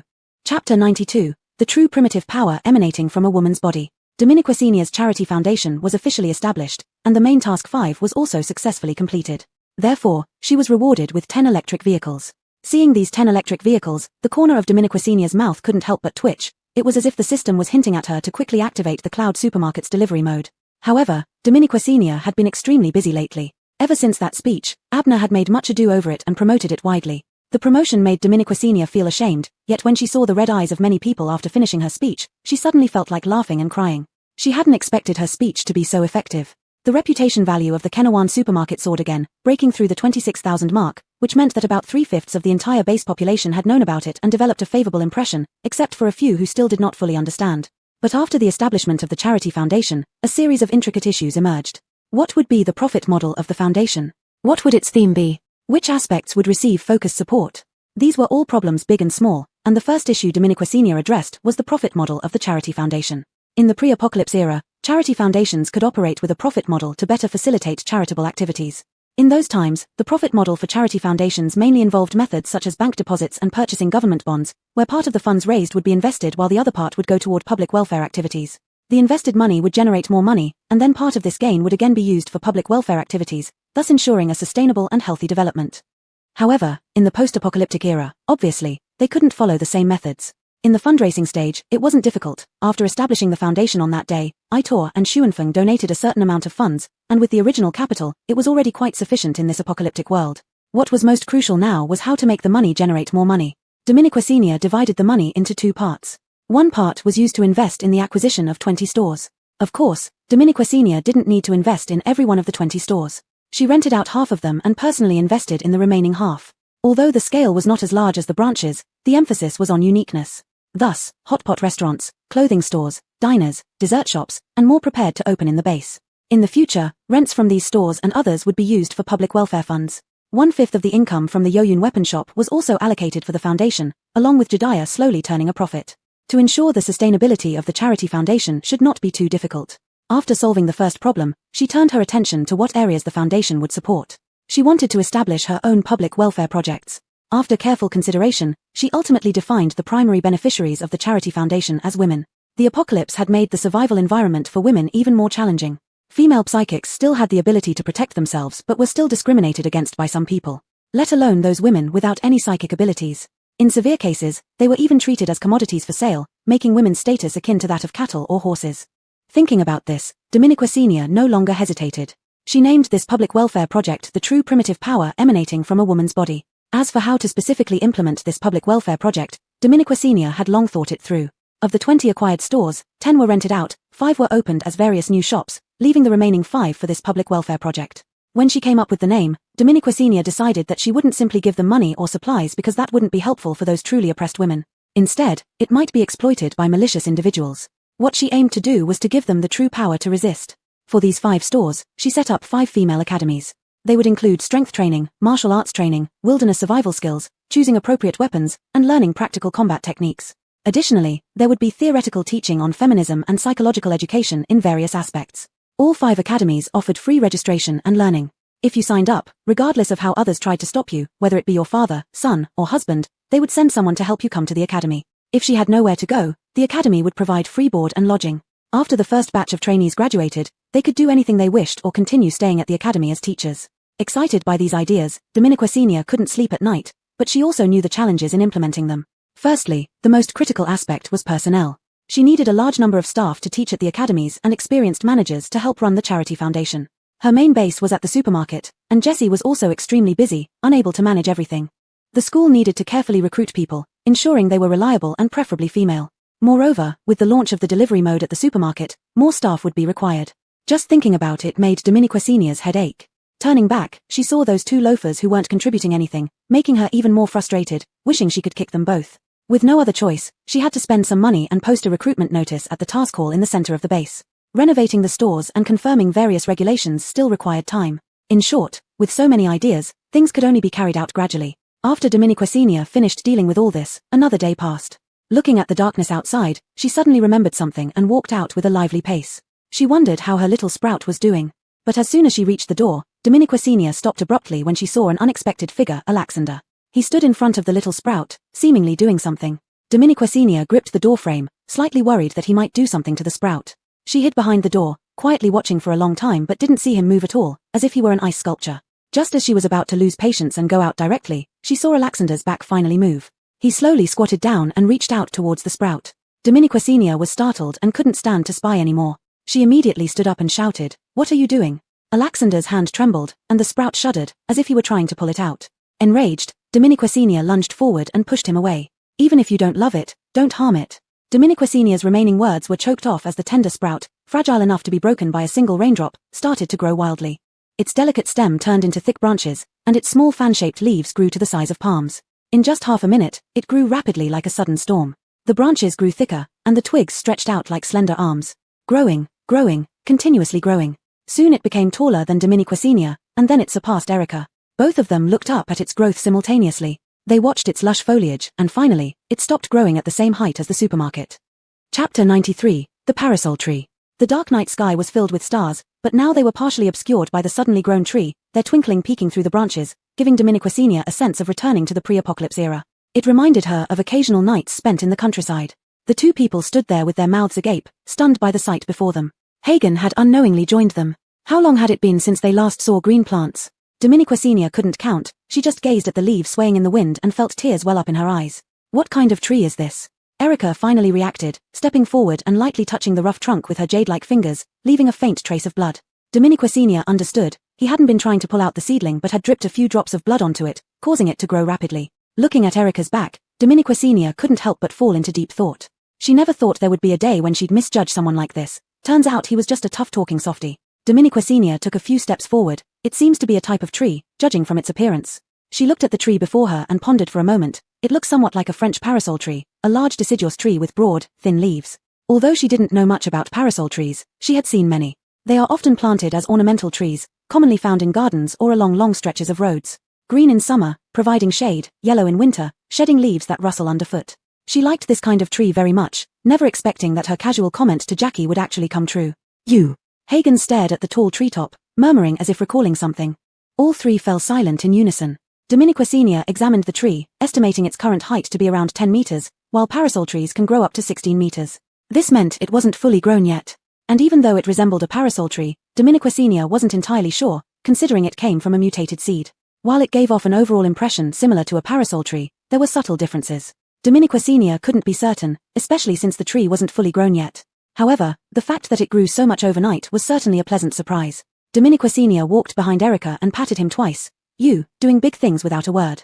Next time, don't keep it a secret. Today you've done well, so I'll give you a raise. Erica moved forward 2 steps from the pat but didn't turn around. He was never good at facing praise and felt almost embarrassed about being caught doing something good. He cursed himself for impulsively coming to check on the seedling after hearing Dominiquacenia's words the previous day, and then impulsively feeding it 2 drops of blood. Before he dripped the blood, he never expected the seedling to react so dramatically, drawing both of them out. Hagen stared at him and said calmly, "Your ears are red." TSK. Dominiquacenia immediately smacked Hagen. "Why did you say that? Aren't you making him feel awkward?" "Erica." He gritted his teeth, staring at the ground. "I've been possessed, okay?" The next morning, as soon as it got light, Dominiquacenia eagerly ran out to see the tree. Sure enough, the tree looked even better in daylight, with its leaves shimmering in the sunlight. Dominiquacenia hurried to water it, only to find that quite a few people had already gathered around the tree, each face showing undisguised admiration. The weather was getting hotter, and many psychics preferred to go out early and return late. Looking at the crowd, an idea suddenly struck Dominiquacenia. Once the tree grew a bit more, she could set up a wishing gimmick like the love trees at tourist spots. A red ribbon for 10 purple coins, write your wish and hang it up. This could be a substantial income stream. Dominiquacenia marveled at her own business acumen, happily watering the tree and officially opening the store. As usual, there were many people, even more than before, to the point where the expanded second floor of the supermarket was packed solid. Dominiquacenia had completely abandoned the idea of running the store herself and let the supermarket's automatic system handle everything. She stayed behind, dealing with a pile of trivial matters. After posting the job advertisement yesterday, she wondered if it had caused any stir. To avoid a flood of people coming for interviews directly, she sent a group to Jediah for hiring, mainly focusing on shop staff. Worried they might not be reliable, Dominiquacenia asked Jessie to assist. Leanne was entrusted with the important task of discovering more women with good personalities and strong abilities in Jediah, and if possible, recruit them all to the school. Kenawan Supermarket would be where she personally screened the applicants for the school. However, Dominiquacenia sat idle all morning until the sun was high in the sky, and she nearly dozed off without a single person coming for an interview. This made her start to wonder if there was something wrong with her job posting. She stretched lazily, thinking about returning to her room for a nap. But before she could get up, there were sudden 2 knocks on the door.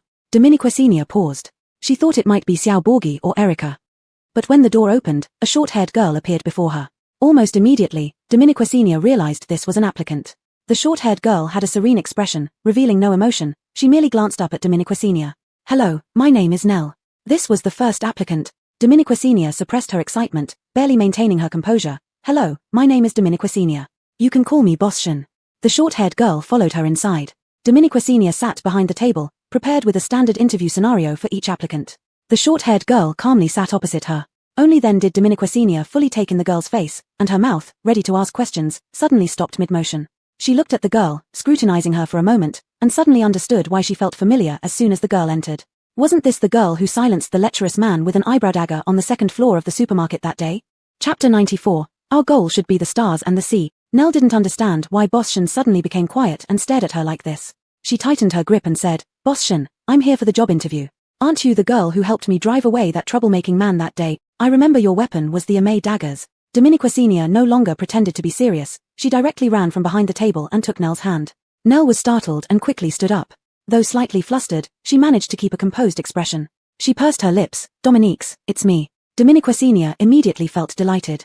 After dealing with that troublemaker that day, she originally intended to thank her properly, but before she knew it, the girl had disappeared. It seemed she had quietly left after doing a good deed. Fortunately, she came back for an interview now. But Dominiqua Senior paused. I remember you had long hair tied up in a high ponytail then. Because of the sudden short hair on the girl in front of her, she hadn't recognized her right away. Moreover, this messy, hastily cut short hair, which only reached her chin, with uneven ends and disheveled bangs covering her eyes, made her look like a graceful tomboy. Nell replied casually, it wasn't convenient, so I cut it. After so many years of the apocalypse, did she just now realize it wasn't convenient? Dominiqua Senior felt something was off but didn't press further. She pinched the slender yet firm shoulders of the girl. You say you're here for an interview. Which position are you applying for? The school offered many positions, but there was only one Dominiqua Senior thought suited Nell perfectly. She wasn't sure if Nell shared the same idea. Looking at Nell expectantly, Nell stepped back, clasping her hands together. I am the 189th successor of Amay daggers from the Amay school under Master Shumu Taoist. I wish to apply for the position of teacher at the school. Amay school? Dominiqua Senior's eyes widened in shock. A name she thought would only appear in novels was now in front of her. And these titles sounded impressive. No wonder the girl could wield the Amay daggers so well. Nell's gaze was firm, Dominique's, but since the apocalypse, our sect has fallen into decline, wandering and barely able to protect ourselves. And your other? Dominiqua Senior asked cautiously, but Nell instantly understood what she meant. She lowered her eyes, some died, some scattered. Dominiqua Senior sucked in a cold breath, guessing the outcome. She patted the girl's shoulder in comfort, but Nell only looked up at her calmly. There's no need to comfort me. Times are hard, we should do our utmost to safeguard humanity. Dominiqua Senior was stunned. The word humanity from such a young girl seemed surreal, but seeing the determination in Nell's eyes, she felt a sense of broad responsibility. Dominiqua Senior laughed self-deprecatingly. You're right, so how can I refuse you? Before Nell could react, Dominiqua Senior handed her a contract. Congratulations, Nell, you've successfully passed the interview and will officially become a teacher at the school. Nell accepted the contract, and her previously calm eyes finally showed a hint of joy. Without hesitation, she signed her name on it and then looked up at Dominiqua Senior. I saw that you were hiring for many positions, right? Dominiqua, that's right. Dominiqua Senior answered, puzzled, as Nell walked out with the contract. Before she could call her back, she saw Nell return with over 10 women following behind her. Nell brought this group back to Dominiqua Senior's meeting room. Dominiqua Senior was still dazed when a disheveled, simply dressed woman suddenly rushed forward and hugged her legs. Are you Boss Shen? I am, but please don't. Dominiqua Senior had never seen such a scene before and hurried to help the woman up. But upon hearing her answer, the woman immediately began sobbing. If you hire me, I can do anything, sweeping, mopping, cleaning, cooking. I don't even need to be paid, just give me food and a place to stay. The woman clung to Dominiqua Senior's legs, crying profusely, until Dominiqua Senior felt uncomfortable. Please stand up, there's no need to say that. As long as you qualify, I'll hire you. At this moment, the woman seemed to be completely ignoring Dominiqua Senior's words. Instead, she turned and patted the ground. I barely managed to escape from that hellhole, nearly getting beaten to death by my husband. Thanks to little sister Nell, I finally succeeded in escaping. Dominiqua Senior's gaze grew a little more serious. She patted the woman's back. If you keep being emotionally unstable like this, I might reconsider hiring you. The woman suddenly stopped as if someone had pressed a switch. Dominiqua Senior could see through her immediately. Although her eyes were red and her voice was loud, she wasn't truly that sad. More likely, she wanted to move Dominiqua Senior. But Dominiqua Senior wasn't the type to overflow with maternal love. On the contrary, she needed people who were emotionally stable and strong-willed. It didn't matter if they lacked something else, but at the very least, they needed to remain calm. The world had seen countless women suffer. If every woman clung to someone for sympathy and started complaining, ultimately, they would only end up handing over their emotions and fate to others again. However, Dominiqua Senior didn't blame the woman. After all, during those years of oppression, this might have been the only way she could feel better. She helped the woman up and noticed that she had composed herself, feeling a flicker of satisfaction. At least she could control her emotions, which meant there was room for change if she listened. She instructed the woman to step back and raised a finger amidst the anxious glances of the other women. Firstly, this is an interview. You need to showcase your abilities and demonstrate how you can contribute to the school. Complaining won't get you through the interview. Secondly, I know it may not be easy for each of you to leave the base, and everyone has their own difficulties, but don't be afraid. Once inside the school, no one will be able to control you anymore. Thirdly, I don't accept anyone with ill intentions. Even if you can't apply for a specific position, you can choose to become the first batch of students at the school. But I must say, the school isn't fully renovated yet, and various regulations haven't been finalized. I can have some dormitories prepared for you to stay in, but you must be prepared to share the ups and downs with the school. Once you enter the school, you cannot betray it in any way. If discovered, I will personally expel you. Dominiquecinia's gaze swept over the dim faces of the women, and gradually, some light returned to their eyes as they listened to her words. Lastly, I want to emphasize, don't hide your strengths. Each of you has something you're good at. In the school, women can be both teachers and students. Your strengths aren't necessarily others' strengths, and vice versa. I hope everyone can be like sponges, absorbing as many skills as possible, instead of just aiming to survive. Our goal should be the stars and the sea. Chapter 95 Kenna Guang Academy. After hearing these words, everyone's faces showed different expressions. Dominiquecinia didn't expect that a few words could change them, she just wanted to discourage the idea of entering the academy by playing on others' sympathy. Although it was only a charity project, Dominiquecinia still hoped its core would be more substantial. Seeing that everyone's attitude had finally become more serious, Dominiquecinia sat back behind the table. Alright, let's start the formal interview now. The interviews lasted until dusk, involving a total of 13 people. What delighted Dominiquecinia was that 3 of them were psychics, and the rest all had their own unique skills to varying degrees. It was just that they had always been oppressed and felt ashamed even of their talents, too timid to mention them. However, under Dominiquecinia's encouragement, they gradually found their strengths through talking with each other. Even the middle-aged woman turned out to be strong and efficient in cooking and cleaning. Dominiquecinia signed them all up on the spot. Though their stories suggested they'd all had difficult lives, most had escaped with Nell's help while hiding from their families. Dominiquecinia wasn't afraid of the troubles ahead. Their courage in coming for this first round of interviews was enough proof. In fact, they must have been prepared to stake everything. If Dominiquecinia hadn't accepted them, they might face another beating back home. So when they signed their names, several young girls couldn't help crying, quickly wiping their tears upon recalling Dominiquecinia's words. Dominiquecinia smiled at them, saying, "It's late now, why don't I personally drive you to the base school? Conditions there may not be perfect yet for your first night as it's not fully set up yet." No problem, they shook their heads hastily. Having a place to stay was already beyond their expectations, especially since Dominiquecinia was driving them herself. Dominiquecinia sighed in relief. She didn't trust anyone else to take them, and the base staff were busy making arrangements. She decided to drive them herself. She appointed Nell as their team leader and prepared the vehicle herself. Just as she was about to leave, she saw Alaniguai and Erica, so she invited them along for added safety. Her car options were limited, only the white RV could accommodate everyone at once. She drove the seldom used white RV out slowly amid everyone's awe-stricken gazes. They lined up and boarded without touching anything. Dominiquecinia found it both amusing and heart-wrenching. Once everything was ready, the white RV set off towards the base along the setting sun. The women went from initial excitement to growing nervous as they approached the base. Though Nell was inexperienced at comforting, he tried patting each on the shoulder, emulating Dominiquecinia. The journey into the base was smoother than expected. By the time Dominiquecinia reached the academy gate, the sun was almost gone. Before she got out, she saw Jessie standing outside the school. Jessie had been running between places lately. The Black Hawk recruitment must have just ended, prompting his arrival here. Dominiquecinia wished she could find someone to assist him but couldn't find anyone as reliable as him. Erica wouldn't do, nor Alaniguai, perhaps. She had mentioned this to him a few times, but Alaniguai always looked straight into her eyes and simply replied, "I'm not comfortable with it." Dominiquecinia thought it was nothing much until she heard Erica sarcastically remark nearby, "Maybe he's afraid you'll eat him." Dominiquecinia remained silent. Ultimately, she gave up, leaving Jessie overworked. Feeling somewhat guilty, Dominiquecinia prepared to let them get out of the car. However, calling out received no response. Turning around, she saw they were all crowded around a small window, looking tense. What did they see? Dominiquecinia glanced out the adjacent window and froze. Why were there so many people gathered at the gate? Men, women, and children all seemed like spectators, some clearly mocking. No wonder they hesitated to get out. Dominiquecinia realized her charity foundation had caused quite a stir in the base. She furrowed her brows and glanced at Nell. Nell understood her meaning and urged everyone to get down. The women hesitated as they walked down. It was still a challenge for them to face such scrutiny. Dominiquecinia looked at Erica and Alaniguai. Hagen nodded and went ahead to escort them, while Erica followed slowly behind. Dominiquecinia felt a bit heavy-hearted. She had initially come to the base with plans to inspect the progress of the school and other shops. But she didn't expect to encounter this kind of situation first. Dominiquecinia wasn't too concerned about herself, but she feared that under such ridicule, fewer people would have the courage to join like this first batch did. She slowly walked down the steps. The construction of the school was progressing faster than she expected. The sign already hung high above, displaying 4 large characters, Kenna Guang Academy. These were the names Dominiquecinia had chosen for the school. Looking at the 4 big characters, Dominiquecinia didn't have time to feel joyful when the voices of the onlookers suddenly grew louder, perhaps because they saw the people getting out of the car. Really, there are people who signed up for this shabby school? Didn't they fall for that Shen boss's lies? Do they really believe they can learn any skills? What can a bunch of women possibly achieve? Oh, how pitiful, not staying home to take care of their kids, running off to do this. Dominiquecinia caught sight of an old woman among the crowd. Beside the old woman was a frail woman supporting her. Upon noticing Dominiquecinia's gaze, she immediately lowered her head, looking somewhat embarrassed. "I thought this charity foundation would be useful. Turns out it's just for sending women to school." Giving us money would have been more practical. You know nothing.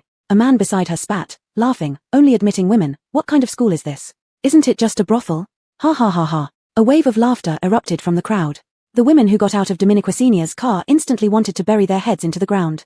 Nell abruptly stopped, staring at the man. Though her expression remained neutral, her fists were clenched tightly. Before Dominiquecinia could restrain her, a shrill voice cut through the air. You worthless bitch. I've been looking for you all day. And you dare to run away. Get back here and take care of your kids. With that voice, a fat and strong woman suddenly burst out from the crowd, rushing straight toward Dominiquecinia's back. She grabbed one of the most slender young girls and started pulling her forcefully. Chapter 96, Awakening. Come back with me right now, you damned wench. I spent 1,000 purple coins on you, and you ran away like this. The robust woman used her strength to pull the woman directly to the ground. Seeing this, the surrounding people hurriedly exclaimed and moved back. Caught off guard, the woman fell to the ground. Seeing the robust woman as if she were an evil ghost, she immediately struggled vigorously, shaking her head and retreating backward. I don't know you, let me go. But how could the woman's frail arms, like bamboo poles, resist the strong arms of the robust woman who had been doing manual labor for years? The robust woman clutched her tightly, her eyes looking like they wanted to take her life. You don't recognize me? Filthy thing. You ate our food and drank our water, and now you just leave your son behind and run away? You heartless wretch. Everyone was stunned by this sudden scene, watching intently. Seeing this, the robust woman simply sat down on the ground. Let everyone judge for themselves. Where in the world has there ever been a mother like this? Her son is only 2 and hasn't been weaned yet, and she runs away without caring. Oh, my poor grandson, what can be done? As she shouted loudly, she hit the ground forcefully, behaving exactly like a term not directly translatable. However, the more she acted this way, the more it satisfied the surrounding people's curiosity. They began to point at and gossip about the woman. She abandoned her own child. That's not human. Just as I thought, this lousy school isn't reliable, accepting someone like her. I think she should just follow her back obediently. The old lady isn't easy either. Who knows what this woman is thinking?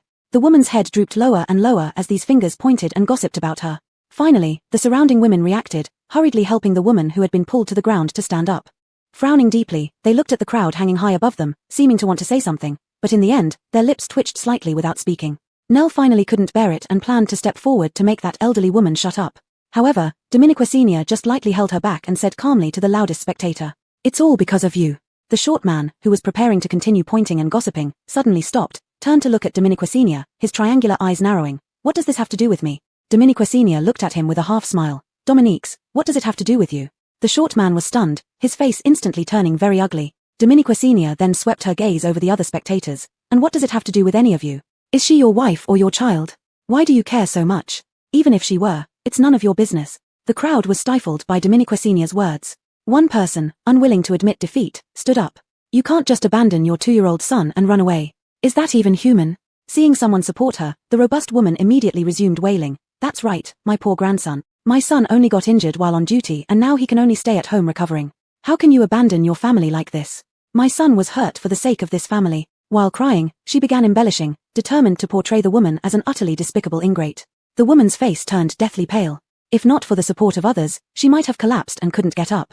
She could only weakly shake her head. No, it's not like this, not like this. How is it then? All sharp words and scornful gazes surrounded her like ants, ready to devour her completely. Just as despair was about to engulf her once again, a crisp and powerful voice rang out, striking her ears like a bell, sparking myriad rays of light.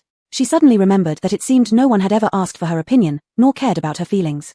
But in this moment of being pointed at by 10,000 people, Dominiquecinia ignored everyone else's gazes and looked at her alone. What really happened? Dominiquecinia repeated. Tears streamed down her face without her realizing it, and her body felt as if it had suddenly regained vitality from a cracked desert grassland. She raised her arm, shouting aloud, I am not her daughter-in-law. I was brought here, and from the beginning, I never agreed. I. The woman took a deep breath. After being brought here, that man would beat me whenever he wanted. This old woman would always pin me down and force me to bear children for him. I had no food, no water. They threw me some leftovers every day. Hungry, I ate dirt, chewed on grass. I begged them to release me, but they only beat me more. The woman was already sobbing uncontrollably. Her son didn't get hurt while performing tasks.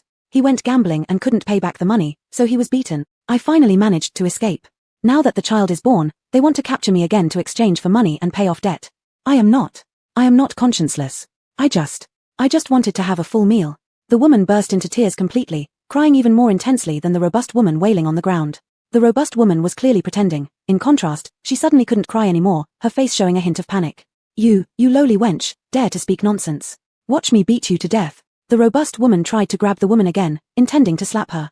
But this time, she didn't succeed. A rough hand tightly grabbed her. It was the same woman who had clung to Dominiquasinia's leg and wailed when they first entered the meeting room. She grinned. "Want to act unruly with me? You've got a long way to go." With that, she gave a hard push, and the robust woman landed squarely on her bottom, falling solidly onto the ground.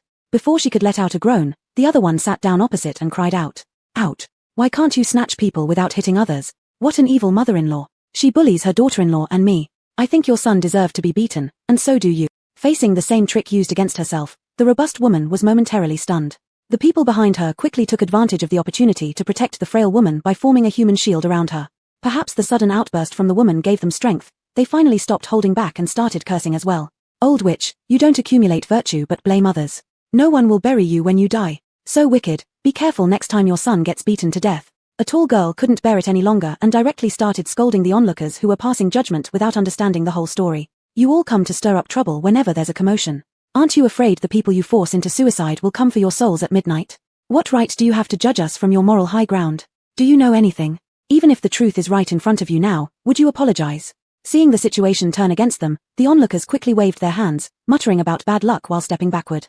Dominiquasinia looked at them with disdain but was more relieved that these girls finally stood up to defend their rights. If they lacked even this courage, joining Kenagwong Academy wouldn't do much good. Noticing the tide turning against her, the robust woman cast a fierce glance at the frail girl and prepared to make a run for it. But before she could stand up, Nell and Gus simultaneously held her down. Dominiquasinia slowly strolled over. "Old woman, trafficking people is illegal, did you know that?" Chapter 97. Don't push yourself. The old woman glared at Dominiquasinia with malice. "You have the guts to sue me. See who would care at this moment. Everyone in that area has them, and I bought them legitimately with my money." Seeing the old woman still unrepentant, Dominiquasinia's face turned grim. "Perhaps I can't manage others, but since you've come before me, I will take care of it." She signaled to Alaniguai, and Hagen came forward to bind the old woman up tightly. The old woman, seeing they were serious, started struggling wildly, but it was too late now. Hagen quickly tied her up and threw her behind the school. Dominiquasinia planned to send her to the administration tomorrow. This area was indeed more chaotic than she had imagined, and she needed to think of ways to enhance security at the school. "Come on, let's go inside." Jessie finally chimed in, arranging for people to lead the women inside. Dominiquasinia looked at Jessie. "Have their living quarters been prepared?" "Almost, though the conditions are not ideal yet. But it shouldn't be long." Jessie and Dominiquasinia stood together inside the entire school premises. Dominiquasinia glanced around and sighed inwardly. These three had truly lived extravagantly. The shop had likely been a materials store before, 2 whole floors with exquisite decoration, even a second-floor refining room for alchemy. Because of this, they didn't need to do much renovation, only reassigning rooms and areas was necessary. Behind the school was a courtyard and several rooms where they could rest tonight. As Dominiquasinia walked through, employees greeted her, casting occasional curious glances. Most of these employees were from the original staff, whom Dominiquasinia hadn't fired after acquiring the shop. Instead, she retained the useful ones, so she didn't need to find new cleaning or cooking staff. Everyone just worked for a living. They didn't really care who the true boss was. If anything, they were happier under Dominiquasinia's management, as the previous owner had been extremely harsh and frequently found trivial reasons to dock wages. Dominiquasinia applied the same strategy to other shops, saving much trouble finding new staff. The group of women reached the backyard and couldn't help but stare wide-eyed at the surroundings. After what happened earlier, they already fully trusted Dominiquasinia and Kenagwong School. Seeing such a good environment now, some were almost jumping with joy. Dominiquasinia let them choose their rooms, suggesting those without enough space should share temporarily. They all tacitly agreed, no issues. One woman, who had been brawling outside earlier, rolled up her sleeves and began cleaning efficiently. Seeing this, others joined in. The woman glanced at Dominiquasinia still standing there and smiled confidently. "Boss Shun, you don't need to worry about us. We can handle this. In fact, we can help with other chores around the school too, right, everyone?" "Right." Dominiquasinia smiled warmly. "All right, then I won't bother you. If you encounter any danger, head straight to Jediah Mercenary Group nearby for help." "Got it." Having settled everything, Dominiquasinia slowly left the school with the others. It was completely dark, and Dominiquasinia, illuminated by faint light, saw Jessie looking visibly exhausted, probably from these past few days. Noticing her gaze, Jessie calmly returned her look. "Where else do you need to go?" Dominiquasinia originally planned to visit Jediah, as it was said that they recruited several delivery riders, and she wanted to check personally since coming here wasn't easy. But seeing Jess's state, she felt a bit guilty. "I'll go to Jediah with them." "You should rest first. You've worked hard these days." Jessie frowned. "No problem, I'm not tired. I'll go with you." Such a workaholic, Dominiquasinia stopped, staring at him seriously. "Jessie." Jessie looked back puzzled, hearing Dominiquasinia's slightly hoarse voice. "Don't push yourself." For some reason, Jessie felt his heart skip, like clouds parting to reveal the moon. Go back, yes. There's enough of me here." Jessie paused, glancing at someone suddenly appearing between him and Dominiquasinia. Hagen wore his customary silver mask covering his whole face, intricate patterns shining faintly under the moonlight. Jessie couldn't help but feel that the only exposed eye of the man was looking at him with a hint of coldness. Jessie frowned, about to say something, when he heard another not so light, not so heavy addition. You don't have any superpowers. When we encounter danger, I will have to save you as well. Ha! Erica, who had been watching the commotion from behind, finally couldn't hold back her laughter. Under the moonlight, she appeared as white as snow, but her face was filled with ridicule. Dominiquasenia also began to notice something odd. Why did she sense hostility from Alaniguai? But thinking about it, there didn't seem to be anything wrong. Maybe it was just her imagination. Alaniguai usually acted like a piece of wood. How could he harbor animosity towards Jessie, whom he rarely interacted with? Jess's expression changed repeatedly, and in the end, he glanced at Dominiquasenia and nodded. All right, then I won't go to Jediah with you. I'll leave first. Saying this, he turned and walked away hastily before Dominiquasenia could even bid him goodbye, leaving her to watch his thin figure disappear into the darkness. Dominiquasenia wasn't worried about him encountering danger since Shadow would protect him secretly. She was just a bit concerned about his sudden change in mood. Hagen calmly retracted his gaze. Let's go. Chapter 98 Save Me. The Jediah was not far away. The RV was too conspicuous, so Dominiquasenia decided to walk there directly instead of driving. But as she was walking down the road, she felt something was off, especially after Alexander's sudden laugh, which was even more unsettling. She looked left and right, and finally decided to ask Burton on her right. Burton, what did you mean by that? Burton Tilda. Hagen and Dominiquasenia both frowned simultaneously and looked at Erica, who suddenly mimicked in an eerie tone. Erica glanced lazily at Dominiquasenia. Can you stop calling me that? It sounds creepy. This person really asked for it. Dominiquasenia wanted to hit him but feared he might enjoy it, so she endured with a straight face. Do you feel envious or jealous? Or should I help you choose another nickname? How about Jana? Dominiquasenia intended to deliberately disgust him, yet the moment she said Jana, his expression changed instantly, and he stopped dead in his tracks. Erica lifted his eyes to look at Dominiquasenia. What did you just call me? Dominiquasenia paused for 2 seconds, then tentatively repeated, Jana? In an instant, Erica's vision seemed to transform into a vast snowy landscape, while he shrank until he was nearly the size of a snowman, looking up at a girl whose features were indistinct. The girl, slightly taller than him, cupped his face. You look like a snowman, so I'll call you Jana from now on. What happened next? Where did the girl go? And where did Jana go? Memories came flooding back to Erica all at once, leaving him dazed. Alexander? Alexander? Dominiquasenia called out twice without getting any response. Just as she was feeling helpless, Burton suddenly walked past her, adjusting his sleeves and rotating his wrists expressionlessly. Hey, wait. As Dominiquasenia stretched out her hand to stop him, a cold wind suddenly swept past her neck. An intense sense of danger pricked her brain abruptly. She reacted instinctively, squatting down before she could fully process the situation. At that moment, Burton turned around abruptly, everything happening as if in slow motion. A fire dragon soared into the air, charging straight toward her. Dominiquasenia's pupils reflected the arrogant dragon brightly, and the unbearable heat surged relentlessly toward her. However, just as it was about to reach her, the fire dragon swerved sharply and shot over her head. Ah! A hoarse and shrill scream echoed through the deserted street in the dead of night. Before Dominiquasenia could turn to see what happened, a force yanked her forward, making her collide directly into someone's solid chest. Recognizing the familiar scent, Dominiquasenia reacted and slapped the pectoral muscle of Burton. Damn, it's so big. Hagen stifled a breath, suppressing any sound. Erica finally snapped out of his daze from the shrill scream. His memories vanished like a reel sliding past his face, replaced by the close-up view of a grotesque, pus-filled face. Swearing under his breath, he delivered an ice-cold punch, knocking the creature's head backward. The pus splattered, causing Erica to turn pale and step back urgently, narrowly avoiding the flying blood and pus. With a thud, the creature collapsed on the ground, no longer moving or screaming. Dominiquasenia didn't have time to see what it looked like. The two had already dispatched it together. Clouds slowly obscured the moon again, and there wasn't a breeze. The three stood on the street, still in shock. Dominiquasenia silently withdrew her hand from Burton's chest and began inspecting the fallen creature. It appeared unexpectedly, with low attack power but designed to be revolting. Using a small flashlight, she illuminated its face. Seeing this clearly, the three involuntarily gasped. They hadn't seen its true form due to the speed of events. Now, they saw clearly a face covered in festering sores, some areas crawling with fat maggots. Goosebumps rose on Dominiquasenia's skin. Its features were obscured by the sores, except for its eyes. Every inch of its body, including limbs, was a horrifying mess of infected wounds. Dominiquasenia didn't dare to touch it, nor did she let the two others touch it. She initially thought this creature might be a zombie, but now it seemed unrelated. Firstly, for a zombie to infiltrate the base was virtually impossible. Secondly, none of its characteristics matched those of a zombie. Logically, zombies could only be killed by destroying their heads, yet they hadn't even done that to this thing. What on earth is this? Erica's face showed a hint of gravity, with an underlying curiosity that wasn't easily discernible. Dominiquasenia also had no clue. She was just about to find something to prod this creature, when unexpectedly, the seemingly motionless corpse suddenly convulsed, causing all three to instinctively back away. Dominiquasenia's eyes widened as she watched its reaction. Its body twitched while its head twisted from side to side. Squinting her eyes, Dominiquasenia seemed to notice its mouth moving, as if trying to say something. It was still conscious. Almost instantly, Dominiquasenia realized this. She wanted to move closer to hear what it was saying, but Burton held onto her sleeve. Fortunately, even at this distance, it was enough. A raspy, incomprehensible sound emerged from its throat. Frowning, Dominiquasenia strained to understand but couldn't make out a single word. The convulsions of the corpse grew weaker, and Dominiquasenia sensed that it might be reaching its end. She glanced at the mass of rotten flesh, furrowing her brows in preparation to give up. Suddenly, it stopped its final twitch, arching its body high, tensing its neck and back into a tight bow, eyes wide open to their limits. Save me, save me. Chapter 99, Daybreak.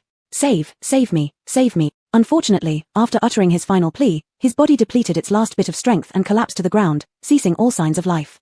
The entire empty street was left with only the three people's shocked breathing. This sudden scene had an enormous impact. Dominiquasenia took a considerable while to recover herself. Even the other two were dumbfounded for a good half-minute. What on earth happened? At this moment, all three shared the same question in their minds, though each wore different expressions. But right now, no one was in the mood to observe anyone else's expressions. As Dominiquasenia stared at the corpse, an incomparably terrifying possibility began to form in her mind. It was because all the symptoms he exhibited just now almost perfectly matched the infectious disease mentioned in the original story that occurred under extreme high-temperature weather. In the original story, as the heat arrived, the number of deaths in the base increased daily. With too many dead bodies, they couldn't be handled in time. Combined with the heat, the corpses rotted easily. This led to a new type of infectious disease which spread incredibly fast and had an extremely high mortality rate. It primarily spread through saliva, blood, contact, and even through the air in enclosed spaces. Dominiquasenia still vividly remembered the description from the original story. Because most of the poor had nowhere to live, dozens of people would typically crowd into a small room. Once one person got infected by this disease, within a day, everyone in the room would get infected. The population density in the slum was very high, and as soon as someone stepped out, tens or even hundreds more would be infected. They huddled together, eventually rotting together. Almost no one escaped this epidemic. The epidemic storyline in the original story occurred towards the end of the extreme heat, when the antagonist discovered usable natural well water. At that time, the female protagonist had already saved many people with the well water, and when the epidemic began, she started using her purification ability to save others. Due to this disaster, the range of her purification ability expanded several times, making her truly the savior at that time. However, Dominiquasenia had clearly prevented the corrupt merchant's embezzlement and ensured supplies reached every disaster victim. She thought that by doing so, fewer people would die, and no infection would reoccur. But unexpectedly, it did happen, and even earlier. An unprecedented sense of despair and powerlessness instantly swept over Dominiquasenia's heart. Her efforts were not aimed at preventing the female protagonist from becoming the savior or wanting to be the savior herself. She simply couldn't bear to watch so many people die when she had the means to prevent it. She couldn't let this terrible disease take countless lives again when she knew it was about to happen. Perhaps in the book, they were merely extras to pave the way for the main characters. But in reality, they are real, living beings. Dominiquasenia's hand trembled slightly. She always thought she was the one who could make changes. Now it seemed that she was nothing more than an ant under the wheels of fate, unable to change anything. Just as the black whirlwind was about to engulf her completely, a sudden warmth on her backhand pulled her back to reality, bringing back her senses. "Are you okay?" Dominiquasenia suddenly drew a deep breath, realizing she was already drenched in cold sweat. She looked at Hagen's hand covering her backhand with lingering shock and closed her eyes. "I'm fine." Hagen's gaze dropped and suddenly raised his hand to touch Dominiquasenia's forehead. Cold and warm met abruptly, leaving Dominiquasenia staring blankly at Hagen, stunned. Hagen held on for 5 seconds before averting his gaze and coughing to cover up the rising heat on his face. "It's good that you're okay." Erica paid no attention to them. His eyes were focused on the head of the corpse. A small piece of ice discreetly shot from his hand, lifting a small lock of hair behind the corpse's ear. It was an ulcerous sore. Erica frowned. He wasn't sure if what he wanted to see was really there. He pursed his lips, intending to move closer to verify, but a pair of hands suddenly stopped him. It was Dominiquasenia. "Don't get close to him. He might be infected with an infectious disease." After regaining her composure, Dominiquasenia finally calmed down to think rationally. Although this person's symptoms were 90% consistent with the disease in the original story, upon closer inspection, there were some differences. She remembered the original story said once infected, one would feel powerless, starting with a high fever, followed by gradual full-body necrosis, then dying painfully. But this man had suddenly rushed out, showing he still had strength. It resembled an infectious disease but wasn't quite the same. Moreover, this was not the time when an infectious disease should have appeared. If there were already patients with an infectious disease in the base who could rush out into the street so openly, there would have been some rumors circulating within the base by now. What was he, then? Dominiquasenia was uncertain. She realized at this moment that if the main cause of the infectious disease was indeed the high-temperature decomposition of corpses, he shouldn't be here right now. If he was here, it could only mean that the decomposition of corpses due to high temperatures wasn't the main cause. Perhaps there was a deeper, hidden true reason. This realization struck fear into Dominiquecinia's heart. She had always relied too much on the plot from the original story. But the truth was, from the moment she arrived in this world, the original plot had already deviated. The only unchanged part might be the entire main storyline involving the male and female leads, as this was possibly the center of the entire world. Dominiquecinia thought about the pink crystal, the clown, Barjiao, and even Erica, all of whom had never appeared in the original story. So many things had changed, yet she always subconsciously indulged in the sense of security brought by her foresight. Today's incident was a heavy blow to her. In a vague way, Dominiquecinia felt that she might be uncovering a truth never mentioned in the original story but absolutely hidden and dark. Infectious disease. Erica took a step back. He had a germ phobia. This thing couldn't grow on him for sure. Just thinking about it made his scalp tingle. Dominiquecinia nodded and looked at Hagen. Burn him. Although everything was still a mystery, burning him couldn't be wrong no matter what. A cluster of pure flame lit up at Hagen's fingertips, and the flame seemed to have a direction of its own, falling onto the corpse on its own accord. With a whoosh, the whole body was set ablaze. Amidst the intense flames, Dominiquecinia finally regained some warmth. After what happened earlier, she found herself shivering despite the scorching weather. The fire consumed the corpse very quickly, and as the corpse completely disappeared, the sky began to lighten slightly. They had unknowingly spent the entire night here. Chapter 100. This is good enough now. As dawn grew brighter, Dominiquecinia no longer cared whether she was conspicuous or not and headed straight back to Jediah with the RV. All three of them had tacitly chosen to keep last night's events hidden. Dominiquecinia even commented on the people Leanne and Thorn had chosen as if nothing had happened. This one won't do, he looks like he has short legs, won't run fast. Nor this one, too ugly, might scare customers. Nor this one, too muscular, will also likely scare customers. Leanne was speechless. Did you wake us up early just to mess with us? Please tell me if you want a delivery person or a runway model. Dominiquecinia put down her hand that was making critiques, only then realizing she had been absent-minded. She waved guiltily. Never mind, never mind. The requirements aren't so high, almost anyone will do. But we must investigate their backgrounds thoroughly. Those with a criminal record are unacceptable. They must have a good personality and strong capabilities. It would be better if they have special abilities. After all, it wasn't certain where the deliveries would go and who would receive them. These were the clear conditions Dominiquecinia wrote on the recruitment notice. According to Leanne, many applicants questioned this requirement at the time. What does it mean whoever gets it isn't certain? Can it possibly be delivered to zombies instead of humans? This question Leanne had asked Dominiquecinia in exactly the same way. She simply mimicked Dominiquecinia's profound expression from that moment. It really depends. Several applicants cursed her for being crazy and left. Do you now understand how troublesome it is to hire people for you? Leanne looked at Dominiquecinia, who couldn't help but laugh, with a deep sigh. You're still so picky about their appearance. If your salary and benefits weren't high, they probably would have included you in their insults.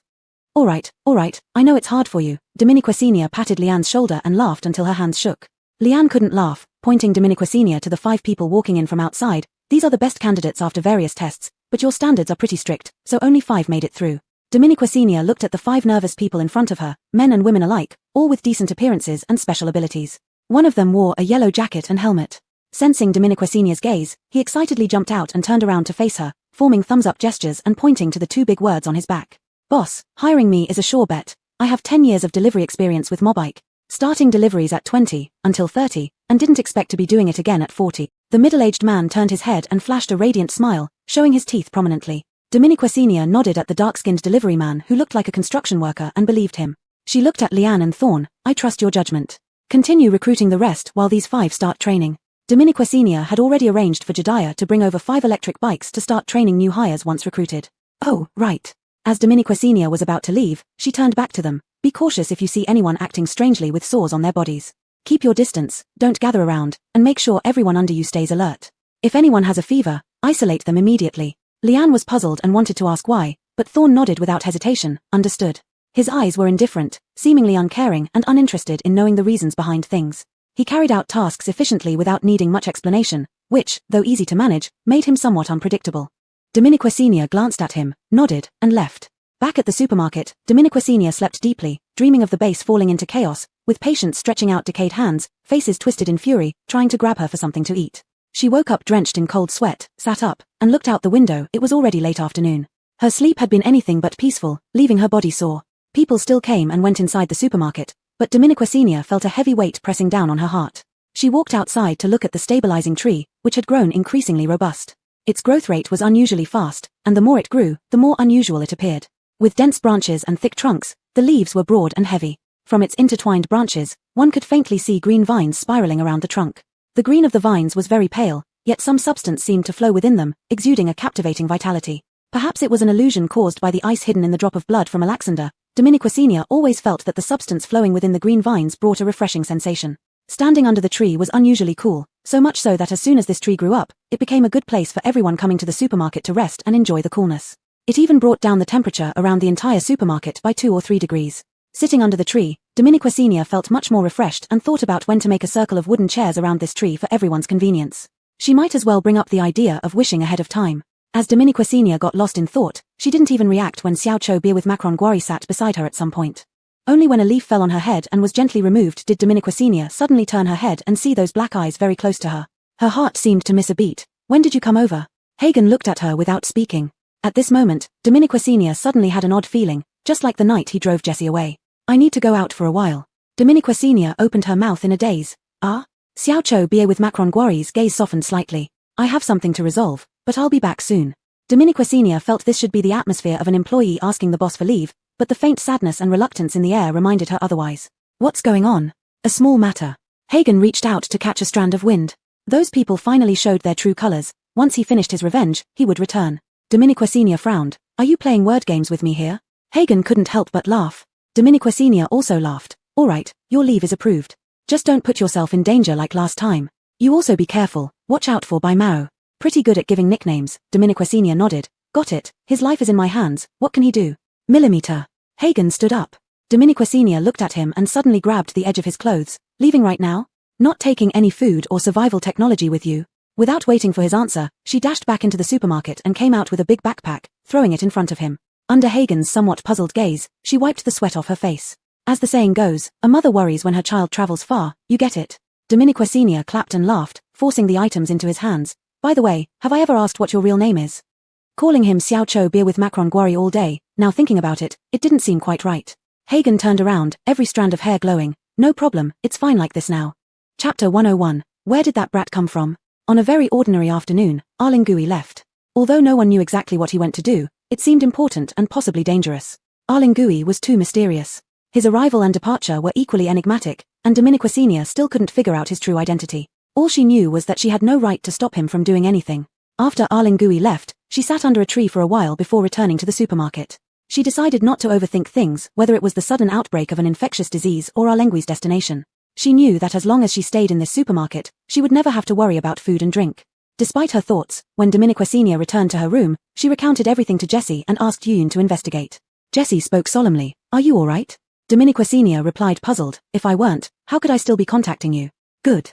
Before hanging up, Jessie informed Senior about the nearly 50 custom weapon orders received by Yuyun Armory recently. There were almost 50 orders, but Senior obviously couldn't handle them all. She turned down some overly picky ones and those she didn't feel fond of. Surprisingly, Senior even found an order from Augustin. He wanted to create a sword that could swing with 10,000 rays of golden light. Imagining the scene, it did seem fitting for Ernie's character, but she refused it without hesitation. Jessie paused slightly while mentioning this order, his tone somewhat unusual. Senior immediately sensed something different and asked what made this order special. After hesitating for a moment, Jessie said coldly, he asked me to pass a message to Boss Kenna. What message? Senior became instantly intrigued. He said. Jessie sounded somewhat angry. Don't believe that woman Senior. She is good at talking nonsense and twisting facts. Senior burst into laughter. What an idiot. Upon hearing Senior laugh, Jess's tone softened. He tentatively asked, what is your relationship with him? Oh, nothing serious, just a bit of enmity. Next time, just ignore him, and blacklist their entire winter season. Got it. Senior felt a sense of relief in Jess's response, though it might have been her imagination. But indeed, anyone who dealt with someone like Augustin would feel that way. Senior unilaterally blacklisted the winter team and started considering the orders she would accept. From the 50 orders, she chose 10, each at least B-grade major orders, and even an S-grade one. Wanting to challenge herself, she took on the S-grade order. However, one of the orders confused her. It required a weapon identical to Gladys's. Gladys's rapier was indeed rare and dazzling, but why would anyone specifically order a replica of someone else's sword? More importantly, it was common knowledge among weaponsmiths that 2 completely identical weapons could not exist. The rapier also required pink crystals for its accidental creation, so Senior declined this order to preserve the remaining crystals. She found this odd and noted the client a Arjux. Of the 10 weapon orders, Senior only managed 2 by nightfall and nearly exhausted her B and C grade materials. Weaponsmithing wasn't easy. Senior thought this with dark circles under her eyes the next morning. Moreover, she used up quite a bit of materials again. She approached Erica and held out her hand. Give me some ice essence. Erica. His Adam's apple bobbed, pretending to spit something out, but Dominiquecenia slapped him away. Shut up. Erica smiled faintly. Can't take a joke, eh, sister? What about that clingy follower of yours? Not your business. Gone. Dominiquecenia paused, turning to look at him. So, are you happy? Erica remained calm, saying, envious. Dominiquecenia raised an eyebrow. Then envy away. Not wanting to waste more words, she turned to leave, but Erica grabbed her arm, as if to say something. However, before he could speak, an abrupt scream interrupted them. Both looked up toward the source of the sound. It was early morning, peak hours at the supermarket, with constant foot traffic outside. Beneath the increasingly lush and stable tree, as usual, sat many people. But now everyone stood up, looking in horror at a child hanging on the tree at some unknown time. The child was still struggling, tightly hugging the thick trunk while kicking wildly with his feet, making the stability tree tremble and producing a sharp crying sound that could attract zombies 2 miles away.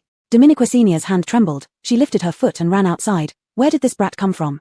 No one knew when the child had secretly climbed the tree or where his parents were at the moment.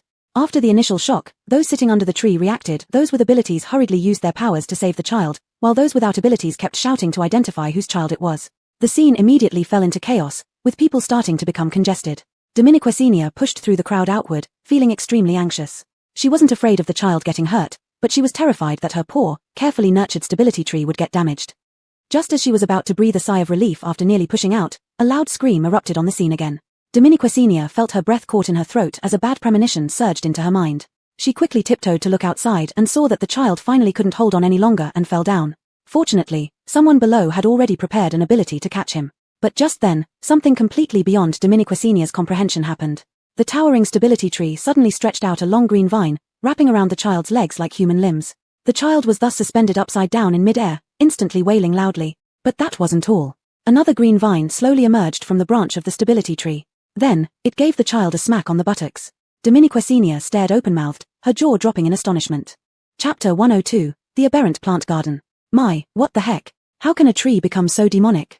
A moment of silence descended upon the crowd before an outburst of various exclamations erupted. Although since the apocalypse began, most plants had mutated, they had never seen a tree behave as if it understood human nature like this one did. It was acting exactly like a scolding parent. As a result, no one paid attention to the child who was crying from being hit. Everyone's eyes were fixed on the thrashing green vines.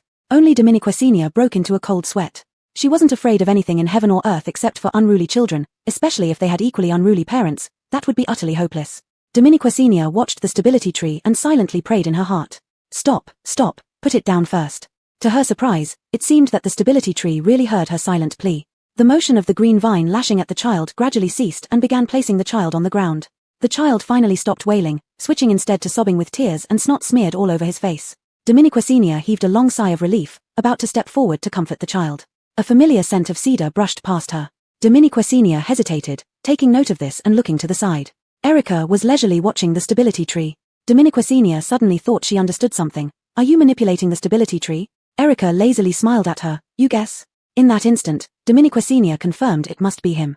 Who else could make the stability tree act so whimsically? The sudden release of the child probably wasn't because it heard her thoughts, but simply because he grew bored of playing. Thinking of that drop of blood, Dominiquecenia suddenly felt somewhat vexed. You lucky guy, why should my tree listen to you? It drank my blood, do you think it would listen to you instead of me? Dominiquecenia felt an itch in her hands, but before she could lay a palm on Erica, she was interrupted by a booming voice full of vigor. Warren, what mischief are you up to again? All eyes were immediately drawn towards where the voice came from, revealing a slightly plump yet agile figure dashing out of the supermarket at a speed hard for normal people to catch. The kid, who cried until he resembled a little dirty dog, visibly became frightened, scrambling up to run. Before he took even a step, someone grabbed the back of his collar. Realizing he was caught, Warren pouted and was on the verge of another bout of loud cries. The woman frowned fiercely, a slap precisely landing on the child's bottom. No crying. If you cry, no dinner tonight. Halfway through his cry, the child forcefully stifled it, turning his face red, finally ending up with a hiccup. Those who had gathered to watch the commotion couldn't help but laugh. Dominiquecenia also laughed. Originally, she was afraid it would be an unreasonable parent, but now it appeared not to be the case. Just as she thought this, the woman turned her gaze toward her. Seeing Dominiquecenia, the woman immediately expressed regret, then pushed the kid forward. Ergu, apologize to Boss Shen. Dominiquecenia originally intended to wave off the need for an apology, but seeing the defiant look on the child's face, she had the urge to tease him a bit. She bent down, slightly curling her lips to look at the kid straight in the eye. Little friend, can you tell me why you climbed the tree? Warren tightly shut his mouth, turned his head away, ignoring Dominiquecenia. Erica chuckled nearby. Dominiquecenia wasn't angry and even blocked the woman from pulling the kid's ear. If you don't say, you'll have to pay for damaging sister's tree, you know? Warren panicked, hastily turning to look at Dominique Senior, explaining frantically. It's cool up there. His words were a bit slurred, so Dominique Senior leaned closer to listen. Dominiquia, just like that. Warren lowered his head, seeming somewhat embarrassed. I wanted to break it off for Mom, to keep her cool. Dominique Senior and the woman behind him froze momentarily. Dominique Senior had never expected such a reason. She had thought the child was just naughty or curious, or perhaps wanted to be near her because it was cool. Never had she imagined. Tears welled up in the woman's eyes, and she roughly ruffled the child's hair. Brat. All the mother's emotions, moved, guilty, were fused into this one word, brat.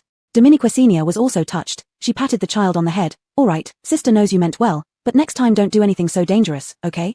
Otherwise, careful not to get hit by Grandpa Tree again. Instantly, Warren looked somewhat scared, hurriedly nodding his head. Amused by the boy's antics, Dominique Senior pinched his rosy cheeks. All right, big sister forgives you. How about I treat you to an ice cream? You can go pick one yourself. Warren's eyes lit up as he stole a glance at his mother behind him. With her permission, he trotted over with light footsteps. The woman chuckled helplessly and gave Dominique Senior an apologetic look. Sorry, Boss Shin, for troubling you. Her head slightly bowed, strands of hair fluttered with her movement, revealing 2 faint dimples on her cheeks when she smiled. Dominique Senior noticed that the woman was not old, probably around 30, but years of hard work had left her looking weary and beyond her years. She helped the woman up. It's all right, the little boy meant well, but...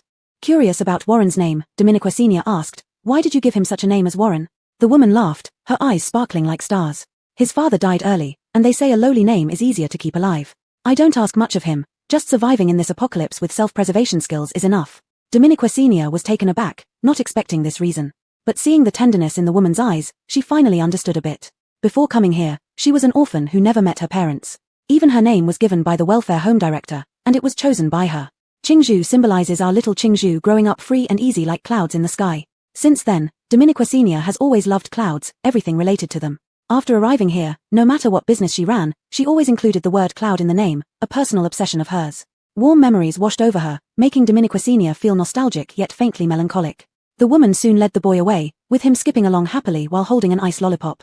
Dominique Senior watched them until they were out of sight, lost in thought. Only the familiar annoying voice beside her snapped her back. So, can't let them go? Want to have one of your own? Dominique Senior. She waved her hand. Forget it, taking care of you guys is enough. Erica immediately looked as if he had swallowed a fly. Ignoring him, Dominique Senior walked straight out. Although she hadn't blamed the boy, the stability tree had indeed endured some minor torture. Standing under the tree, she examined its branches for any injuries or cracks, considering whether to hang a no climbing sign. Just as she was distracted, a hard fruit suddenly fell from above, hitting her forehead. Dominique Senior winced in pain and looked down to see a green fruit, roughly the size of 2 thumbs side by side, presumably fallen from the tree. She squatted down to pick it up, but as soon as she touched it, the familiar mechanical voice rang in her mind again. Ding, host obtained important item, mutated tree fruit, triggering hidden, the aberrant plant garden. Please choose whether to accept the... Chapter 103, Takeout mode officially launches. The strange plant garden. Dominique Senior stood frozen like a statue, but only for 2 seconds. Without any hesitation, she chose to accept it. The subtitles before her eyes disappeared, replaced by a small plot of land measuring 3 by 4. Only when the land truly appeared before her did she fully react. Her suspended fingers trembled with excitement. If there was something deeply rooted in Chinese people, it had to be farming. What was the difference between this and playing QQ Farm on the computer from childhood? Dominique Senior's blood began to boil, but then quickly cooled down when she saw a blank seed inventory upon clicking the lower right corner. She nearly forgot about the system's essence as a shrewd merchant. Taking a deep breath, she suppressed her excitement and began observing the page. Apart from the small piece of land, the other functions were also very simple. In the upper right corner was the level display, currently at level 1, while in the upper left was the store. With a store available, everything could be sorted out. Dominique Senior, now someone with quite a bit of money, confidently opened the store. However, after seeing what was inside, her heart instantly chilled by half. The items in the store were indeed comprehensive, with a wide variety of seeds and fertilizers. It was only after entering that Dominique Senior understood what the strange in the strange plant garden referred to. As expected, all these seeds had mutated after the apocalypse. Each seed's package showed what the plant would look like when fully grown. Looking through them one by one, Dominique Senior saw seeds that could grow 3 sunflowers on a single stem. Seeds for mushrooms that radiated strange colors. And seeds extremely similar to Venus flytraps. However, this was just Dominique Senior's guess based on their appearance. The specific strange traits would only be known after planting. But here came the problem. Looking at the price column under the seeds, she saw it clearly stated as positive review points. The cheapest pack of seeds required at least 5 positive reviews, and she currently had 0. Unable to comment, Dominique Senior closed the store window, and the upgrade requirements for the strange plant garden were even more challenging. It didn't need fruits, money, or experience points. Instead, it needed a mid-level zombie crystal core. A mid-level zombie, what did that mean? One mid-level zombie crystal core equated to 100 low-level ones. A mid-level zombie's strength was at least 10 times greater than a low-level one. They possessed primitive intelligence, a sense of grouping, and even ambush tactics. Most importantly, mid-level zombies were extremely rare, appearing unpredictably. Typically, encountering one would not be manageable by a single psionic alone. At least several attackers were needed to retreat safely. Fortunately, Dominiquesenia had money. In the worst case, she could simply buy one. It would just cost her a lot. In short, the immediate priority was still to start up the takeout business. Dominiquesenia reluctantly exited the strange plant garden replica and began urging Leanne to accelerate recruitment and training.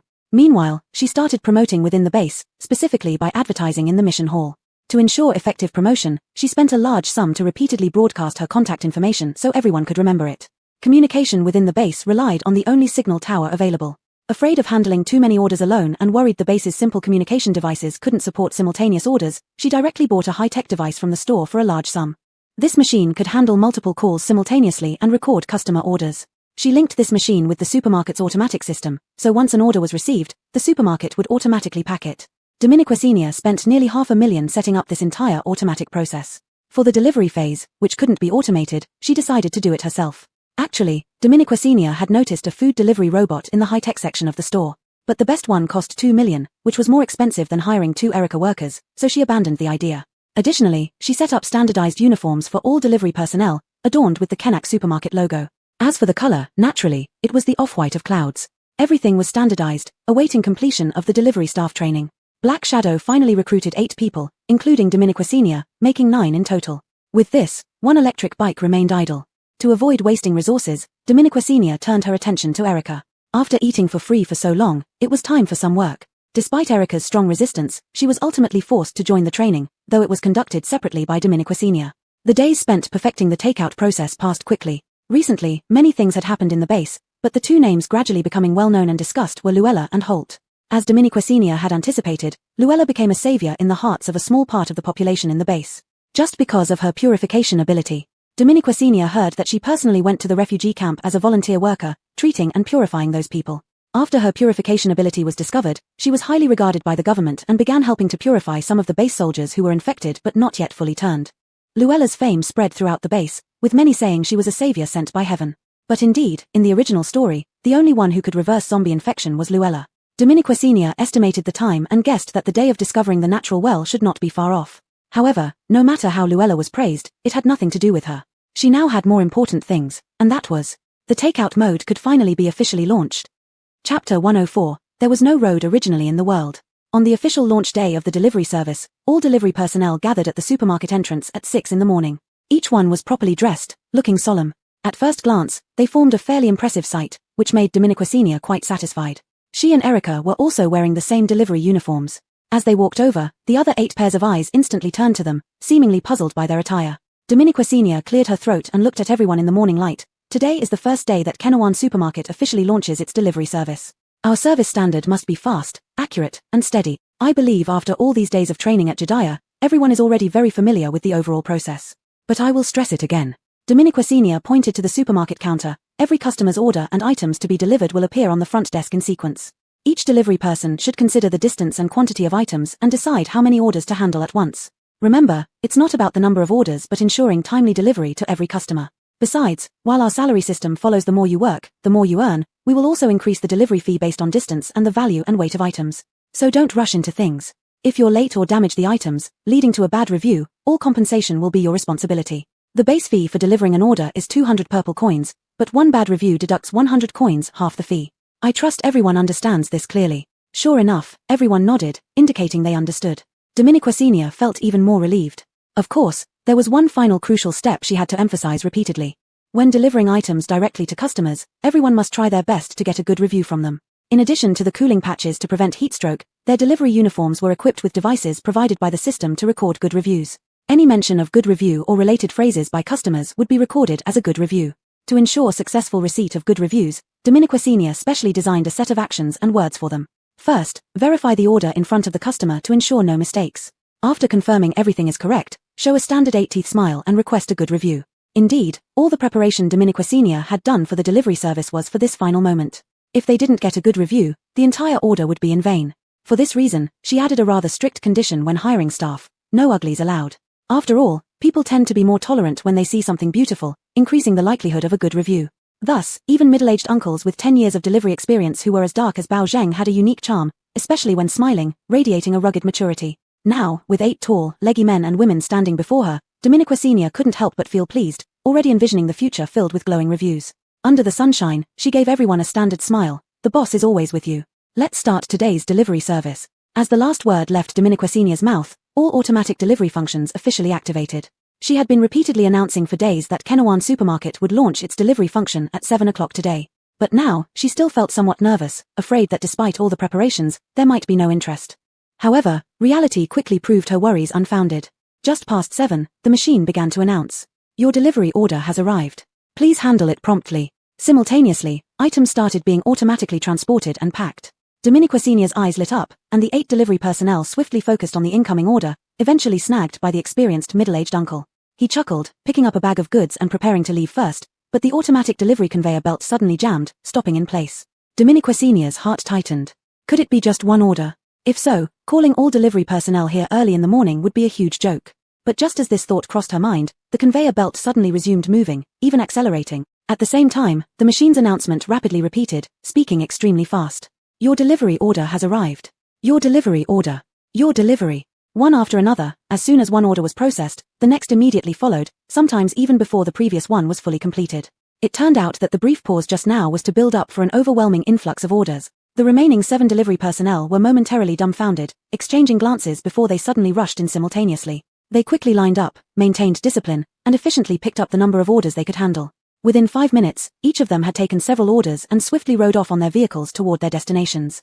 To ensure quick delivery without wasting time dealing with zombies along the way, Dominica Senior divided the stone she obtained from signing in, which kept zombies away, into 10 equal parts. Each electric bike was hung with a tiny piece. Although this weakened the stone's effectiveness, it ensured that the deliveries would not be impeded by zombies. Dominica Senior watched as they departed, then quickly joined Erica to fetch more goods. Although she intended for Erica to deliver, she did not dare let him go alone, fearing he might sneak off or, worse, earn bad reviews due to his foul temper. Thus, Dominica Senior decided to drive the used car she bought at the base with Erica. The car was fast and could carry more goods. She loaded up the entire trunk with 10 orders worth of items before stopping. Sitting in the car, she enthusiastically started it, but froze when she saw the address of the first order. Customer, Xuanfeng Mercenary Group. Address, Donglu Forest. Donglu Forest, not far from Kenawan Supermarket, was a place frequented by psychics for missions. It was filled with various mutated plants and animals, often producing rare mutants and materials. Though fraught with danger, it also held opportunities. Most importantly, Dominica Senior recognized the name of Xuanfeng Mercenary Group. They left a deep impression during the mercenary competition and later established a long-term cooperation. Could they be patronizing her business? Dominica Senior glanced at the order but realized it wasn't that simple.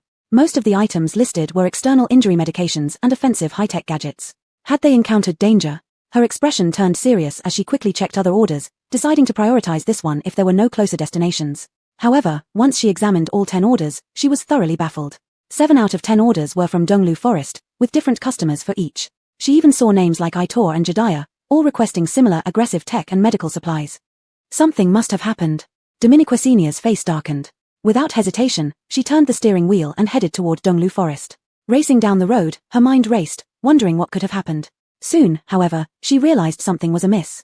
How could she have gotten all these orders with the same address? Dominica Senior mused aloud, lost in thought. Erica, who had been silent, suddenly chuckled. Dominica Senior quickly turned to look at him. "Why are you laughing?" "I laugh because you're stupid." Erica leaned back, lazily watching the barren scenery fly by outside the window. "Those people took the orders before you. Seeing Donglu Forest, they'd avoid touching them like the plague. After they finished taking the safer orders, only the undelivered ones were left for you." Swallowing her retort, Dominica Senior fell silent. Indeed, that explained why 7 out of 10 orders were from Donglu Forest. But then she looked back at Erica. "You noticed this but didn't warn me." Erica turned his head, silver hair flying in the wind, a hint of interest flashing in his pale eyes. Such a lively scene, wouldn't it be a waste not to join in? Dominica Senior. Could this person ever focus on the task at hand? But arguing now was pointless. Besides, if Aitor and Jediah were involved, she would have come anyway, regardless of these orders. With this thought, Dominica Senior sped up even more, pressing the accelerator to the floor. Soon, the vast Donglu Forest came into view. Numerous trees stretched out before them, lush and green. Despite the scorching weather, it should have felt refreshing, but Dominica Senior only sensed an oppressive darkness and danger. The detailed address on the order was 5 kilometers inside Donglu Forest and about 3 kilometers west. Ignoring the trees blocking the way, Dominiquesenia spotted a vague path and drove straight into it, pushing forward as far as she could. After all, they were still some distance from the detailed address, and if they relied on walking, it would take at least an hour. Before Erica could even close the window, branches slapped against his face. Erica, can't you just not force your way through paths that aren't meant for driving next time? Dominiquesenia intensely spun the steering wheel. You don't understand anything. Where there's no road, once more people walk through, it becomes a road. Chapter 105. Who are you? Dominiquesenia drove recklessly all the way until she was only a kilometer away from the delivery location, at which point she had to stop because she couldn't drive any further. Looking back, she could still see the trail created by her driving. One might think a wild beast had just passed through if they didn't know better. Erica's face looked terrible. He couldn't wait to open the car door and staggered out, leaning against a tree, vomiting as if the world was spinning around him. Dominiquesenia watched him with disdain, slamming the car door shut. Seems like your body isn't much good either. Breathing heavily, Erica couldn't resist retorting, this car has suffered misfortune for 8 generations following you. Dominiquesenia glanced at the scratched-up car and touched her nose, relieved it was just a second-hand vehicle. Alright, no more wasting time. Dominiquesenia threw a bottle of water to Erica and turned to grab the orders from the trunk. Once you're done puking, come help. Time waits for no one. A deep scowl appeared on Erica's brow. He looked at the water in his hand and drank the whole bottle in one go. Turning back, Dominiquesenia was already walking deeper into the forest with 4 bags of orders in hand. He hesitated standing before the trunk for a moment but eventually picked up the remaining 3 bags and followed her. The deeper they went into the forest, the more difficult the path became. After about 500 meters, Dominiquesenia, carrying 4 bags, was already drenched in sweat. It was so hot that day, she wore short sleeves and lacked any special protection, resulting in numerous scratches from branches and unknown insects on her arms. However, Dominiquesenia barely noticed. After walking a bit further, she suddenly stopped in her tracks, and Erica, who was right behind her, stopped too. They exchanged a glance and crouched down almost simultaneously, concealing themselves. The distant sound of an argument was faintly heard.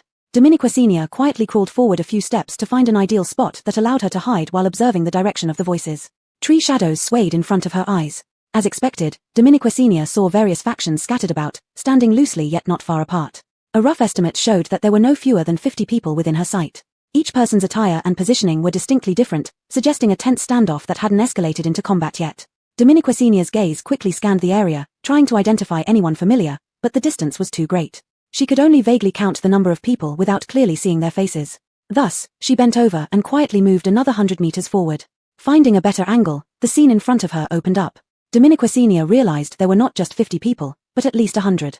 Her breathing slowed, and she didn't dare move. Sweeping her gaze across the area, as expected, everyone seemed familiar to her. She spotted Gavin and Alban, Leanne, and the young man who greeted her during the mercenary competition. But when her gaze landed on several people standing opposite them, her pupils contracted sharply. Why were people from LNDNG here? Seeing no orders from LNDNG in her delivery, she assumed that this skirmish wouldn't involve Augustin. However, with both protagonists present, this clearly wasn't a simple confrontation. Dominiquesenia felt a trickle of sweat form in her palms. Apart from these familiar faces, most others were completely new to her. She guessed they might be from other mercenary groups. Some stood with Itorgidias, some with LNDNG, while others remained neutral, observing the situation, ready to exploit any opportunity. Among these uncertain forces, what puzzled Dominiquesenia the most was a group dressed in military uniforms. There were quite a few of them. Initially, Dominiquesenia thought they were part of Huayang base's military, but upon closer inspection, something was off. Huayang's military wore green uniforms with a silver 7-point star on the right chest. The ones here wore blue-green uniforms with what looked like a small sun emblem on the right chest. Searching her memory of the original story, she eventually gave up. After all, she usually skimmed over such details. Only when she noticed something amiss with the person behind her did she turn abruptly to look at Erica. Do you recognize them? Erica furrowed his brows, breathing heavily. What are Qingyang people doing here? Qingyang? A spark flashed in her mind, and Dominiquesenia remembered. Qingyang base, the second largest base next to Huayang. According to the original story, except for its slightly smaller size, it could already rival or even surpass Huayang in many aspects. The two bases weren't far apart, and Donglu Forest separated them relatively closely. So, it wasn't surprising to see people from Qingyang base here, but the presence of base soldiers was peculiar. Dominiquesenia watched the group of people locked in a standoff without blinking. Fortunately, as they got closer, they could now hear the group's conversation clearly. Augustin was the first to speak. It was unclear if they had already quarreled with Itor and the others earlier. In summary, he looked at Itorgidias with a few hints of impatience but barely held it back, ultimately saying nothing and instead turned to look at Qingyang base's military. Regardless, this is an internal matter of Huayang base. It seems it's none of Qingyang base's business. The leader of the Qingyang base military was a man in his 30s or early 40s, who looked relatively young. He was tall and exuded great vigor. His voice resonated as if his chest shook when he spoke. Donglu Forest does not belong to Qingyang Base, indeed. But from what I know, it shouldn't belong to Huayang Base either. Since that's the case, how can you say that discovering this well is an internal matter of Huayang Base? Well, what well? She quickly lifted her head and finally saw a small well hidden among various weeds and tree trunks in the center. Instantly, Dominiquesenia felt like she was struck by lightning, suddenly understanding. So, it was the well that would continuously produce water resources that finally appeared, right here in Donglu Forest. No wonder the soldiers from Qingyang Base were here. The ownership of Donglu Forest has always been in dispute, with neither side recognizing it belonged to the other, eventually leaving it free territory. If this well appeared in Donglu Forest, it made perfect sense why so many factions would compete for it, precisely because it appeared on this unclaimed land. Since no one had claim over it, it would be decided by strength. Thus, once the captain spoke, the scene immediately became tense. But as Dominiquesenia watched this scene, she still felt something wasn't right. Not right at all. Where was the villain? Where was the villain? Wasn't he supposed to find this well first, then tell the female protagonist, who would leak it? But looking at the current situation, everyone seemed to be seeing this well for the first time. Everyone's surprise and determination were clear in their eyes. And judging by their equipment, most were carrying minimal gear for routine tasks, some mercenary groups even having very few members, indicating they stumbled upon this during routine missions. No wonder there were so many people equipped with high-tech weapons. But did they consider that while they could use these techs, so could others? Dominiquesenia looked at the bags in her hand, feeling increasingly anxious. How did it seem like delivering these goods would trigger a world war? As soon as the captain of the Qingyang Base military spoke, Augustine's expression darkened. The entire scene suddenly fell silent, yet the atmosphere grew heavy. Dominiquesenia watched this scene, her heart filled with unease. What should she do? Should she deliver the orders or not? But if she didn't deliver them and got bad reviews, she'd go bankrupt before even opening shop. Dominiquesenia was fully focused on observing the situation between them, not noticing the growing impatience on Erica's face behind her. From the moment he heard about the well, Erica had lost interest in the matter. It was just another resource dispute, and after all that talking, they weren't fighting yet, ruining any chance of watching a good show. A light sigh escaped his lips. But soon, a mischievous gleam appeared in his eyes. Quietly, he formed several sharp, thin ice needles beside him. With a flick of his fingers, the ice needles shot out. The faint sounds of breaking air pierced through layers of dead branches and fallen leaves, striking a few individuals. One needle hit directly on the temple of someone he particularly disliked. The ice needles were not powerful, they shattered upon contact with human skin. To Erica, everything unfolded like a slow-motion movie. The moment the ice needle touched Augustine's skin, Augustine swiftly turned around, catching the needle mid-air. The ice needle turned into water droplets in his hand, falling to the ground. At the same time, several others clutched different parts of their bodies, instantly drawing weapons and instinctively swinging them around. Who? People nearby jumped back in alarm. Hearing this, everyone else also drew their weapons. In an instant, a chaotic battle began unexpectedly. Dominiquesenia hadn't even had time to think when this large group started fighting suddenly. Dozens of people were attacking each other, creating chaos. Her eyes darted among the tangled crowd, unable to distinguish which faction belonged to whom anymore. This is terrible. The orders in her hand might never be delivered. What's happening? They were fine just now, why are they fighting suddenly? Dominiquesenia moved forward anxiously. Erica watched the chaos with relish, casually remarking, "Weren't you indecisive? Now you don't have to worry about that anymore." Dominiquesenia's body froze for a moment, then she turned her head to look at him. "You did this." Meeting Dominiquesenia's shocked gaze, Erica laughed. "Just helped a little." "Oh crap." Before he could finish his sentence, Dominiquesenia couldn't resist slapping him on the shoulder. The strength of the original owner was always her one forte. That slap would leave a bruise for at least 2 days. Now it was Erica's turn to be shocked. His eyes seemed like they could spout fire. "You dare hit me?" Dominiquesenia gritted her teeth. "Not only did I hit you, but I also want to strangle you." Saying that, she dropped the order on the ground and pounced onto Erica, grabbing his throat with both hands. Caught off guard, Erica fell backward, and before he could react, his neck was being throttled, staring into Dominiquesenia's murderously furious eyes. "Do you know how expensive these goods are? You made them fight. How am I supposed to deliver the goods now? I'm telling you this right now, if today's delivery doesn't go through and I don't get good reviews, all the losses must be fully compensated by you. From now on, no air conditioning in your room, no baths every night either, you can just sleep outside for all I care." While choking him, she shouted angrily into his ear. Erica turned his head away, gritting his teeth and stretching out a hand to grab Dominiquesenia's hair, pulling it back. Dominiquesenia was forced to lean back but still pressed down on him stubbornly. "Do you think I want to stay with you? Take off this collar, and I'll leave immediately." Seeing she couldn't hold him, Dominiquesenia quickly changed targets and grabbed his long white hair. Erica winced from the pain, and the two wrestled like elementary school kids, oblivious to what was happening behind them. Until the soil beside them suddenly splattered, both of them froze. Dominiquesenia flipped backward and sat down, coming face to face with someone about 2 meters away. It was the captain of Qingyang Base's military. He looked stern and serious, pointing a gun straight at them. "Who are you?" Chapter 106. The takeout has arrived. Come and get it. "Who are you?" Dominiquesenia was still baffled, but Erica reacted swiftly. She condensed her ability in one hand and fiercely knocked the gun out of the man's hand. The man's expression changed instantly, while Dominiquasenia seized this moment to steel herself. No matter what, the goods had to be delivered. Since they had been discovered, she might as well go all out. Dominiquasenia swiftly yanked Erica towards the man. Hold him off, cover me. This sudden force nearly dragged Erica to the ground all at once. His face flushed with anger. Just as he was about to turn around to settle accounts, the man before him lunged at him with a punch. He had no choice but to block it. The man's accomplices quickly came up behind him, surrounding and attacking Erica. He was thus forcibly pulled into the fight. While distracted, Dominiquasenia took advantage of the chaos to slip away with several bags from a hidden spot, circling around the battlefield. Dominiquasenia had ulterior motives. She intended to circle behind the Aitor and Jediah to secretly give them the items. Unfortunately, the path was rugged, and abilities flew by from time to time, making it difficult for Dominiquasenia to carry the items. Finally spotting the Aitor, she felt a surge of joy but couldn't speed up in time. Suddenly, the shrubs on her left started collapsing en masse, moving straight toward her. A loud crash echoed, and an unknown body landed heavily right in front of her, blocking her path. Initially thinking it was a large rock, Dominiquasenia almost called for help, only to realize it was a person. The impact sent her sitting on the ground in shock, staring dumbfounded at the towering figure before her. Damn, this wasn't much different from a boulder blocking the road. And is he alive or dead? She extended her foot, gently nudging this mountain of a body. No response. She kicked again, applying more strength this time. Still no response. Dominiquasenia sighed dejectedly. Finished, now she had to take a detour. In frustration, she kicked the man hard and prepared to find another way past. However, this kick caused the giant to shudder violently. Startled, Dominiquasenia sat back down with a jolt. Realizing something was amiss, she crawled over using her hands and feet, patting his face lightly and asking softly, "Hey there, are you still with us?" The man's name was Homer. To him, being slammed to the ground after being thrown felt like passing out for an eternity. He thought he was dead, unable to feel any pain. But in the endless darkness, a gentle touch and a soft female voice awakened him. He assumed it was a hallucination until the pain returned, and he opened his eyes to see a beautiful face staring at him worriedly. Tears welled up in Homer's eyes. She actually cared about him. "Are you all right? Wake up."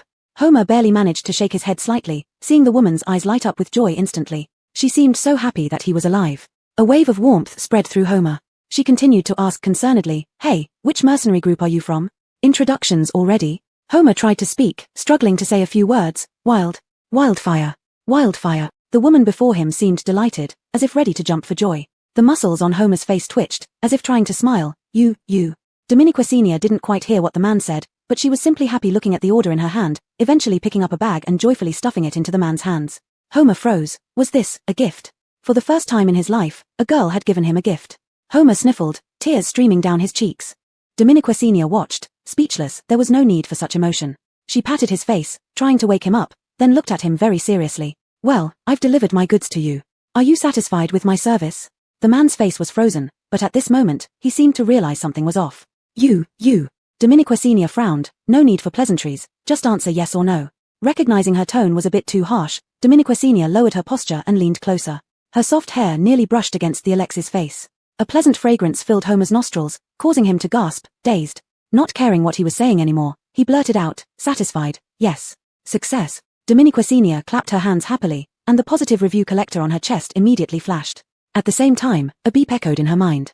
Congratulations, host has achieved, delivered the first takeaway and received a positive review. Reward obtained, 10 points of market value. The success of delivering the first takeaway was incredibly uplifting to Dominiquasenia. She patted the burly man happily. Thank you, big brother. Take care of your health. I'm off now. Before Homer could react, Dominiquasenia had already left with the remaining orders, leaving behind a bewildered Homer. This had all been a dream. Suddenly, Homer sniffed loudly, his anger flaring up. His body seemed recharged as he pushed himself up. The contents of the bag fell out as he moved. He picked up something resembling a smoke grenade, full of fury, and hurled it at the person who had knocked him away earlier. Whoosh. Augustin sensed the danger flying from behind. He turned around and sent out a lightning blade, knocking the object out of the air. But Augustin hadn't expected that as the object disintegrated mid-air, a large amount of white smoke suddenly surged out. His expression changed, and he shouted, "Smoke grenade, run." It was too late by then. Dominiquasenia's smoke grenade wasn't just an ordinary one, it came with a poison gas buff.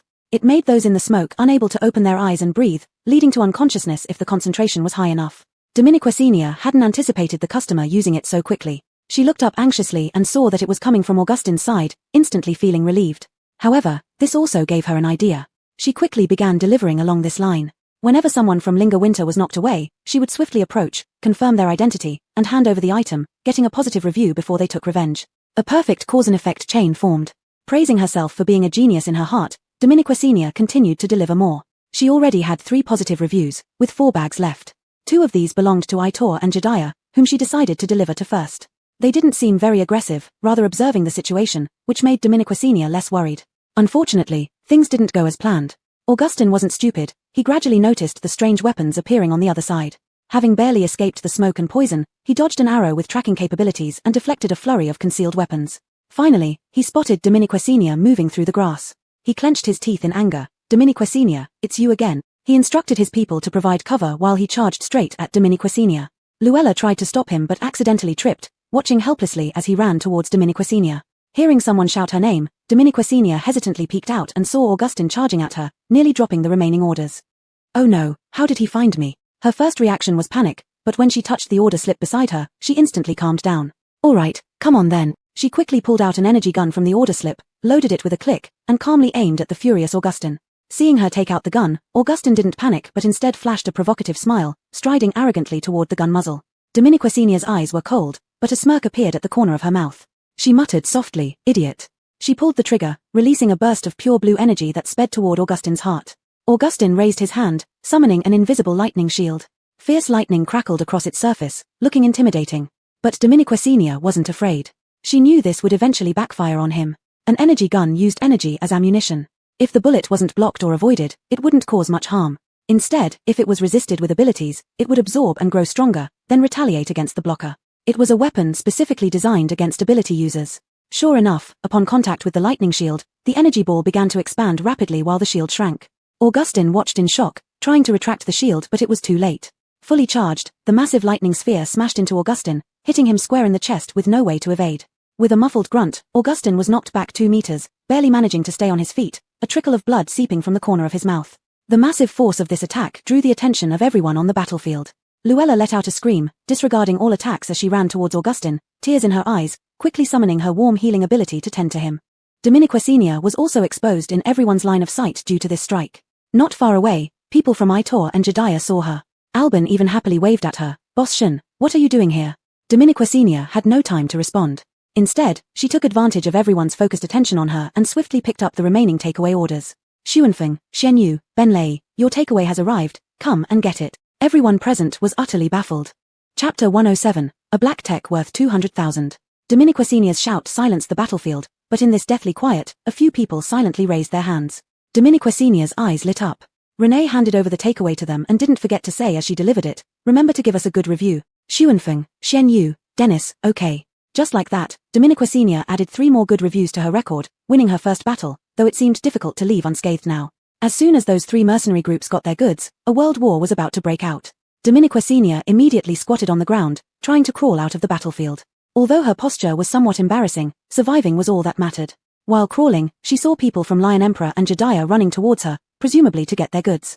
Dominiquasenia wanted to take the opportunity to send a message, asking Jediah to withdraw from this chaos. According to the protagonist Halo, this well would eventually be obtained by the protagonist, and getting it might not necessarily be a good thing. By then, various forces would vie for it, refugees would rush to grab it, and only someone with the protagonist Halo could handle such situations. They would only end up as cannon fodder. However, before those 2 could reach her, Dominiquasenia suddenly looked terrified. Just as Dominiquasenia's confusion barely emerged, an eerie sensation instantly crawled up her spine, as if a heavy and malicious force had locked onto her. Turning around, she met Augustin's gaze. It's over. I was too busy delivering goods and forgot about him. At this moment, there seemed to be raging fury in Augustin's eyes. He no longer cared whether Dominiquasenia had any more black tech in her hands and directly condensed lightning balls in both hands, with lightning dancing wildly and intensely. This attack was clearly not comparable to the previous skirmishes. Dominiquasenia, targeted by this strike, found it hard to move. Wyatt wasn't just talk. Wherever he went, opportunities followed, and his strength could not be underestimated. Her earlier actions had ignited his anger, causing him to use his ultimate skills. Cold sweat poured down Dominiquasenia's face, her trembling hands frantically searching for appropriate black tech in the bag, but it was clearly too late. Leanne, Gavin, and Albin were rushing towards her, but they were still too far away. The massive offensive loomed right in front of her, and Augustin intended to kill her with this blow. Biting her teeth, Dominiquasenia murmured, "Sis." Bang. The unfinished words were cut off by this loud explosion. Dominiquasenia's pupils constricted as she watched the air twist and compress this attack mid-air. The crazier the collision, the tighter the compression. Under this extreme pressure, Augustin's attack exploded right before her eyes, its overwhelming aftereffect lifting Dominiquasenia's bangs and then hurling her backward at least 5 meters, crashing harshly into the ground. Dominiquasenia felt like her internal organs were shifting positions. She held her breath, waiting for the pain to subside, then gasped heavily. Damn, it hurts so much. But thankfully, there was no feeling of broken bones. Dominiquasenia couldn't imagine what scene would unfold if this hit landed solidly on her. How ruthless. At that moment, the three finally arrived, watching helplessly as Dominiquasenia flew out. Their expressions changed drastically as they changed course and rushed toward her. Alban slid on his knees dramatically to Dominiquasenia's side, shouting shrilly, Boss Shun, are you okay? Gavin steadied Dominiquasenia's trembling body while lightly kicking Alban. Are you okay? Supported by both Gavin and Leanne, her legs were nearly unable to stand, yet she managed to say, still, fine, but your goods might not be in great condition. Please don't give me bad reviews. Leanne. Gavin. Alban. Leanne angrily shouted, what the hell is wrong with you? You're thinking about this now? She grabbed Leanne's hand. Alright, I'm fine. I advise you not to get involved in this, retreat quickly. She gave orders to Jediah while advising Lion Emperor. Neither mercenary group lacked supplies, they had just happened upon the scene while on a mission and decided to join the fun. At this moment, Gavin immediately nodded upon hearing Dominiquasenia's advice. Fine, we won't cause trouble anymore. Having said that, Gavin signaled for part of his team to begin retreating in an orderly manner. Leanne, who supported Dominiquasenia, was unconvinced. Just let that kid go like that. Lifting her head, Dominiquasenia noticed Augustin already engaged in combat with others, specifically the captain of Qingyang base's military. He used special techniques, resembling spatial abilities, which reminded her that the one who saved her earlier was clearly using spatial abilities. Spatial abilities were extremely rare. Besides him, no one else at the scene possessed spatial abilities. Erica failed to hold him back. That was Dominiquasenia's first reaction. But her second reaction was, why would he save her? Dominiquasenia looked at the team of base soldiers he brought with him. Each one was fully equipped but seemed constrained in battle, which made it hard for them to gain an upper hand. Was it because of political stance?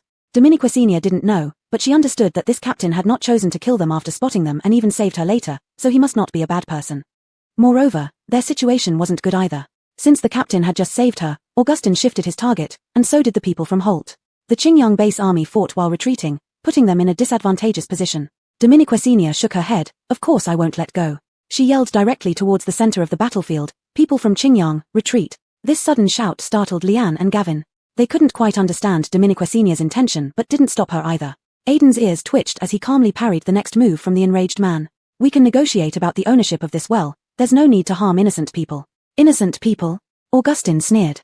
In the apocalypse, who is truly innocent? Aiden frowned, clearly disagreeing with his point. Those who step into this apocalypse are all innocent. Augustin's gaze hardened, and without further ado, he sped up his movements. Seeing that things would only get messier, Aiden decided to listen to Dominiquasenia. Qingyang base army, retreat. Following this command, the Qingyang base army swiftly withdrew from the battlefield, with Jediah quickly following suit. The major mercenary groups retreated, and those who had intended to benefit from the chaos saw this and also chose self-preservation, gritting their teeth and pulling out. The battlefield soon became empty except for Holt. Dominique Huanzhao gleefully looked at the well. Zhongli, they're gone. This well is ours now. However, Augustin's face showed no trace of happiness. He just stared at Dominiquasenia intensely, muttering, what do you really want, Dominiquasenia?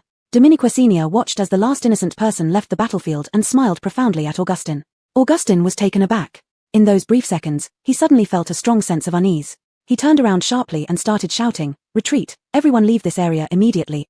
But it was already too late. Many didn't even realize what Augustin was saying. Dominiquasenia played with the small Yuli bead in her hand, flicking it lightly. It flew out accurately, splitting mid-air into several pieces that landed around them.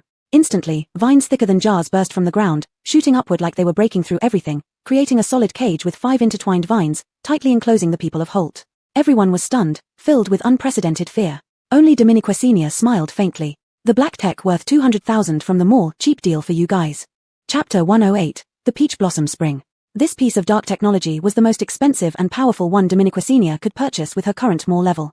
Because of its exorbitant price, Dominiquasenia did not even list it for sale but intended to keep it as her ultimate life-saving move. The name of this bead was very straightforward. It was called the Giant Vine Array. It wasn't just as simple as using massive vines to trap people inside. In fact, its true terror lay in the array part of its name.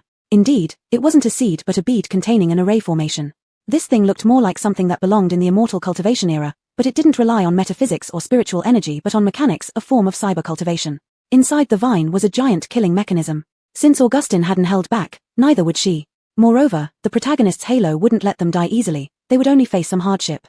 Dominiquasenia coldly watched this gigantic cage, then retracted her gaze. Let's go. She was still in a hurry to deliver the goods. Gavin and Leanne exchanged glances. They had become accustomed to Dominiquasenia's abilities and showed admiration rather than shock frozen in place.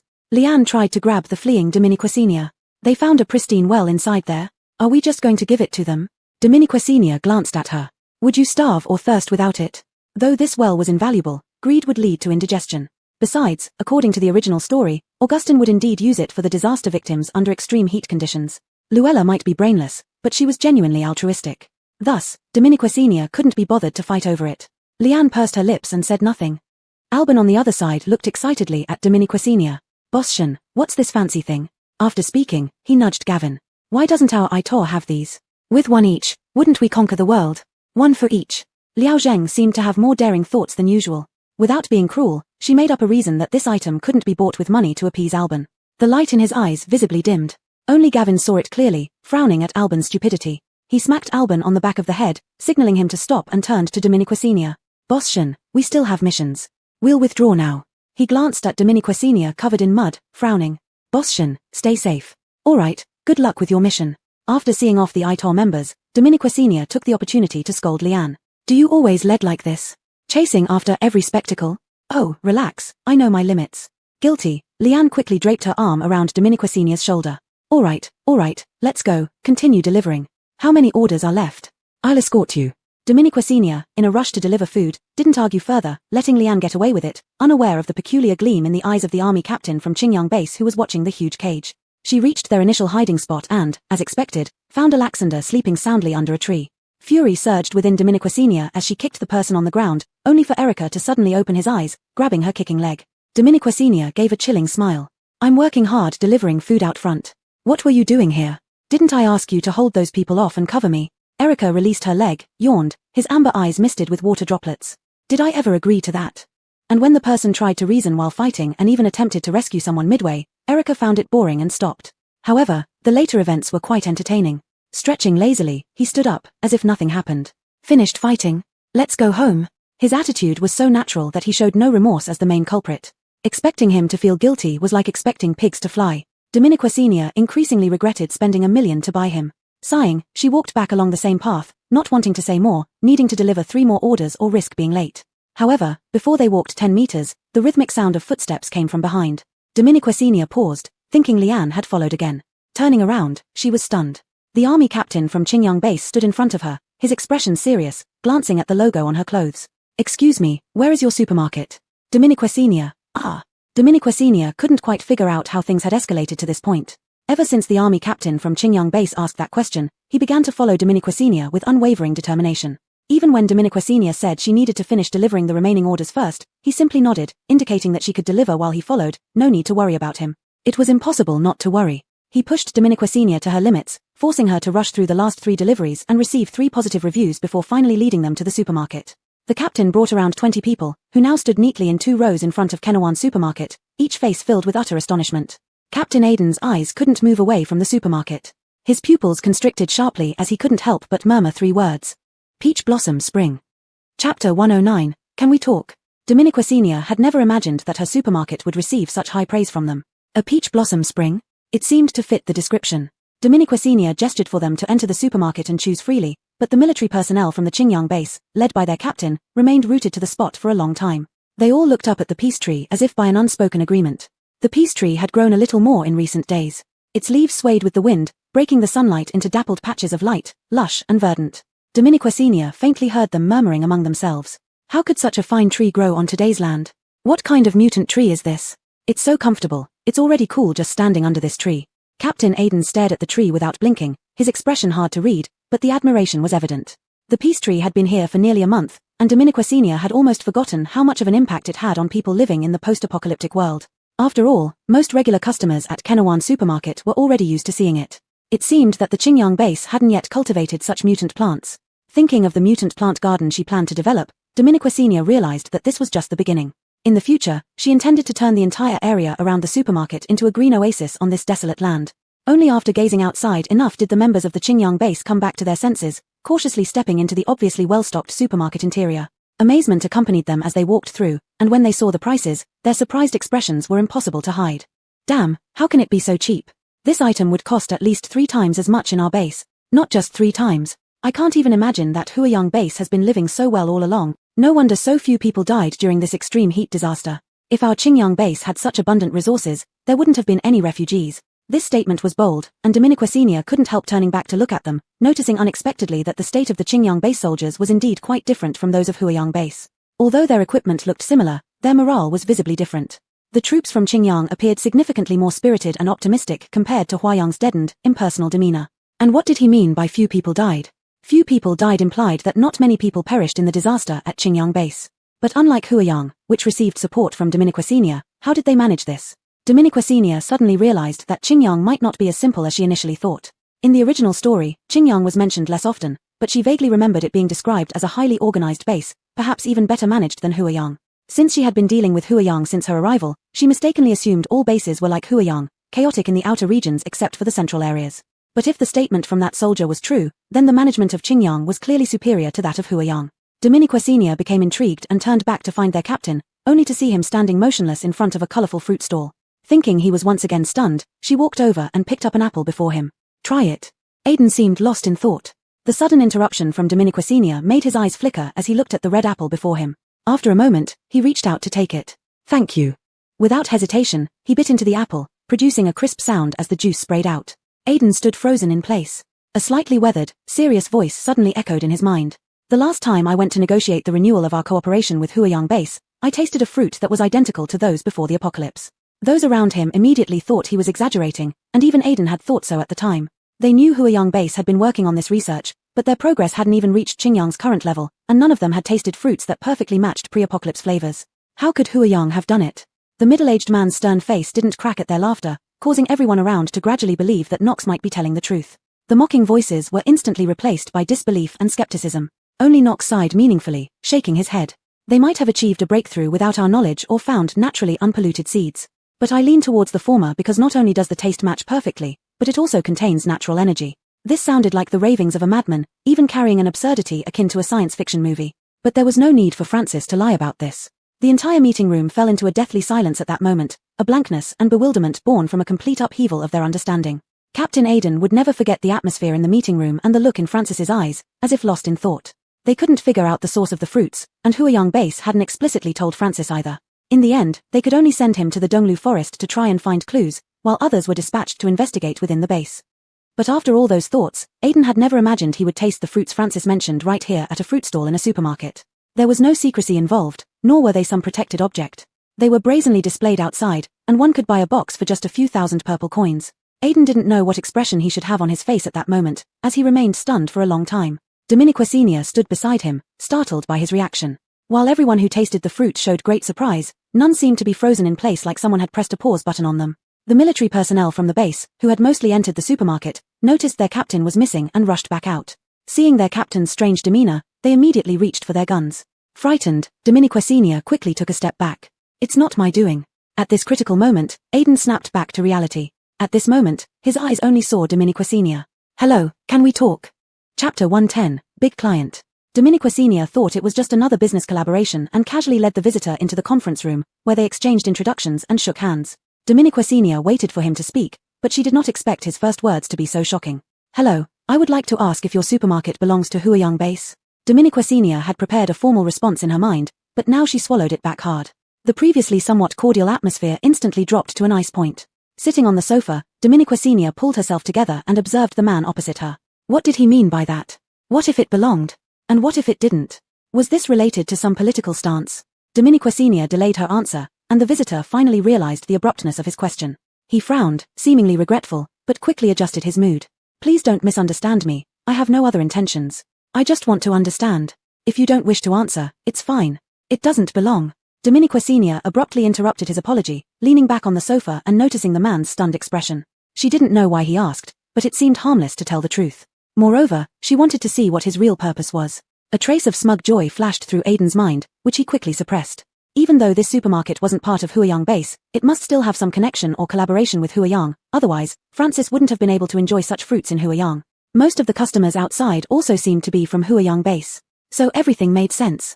No wonder fewer people died in Huiyang during this disaster, and they didn't seek help as usual. All these doubts about the fruits and the disaster had lingered among the upper echelons of Qingyang base, and now everything became clear. So, is that all you want to talk about? Dominique Senior interrupted Aiden's deep thoughts, a hint of confusion flashing in her eyes. Aiden snapped back to reality, shaking his head hastily, of course not. Then what is it? Aiden closed his eyes briefly, then opened them, composing himself completely. Here's the thing, Ms. Shun, our Qingyang base would like to discuss a collaboration with you. Dominique Senior watched him change the subject and couldn't help but smile faintly. Collaboration is always possible, but Captain Hu seems to have left the previous question unanswered. Aiden pondered for a moment, then looked up, deciding there was no need to hide anything anymore. Some things were absolutely confidential, but since the supermarket wasn't part of Huiyang base, it didn't matter. Besides, she didn't seem to fully understand Huiyang base or the special relationship between Huiyang and Qingyang bases. Huiyang is actually one of the most chaotic bases we've recognized, despite being one of the largest in Huagua. The most chaotic. Dominique Senior recalled the original story, remembering something similar but couldn't connect it to his initial question. Aiden nodded. It might be due to its large population and vast area. As the nearest base to them, we are technically neighbors, but our relationship isn't great. Aiden hesitated over the last 4 words, while Dominique Senior seemed to understand, catching on to something. He sighed, almost self-deprecatingly. During disasters caused by extreme weather, Huiyang has never handled them well. Many people die, but this time, they didn't. Dominique Senior finally understood it was mutual suspicion between the two bases, fearing each other might possess advanced technology surpassing their own. Seeing her supermarket, Aiden must have grasped everything. No wonder he asked that question and sighed afterward, perhaps feeling the absurdity of humans competing even in times of shared adversity. Dominique Senior found it ironic too, but if he realized it, it showed that this was beyond his control, or anyone's control. She felt a mix of emotions, yet had no solution, but then focused on a key point in Aiden's words. You mentioned earlier that Huiyang always handles these disasters poorly. Dominique's, Aiden admitted, puzzled himself. They always seem short of funds, which shouldn't be the case. Indeed, it shouldn't. For a large base, being so underfunded that ordinary people can't even afford basic nutrition supplements was inexplicable.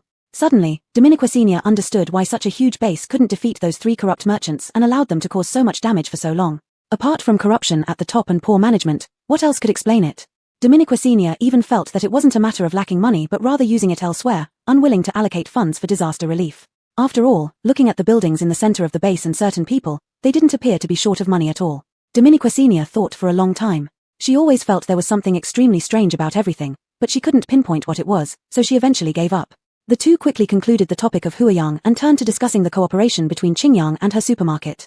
During the discussion, Dominique Senior realized that Qingyang was indeed extraordinary. The entire base was united, and both internal order and economic management were well organized. Although there were still wealth disparities, they were vastly different from those in Huiyang. Dominique Senior even felt this was how a normal base should look. And cooperating with a normal base meant making big money. Qingyang base certainly wasn't short of money compared to Huiyang. While Huiyang only purchased basic food supplies, Qingyang acted as if worried she might run away, ordering a bit of everything, especially large quantities of basic foods. A single contract was worth tens of millions. Since opening her store, Dominique Senior had never handled such a large order before. She excitedly trembled, feeling quite inadequate. What she didn't know was that Aiden was even more thrilled. After all, such a cost-effective place was rare and precious. Both appeared calm while negotiating, but inside, they were beaming with joy. After roughly 2 hours of discussion, the basic terms were outlined. Aiden handed them over to his subordinates to rush back to the base for approval. If possible, they would sign, otherwise, they would return personally. Upon receiving the contracts, the subordinates immediately drove off. Dominique Senior marveled at their efficiency and meticulousness. But soon, she noticed another issue. While a few members of the Qingyang military had left, most remained on site. Aiden seemed concerned she might run away, staying vigilant, preferring to camp outside rather than trouble Dominique Senior further. However, sleeping outside in this weather could easily lead to heatstroke, and Dominique Senior couldn't bear letting them sleep outside or in the supermarket where space was limited. She had no choice but to set up a dozen foldable cots throughout the mall, squeezing every available space to accommodate them. Aiden felt embarrassed, repeatedly insisting they could pitch tents outside, but Dominique Senior wouldn't allow it. How could she let her important client sleep outside? Even having them sleep on cots made her feel awkward. She simply patted her hands together. I've laid them out. Wouldn't it be wasteful if you don't use them? And it's so hot outside, heatstroke would be more troublesome. Aiden took this into account and nodded to go to sleep. After finally settling everyone without imposing any psychological burden, Dominique Senior prepared to retire to her room. But just then, Erica unexpectedly appeared at the door connecting the supermarket to the bedroom. Crossing his arms, he looked at the crowd and said sarcastically, knowing it's inconvenient, why did you still insist on coming in? Chapter 111, Hotel. Dominique Senior had actually sensed Alexander's inexplicable hostility towards this group from the very beginning.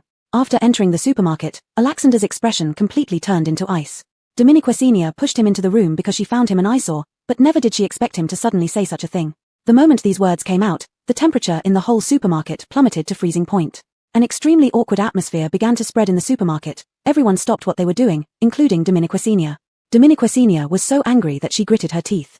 She had never known someone could be so arrogant and selfish. Before Aiden and the others could react, Dominique Sr. appeared beside Erica at lightning speed and pushed him back into the room. What business is it of yours? I warn you, this isn't your supermarket, and if I want someone to sleep here, then they'll sleep here. If you're not comfortable, then get out and sleep somewhere else. Erica shrugged indifferently, not resisting as he was pushed by Dominique Sr. But his mouth wouldn't stop talking. This indeed isn't my supermarket, but I kindly advise you to let them sleep here for one night. Beware of your own, Dominique Sr. felt something was wrong and quickly covered the man's mouth. She wished she could stab him to death right now. But when she realized, it was too late. The base soldiers in the supermarket all heard those words, their expressions immediately turning nasty. One particularly hot-tempered soldier stood up and confronted him directly. What are you saying? How dare you insult us? It's going to end in an argument. Cold sweat poured down Dominique Sr. instantly. She tried to hold one side while trying to pacify the other. Sorry, his head doesn't work well, just ignore him. Aiden stood up at this time, walked to the hot-tempered youth, patted him on the shoulder to calm him down, then looked at Dominique Sr. with a very calm face, showing no sign of being provoked. Hello, I am the captain of the 13th Company of Qingyang Base Military. May I ask why you have such an opinion against us? Dominique Sr. originally didn't want them to communicate any further because Alexander's mouth was truly uncontrollable, and she had no idea what shocking things he might say next. But Aiden looked so calm, seemingly genuinely wanting to talk to him, so Dominique Sr. slowly removed her hand covering his mouth. After all, she was also curious about why Alexander had such intense hostility toward them. Could it be related to his past? However, Erica still wore a rather infuriating expression. He smiled sarcastically. Isn't theft by guards a common practice among Qingyang people? All Qingyang base military stood up instantly, making the atmosphere extremely tense. If it wasn't for Dominique Sr. being here, and this being her supermarket, there might already have been a fight. A hint of confusion flashed across Aiden's face, but he still gestured for everyone to calm down, with a contemplative look in his eyes. Dominique Sr. took a deep breath. She couldn't let Erica continue like this. She hesitated no longer and pushed him back inside, then turned to apologize to the Qingyang soldiers and hurriedly followed back into the bedroom. She was fuming inside. The door closed with a heavy sound behind her. Dominique Sr. leaned against it, looking up at Erica. What exactly is your problem today? Are you 3 years old? Do you need someone to teach you how to speak? The mocking smile disappeared from Erica's face, replaced with utter coldness, even a dead-like chill. He looked at her under half-closed eyelids. No reason, just feel disgusted by them. If you're annoyed by me, I suggest you kill me outright. Erica's slender fingers hooked around the collar on his neck, his eyes filled with complete ridicule. He took 2 steps closer to Dominique Sr., looking down at her. Then we both die together. What do you think? Dominique Sr. stared at him without moving. After a long silence, she finally spoke. Alexander, have I been too good to you? Erica froze for a second, then his eyes showed immense absurdity. But Dominique Sr. didn't give him a chance to speak. I know you are retaliating against me, but you shouldn't act so self-righteous and selfish. Selfish? Erica laughed as if he had heard the funniest joke in the world. Do you really think the people of Qingyang are good? All crows are black. They are merely a group of best mask-wearing actors. Dominique Sr. frowned. You seem to know so much. Have you had contact with the people of Qingyang? None of your business. Erica's expression turned cold in an instant, a chilling cold that could freeze to the bone, a frozen landscape allowing no one to probe. However, Dominique Sr. was not intimidated at all. She pushed forward step by step. What? Hit a sore spot. Were you once hurt by people from Qingyang? Was it a love affair or, bang? Dominique Sr. was slammed against the door by an enraged Erica. He pressed his arm against her throat, his eyes so red they seemed about to drip with blood. I warn you, don't make assumptions. But Dominique Sr. laughed. She said word by word, and I warn you, being prejudiced against everyone because of past wounds makes you a true coward. She suddenly kneed Erica, causing him to bend over in pain and release his grip. Seizing the opportunity, Dominique Sr. opened the door and walked away, head held high. Damn, she was sick and tired of these overly sentimental drama queens. Who hasn't been hurt before? Is his issue really so big as to excuse his current bad behavior? The more Dominique Sr. thought, the angrier she became. Sleep was out of the question. She directly teleported herself outside the supermarket, lying down under the peace tree. Public benches had already been constructed around the peace tree as she wished. She sat down, applying cooling patches on her body. While it wasn't extremely cool, it was certainly not hot either. But waves of irritation kept surging within her, preventing her from cooling down. Deciding not to lie anymore, she directly opened the strange plant garden. Today's delivery orders were off to a roaring start, totaling 102 deliveries, with 100 positive reviews, and the remaining 2 neither negative nor rated. Such a high success rate was impressive, but Dominique Sr. knew it wouldn't last forever. She needed to seize this moment of novelty and act fast. Currently at 90 positive review points, she glanced at the seed prices and finally chose 5 types of strange plants. 2 types were physical attack plants, each pack worth 10 review points and containing seeds for about 5 plants. Dominique Sr. bought 1 pack of each type. The other 3 types included a highly toxic plant, a detoxifying plant, and an ornamental plant. As usual, she bought 1 pack of each, spending 55 positive review points. Including the previous 2 packs, she spent 75 points, leaving some for fertilizer. After obtaining the seeds, she evenly spread them in front of the supermarket, near the peace tree, hoping they would grow into a defensive barrier. By the time she finished planting and fertilizing, it was already deep into the night. Her anger had somewhat dissipated. Lifting her feet to return to the supermarket, her mind buzzed with a beep. The detected number of residents in the supermarket has reached the required amount. The supermarket dungeon hotel is now available. Do you wish to accept? Chapter 112, Hairs Standing on End. Another instance. Dominiquesenia was momentarily stunned but still clicked yes without hesitation. This time, however, the initiation condition was 200,000 purple coins. With just one light click, Dominiquesenia's pocket suddenly had less money in it. Although 200,000 wasn't much for her now, she still felt a sting, mainly because the money disappeared too silently. But soon, Dominiquesenia realized this was only the beginning. As the words before her eyes slowly faded away, a virtual map appeared in front of Dominiquesenia. The map included a supermarket, the residential area behind the supermarket, and stability trees, as well as scattered plant markers around the supermarket. Dominiquesenia guessed they were the exotic plants she had just planted. This small map centered on the supermarket, mostly in red and green. Red represented existing buildings, while green stood for vacant land. On this map, Dominiquesenia found that the available land she could use was not much left. The shielding range around the supermarket against zombies was limited. As the supermarket expanded, the shielding range gradually became inadequate. If she really wanted to build a considerable hotel, the hotel's area would inevitably exceed this shielding range. This made Dominiquesenia struggle with site selection. She intended to place the location next to the supermarket, but this would leave little room for future expansion of either the hotel or the supermarket. The only solution was to physically expand the zombie shielding range around the supermarket. Large bases typically used high walls and electric fences to block zombies. Dominiquesenia's supermarket couldn't have high walls, so the only choice was an electric fence. Fortunately, Dominiquesenia had seen a defensive electric fence in her high-tech mall. However, this type of fence was expensive, and if upgraded, it would require rare materials. But this was already the only way. For this ridiculous system, it was already pretty good that it could be solved with money. After making up her mind, Dominiquesenia unhesitantly set up the hotel next to the supermarket. A 2-story building thus took shape on the map. Immediately after landing, another instance appeared on the system panel besides the exotic plant garden, the hotel. Dominiquesenia tapped in to check the hotel's initial state. Initially, there were only 6 rooms, all on the 2nd floor, with the 1st floor being the hotel lobby. Dominiquesenia thought she would have to hire a receptionist again. But the idea was quickly dismissed because the hotel came with intelligent self-service check-in, where customers could check in themselves, pay, and stay without any identity requirements. Of course, Dominiquesenia could set restrictions. She thought about it but decided against it, allowing both base citizens and non-base citizens to stay. If anyone had ill intentions, the hotel would detect the danger instantly and teleport them outside. This function was the same as the supermarket, which Dominiquesenia found very satisfactory. She checked each room's setup, which were all basic, a single bed and a private bathroom. Although these conditions were rudimentary, they were excellent compared to the end times, especially for mercenaries who often had to stay outside for days and nights for missions. They usually just pitched tents, constantly vigilant against sudden zombie attacks, requiring someone to keep watch and patrol. After several days of a mission, people would be exhausted and vulnerable to dangers. A place where they could rest and recover would be worth spending some money. Thinking this way, Dominiquesenia set the price at 500 purple coins per night. This price wasn't too expensive or too cheap. For large mercenary teams, it was certainly affordable. This was the price for a basic single room. Dominiquesenia planned to upgrade a few higher-end singles or doubles later. She intended to expand the hotel further, potentially reaching 5-star standards. With ambitious aspirations, Dominiquesenia clicked to upgrade.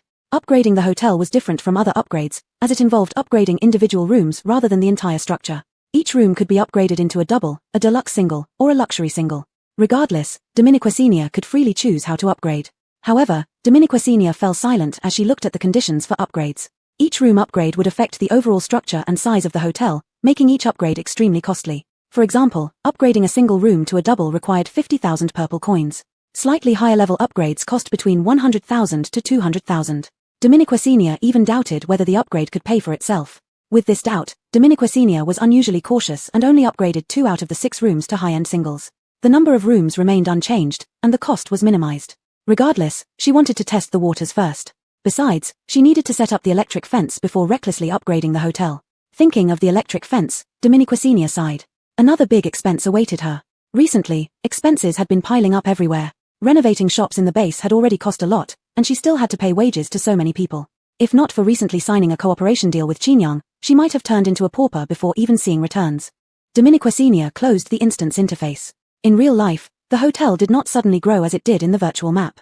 To avoid startling others, such constructions usually had a few days delay, at least until the previous batch of people left.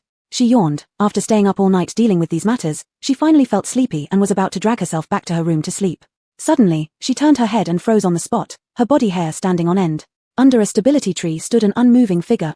Chapter 113, It is self-interest and hatred that divide us. At that moment, Dominiquecinia's mind was racing with thoughts yet seemed blank at the same time. She just stared blankly at the dark figure, her scalp tingling and body stiff. All traces of drowsiness vanished in an instant. Dominiquecinia swallowed hard, preparing to muster up her courage to shout, but then the shadow stirred suddenly. Dominiquecinia almost screamed out loud until the shadow turned its head, revealing half a side face under the dim light of the supermarket sign, which made her scream die in her throat. Captain! Captain Hua! Her voice trembled in the darkness. Dominiquecinia clearly saw Captain Hua tense up, his hand immediately pulling out a gun and turning it toward her. The whole series of movements took less than 10 seconds, extremely swift and precise. But he froze as soon as he saw her. The two stood facing each other in the dark night, neither saying a word for a while. Until Dominiquecinia spoke hesitantly, Captain Hua, how about putting the gun down? Aiden paused, immediately retracting the gun from his hand. Sorry, I didn't recognize Bosschen at first. I thought you were a zombie. His voice was low, possibly due to the night, slightly hoarse, like a gust of sultry wind on a sweltering day. Dominiquecinia nodded in understanding. This was an obvious reflex action developed through muscle memory from years of surviving in the apocalypse. But what puzzled her was why he was standing outside so late at night. Was it really because of Alexander that he got so angry? Or maybe the place was too small, making him uncomfortable to sleep. Regardless of which reason, it was enough to make Dominiquecinia feel guilty. She hesitated before asking her question. Aiden seemed lost in thought for a moment. Hearing Dominiquecinia's query, he shook his head without hesitation. No, the conditions provided by Bosschen are already very good, better than any of our previous missions outside and even better than those in the base. Since it wasn't because the space was too small, it must have been because of Alexander. Indeed, anyone who heard Alexander's vulgar words would be unhappy. The fact they hadn't come to blows on the spot was all due to Captain Hua's restraint. Dominiquecinia felt deeply regretful at this moment. She should not have let go of covering Alexander's mouth even a bit. I'm really sorry, Alexander is always like this.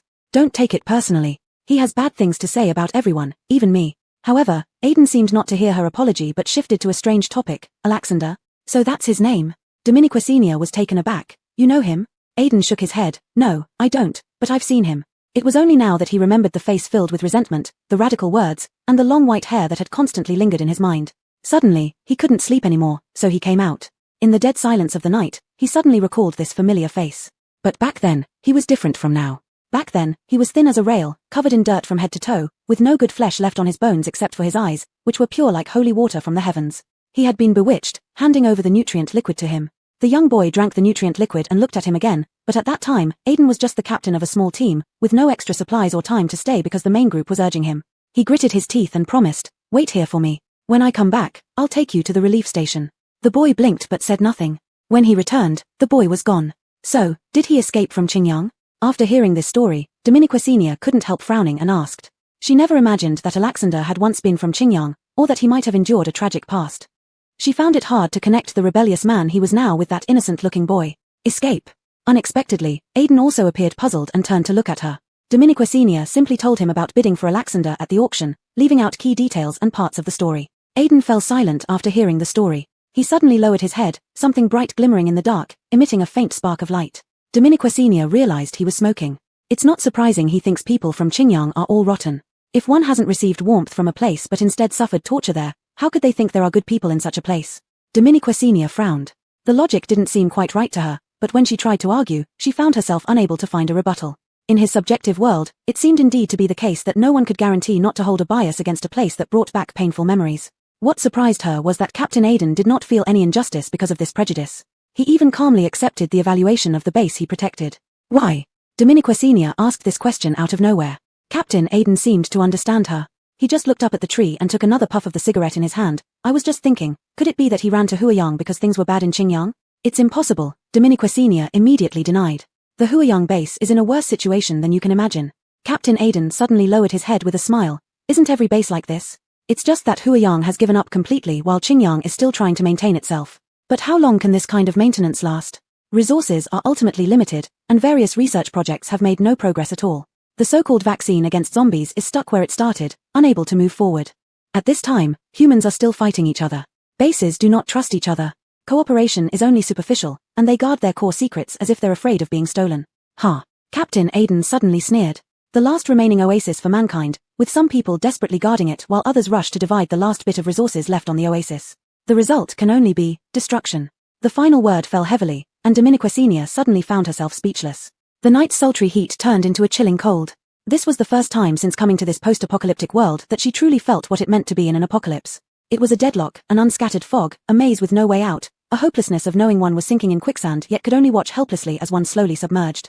Why not cooperate then? Dominiquesenia suddenly asked a very silly question at this moment. The cigarette butt in Captain Aiden's hand flickered on and off. He suddenly laughed, lowly like the mournful cry of an animal in the wind. It is self-interest and hatred that divide us. Chapter 114 The Unbridgeable Chasm. It's interest and hatred that divide us. This sentence quickly drifted into the stifling silence of the night. Hatred? Dominiquesenia suddenly felt puzzled. It was common for bases to have entangled interests, but what kind of hatred could exist between two large bases? Hendrik seemed to glance at her, but in the darkness, Dominiquesenia couldn't see clearly. She only heard his questioning tone. You don't know? Dominiquesenia subconsciously wanted to shake her head. She really didn't know, and it didn't seem to be mentioned in the original story either. But hearing Captain Who's tone, this should have been common knowledge. For a moment, she didn't know whether she should or shouldn't know. Fortunately, Hendrik did not notice her conflicted expression in the dark and instead fell silent for a while before speaking on his own. His voice sounded distant, suddenly becoming ethereal, as if he were recalling something from long ago. About 6 years ago, not long after the start of the apocalypse, when the bases were still underdeveloped, and everyone was still in chaos, just then, a large-scale zombie wave broke out. Upon hearing the word zombie wave, Dominiquesenia knew things were not simple. Hendrik continued calmly, the zombie wave headed straight for Qingyang. At that time, Qingyang was still very weak, the high walls were not fully constructed, and the leadership inside insisted on holding a festival to boost morale. That night was indeed lively. Hendrik lowered his head, his tone heavy. He was young back then, just a nameless soldier in the base, watching everyone sing and dance with smiles that hadn't been seen in a long time, and he felt happy too. So much so that when the ground began to shake and loud noises came from outside, no one noticed. The cheers inside the base drowned out the sound of zombies running outside, and everyone believed they were safe behind the high walls. But reality was cruel. Their jubilant voices attracted almost all nearby zombies. They crashed heavily against the walls. One was manageable, two as well, but when hundreds, thousands, even tens of thousands started climbing the walls, suddenly, the high walls seemed smaller compared to them. They piled up like steps, forming a small mountain against the wall, growing taller and larger. By the time the base dispatched helicopters for airstrikes, it was like casting stones into the sea. There were simply too many. The zombies stacked on the walls were countless. They couldn't stop the tallest zombie from slowly crossing over the wall. And once the first one crossed, followed by the second and third, more and more zombies crossed over. That night, cheers turned into screams, warm fires became blood red under the moonlight. People trapped inside the base became prey for the zombies. They bit crazily everywhere, and no one could stop them. Hendrik's face was covered in blood, unable to tell if it was from zombies or humans. He aimed his gun at one place, then another, unsure where to shoot. Until an elder pulled him into a small storage room.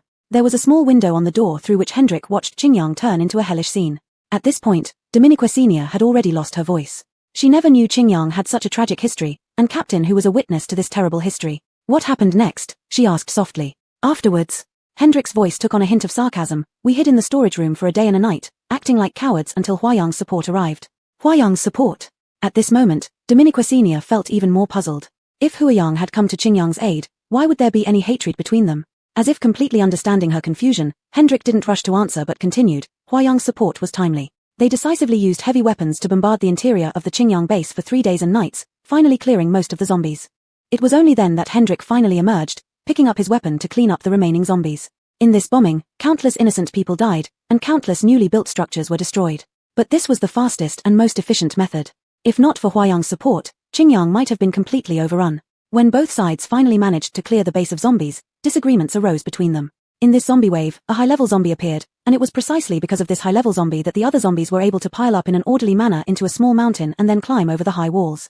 But during this operation to clear the zombies, they did not find the high-level zombie, which meant only one possibility: the high-level zombie had escaped. Huayang immediately decided to pursue it, for a high-level zombie was bound to be a disaster. If it wasn't thoroughly eliminated, it would cause endless trouble later. However, Qingyang had just suffered a tremendous blow, preoccupied with resettling everyone within the base.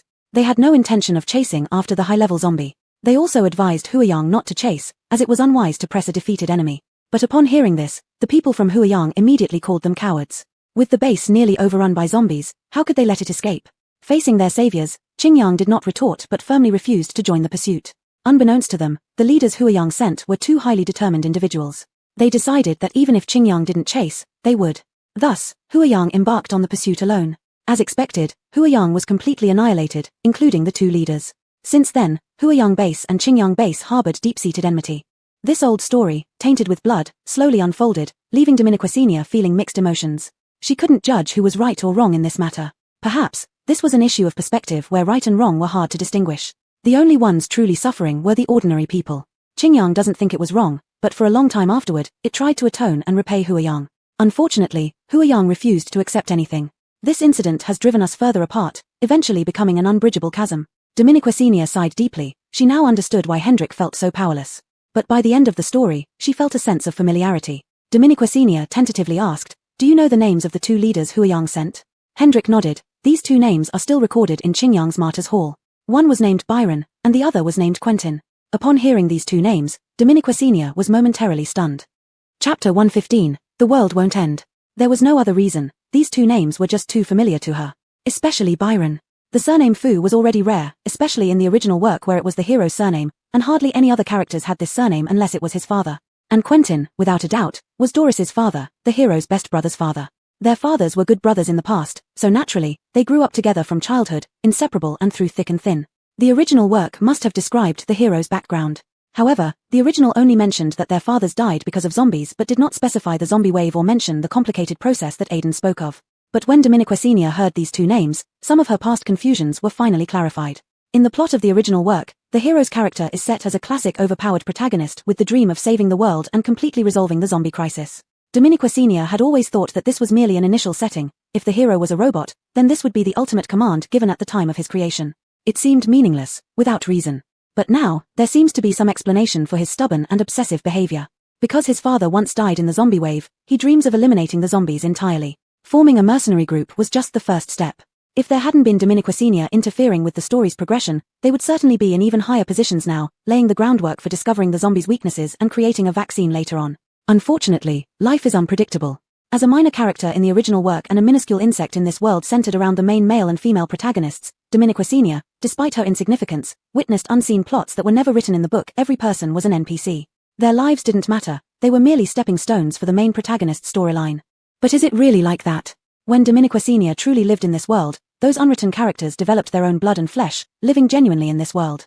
As long as they weren't involved in the plot between the protagonists, they would have independent personalities and rich emotions instead of one-dimensional characters divided only by good and evil. But when it comes to what the protagonists truly need to accomplish, everyone else is trampled into dust. Perhaps their fathers were also. To nurture their beliefs and hatred, their fathers' deaths were inevitable. But this became an unbridgeable chasm for Qingxia and Huayang. Originally, there might have been better ways to solve the apocalypse, but all actions had to revolve around the hero, leading to the current situation. At this moment, Dominiquesenia truly understood what it meant to be the chosen one and the center of the world. Looking at Aiden, she felt a mix of emotions. Don't worry, the world won't end. At least not while the hero and heroine are still alive. Although the story has changed significantly due to her interference, in reality, she has never altered the main storyline. Therefore, it is inevitable that the protagonists will save the world. Aiden was stunned, seemingly not understanding why she said such a thing. In the post-apocalyptic world, everyone was on edge, yet she remained calm, as if she knew everything that would happen. How do you know? He couldn't help but ask. Dominiquesenia smiled. Believe firmly in what will happen, so don't give up, and don't lose faith. You've all done very well. Only, in this game, we are all powerless. Aiden usually wouldn't react much to such motivational words because the base broadcasted similar speeches every day, which had become annoyingly redundant. But coming from Boss Shin, it seemed different. She seemed to genuinely harbor hope and freedom. Unable to resist, Aiden glanced at Dominiquesenia in the darkness, finally exhaling a breath, maybe. When Dominiquesenia returned to her room, it was already 3 in the morning. After a night spent at the exotic plant garden, the hotel, and a deep conversation with Captain Hua, her mind and body were utterly exhausted.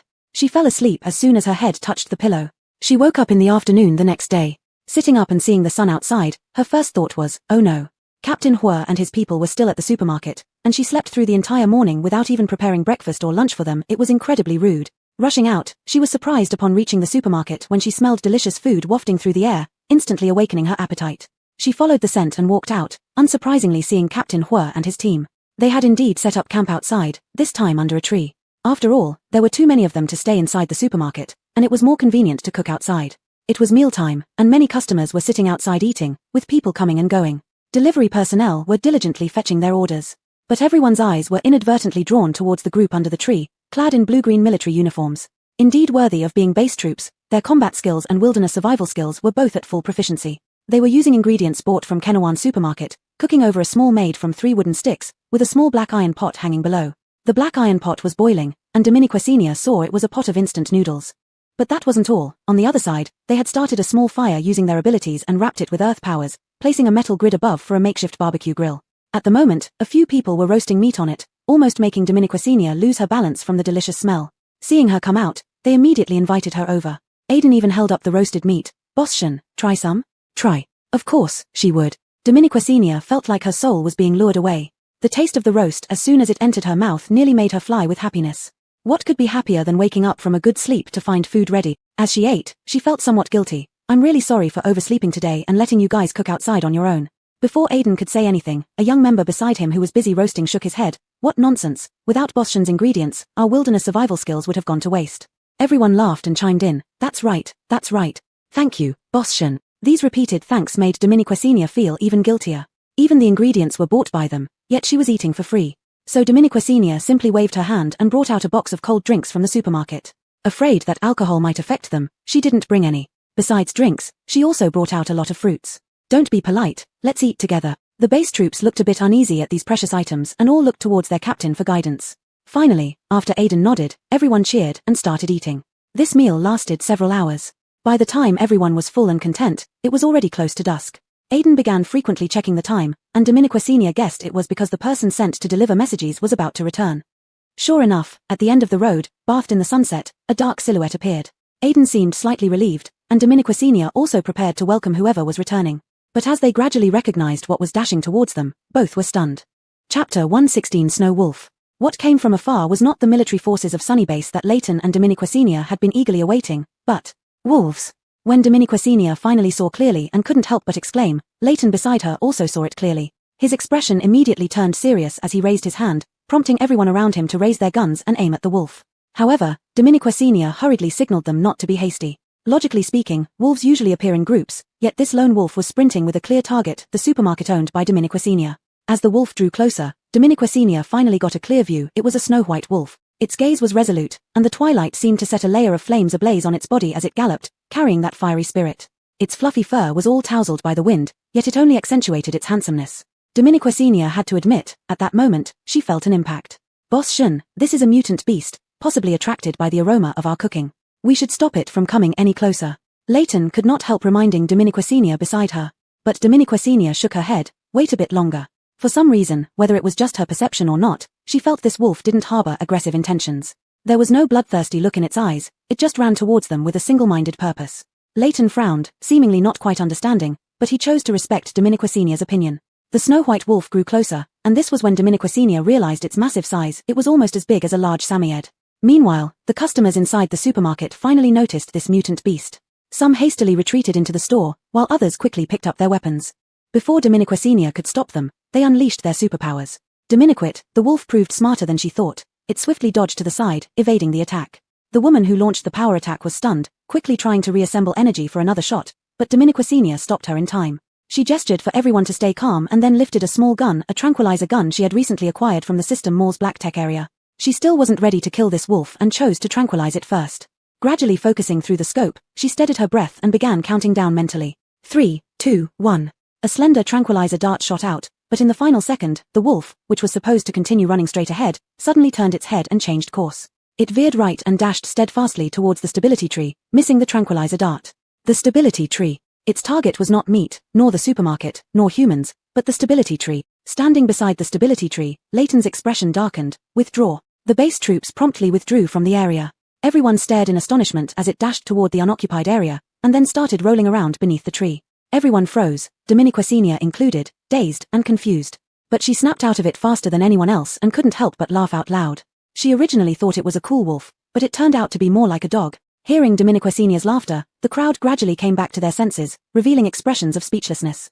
The snow wolf played merrily under the stability tree, completely unconcerned about the confusion it caused among the people. Seeing its massive body rolling wildly over the grass beneath the stability tree, Dominiquesenia suddenly remembered the mutant plants she planted last night were in that area. These mutant plants grew incredibly fast. Last night, after fertilizing them, most had already sprouted small buds. This rolling would surely crush them all. Not good. Dominiquesenia immediately lost any sense of adoration for this thing and decisively raised the tranquilizer gun again. However, before she could pull the trigger, the wolf suddenly stiffened and began convulsing on the ground. Dominiquasenia paused, looking at the tranquilizer gun in her hand. Did it misfire? But the number of remaining bullets in the tranquilizer gun told her it hadn't. Dominiquasenia tensed her face. This thing knew how to fake it, huh? Everyone, including Leighton, assumed she had fired the tranquilizer dart, causing the wolf's reaction, but Dominiquasenia silently flared up inside. She crossed her arms, curious how long this charade would last. Until foam began spewing from the wolf's mouth, Dominiquasenia was still thinking it was acting so well, like it was becoming a demon. Only when Leighton reminded her something might be wrong did she snap out of it.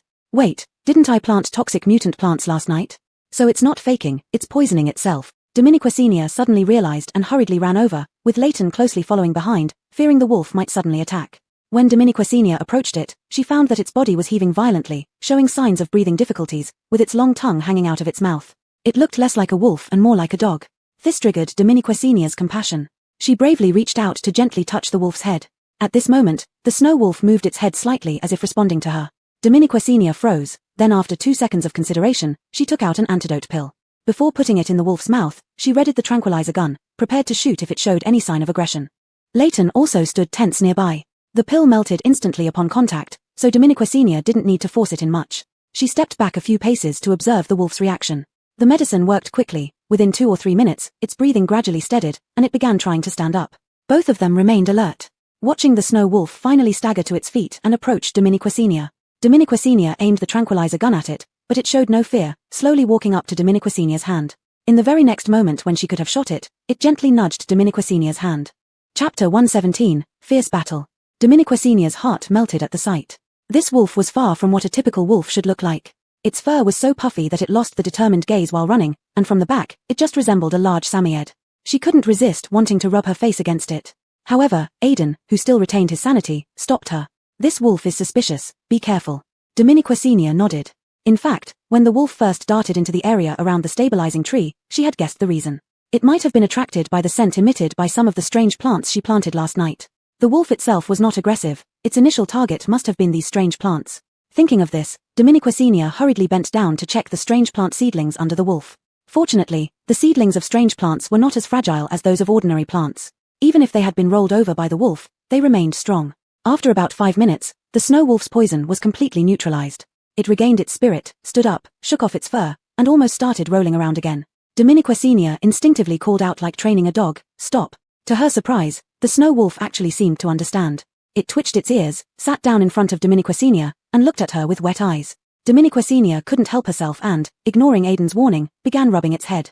The wolf visibly straightened up at the touch, wagging its tail happily. Onlookers also felt amazed. Is this a wolf or a dog? First time seeing such a gentle mutant beast. Wow, it's so cute. I want to keep one. These words reminded Dominiquasenia that since it came from the wild, it likely didn't have an owner, perhaps she could really keep it. With this thought, she couldn't resist scratching the wolf's chin. Do you want to come with me? Not done yet. To thoroughly win its heart, Dominiquasenia took out a string of grilled meat she hadn't finished eating earlier. Eat this, and you'll be mine. The wolf tilted its head at her and then devoured the meat happily. Aidan observed from the side, his eyes flickering. This wolf seems to understand human speech. Seeing it gnaw on the meat, Dominiquasenia laughed until her eyes disappeared into her smile. That's called intelligence and spirituality, isn't it, little Snow? In just those few seconds, she had already given it a name. Aidan. But fortunately, it was only a false alarm. He put away his gun and continued to look into the distance, feeling anxious inside. According to travel time, they should have returned by now, especially after communicating this morning and being told they had set off. Why haven't they arrived yet? Aidan touched the communicator in his pocket, hesitating whether to contact them again. Before he made up his mind, dust rose again in the distance, but this time it was different from when the snow wolf ran over. This time, the range was wider, and the dust flew in larger arcs. Aidan felt a surge of joy. This time it had to be them. Such a grand scene indicated that more than just the one car had returned. Wondering who exactly was coming, what he didn't expect at all was, as the swirling dust drew closer, everyone's faces changed dramatically. At the same time, the snow wolf by Dominiquasenia's feet suddenly tensed up, its body taut like a bow, snarling fiercely at the shaking distance. None of their anticipated scenarios materialized. Instead, a scene tenfold or even hundredfold more terrifying than expected unfolded. Countless strange beasts with fierce fangs charged toward them in droves. They even stirred up a small sandstorm, burying their terrifying appearances in the desert but not muffling the roars emerging deep from within their bodies. Countless roars of strange beasts coalesced into a sound wave, shaking everyone's hearts. Their hearts resonated with the heavy footfalls of these beasts. How? What's happening? Even most people who had seen hordes of zombies felt fear from deep within, simply because of the overwhelming number and ferocity of the approaching creatures, almost making them lose any will to resist, leaving only a sense of powerlessness. Only Aiden remained extremely calm amid the sandstorm, not daring to think about what happened to his comrades who sent back information or if they were swallowed by these beasts. Right now, there was only one thing he could do. Defend. A firm and fearless voice suddenly rang out, instantly dispelling the shock clouding the hearts of the military personnel of Clear Sun Base. Almost instinctively, they pulled out their guns from their waists, formed ranks, and assumed defensive postures. Others also paused for a moment, jolted awake, and cleared their minds. Anyone allowed outside the base generally had superpowers or some self-defense skills. In an instant, everyone pulled out their weapons, gathered together, and aimed them at the approaching horde of strange beasts. They didn't think of fleeing, for there was nowhere to run, only facing the threat. The indomitable spirit they had cultivated over these many years of hardship in this world almost instantly brought back their reason. Everyone living in this era of apocalypse had long made preparations for death at any moment because death was too common. They were already accustomed to it. Death wasn't scary, but giving up before death fully arrived was the most terrifying. Damn. A burly man spat on the ground fiercely with a machete in his hand. The sand almost covered his face, and he spat out the sand from his mouth. Damn it, it's one thing that those not quite human, not quite ghost zombies came after us. Now even a bunch of beasts want to dominate us. Bring it on. I'll take down anyone who dares. The roar of the burly man ignited everyone's blood. Though there were many mutant beasts, they weren't few either. It was uncertain who would win in the end. Meanwhile, the mutant beasts were getting closer. Among them were formidable fierce beasts, and even flocks of crows screeched as they dove toward them from the sky. All the people immediately looked up to defend themselves. In an instant, various abilities appeared with colorful displays, colliding in midair. The crows that were hit let out piercing screams, plummeting straight to the ground. In no time, countless crows fell, but even so, it barely scratched the surface. There were simply too many crows, almost obscuring the sky above the supermarket Carnage. Everyone was under the shadow, constantly attacking upward, yet the number of crows did not visibly decrease. Instead, they seemed enraged, emitting sharper cries, and fiercely pecked at the eyes of the people below. Ah! A woman wielding twin swords dodged her head to the side as a crow flew past her cheek, leaving a bloody mark near her eye. The person beside her didn't have time to dodge, only managing to instinctively protect their eyes with their hands. The hard beak of the crow crashed into his hand, gouging a bloody hole. The man instantly screamed in agony, trembling hands losing all power to resist. The crow, however, showed no mercy, diving directly towards his eyes again. The man's eyes stared wide open, unable to express despair, when the woman next to him threw her twin swords, trying to save him, but it was too late. At the last second, a great force suddenly pulled his clothes backward, forcefully dragging him away. Then, a powerful strike sent the crows in front of him flying. The man fell to the ground, panting heavily, completely unaware of what had just happened until the person behind him bent down and shouted in his ear. If you can't hold on, get into the supermarket. It was Boschan's voice. Without turning to look at Dominique Senior again, the man crawled back into the supermarket amidst chaos. Inside the supermarket, there were already some people, mostly injured ones and the elderly or weak. He leaned against the wall, finally able to catch his breath, but didn't have time to bandage his wounds as he subconsciously looked outside. One glance nearly halted his breathing. Outside had turned into a sea of corpses and blood. Piles of dead crows rained down from the sky, their spilled blood forming a rain of crimson. Each person fighting beneath could not avoid being splashed, making it impossible to distinguish whose blood it was. Their minds held only one thought: kill. Only by killing could they survive. More and more mutant beasts surged in, forcing those still fighting outside to be wary not only of the birds overhead but also the fierce beasts ready to pounce at any moment. Supermarket Carnage, once a haven of peace, had become a human hell. Trees, tables, fruit stands all stained with blood. Even the soldiers' uniforms became unrecognizable from the gore. Even Boss Shun, who had saved him, now wielded only a dagger, battling these beasts. A gap gradually formed in the flock of crows, revealing patches of sky. He looked toward the horizon. The fiery clouds illuminated by the sun now resembled rivers of blood. Despair began to creep into his heart. To fight to the death. He muttered these two words. A battle to the bitter end, a fight to the death. Chapter 118. Red Eyes. Whoosh, bang. A wild boar's head exploded in front of her, splattering her face with its foul blood. Dominique Senior did not even frown but merely wiped the blood off her eyes. She turned to acknowledge Aiden, who had just saved her life, with a simple nod. In this chaotic situation, they could no longer afford to exchange many words. Dominique Senior's hands were already weak and sore. She could not remember how many mutated beasts she had killed, how many people she had saved, or how many she had carried back to the supermarket. Her vision was clouded by blood, but her mind was clear. Continuing like this would lead nowhere. Initially, she tried to use the supermarket's inherent defenses to keep the mutated beasts out, but the system informed her that these defenses were only effective against zombies, not beasts. She watched helplessly as the mutated beasts stormed in. She wanted to pull everyone into the supermarket first, then use her special ability to teleport those attempting to breach it back out, but she couldn't manage it. The sheer number of beasts was too much for the supermarket's energy to handle at once. So, she fought alongside them, promptly transferring injured people into the supermarket where medical supplies were available. Money didn't matter now, her only goal was to minimize casualties. Even so, people still died before her eyes. It was a deep-seated anger and fear that shook her to her core. She concentrated all her attention on continuously acquiring advanced technology and weapons from the system mall. However, the more destructive tech often came with large area of effect characteristics. If she used such devices indiscriminately, it would kill not only the beasts but also those fighting alongside her.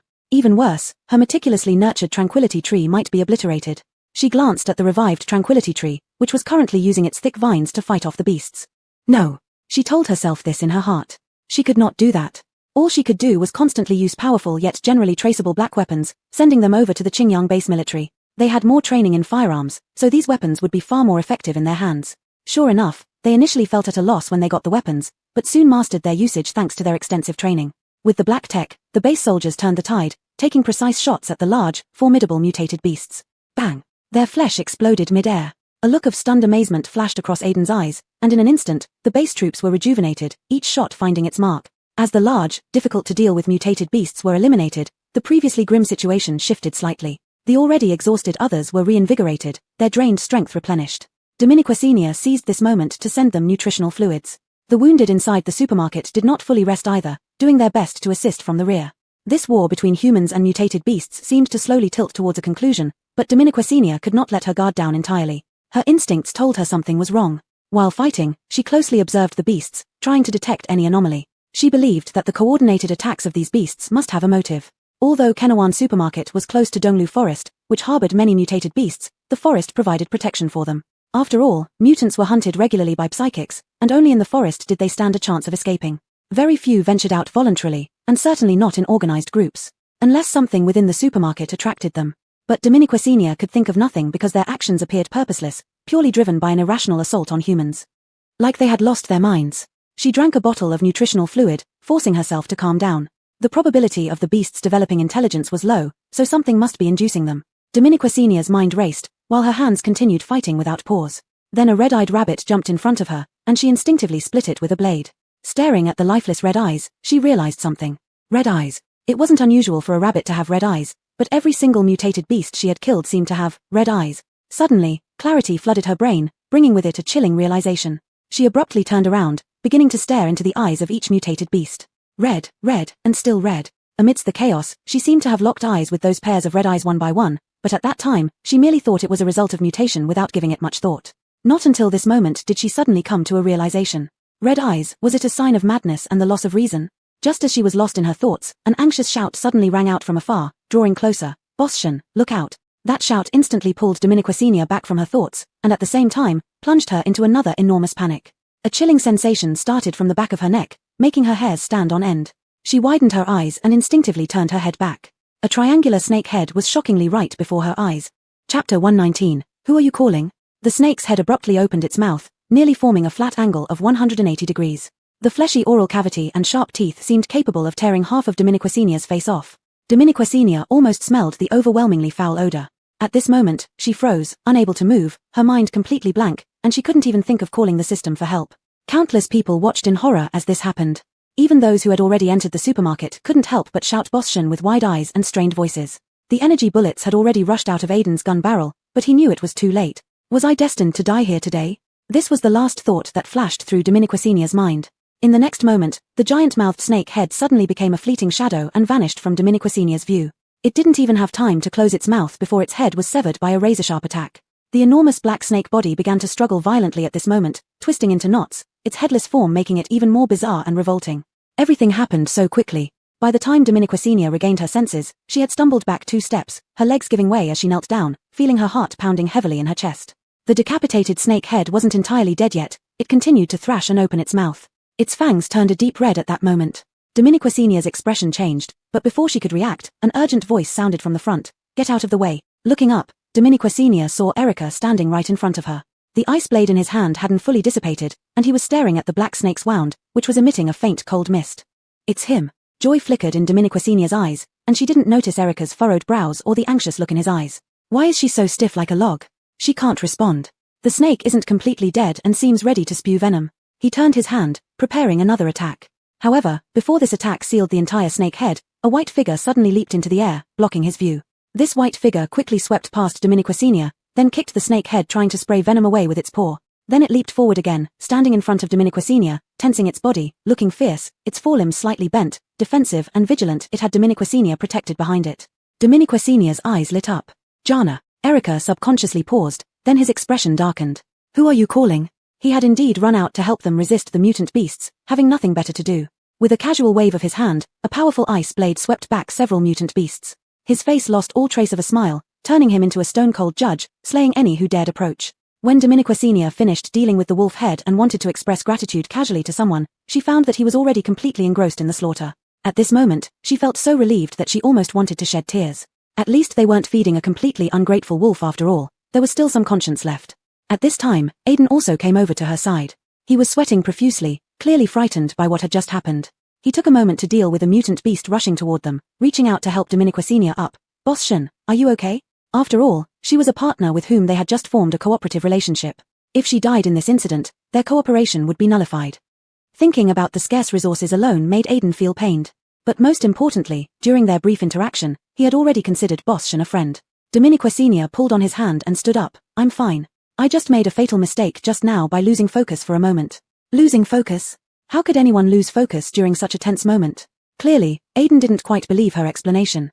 As he shot a mutant beast with one bullet, he glanced back at her. Dominique Senior got the hint and picked up a gun too, shooting at the mutant beasts one by one while lowering her voice. These mutant beasts act without logic. I just observed that they aren't targeting something specific. They seem to be purely driven by madness. Aiden's heart skipped a beat. As soon as Dominique Senior mentioned this, he quickly realized she was right. He had more experience fighting in the wild than Dominique Senior did. When the mutant beasts started charging in groups, he sensed something was wrong. It just happened too fast for him to fully process it, but once his thoughts caught up, everything became clear. Why would they go mad? Dominique Senior shook her head. She didn't know. But realizing this made her understand that this battle would be incredibly difficult. Facing a horde of frenzied and irrational mutant beasts, they had to fight with all their might for a slim chance at survival. There were no shortcuts. She wiped the blood from her face and looked toward the distance where dust was rising. Mutant beasts were still charging over, while their side had more and more injured. This would be a tough battle. At this moment, both she and Aiden realized this. The two no longer spoke but aimed at the mutant beasts with even more determination in their eyes. The snow wolf also charged out fiercely to tear into the frenzied opponents. As twilight approached, Dominique Senior took a brief glance at Erica's direction. He was still using his abilities purely to kill mutant beasts. Although he was powerful, it was only a matter of time before his energy would be depleted. She whistled lightly in that direction, trying to get his attention. Erica indeed turned back to look at her. Dominique Senior immediately wanted to throw him the prepared high-tech energy gun and nutrient solution. However, Erica just glanced at her indifferently and turned his head away instantly. Hey! Dominique Senior anxiously called out, her temper starting to rise when she suddenly sensed something odd about the direction Erica was looking and his expression. Her heart skipped a beat, and she immediately looked in the same direction. Before the last ray of light completely disappeared, several SUVs roared out from the horizon. Their headlights blazed like predators in the dim light. At this moment, Dominique Senior felt a lump in her throat. They finally came. As soon as she sensed something was amiss, she had sent signals to Black Shadow and Yuyun Weapon Store immediately. Although they arrived slightly later than expected, at this moment, she had to admit her body was recharged with strength. Surprisingly, not only did people from Jediah and Yuyun Weapon Store come, but even those from Itor and Zunfeng made an appearance.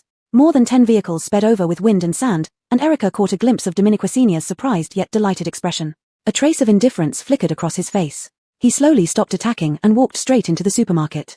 A crow flew past, and he grabbed it without expression. With a slight squeeze, the crow exploded in his hand, splattering blood onto his face. He frowned in disgust, about to wipe it off when he touched the wetness at the corner of his mouth. Realizing what it was, his body stiffened abruptly, his pupils constricted, and he uncontrollably knelt to the ground.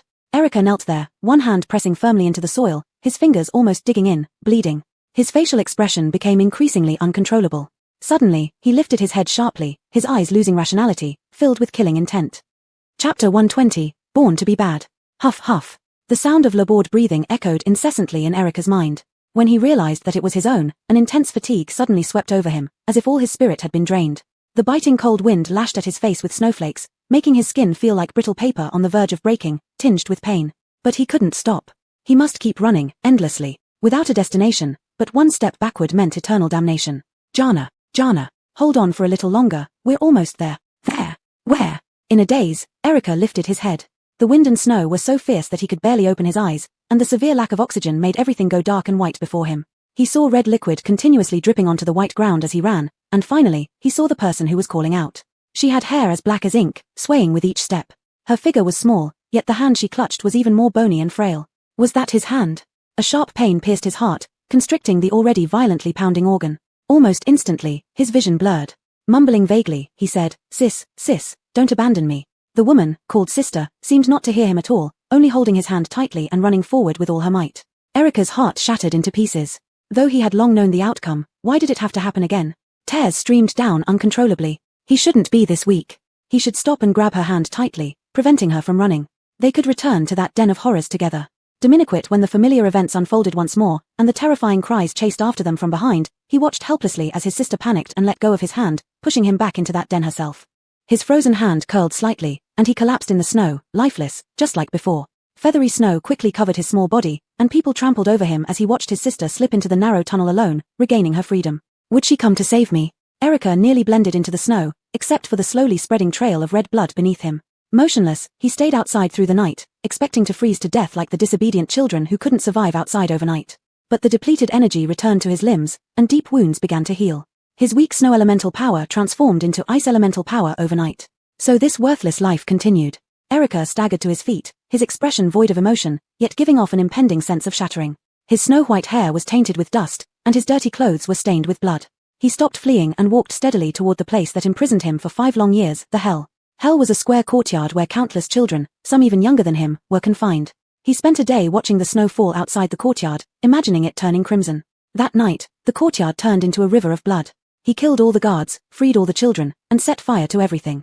Amidst the roaring flames, he kicked open the tightly shut wooden door. There, on the ground, lay the root of all evil, the source of endless torment, unaware and oblivious. With trembling hands, he lit a cigarette, and as soon as the cigarette was between his lips, his hand steadied, sighing in relief and smiling at him. You came? Erica's fingers dug into his palm until they almost bled. A giant hand seemed to grip his heart, overwhelming him with suffocation and rage. Diminutive all his emotions could only be expressed in a feeble, dust-like question. On what basis? Ha ha ha ha. Govind leaned against the wall, struggling to sit up but still looking weak. He laughed as if he heard the most amusing thing. On the strength of my ambition and insight. You ingrates, if I hadn't given you food when you were about to die, would you still be alive today? I gave you a chance to live, yet you ungrateful wolves turned on me. Govind's gaze grew increasingly fierce and manic, but you are indeed different. The moment I found you, I knew you weren't ordinary and would fetch a good price someday. His greedy eyes roamed over Erica. As expected, you fulfilled my prediction, an ice-type mutant ability, the most favored by the higher-ups. Never thought you'd be the one to get it. The soft footsteps gradually approached Govind, while Erica's face remained expressionless, but the slight redness in the corner of his eyes was especially noticeable. You deserve to die. Govind slowly stopped laughing and lay back, continuing to smoke as if he didn't care. In this ked-up world, it doesn't matter if you die. I've already lived enough. Your sister, who you relied on for survival, is a fool too. She left alone, what can she live for now? He whistled lightly, but the biggest fool should be you, actually believing a stranger and risking everything to escape with her, when escaping alone would have been more guaranteed, wouldn't it? How does it feel? Hey! Ha ha ha ha ha. The shrill laughter echoed again, like sharp swords stabbing into Erica's heart, but he no longer felt the pain. Because that night, his heart died in the cold, icy snow. Diminutive this man's indifferent appearance still enraged him. He stomped on Govind's chest, grinding hard, feeling the bones crack underfoot. Watching Govind grimace in agony, Erica's lips curled into a cold smile. Keep talking. Govind's body quivered faintly, coughing uncontrollably, yet not daring to do so forcefully because each movement sent excruciating pain from his broken ribs deep into his marrow. Blood seeped from the corners of his mouth, but he still laughed, staring defiantly at the towering Erica, like a devil risen from the depths of hell, determined to drag him down with him. Erica, remember? When I found you, you were fighting a dog for food. The dog couldn't compete and got its head smashed by a stone from you. So thin, blood and brains, cough, splattered all over your face, but you acted as if nothing happened, stuffing food into your mouth. Didn't you feel the blood and tissue exploding in your mouth? Erica's foot pressed harder, making Govind gasp, almost unable to speak, yet enjoying his reaction immensely. Blood mixed with laughter spewed out. You are a bad seed, born unwanted. You could kill anyone or any animal for a bite of food. They're just moving bodies to you. You thought Aaliyah saved you? No, no one truly loves you, nor believes in you. She just used your abilities to protect herself and help her escape. Only you, the fool, believed it. Ha ha ha ha ha. The tongues of fire began licking Govind's body, but he laughed even more wildly. After all, who wouldn't be afraid of you, a naturally emotionless, selfish bad seed? Admit it, Erica, didn't you enjoy killing? Snap. A faint cracking sound froze Govind's smile permanently on his face, declaring his death. Flames nearly reached Erica, but he stood still, unmoving. For a moment, he felt weak, wanting to be consumed by the scorching flames. He was too cold. Chapter 121, Container. The fire raged for almost a day and a night, and Erica remained in it for that entire duration. Covered in a layer of ice, he traversed the inferno as if it were uninhabited territory, finding the safe where Govind had hidden it. What had once been unapproachable was now easily opened by him. That night, he finally learned the significance of their existence over all these years. The truth was far more unbearable than imagined, even evoking disgust from deep within. Children deemed unfit and eliminated were not sent to refugee camps across various bases but sold through intermediaries to so-called high-ranking officials. Even the weakest of the children rescued by Govind possessed abilities, which became their original sin. Govind didn't sell people, he sold their abilities, reducing them to mere containers for these powers. For decades, he continuously supplied other bases with containers loaded with various abilities. The rarity of the abilities determined their price. The earliest children sold were those with ordinary abilities and strength. No wonder Govind was keen on luring them with food, making them compete and fight, even pitting them against powerful beasts, all to awaken their potential, allowing their abilities to level up quickly. The standout among them would surely fetch a good price as a container. After obtaining a container according to their needs, buyers would mercilessly strip the abilities from within the container, transplanting them into themselves or others. Ability transplants were explicitly forbidden by law, and Erica didn't even know abilities could be transplanted. Diminuquit, human greed always found fertile ground. As for the life or death of the container after transplantation, it mattered little. Just a container, nothing more. Erica held contracts, photographs, and descriptions of abilities in his hands. Without a doubt, he was categorized among the higher-priced items, with no buyer confirmed yet as he awaited an even higher offer. Unfortunately, death came before any buyer did. A gory black market operation was now laid bare before Erica, each piece of evidence weighing heavier than stone.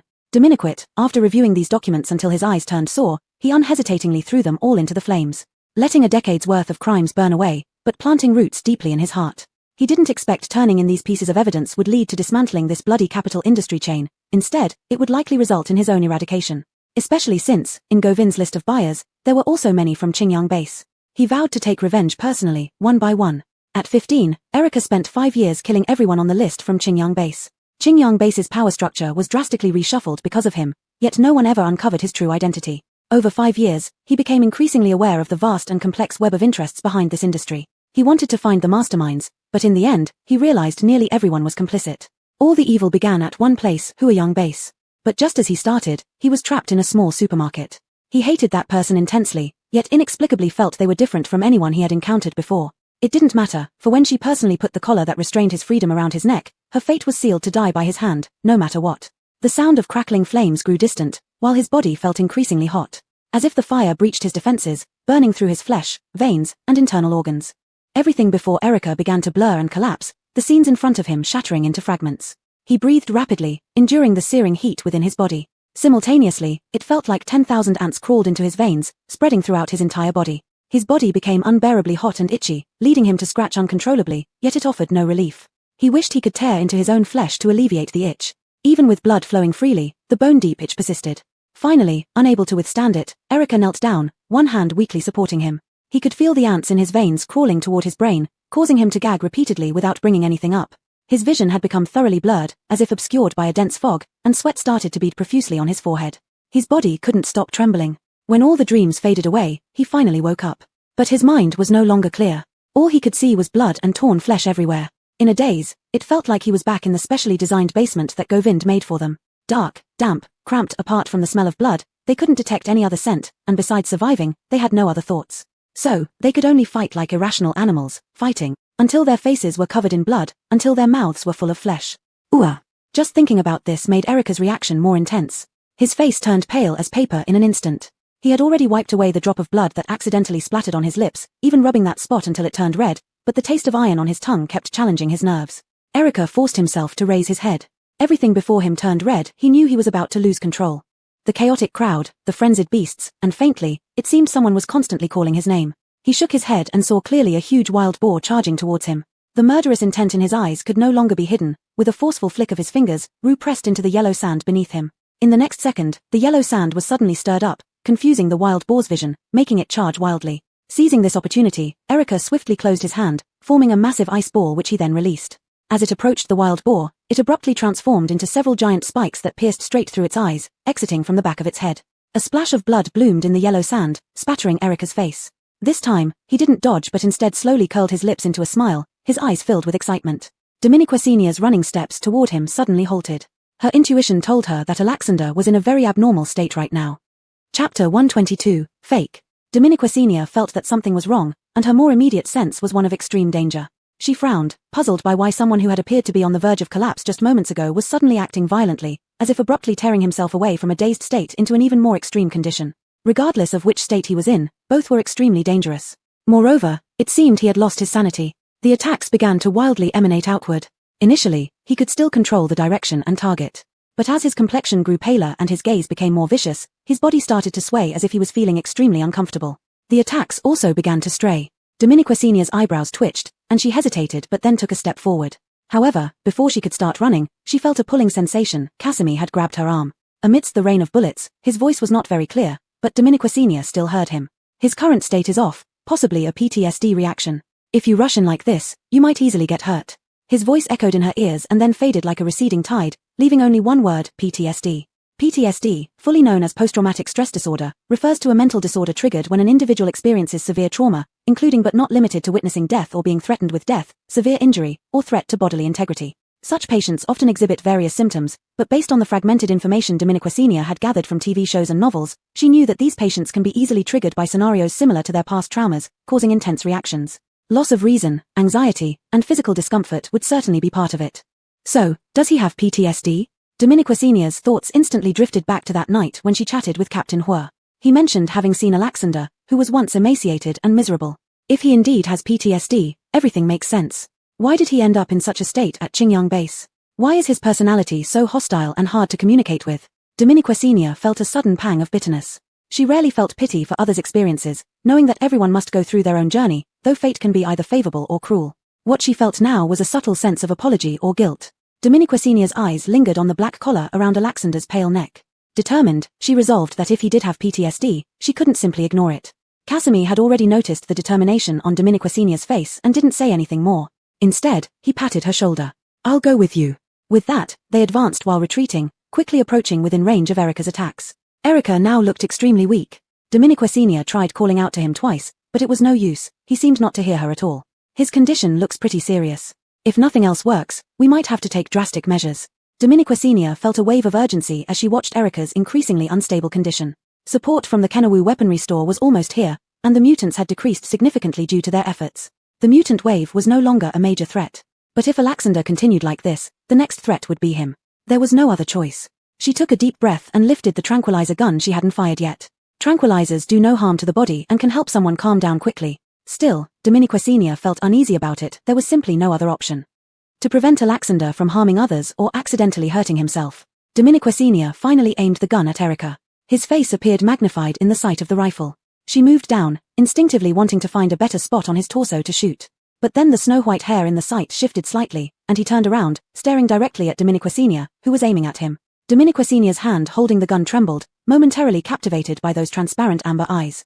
Since Alexander came to the supermarket, what those eyes had mostly shown her was mockery, disdain, and coldness. The only time they had shocked her was during their first encounter at the auction. After that, she hadn't seen any similar expressions in his eyes. But at this moment, Dominiquecinia's heart began to tremble. Not because of angelic purity, but because of a pair of eyes that feigned ferocity yet hid unmistakable fear and terror. Like a deer that knew it was about to be hunted. In that naked fear, there seemed to be a hint of longing and acceptance. Suddenly, Dominiquecinia felt a bit breathless, as if she had become the perpetrator being judged by her victim, and she was not entirely at ease. Dominiquecinia, captivated by the emotions in Erica's eyes, did not realize the sudden change in his expression. Only when Aiden suddenly shouted her name did she snap out of it, her finger subconsciously going for the trigger. But it was already too late. Erica moved so fast that Aiden couldn't stop him. In his frenzy, Erica was uncontrollable. Aiden was sent flying by a wave of power, while Dominiquecinia's tranquilizer gun was knocked out of her hand. For an instant, she found herself staring directly into Erica's eyes at close range. Just one look was enough to make her abruptly realize that the fear in his eyes had completely disappeared, replaced by a thorough ruthlessness. Before Dominiquecinia could react, she was thrown to the ground by Erica. When the back of her head hit the ground hard, she was momentarily dazed, but quickly reacted and rolled to the side. Unfortunately, she hadn't even managed half a roll when someone grabbed her by the neck. Dominiquecinia's body tensed up immediately, gripping Erica's hand tightly with both of hers, her eyes wide with shock. "Song. Alexander, come to your senses." Erica blinked lightly. "Do you think I'm not right now?" Dominiquecinia's pupils contracted, feeling only the tightening grip on her neck. She could no longer speak, only managing to gasp for breath. The signal of suffocation rapidly spread through her brain. She frantically called out to the system, but the system seemed as choked as she was, making no sound at all. Dominiquecinia didn't know if it was because the system rated Alexander's danger level as SSS, rendering it helpless. But she knew if this continued, she would really die. Her vision blurred from lack of oxygen. She strained to turn her head, seeing vaguely many figures running toward her. Her ears felt wrapped in a layer of film, hearing distant shouts. "Bosschen, But soon, the shouts were replaced by a faint voice. Snow-white silky hair fell onto Dominiquecinia's face, and another voice echoed beside the thumping of her heart. I told you, even in death, I will take you with me. Physiological tears welled up in Dominiquecinia's eyes, while Erica felt an intense satisfaction. Looking down at the struggling figure under his hands, the thrill of killing had completely taken over him. So what if it was a lethal collar? As long as he wasn't afraid to die, he could still take her with him. Erica lifted his head, looking at the crimson world in his eyes, and laughed. Let's perish together, Shun Keneshu. With closed eyes, he waited quietly for the final blow between them, tightening his grip further. 1 second, 2 seconds, the brief moment stretched like an eternity. Erica suddenly opened his eyes. The person beneath him had almost stopped struggling, yet. He suddenly looked into Dominiquecinia's eyes, the accusation on his lips swallowed back instantly. In that moment, enlightenment struck him, but disbelief filled his eyes. Before he could fully comprehend it, he abruptly released the grip on Dominiquecinia's neck, grabbing the collar around his own neck and tearing it off with force. A faint snapping sound. Erica stared at the broken collar in his hand, his blood chilling. Fake. Chapter 123 Long-awaited coldness.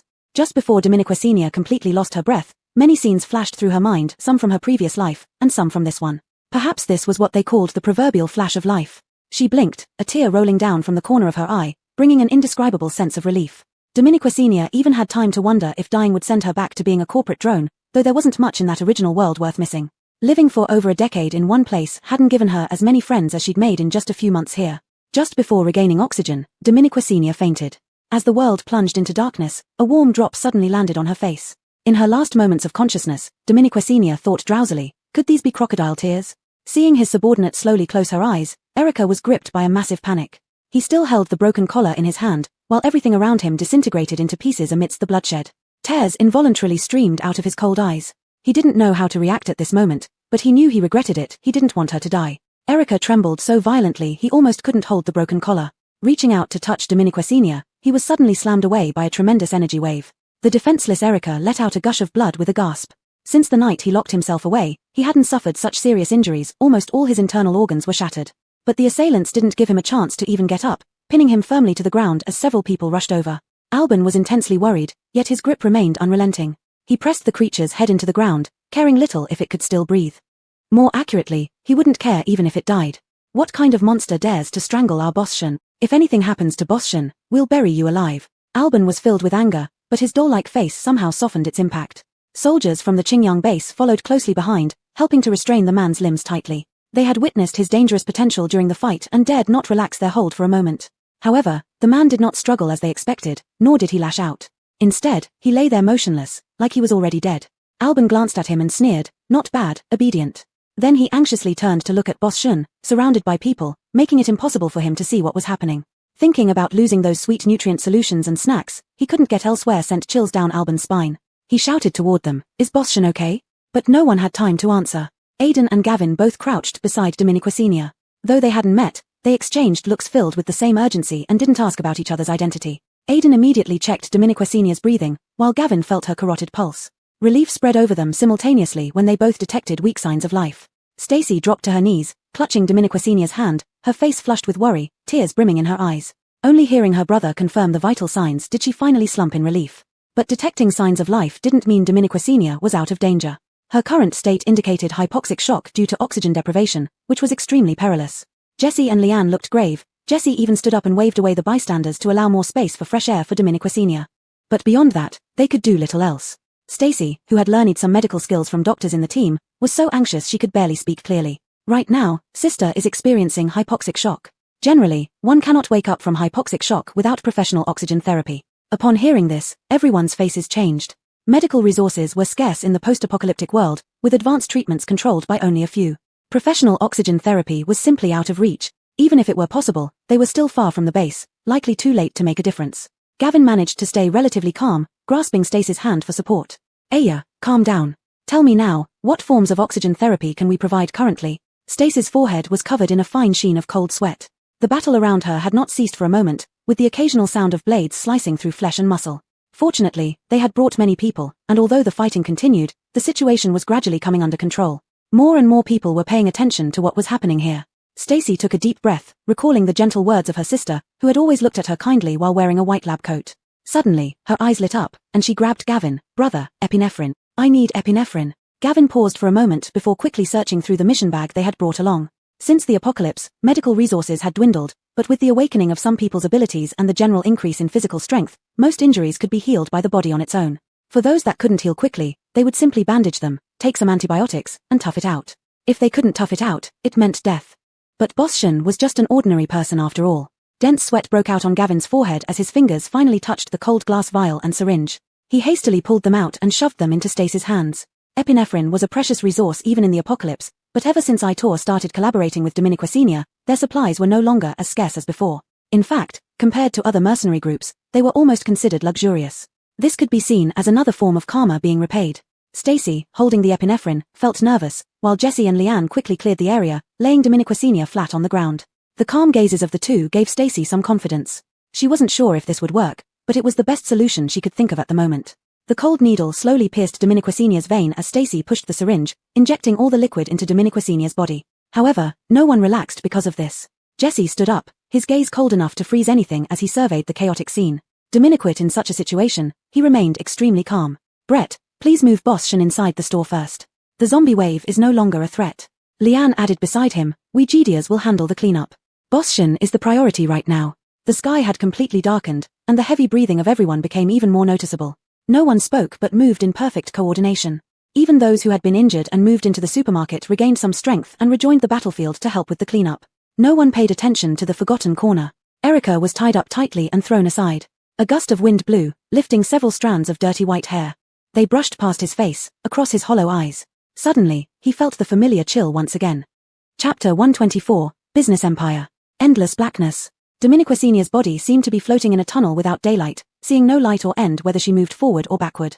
But strangely enough, she didn't feel particularly scared. Instead, an emptiness slowly devoured her. It was a void where nothing could be felt.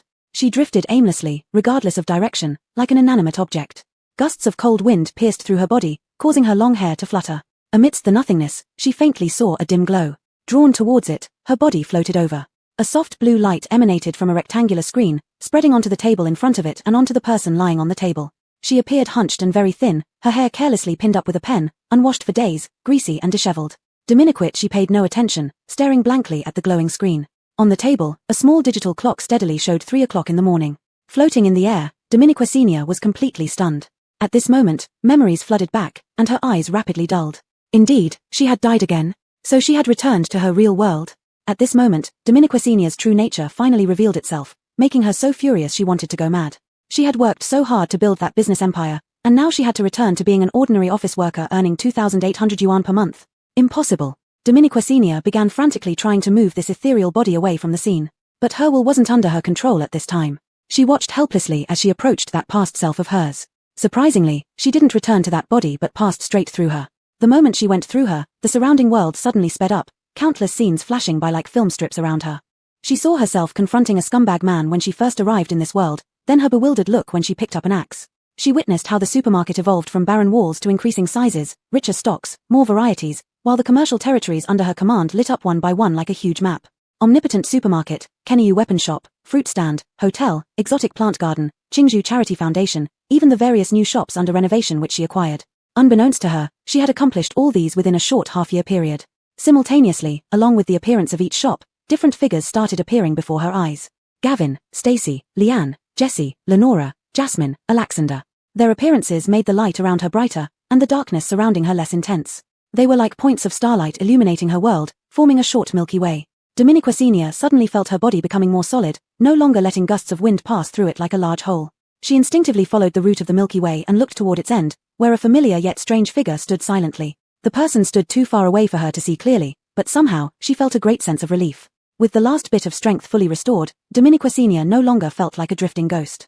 She began to stride forcefully towards the other side. What was there? Unclear, unknown. She only felt her body growing stronger and lighter, almost flying as she ran. And she finally flew to the vague figure. Stopping, energy ripples spread from her feet.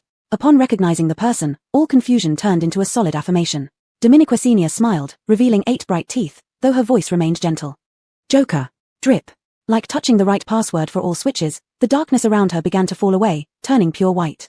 The memories began spinning rapidly. An emotionless voice abruptly sounded in the space filled with pure white.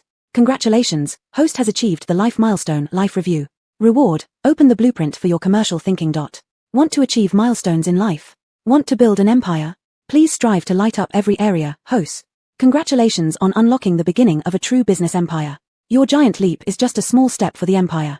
Host, please continue to work hard and climb to greater heights. Familiar motivational platitudes and toxic chicken soup echoed throughout the space. Dominiqua Senior tried to sarcastically curl her lips but found not even the time for that. A sudden brightness and an immense force instantly sucked her away, along with all the memory fragments in the pure white space. Once again, consciousness fragmented. Deep into the night, at the outermost perimeter of Huayang Base. The soldier guarding the gate couldn't help but yawn, holding his gun while the spotlight on the high watchtower swung back and forth, constantly monitoring the external situation of the base. The light beam swept over the outside of the base, then briefly lingered within, occasionally passing over the nearest refugee camp to the base. A soldier standing outside the refugee camp frowned when the light hit him, adding more irritability to his already impatient face. He glanced at the few tents behind him, puzzled about how he ended up with this low-paying yet demanding job. He reached into his pocket, intending to sneak a cigarette, but before he could find one, someone sharply patted his shoulder. Zhong, who jumped from fright, unable to hold onto the cigarette which fell directly to the ground. Reacting quickly, he drew his gun and turned around, only to see a hunched, short person. This man cowered inside a garment sewn from rags, head lowered, not daring to look at him. Startled, Zhong, who holstered his gun, suddenly remembering the dropped cigarette, his anger flaring up. He gave the man a hard kick. What are you sneaking around here for in the middle of the night? Kicked off balance, the man remained silent, silently bending his body and walking back over. Seeing it was a mute, Zhong, who became even more irritated, just about to chase him away when he felt a slight cold touch on his palm. He swallowed his words mid-sentence, lowering his head slightly to look at what was in his palm. It was a mid-grade crystal core. Zhong, whose face lit up with joy, but fearing it was too obvious, he quickly composed himself, coughing twice as he looked at the cart behind the short man. What are you pulling? No answer. But Zhong, who didn't care anymore. He asked a few symbolic questions without bothering whether anyone responded, then let him go. The short man slowly dragged the heavy cart away, the wheels making faint clanking sounds in the dead of night. Zhong, who happily examined the crystal core in his hand, completely unaware of another figure following closely behind the short man's cart. Chapter 125, Death Certificate. The small man pulled the cart, which was several times his size, at an exceedingly slow pace. Because of the darkness, the man who had just stopped him did not see clearly what was being dragged behind. Additionally, a black cloth covered the contents of the cart tightly, making it even less noticeable. However, if that man had been slightly more cautious and lifted the cloth for inspection, he would have witnessed a shocking sight. On the cart were not supplies, nor trash, but one corpse piled upon another. They lay in heaps, emitting a nauseating stench. But on the outskirts of the base, where the air quality was already poor and zombie remains were common, the smell was not so prominent. Under the faint moonlight, with his head hung low like an old ox, he steadily pulled the cart toward a nearby mass grave. In the refugee camp, people often died from various accidents. To prevent the spread of disease caused by decaying bodies, corpses were regularly cleared. Bodies would be discarded in a place far from residential areas. Once accumulated to a certain extent, they would be cremated en masse, the best method to prevent epidemics. And tomorrow happened to be the day for cremation. Hagen quietly followed behind the cart, silently contemplating. His movements were so light that no one could detect his presence. Suddenly, for some unknown reason, Hagen froze. His heart constricted, and his body bent involuntarily. Afraid to make a sound, he quickly supported himself on the ground.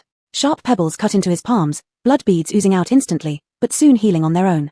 Hagen stayed pressed against the ground, making no sound until he realized the person ahead hadn't noticed anything unusual. Only then did he exhale softly. Lifting his hand, he saw the wound had left only a pale pink scar. Hagen frowned, pressing his chest, and instinctively glanced toward the supermarket. This was the 10th day since he had left. During these 10 days, he returned to the spot where the three of them had encountered the infected person who had suddenly run out. That night, during the incident, he had left some trace that could be tracked, though no one, not even Dominiqua Senior, had noticed. Returning to this place again, he followed the clues, as expected, leading back to the Kaijian black market.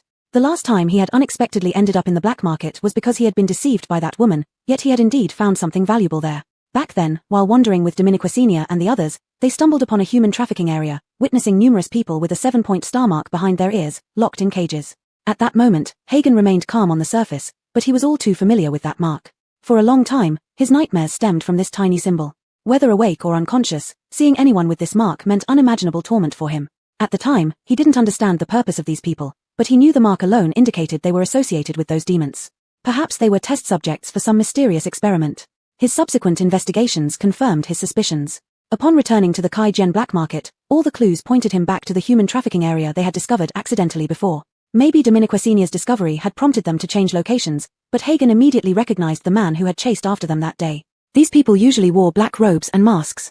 Hagen simply knocked one of them unconscious and infiltrated their ranks. Only after truly joining them did he realize the true extent of their madness. The reality was far crueler than he had imagined, even surpassing his worst expectations. Those locked in cages were indeed test subjects, albeit the lowest tier. They lacked powers, had poor physical conditions, and could only be used a few times. They were forced to inhale a cloudy pink crystal. The effects were immediate and intense. Madness, frenzy, banging against the cage bars, losing all reason, screaming. Hagen could only stand by coldly, unable to intervene.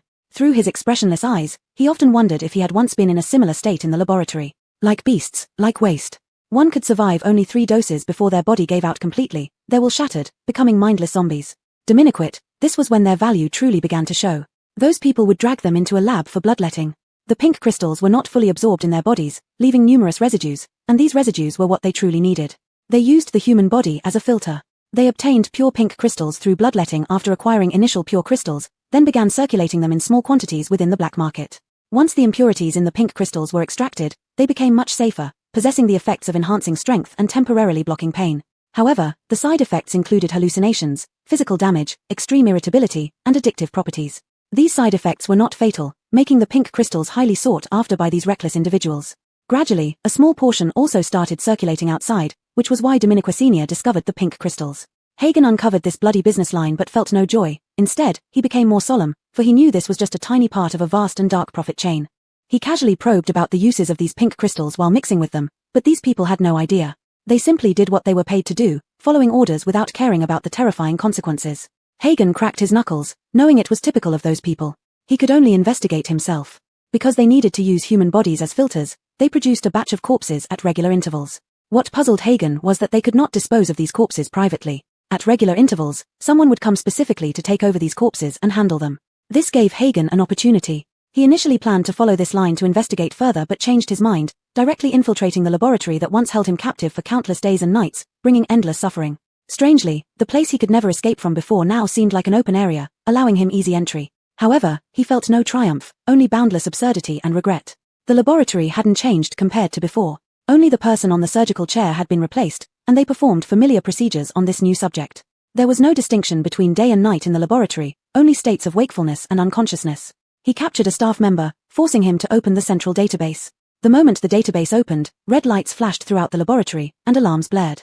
Hagen cast a cold glance at the terrified technician he held hostage, slit his throat, and then entered the database, activating the highest security level. This was a procedure he had rehearsed countless times in his mind while lying on that surgical chair. No matter how the footsteps outside echoed, his expression remained unchanged as his fingers tirelessly searched for all information related to pink crystals. Unfortunately, his permissions were limited, and he could only access very superficial data. However, this was enough. Everything went as he expected. This was merely a game for higher-ups. They accidentally extracted this substance from an experimental subject, found it impressive, and began researching it intensely. The pink crystals in the black market were already the lowest grade, while those here had gone through multiple generations, reducing side effects while increasing their effectiveness. But what they intended to do with these pink crystals still eluded Hagen. People outside were starting to force their way in, and the database was warning of overload. Hagen's fingers flew over the keys, flipping through years of atrocities committed by them. Finally, his fingers paused, and he quietly watched the document appearing in the center of the screen. His mother's death certificate. Chapter 126, Contagion. Hagen blinked lightly, a myriad of emotions seemingly surged in his eyes, but then it was as if a tiny pebble fell into the sea, hidden away completely by him. But physiological reactions that could not be restrained betrayed his disguise. His fingers trembled slightly, unable to open the death certificate. All speculations had been confirmed. This had once been his pillar of survival. He originally thought that when this hanging stone shattered, it would mean his absolute demise. He would kill, one by one, all those who led to his mother's death, and then end his own life. But now, while the first idea remained unchanged, the latter had unknowingly transformed over time. He no longer wished to destroy everything nor himself entirely, yet the blood debt must be repaid. Hagen opened the so-called death certificate. It was an official fabrication created to cover up their crimes. The cause of death was recorded as accidental due to sudden illness, with all details including the time and specifics being altered. Truth was concealed under their penmanship, while evil thrived amidst the chaos. He could not even get a glimpse of the body in the end. The database screen silently shattered, accompanied by the door to the archive being slightly opened. Hagen glanced at it briefly before striking towards the high window, causing a loud explosion that blasted a hole big enough for a person to pass through. However, Hagen did not exit from that hole but instead stepped onto the racks storing data and deftly pried open the ventilation duct on the ceiling. Like a fish slipping through water, he entered the vent, replaced the cover without making a sound, leaving no trace. As the cover closed quietly, outsiders stormed in guns raised, only to be greeted by a shattered electronic screen and a large hole in the wall.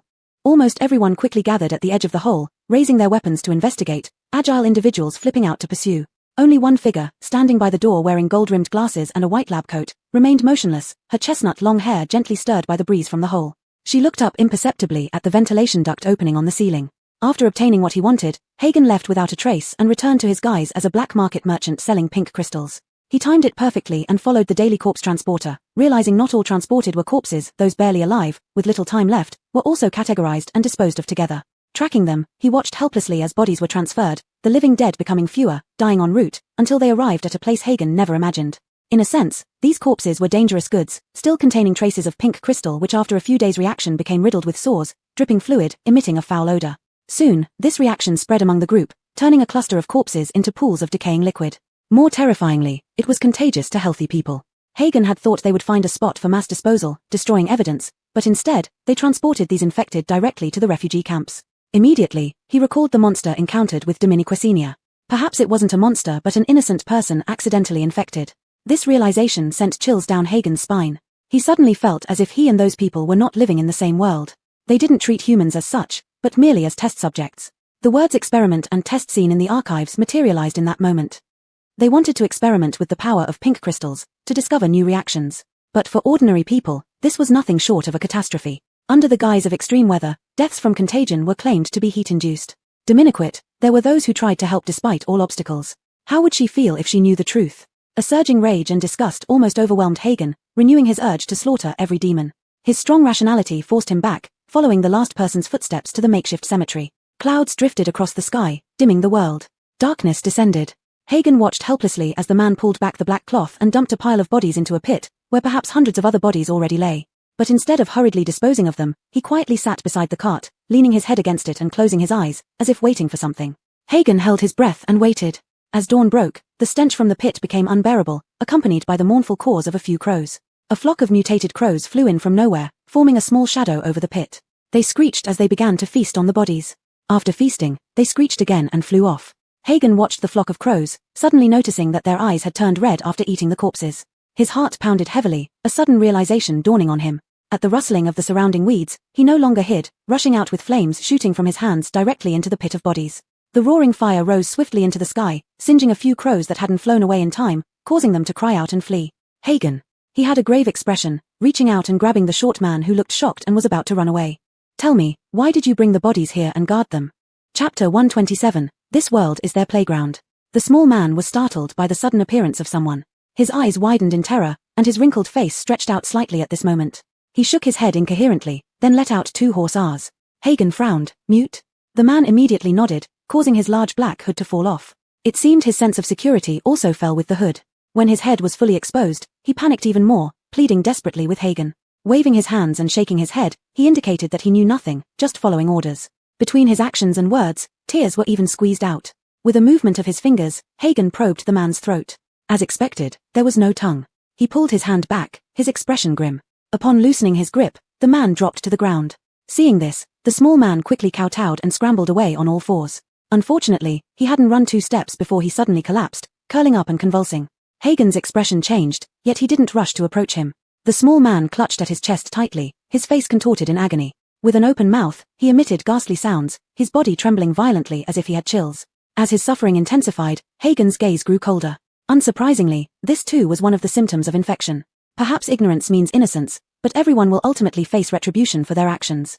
Being closest to those corpses, how could he escape contamination? Hagen rubbed the fingers that had touched the man. Back in the lab, his body had undergone various tests and immunity training. This infectious disease was nothing to him, his current body was practically immune to all toxins. However, if left unchecked, the consequences would be unimaginable. Looking at the empty sky and the few black crow feathers slowly falling, Hagen had already anticipated the worst outcome. The world is their playground. Hagen caught a spiraling black feather mid-air. Beyond the thick black smoke, vast expanses of barren brown land stretched out. Earth, stripped of vegetation, often suffered from severe sandstorms during the apocalypse. Thick smoke carried the wind and sand into the sky, as if swallowing the white clouds whole. Without surprise, it also took the feather from his hand. The fierce wind lifted his ink-black short hair. Suddenly turning his head toward a certain direction outside the base, the strands of hair on his forehead flew upward, revealing his handsome features. Without a word, Hagen sprinted towards the supermarket. So you mean I was babbling about some business empire and changing the global economy while I was unconscious? Alban, Leanne, and Stacy nodded simultaneously. Alban tapped his ear. I swear I didn't miss a single word, Boschen. Leanne stood by with a sly smile, not forgetting to add fuel to the fire, and it wasn't just that. Should we repeat everything back to you? Dominiquasenia hurriedly put up her Urkang hand. No, never mind. Lying in bed, Dominiquasenia felt like crying. She had just had a slightly longer dream, right? It seemed she indeed heard the dog system chanting something about a business empire in her dream, but why did it come out of her mouth? Especially in front of so many people. Just thinking about it made Dominiquasenia want to dig herself a villa-sized hole to hide in. But this dream felt unnervingly real. Dominiquasenia massaged her temples. Before she could even try to explain herself, a deep, magnetic voice suddenly resonated in her mind. Maybe the host should check the system interface? Holy beans! Startled by the sudden voice, Dominiquasenia almost fell out of bed. She looked around fearfully. Where did that boss-like voice come from? Host, it's me. When the boss-like voice spoke again, Dominiquasenia wasn't as flustered as before, but her frightened expression slowly turned into one of speechless exasperation. She spoke directly in her mind to the system. Are you going to keep using this disgusting voice? The system paused briefly, then responded, is it not nice? That one sentence became even deeper, even adding breathy tones to the first word, sending goosebumps down Dominiquasenia's spine. No need for words, her reaction said it all. If the system's expression could be seen now, it would probably be a cold, deadpan face with a hint of confusion. According to its database, this voice was listed as the top one most favored by young women. It presented the data truthfully, but Dominiquasenia dismissed it with a scoff. Your outdated system updates are from 10 years ago, and even then, domineering CEO types were already going out of style. For a machine purely composed of code, this was genuinely difficult to comprehend. It had only captured the keywords. The current system has been updated to the latest version according to the host's life achievement level. I'm no longer just a supermarket system but an all-powerful business empire system. The future the host can carve out will be much broader, and the system's authority will also be greater. Dominiquasenia briefly became confused, then belatedly realized that it wasn't a dream, it was a real upgrade. Her eyes instantly sparkled with excitement, but she quickly suppressed it for fear of seeming too unusual. Unbeknownst to her, her dazed reaction was already suspicious enough. Stacy touched Dominiquasenia's forehead with genuine concern. Sister, are you alright? Leanne furrowed her brow more directly. Dementia. Dominiquasenia's suppressed smile froze, and she raised her eyes to look at Leanne calmly. Leanne shrugged indifferently. Dominiquasenia didn't want to argue with a child, but seeing her attitude, she couldn't help but cough twice while holding her chest. Seeing this, Leanne's expression changed, reaching out to support her but not knowing how to, becoming flustered.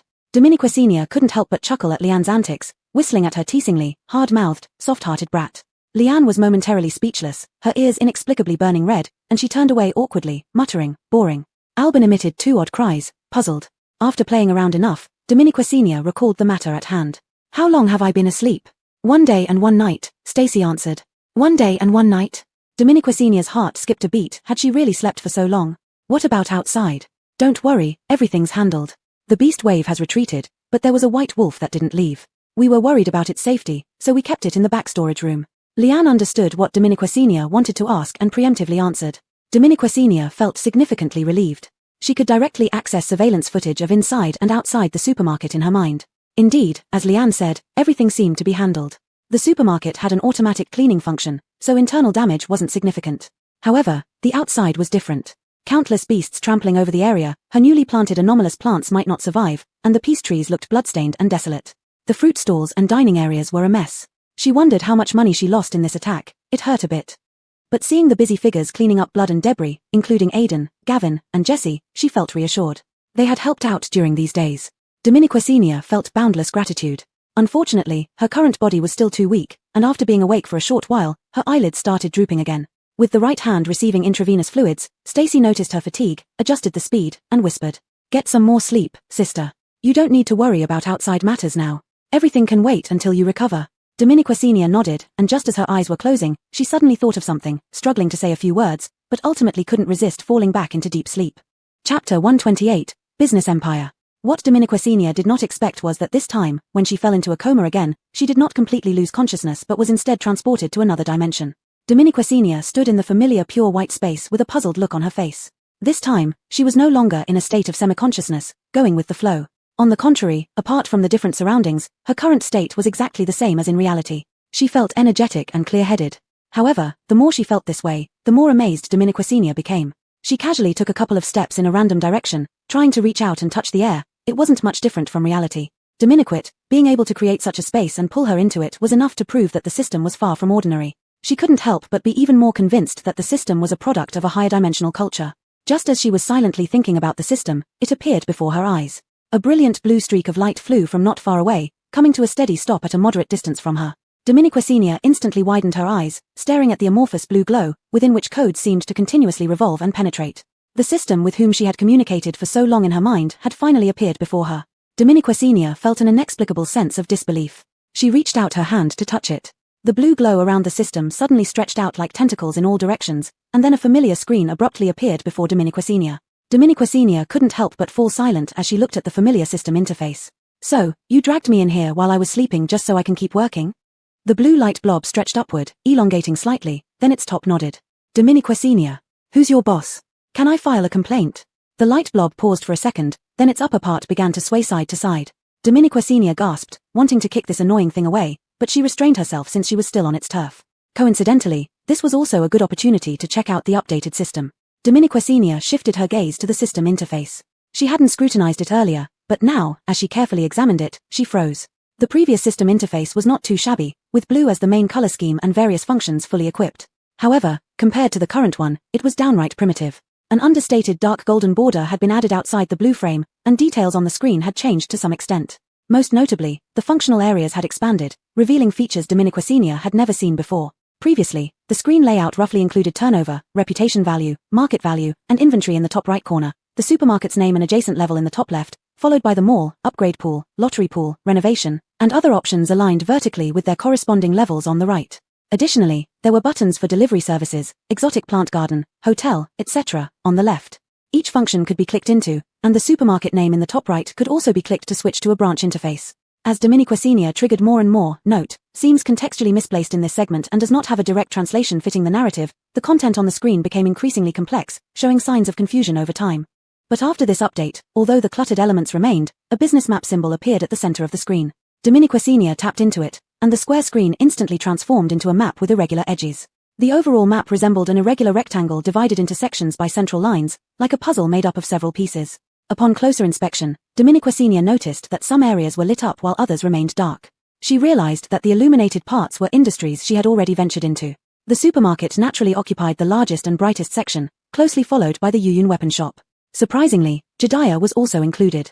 These three sectors dominated the central area of the map, surrounded by smaller puzzle pieces, such as the exotic plant garden, hotel, charity foundation, and those miscellaneous small shops that had yet to officially open. These occupied a significantly smaller proportion of the map, emitting less bright light. Dominiquacinia frowned, unsure of the purpose of this feature, until the system guided her to activate another mode of the map.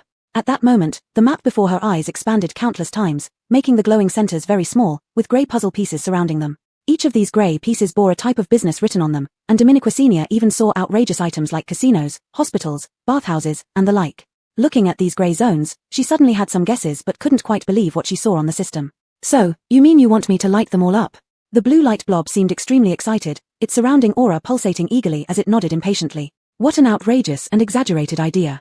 Anyone else might be shocked, but after Dominiquacinia understood the intention, a raging fire ignited in her heart. She suddenly understood what the system meant by a business empire when she was half dreaming. If she could really achieve this, why not? Moreover, Dominiquacinia had a severe collecting obsession. The idea of leaving any part unlit would infuriate her so much that she'd bite herself in frustration at night. She examined the map in different modes and noticed a detail. Each sector meticulously recorded its status, and Dominiquacinia now saw that each sector had a progress bar, except for the central supermarket. Did this mean that completing the progress bar would signify the day the store reached its ultimate completion? The collector's instinct made Dominiquacinia instantly thrilled. A small supermarket was no longer enough to contain her ambition. As she had said, her journey was naturally bound for the stars and the sea.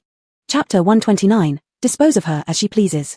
Dominiquacinia slept straight through from day into night. When she woke up, it felt like a lifetime had passed. She blinked at the pitch-black sky outside, her mind reeling from all the information that had flooded in. It was full and buzzing but not tired, only filled with contentment. This sleep had restored more than half of her vitality lost during her grievous injuries. However, waking up at this moment was quite untimely. Dominiquacinia couldn't check the time, but judging by the tranquility outside, it must have been late at night. She sat up, lifted her hand, and felt a furry touch. A glance to the side revealed Stacy's hair. It seemed she had been keeping vigil beside her, and eventually, exhaustion had overtaken her, leading her to fall asleep. Warmth instantly flooded Dominiquacinia's heart. She quietly slipped out of bed, found a small blanket, and covered Stacy with it. Only after confirming she hadn't woken her did she let out a long sigh of relief. Having lain on the bed for nearly 2 days, Dominiquacinia simply couldn't stay in bed any longer. She lightly walked around the bedroom and went to the mirror. Before seeing herself in the mirror, Dominiquacinia had mentally prepared herself, but the sight of the disheveled hair and gaunt, pale face still startled her. Before falling unconscious, she had been relatively fit, even muscular due to her previous robust physique. Now, forget the muscles, her already slim face had grown even thinner. The clothes that once fit her perfectly now hung loosely on her body. Tears welled up in Dominiquecinia's eyes, as her current appearance mirrored someone who stayed up all night before traveling back, malnourished from an irregular lifestyle. She looked like a skeleton that would be scolded if thrown into a horde of zombies. Dominiquecinia sighed lightly, her gaze slowly dropping down her reflection. An abrupt purple bruise appeared on her fair neck. From this deep purple mark, it was evident how desperately the person who had throttled her wanted her dead. Dominiquecinia's eyes flickered, her expression turning more solemn. She knew Alexander hated her, but she hadn't expected such hatred. Cheng Shi's cautionary words and looks echoed in her ears once again. She was right, I shouldn't have pretended to feel self-righteous while buying him back and putting a fake collar on him. Whether real or fake, attaching that collar to his neck negated his dignity as a human being. Thinking about it this way, it wasn't surprising that he hated her enough to want to kill her. The air conditioning in the bedroom was cold, and Dominiquecinia, with her head lowered, suddenly felt a chill. She searched for and put on an outer jacket. If this is how things are, there's no point dwelling on it, perhaps they were quits now. Dominiquecinia regretted starting this karmic entanglement driven by selfish motives. With a low sigh, she walked out of the bedroom. Her intention was to go outside to clear her mind and check the current situation. But just as she stepped out of the bedroom, she heard strange noises coming from the end of the hallway. Looking over, she realized it was coming from the storage room where Stacy mentioned the Snow Wolf was kept.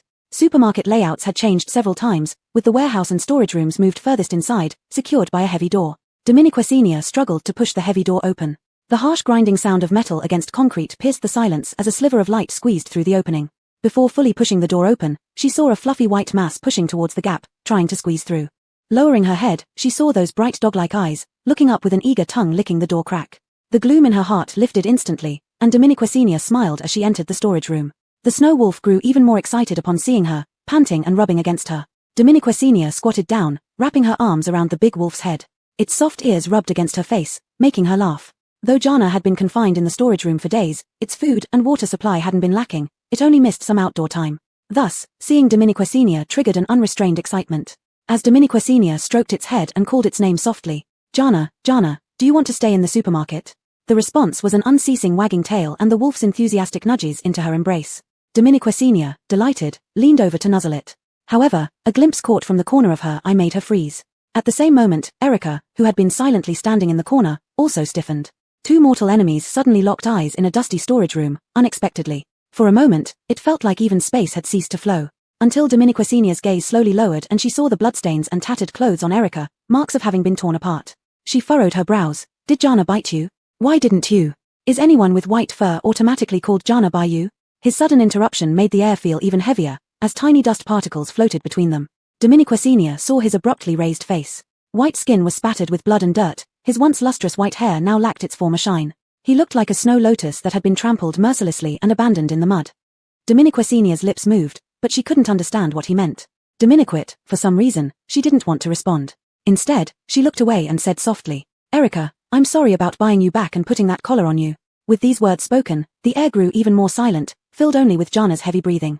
Erica seemed unmoved by Dominiquecinia's apology, but his slightly trembling hair betrayed his true feelings. After a long pause, he spoke coldly. There's nothing to apologize for. It's survival of the fittest, this is how the end times are. So why did you loosen your grip around my neck at the last moment? Dominiquecinia asked abruptly, no longer avoiding Erica's eyes but staring straight into them.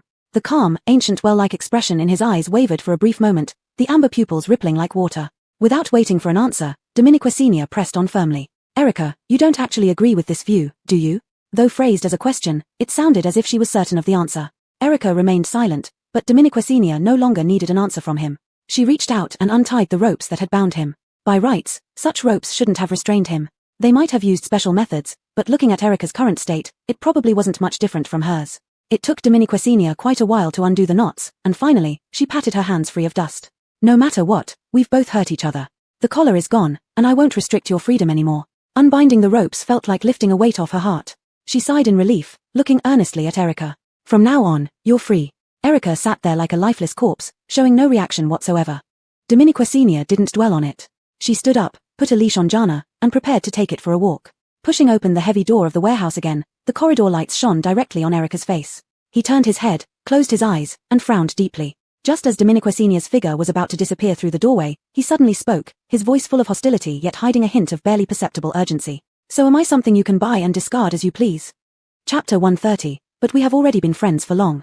Dominiquacinia went out with the wolves for nearly an hour, taking the opportunity to inspect the stability tree and the exotic plant seedlings she had planted.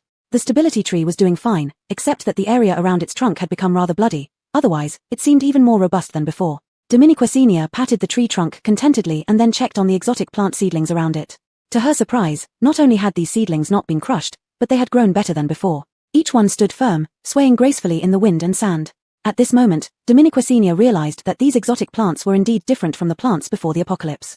They weren't afraid of the wind and sand, nor did they fear being watered with blood and flesh. On the contrary, such conditions only made them grow stronger.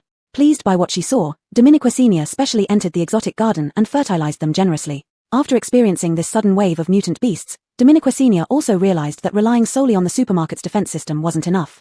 Although it could protect against zombies and some people, this was limited to within the supermarket.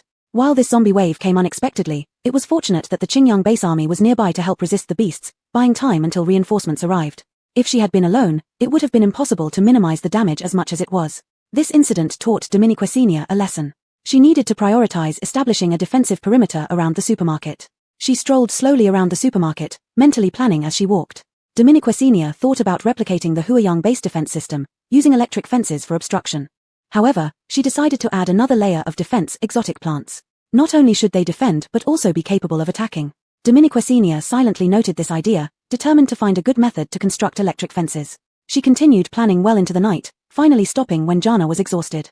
She returned to bed for a brief rest. The sudden arrival of the mutant beast wave disrupted many things, and the next day promised to be very busy. The next morning, Dominiquacinia got up energetically, startling Stacy, who was about to tuck her in. Seeing the dark circles under Stacy's eyes, Dominiquacinia grinned brightly. "I'm feeling much better now, thank you for taking care of me all these days, Adela." She hugged Stacy tightly, wishing she could kiss her, as the obedient child was too adorable. Stacy blushed at the fragrance near her nose, not daring to hug back too tightly. After a while, she struggled to get up. "Hypoxia can be dangerous. Would you like to rest a bit longer?" Before Dominiquacinia could respond, a crowd suddenly rushed in, clearly hearing the commotion inside. Leanne, Alban, Jessie, Zion, and Gavin gathered by her bedside. Alban looked worriedly at her, saying somewhat dramatically, "Boss Shen, why are you sitting up? Lie down quickly." Jess's face showed concern as well. "Do you need to rest more?" Zion and Gavin didn't say much, but their eyes brimmed with worry. It was as if Dominiquacinia had just recovered from a serious illness. Rolling her eyes, Leanne retorted, "Why are you so worried? Didn't you see her face is already redder than Adela's?" Before anyone else could respond, Dominiquacinia smiled. "That's true, I took Jana out for a walk in the early hours of yesterday." Everyone exclaimed in shock. What? Dominiquacinia had long been known for surprising everyone with big moves. After the initial shock, there was nothing they could do but accept it. Though she enjoyed teasing them, Dominiquacinia genuinely appreciated their concern. Jediah weaponry and Yuyun weaponry helping her wasn't unexpected since, in a way, she was their boss. The people from Qingyang base staying was also understandable as they awaited further cooperation. But Lion Emperor had no reason to help her so much, and Adela had been guarding her for days. Unskilled at expressing herself, Dominiquacinia chose to repay them through actions. Knowing how busy they must be and that they wouldn't stay long after she woke up, she simply offered them a deal too good to refuse. Alban stared dumbfounded at the new contract in his hand, hardly believing it. "Ah, really, selling it to us at such a reduced price?"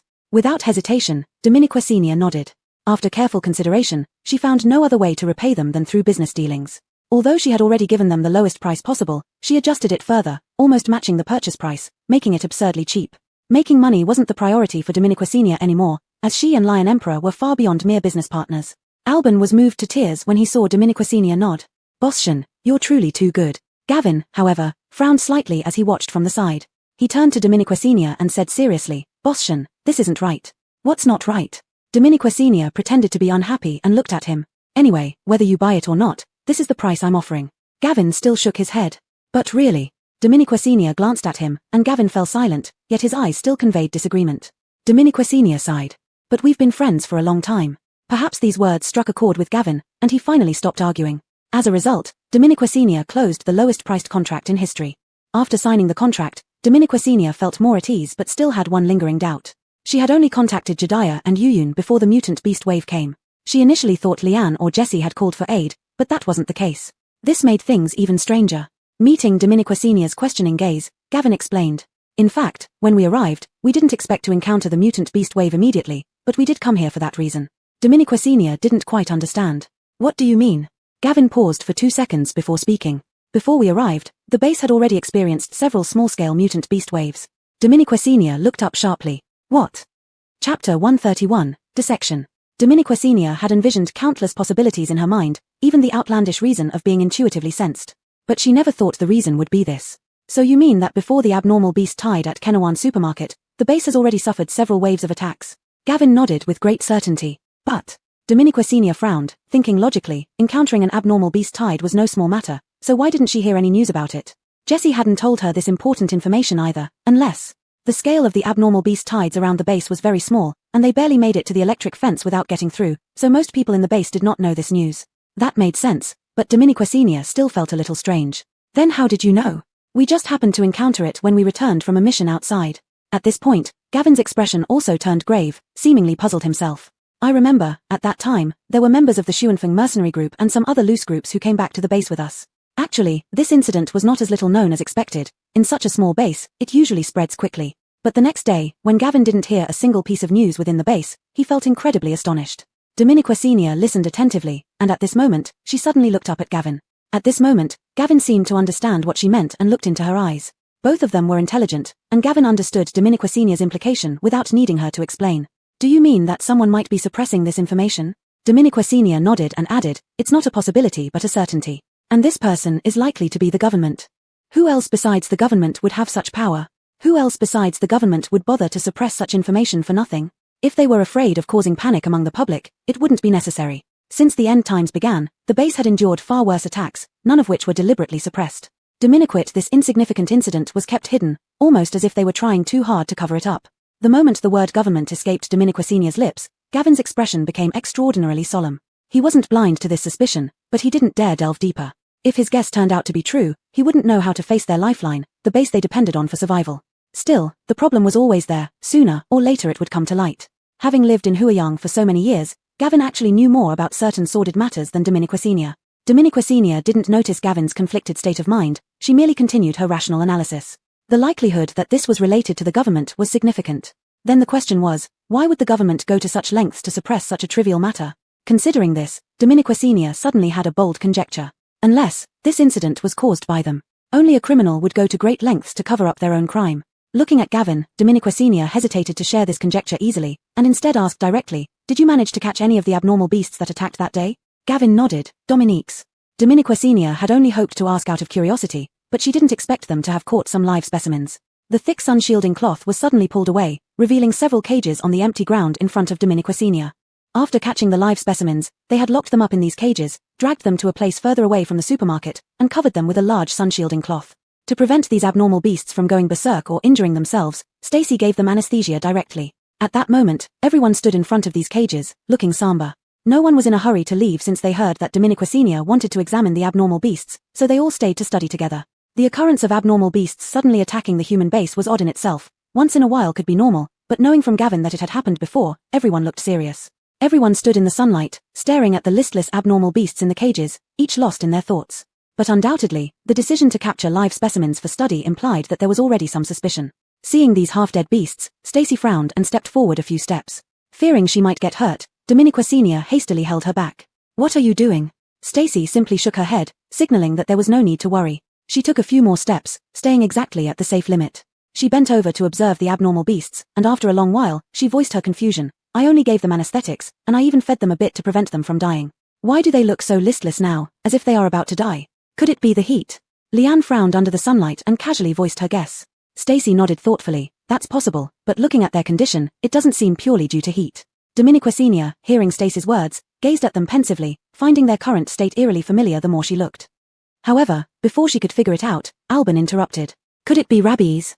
Everyone immediately showed exasperated expressions. In these times, there weren't even dogs left, let alone rabies. Besides, even if it were rabies, compared to those abnormal beasts in the post-apocalypse, it wouldn't be worth mentioning. Alban also felt a bit foolish for his comment. He scratched his head and chuckled awkwardly, just a random guess. People started speculating one after another, but no one hit the mark. From beginning to end, Gavin, Aidan, and Jessie hardly spoke a few words, but their expressions were all heavy. Aidan kept checking his communicator from time to time, seemingly constantly asking or verifying something with Huayang. The sun made everyone's eyes dizzy, and Stacy, disregarding the danger, took a few more steps closer. This time, she noticed something. Why are their eyes red? Red. Dominica Senior shivered suddenly, recalling that she had noticed this issue when resisting the beast tide but had forgotten about it afterward due to numerous distractions. Combining their current listless state, Dominica Senior suddenly formed a very bold conjecture. She turned around and faced everyone. Let's dissect them. Chapter 132, Trouble Within the Base. No one questioned Dominiquacena's decision, and everyone quickly set about dissecting 2 of the anomalies on the spot. Calling it a dissection was a bit much. They simply used their powers to rip them open without any method or specific goal. Dominiquacena herself wasn't sure if the item she was looking for could be found this way. She had said it on a whim. The 3 anomalies soon became bloody messes, and Alban used his water abilities to wash off the blood. Despite how nasty everything looked after this operation, for those who had survived in the post-apocalypse for a long time, it felt no different than slaughtering chickens for New Dominiquia's Day. Suppressing her nausea, Dominiquacena began closely examining the anomalies' remains. Her gaze wandered over the organs, but she saw nothing as expected. Others were watching too, but they didn't understand what Dominiquacena was looking for, so they couldn't figure out anything. Dominiquacena frowned deeply, inspected again, then finally stood up abruptly. Could she have thought too much? Jessie asked softly from the side, "What are you looking for?" Dominiquacena did not hide anything but whispered back, "Pink crystal." Jessie had been with her investigating pink crystals at the black market before, so he understood the situation just as well as she did. As soon as she mentioned these 2 words, he grasped her intention. "Are you suspecting that they turned violent due to mistakenly consuming pink crystals?" Dominiquacena turned to look at him and silently replied, "It's possible." After the previous black market incident, the investigation on pink crystals hadn't progressed, but this recent anomaly wave forced her to consider pink crystals again. Especially the sight of the anomalies going berserk, losing all reason and having red eyes, only to become listless afterwards and appear barely alive, it reminded her very much of the people in cages at the black market. Dominiquacena couldn't understand why the pink crystals appeared inside the anomalies, but recalling what Gavin said, if there were government personnel involved in this, then the matter of pink crystals would be far more complicated. Dominiquacena even speculated some very dire possibilities. However, ultimately, she found no trace of pink crystals. She exchanged glances with Jessie, unsure whether she should feel relieved or disappointed. But Jessie took a slight step back, gesturing for her to look elsewhere. Following his line of sight, Dominiquacena saw the blood Alban had washed away earlier. Mixed with water, the blood slowly flowed into the soil, shining brilliantly under the sunlight. However, Dominiquacena quickly noticed something odd. Blood might reflect light, but it shouldn't shimmer like this. It seemed almost as if there was another substance hidden within. Realizing this, Dominiquacena turned abruptly to Jessie and whispered, "Pink crystal?" Jessie also wasn't sure. He hadn't paid much attention to the messy blood earlier until Dominiquacena mentioned pink crystals, when he suddenly realized something was wrong. They quietly moved a few steps backward toward the pool of blood. The closer they got to the blood, the more obvious the strange sparkle became. It definitely wasn't normal blood. Without caring about the overwhelming stench of blood, Dominiquacena crouched down immediately, her eyes unwavering. There were specks of pink crystals clearly visible in the dark, viscous blood. Dominiquacena's eyes widened as her heart raced. Ignoring her disgust, she gently touched the blood with her finger. The pink crystals in the blood were mostly in powder form. With this gentle swipe, her finger picked up many tiny pink crystals. Had anyone else seen it, they probably would have mistaken it for mere dust because Dominiquacena knew the details of pink crystals all too well. Dominiquacena held her breath as her suspicions solidified. If the government was trying hard to cover this up, it must mean they were somehow involved. Just as this thought crossed her mind, the system made a beep. Congratulations. The progress of your side quest investigating pink crystals has reached 40%. The system's confirmation reassured Dominiquacena that her guess wasn't off, yet from that moment, things grew exceedingly complicated.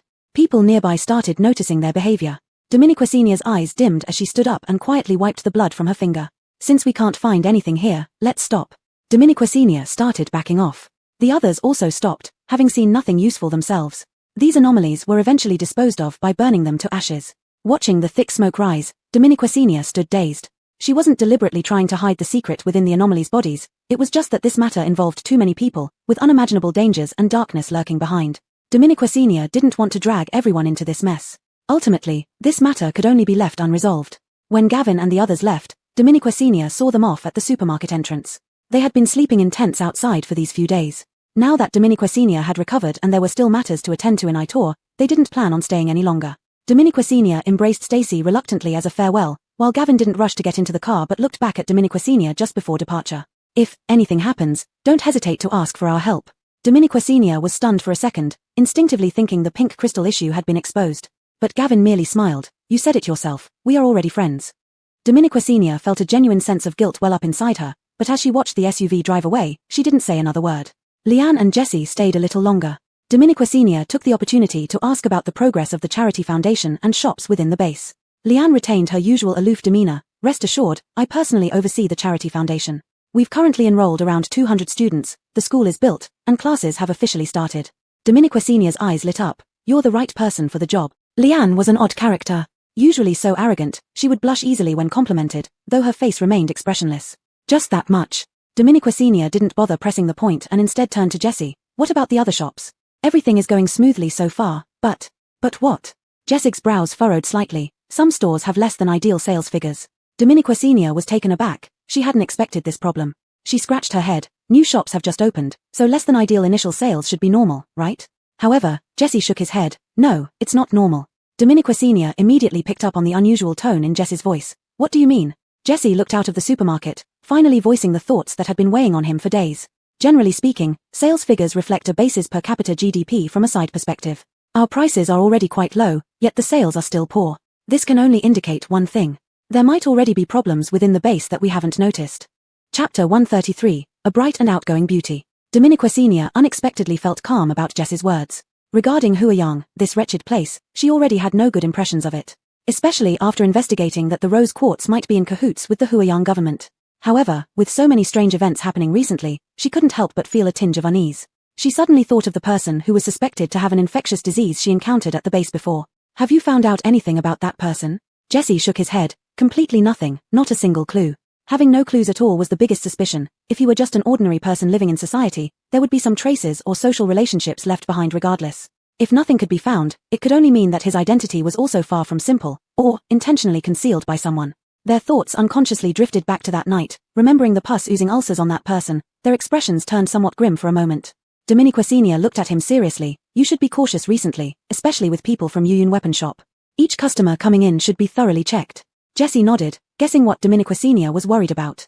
Weapons are considered luxuries in the post-apocalypse era, let alone our store which specializes in high-quality ones. Customers are rare as it is, you don't need to worry about these things. Dominiquacinia nodded thoughtfully, yet her mind pondered over accelerating the supermarket's defense constructions. But then Jessie cast a rather meaningless glance at Dominiquacinia, leaving Dominiquacinia looking back at him with a bit of confusion in her eyes. Jessie turned his head and coughed twice. People still keep coming endlessly to Yuyun Weapon Shop wanting custom weapons. Dominiquacinia's face stiffened. Remembering this matter she almost forgot. Only nearly half of the first batch had been completed. So she laughed awkwardly. Not now, not now. Wait till I finish the first batch. I promise it will be quick. Jessie gave a barely noticeable smile, then said calmly, all right, then I'll reject this nearly $500,000 order. Dominiquacinia fell silent for a while before abruptly bursting out loudly. How much? In the end, Dominiquacinia gritted her teeth and took on the weapon job. After all, Jessie understood her too well. Once that figure of $500,000 appeared, she had no reason to refuse. After Jessie and Liane left, Dominiquacinia finally got down to business. Probably no one from Qingyang would have expected that they would be forced to stay here for nearly 10 days when they only intended to collaborate. However, it didn't seem to bother Zion at all. Even staying for a year would be fine as long as they could work with such a supermarket. After the wave of monsters passed, the people he sent back finally returned. Surprisingly, they returned with more than 10 cars instead of the 1 car sent originally. Dominiquacinia was utterly stunned when she greeted them at the entrance. Even Zion, who had seen much, couldn't suppress his surprise. Once the more than 10 cars parked steadily not far from the supermarket, the escort vehicles quickly opened their doors, armed with precision, guns aimed orderly, scanning the surroundings cautiously. Dominiquacinia marveled at the scene. If it wasn't for the central vehicle obviously being designed for human passengers, she would have guessed they were escorting a truckload of purple coins. Zion's usually relaxed expression turned slightly serious, seeming to realize why their arrival was particularly slow. He walked forward a few steps, standing straight and tall, with the neatly aligned team following closely behind, stopping in front of the cars. When the door of the central black car was opened from outside, a sturdy sun-bronzed leg slowly extended out, slender and powerful looking. A very beautiful leg indeed. Dominiquacinia stared, finally realizing that this could be a significant figure sent by Qingyang. Dominiquit no one ever mentioned this significant figure had such beautifully smooth thighs. When the woman fully stepped out, Dominiquacinia instantly felt like the dusty and desolate post-apocalyptic world became a mere backdrop to her. Long black curly hair wildly danced in the wind, a pair of orange sunglasses rested atop her hair, revealing sharp and striking features. Her deep-set eyes, high-bridged nose, and further down, a mouth smiling happily at her. Good heavens, who could tell whether she was the supermarket owner or a weirdo now? Dominiquacinia simply couldn't tear her gaze away from this bright and outgoing beauty. To the extent that she didn't notice an elderly man with white hair getting out from the other side of the car. It wasn't until Zion shouted salute beside her that she snapped back to reality and felt the synchronized presence around her. As Hao Jing's hand dropped, Dominiquacinia truly felt that this dazzling beauty and the man's status might be higher than she had imagined. Very soon, reality confirmed her suspicion. Despite the down-to-earth smile revealing 8 teeth, the dazzling beauty approached her and, in one swift motion, embraced Dominiquacinia, who was 165 centimeters tall, into her arms. Dominiquacinia looked up to find herself only reaching the woman's shoulder. This beauty must be around 180 centimeters. Dominiquacinia stood still like a chicken, resting calmly in the beauty's embrace without any struggle until the beauty suddenly started greeting Hao Jing. Little Jing, is this the supermarket you mentioned? Where's the boss? Before Hao Jing could answer, the beauty began ruffling Dominiquesenia's hair. Where did this little beauty come from? Is she your girlfriend? Hao Jing. Dominiquesenia. This misunderstanding was huge. Dominiquesenia quickly struggled free, raising her hands high. No, I'm the boss, right here. The beauty paused for 2 full seconds before abruptly leaning down. Oh hey? Dominiquesenia laughed awkwardly. Hi. In the conference room. The floor-standing air conditioner hummed, causing the fake green plants on Dominiquesenia's desk to tremble slightly. Dominiquesenia sat at the table, staring at the trembling plant as she silently picked up a cup of hot tea. At this moment, her mood eerily matched that of the plant. Embarrassed enough to sway with the wind, Dominiquesenia never expected Qingyang to send over their unified commander and the diplomat for the base. In her mind, these 2 positions were typically reserved for the highest managers within a single base, especially the unified commander of the base army. She glanced at the sunny beauty, who sat carefree on the sofa opposite her, showing great interest in the conference room setup and looking around curiously. Just as the beauty's gaze was about to land on Dominiquesenia, she hurriedly lowered her head to drink her tea. No wonder the beauty could directly call Captain Hao by his nickname, and no wonder Hao Jing led the soldiers in a salute. Dominiquesenia felt an unusual twinge of nervousness, knowing that even Huiyang hadn't sent such prominent figures for negotiations. She took another sip of tea, still unsure how to start the conversation, when the white-haired old man spoke first. He stood up, formally straightened his suit, and gave Dominiquesenia a solemn look. Hello, Boss Shen. I am Chester, currently in charge of diplomacy for Qingyang base. Startled, Dominiquesenia hurriedly stood up to shake his hand. Hello, Alejandro. After carefully exchanging greetings, Dominiquesenia heard a stifled laugh from beside her. There's no need to be so formal, just call him Stefan. Dominiquesenia, her. Chapter 134, The Mountain of Poverty. Dominiquesenia suddenly felt as if she had been transported from the conference room to the entrance of her village. Although she knew this beauty had a free and easy style, she hadn't expected such unrestrained behavior.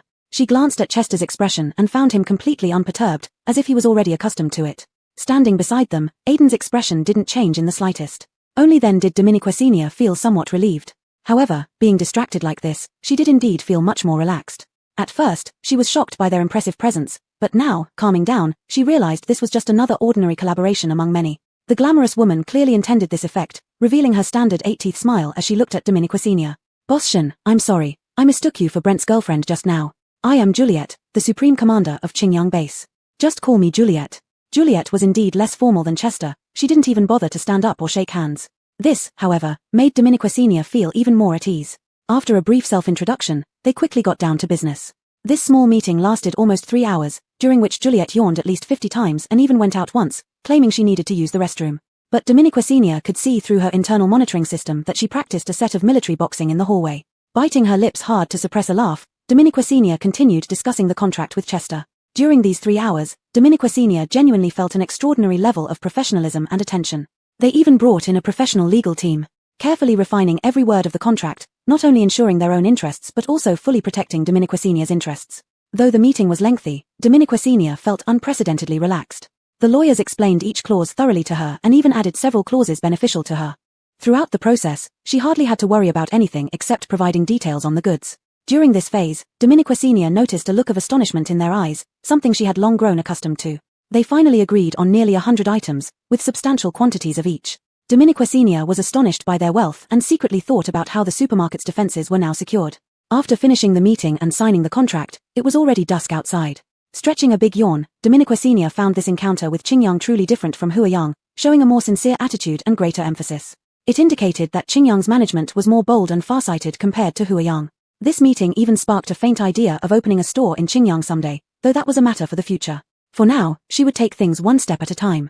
Smiling, Dominiquesenia stood up and shook hands with both of them. Pleasant cooperation. Chester responded, pleasant cooperation.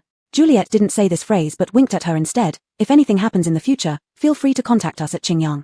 She even handed her a contact number. Feel free to reach out anytime. Unless I'm on the battlefield or in training, I'll always be available. Just like her name suggested, Juliet was lively and passionate. Dominiquesenia accepted the contact information without hesitation. They stayed only one night before hastily leaving. Dozens of vehicles stirred up dust as they departed from the supermarket, with Aiden returning to the base with his people. In the blink of an eye, the supermarket was left with only Dominiquesenia. It felt like after the festive reunion when the young ones came back home and then dispersed again, leaving only her feeling lonely and desolate. Standing in the vast supermarket, Dominiquesenia soon chuckled at her own thoughts. Because she wasn't alone, she still had Liane. The storage room door swung open, and little Liane ran out happily after being cooped up for days, tackling Dominiquesenia to the ground. Dominiquesenia didn't resist, rolling around on the floor with the wolf. She kept Leanne confined for several days because there were too many strangers around. She feared Leanne might develop hostility towards strangers or vice versa. So she reluctantly kept her locked away for a few days. After playing around for a while, Dominique Senior glanced through the white fur towards the corner of the storeroom. Ropes lay scattered on the ground where the bound person had once been. He had quietly disappeared since that night. Dominique Senior didn't understand the meaning behind his final words, so she never answered.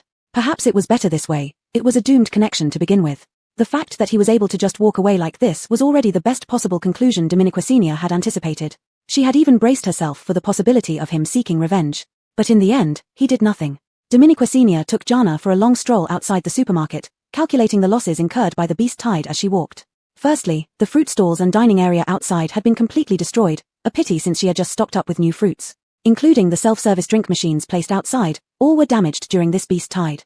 Roughly adding up everything would come to around 300,000, not including the blood and meat splattered on the exterior walls of the supermarket or the damage to the neighboring hotel which also suffered and needed renovation, another substantial sum of money.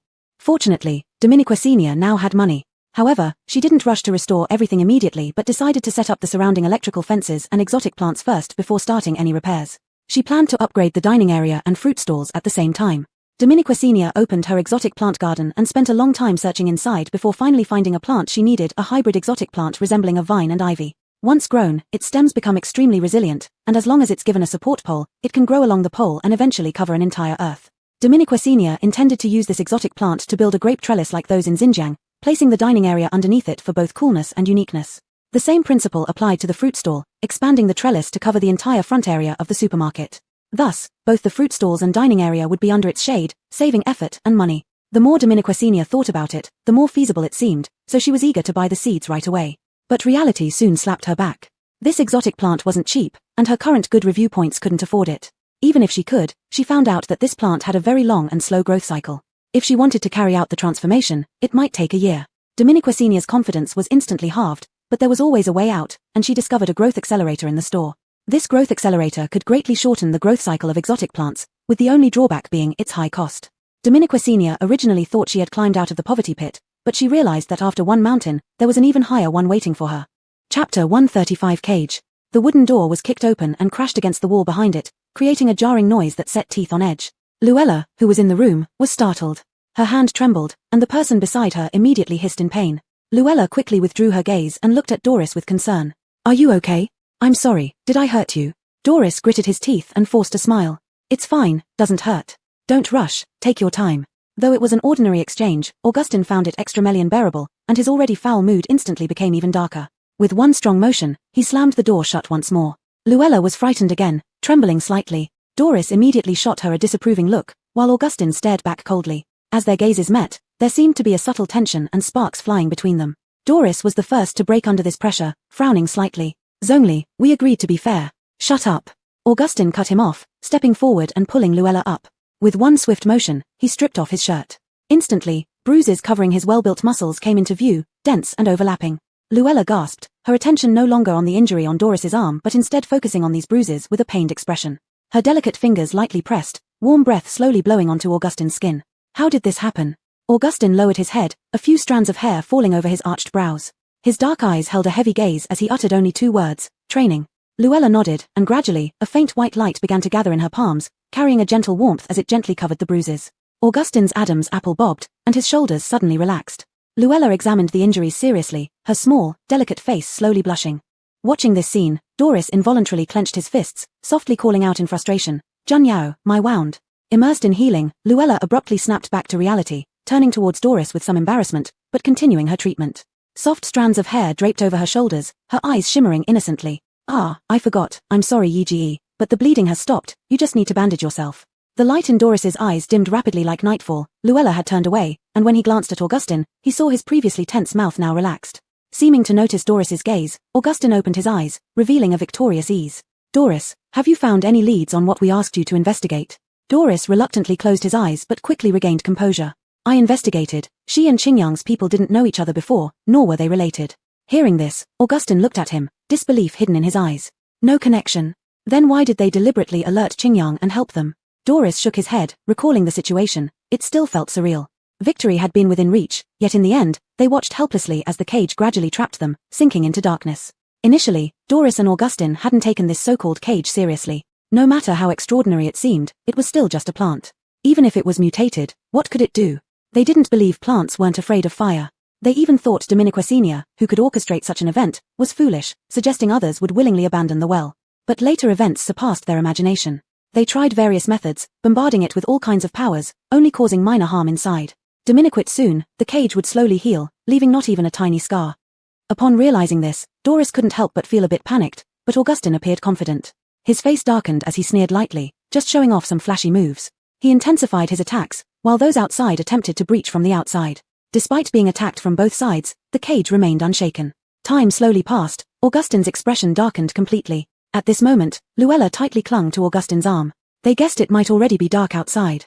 If they continued with futile efforts, they might exhaust their powers without escaping. Inside the cage, everyone fell silent except for occasional ripples in the well, hinting that there was still hope.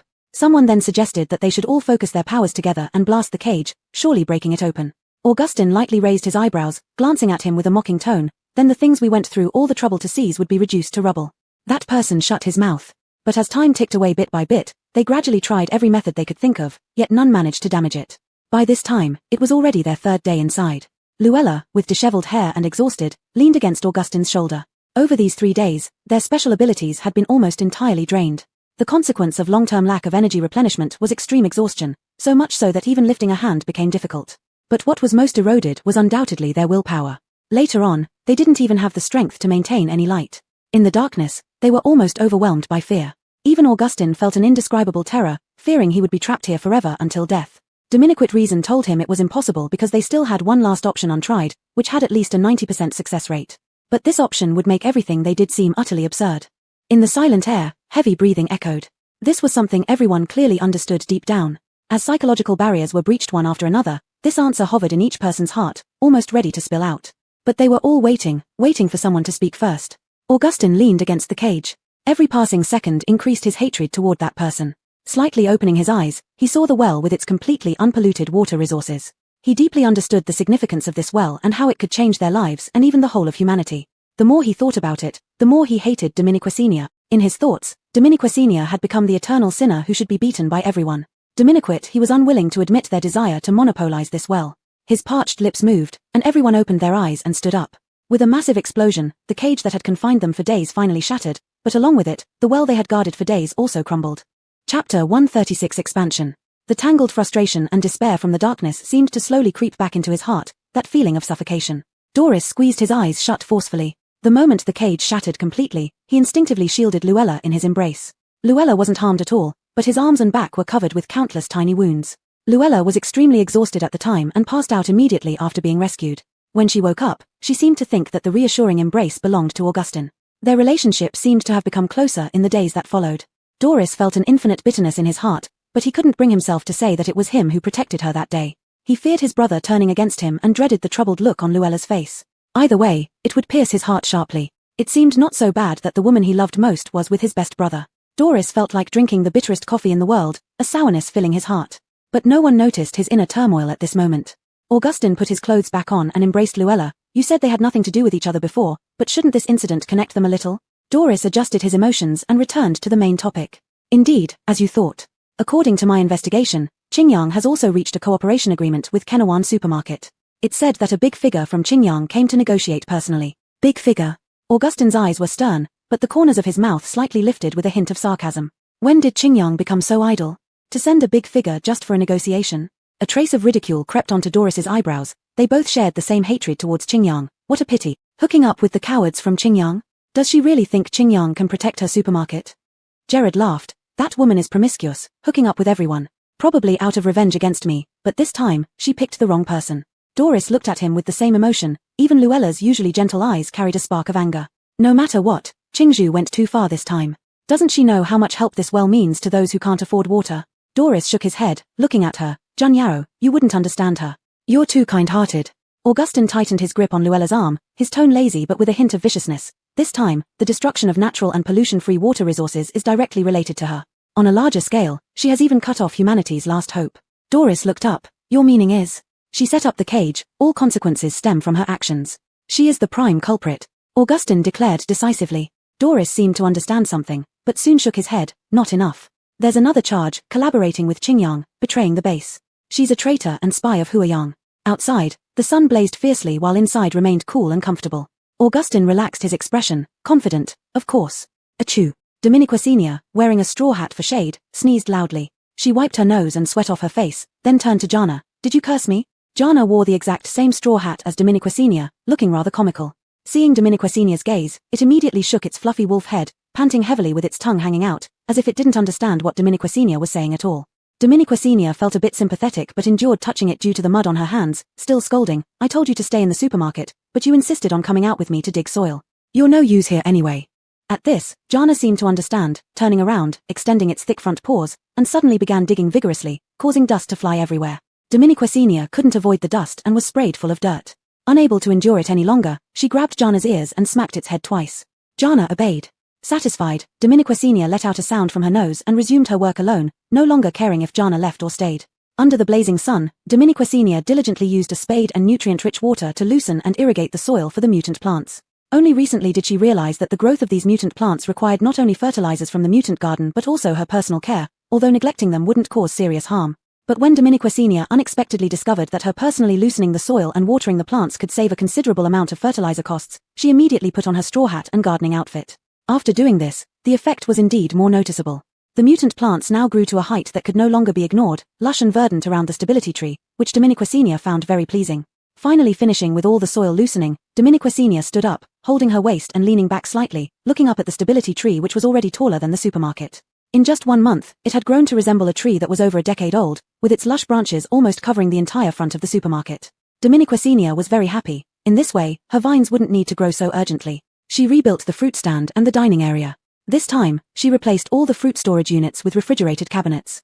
Once activated, these units would emit cool white smoke, creating a misty atmosphere that both preserved freshness and looked very upscale. Dominiqua Senior loved these cabinets very much. Inspired by them, she immediately set up a fruit salad stand next to the fruit stall. During her college days, she often indulged in such treats. Although they were somewhat expensive, the variety of fruits mixed with yogurt was perfect for a summer day. She even prepared a box of sugar-free yogurt for Jana to try, causing the little wolf to have yogurt all over its face. After this experience, Jana often hung around the fruit salad stand, making Dominiqua Senior chuckle. For the dining area, she installed higher quality and more attractive tables and chairs and expanded its size to accommodate more people at once. Previously, those who would sleep here during their lunch breaks now had a better option, the motel outside the base, giving more space for dining. The motel's business wasn't great anyway, so Dominiqua Senior turned the rooms into hourly rentals, starting from 1 hour. For as low as 80 purple coins per hour, many mercenary teams, seeking peak mental states, wouldn't hesitate to buy these rooms. Often, 6 rooms weren't enough for a single team. Dominiqua Senior thought it was about time to expand it further. Chapter 137 Not a Good Person. Dominiqua Senior remained busy outside the supermarket until dusk, with the massive sun hanging in the west, painting layer upon layer of clouds red and casting a golden shimmer on every leaf of the peace tree. The prolonged heat wave described in the original work seemed to be coming to an end. Although the noon sun still scorched people's skin, there was now a noticeable temperature difference between morning, evening, and midday. Occasionally, a breeze would blow, bringing a hint of coolness if one paused to feel it. Dominiqua Senior plopped down onto the ground, placing her straw hat on the floor. Her sweat-soaked hair clung to her temples, cooling slightly in the breeze. Jana lay beside her, and Dominiqua Senior leaned against it, enjoying this rare moment of leisure. To repair the damage caused by the monster tide, she had not opened her store for days, instead focusing on researching how to expand defenses and upgrade various aspects of her shop. Regarding the supermarket's defense system, she had been searching high and low in the mall but found nothing satisfactory due to the limitations of its level. In this situation, she thought of someone, Jasmine. After reaching a cooperative agreement with Jasmine previously, her production speed had never been very fast, but the quality was excellent. During the forging process, she always produced some defective items that didn't meet the buyer's requirements. But these defectives were not truly defective, they simply didn't fit the custom orders. She would send these so-called failed weapons directly to Jasmine's auction, around 5 over a month. The lowest grade was B, and the highest reached S. Except for the B-grade weapon, all others became the highlight of each auction, making Dominiqua Senior's reputation as Boss Kenner increasingly renowned throughout the base. This was also why Jessie said that Yuyun Weapon Shop had recently received more and more custom orders, naturally leading to higher prices. Jasmine was very pleased with their cooperation and quickly agreed to help Dominiqua Senior look for a highly defensive and practical electric fence. Her auction house covered virtually any field, so she could easily access hundreds of items. Dominiqua Senior felt reassured leaving this task to her and also asked her to keep an eye out for certain materials. This had been part of their initial agreement when they first started working together, as Dominiqua Senior often lacked materials for weapon crafting. So, she listed what materials she might need each month and gave the list to Jasmine, who would prioritize selling them to Dominiqua Senior once found. Thanks to this arrangement, Dominiqua Senior no longer faced material shortages. Before disconnecting, Jasmine, surprisingly, brought up something unrelated to work. Did that bastard strangle you? For some reason, Dominiqua Sr. felt embarrassed at the question, instinctively looking far away and giving a faint affirmative murmur. Jasmine stayed silent for a while. Dominiqua Sr. suspected she was either suppressing laughter or organizing comforting words. Ultimately, it might have been regret or disappointment towards someone who didn't listen, or perhaps a hint of smugness for her foresight. Whatever it was, Dominiqua Sr. braced herself for any response, but Jasmine only asked calmly, why?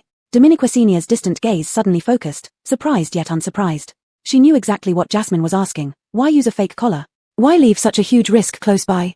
Don't you already know, Boss Cheng? Silence ensued again. Jasmine's voice was always pleasant, like flowing water, like a gentle breeze, soothingly entering one's ears. When she spoke again, there was a hint of amusement. Trying to save money? Dominiqua Sr. laughed softly. Dominique's. But Boss Shen, this is the apocalypse. I know, I'm not a good person. Their brief exchange ended there. Dominiqua Sr. returned from her reminiscence, listening to the rustling leaves around her, feeling an unexpected loneliness. She gazed at the endless horizon, zoning out, until a black dot slowly appeared in her vision and grew larger. Suddenly snapped back to reality, she stood up. Jana, sensing the change, also sprang to its feet, baring its teeth at the approaching figure. But Dominiqua Sr. patted its head gently, signaling it to relax. Stop showing your teeth, your future friend is back. Hagen returned on a rather ordinary evening, and Dominiqua Sr. welcomed him just as ordinarily. But the red clouds in the sky seemed to have also imprinted on the two people's ears. Dominiqua Sr. smiled happily. You've returned just in time. I'll be opening the store tomorrow, and you can handle the early morning shift. Hagen caught his breath evenly. Sure. Neither of them asked what had happened during the days they were apart. Dominiqua Sr. did not inquire about what he had been up to, just as she hadn't asked much when he left. This was a mutual understanding between them, a form of trust. The next morning at 6 o'clock, Hagen indeed got up to open the store.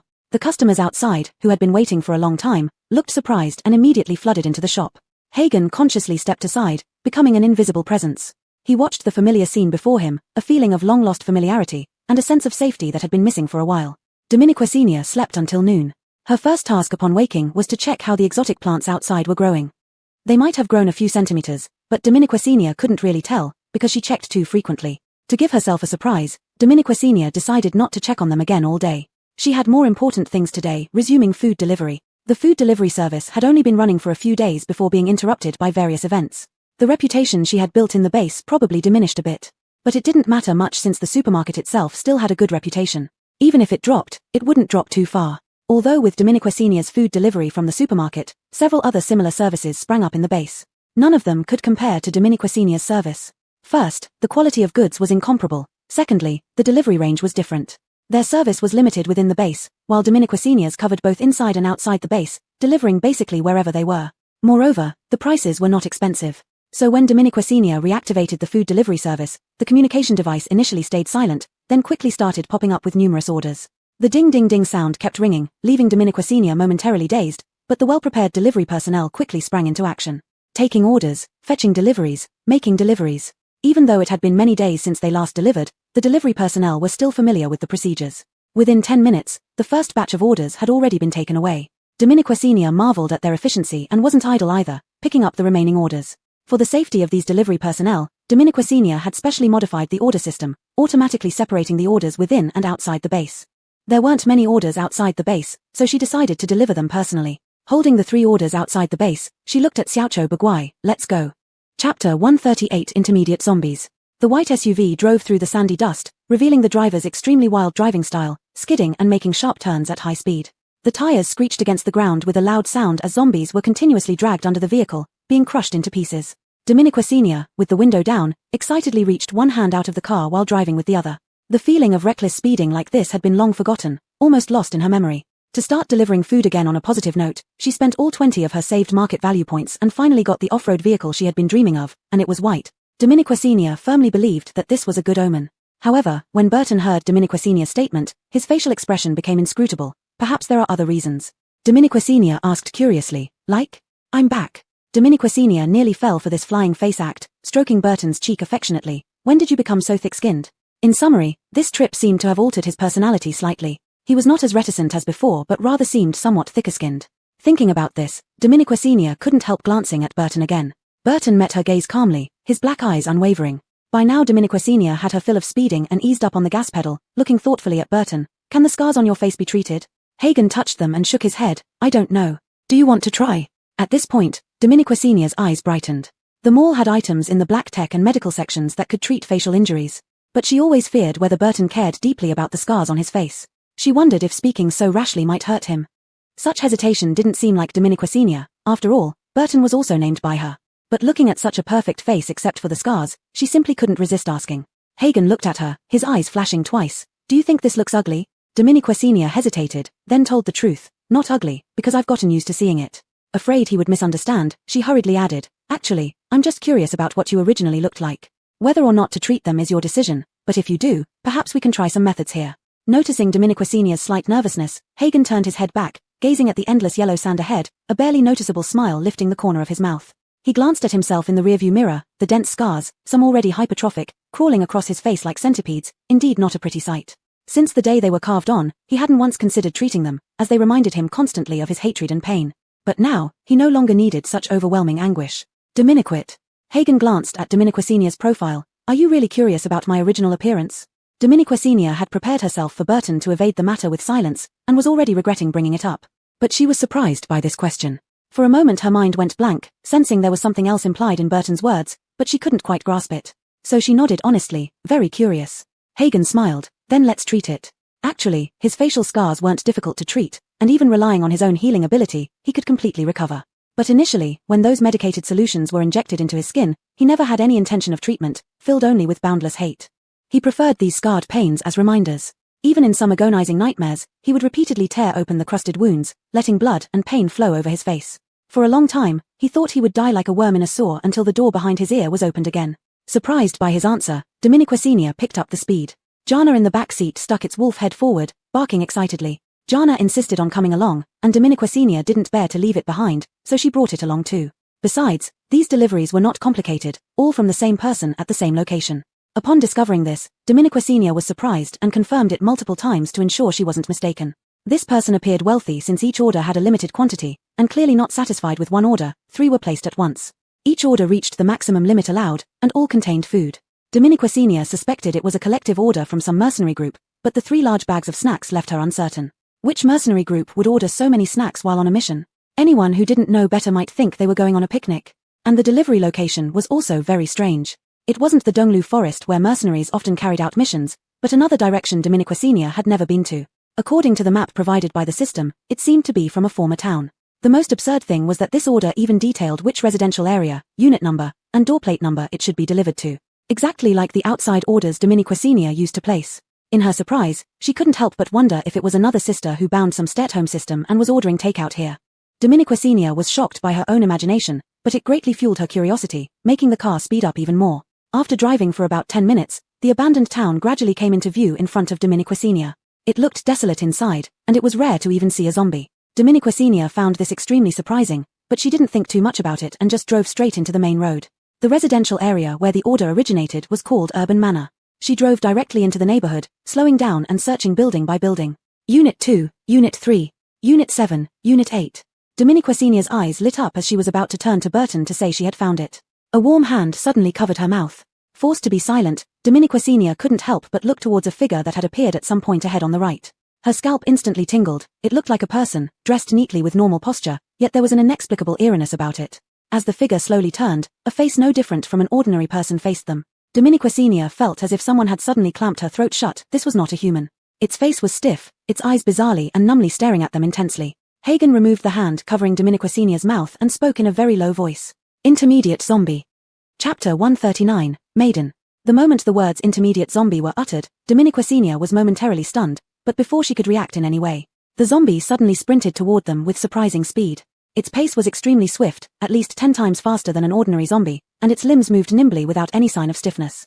Both individuals' expressions changed simultaneously, and Leanne, sitting in the back, began barking furiously at the zombie. Dominica Sr. watched as it dashed closer, her heart hardened.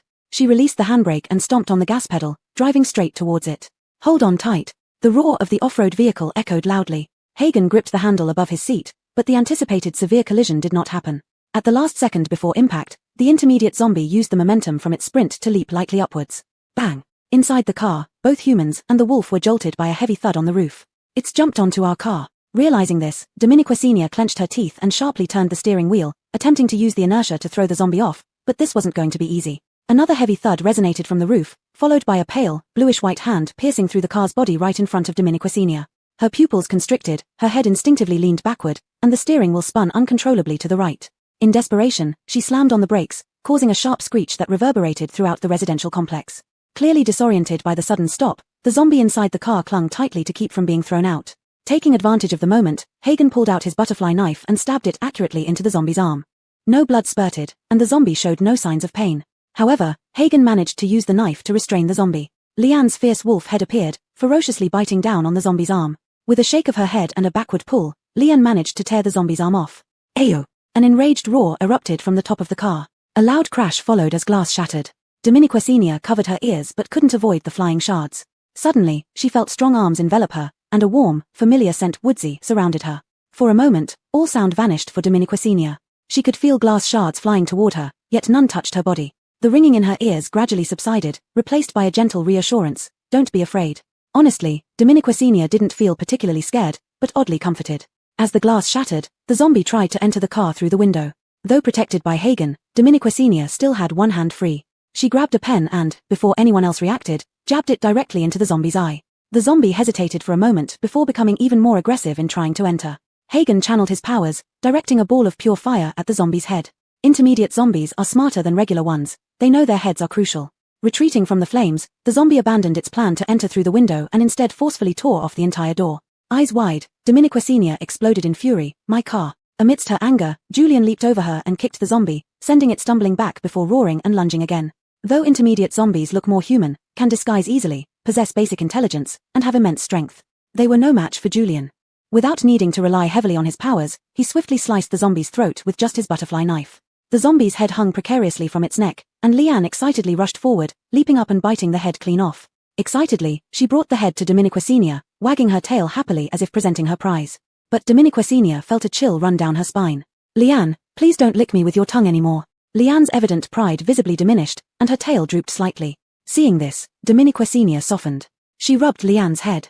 All right, our Leanne is the strongest and bravest, okay." Leanne perked up again. Before Dominiquicenia could reflect on how easy dogs are to please, another figure stood before her. "What about me?" After Leanne bit off the intermediate zombie's head, it rolled into a nearby flower bed.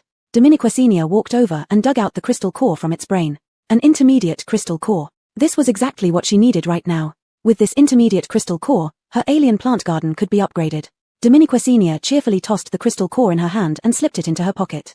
Just as she was about to turn back to call Julian to continue delivering food upstairs, a sudden feeling of being watched made her stop in her tracks. Julian, leaning against the car, instantly sensed something was wrong. Almost simultaneously, they both looked up at the building. The sky was clear with not a cloud in sight. This was an 18-story building, and on the balcony of the 8th floor, a head suddenly appeared, staring down at them. This eerie sensation was not much different from when they first saw the intermediate zombie.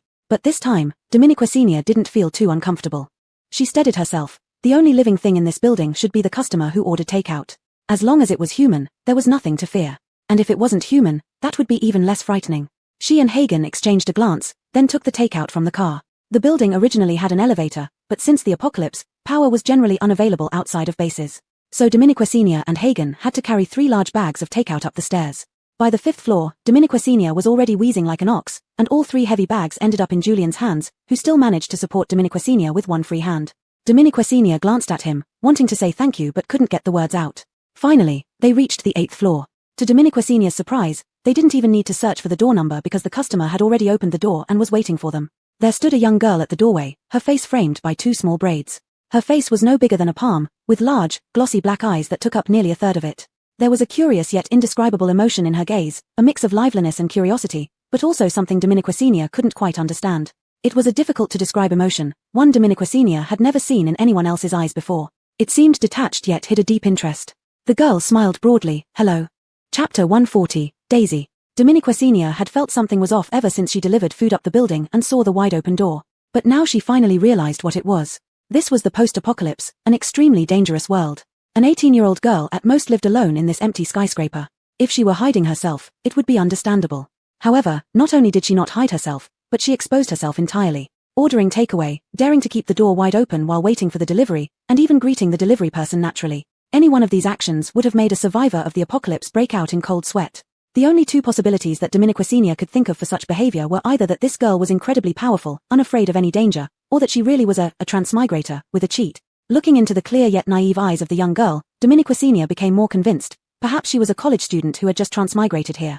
She coughed a few times inexplicably, feeling a surge of excitement, and blurted out to the girl's gaze, "Gongting Yuli wine?" The girl's large, round eyes flickered briefly, then clouded over with confusion. What does that mean? Alanigi also gave her an odd look. Dominiquicenia held back the tears of joy that threatened to spill due to seeing someone from home. Alright, maybe she overthought it. To cover her embarrassment, Dominiquicenia hurriedly instructed Alanigi to hand over the food. "Hello, here is your order. Please check if everything is correct. If it is, could you please leave us a good review?" Dominiquicenia recited her rehearsed lines smoothly, her smile flattering. The girl watched Dominiquicenia as if witnessing something amusing, and when she finished reciting, she took the food cheerfully. "What's a good review?" Dominiquicenia smiled faintly and repeated the familiar explanation again. The girl listened attentively and nodded, signaling understanding. Dominiquicenia thought there might be hope. The girl's expression seemed to confirm it, but in the end, she shook her head with a smile. "But I can't give you a good review because you just killed my only friend." "What?" In a flash, Dominiquicenia moved from doubting her own ears to confirming she hadn't misheard, and finally looked up at the girl in disbelief. Alanigi had already taken action, his butterfly knife pressed against the girl's throat in an instant. Dominiquicenia's face darkened, but she didn't stop him. Hagen looked straight into the girl's eyes, word by word. "We just killed a mid-level zombie." The girl frowned disapprovingly. "He had a name, he's called Xiaohei. He was my only friend, and I saw you kill him with my own eyes." Seeing the girl's innocent expression, a slow wave of goosebumps crawled up Dominiquicenia's body. What was going on? Was there a mental issue or was this deliberate? If so, what was the intent? Dominiquicenia even began to suspect if this was a trap. But looking into the girl's sincere eyes, she couldn't be sure. Alanigi didn't lower his knife, and the girl looked somewhat unhappy. "Are you going to kill me like you killed my friend?" Hagen and Dominiquicenia exchanged glances and moved forward in perfect unison. Hagen pinned the girl down, and Dominiquicenia swiftly placed 2 fingers on the girl's carotid artery. A faint but steady pulse brought Dominiquicenia back to her senses. She grabbed Alanigi, releasing the girl. The girl touched her own carotid artery along with Dominiquicenia's fingers, a strange light flashing in her eyes. Dominiquicenia, feeling apologetic, didn't notice it much. They realized they might have misunderstood the girl. Perhaps she was suffering from some form of delusion due to being isolated too long in this building with no friends. Suddenly, the girl appeared pitiful. The two exchanged another glance and found themselves at a loss for words, until Jana suddenly appeared between them. Jana, playful as always, had been sniffing around on the way up the stairs, delaying their arrival. But unexpectedly, upon seeing Jana, the girl's eyes lit up instantly. "Shuecho." Jana flailed its front paws, bouncing towards the girl. The girl, seemingly a powerhouse, picked up the wolf, which was larger than her, and spun around in circles. The bond between human and dog clearly ran deep. Dominiquicenia and Hagen exchanged a look, both completely baffled. Meanwhile, the girl and Jana had already forgotten about their existence. The girl hugged the wolf's head, recounting her feelings. "Shuecho, I saw a wolf downstairs that looks just like you." Jana immediately barked twice, her head held high, looking very proud. The girl's eyes lit up instantly. "So that was you. No wonder you were so fierce." Dominiquicenia, listening on the side, felt a bit embarrassed. It seemed that this girl had just said that it was her best friend, and now her wolf had bitten off her best friend's head, yet she still praised it for being fierce. The signs of the girl's poor mental state became even more obvious to Dominiquicenia and Hagen. However, seeing how affectionate the girl was with Jana, Dominiquicenia visibly became dejected. All this time raising the wolf turned out to be for someone else. It meant that they would have to give Jana back. She never thought delivering takeout would cost her Jana. Dominiquicenia felt sadder as she thought about it, with no good review and without Jana. But her sadness didn't last long. After the girl played enough with Jana, she stood up and smiled at them. "Thank you for bringing my snowball back. I can give you a good review." After saying that, she paused for a moment, seemingly thinking about something. Then, as if suddenly remembering, she took 2 steps into the room, making space for them. "To thank you, I invite you in." In this post-apocalyptic world, daring to randomly invite people into one's home was unusual. However, after exchanging glances, Dominiquicenia and Alanigi both chose to enter without hesitation. It couldn't be denied that sometimes curiosity really could be fatal. As soon as Dominiquicenia came in, she was shocked.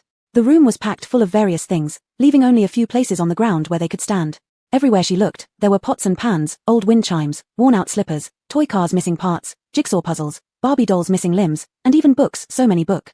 These books were casually placed on the floor, either piled up or opened, each one worn and yellowed from age. Dominiquicenia picked up one at random, which was filled with marks from frequent reading.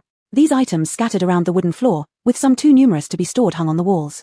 Abstract, impressionist, and realistic paintings were also haphazardly stacked on the walls. Sunlight shone in, casting a unique glow on each item, their colors varied and striking, creating an oddly beautiful mess. The girl walked in, her clothes made of various colorful patches blending perfectly with the surroundings. Her hair had somehow come loose, softly draping over her shoulders. She smiled at them, revealing 2 sharp canines, and formally introduced herself. My name is Daisy. Chapter 141, Don't you want to invite me to your home for a visit? Daisy seemed very pleased that they were willing to come inside as guests. She even served them 2 cups of hot water. In these times, it's hard to offer even water, yet she managed to serve them 2 cups of hot water. Domenico Sr. felt amazed and realized that the girl before her eyes was indeed no ordinary person. The whole house wasn't big, 1 living room, 2 bedrooms, 1 bathroom, and 1 kitchen, and it did seem that only she lived here.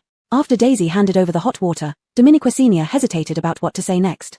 Suddenly, the girl sat cross-legged on the floor in front of them and started eating the snacks they had brought. Watching the expression on the girl's face as she opened the snack package with great seriousness, Domenico Sr. suddenly felt somewhat nervous, inexplicably having a feeling of being judged. Daisy took a bag of chips, looked at it from all angles for a long time, then carefully tore it open.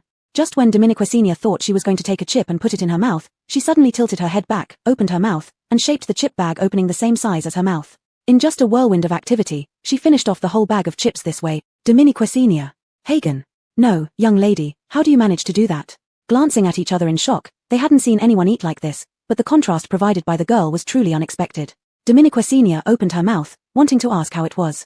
But it seemed that after finishing the whole bag of chips, Daisy had reached some new level, her eyes shining with unprecedented brightness after consuming the entire bag. Opening the snack bag again, she took out a piece of chocolate with her left hand and a box of milk with her right hand. With the same speed and audacity as before. Before Domenico Sr. could even see what brand the chocolate and milk were, they were thrown aside, while her cheeks bulged prominently. Domenico Sr. She must have been a food live streamer before. Thinking this was the limit of the girl, it turned out to be just the beginning. What followed completely shattered Domenico Sr.'s and Hagen's understanding of true competitive eaters. Daisy first finished all the ready-to-eat snacks from 3 large bags, then used her abilities to cook the instant foods that needed soaking or boiling by simply holding them. Then she devoured more, her bulging cheeks barely ever deflating. If Domenico Sr. and Hagen had come inside out of curiosity, now it was sheer astonishment and disbelief, along with a desire to see just how much more she could eat. Their eyes seemed glued to that constantly opening and closing mouth, while empty snack packages almost surrounded the girl. Throughout her binge eating, she didn't forget her snowball. Jana kept circling around her, and Daisy generously shared a bite or 2 with the wolf. Domenico Sr. wanted to remind her that the animal might not be able to eat those things, but remembering Jana was the girl's wolf, she kept silent. For an hour, they watched this grand performance of a competitive eater up close, during which Daisy never stopped eating, not even pausing for a sip of water. Only after emptying everything from the 3 bags did she satisfy herself, propping her hands on the ground behind her back and letting out a loud belch. After belching, she seemed to realize there were still guests in her home, her tender white face turning red abruptly, but she looked at them excitedly. That was delicious. I've never eaten anything so delicious. Domenico Sr.'s mind had gone numb, she barely reacted to the praise for the supermarket food. She stared at the girl's flat stomach, unable to understand where the massive quantity of food had gone, as if the girl's stomach were actually a black hole. I'm glad you liked it, but eating so much at once, won't it make you feel bloated? Domenico Sr. asked cautiously. Daisy touched her belly, as if seriously thinking about it, then smiled. Not too bad, perfectly full. It's been a long time since I've felt this full. Hiding her shock, Domenico Sr. pretended to be nonchalant and nodded. Well, thank you for the invitation. We should probably go. Though unsure of the mystery behind the girl's stomach, their curiosity was satisfied, and they got to enjoy a free show of a competitive eater. Domenico Sr. still felt it best to leave now. After all, everything since entering this community felt peculiar, the girl's mysterious words, the wondrous appetite, these made Domenico Sr. unconsciously wonder if they had mistakenly triggered some kind of high-level protagonist plot. In any case, getting involved would mean endless trouble. Domenico Sr. and Hagen exchanged a knowing glance, ignoring whatever the girl was saying, and stood up to leave. The only thing that made Domenico Sr. feel regretful and sad was Jana. As she got up, Jana followed her for a couple of steps. When they reached the door, Jana stopped, and Domenico Sr. instantly understood its meaning. It was impossible not to feel down, but this reaction was within her expectations. She squatted down and patted Jana as a final goodbye. Thinking Domenico Sr. would stay, Jana wagged its tail happily again. Domenico Sr. smiled and softly said, "Silly wolf, you even lost your way home, don't get lost again in the future." Having said that, Domenico Sr. stood up and walked out with Hagen. Jana panicked, barking twice. Domenico Sr. resisted the urge to turn back until the clear voice of the girl suddenly sounded. "Wait." Domenico Sr. stopped and turned around. Daisy and Jana looked at her eagerly. "Don't you want to invite me and Snowball to your place for a visit?" When the 3 people and 1 wolf sat in the car, Domenico Sr. still couldn't figure out how this situation had developed. She clearly felt the girl was mysterious and should be avoided. But her brain didn't seem to listen, especially when seeing Jana's watery big eyes and wagging tail trying hard to please her. She admitted she had been swayed. Now, 1 person and 1 wolf were sitting in the back seat, each occupying one side of the window. Jana stretched its head out of the window to enjoy the wind. If it hadn't been for Domenico Sr.'s stop, Daisy's head would also be outside enjoying the wind right now. However, after being stopped by Dominiquesenia, she could only stretch her face out of the window as much as possible, opening her mouth widely to feel the wind. Dominiquesenia. She glanced at the clownish creature beside her who hadn't spoken a word and whispered, "You used to be the most childish one in this car. Now you're not. Happy about that?" Hagen turned to look at her, easily seeing through the anxiety hidden in Dominiquesenia's eyes. He smiled slightly. Someone should be happier than me. Chapter 142 Moving. In a certain sense, the calmness of Carnage alleviated her anxiety to some extent. However, this trip did indeed change Carnage. Dominiquesenia lightly coughed twice, withdrew her gaze, and began to focus on driving. By the time they reached the supermarket, it was already noon. Delivery personnel were still continuously entering and exiting the supermarket. Fortunately, there weren't many delivery orders outside the base today, so she had time to take her guest for a tour. Dominiquesenia got out of the car and got Daisy a cup of watermelon juice. The recent hot weather had led to a surge in sales of all kinds of icy drinks. Out of personal preference, Dominiquesenia added freshly squeezed watermelon juice to the offerings. Unexpectedly, the watermelon juice sold particularly well. She ended up buying a fully automatic juicer from the mall, which would automatically produce juice just by placing various fruits on it. Dominiquesenia placed the juicer next to the fruit stand, where customers could use it for free, significantly boosting fruit sales. When Daisy received the chilled watermelon juice, she first said thank you with surprise, then finished it in less than half a minute. Dominiquesenia. Suddenly, she understood why Daisy wanted to come here as a guest. Jana returned to the supermarket like a fish returning to water, pulling on Daisy's pant leg and proudly showing her around. First, she dragged Daisy under the stability tree. The mutant plant under it had now grown as tall as Jana, who usually loved lying next to it and sleeping. Jana pulled Daisy over, rolled on the ground, as if introducing her to the spot. "Look, this is where I usually sleep." Then she dragged Daisy to the fruit salad section. "The best food in the world is right here." Jana brought Daisy running around everywhere, quickly showing her all her favorite spots. Daisy accompanied her with great enthusiasm, leaving Dominiquesenia free for a while. She didn't intervene either but instead opened the mutant plant garden during this time. A message popped up immediately. Intermediate crystal core detected. Do you wish to upgrade?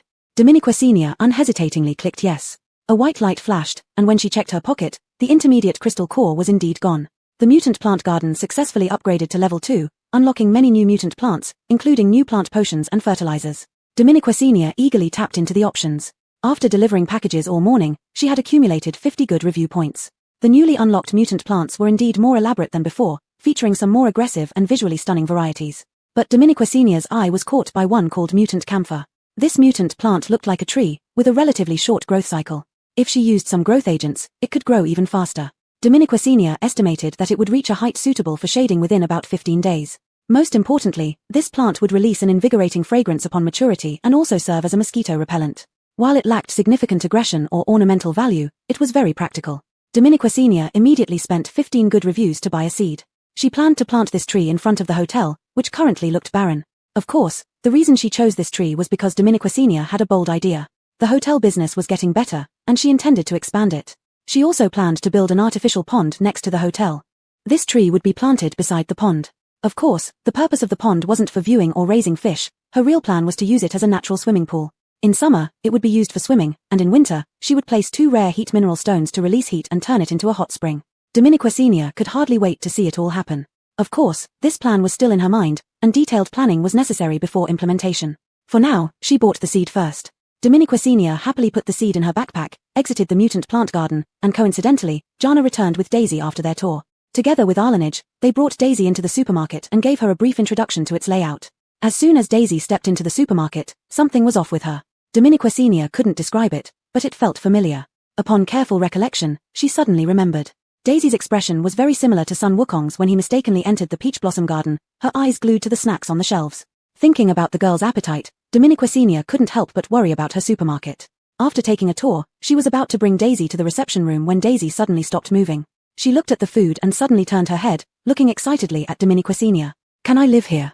"Ah!" Daisy immediately stretched out her finger and pointed to the hotel outside. "I see that it looks like a hotel. Can I stay there?" Oh, a hotel." Dominiquesenia realized she had misunderstood and suddenly felt relieved. She nodded. "Of course, how many nights do you want to sleep?" Daisy frowned in thought for a moment. "I'm not sure, but I want to stay for a very, very long time." Dominiquesenia was silent for a while. Suddenly, she had a bold idea. "You're not staying here just because of the food, are you?" "How did you know?" Dominiquesenia rubbed her forehead. This girl's logic was really unique, but she didn't seem to have any reason to refuse. Then she suddenly thought of something very important. "What about your home? Aren't you going back?" Daisy was taken aback by this question. Dominiquesenia thought she had finally hit the key point and was about to continue, trying to persuade the girl carefully. But Daisy suddenly reacted. I can move. Thank you for reminding me. I'll go pack my things now. With that, she was about to run back. Dominiquacenia gasped and hurriedly pulled her back, meeting the girl's puzzled eyes. But she choked on her words. It felt like punching into cotton. She couldn't think about her in normal terms. Seeing that Dominiquacenia didn't speak and she was eager to go back to pack, Daisy asked, "What's wrong?" Dominiquacenia took a deep breath. She had no reason to stop her, nor was it necessary. With that thought, Dominiquacenia sighed lightly. The hotel is indeed available for long-term stays, but before you check in, I need to understand some basic information about you. Also, I must remind you that if you want to stay here for a long time, it might be quite expensive. Daisy patted her chest. No problem, I have money. This Dominiquacenia knew. After all, her habit of ordering takeout had already shown that much. However, regarding basic information, Dominiquacenia needed detailed facts. Looking at Daisy seriously, Dominiquacenia asked, "How old are you this year? What about your parents or other relatives?" Chapter 143, Does it hurt? In the apocalypse, asking about parents or family is usually inappropriate. Survival is already challenging enough. How could one possibly expect a complete family? Even having an immediate relative still alive is considered fortunate. But Dominiquacenia had to ask. If Daisy really intended to live here long-term, she needed to know certain background details. Daisy did not appear offended or saddened by the question. She merely frowned in concentration as if recalling something. By your method of calculating age, I should be exactly 18 this year. Before Dominiquacenia could dwell on what exactly by your method meant, Daisy continued, My parents are dead. I have no other relatives, just many friends, but they don't pay attention to me. The answer about her parents' death was expected, but the part about having many friends seemed peculiar, especially since the girl lived alone. Dominiquacenia furrowed her brow in thought. Suddenly, she remembered that Daisy regarded mid-level zombies as friends. Could she be referring to those zombies as her friends? She exchanged a glance with Braden and confirmed the same thought in his eyes. No wonder she said those friends ignored her. If they truly cared, the girl would be in grave danger. Dominiquacenia looked at Daisy, who was still eagerly awaiting her response, seemingly very eager to move into the hotel. To consider zombies as friends suggested some mental issues. Dominiquacenia couldn't think of any other explanation. Unconsciously, a hint of pity crept into her eyes. The girl lived alone in the building, relying on scavenging for amusement. Perhaps losing her parents or some other issue caused psychological trauma, leading to such cognitive distortions. Daisy was oblivious to how Dominiquacenia now perceived her. She waited anxiously for Dominiquacenia's reply. Do you have any other questions? Do you know about the Huayang base? Dominiquacenia hesitantly asked what seemed like a foolish question to others. Of course I do, and I've been there. Daisy replied happily. You've been there? Dominiquacenia was surprised by this unexpected answer. She had assumed the girl might not know about the Huayang base and survived outside as a refugee. But knowing it existed and even visiting made things stranger. Logically, a normal weak girl who found a base should stay inside, safer than outside. Dominiquate Daisy spoke as if the Huayang base was just a mall, strolling in and out casually. Strangely, this didn't contradict Daisy's established persona but rather fit her unusual behavior. An exceptionally wealthy, physically strong yet cognitively odd girl. After much consideration, Dominiquacenia nodded in agreement. Despite uncertainties about Daisy's statements, she decided to check again with Jessie for safety. Overjoyed by the positive response, Daisy nearly leaped up, shouting, I'll go pack my luggage. Snowball, let's go. Before Dominiquacenia could react, the girl bolted away, moving so fast she disappeared in an instant. The offer to drive her back stuck in Dominiquacenia's throat. Given Daisy's speed, it wasn't necessary. Dylan noticed Daisy's unusual speed and frowned. Dominiquacenia picked up on Braden's concern and turned to ask, Can you tell her true strength? Surprisingly, Braden shook his head, I can't see it. Dominiquacenia was startled. If even Braden couldn't discern it, Daisy's strength might surpass his. Dylan's expression grew serious. He looked earnestly at Dominiquacenia. I might not be able to defeat her. Consider carefully. Dominiquacenia paused, realizing Braden always placed himself in a security role. His intense gaze gave her a fleeting sense that this guard was solely for her protection. She felt a rare, uneasy emotion, quickly averting her gaze. Don't worry. I have my tricks. Are you sure? What? Dominiquacenia hesitated mid-gesture, sensing more meaning in Braden's words. She tried to meet his eyes but only saw his lowered brows and gently trembling lashes, gazing intently at her neck. Dominiquacenia instinctively reached to cover it but then suddenly remembered that the mark had long since faded, so she silently put down her hand that was about to rise. Does it hurt? When did you find out? Both spoke at the same time, but Dominiquacenia couldn't bring herself to say another word. It felt as if he could see right through her neck, and warmth surged up from there. She wasn't sure if she looked flustered at that moment. Unnecessarily flustered. Hagen didn't speak again but lifted his gaze, their eyes meeting. One was flustered, the other sorrowful. Seeing that sorrow, Dominiquacenia's heart inexplicably ached. He now resembled the cat they used to have at home. When she was lonely or sad, the little cat couldn't speak, but it would comfort her silently with its presence and gaze. I'm sorry. Braden's Adam's apple moved slightly, his voice as light as the wind. He never overstepped, never asked why, only quietly offering his sincerity to her. Dominiquacenia's heart stirred like still water being gently disturbed. She raised her head slightly. Should I stop calling you Braden? Chapter 144, heart sinking deeper and deeper. On the same night, Daisy moved all her belongings with Shay.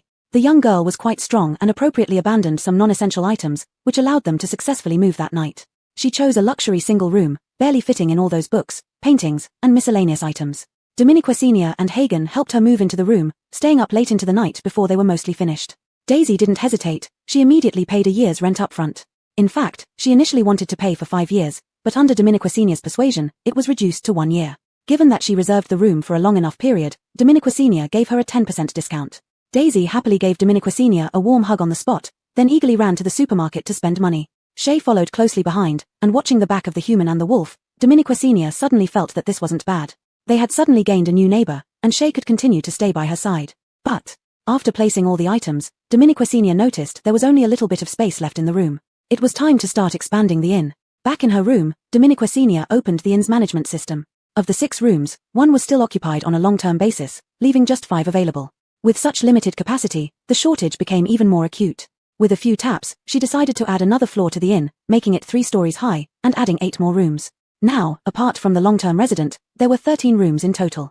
Considering that mercenary groups often stayed together, Dominique Senior added quadruple rooms. Of the 12 rooms now, there were 6 quadruple rooms, 4 double rooms, and 3 singles. Each type was simply divided into standard and luxury classes, with 1 luxury room among each category. Thinking about how small the room would be for Daisy, who would be staying long-term, she considered for a minute and changed Daisy's room to a presidential suite. Although the price increased, with a 1-year lease, Dominique Senior would still make a profit. The layout of the inn on the system panel changed instantly, especially for the room where Daisy lived. Although the luxury single room itself wasn't small, it was ultimately just 1 room. After becoming a presidential suite, a moderately sized living room appeared, providing more space for Daisy's belongings, making the area less cramped. As for the other rooms, she didn't upgrade them temporarily. She planned to do major renovations while Daisy was out at the supermarket tomorrow. She didn't know what methods the system used, but no matter how significant the changes were, others seemed not to notice. They silently accepted the transformations. Only those who hadn't visited in a long time might notice slight changes, so Dominique Senior wasn't worried that Daisy would find the inn's changes strange the next day. After expanding and upgrading Daisy's room, Dominique Senior still felt unsatisfied. Since it was an inn beside Kenawan supermarket, it couldn't just be an ordinary inn, at least it needed to be impressive and have a star rating. Thus, she started a large-scale renovation of the inn's facade and exterior, striving to make it look elegant and luxurious. She even set up an open-air restaurant on the rooftop of the 3rd floor. Guests staying could add a small fee to get breakfast or lunch vouchers, eating directly at the rooftop restaurant. To make the rooftop restaurant look more upscale, she laid down green grass turf and placed a small musical fountain. After completing all this, Dominique Senior's assets decreased by 500,000 purple coins. Although it was somewhat painful, when she saw the beautiful 3D model on the system panel, she felt much better. Before she knew it, the renovation took her until 2 or 3 in the morning. Dominique Senior turned off the system panel, lying on the bed, staring at the dark ceiling, unable to sleep. Her thoughts involuntarily flew back to Iof's expression from the afternoon. Upon hearing her question, shouldn't we stop calling him Iof, his face clearly froze, even showing a hint of confusion. Dominique Senior still didn't know his real name. He didn't seem inclined to tell her. She thought that after saying that, she might finally learn it, but his lips trembled slightly, and he ultimately said nothing. So Dominique Senior didn't press him further. But that question wasn't spontaneous, it was a sudden realization during their long gaze. She noticed that the scars on his face seemed fainter, revealing small patches of clean skin. In the light, his skin looked pale and radiant. His beauty and handsomeness were evident even through the scars. With them fading slightly, it was irresistible. She wasn't sure if it was due to the medication she had given him, but the effect was truly astonishing. Dominique Senior couldn't help but imagine how handsome his face would be when fully healed. As a superficial person, Dominique Senior couldn't resist chuckling at the thought. She fell asleep with this dreamy idea slowly fading from her mind. In the adjacent room, Hagen was completely unaware that someone was fantasizing about his completely healed face. He glanced at the clock. It was 4 in the morning. There wasn't much time left to sleep, so he got up from bed directly. Before going to sleep, he had taken a pill given by Dominique Senior that was supposed to treat skin problems. He hadn't expected the drug to be so potent. As soon as he swallowed it, he felt a burning sensation on his face, and the scarred areas began to itch slightly. Hagen knew this was the medicine taking effect, so he resisted scratching. Still, it was a challenging feeling to endure, and he had held out until now when the sensations finally started to subside. He instinctively touched his face, noticing that the previously uneven areas had become smoother, though not entirely flat yet. After getting out of bed, Hagen went straight to the mirror. His room had a mirror which he always kept covered with a cloth. Now, he gently lifted the black cloth, revealing a face that was both familiar and strange in the mirror. He had just showered and washed his hair before bed, so his dark hair now lay neatly on his forehead. He reached out and brushed the hair behind his ear, exposing raised eyebrows and a forehead that was now relatively smooth compared to before. His forehead had always had fewer scars, leaving only some faint marks now. Looking down, he saw a pair of extremely calm eyes. In the past, when his face was full of scars, people's gazes often stopped at those scars. One glance would add more hatred in his heart, but now, he seemed able to scrutinize himself again. The hatred wasn't gone but no longer consumed all of his attention. Hagen gently traced the lighter scars on his face. For some reason, he suddenly chuckled softly. He wondered what a certain person's reaction would be tomorrow upon seeing him like this. But soon, his smile vanished. In the quiet room, he gradually became aware of his heartbeat, and an uneasiness began to spread within him. Outside, the night was profoundly dark and eerily silent. He seemed to hear that familiar voice whispering in his ear once again. Shouldn't we stop calling you Iof? If you ever meet someone named Hagen, stay far away from him. A wave of panic enveloped Hagen. Looking at his reflection, his heart sank deeper and deeper. Chapter 145 The Hand of Fate. Hagen looked very much like his mother, both of them were first-class beauties, and this was a well-known fact in a certain small base. The small base was tiny and unofficial. Initially, it was merely a refugee camp made up of a few tents until some deserters passed by and then occupied the place. Only then did the refugee camp gradually evolve into a small base. The deserters had originally been on the front lines fighting zombies but fled out of fear even before the battle began. A few men established the small base, recruiting civilians under their rule and tyrannized over them. Later, to gain more resources, they pretended to manage democratically and applied for formal establishment as a base. Though the base officially grew in size, it couldn't escape its inherently chaotic core. There was no fairness or management within the base, all regulations were dictated by a select few. Those who could flatter them received their favor and thus gained power. As a result, fights, brawls, bullying, and abuse frequently occurred within the base. People had nowhere else to go and could only live cautiously under such management, begging not to offend those lords. In such a small base, Hagen and his mother were destined for a tragic fate. Hagen's mother, Ada Morris, came to this small base pregnant. Back when she arrived, it was still a refugee camp. Although there were people with ulterior motives, most were sensible folks trying to protect themselves. At that time, there was still some trust between people, they would occasionally help each other. Because of her beauty and pregnancy, Ada Morris evoked sympathy in many. So during that period, Ada Morris's life wasn't too hard. Until those deserters arrived, Ada Morris had just given birth and looked haggard, so she escaped their notice due to her lack of vitality. Later, to protect herself and her child, she deliberately made herself look ugly. She became extremely thin, with a sallow complexion, resembling a malnourished refugee. People who once found her attractive gradually ignored her. She started making a living by working with her own hands. She took on all kinds of hard labor without hesitation. Her petite frame carried things several times heavier than herself. Relying on her own efforts, she lived on and raised her child healthy. Hagen, from a very young age, displayed a face that perfectly inherited his mother's beauty and his father's handsome features. He looked like a delicate porcelain doll. At first glance, he seemed like a little girl, but a closer look revealed his masculine eyebrows and eyes. With standard double eyelids, his eyes often showed maturity and calmness beyond his age. He knew early on that his mother had a tough time raising him, so as soon as he was old enough and strong enough, he started helping his mother work. Ada Morris earned a steady job due to her efficiency, washing clothes for the military personnel of the base. Most women in the base did this job, and little Hagen helped his mother wash clothes, easing her burden. Whenever this happened, the other women would cast admiring glances, praising how capable and adorable Xiao Fei, little Fei, was. Ada Morris would smile slightly during those moments. Life was tough back then, but the two of them leaned on each other, making do. At 10 years old, Hagen awakened two abilities, one fire-based, one mental. Ada Morris knew mental abilities were extremely rare and shouldn't be easily revealed in this small base. She repeatedly instructed Hagen to hide this ability and never use it. Hagen listened to his mother. He didn't use it and focused on practicing the other, fire-based ability. His talent for using fire surpassed certain adults in the base quickly, and those who used to cause trouble for Ada Morris dared not do so anymore. Little Hagen felt proud, thinking he could finally protect his mother. Ada Morris would pat his head and gently tell him, having extraordinary power means you can protect the ones you want to. Don't use your strength to bully the weak. Ada Morris was an educated woman and taught Hagen well. Little Hagen clenched his fists firmly, looking at his mother resolutely and nodded, agreeing. Ada Morris smiled and nodded approvingly, saying nothing.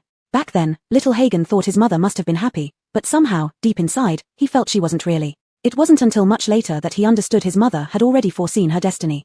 Ada Morris did not live as easily as she appeared. In fact, no matter how much she disguised herself, true beauty couldn't be hidden, especially with Hagen's increasingly handsome appearance. Someone had their eyes on them. Ada Morris seemed to have anticipated this and calmly offered her body. She had a purpose. She used her body to secure a peaceful corner for the two of them. But this peace didn't last long. As the small base's population grew and its development expanded, large bases began to notice such a small base. Eventually, people from large bases started coming to select potential recruits for their military. This was something all ability users dreamed of. They desperately wished to be chosen so they could join a large base and leave the chaotic small base behind. Hagen was 14 at the time, meeting the age requirement for recruitment, but he didn't really want to go. He only wanted to stay by his mother's side and protect her. What truly attracted him to participate in the selection was an unexpected reward. Those who were selected could bring one relative into the large base. Hagen couldn't help but be tempted. He registered for the selection and, relying on his abilities, was naturally chosen. When he learned the news, Hagen couldn't describe how happy he felt. He thought his mother would finally no longer have to work so hard, and they wouldn't have to live so cautiously anymore. From now on, he would earn money and take care of the family. But fate, like an invisible hand, delights in mocking those who hold hope. Walking home at sunset, even the wind blowing past felt warm. Watching his shadow, he felt he could finally walk proudly with his mother under the sunlight. But when that beloved home came into view, he suddenly stopped, feeling as if he'd been brutally beaten several times, his mind blank. He ran over in a frenzy and pulled away those covering his mother. Overwhelming anger engulfed all his emotions.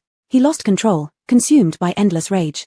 He didn't remember how those men met their tragic ends, he only remembered unleashing all his abilities. Using his mental power, he directly attacked their mental centers, destroying their will, making them die in the most painful way. Veins bulged on Hagen's hands, and his whole body trembled uncontrollably until a cold hand gently covered his almost bleeding fingers. "Calm down, Xiao Fei." At the sound of the weak voice, everything around him disappeared. His heart ached as if bleeding, tears streaming down uncontrollably. Since the age of 5, he hadn't cried.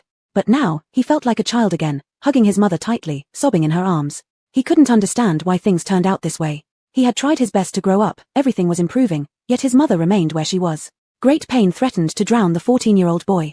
Adamoris held him gently yet firmly. Even though she should have been the one crying, there wasn't even a trace of tears on her face. She cradled Hagen with one hand and gently put on the coat lying on the ground with the other. Her delicate skin was concealed as Adamoris turned her head, coldly looking at the two men in military uniform standing nearby. Chapter 146, Paying Off the Father's Debt. "Carrie, did you see that kid? He has a psychic ability." "I did." This brief exchange decided Hagen's fate without anyone realizing it, in what seemed like an ordinary conversation. After this incident, Hagen decided to take his mother away from this place. Adamoris let him be. She silently packed their belongings but showed little excitement on her face. As he watched her, Hagen couldn't help feeling like crying. He blamed himself for everything. If he hadn't participated in the selection and stayed by his mother's side, none of this would have happened. Adamoris easily saw through the child's thoughts. She smiled, picked him up into her arms just like when he was young. Hagen, who had rarely been held this way since growing up, felt shy and awkward, yet remained still. "Xiao Fei, first of all, none of this is your fault. Never feel guilty because of your kindness." Tears welled up in Hagen's eyes again. "But, you're my mom. Dominique's, but I am also my own person." Hagen lifted his head, puzzled. Adamoris stroked the child's chin. "Xiao Fei knows how to protect mom, which makes me very happy, but you don't need to be bound by me. You can do anything you want, and so can I, because we are two independent individuals." Though not fully understanding, Hagen subconsciously resisted this idea. He buried his head into Adamoris's chest and mumbled, "No." Adamoris chuckled softly. "Remember, the wrongdoers are always those people, and the ones who should feel guilt and remorse are them, not us. Never let hatred blind you, Xiao Fei." Unbeknownst to Adamoris, these words became Hagen's recurring nightmare. In the agonizing days and nights in the laboratory, he relied on these words to get through while being tortured by them at the same time. Finally, a tear silently rolled down his cheek as he mouthed, "Sorry, Mom, I can't do it." That was the last time he cried. Upon arriving at the large base, instead of the bright future he imagined, he faced deeper darkness. Almost immediately after stepping into the base, he and his mother were seized. It was the first time he saw his mother truly lose her composure, as they were completely separated. While he didn't know where his mother was taken, he found himself pushed into an operating room. When he came out, his psychic ability was gone, and even his fire-based ability had become extremely weak, incapable of attacking. In his extreme weakness, he opened his eyes and saw someone else being wheeled out of the operating room with him. It seemed to be someone close to his age, but differently, this person was surrounded by others, while he was surrounded by doctors. The following days became memories too painful even to recall. Later, he was discarded like trash. Everyone, including himself, might have thought he would die there, but he was rescued. Hatred was all that fueled him then, but something else unknowingly entered his heart. He suddenly remembered those words. "Stay clear-headed, Xiao Fei." Lost between memory and reality, Hagen snapped back to the present, looking at his reflection in the mirror. "I don't think I can stay clear-headed anymore, Mom." In the quiet night, this sentence lingered long, unanswered. Whenever he saw his face, so much like his mother's, many memories inevitably surfaced. He stood up, left the mirror, and saw the first light of dawn breaking. He simply opened his store. The moment he pulled open the door, he was startled to see Daisy squatting outside, rushing in to buy things the instant the door opened. Only after paying and eating did she sigh in relief. "Phew, nearly starved myself." Hagen.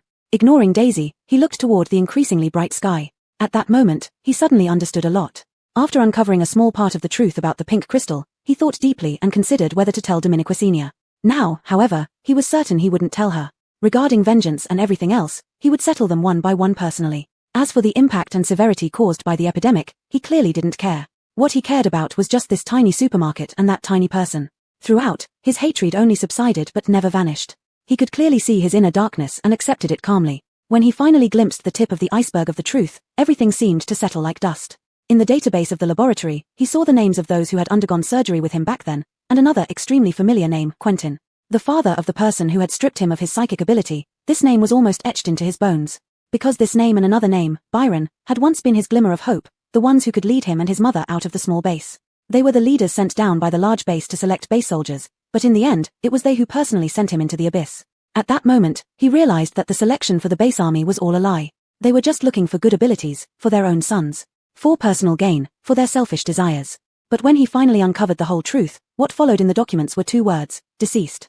All his searching suddenly lost its meaning because of these two words. Hagen truly understood at that moment what injustice meant. They shouldn't have died so easily, they should have felt 100 times, 1,000 times more pain than he and his mother. No matter how overwhelming the emotions were, he suppressed them forcefully. Since they were already dead, then their sins would be paid by their children. Chapter 147, Where the Heart Finds Peace is Home. Dominiqua Sr., as expected, slept until noon. When she woke up with her hair sticking out in all directions like a bird's nest, she felt an unfamiliar sense of relief and comfort, a satisfaction that came from finally getting enough sleep. She quickly rushed to the bathroom for a shower and was just about to go out to check on the supermarket situation when she opened the door to find a figure standing right there. Blind to everything else, Dominiqua Sr. nearly bumped into him. She smelled the pleasant scent of soap at her nose and instinctively looked up. Joker. The rest of her words were abruptly cut off as her eyes landed on the man's face. Her facial muscles involuntarily lifted into a smile. Hi, handsome Tilda. Hagen. Seeing Joker's ears slightly red, Dominiqua Sr.'s smile grew even more twisted. This face was far more astonishing than she had imagined, and it wasn't even fully recovered yet. Dominiqua Sr. grabbed the collar of Joker's shirt and pulled him down suddenly, then leaned in close to him, shrinking the distance between them instantly. Her breath lightly touched his face, and Hagen held his breath abruptly, his whole body stiffening. It felt as if a huge hand had grabbed his heart, making it hard for him to breathe. Unaware of Joker's turbulent inner state, Dominiqua Sr. stared intently at the fainter scars on his face. At this distance, she could even see the pores on his skin. Indeed, he looked much better than before. The medicine seemed to be working very well. At this rate, after just a couple more doses, this man would have skin smooth as jade and looks rivaling Panan. She let go of his collar, patted Joker on the shoulder, and sincerely said, "Damn, you're really handsome. You should have shown your face earlier." The warmth slowly dissipated from Hagen's heart, and at this moment, he regained his composure. "Were my previous looks very ugly?" Dominiqua Sr., sensitive to certain emotions, paused for a moment, then smiled. "No, they were very cute." As usual, the supermarket was crowded with people. Dominiqua Sr. walked around outside and received numerous greetings from Boss Shen. Perhaps because of the last wave of monsters, everyone's attitude towards her had become warmer, and people visiting the supermarket were also friendlier with each other. After fighting together, the estrangement and vigilance between strangers in this post-apocalyptic world seemed to have diminished significantly, at least within this small supermarket. Dominiqua Sr. walked past several familiar faces, but today's purpose wasn't just to idle about, she planned to cultivate the tranquility tree further. Long ago, she had thought of transforming the tranquility tree into something like a matchmaking tree. However, in this apocalyptic world, few people would pray for love. Therefore, she decided not to restrict it and instead turn it into a tree that could bear any wish. In an era where it was hard to protect homes and lives, people's beliefs and hopes were gradually fading away, leaving only the single-minded determination to survive at all costs. But when life became mere survival, how different were they from zombies?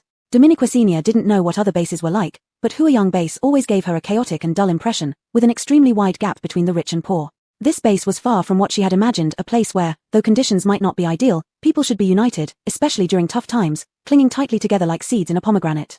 Such a situation could only arise from the negligence of the management. Though Dominiqua Sr. couldn't or didn't want to change this, she could make a small difference in front of her supermarket. She gently hung the first red ribbon on the tree. A gust of wind passed by, rustling the leaves and causing the red ribbon to sway wildly amidst the green. A customer noticed and looked up, until someone realized there were words on it. "Hey, did you see that? Don't push me, I'm almost clear. It seems to say may the land be safe." Another person, upon hearing this, immediately found it boring and waved, laughing, "May the land be safe. First, wish for your own safety."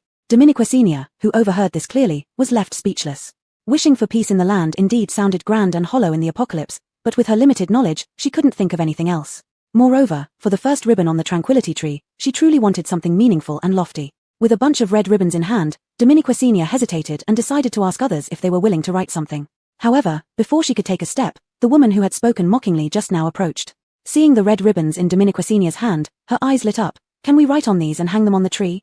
Dominiqua Sr. was taken aback for a moment before nodding instinctively. The woman's eyes sparkled again, but she hesitated. "Do you charge money?" Charging money for hanging red ribbons had indeed been Dominiqua's initial thought, but she wouldn't really do that. She shoved the red ribbons directly into the woman's arms along with a gold elegant pen. No charge. Just as the woman happily reached to take them, laughter came from behind. Eliza, what are you doing? Didn't you just say may the mountains and rivers be unscathed? Embarrassed at being exposed by her friend in front of the boss, Eliza shot her mischievous friend a warning look. I was joking, and stop teasing me. I don't believe you guys don't want to write either. Hearing this, her friends instinctively wanted to refute, but upon thinking about the two words unscathed on the red ribbon, they suddenly found it hard to speak. They had buried the part of their hearts filled with hope because remembering it repeatedly in this era felt like a slow torture. But perhaps they forgot that this might be the last thing that should be buried. The woman's words almost forced them to face the part of their hearts they dared not dig into. No one spoke. The woman laughed triumphantly. All right, writing won't kill you. Besides, doesn't it look nice when all these red and green ribbons hang together? Her emotional intelligence was high, giving them a way out very tactfully. They no longer resisted and each took a red ribbon and a pen. Seeing this, others who had been watching also stopped holding back and came forward to get ribbons and pens. Soon, everything in Dominiqua's hands was taken. Things seemed even smoother than she had imagined. Dominiqua's eyebrows raised slightly, feeling genuinely happy. Although she said it could be written casually, those people didn't start writing right away but fell into deep thought instead. Dominiqua didn't disturb them. She pulled out her private stash of a few ribbons, and gave the first one to Joker. Hagen took it and looked up at her. Dominiqua smiled back. Right one, handsome. Hagen lowered his eyes, heat rising once again. The real melon-eating teenager Daisy also received a ribbon. Seeing the red ribbon, she quickly wiped her hands clean of watermelon juice and accepted it respectfully. Then, without hesitation, she wrote her wish right in front of Dominiqua. Hope to stay at Kenawan Supermarket forever. Dominiqua. She hesitated to speak, finally giving the last one to Shay. Shay didn't know what it was, chewed on it for a while, and then calmed down after receiving a big treat from both Daisy and Dominiqua. It lay on the ground, pitifully lifting its paw which Dominiqua had painted, and stamped it onto the ribbon. Half a wolf paw print instantly appeared on the ribbon. Seeing the half paw print, Shay seemed to realize something and howled proudly. Dominiqua patted its head affectionately, praising it. Good Shay. Soon, the formerly monotonous tranquility tree was adorned with numerous red ribbons. They swayed with the wind, bearing words like safety, happiness, live on, eat well, and drink enough. Many people looked up, mesmerized. Dominiqua was also drawn in, unable to look away until another red ribbon was thrown up and hung steadily on the tree branch from her side. This ribbon was hung so high that Dominiqua couldn't see it clearly. Looking back, she realized Joker had thrown it up. She hurriedly exclaimed, Hey, why didn't you let me see it before hanging it? Hagen glanced up at the high ribbon, then turned back to Dominiqua. Just a casual write, no need to check. Dominiqua's curiosity was stifled in her mind.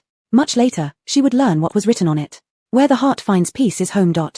Chapter 148, Casino. With everyone's effort, the ending tree quickly achieved the effect Dominiqua desired.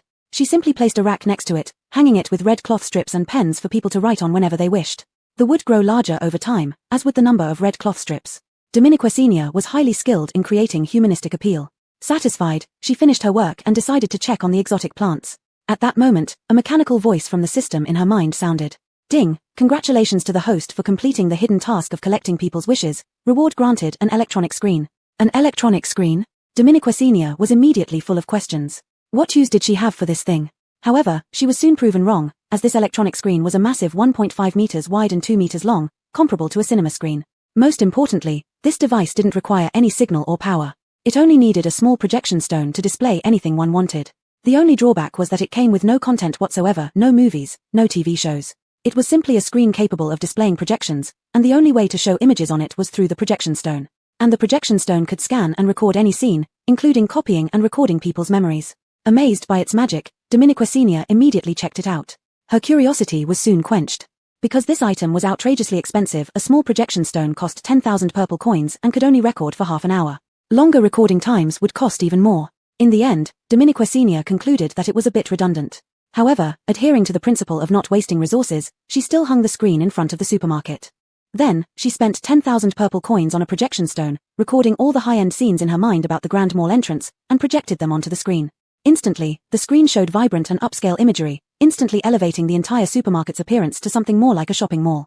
Dominiqua was pleased, though the large screen made the supermarket look somewhat smaller in comparison. She opened the supermarket panel and found that, thanks to the continuous delivery service over the past few days, the supermarket had met the conditions for an upgrade. Without hesitation, Dominiqua upgraded it immediately, deducting 10 positive reviews and several 100,000 purple coins from her account. She was now quite accustomed to the flow of purple coins but felt a sharp pang when nearly half of her already limited positive reviews were deducted. To nurture the exotic plant garden, Dominique Senior decided not to recklessly upgrade further and left the supermarket at level 11. After reaching level 10, the supermarket indeed entered a new phase. Its area expanded to 200 square meters. The space between the first and second floors became incredibly spacious, almost feeling empty due to the layout based on its previous size. Dominique Senior rearranged the items within the store and added a few more shelves on the first floor to display more products. On the second floor, with the supermarket upgrade, the system mall unlocked many new products. Dominique Senior didn't change the second floor's positioning. Instead, she utilized the larger space to display more new products similarly to the first floor. What surprised Dominique Senior even more was that the supermarket successfully unlocked a third floor. Initially, this old shop only had 2 floors, and she thought there wouldn't be a third. But unexpectedly, the system added another floor above the second, transforming the Kenawan supermarket into a 3-story minimal. Surprised yet slightly conflicted, Dominique Senior pondered what to do with this newly expanded space. The first and second floors already housed plenty of daily necessities, snacks, fruits, medicines, weapons, etc. As for the third floor, she instinctively didn't want to follow the same pattern as the first and second floors. While contemplating, a bold idea emerged in Dominique Senior's mind. Her customers were mainly composed of freelancers or mercenary groups who went on missions, rarely seeing ordinary people without missions come to her supermarket. These mission takers often gained additional rewards upon completing tasks, such as exotic beasts or certain materials. Generally, these unassigned items were sold or traded. Now there was a new option, to take them to the Yuyun weapon shop for recycling. Essentially, it was a gamble on one's luck. Now, Dominique Senior wanted to expand this game and make it bigger. She planned to set the third floor as a formal trading area for those who undertook missions to conduct their transactions. Of course, this was just the surface. Dominique Senior's true intention was to establish a casino. Chapter 149 The Taste of Being Teased by the System. This casino is not like any other. Dominique Senior's intention was not to become a cunning merchant who would swindle all their money. Her primary goal was to ensure that both the supermarket and its customers could satisfy each other's needs, achieving mutual benefits. Dominique Senior's original inspiration for what the third floor of the supermarket should be came from Ely's auction house, after she learned that Ely obtained at least 100 various materials, weapons, and even peculiar items daily. She became uncontrollably interested. As the supermarket system unlocked more functions, her need for various materials grew larger. Continuously asking Ely for help made her feel uneasy. Moreover, auctions were not quite the same as ordinary transactions. If an item did not go through an auction, it meant that its price could not reach a new high limit. In simpler terms, it couldn't sell for such a high price. Dominique Senior certainly didn't want to make Ely suffer losses. Therefore, generally, she would have them evaluated first and then buy them at inflated prices. Although Ely had clearly stated that there was no need for this, Dominique Senior didn't like owing favors, so she always insisted on doing things this way. Naturally, this resulted in Dominique Senior spending money like water every time she crafted a weapon or something else. Though Yuyun Weaponry usually searched for materials for her, they were never enough and timely enough. Most of the time, luck played a big role. Since this was the case, why not directly seize from the source? The establishment of the casino essentially functioned more like a trading place.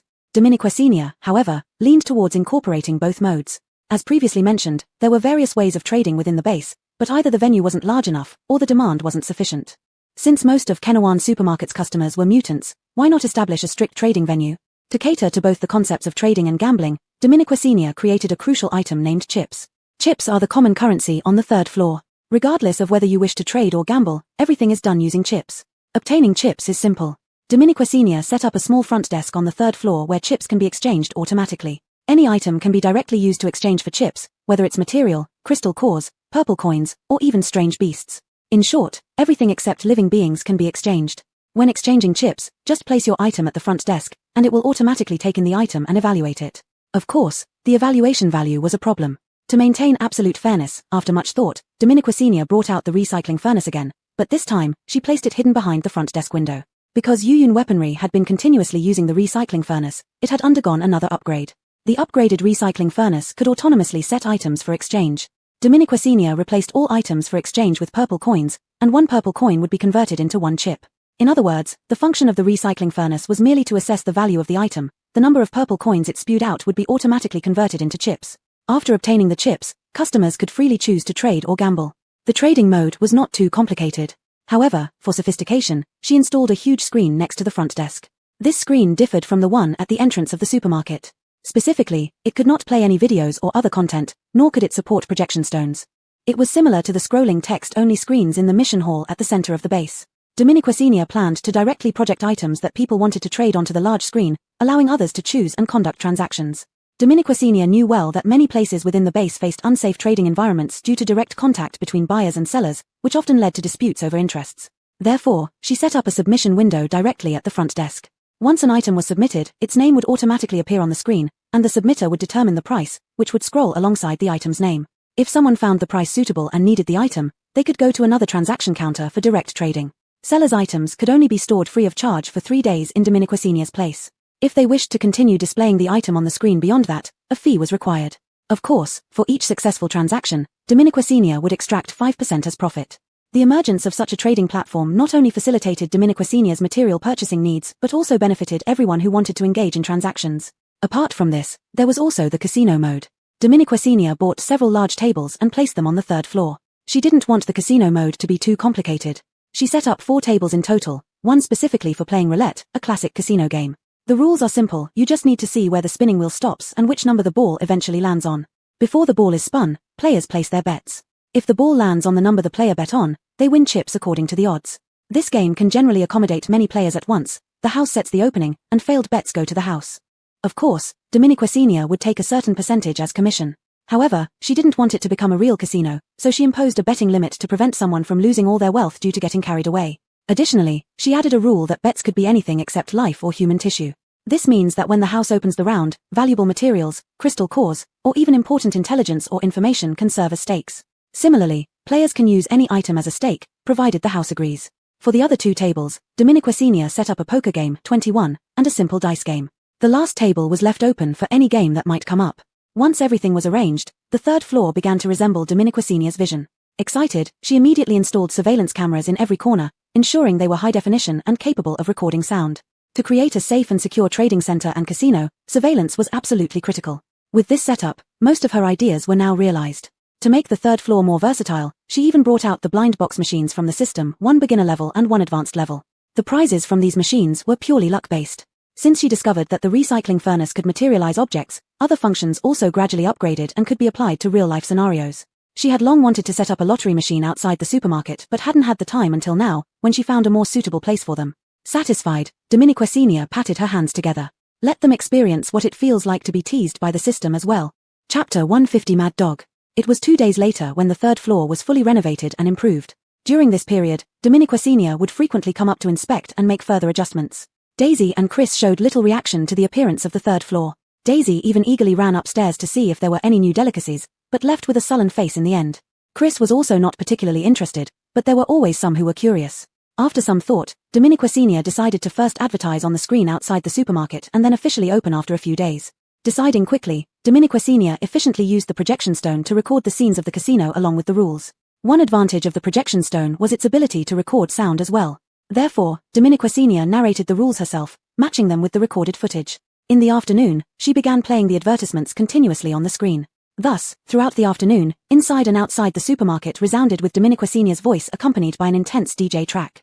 Firewood, rice, oil, salt, soy sauce, vinegar, tea. Today's shout is for something new, mentioning each item that comes to mind. Kenawan Casino is now open, attractive sites without spending much, guaranteed transactions at no extra cost, feel free to choose as you wish. Kenawan Casino offers real benefits, trading and entertainment at low prices, ensuring every item at a reasonable price, leaving you satisfied. We provide both supplies and information, all guaranteed to be genuine. Whatever you want, we have. Come into the supermarket and climb 3 floors. Man's nature is inherently good, we do not engage in fraudulent trades, just like the Great Wall never falls, Kenawan Casino is simply outstanding. The Chen family's unique shouting technique made a comeback, and Dominiquasinia was quite pleased with her carefully crafted advertisement slogans, simple yet catchy and unforgettable. Everyone passing by couldn't help but look up, until their whispers gradually reached Dominiquasinia's ears. Is this Boss Shen's voice? Of course it is. It has quite a rhythm. Certainly. It's just a bit loud. Dominiquasinia's internal pride stumbled.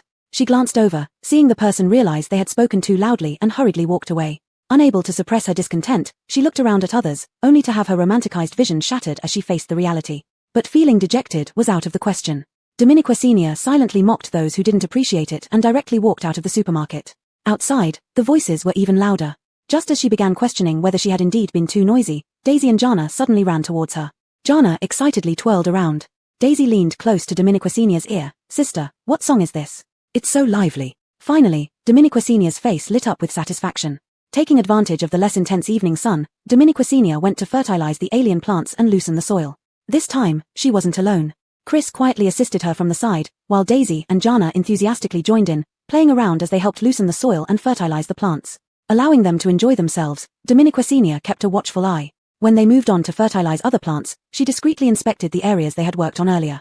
Upon noticing the significantly healthier state of certain alien plants, she paused. Why did these plants look better than the rest? They should all be in similar condition. What caused this sudden change? They all received the same fertilizer.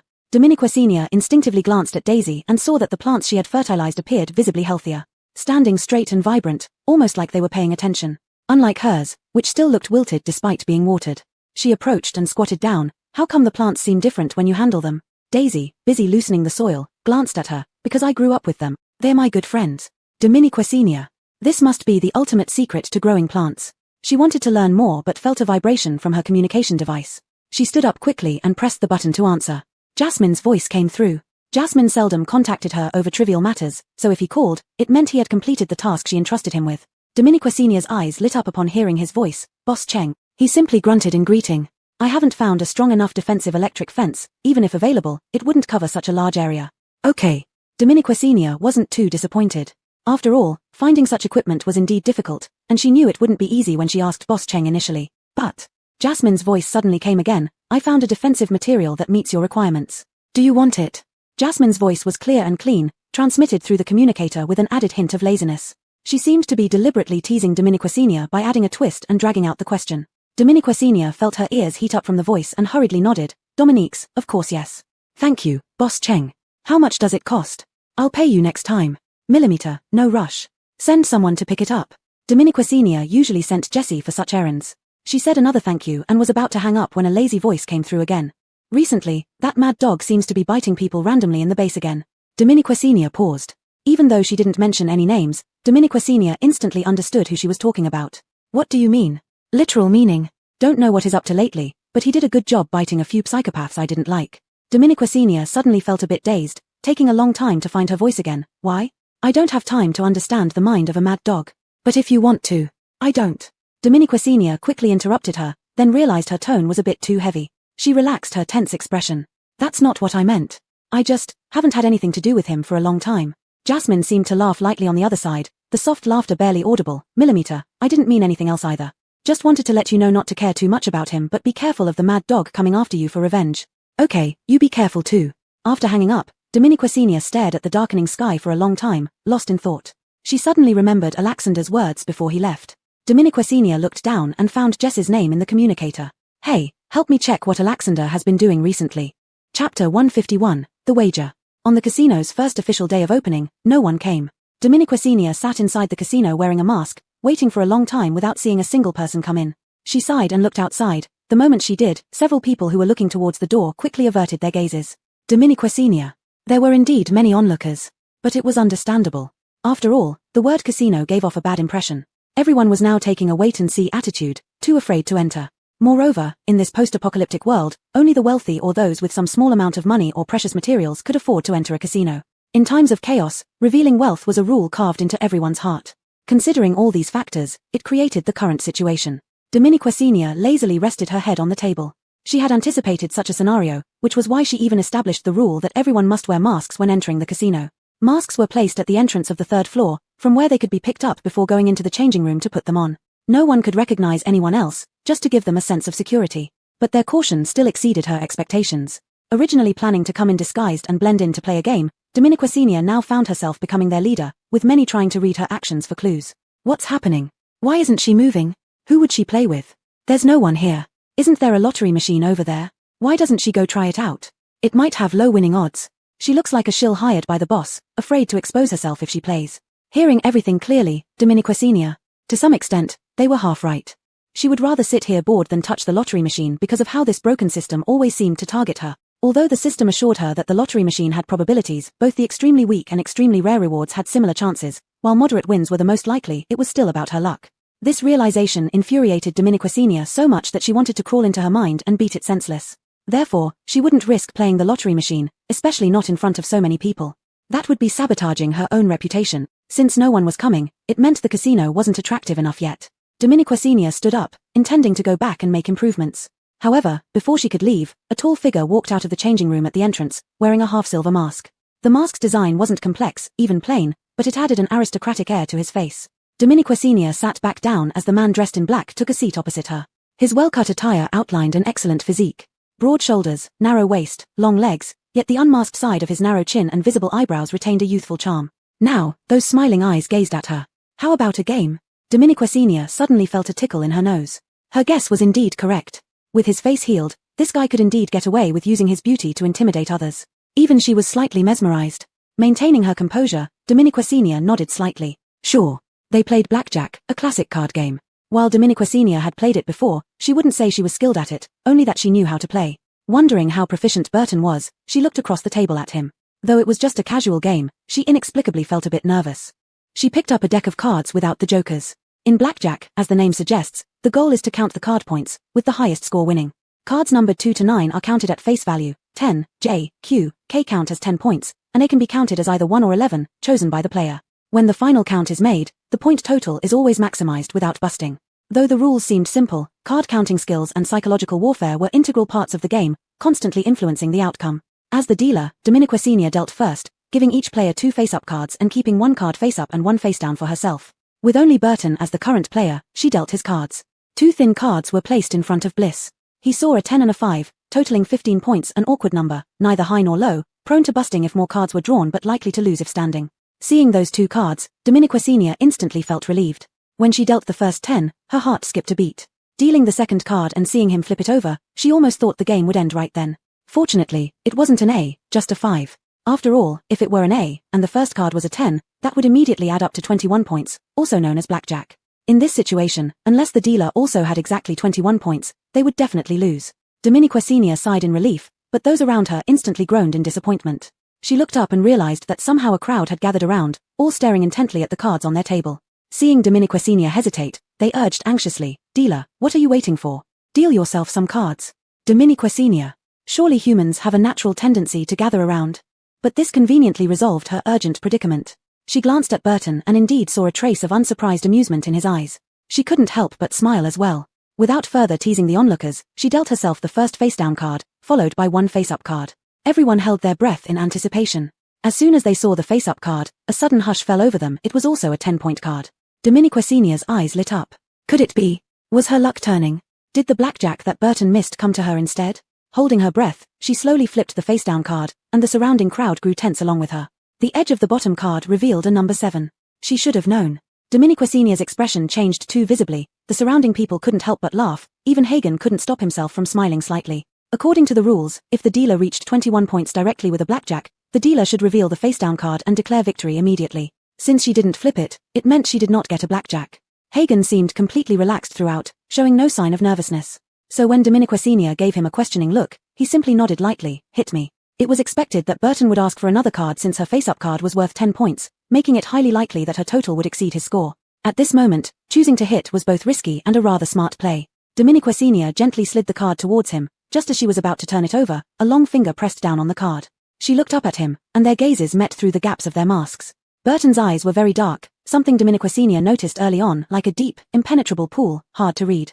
But at this moment, a hint of unidentifiable emotion emerged from the depths of those eyes, and his voice was soft yet seemed to carry a slight laugh. "Boss Shen, aren't you going to place a wager?" Chapter 152. Tell me your wish. The phrase Boss Shen coming from the mouth of little Timothy felt oddly estranged, abruptly turning their relationship into that of strangers. It also made Dominica Senior realize for the first time that he was no longer the cautious and reticent teenager he once was. Thinking of this, a wave of indescribable excitement welled up inside Dominica Senior. She was standing while little Timothy was sitting. This high-grounded offensive stance greatly stimulated her adrenaline, her lips slightly curling. "All right, what do you want to bet on?" Bets are usually set by the house, but since little Timothy brought it up, she deferred to him. Hagen's eyes never left Dominica Senior's. Gradually, Dominica Senior noticed a subtle emotion in them. This was supposed to be a trial game, just a gimmick to attract customers, yet wasn't his gaze too serious? The nonchalant and easygoing look faded from his eyes, even the relaxed smile was gone. "If I win, I want one wish." The words "to be forgiven" were ultimately swallowed by Hagen, replaced with wish. Though he didn't know why she hated him and wanted to stay away from him, he didn't even have the courage to hint at his identity. As expected, confusion showed in Dominica Senior's eyes. Hagen's hands involuntarily tightened, his jawline tense. Although he looked like someone lounging leisurely on a stool, nobody knew how nervous he was. He knew it was despicable of him to take advantage of an unguarded game to gain an unfair promise from her. But he couldn't control himself. Dominica Senior suddenly tilted her head and laughed. "All right." Hagen's heart suddenly felt hollow, inevitably taken aback. Dominica Senior laughed even more joyfully, so it settled then. The crowd erupted instantly. What? She actually agreed. What if his wish is for her life? Should she really give it? Who cares about life? If it were me, I'd make her hand over all her money. Too small, way too small. Getting the money is useless, it should be getting both the money and her. This was said by a lecherous-looking Alexei. He was about to continue voicing his thoughts when a cold glare cut through the air, piercing him like a knife. Terrified by the imposing aura, he shut his mouth tight. Only after the commotion died down did he slowly come to, already drenched in cold sweat. With the stakes announced, everyone became even more excited, holding their breath anxiously awaiting the outcome of the card draw. Dominique Senior's attempt to reveal the card was interrupted by Hagen again. Just before everyone would burst into curses, he asked, "What if you win?" Dominique Senior frowned, not expecting this, nor did the surrounding people. This question, however, pushed the crowd's excitement even higher. Of course, stop his wish. Not enough, I still say go for both the money and her. The not fully recovered Alexei trembled upon hearing this, only to realize it wasn't directed at him. Why didn't the eye daggers fly this time? Double standards. The man sorrowfully recognized it indeed was a double standard. Hearing the jests around her, Dominique Senior couldn't help but laugh, but facing little Timothy's intense eyes, she couldn't keep up the playful tone. In the end, she relaxed her brows. If I win, tell me your wish. When the final cards were revealed, a tumult broke out. It was precisely a 6, blackjack. However, this still didn't decide the winner as Dominique Senior still had the chance to draw another card. If she got lucky and hit 21 points, it would be a tie. Dominique Senior didn't back down, directly drawing another card, but as expected, with her bad luck, she busted. Her hidden card was a 7, face-up card a 10, an awkward total already lower than little Timothy's. If little Timothy hadn't drawn any more, she could have stood and won. Unfortunately, he drew and hit exactly 21 points, leaving Dominique Senior no choice but to draw as well. But luck only favors one person. Seeing this, everyone laughed, quickly realizing that regardless of who won or lost, it seemed to have no impact on the bet. And somehow, these two seemed suspiciously familiar. To avoid being recognized, Dominique Senior had used some tech this time to disguise herself, covering her face and altering her figure and voice, so they never realized she was the bosstion they saw daily. She was incredibly relieved she did a thorough job, otherwise, today's event would spark endless gossip. Now, even she couldn't help but wonder if there was something scandalous between them. At this moment, everyone's eyes, including Dominique Senior's, were on little Timothy, each person very curious about what his wish might be. However, under all these gazes, little Timothy finally pressed his lips together and uttered 3 words, "Keep it for now." Hey! Instantly, a wave of dissatisfaction rippled through the crowd. Why keep it? What can't I hear? There's definitely something fishy going on, just as I suspected. Amidst the regretful and reluctant gazes of the crowd, the two of them finally left with red faces. Walking out of the casino, the clamor faded away, leaving sudden silence around them. It was so quiet that Dominique Senior wasn't quite used to it. She cleared her throat slightly, reverting to her original voice. "Should you tell me your wish now?" Dominique Senior thought he didn't want to say it in front of so many people earlier, but little Timothy still shook his head. "Keep it for now." Dominique Senior's piqued curiosity was suddenly dashed, and she smacked her lips. "All right, but don't drag it too long. I might forget and then refuse to acknowledge it."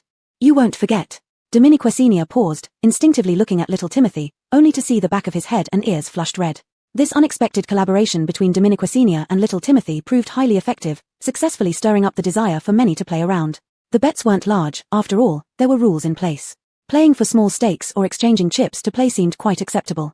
The casino quickly heated up, and the trading platform began to see a slow circulation, although the volume was still very low at present. But for Dominique Senior, it marked a very good start. Chapter 153, Have you investigated his past?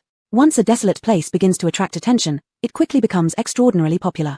Everyone indulged in the rare entertainment of this post-apocalyptic world, their long-suppressed nerves enjoying a brief relaxation. Dominique Senior would occasionally disguise herself and go in for a look. Of course, she always came out losing everything she had. Apparently, good luck wasn't on her side in this lifetime. However, Dominique Senior maintained a positive attitude, quickly turning her attention to the construction of the swimming pool. The tree she planted outside the hotel entrance was growing splendidly. To speed up its growth, she even stopped fertilizing other plants and used all the nutrients to buy growth solution for it. Finally, it did not disappoint her. Standing under the tree, Dominique Senior looked at the already fairly tall but still slender tree, contemplating the location of the swimming pool. It couldn't be too close to the hotel, yet it couldn't be far from this tree either, which meant the pool's area couldn't be too large. However, Dominique Senior didn't plan to turn this swimming pool into a profit-making project, she just wanted to enjoy it personally because of the heat. If it was only for personal use, that would be fine. Dominique Senior swiftly planned out the area in her mind, clicking into the system interface and circling this small plot of land. For the materials to build the swimming pool, Dominique Senior didn't intend to use classic materials like tiles. For aesthetic reasons, she preferred a more natural look, something like naturally clear water. So the first step was to dig a hole. Dominique Senior played around with cyber digging in the virtual model for a while and stopped when the depth reached about 2.2 meters. Next, she laid down cement and stones at the bottom. Fortunately, these materials weren't particularly rare, and a little money solved the problem. The bottom was rapidly covered. To create a natural look, she deliberately placed a few large rocks, perfect for resting after swimming. As for the sides, she used wood, arranging smooth wooden planks around the pool where snacks could be placed, allowing swimmers to grab a bite when tired. Imagining herself soaking in the cool water with drinks by the poolside, resting with her hands on the wooden board, eyes closed, face warmed by sunlight filtering through the leaves, Dominiquacina found herself inspired. She added several beach chairs and some sun umbrellas beside the pool to create a seaside vibe. Without an actual beach, she'd make one. For convenience in changing clothes, she even built a small wooden house next to the pool, using charcoal for warmth during winter, turning it into a sauna. Dominiquacina was almost awestruck by her own cleverness. However, as she continued building, she soon noticed a problem. Despite her efforts to control the size, the more ideas she had, the less space the surrounding trees seemed to offer. Moreover, swimming without any cover didn't seem right. Thus, Dominiquacina thought of planting more trees. Although this increased costs, she decided to endure the pain for her vision and planted a few more identical trees. By the time they fully grew, probably months later, they could only serve as hot springs. Building a swimming pool might have to wait until next summer, but the hot springs were fine too. Anyway, what she lacked most now was neither time nor money. Comforting herself with these thoughts, Dominiquacina felt much better. After handling this matter, she intended to return for a nap when her communicator beeped. Recently, her communicator had been ringing frequently, mostly from Boss Cheng or Jesse. But this time, it was likely Jesse. Opening it, sure enough, it was him. Dominiquacina quickly answered, "Hello, is there progress on the investigation?" They were so familiar with each other that formalities were unnecessary, so she got straight to the point. There was a pause before he responded with a low hum. "I found some leads, but can't guarantee they are entirely true. Most come from hearsay." Dominiquacina nodded seriously, signaling her understanding. Only then did Jesse start recounting the findings. First was the information about Alexander, whom Dominiquacina asked him to investigate. At that moment, she realized Alexander's actions were not a secret within the base, with rumors circulating everywhere. Alexander had killed people who weren't minor figures but significant members of the base's management. Upon hearing Boss Cheng curse those people casually last time, Dominiquacina had assumed they were just thugs in the base, not realizing they were important figures. Because these matters involve extensive and hidden power structures, everyone dares to discuss them secretly but not openly. Even this information was bought by Jesse from the black market personally, but he didn't mention this to Dominiquacina. He merely kept his tone as usual, very calm. "So, how many did he kill? What were their identities? Have you found out why he killed them?" Now, Alexander had nothing to do with her anymore. In theory, she had no reason to care about these matters, but her intuition told her it wasn't that simple. What a joke, anyone who dared to take those people's lives and possessed extraordinary strength could hardly be an insignificant character in the original story. It would be strange if Dominiquacina didn't suspect that he was somehow important. Even before, when she had evil thoughts and brought him back, it was because she believed he might have something to do with the original plot, knowing something significant. But she didn't expect it to end in such a manner. And as soon as she let him go, he started killing people, which made her feel uneasy, even leading her to wonder if she would be the next one. However, what Jesse said next pushed her ominous feeling to its peak. According to the most popular rumors, he should have killed 3 people. Their identities are unclear, but without exception, they were all high-ranking members of Huayang. As for the reasons, it's unknown. Although this person acts very openly, leaving a snowflake mark at every crime scene, he is very cautious. Currently, the entire base has issued a warrant for him, but he hasn't been caught yet. Snowflake. She barely heard anything else Jesse said, except the word snowflake echoing repeatedly in her mind. Why a snowflake? She suddenly remembered his strange reaction when she casually gave him a nickname that night, and even later, his unusual sensitivity to the word snow. Why? Was it related to his past? Aiden once mentioned seeing Alexander in Qingyang, indicating that Alexander might have come from there. So, what exactly happened to him in Qingyang? All the doubts began flashing through her mind like broken pieces of a string, each suspicious but none forming a concrete connection. She knew she was missing the key piece. Jesse. Have you investigated his past? Chapter 154, Unsung Hero. Dominiquacina had prepared herself for a negative response, but to her utter surprise, Jesse responded calmly with 2 words, checked. Dominiquacina fell silent for a moment. While she knew Jesse was meticulous and responsible in his work, his comprehensive and thorough investigative skills left her genuinely astonished. The other side didn't notice her astonishment and continued, he should have grown up in Qingyang, but strangely enough, we only found information about him from birth until he was 5 years old. After that, it's as if his existence was deliberately erased. Did something happen when he was 5? His parents both passed away. Jess's tone was calm as if discussing an utterly ordinary event. In the post-apocalypse world, this indeed could be considered quite common. But Dominiquacina's heart still skipped a beat. What do you mean by disappeared? There are several possibilities. One is that he really disappeared, meaning he died, which is clearly not possible for him. Another possibility is that, as a 5-year-old child, he wouldn't have the ability to erase all traces of himself. So, it's highly likely that someone did it on purpose. When Jesse said highly likely, it meant there was at least an 80% probability in his estimation. To reach this conclusion, he must have uncovered some evidence. Dominiquacina remained silent, waiting for him to continue. Sure enough, he went on. I followed this lead to investigate whether any children went missing in Qingyang during those years. Unfortunately, back then Qingyang was still under construction, and management wasn't very efficient. Many records were lost when I looked into it. But after organizing the remaining information, I identified a few suspicious points. What? The number of children who went missing or died unexpectedly during those years wasn't small. However, most ordinary children didn't attract much attention. But during that period, the number of children with abilities like Alexander who went missing was unusually high. It even drew some attention from higher-ups, but ultimately no resolution was reached. Dominique Senior frowned. You're suggesting that someone might have erased these children's whereabouts? Jesse pondered for a moment. Possibly more than that. I suspect it could be an organized group specializing in kidnapping children with abilities. He personally conducted most of the investigations, carefully comparing and scrutinizing every piece of information night after night to find inconsistencies. His conclusions gradually emerged from each hypothesis. He knew far more details than Dominique Senior, and even though it was just a guess, it was based on repeated verification. No one knew how shocked he was when he first saw the unbelievable result. As expected, a gasp of surprise came through the communicator, followed by prolonged silence. Jesse didn't know what she was thinking, but he knew that once they reached this point, they should realize this wasn't a simple matter, it might even be beyond their capacity to handle. Although he didn't know why she wanted to investigate further, he felt a duty as her employee to stop her, out of personal concern.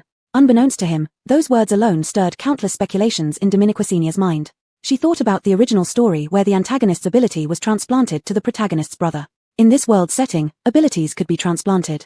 Jess's words led her to consider an extremely terrifying possibility.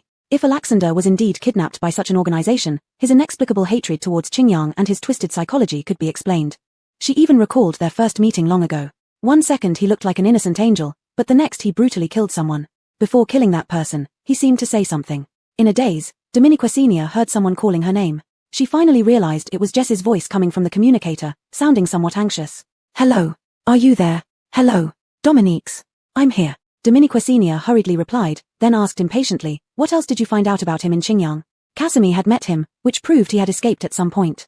There was silence on the other end for a while, then Jess's voice sounded somewhat resigned. Indeed, I found a little more. His public killings weren't the first time. It said he did the same in Qingyang for a while. Because his killing style was so distinctive, many people remember him. For some reason, he became inactive later. Now we know he has come to Huiyang to kill. Jesse, with his usual deadpan voice, occasionally threw out a joke that often made Dominique Senior feel oddly amused.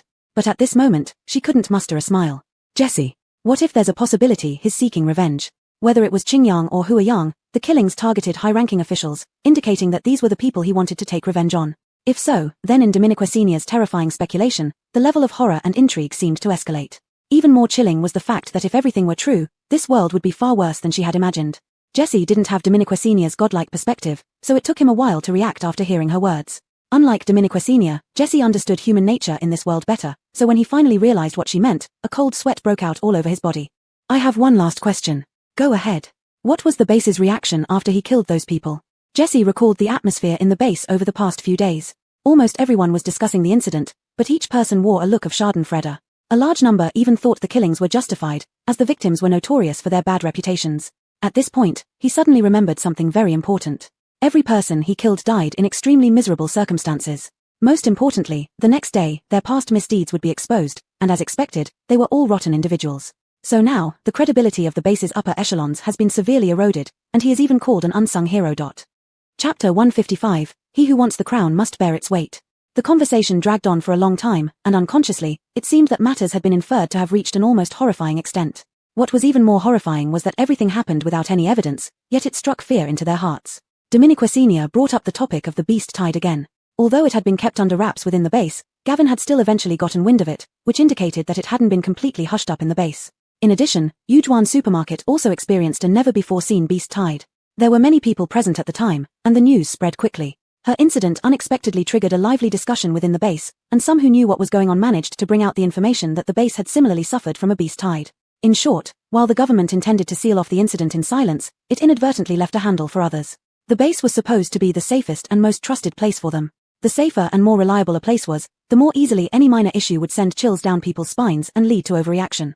It said that many people are now demanding answers from higher-ups about why the beasts went berserk without cause and even attacked the base. Could this be a sign of something? Dominique Senior couldn't help but laugh. So, they must really hate me now. They've probably hated you for a long time. Right after Jesse delivered his devilish joke, both of them burst out laughing. Everything Dominica Senior had done so far had indeed incurred a lot of hatred, especially from certain people, especially those parasites affected in core interests by her actions. Jessie swallowed hard, holding back laughter. But in the end, they haven't given any answers, and as time passed, there's less talk about it. Doesn't that imply that it might indeed have been caused by them? At least there's a 90% chance. Jessie paused, but once these things involve upper-level officials, they become very difficult to investigate. So far, I haven't found any clear clues. Upon hearing this, Dominica Senior raised an eyebrow. So, do you have something not so clear then? Jessie seemed to give a brief laugh, though she wasn't quite sure if she heard it clearly. Indeed, a bit. The temperature is gradually dropping, albeit not noticeably, but it's definitely cooler than the hottest days. Plus, thanks to your efforts, the government's supplies are reaching them now. According to logic, the number of disaster victims should be decreasing. As Jessie spoke, Dominica Senior frowned, sensing a but coming, which Jessie did indeed follow with. But, based on my observations, the number of disaster victims hasn't decreased. At this moment, Jess's memory involuntarily took him back to the scenes he witnessed when he personally visited the slums. He thought that although conditions were poor, everyone would still have food and drink, and chaos shouldn't be too prevalent. However, reality far exceeded his expectations. There was indeed enough food and shelter. Tents were everywhere, and distribution stalls could be seen throughout. But the real condition of the people was drastically different from what he had imagined. Everyone was severely malnourished, with ribs visible through their chests. Most men wore no clothes due to the heat, exposing their prominent ribcages. Women, meanwhile, had dull, yellowed hair and lifeless eyes, either sitting alone in a daze or cradling children while softly humming unknown tunes. Such an oppressive atmosphere made it hard for Jessie to breathe. What disturbed him even more were the sick individuals. Perhaps due to chronic malnutrition or some other illness, almost every tent had someone lying inside. They lay with mouths open, covered in white cloth, struggling to breathe, as if the next breath might be their last. Tragically, they were unable to afford medical treatment. They could either rely on their own resilience to survive or simply wait to die. Jessie couldn't understand why there were so many sick people. Clearly, the diseases were spreading. Regardless, the authorities should have sent someone to manage it. What if it spread to the base? However, after speaking to some locals, he learned the reason. It wasn't that they were being neglected, rather, people were dispatched to take care of them and provide medicine. But according to those affected, their illness wasn't light, it was a hard-to-treat bacterial virus, requiring isolation before gradual treatment. Those Jessie saw today were those who hadn't yet been taken to the quarantine area. Even after getting an explanation, Jess's frown didn't relax. He asked where these people would ultimately be isolated, but none of them could answer. Ultimately, he left with a belly full of doubts and returned with another. Jessie recounted everything he had witnessed to Dominica Senior, expecting her to spot some clues from his narration. But after a pause, she suddenly asked, "Did you wear a mask when you went there?" Jessie was taken aback for a moment before answering truthfully, "Not at first." But later on, after seeing those patients, he did put one on. Dominica Senior sighed in frustration. "You must remember to wear it all the time next time. No, better yet, don't go there again. It's fine, Nothing is fine." Dominica Senior interrupted him directly. "If you feel unwell anytime soon, make sure to tell me immediately. I suspect this may not be just a simple infectious disease. Oh, and remember to wear a mask in the store too, and remind everyone else to do so as well." There was silence on the other end for a moment, followed by some rustling sounds. In the next second, Jess's voice became muffled. "All right, I understand. And for the staff at other stores and the people at the school, make sure they all wear masks when going out. As for Jediah Lion Emperor, I will inform them." Dominica Senior instructed repeatedly. Jessie realized that the severity of the situation might be even greater than he imagined. "What do you mean by not a simple infectious disease?" Dominica Senior was caught off guard, and her voice tightened. "Do you remember the monster we encountered that night in the base?" Jessie recalled the incident, and chills ran down his spine. The conversation ended with Dominica Senior's numerous warnings. When the communicator fell silent, Dominica Senior looked at the pinkish clouds in the sky, realizing the call had stretched from noon until dusk. At the end of the call, Jessie still had many questions, but Dominica Senior couldn't explain and hurriedly concluded the conversation. How could she explain? To say that everything in this world was merely a book she had read, and that they were only supporting characters in it, and she knew in advance through the book that a terrible epidemic might be about to break out. That her efforts to help the disaster victims and prevent the tragedy from happening were futile against the predetermined plot. Maybe she had taken the wrong path or chosen the wrong target, but no matter what, it was probably too late now. All she could do was protect her people and her supermarket. A greater responsibility would naturally fall on the shoulders of the protagonists. He who wants the crown must bear its weight. Chapter 156, Disaster Approaches. After sorting out her thoughts, the gloom in Dominica Senior's heart was instantly swept away for the most part, but she still had to complete the tasks assigned by the system. To protect herself, she inevitably had to get involved in this murky situation. Thinking of this, Dominica Senior began contacting Jediah and Aitor again, asking them to stock up on more goods, especially masks, preparing ahead of time. Dominica Senior wouldn't be short of supplies here, but she feared that if an epidemic suddenly broke out and they were unprepared. Neither Jediah nor Aitor's people asked many questions. They immediately followed her advice and started stockpiling supplies. Perhaps being inside the base, They could also vaguely sense the impending storm. Finishing these matters, half of Dominiquassinia's worries were alleviated. She looked up and saw it was already dark outside. She returned to the supermarket, instinctively thinking of finding Ascari. Although there wasn't anything urgent at the moment, for some reason, she just wanted to see him. Unfortunately, after searching every corner including his room on all floors, she couldn't find him anywhere. Now Dominiquassinia knew he must have gone out again. Recently, he had been going out more frequently. Most of the time, he would leave a note, sometimes not even that.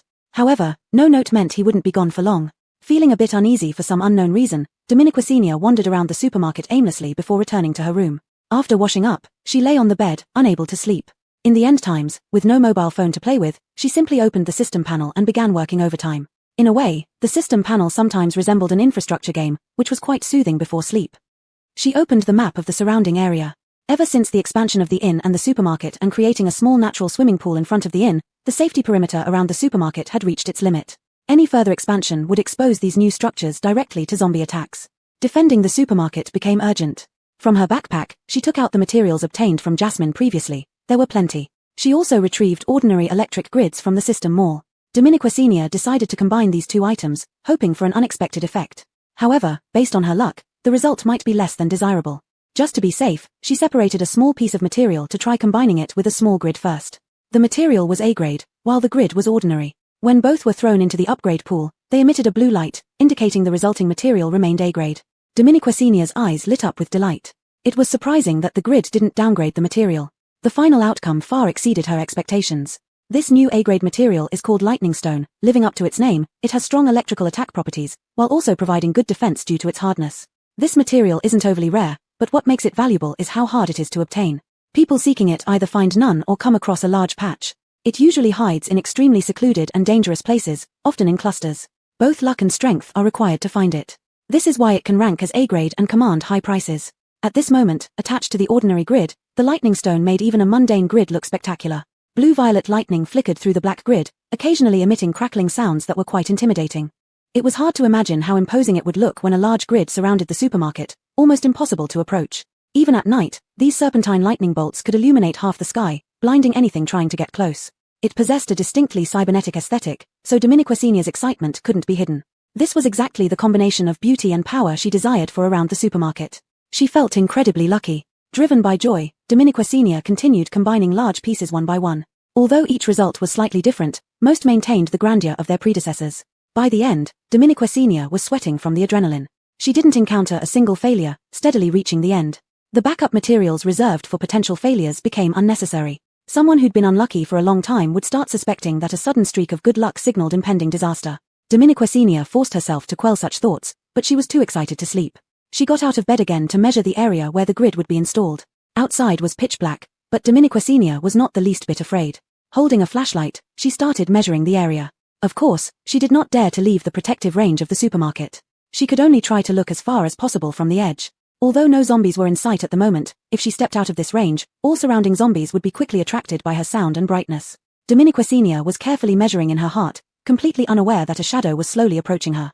After she had almost made a full circle and returned to the starting point, with a rough estimate in mind, she was just about to turn off the flashlight when a blooded face suddenly appeared right below the flashlight. The pale light abruptly illuminated that face, revealing a ghastly red mess. Dominiquassinia saw nothing clearly except for those eyes, nearly popping out of their sockets. Dominiquassinia was so frightened that she trembled all over, unable even to scream as the flashlight slipped from her hand, flying directly outside the safe zone. She plopped down on the ground, still in shock. It took her a full 10 seconds before her eyes refocused, and she could clearly see what was happening in front of her. It was a zombie. The flashlight had landed right beside its feet. It obviously saw Dominiquassinia and charged straight toward her but was blocked by an invisible barrier. Feeling assured of her safety, Dominiquassinia slowly exhaled. However, the appearance of the zombie was truly terrifying, and she struggled to swallow. Just as she prepared to silently disappear from its line of sight, a cold hand suddenly grabbed her wrist from behind. Dominiquassinia finally couldn't hold back her suppressed scream, her throat convulsing violently, and a piercing shriek tore through the quiet night above Kenawan Supermarket. Chapter 157. Does sister really think zombies are dirty? 1,000 precautions might be taken, but it's hard to guard against traitors within. Dominiquassinia felt completely limp and bewildered. Instinctively, she tried to break free from the grip on her wrist and crawl back into the supermarket. However, before she could even start struggling, the thing that was holding her wrist suddenly spoke. Sister, what are you doing here? In the pitch-black night sky, the voice of a young girl echoed in the distance as if a cool breeze had blown into Dominiquassinia's ears. She shivered and instinctively wanted to scream again, but reason stopped her dead in her tracks. Why does this voice sound so familiar? At the moment of fear, a sudden realization flashed through her mind, and she turned around abruptly. Daisy. It's me, sister. As Daisy admitted, Dominiqua Senior felt a furry touch near her feet. She looked down and saw Jana. Her heart, which had sunk, now rose back into place. She breathed a sigh of relief, but the extreme tension left her body too weak to move, so she just sat down on the ground. Why are you both here so late at night? Dominiqua Senior couldn't see the person clearly, she only vaguely made out a dark silhouette. Only Daisy's big eyes stood out brightly in the darkness, staring at her motionlessly. The goosebumps that had started to fade slowly reappeared on Dominiqua Senior's skin. She knew it was a human standing in front of her, but why did everything still feel so eerie? The fluffy touch beside her feet briefly left her side, making Dominiqua Senior a little panicked. Just as she was about to shout, Jana returned happily with a flashlight in its mouth. It dropped it in front of Dominiqua Senior with a plop. Dominiqua Senior widened her eyes and quickly examined Jana's whole body while pulling up one of its front legs. How did you run outside? It's dangerous out there, don't you know? Did zombies bite you? Are you okay? Jana looked at her quizzically and then spit out a piece of tattered cloth. Upon closer inspection, it seemed to be from the zombie that almost frightened Dominiqua Senior to death just now. She suddenly realized something and cautiously pointed the flashlight in the original direction. Indeed, the zombie was already dead there, its neck torn apart and mangled. Dominiqua Senior quickly withdrew the light, only to meet Jana's proud gaze. She nearly forgot that despite Jana acting like a dog most of the time, it was actually a mutated wolf with significant strength. Killing a zombie would be child's play for it. Dominiqua Senior reached out and patted the wolf's head as a sign of praise. Alright, good Jana, but don't bite them next time, they're dirty, got it? Jana didn't understand but wagged its tail happily. Dominiqua Senior sighed with amusement, feeling thoroughly embarrassed tonight. She had been less calm than an 18-year-old girl facing a zombie and even startled by Daisy. She thought they must have come out to play. After regaining her composure, she brushed off the dust on her clothes and stood up. I'm fine, go back to sleep early. Don't wander around at night, and limit your play area to this spot. Don't wander off. Daisy didn't nod, and Dominiqua Senior paused after taking a few steps, looking at her curiously. What's wrong? Daisy blinked. Does sister really think zombies are dirty? Caught off guard by such a question, Dominiqua Senior stood frozen. Well, most of the ones I've encountered so far do seem quite dirty. Although she didn't know why Daisy asked such a question, Dominiqua Senior still tried to answer carefully. Oh, Daisy nodded thoughtfully. So, what is considered dirty and what is clean? Am I clean? Dominiqua Senior met the girl's sincere eyes and felt a strange sensation rise in her heart. Still, she deliberated over her words carefully before answering. Dirty means not clean. As soon as she said it, Dominiqua Senior felt ridiculous herself. What nonsense. Seeing Daisy's increasingly puzzled expression, she hurriedly added more explanations. For example, mud or stains on the body that aren't washed off promptly will naturally become dirty over time. As for cleanliness, it's the opposite of what I mentioned before. Regular washing and keeping oneself clean and odor-free makes one clean. Of course, you are definitely clean. Not sure if she had explained clearly, Dominiqua Senior found the question itself peculiar. Fortunately, Daisy nodded, seemingly understanding. Dominiqua Senior breathed a sigh of relief. Alright, get some rest. Afraid that Daisy would ask more questions she couldn't answer, Dominiqua Senior ran off. After a few steps, she heard faint whispers from behind. Really strange. Dominiqua Senior was too eager to leave at that moment and didn't really pay attention to what Daisy was saying, assuming she was talking to Jana or muttering to herself. It wasn't until the next day when she sat up in bed that she realized what had been said. Looking at her tired face in the mirror at the foot of the bed from staying up late, Dominiqua Senior mumbled drowsily, "What's so strange about it?" She then sank heavily back into her pillow and fell asleep again. At the same time, within the base. It was around 7 in the morning, a time for most people to start their workday. But for those in the black market, it was quitting time. Aaron yawned and glanced at the people in the cages who were as skinny as skeletons, casually ordering someone beside him, about time, drag him in. Dominique's. A black cloth was thrown over the huge cage, preparing for the draining of his blood until he became a dried corpse. But he hardly reacted. More accurately, his will had been utterly destroyed, unable to respond anymore. He was carried onto the operating table, cold metal cuffs locking his wrists and ankles. His head was tilted, eyes open without emotion, like a fish on a cutting board. A cold needle pierced his skin, yet he showed no reaction, only a slight trembling of his pupils. In his line of sight, a man in a black suit sat regally on a chair, coldly watching through the glass. He couldn't remember the man's face nor think clearly, only stare blankly at the glaring light bulb as his face was forcibly turned towards it. Blood slowly flowed out of his body. Gradually, he began to react. His body convulsed violently, every part not restrained arching taut like a bow, rising high. Raspy, terrible cries issued from his mouth, saliva and tears streaming uncontrollably. His eyes bulged almost out of their sockets, veins bursting with red threads. Jareth, this is their usual reaction, nothing special. The man in the black suit's eyes were indifferent, but his leg muscles unconsciously tensed. Get lost. Benito hurriedly shut up, cursing inwardly at this perverse creature who always used inspections as an excuse just to watch these reactions, satisfying his twisted desires. It led them to be on high alert each time, unable even to sleep during their designated rest periods. Though Benito cursed inwardly, outwardly he remained calm. Finally, when the reactions in the lab gradually faded, he relaxed, knowing it was nearly over. Turning to look at Jareth, just as he was about to speak, scalding hot blood splashed across his face. His mouth opened in shock before he could close it, his eyes dropping lower, seeing the horrifying scene unfold. A massive spear pierced through Jareth's chest, the black suit turning dark with blood. His expression hadn't changed, mouth agape in disbelief, eyes wide with terror. What happened? Who did this? When did they enter? Endless questions raged inside Benito's mind, but there was no time to think further. His last vision before death was of the man's black hair and a snow-white mask on his face. Raising his hand, a ball of flame rose from his palm. With a gentle blow, it fell to the ground, transforming into a scattered snowflake imprint. Chapter 158, I will keep a personal eye on you. Did you hear? There was a fire this morning near the southern part of the base. It seemed to have burned for quite a while. Of course I know. Rumor has it that there was a black market hidden there. Really? Of course it's true. And apparently, a bigwig died in this fire. Upon hearing this, both people looked at each other with lowered voices. Another bigwig? Where did you hear that? Everyone is talking about it. You're the only one who doesn't know. Hey, do you think it might be related to that? What's his name? Hush. The other person quickly interrupted, giving her a meaningful look. Enough, let's get back to work. The usually deathly silent base was once again abuzz this morning, with squads of base troops running around on the roads. People gathered around the normally deserted notice board, pointing and whispering, discussing what was posted there. Almost everyone saw the thick smoke rising from the south of the base this morning. The tense nerves, honed from long-term survival in the post-apocalypse, immediately alerted them that something had happened. Unexpectedly, it turned out to be yet another incident involving the mysterious nameless hero who had been stirring things up within the base. Pinned on the notice board were familiar evidences, with the deceased's face prominently displayed at the top, as if declaring his disgraceful deeds to the world. Is this director when the same one we know? Disgusting. I always knew all crows are black. This man even went to the slums to put on a show of concern. Turns out he's just a hypocritical freak. What does this paper mean? Human experiments? Do you mean what I think it means? They really experimented on live humans. Are the people in the slums not human too?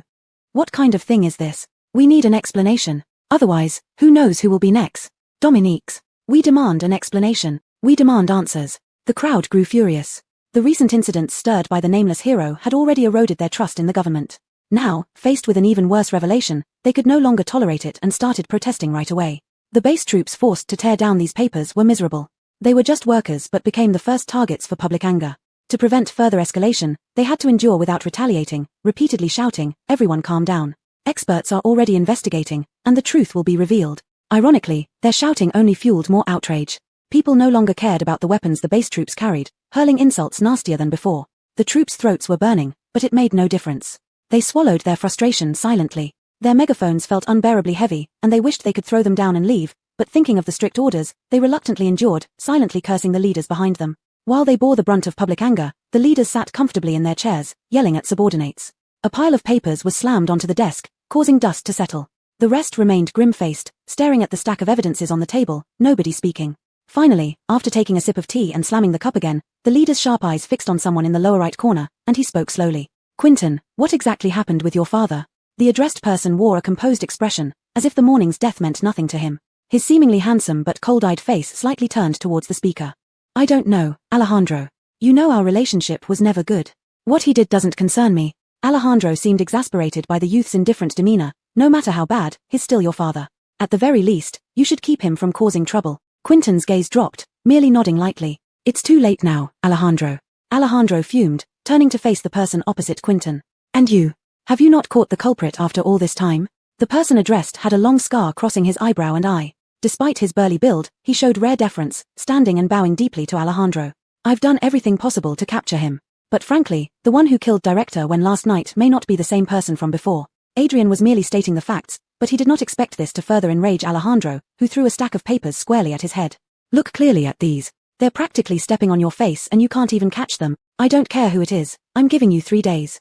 If you still can't catch him, get out." Adrian's face instantly turned pale. He wanted to say something more, but seeing the expression on Alejandro's face, he closed his mouth. The secretary, who had been standing by Alejandro's side, timely stepped forward to calm him down. For a moment, only the heavy breathing filled the office. Frida stood nearby, quietly scanning Alejandro's face, her chestnut-colored long curly hair slightly moving, brushing against the folder she held in her arms. Only when Alejandro looked over at her did she calmly shift her gaze away. "Frida, how's the recent progress on the experiments?" Alejandro's tone was noticeably gentler, as if eagerly awaiting her response. But Frida just gave a distant look back. Currently, the experiments have entered a difficult phase and are undergoing repeated trials. This implied that there was no breakthrough yet. Alejandro's face darkened instantly, but he didn't lose his temper, restraining himself. You'll need to work harder and speed up. We don't have much time left. These lower humans are starting to rebel. Quinton will increase the supply of live specimens for experiments soon. Don't worry about shortages. Sensing Quinton's gaze on her, Frida's grip on the folder tightened, but her expression remained unchanged. She only nodded slightly, indicating she understood. She couldn't focus on anything else afterward. After staring at the folder for 5 minutes, she finally couldn't bear it and looked up at Quinton. Quinton seemed to have been waiting for her to look up for a long time. The moment their eyes met, his eyebrows slightly raised, his eyes full of mockery. His thin lips moved subtly. Frida saw it all clearly. Rest assured with your experiments, I'll keep a personal eye on you. Chapter 159. Tie your heart in a knot inside the pelvis. By the time the news reached Dominiquecenia, it was already a day later. At that moment, she was pondering the installation of an electric fence. Since the electric fence's installation exceeded the protective range of the supermarket, it was impossible to utilize the renovation function within the system for direct installation. She had to handle it personally. Thus, Dominiquecenia knew she couldn't manage alone. She recruited some people from Jediah and dragged along Arlen as well. Aitor somehow heard about it and brought a few people too.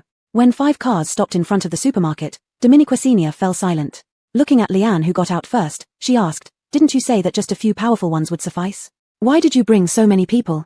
Leanne looked a little stronger, her skin slightly darker, and her shoulder-length hair cut into a messy bob. Luckily, her face still looked acceptable. Otherwise, Dominiquecenia would have mistaken her for a beggar. She carried her Meow Dao, a type of saber, stood before Dominiquecenia with a frown from the sun. "Do you think I wanted this? They all followed once they heard they were coming here, and I couldn't get rid of them." "Who are you talking about, Leanne?" Alban, who was following closely behind, had a look like he caught her red-handed. But Leanne's retort left Alban half dead with frustration. Whoever responds is the one being talked about. Seeing the 2 elementary school kids about to fight, Dominiquecenia quickly and quietly exited the battle, turning to greet Gavin and Stacy, who were behind them. Upon seeing her, Stacy gave her a hug right away. The girl had grown a bit taller recently, and her forehead bumped right into Dominiquecenia's chin. Just as Dominiquecenia was about to pat the girl's head and say something, a soft touch slipped out of her arms. A surprised shout followed. "Is this a dog?" Dominiquecenia looked down to see Jana had slinked out at some point. Clearly excited by the crowd, it greeted everyone with its tail wagging furiously. Just as Dominiquecenia was about to mention that it was actually a wolf, she swallowed her words and simply said, "Its name is Snowball. You can also call it Jana." The lively Jana instantly attracted many people, except Jessie and Leanne, who didn't go near it. They stood before Dominiquecenia, seeming to have something to say. Dominiquecenia looked at Jessie, blinked, and smiled. "Long time no see." Jessie was undoubtedly the best employee in her heart, capable of handling any task meticulously and thoroughly. So she didn't question why the powerless Jessie was here. Bosses always have a soft spot for their best employees. The gold-rimmed glasses glinted under the sunlight, and Jessie seemed momentarily blinded by her smile. He lowered his lashes and softly smiled back. "Dominiquia." Leanne glanced strangely at Jessie, wondering why he seemed off around Dominiquecenia. But she didn't overthink it and snapped her fingers between them to regain their attention. Meeting Dominiquecenia's gaze, Leanne raised an eyebrow and gestured towards the cars. "Look there." Dominiquecenia turned to see a larger car, and for some reason, her heart skipped a beat, sensing something. Until the door was gently pushed open from inside, revealing a strand of long black hair. Dominiquecenia suddenly turned back to Leanne. "You." Leanne looked at her triumphantly, her smile more radiant than the sun. "They wanted to see you, so I let them come. Besides, it's time for them to put their training into practice after so long." Dominiquecenia turned again to see who was getting out. It was really them. Students from Kenna Guang School. Initially looking somewhat shy, their eyes lit up upon seeing Dominiquecenia, waving enthusiastically. "Boss Shun." Dominiquecenia quickly noticed many familiar yet slightly different faces. Familiar because their appearances hadn't changed, unfamiliar because their demeanor had drastically transformed from a few months ago. Gone were the signs of despair, timidity, and frailty. In their place were health, confidence, and strength. Standing before Dominiquecenia like a vibrant sun, she deeply realized what it meant for your enemies to wish you weak. She rushed forward and hugged Leanne tightly, unable to contain her happiness, whispering thanks in her ear. Stiffening, Leanne seemed at a loss until Dominiquecenia blurted out her next words. "You're truly my most considerate little quilt." Leanne's face darkened. Get lost. Though events unfolded somewhat chaotically, everything ultimately converged on the same goal. Instead of Dominiquecenia imagining a few people using their powers to quickly set up defenses, it turned into a collective effort. Collective labor did not necessarily mean higher efficiency. On the contrary, it might be lower for various reasons. But Dominiquecenia no longer cared about this. Upon hearing that Leanne wanted them to undergo a trial, Dominiquecenia immediately approved wholeheartedly. Although these girls had endured much hardship previously, their suffering was still within the base. Most of them had never truly encountered zombies, let alone killed them. It was beneficial to have them get some exposure now. Most of the girls Leanne brought were from the first batch of students who possessed powers, making their tasks much easier. Dominiquecenia assigned them a specific area for installing the electric fence. She initially thought Leanne would supervise but was surprised when she delegated the task and then stood by idly. Are you not going to help them? Leanne shot her a glance. Do you think they've been training for nothing all this time? Soon, Dominique Senior realized Leanne was indeed right. While girls might not naturally possess as much physical strength, they excelled in quick thinking and attention to detail. About 10 girls arranged the entire process for installing the electric fence. Those with stronger powers handled the external connections and installation, while those with weaker powers took charge of transportation. Dominique Senior observed carefully and found that they established their plan quickly, just as fast as experienced workers. Once the plan was set, they immediately began transporting and installing without delay. To facilitate the installation of the electric fence, Dominique Senior had in place several large speakers nearby to attract most of the zombies away. Only a few remained wandering around. When they saw people come out, the zombies howled and lunged to bite. Dominique Senior's heart skipped a beat briefly but quickly settled back down. She realized she had underestimated them.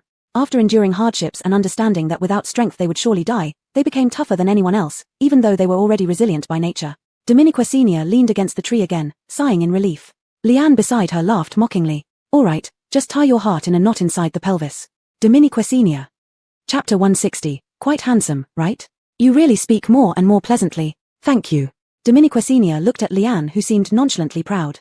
She wanted to say something but held back. However, she eventually said nothing. For Leanne to train people to this level proved her dedication. Dominique Senior decided to give her a big red envelope when she returned. Dominique, no matter how relaxed Leanne appeared, she didn't dare walk away easily. Dominique Senior went around to check on the progress in other areas. Installing the electric fence was not a difficult task, so it was even easier with everyone working together. After circling around, Dominique Senior found that Lion Emperor had nearly finished. The purple-blue lightning-emitting electric fence looked menacing even in daylight. She installed an electric fence 6 meters high. Once fully set up, she would lay barbed wire outside of it to serve as the last line of defense. Only then could she be a bit relieved. While inspecting, she unintentionally arrived at Aziel's area. Since his face fully healed, he hadn't shown it again and always wore a silver-white mask. This made Dominique Senior often feel very regretful. He had no teammates and was responsible for an entire section alone but worked faster than anyone else. When Dominique Senior came by, he had just finished installing everything. Seeing her approach, he stood up, brushed off the dust from his body, and walked over, ready to follow her like a tail wherever she went next. Dominique Senior couldn't help but smile. She had long noticed his tendency to withdraw into himself around too many people. Though a bit solitary like a lone wolf, there was nothing wrong with that since everyone chose their own way of living. So, Dominique Senior didn't say anything and instead called everyone to go to the supermarket to get water, ice drinks, and fruits to distribute among them. When she distributed to Leanne, she found that the installation of the electric fence was almost done. Leanne completely relaxed and lay under a peace tree, leaving only a thread of attention on the work. Do you want an ice lolly? Dominique's. Leanne responded lazily. Dominique Senior threw the ice lolly onto her, which chilled her, making her shiver. Hiss, Leanne nearly sat up straight. You're settling old scores, Boschen. You're the one who said you wanted it. Leanne glanced at her, finally tore off the packaging, put it in her mouth, and mumbled through the lollipop, treating your great contributor like this. Dominique Senior burst out laughing. Just as she was about to sit down and wait with her, unexpectedly someone from another group let out a short exclamation before she could sit. Before she even turned her head, the person beside her shot up like a cannonball, startled. Dominique Senior saw only Leanne's suddenly solemn profile. Since knowing Leanne, Dominique Senior had rarely seen such an expression on her face, an expression heavy with worry. Leanne swept past her like a gust of wind. By the time Dominique Senior turned around, Leanne already held the meow knife from her back. The source of the exclamation turned out to be someone setting the electric fence whose foot twisted on something unseen, causing the heavy fence in hand to lose balance. The other person helping could not lift it alone, the other side tilted, causing her side to lose control too. And right below the falling fence were people fixing the foundation. Swift individuals quickly used their abilities to stabilize the fence, but the real danger wasn't here, it was the zombie that had suddenly emerged unnoticed. All attention was now on the precarious fence, and no one yet noticed the zombie. Dominique Senior's heart leaped into her throat. Dominique, her reaction was far slower than the ability users, and all she could do was watch as Leanne sped towards the scene and suddenly drew the meow knife. The sound of the meow knife slicing through the air was loud. In this moment frozen in time, the girl at the center of the incident, who was fixing the foundation, calmly raised her head. Her ponytail swayed behind her. She looked at the meow knife whistling towards her back and quickly rose, firmly grasping the speeding blade. Using the momentum from the blade, she twisted her wrist, executing a graceful backward slash, her ponytail drawing a sharp arc in the air. Thud. A barely audible landing sound, and the zombie's head separated from its body. The head rolled beside the girl, who lifted her blade and stabbed it ruthlessly through the eye socket, ending the zombie's struggle. Almost everyone was stunned by what they had just witnessed. Even though they saw everything with their own eyes, their brains struggled to process it. Until Leanne abruptly stopped when she saw the girl taking the meow knife and decisively beheading the zombie. Amidst the swirling yellow sand, she and the girl who appeared extremely calm but whose hand holding the knife was trembling slightly made eye contact, and suddenly she smiled. Great job. Only then did the people around them abruptly react, yet those who wanted to cheer at first stifled their joy. When Lian's blade was caught by someone else to decapitate the zombie, it symbolized a powerful legacy being passed on, almost as a mark of transition. It symbolized the torch of endless vigor lit by them and would be passed down by them. Dominiqua Senior stayed under the tree, seemingly also sensing this power. She looked at the girl who could catch Lian's blade and recalled her name in her mind, Nell. She walked over and returned the meow knife to Lian. When Lian took the meow knife, she held Nell's hand, and immediately Nell's hand stopped trembling. Nell raised her head, looking at Lian with belated excitement, her eyes twinkling like stars. I did it. Dominique's. Neither of them noticed that someone was constantly watching them. Dominiqua Senior stared at Lian's ears that had turned subtly red, deep in thought. A small incident that nearly caused significant trouble instantly heightened everyone's alertness. The electric fence, which was originally expected to take another half an hour to complete, was finished in just 10 minutes. Only after thoroughly finishing did they dare to relax, all plopping onto the ground. However, there was no sign of fatigue on their faces, only satisfaction. Dominiqua Senior gave each of them a bottle of water. After intense exercise, they shouldn't drink icy water immediately, so she told them to wait a bit before going to the supermarket for ice drinks and fruits. Each person's eyes sparkled as they looked at Dominiqua Senior after receiving the water. They knew their performance might not have been the best, but they instinctively wanted praise. Seeing this, Dominiqua Senior softened and immediately spouted a bunch of compliments, making these girls float on cloud 9, though they were quickly brought back to earth by Lian. After all, there was a mistake, and quite a significant one, so Lian naturally needed to remind them. Watching Lian's stern look, Dominiqua Senior felt a touch of novelty and quietly moved next to Nell, nudging her with her elbow. Quite handsome, right? Nell, who was earnestly listening to the criticism, was taken aback. Huh? Chapter 161. Want some? It was already evening by the time the electric fence was completely installed and the environment within it was tidied up. As dusk approached, Dominiqua Senior decided not to rush them to leave. It was rare for so many people to gather together, so she clapped her hands and decided to organize a bonfire party. Of course, it was mainly because she was a little craving barbecue. Her cooking skills were always average, so even with a pile of ingredients, she couldn't make something delicious. But in this group, there must be someone who could do it. Dominiqua Senior's impression of others' culinary skills still remained with those from the Sunny Base military team. Since they often performed tasks in the wilderness and had strong survival skills, surely Jediah and Aitor wouldn't be far behind. However, after several people got the fire started and prepared all the ingredients for grilling, everyone stared at the meat and vegetables in front of them but no one stepped forward. Dominiqua Senior thought they were being polite and urged them on one by one. Don't be shy, come on up and grill. Dominiquit, everyone just looked at each other before turning their bewildered gazes towards Dominiqua Senior. How do we grill? Prepared to feast without much effort, Dominiqua Senior said in surprise. Huh? Only later did she find out that while these people indeed had superb outdoor survival skills, there wasn't much to eat in the post-apocalyptic wild. Most of the time, they drank nutritional liquid, and when there really wasn't any food left, they would hunt mutant beasts. However, the meat of mutant beasts was rough, sour, and hard to cook. To remove the toxicity inside, pyrokinetics usually burned it over a fierce fire for half an hour straight. There was no flavor or cooking technique involved. As long as it could be eaten and provide energy, it was enough. Listening to this, Dominiqua Senior suddenly recalled the dried mutant beast meat that Stacy had given her to eat. The mere thought made her teeth feel like they were about to fall out again. She gasped, then what should we do? Lian wandered over once more. Of course, we have to rely on our versatile students from Carnage Academy. Before Dominiqua Senior could react, they took the initiative and quickly started working. Soon, the sizzling sound of barbecuing filled the air, and before long, the aroma of grilled food wafted out. Smelling this, Dominiqua Senior felt like her soul was being pulled away. Looking at the expressions of others, most were feeling the same way. She hurriedly moved closer to the grill to help, hoping to get the first skewer. Daisy, who had slept through the whole day, also came out at the smell, her eyes lighting up just like Snowball seeing a crowd of people. She quietly approached Dominiqua Senior and stared unblinkingly at a skewer of pork belly. Suddenly finding a formidable competitor, Dominiqua Senior broke into a cold sweat. She had been eyeing that skewer for a long time. Grilling pork belly was quite a skillful process. If not done properly, it could be too greasy. If overcooked, it would become like pork cracklings. The ideal state was slightly charred, fatty but not greasy, bursting with oil at first bite. And this skewer of pork belly was almost reaching its prime condition. The two women's focused stares were rather comical, making the woman grilling chuckle. Don't worry, I've got plenty. The woman was adept at grilling, handling 2 sets of skewers at once, 15 in each hand. Dominiqua Senior shook her head. It was different. Based on her years of experience, that particular skewer was definitely the best.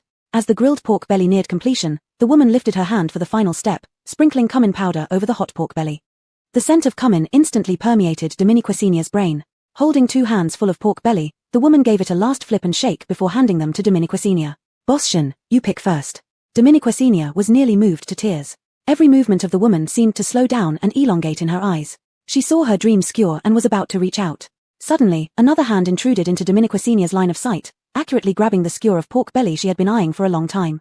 The The suddenness left her speechless, only able to watch helplessly as the skewer of pork belly ended up in someone else's hands. Looking up, she saw Leanne had already shoved the skewer into her mouth, lips glistening with grease after the first bite. Seeing her stunned gaze, Leanne shrugged. Well, I saw you staring at it without taking it, so I grabbed it. At that moment, Dominica Senior couldn't hear anything. She could only see Leanne chewing and finishing the skewer. Leanne. As the saying goes, if you don't burst out in silence, you will perish in silence. Dominica Senior decisively chose to erupt, chasing Leanne around the bonfire.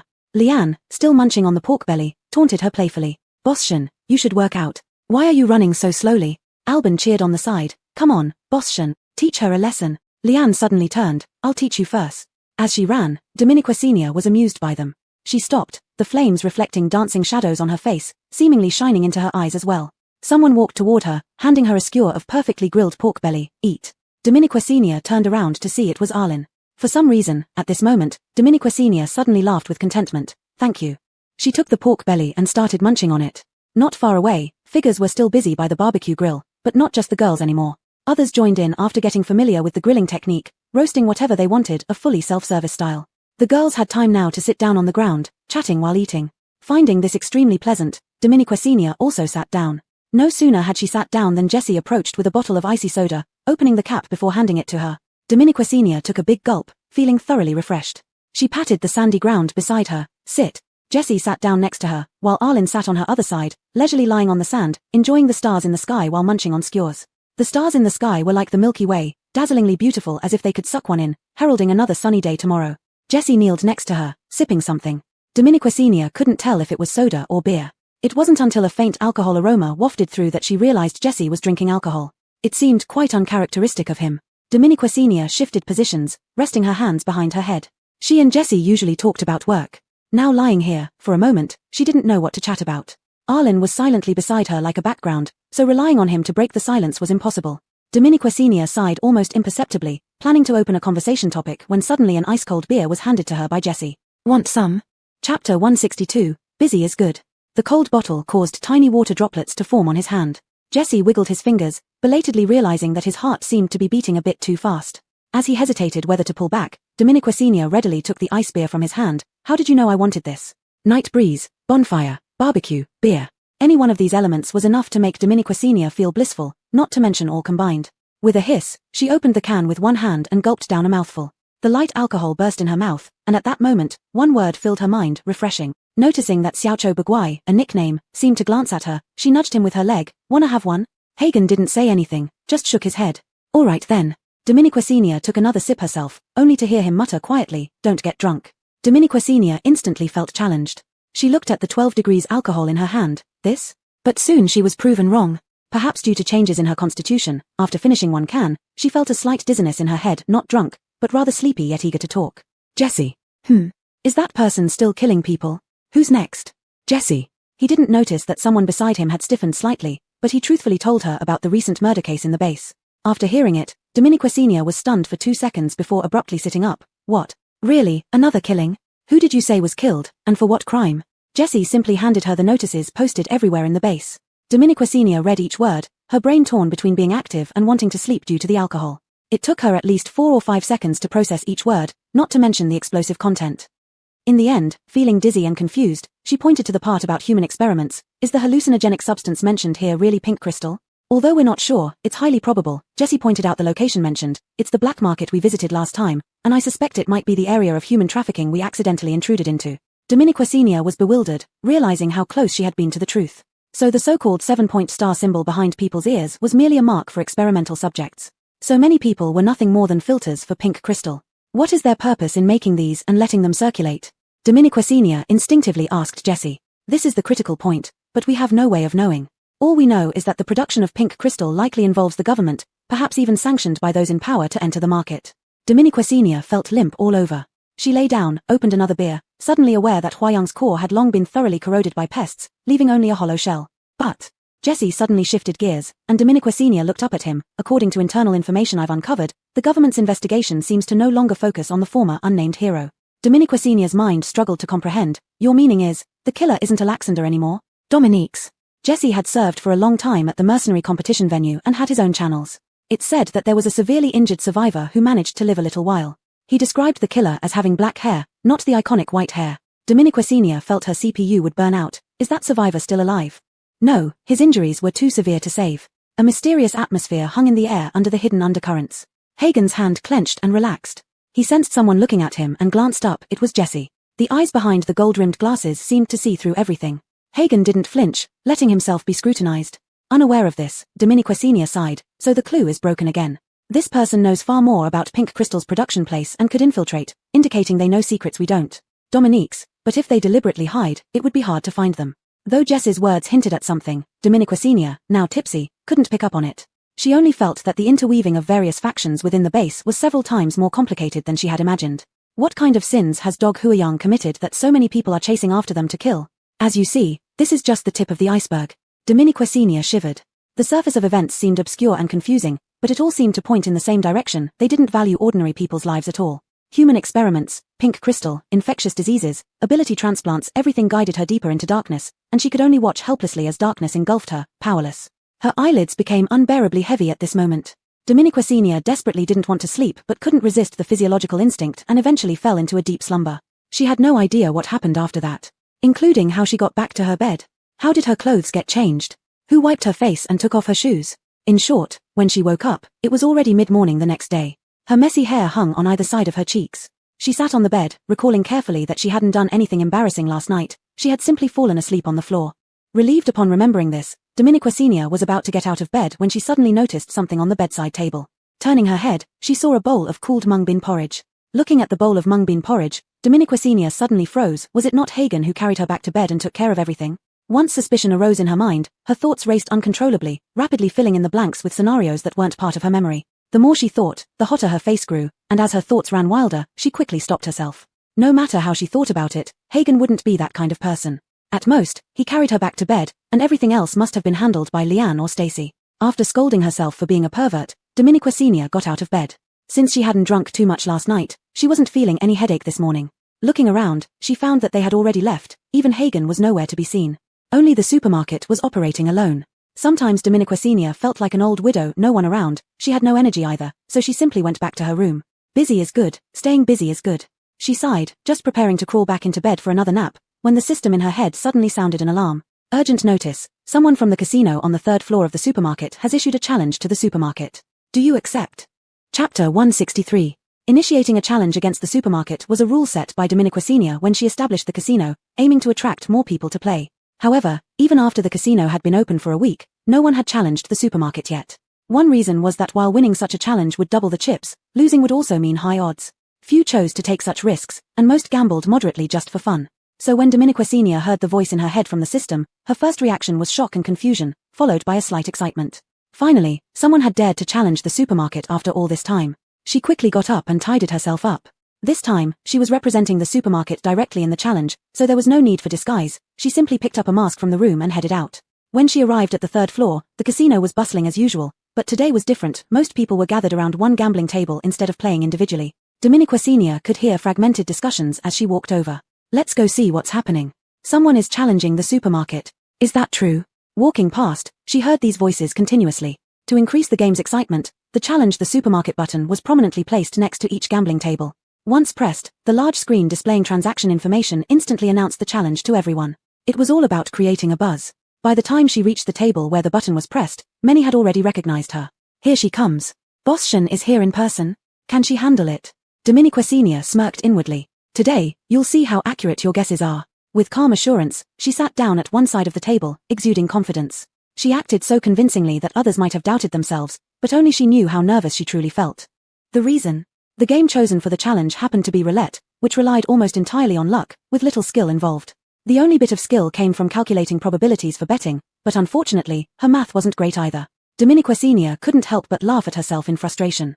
Then, lifting her head to see who issued the challenge, she found the chair opposite her empty. Where was the challenger? Instinctively, she scanned the crowd, who, understanding her intention, hurriedly parted to make way for her. At the end of the cleared path stood a tall man facing away from her, fiddling with a slot machine. He tossed stacks of chips into the slot without hesitation, like they were worthless paper. The slot machine burst into colorful lights and cheerful music as it began spitting out prizes. Prizes kept falling for minute. Even if wealthy, Dominica Senior wouldn't dare play this way. She leaned back curiously, watching this display of wealth. Was he trying to intimidate her or just show off? But didn't he know all the money he spent would eventually land in her pocket? Men can't possibly not know that. So the only possibility is his just showing off.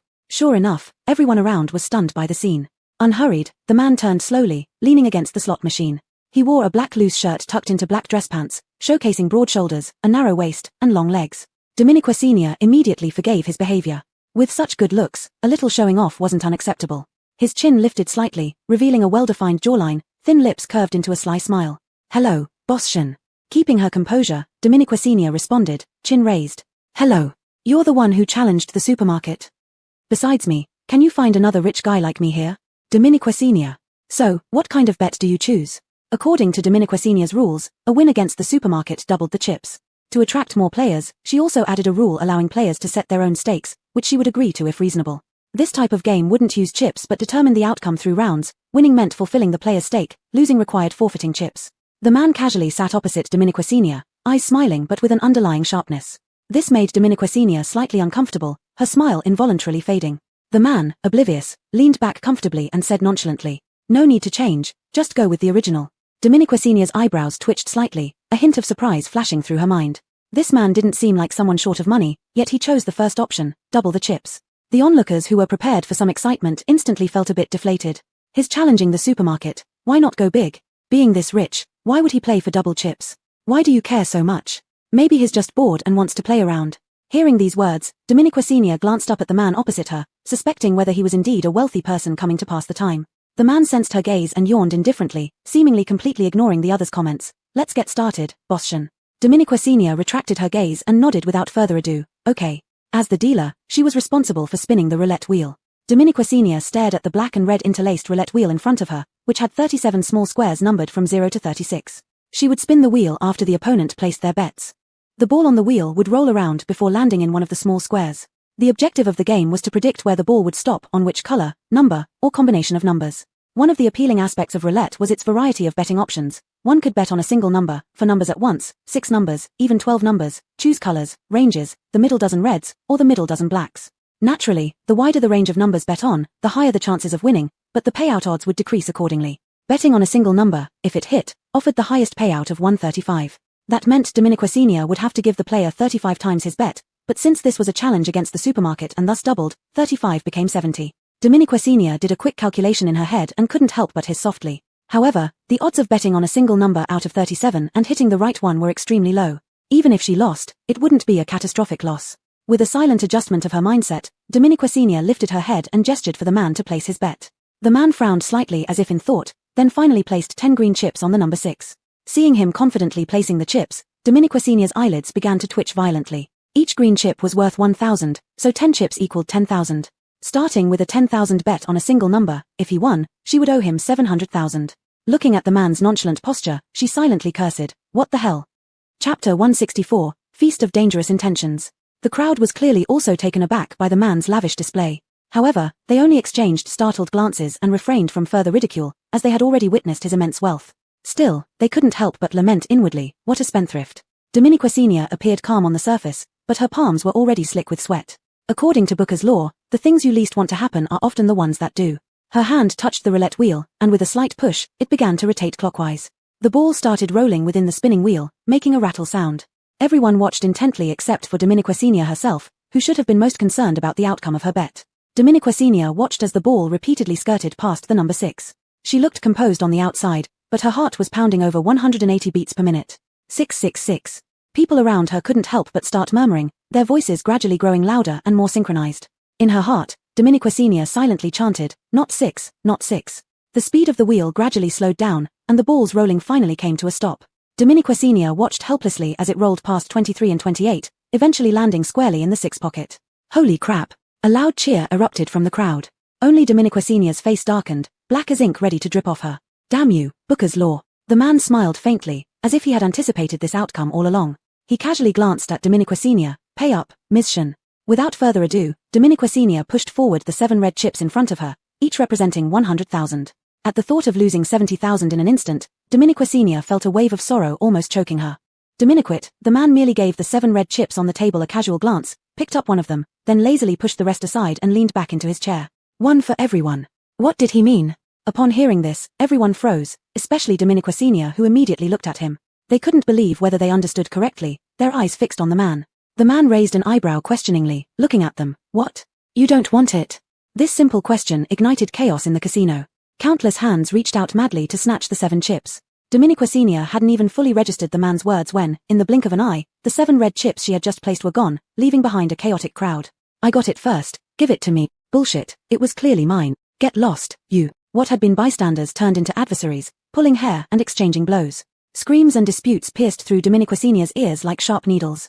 If not for the casino's strict ban on using special abilities, the place would have been leveled long ago. Even so, much was knocked over in the scramble. Dominique Senior stood up abruptly, shouting with all her might, "Everyone, stop. If anyone keeps fighting, you'll never set foot in my store again." Fortunately, Dominique Senior's words had some effect.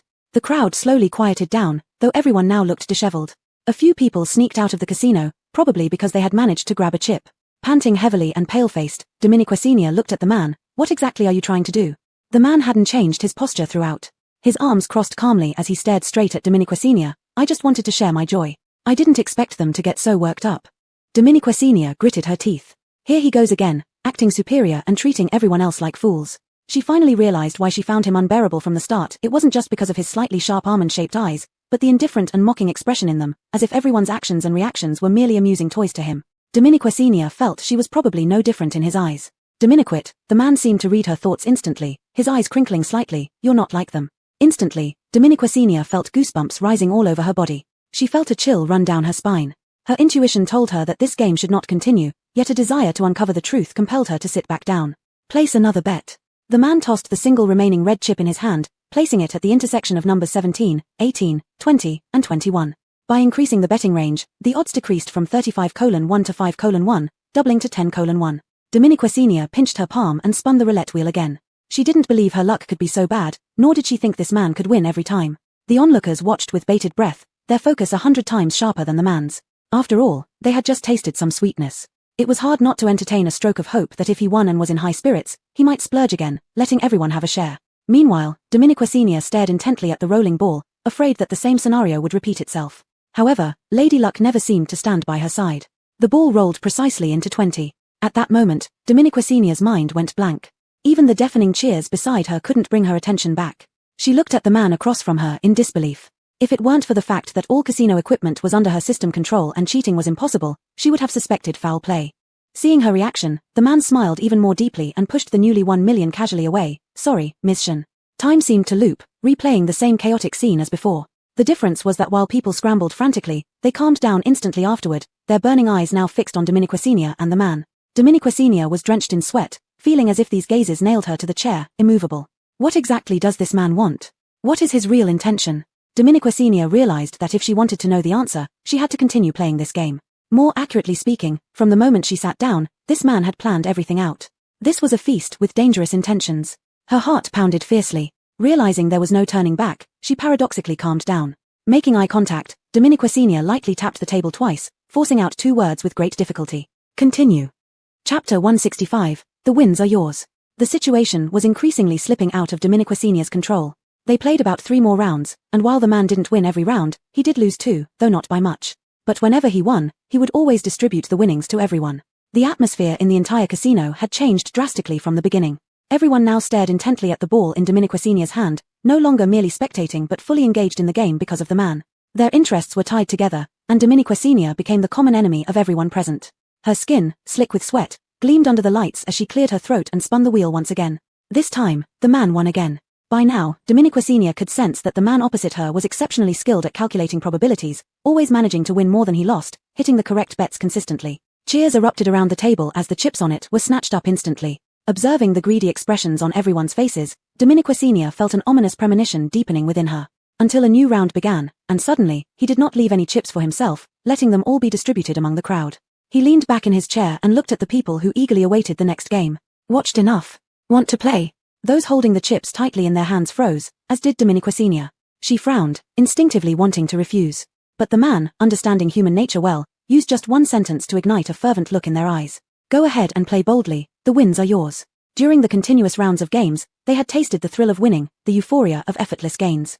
Rationality was long gone in most of their minds. Misled by the man's repeated victories, they mistakenly believed they too could be blessed with such luck. Hearing this, their blood began to boil with anticipation. If they could double or even multiply the money in their hands tenfold or even 100-fold, they wouldn't have to worry about food or drink for the rest of their lives. They could live like the privileged few in the center of the base. Temptation drove them into frenzied betting. Since they were betting on behalf of the man and represented him alone, they could only choose the same place to bet on. Ultimately, they decided to start cautiously, betting on black, a color with the highest probability of winning, offering a payout ratio of only 1-to-1. But with Dominiquasinia's system, it doubled to 1:2. Each person placed one chip, a small number individually but a significant sum collectively. Doubled, the figure grew even larger. In total, they bet 800,000 credits, almost everyone participating. Dominiquasinia's face turned pale. Intuitively sensing something amiss, she wanted to dissuade them but couldn't under the irrational gazes of the crowd. So, she forced herself to spin the wheel. The result came. The ball landed on a black number square. They had won. Dominiquasinia was dazed by the loss, never realizing how terrible her luck was until now. Amidst the cacophony of cheers, she looked up at the man opposite her, trying to discern his expression. But all she saw was his usual indifferent, nonchalant smile, as if everything was exactly as he had expected, perhaps even orchestrated. At this moment, Dominiquasinia grasped a certain truth, but before she could process it, the crowd, having tasted victory, rushed to place another round of bets with the man's silent approval. This time, everyone's ambition ballooned immensely. After exchanging glances, they unanimously chose to bet on a single number, the option with the highest payout. Dominiquasinia watched helplessly as their betting became increasingly bold. Some even went all in, leaving themselves only a single chip. She felt an icy chill. In the lure of endless profit, everyone became mere puppets controlled by greed. Their eyes no longer held warmth or gratitude, completely forgetting the significant help Kenawan Supermarket had provided them. Now, there was only anxious expectation. How much Dominiquasinia would lose, how much Kenawan Supermarket would suffer, possibly even go bankrupt, they cared not. Watching the colorful chips pile up, Dominiquasinia realized this might be exactly what the man intended for her to see. But, why? Everything around her seemed to dissolve into nothingness, leaving only the gambling table and the two of them facing each other. Looking at the man, Dominiquasinia knew he understood her unspoken question. What is your true purpose? The man raised an eyebrow and uttered just one word, spin. This single word instantly pulled her back to reality. As she looked up, she saw the people's eyes burning with impatience. Some were already urging her on. What are you doing? Move. Why aren't you spinning? Can't handle losing? Or can't play anymore? Each word revealed their growing greed, and Dominiquasinia's face turned cold. She stood up, announcing in front of everyone that the game was over. As soon as these words left her mouth, it was like pouring a bucket of cold water into a boiling pot of oil. There was a brief moment of stunned silence followed by intense protests. On what grounds? I don't agree. This game can't be unilaterally ended. What other reason could there be?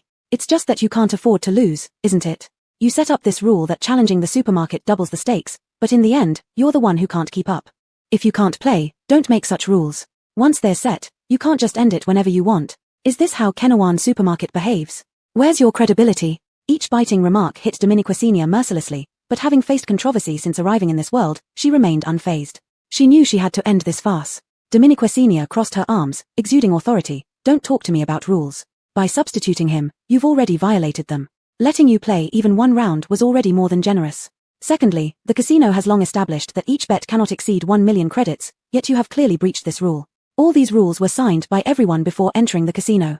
If you have any objections, please submit them to the feedback box. The feedback box was genuinely created by Dominiquasinia to gather opinions, a small mailbox where people could drop any comments about the supermarket. Of course, she handled the final processing herself. She adopted reasonable suggestions and discarded unreasonable ones. Needless to say, these people's complaints would fall into the latter category. These ostensibly righteous words made it clear she intended to silence them, forcing them to face the facts. Moreover, what Dominiquasinia said was true, they had indeed broken the rules. Faces turning from green to white, though things had reached this point, the prospect of wealth still loomed ahead, and they weren't willing to give up easily. A few refused to back down, wanting to argue further, but a cold look from Dominiquasinia silenced them. Her expression was icy and almost cruel, each word a heavy strike. Even if this game continues, do you really believe you'll definitely win? With odds of 1 in 37, what gives you such confidence? Chapter 166, Coward. Dominiquasinia tried to bring back some of their reason, but it was clear that she had underestimated the gambleress, is not properly translatable in this context, so I will interpret and translate it as psychology, especially for those who had already tasted sweet success. The prospect of sudden wealth seemed like a fatal temptation. Even though they knew deep down that failure was possible, they forced themselves to ignore it, or rather, they were unable to stop. It was a vortex, one that could only be escaped through self-realization. By forcibly ending the game, Dominiquasinia was essentially rescuing them from a dire situation, but these people clearly would not thank her. In the standoff, the man who had been watching leisurely finally moved, his voice tinged with amusement when he spoke. Boss Shen, really done playing? Dominiquasinia glared at him coldly. It's over. You can leave. You started by breaking the rules, and I chose not to hold it against you. But if you insist on continuing, I can consider reclaiming all the chips you've won. When she finished speaking, the man showed no reaction, but the people around him took sharp intakes of breath. Because the chips the man had won were not in his possession, they had all been divided among themselves. Dominiqua's words were indeed meant as a warning to them. Since she couldn't wake them up, she would use what they cared about most to force them to retreat. Sure enough, upon hearing her words, someone began stealthily picking up the chips from the table. Once one person wavered, the others quickly followed suit, snatching back the chips in a rush, even getting into disputes in their haste. But Dominique did not intervene this time. She simply watched coldly as they fought among themselves, quietly calculating the damage to products caused by their struggles and attributing it to them. When she looked up again at the man, there was a hint of disappointment in his eyes, an unfulfilled sort of feeling. What a pity, Bosschen. Dominique felt nauseous inside. She knew exactly what he regretted, and precisely because of this, she had to decisively end this game. From beginning to end, his goal was to stir up conflict between her and the others while keeping himself out of it. As for the root cause, Dominique couldn't figure it out.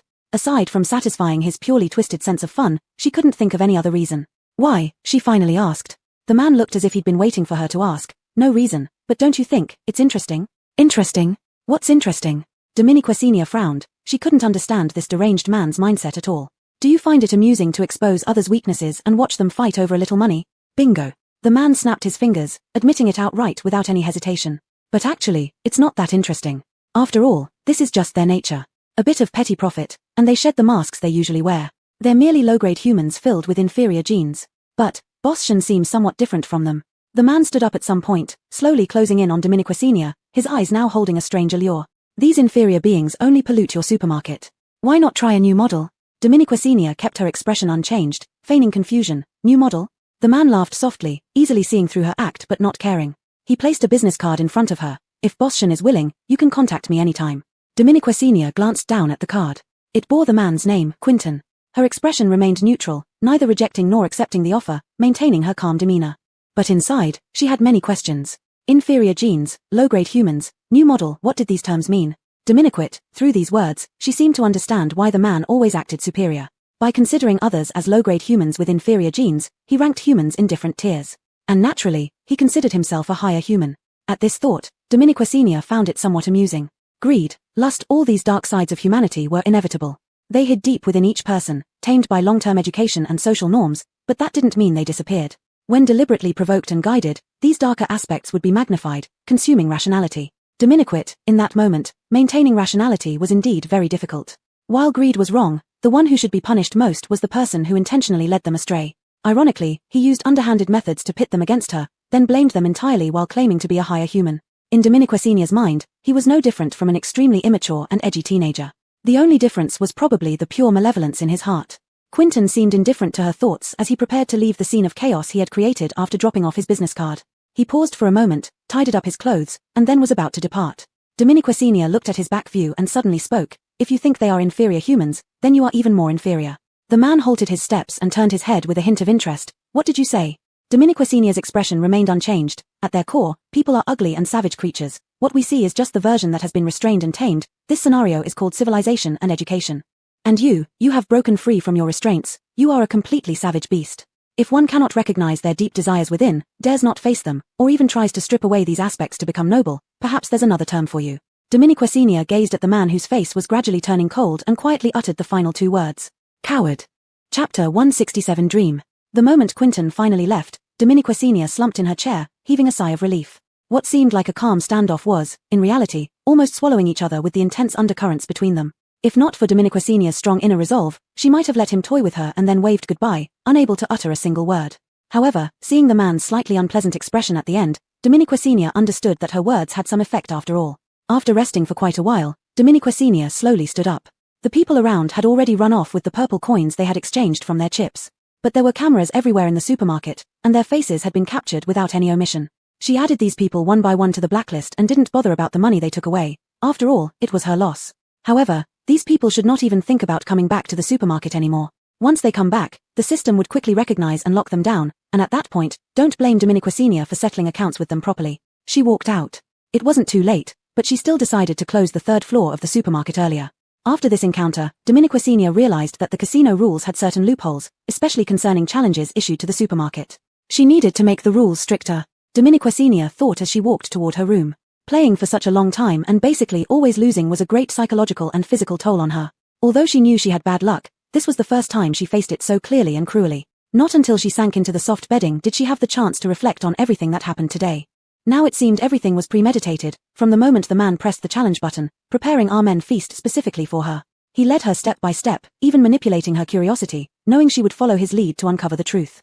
From start to finish, the man displayed his formidable intellect and wisdom, all to involve those onlookers, even driving them to madness and becoming her opponents. At first, Dominique Senior couldn't understand why, but in the final words of Quinton, she seemed to grasp something. This person kept talking about low-class humans and high-class humans, seemingly trying to win her over, wanting to align her with his side. Clearly, Quinton's camp was that of the high-class humans. Therefore, he deliberately orchestrated this drama to show Dominique Senior the ugly nature of the so-called low-class humans, hoping she would desire to join their ranks. Dominique Senior pondered, finding it partly reasonable yet somewhat unreasonable. Quinton's attitude throughout had been extremely casual, even extending the invitation at the end without urgency, showing he didn't take it too seriously. Moreover, this setup seemed overly simplistic, barely affecting Dominique Senior at all, far from making her join his side. After all, she had understood human evils thoroughly ever since establishing the supermarket. That Quinton could find his way here and manipulate Dominique Senior psychologically indicated he must have investigated and understood her. If that's the case, why would he set up such an immature trap? All the confusing contradictions pointed to one conclusion: perhaps this wasn't a meticulously planned scheme but merely a test. Testing her attitude, testing her stance. In this moment, Dominique Senior clearly realized that there must be more than just Quinton behind this. As part of a camp, many others like him must have formed such a group. Perhaps they all considered themselves high-class humans. Thus, what Quinton spoke of as a new model might mean making the supermarket abandon low-class humans and serve only high-class humans. Considering this possibility, Dominique Senior couldn't help but sneer. She didn't know where this group got their confidence or their purpose. To her, these people seemed like a bunch of half-witted individuals indulging in imaginary self-excitement. But regardless, the man looked magnificent, and his actions suggested that even if those behind him weren't smart, they probably weren't simple characters either. Dominique Senior pondered what kind of non-trivial people held such views, could speak such words, and even looked up to her. As she thought more, however, she couldn't come up with a clear answer and ended up falling asleep in bed. Her nerves had been taut for at least 2 hours, leading to a deep sleep. In her dreams, she saw a group of people in black robes, their faces hidden, each holding a thick book. They appeared like devout followers of some belief, surrounding Dominique Senior in the middle, chanting words and sounds that she couldn't quite hear but seemed to come from afar. The continuous bell-like noises deafened her, making her head and ears buzz. She felt no sense of purification or assimilation, all she felt was an endless, overwhelming noise. Just as she seemed about to adapt to this cacophony, the scene abruptly shifted. The black-robed figures suddenly turned into a vast crowd, standing in a desolate landscape. Mutated crows circled above their heads, screeching eerily like screams, with eyes red as blood. Dominique Senior's perspective shifted to an omniscient view. She could see a small hill in front of these people. The hill wasn't very high but was peculiar. When she truly saw what this supposed hill was, her heart plummeted into an abyss of emptiness. It wasn't a hill at all, but a mound of dead bodies, tangled together indistinguishably. Some heads hung outside the intertwined limbs, while some severed limbs were carelessly discarded halfway up the hill. They pressed against each other, unrecognizably deformed. A wave of intense, paralyzing fear gripped her heart, yet she could do nothing but silently watch those people, just as they stared at the mountain of corpses. The scene grew increasingly chaotic and blurred. She saw the crows perched on the pile of bodies, pecking away with their sharp beaks. Her perspective began to switch wildly, first becoming one of the black-robed people, then the crows, and finally even onto one of the countless corpses in the mound. She watched helplessly as red-eyed crows swooped down fiercely toward her, taking a brutal bite. Phew. Dominique Senior woke up abruptly, her body jolting upright, her vision slowly focusing. Only when she saw the blue-white quilt and her intact hands did she finally breathe a sigh of relief. Though vague and surreal, the dream felt overly real, leaving her with a lingering sigh of relief upon waking, thankful it was just a dream. Dominique Senior clutched the cold sweat in her palms and glanced at the clock on the wall. Only 2 hours had passed, yet it felt like an eternity in her dream. Chapter 168, The Law of Delivery Incidents. In this situation, Dominique Senior found it impossible to continue sleeping. Dizzy and unsteady on her feet, she got up. The sky outside had not yet fully darkened but was approaching dusk. This time was typically the second peak period for both supermarkets and deliveries during the day. Over the past few days, Dominique Senior had rarely delivered personally due to various trivial matters. Deliveries outside the base were either handled by Little Clown, Stranger, or those more capable individuals. Fortunately, there hadn't been many orders from outside the base recently. At this moment, watching the busy delivery people, an idea struck Dominique Senior, and she walked out. Her mood was heavy, and she immediately felt a need to do something to relieve this state. It had been a while since she last delivered anything. When she reached the pickup point for deliveries, Dominique Senior encountered someone unexpected. "Daisy, why are you squatting here?" Hearing her voice, Daisy turned around to look at her. "Oh, I saw a friend's order, seems like it's urgent. Can I deliver it for them?" "Friend?" For some reason, when Dominique Senior heard Daisy mention friend, her heart shuddered.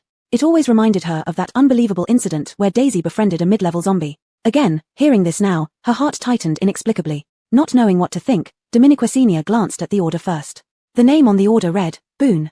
Seeing a name, Dominique Senior instantly breathed a sigh of relief, then felt somewhat puzzled. Boone? What kind of weird name was this? It even shared the same surname as Daisy, an eerie coincidence that lingered in Dominique Senior's mind. She turned her gaze toward Daisy. Are you just friends?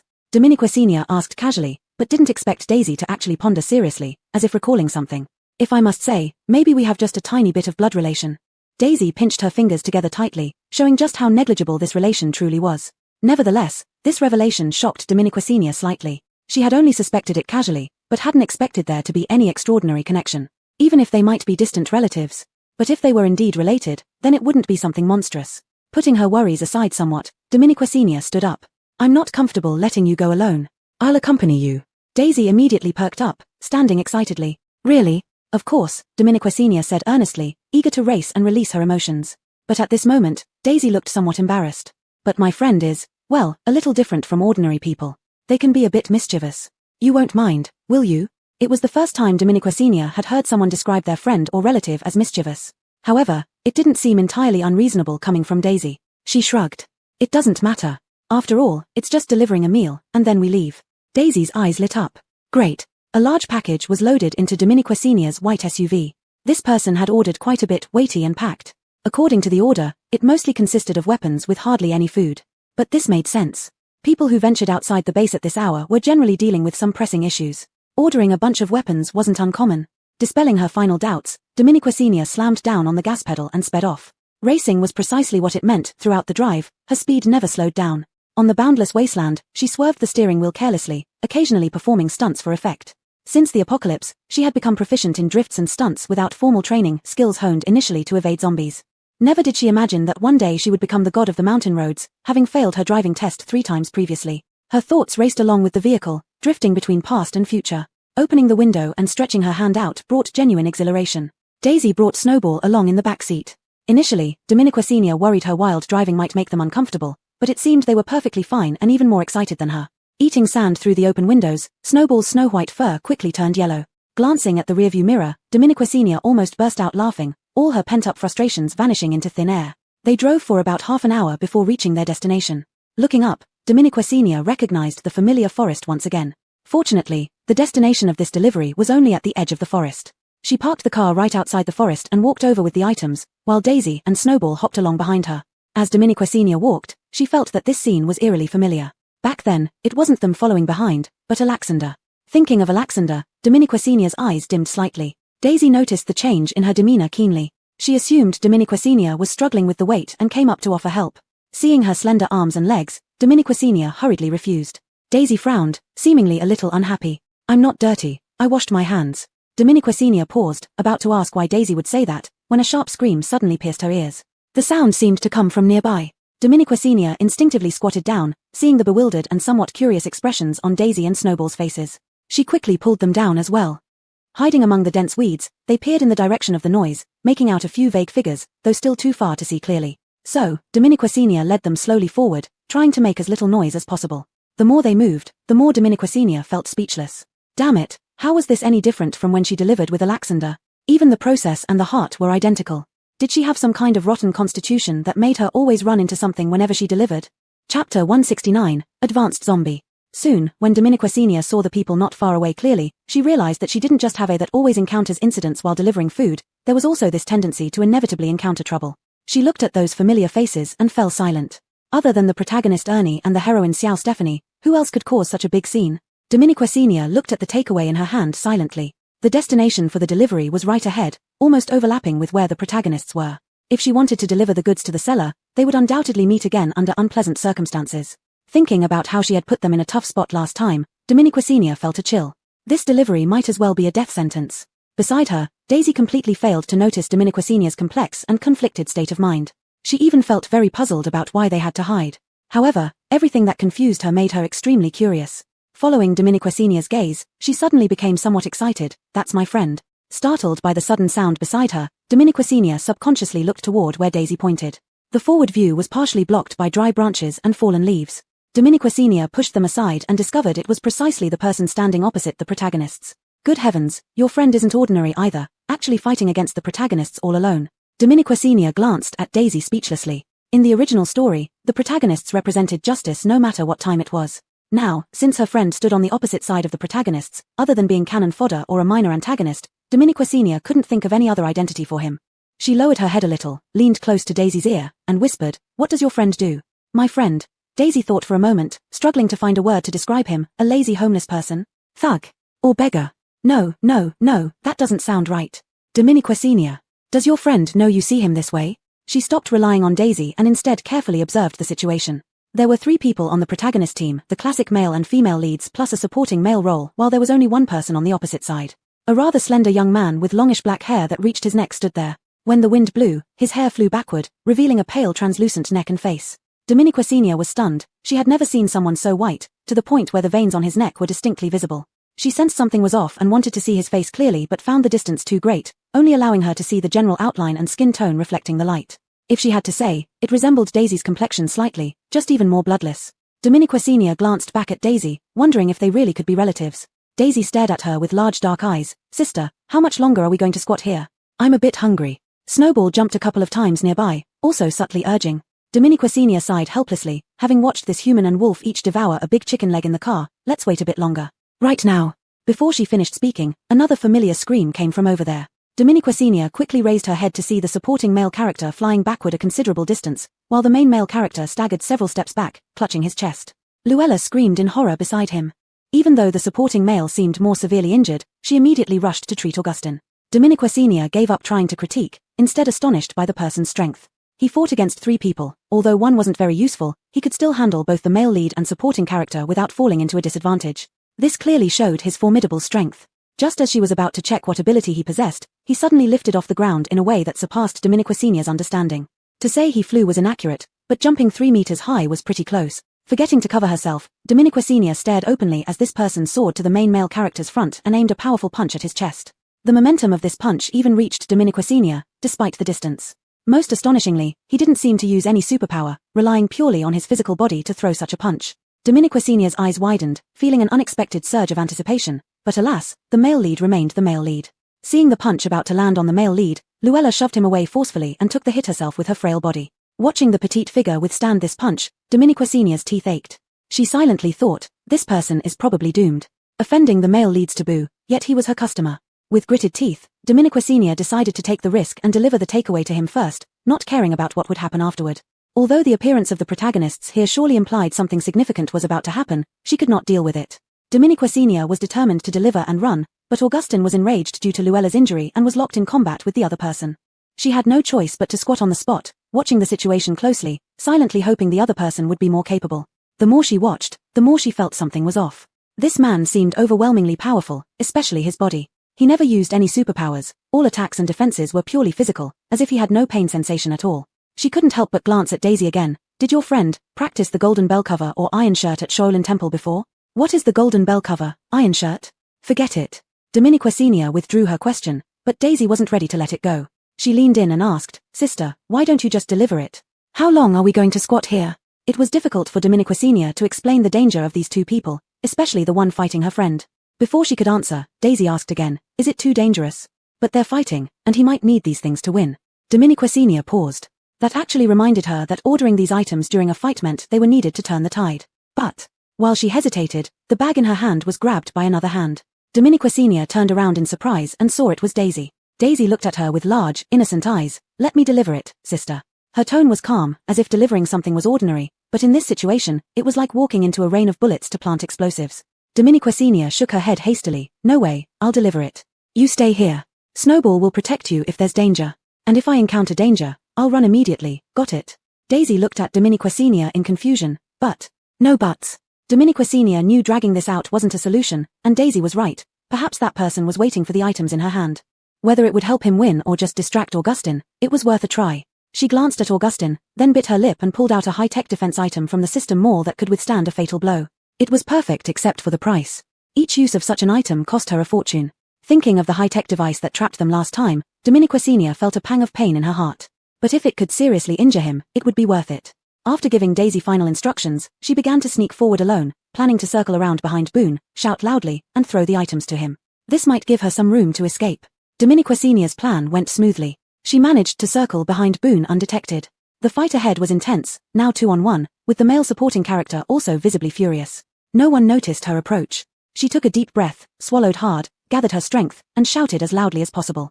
"Boone, your takeaway." The sound shocked even her, leaving her slightly oxygen-deprived and her heart racing. She watched everyone, including Boone, turn their attention toward her. Just as she prepared to throw the takeaway, she froze. A chill spread from her feet up her entire body. Only because the eyes that met hers had no whites, just black pupils. She couldn't move at all, her mind blank, unable to think. Only her remaining rationality screamed at her to react. But Dominiqua's only trembled slightly, rooted to the spot. Until a powerful attack hit her full force, lifting her off the ground and flipping everything upside down. Slowly, a memory surfaced. No pain, no superpowers, eyes completely white, there was only one possibility: advanced zombie. Chapter 170, I want her to prefer death to life. The moment Dominiqua's flew into the air, her mind was flooded with thoughts, mostly about advanced zombies. Advanced zombies, incredibly rare with only 1 in 10,000 being one, possess extraordinary strength, impenetrable flesh, incredible speed, human-like intelligence, and an appearance almost identical to ordinary humans except for their eyes. That's the only way to distinguish them. This might explain why the main characters and supporting male lead would fight it. Although advanced zombies are dangerous, their crystal cores are extremely rare materials, and they have effects akin to a comprehensive tonic for enhancing abilities for powerhouses. Encountering such an advanced zombie must be the male lead's opportunity and also provide a chance for the female lead to get hurt to deepen their relationship. Dominiqua's finally recalled this part of the plot, but unfortunately, it was too late. An advanced zombie could kill her with just a finger. With a loud bang, Dominiqua's fell heavily to the ground. The black technology she had briefly used to defend against the fatal blow failed as she landed without any protection, hitting the ground hard. She nearly spat blood from the impact. Wincing in pain, Dominiqua's curled up, trying to ease the pain in her body, but obviously, some people didn't want to give her time. Augustine's eyes widened when he heard that familiar voice suddenly, his anger surged, so he immediately launched a lethal attack without thinking. But Dominiqua's wasn't pierced as expected mid-air. Instead, she landed unharmed on the ground. He knew this woman must have used some means again. Seeing the pile of weapons that fell to the ground, it was obvious she had given something to their opponent, clearly intending to send them to their deaths. Enraged, Augustine became even more furious, almost losing his mind, ready to rush over and kill this woman without a second thought. However, this gave Boone an opportunity to seize him by grabbing his collar fiercely and slamming him towards his leg. Boone's leg bones were as hard as steel. If Augustine hit his spine, it could likely snap. Behind, Luella suddenly let out a shrill scream. Doris's eyes opened wide, unable to react, instinctively placing her hand between Augustine's back and the zombie's leg in an attempt to block. However, under the immense force, it was futile. Her arm, under the tremendous impact, snapped with a crisp sound, eliciting a piercing cry of agony from Doris. However, it wasn't over yet. With unrelenting strength, the zombie attempted to slam Augustine into its leg.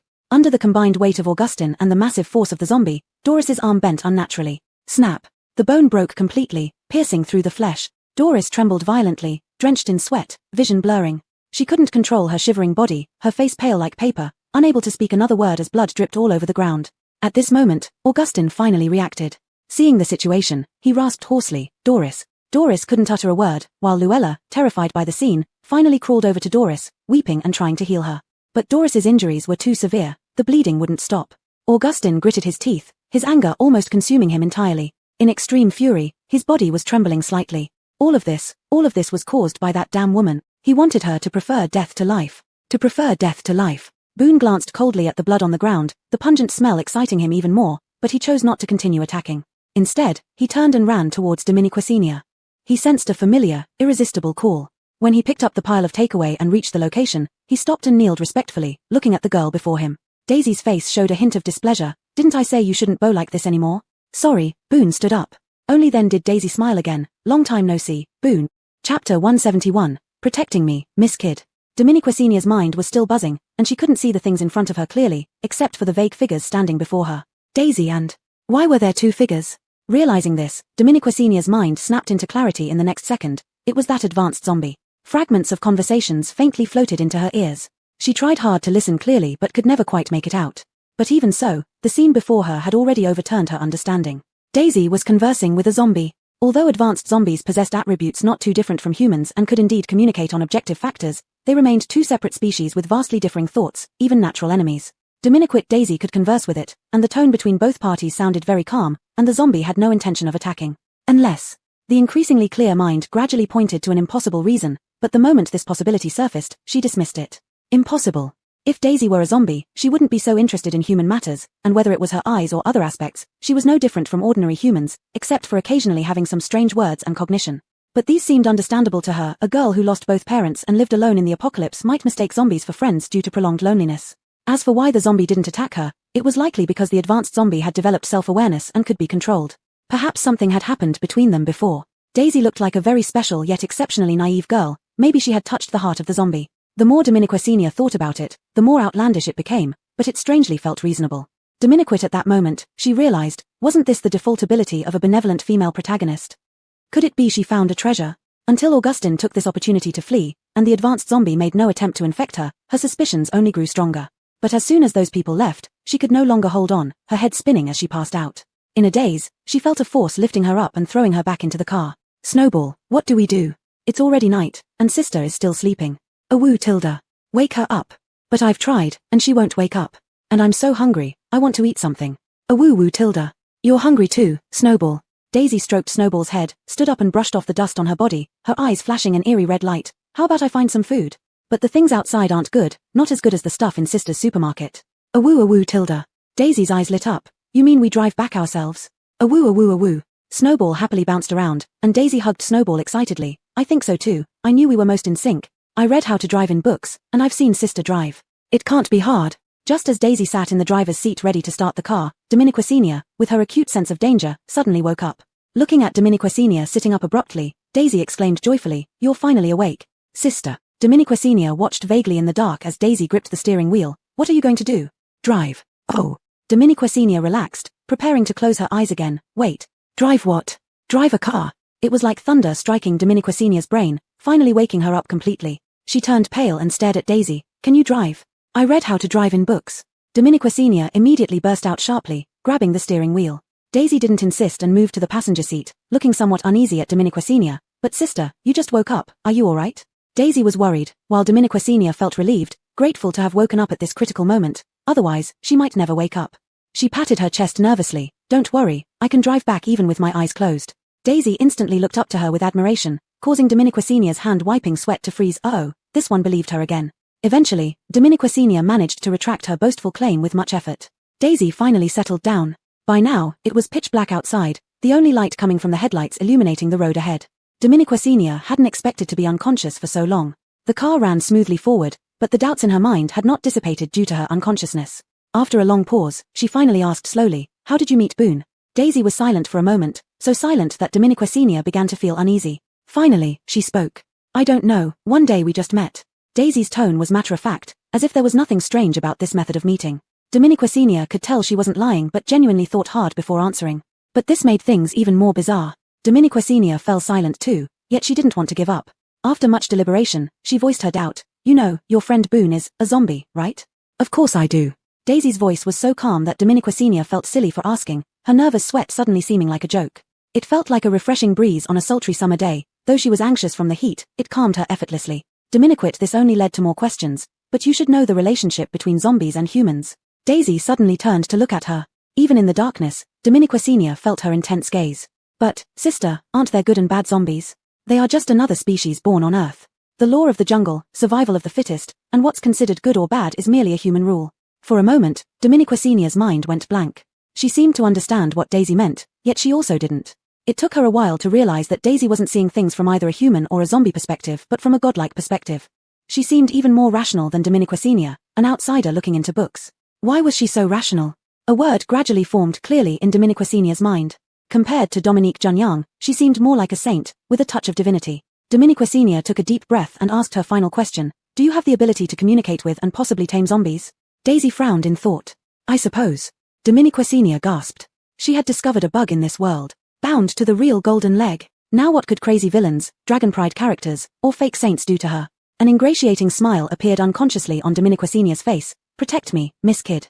Chapter 172 Bathhouse Center. It wasn't until deep into the night that Dominique Sr. drove the car back. To her surprise, when she returned, the supermarket was brightly lit. Normally, in her absence, the supermarket would automatically turn off the lights and close the doors at a set time. It should have been past closing time by now, but it wasn't. There was only one explanation. Chris had come back. A sudden surge of inexplicable joy welled up inside Dominique Sr. After parking the car in the garage, she got out and saw Chris quietly standing at the entrance of the supermarket, waiting for her. Dominique waved to him and walked over. As she approached, she realized he was fully equipped, even wearing his mask. Either he had just returned or was about to go out again. Dominique frowned. "Are you leaving again?" Chris slowly took off the mask from his face, his onyx eyes staring steadily at Dominique. "I intended to." Dominique paused, suddenly understanding what he meant. He wasn't going, he was coming to find her. Dominique opened her mouth but ultimately didn't mention what happened today. "I delivered an order, it was quite far, so it took longer than expected to get back." Only after saying this did she realize how ridiculous this excuse sounded. The takeout window usually closed at 6 in the evening. What delivery could possibly take so long? Dominique Chris said nothing, merely nodding and giving a light affirmative hum. He was like the night, a profound darkness capable of encompassing everything, respectful enough not to pry into matters she didn't want to talk about. Suddenly, Dominique felt a tingling sensation and felt playful. "Were you worried about me?" To her surprise, Chris met her teasing gaze without flinching or avoiding. "Dominique's, very much." The emphasis on his words hung in the air, and Dominique attempt to tease him once again left her flustered. Dominique had always thought that although she had fallen hard to the ground, with her robust physique, she would have recovered quickly. However, when she woke up the next day, every muscle ached painfully. She realized she hadn't fully healed. Lifting her shirt to inspect, she saw that bruises which hadn't shown yesterday were now clearly visible after a night's rest. Her legs, arms, and waist were all bruised in various shades of blue and purple, a truly pitiful sight. Even the simple act of changing clothes caused her excruciating pain. Breathing heavily, Dominique sat on the bed and bought some pain relief medication from the System Mall. While the medicine alleviated some discomfort, those frightening bruises remained. In the scorching heat, Dominique had no choice but to wear long sleeves and pants. She first went outside to check on the growth of the mutant plants. The growth around the stabilizer tree was thriving, and some of the more aggressive ones were visibly matured. Experimenting with an object, she found their offensive capabilities weren't weak, leading her to consider planting a circle of them around the electric fence. As for the fragrant and ornamental plants, she decided to plant more of them near the supermarket entrance. Walking towards the inn, she noticed the mutant plants near the proposed swimming pool site were growing well, already resembling small trees. The hot spring dream seemed not too far off. But as soon as the idea of a hot spring came to mind, a brilliant plan formed in Dominique head. Why enjoy it alone when others could join in the fun? With summer almost over, she decided to build a large public bathhouse behind the inn, a high-end washroom center, in other words. This idea grew rapidly in her mind, and before she knew it, Dominique already had a rough blueprint of the bathhouse center. It could offer foot washing, showers, massages, meals, sleepovers, and sauna sessions. Higher-end suites could be available for overnight stays or movie watching. The more she thought about it, the more viable it seemed. Immediately, Dominique began modeling the design on the system interface. Conveniently, there was an empty plot of land behind the inn. One floor wouldn't be enough for such a luxurious bathhouse center, so Dominique designed 2 floors. The first floor mainly consisted of the reception, lounge, restaurant, and separate male and female baths. The second floor featured sweat rooms and private booths, including duo, trio, quartet, quintet, and septet suites. The area of the bathhouse was considerable, and Dominique designed it based on the most frequented bathhouses she loved in her original world. Occasionally pampering herself with a foot massage or a good scrub was pure bliss. In her previous life, the bathhouse was practically her second home. Unfortunately, in the post-apocalyptic world, let alone bathhouses, even taking a shower was a luxury. Therefore, Dominique specifically designed both high-end and ordinary sections in the first-floor baths. The ordinary section offered more space for those who just wanted a quick shower, costing only 50 purple coins for a hot shower complete with free toiletries. This would be the bathhouse center's main attraction. Dominique planned to promote this aspect vigorously when the time came. She spent most of the afternoon building, but only completed half of the bathhouse center. Even though she could directly model it on the system interface, it was still a significant project. She stretched lazily, planning to continue working on it before going to sleep. Then she intended to check the supermarket's recent status. This was basically her daily routine. However, before she could click to open it, a warm hand suddenly grabbed her wrist. What happened here? Dominique was startled by the sudden warmth but quickly realized it was Chris. She looked up and indeed saw him. He was staring seriously at the bruise on her arm that had accidentally shown when she stretched. Dominique chuckled carelessly. I fell while delivering food yesterday. It's not serious, I've already taken medicine. However, Chris didn't say anything, just moved his gaze downward. Dominique felt an inexplicable tremor in her heart and realized he had lifted her arm, causing the loose sleeve to slip down, revealing all the bruises on her arm, which looked as if she had been beaten severely. You fell? Chris repeated her words. Dominique felt guilty for some reason but still held her ground. Dominique. Xiao Yuba's eyes dropped, not asking more questions, but a hint of anger flashed in them. Dominique didn't notice. In the next second, her body suddenly shuddered. Because Chris sat down next to her, and his other hand suddenly, with warmth, touched the bruised area. After the bruise appeared, Dominique didn't dare to move, but Chris pressed right on it, almost making her cry out. But soon, she noticed something different. There was no expected pain, only a tingling warmth. The warmth radiated from his palm, carrying a bit of his ability's energy, gently kneading and dispersing the blood stasis. Chris massaged extremely earnestly, allowing Dominiquacenia to see his thick eyelashes from her angle. She stopped struggling and began to enjoy it unconsciously, her heart melting completely. Just as she felt so relaxed that she was about to fall asleep, a low voice drifted out like the wind. Everything will be over soon.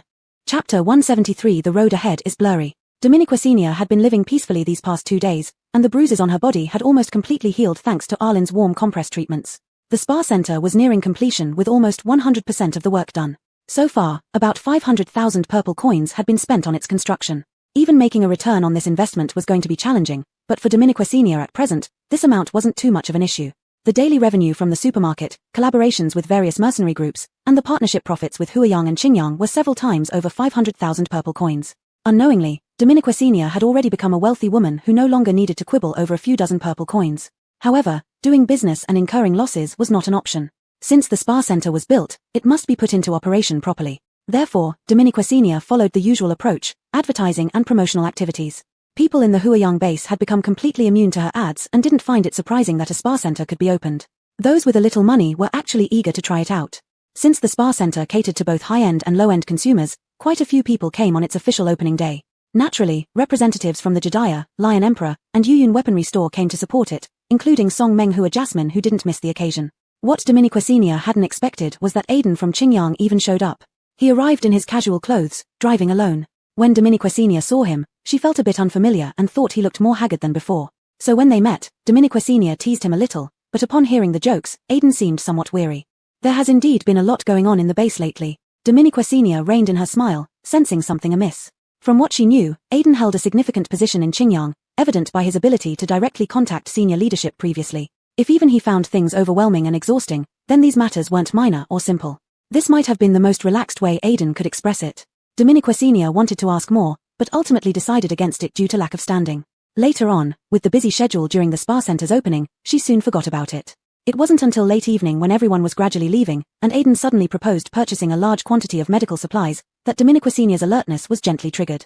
Seeing Dominiquacenia's increasingly serious expression, Aiden smiled. It's not as bad as you think. Ever since Qingyang experienced a zombie wave, we've become very cautious with anything, initiating level 1 readiness for even slight disturbances, fully prepared for any scenario. Dominiquacenia's furrowed brows didn't ease, but she agreed, you're right to do so. In the end, Dominiquacenia didn't ask what happened when Aiden drove away with the goods. But deep down, she felt she already knew the answer. The world storyline was written by fate, and she was merely one among countless NPCs. Dominiquacenia learned from Qingyang to set up level 1 precautions everywhere. Since the supermarket was always filled with mixed crowds, she installed disinfection channels at every entrance, ensuring everyone entering went through disinfection. The same was done at Yuyun weaponry store and the school. Despite all this, the actual event still took everyone by surprise. It started with a massive explosion inside the central laboratory within the base, reportedly causing numerous casualties and destroying much equipment and data. There was a brief moment of mourning within the base, but soon after, the situation took a turn. A distinctive snowflake symbol was discovered at the site of the explosion, suggesting the lab was likely targeted by the unnamed hero. The reputation of the unnamed hero had long been established in the base, so when news spread, opinions began subtly shifting.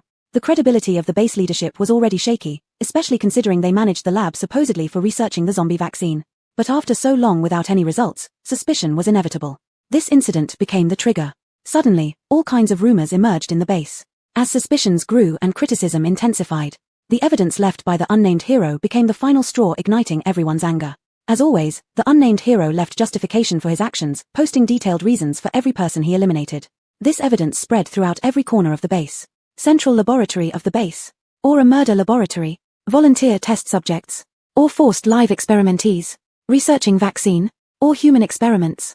The glaring red headlines were like sharp knives, dissecting the truth vividly and painfully striking the eyes of countless people. Below the headline were the atrocities committed by the laboratory over the years, each one shocking to behold. Human experiments, the birth of hallucinogenic drugs. When Dominiquacenia received this piece of evidence, Huayang had already descended into chaos. People started protesting, disregarding rules, charging straight to the center of the base under the high-level leadership's office demanding answers. Dominiquacenia clutched the paper tightly in her hand. Then how did they respond? No one has given any response yet, Jessie said coolly. Dominiquacenia's brows were furrowed. They're accepting it by default. No, Jess's voice came from the other side of the communicator, his indifference unhidden even through the static. Perhaps they think there's no need to explain. Dominiquacenia instinctively wanted to argue but ultimately silenced herself. If everything on this paper was true, then Jess's suspicions about them were not wrong at all. She couldn't help but fall into deep thought. The incident happened suddenly, and she hadn't anticipated it at all. Moreover, this had never happened in the original story. She had been constantly on edge recently about the infectious disease, but never expected a laboratory explosion to come out of nowhere. Who did it? Alexander? Could what he experienced back in Qingyang be related to the people in Huayang's laboratory? What are these recent occurrences pointing towards? Dominique Senior felt like someone with night blindness walking in darkness. Although she had known the path ahead, someone deliberately turned off the lights, making her fearful and hesitant to move forward, unable to see clearly where she was going. Chapter 174, A Person Turned into a Ghost. What Jessie said afterward was barely heard by Dominique Senior, as her entire attention was captivated by the information on the paper. The system's side quest regarding pink crystals had unknowingly progressed to 60%, essentially proving that what was written on the paper was true. Pink crystals were man-made products, even using living human bodies for experiments. This was also related to the death of the person in the black market previously. There was a terrifying dark industry chain among them. And the person who stabbed from behind and bombed the laboratory seemed determined to expose this dark industry chain to everyone, pulling out those people to flog repeatedly. But this did not seem to match Alexander's motives. Dominique Senior had already guessed most of what Alexander had encountered at Qingyang Institute. Investigations indeed proved that it should be related to some kind of ability transplantation. How could this be linked to the line of pink crystals? Alexander's purpose was pure revenge, with clear targets, but these recent actions were somewhat different. She suddenly remembered what Jessie had once told her. Someone suspected that the killer in the black market was not Alexander but someone else.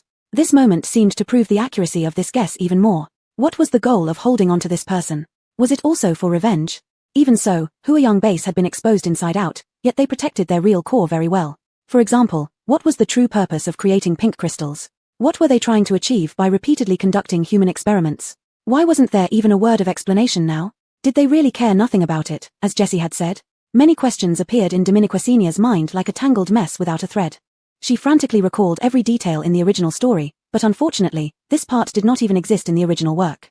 Events that are destined to happen will happen, but it doesn't mean that their true motives and triggers won't change. In the original story, the epidemic at this time had already occurred due to high temperatures.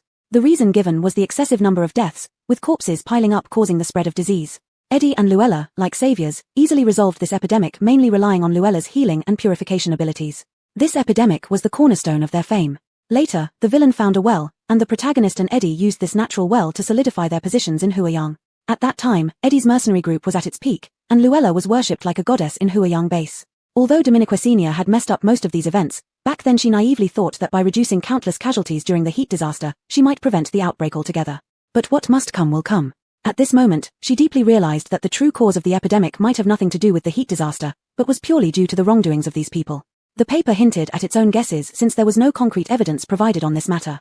But because no one had God's perspective and did not know an epidemic was about to break out, no one associated the hints with the upcoming epidemic. Even the unveiled hints were enough to shock them. Only Dominique Senior sensed the profound meaning. According to the paper, the corpses after human experiments typically only had one destination. They didn't handle these corpses properly but made them serve their last function. Dominique Senior couldn't deny the chill that ran down her spine when reading this sentence. Combining her existing suspicions, everything seemed to become clearer. What was the final function? The epidemic? If the epidemic was intentionally induced, what was the purpose? An incredibly frightening idea uncontrollably formed in Dominique Senior's mind. Jessie said that those so-called elites would not care about people's lives or thoughts, they could directly use human lives for experiments and sell them. Dominique Senior even thought of the mysterious man who came to the casino days ago, talking about lower and higher humans. She had speculated that he belonged to a powerful collective behind him. What if these elites were the same group? It felt as though the circuit city suddenly connected, and all the lights instantly illuminated. So, the new mode that the man spoke of was actually these people subtly offering an olive branch to her. As Kenahuan supermarket grew larger, they couldn't ignore it. Either recruit her, or destroy her. Dominique Senior's reaction a few days ago already gave the answer, but it was likely they hadn't started their move before someone else struck first. All kinds of memories flooded her mind, finally connecting together clearly. They were conducting a massive experiment, using everyone as live specimens. This was the final function of the corpses. The moment of sudden enlightenment was also the moment it was too late. As Dominique Senior pieced everything together, an inexplicable feeling crept into her heart. It seemed as if this sentence on the paper was meant for her to hear, and all the information she could grasp was what that person intended to convey to her. At this moment, she finally confirmed that this person was not Alexander. But everything was already too late. Perhaps put another way, even if she knew, what could she do? Subsequent events unfolded as if someone had pressed the fast-forward button. The rioters protesting in Huayang base were suppressed by overwhelming force, and a strange infectious disease spread rapidly through the base with lightning speed. The mortality rate was extremely high, spreading through saliva and blood, fortunately not directly through contact. But the virus had long been lurking in the base, and once it broke out, almost no one could escape. Only those who inherently possessed abilities and had strong physical constitutions managed to avoid the first wave of infection due to their own immunity. However, almost 2/3 of the entire base quickly became infected, especially in the slums and refugee camps where the situation was particularly severe. In the refugee camps, almost no one was spared. There were even rumors circulating in the base that the virus was brought in by outsiders, leading to demands that the base be sealed off and no more refugees accepted. Surprisingly, the upper echelons, who never considered public opinion, suddenly accepted this suggestion, sealing off the base. People outside couldn't get in, but people inside could leave. In a sense, the base seemed to be confirming the claim that the virus was brought in by outsiders. When this rumor reached Dominiquesenia's ears, she immediately understood the base's true purpose. They were trying to pass the buck, attempting to blame the innocent rather than close the base and control the epidemic because they simply didn't care about human life. Instead, the larger the scale, the better. Dominiquesenia felt an intense chill. In this era, people had already become ghosts. Chapter 175, I am with you. Cough, cough, ooah. Inside the Huayang base refugee camp, it was common to see people clutching thick masks yet still coughing incessantly, until their pristine white masks were soaked with blood. There were not enough tents, and those too weak were tossed carelessly by the roadside, emitting a foul smell of rot, barely alive but no different from being dead. The living mingled with the dead, indistinguishable from one another. But no one cared anymore. Nearly everyone carried the virus, leaving no time for concern or avoidance. After all, death awaited them all. Numbness filled their eyes. This was the only thought in everyone's mind since the area was designated as the most severely affected region. No one could leave, and no one could enter. Occasionally, helicopters would pass overhead, tossing down scraps of food. They scrambled like rats for the crumbs, fiercely competing for every morsel. No one tried to treat them, they had been completely abandoned.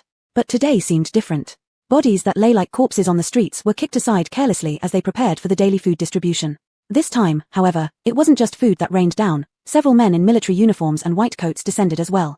The crowd thought their eyes were deceiving them, but as these people landed before them, their numbed nerves slowly came to life. What did this mean? Had they finally decided to clean up the mess, getting rid of them all? Their clouded eyes scanned the equipment on the base soldiers, revealing a growing fear.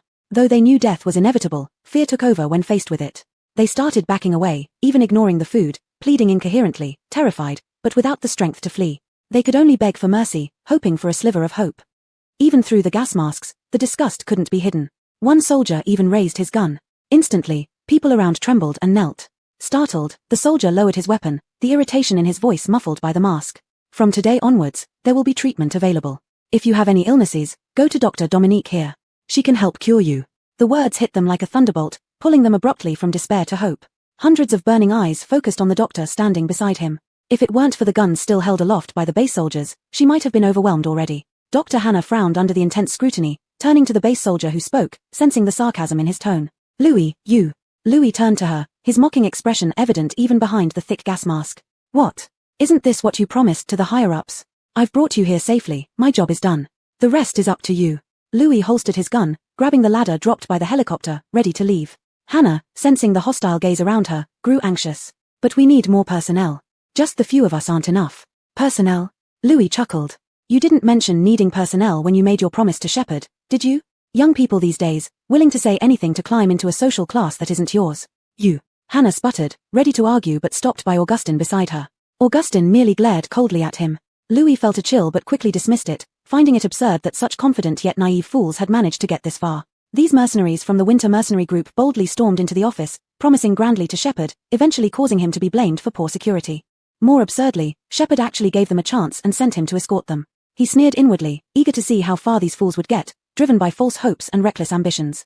Such foolish confidence was something new to him. Louis was done talking. Staying longer in this wretched place was terrifying, fearing he'd contract the revolting virus. His eyes casually swept over the two interns he had brought along, nodding toward the taller, thinner one. You, stay and assist them. The other intern immediately acted extremely relieved, thankful that the unluckiest one wasn't him. The unlucky one didn't seem particularly distressed, he just nodded calmly, millimeter him. Louis gave this person a surprised second glance, this one was calm. A pity. His words and decisions were never changed on a whim, and soon the helicopter took him and another base soldier away, leaving the four of them behind. The moment the helicopter flew away, the eager crowd couldn't hold back any longer. They surged forward like ants, surrounding them.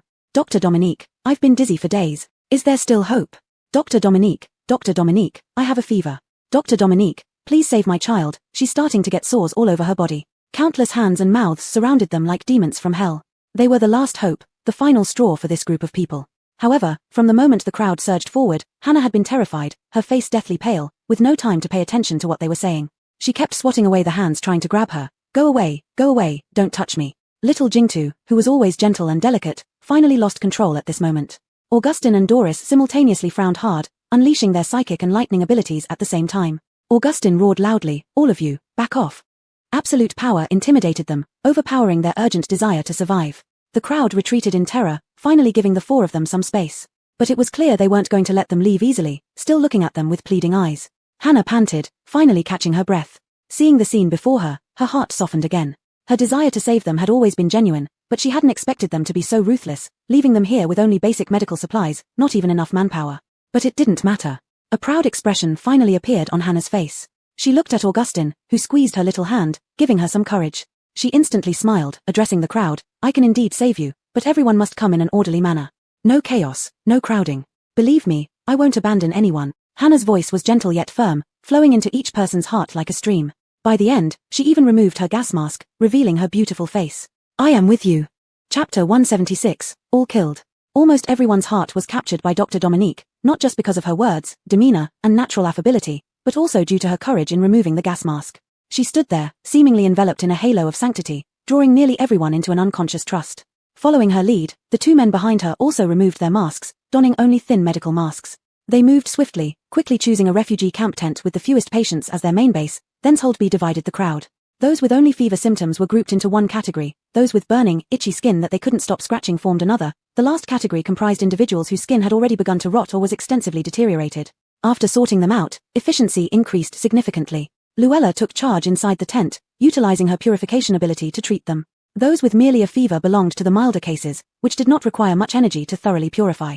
Those successfully cleansed of the virus were placed in sterilized tents. The more severe cases from the latter two categories consumed more of her abilities. 15 people entered at a time, from morning till night, yet the queue outside seemed endless. Luella could no longer hold on, drenched in sweat but still gritting her teeth, using her last bit of strength for purification treatment.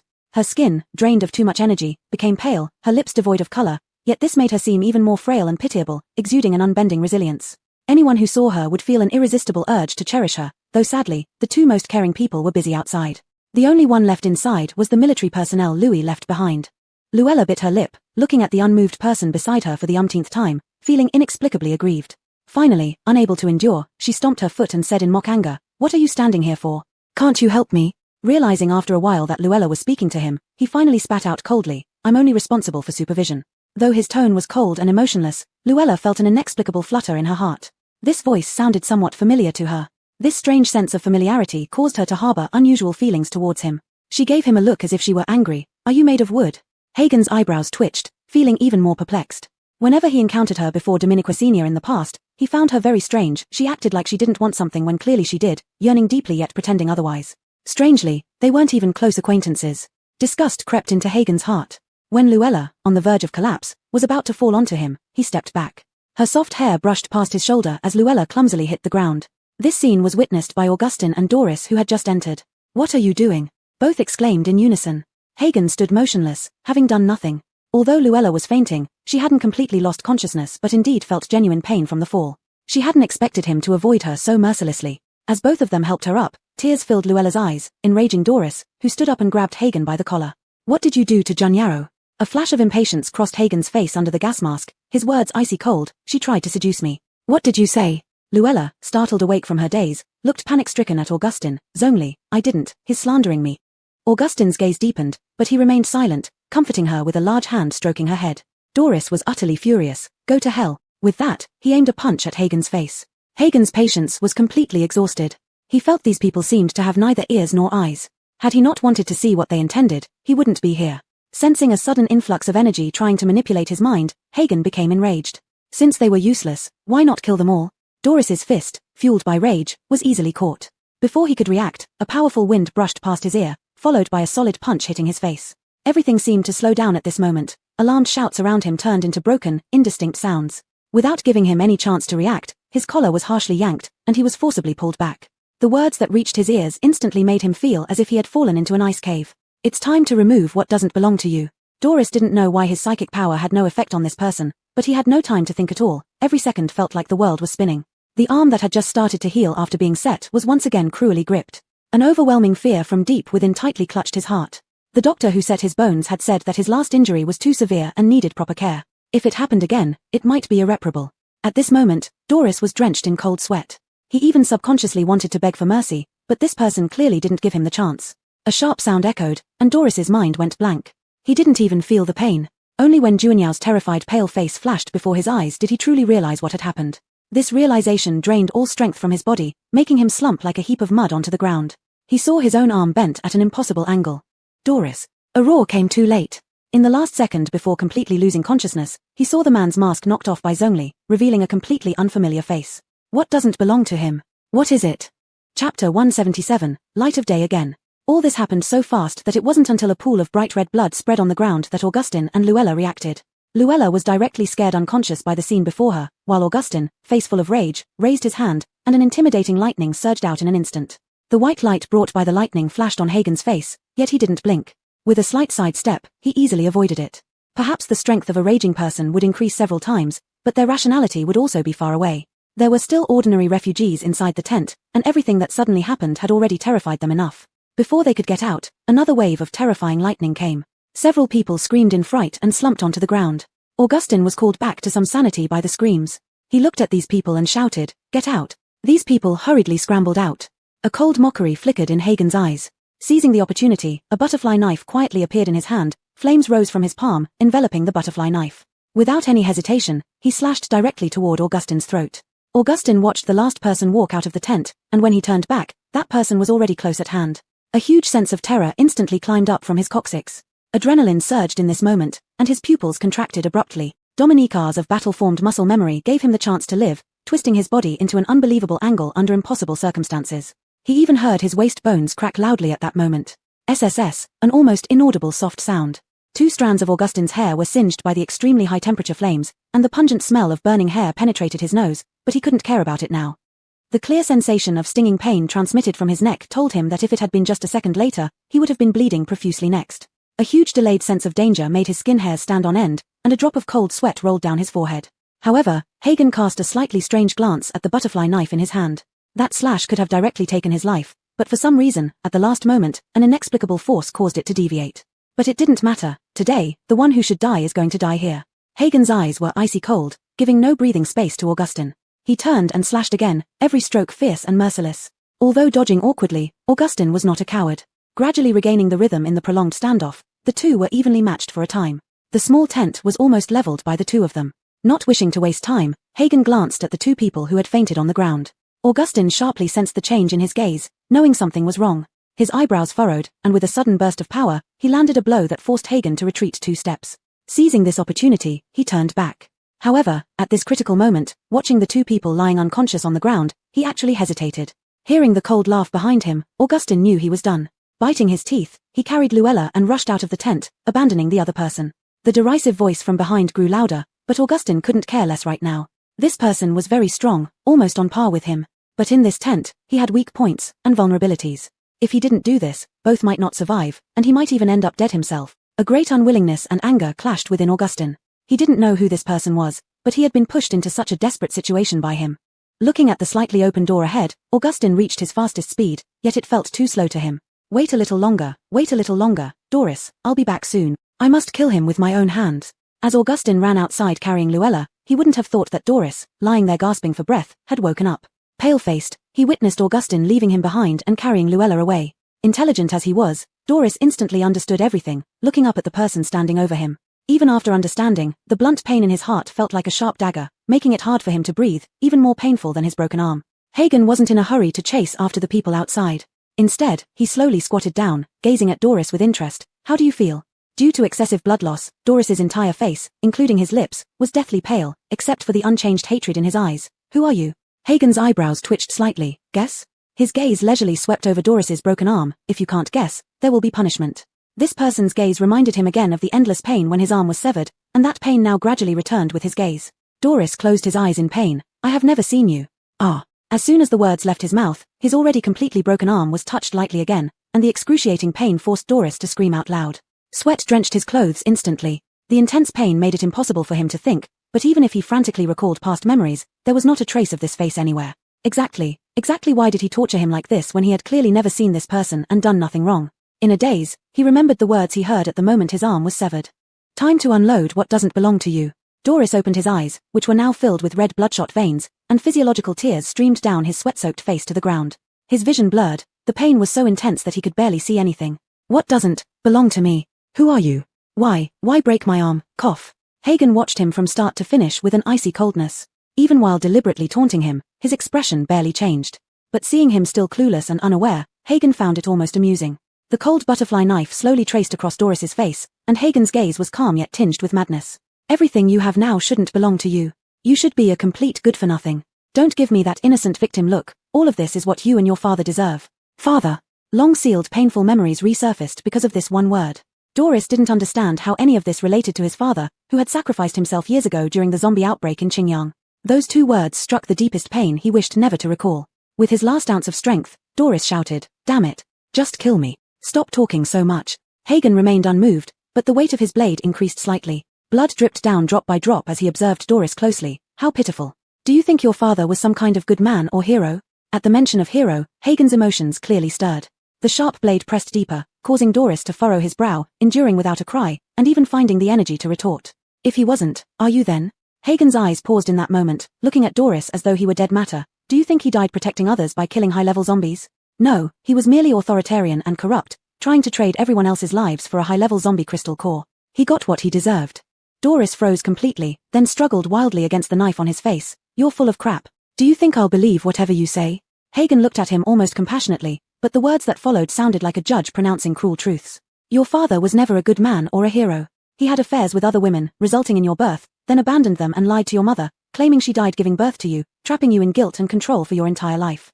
In reality, your real mother was killed by him. With each word Hagen spoke, Doris trembled uncontrollably. He tried to force himself not to listen, not to believe, but the undeniable look in this man's eyes made fear rise deep within him. He feared that the person he had admired and respected for so long might indeed be the worst kind of scum. Hagen gave a cold smile. When he realized he had no worthy successor and you were just a waste, he tried to kill you. But my appearance gave you a chance to live. The mental ability you pride yourself on isn't yours at all, it was forcibly taken from me and transplanted into your body. From now on, everything you have, everything you're proud of, everything you cherish, is stolen. Your father is a thoroughly despicable human being. A thief. And what about you? Hagen's eyes turned red. You're the son of a thief, a rat in the gutter. You should have died like trash at your father's hands years ago. The injuries on his face were now deep to the bone, mixed with sweat and tears flowing onto the ground, but Doris could no longer feel the pain. His eyes were even redder than those of the man before him.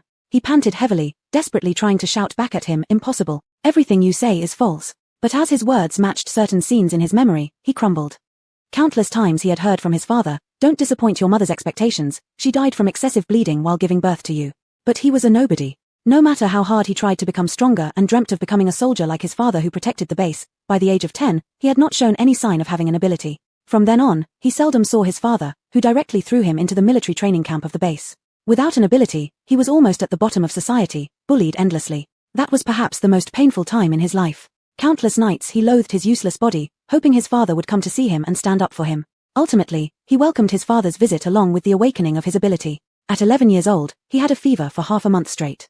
After that half month, he obtained an extremely rare mental power.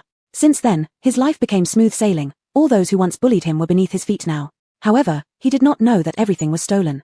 What he respected and believed in crumbled all at once. The physical pain was no longer torment but rather a form of relief. Hagen looked at the person who lay like a dead fish and felt no great pleasure. When I endured 10 times, 100 times more pain than you just to feel 1/10,000th of what you feel, you break down? Can you imagine how I survived all these years? Hagen's hand trembled in a way he didn't even notice himself as he revealed every dark secret, inflicting another kind of torment on himself too. Your birth mother was killed by him, and my mother died because of you too. I was alive, confined and tortured in a laboratory for 5 years. Doris. Hagen's tone could be described as gentle, yet no one knew the freezing coldness hidden underneath. It's time for you to experience the pain of losing everything. Doris lay motionless without any reaction until a tiny sting of pain shot through his nerves abruptly. Then, his eyes showed infinite horror. This pain and fear touched his soul. Only at this moment did he understand the meaning of losing everything. Tears flowed out uncontrollably. All dignity and pride were discarded in this instant. Please, please, spare me, please. He did not want to return to that life. He did not want to become a nobody again. Hagen looked at him indifferently. I'm just making you revert to your true self. Arth. With Hagen's last words, Doris let out an earth-shaking scream. His whole body arched tightly as if it were a bowstring. His eyes fixed on the ceiling, bulging out in the next second.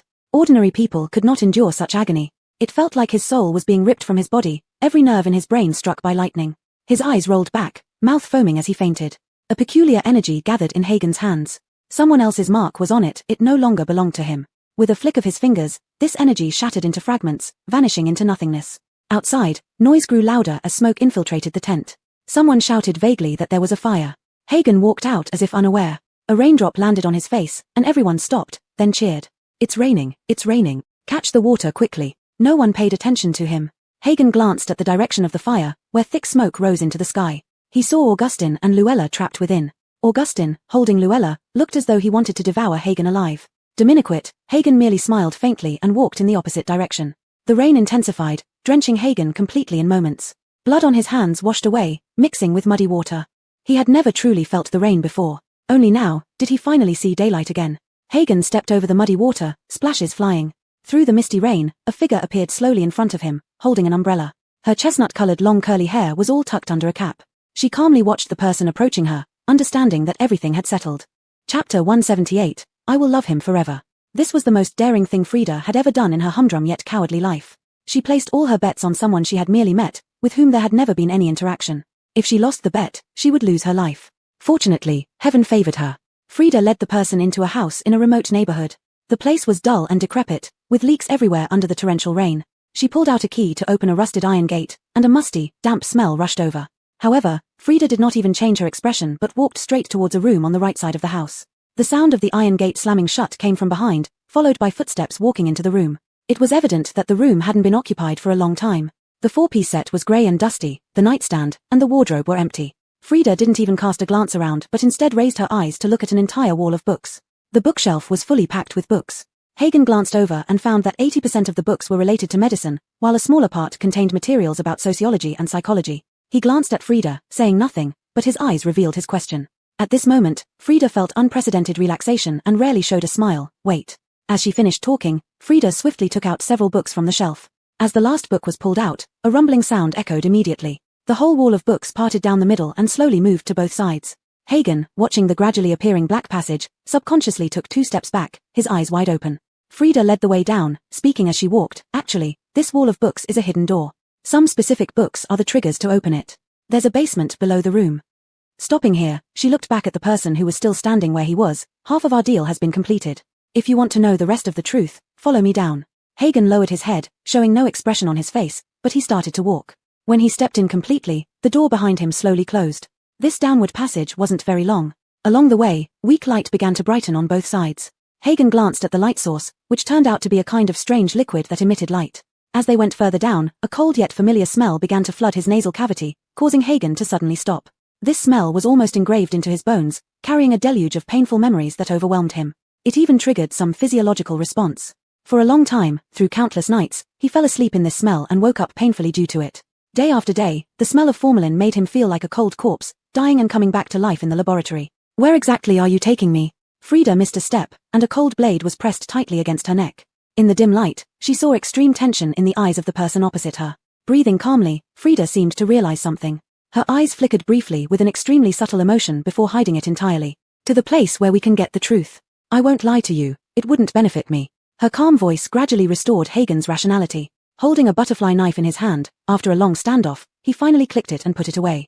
Frida dropped her gaze, quickening her pace until they passed another heavy iron door, revealing a narrow but bright basement to both of them. The moment Hagen saw the basement, his face turned ashen. Everything reminded him so vividly yet strangely. Various precision instruments, dangerous solutions, and syringes and surgical equipment scattered everywhere. It was a miniature version of a laboratory. Hagen stopped outside, unable to move an inch more. However, Frida did not care about this anymore. She walked to a white safe, entered the password, took out a thick file, and handed it to Hagen. This is everything you want to know, including the truth of your mother's death and the evidence of their illegal transplants of supernatural abilities. Hagen accepted it seemingly calmly, but his hands subtly betrayed his emotions, unable to untie the folder after several attempts. Inside the folder were several thin sheets of paper, but almost encompassed his tragic life. I just joined the lab when your mother died. At that time, I could only reach the outermost layer, but I still saw your mother, said Frida softly. She was a very gentle aunt. As she spoke, her memory became clearer with the sound of flipping pages. At that time, Frida had just joined the laboratory and was parachuted in, so quite a few people did not treat her well. Cold ridicule was a common occurrence. She barely touched any projects, only able to do some odd jobs. It was impossible not to feel down, because Frida had almost always been an elite from childhood. She displayed exceptional medical talent at a very young age and later parachuted into the lab because of it. But this place she had once longed for seemed somewhat different from what she had imagined. She thought everyone would be striving wholeheartedly towards the only path to save humanity. However, that wasn't the case. She couldn't understand what kind of experiments they were conducting, and it seemed they cared less about the zombie virus and human lives, though they conducted experiments and projects around the clock. The then powerless Frida had no right to know what they were really doing, let alone give her opinions or insights. In fact, she tried before, but all she got was sarcastic looks and scolding. Powerless, she kept everything bottled up inside, working tirelessly for others. When she was too tired, she would rest in the small park behind the lab.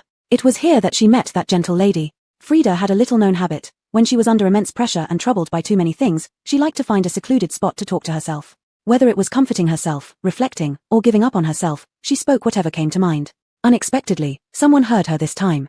Just as Frida finished talking to herself in despair, a voice suddenly sounded from the bushes behind her. "What are you doing?" Startled, Frida turned back to see a woman in grey clothes squatting in the bushes, looking up at her. Frida immediately recognized the clothes the woman wore. It was the uniform from the psychiatric wing next to the lab. Her first reaction was that a patient had escaped, but when she saw the eyes of the woman, which seemed to embrace everything warmly, she hesitated and felt ashamed. "You heard everything?" "Millimeter." The woman nodded, her slightly messy hair swaying with the wind. Strangely enough, when treated so calmly by the woman, those complex emotions that had risen seemed to have been smoothed out at that moment. Frida suddenly felt relieved and no longer ashamed, thinking it was just a patient who wouldn't remember what she said the next day. Even if remembered, no one would believe what a mental patient said. Realizing this, Frida felt extremely relaxed. She was about to contact the psychiatric wing to get the lost patient back. Suddenly, the woman spoke. "Did you see my son?" Frida was taken aback and shook her head after seeing the clear sadness in the woman's eyes. Unexpectedly, the woman became excited and grabbed Frida's sleeve. "Let me tell you, my son is incredibly powerful. He awakened 2 superpowers at 5 years old, one of which is very rare. No one several times his size could defeat him." As she spoke, she drew a large circle with her hand, trying to explain how much bigger several times was. Frida was amused by the childlike appearance of the woman. "So powerful?" "Dominiquia." The woman nodded vigorously, suddenly leaned closer, winked lightly, and whispered near Frida's ear, "You're as strong as him." Frida was stunned, until she saw the woman's secretly pleased expression and realized she might be comforting her. A warm feeling surged into her chest. It was hard to describe the moment. Her original shame and discomfort now felt sour and tingling, almost bursting her chest. She blinked back, tears on the verge of spilling over. "Really?" "Of course." The woman looked proud, patting her chest to assure, "My son is the most understanding and strongest son, and so are you." Frida laughed through her tears. "Then where is your son?" With this question thrown, the woman suddenly froze. She stared at Frida rigidly, her smile suddenly becoming uglier than crying, and large drops of tears rolled uncontrollably down her wrinkled face. "I can't find him. I can't find him." Seeing the sudden change in the woman, Frida felt at a loss. She realized she had touched on a forbidden topic. Regret instantly filled her thoughts. She wiped away the woman's tears and embraced her despite knowing the danger patients from the psychiatric ward posed. The woman's eyes were so tragic that she couldn't control herself. That instant realization made her hug her tightly. She clearly understood that the frequent mood swings must be due to some treatment she had undergone. Some memories might have been disconnected in her mind, leading to sudden emotional disconnections. The sound of painful breathing echoed in her ears, and Frida felt a bit panicked. She immediately tried to pull away to check what was wrong, but at that moment, the woman exhibited extraordinary strength, gripping both sides of her clothes tightly, so much so that her voice trembled. Please help me tell him, I love him forever." Chapter 179 Removal. Tears silently dampened the paper in her hands, and Frida lowered her head to hide the redness at the corners of her eyes. Once upon a time, she had accidentally received a request heavy as 1,000 burdens. Now, after all the twists and turns, she had finally fulfilled the promise. Hagen slowly traced his fingers over the photograph on his mother's real death report. She always smiled, no matter how many foul and disgusting things she experienced. To Hagen, she would never appear bitter or angry, she would never vent her frustrations on him. Loving someone means often feeling indebted. She always looked at Hagen with guilt and helplessness. "It's Mom who is useless. No, it's me who is useless." His voice was drowned out by choking sobs. Hagen forced himself to read on, eventually stopping at the conclusion. Brain death caused by human psychological experiments. He stared at this sentence for a long time until he barely managed to suppress the overwhelming hatred. Frida's tone had already returned to normal. "I later investigated Auntie's exact time of death and her situation at that moment. The only thing worth being grateful for is that she didn't suffer." Hagen let out a breath, raising his head to look at Frida. His voice was already hoarse. "Thank you." Frida shook her head. She wasn't qualified to bear those 2 words. When she finally succeeded in entering the core of the laboratory based on her own abilities and was able to access almost all projects, there was one project she dared not touch. It was about the person right before her. The moment she truly entered the core was also the moment she thoroughly saw the abyss yet could not extricate herself from it. At that time, she was in great pain, immense pain. She couldn't accept that everything she learned and pursued ultimately betrayed her.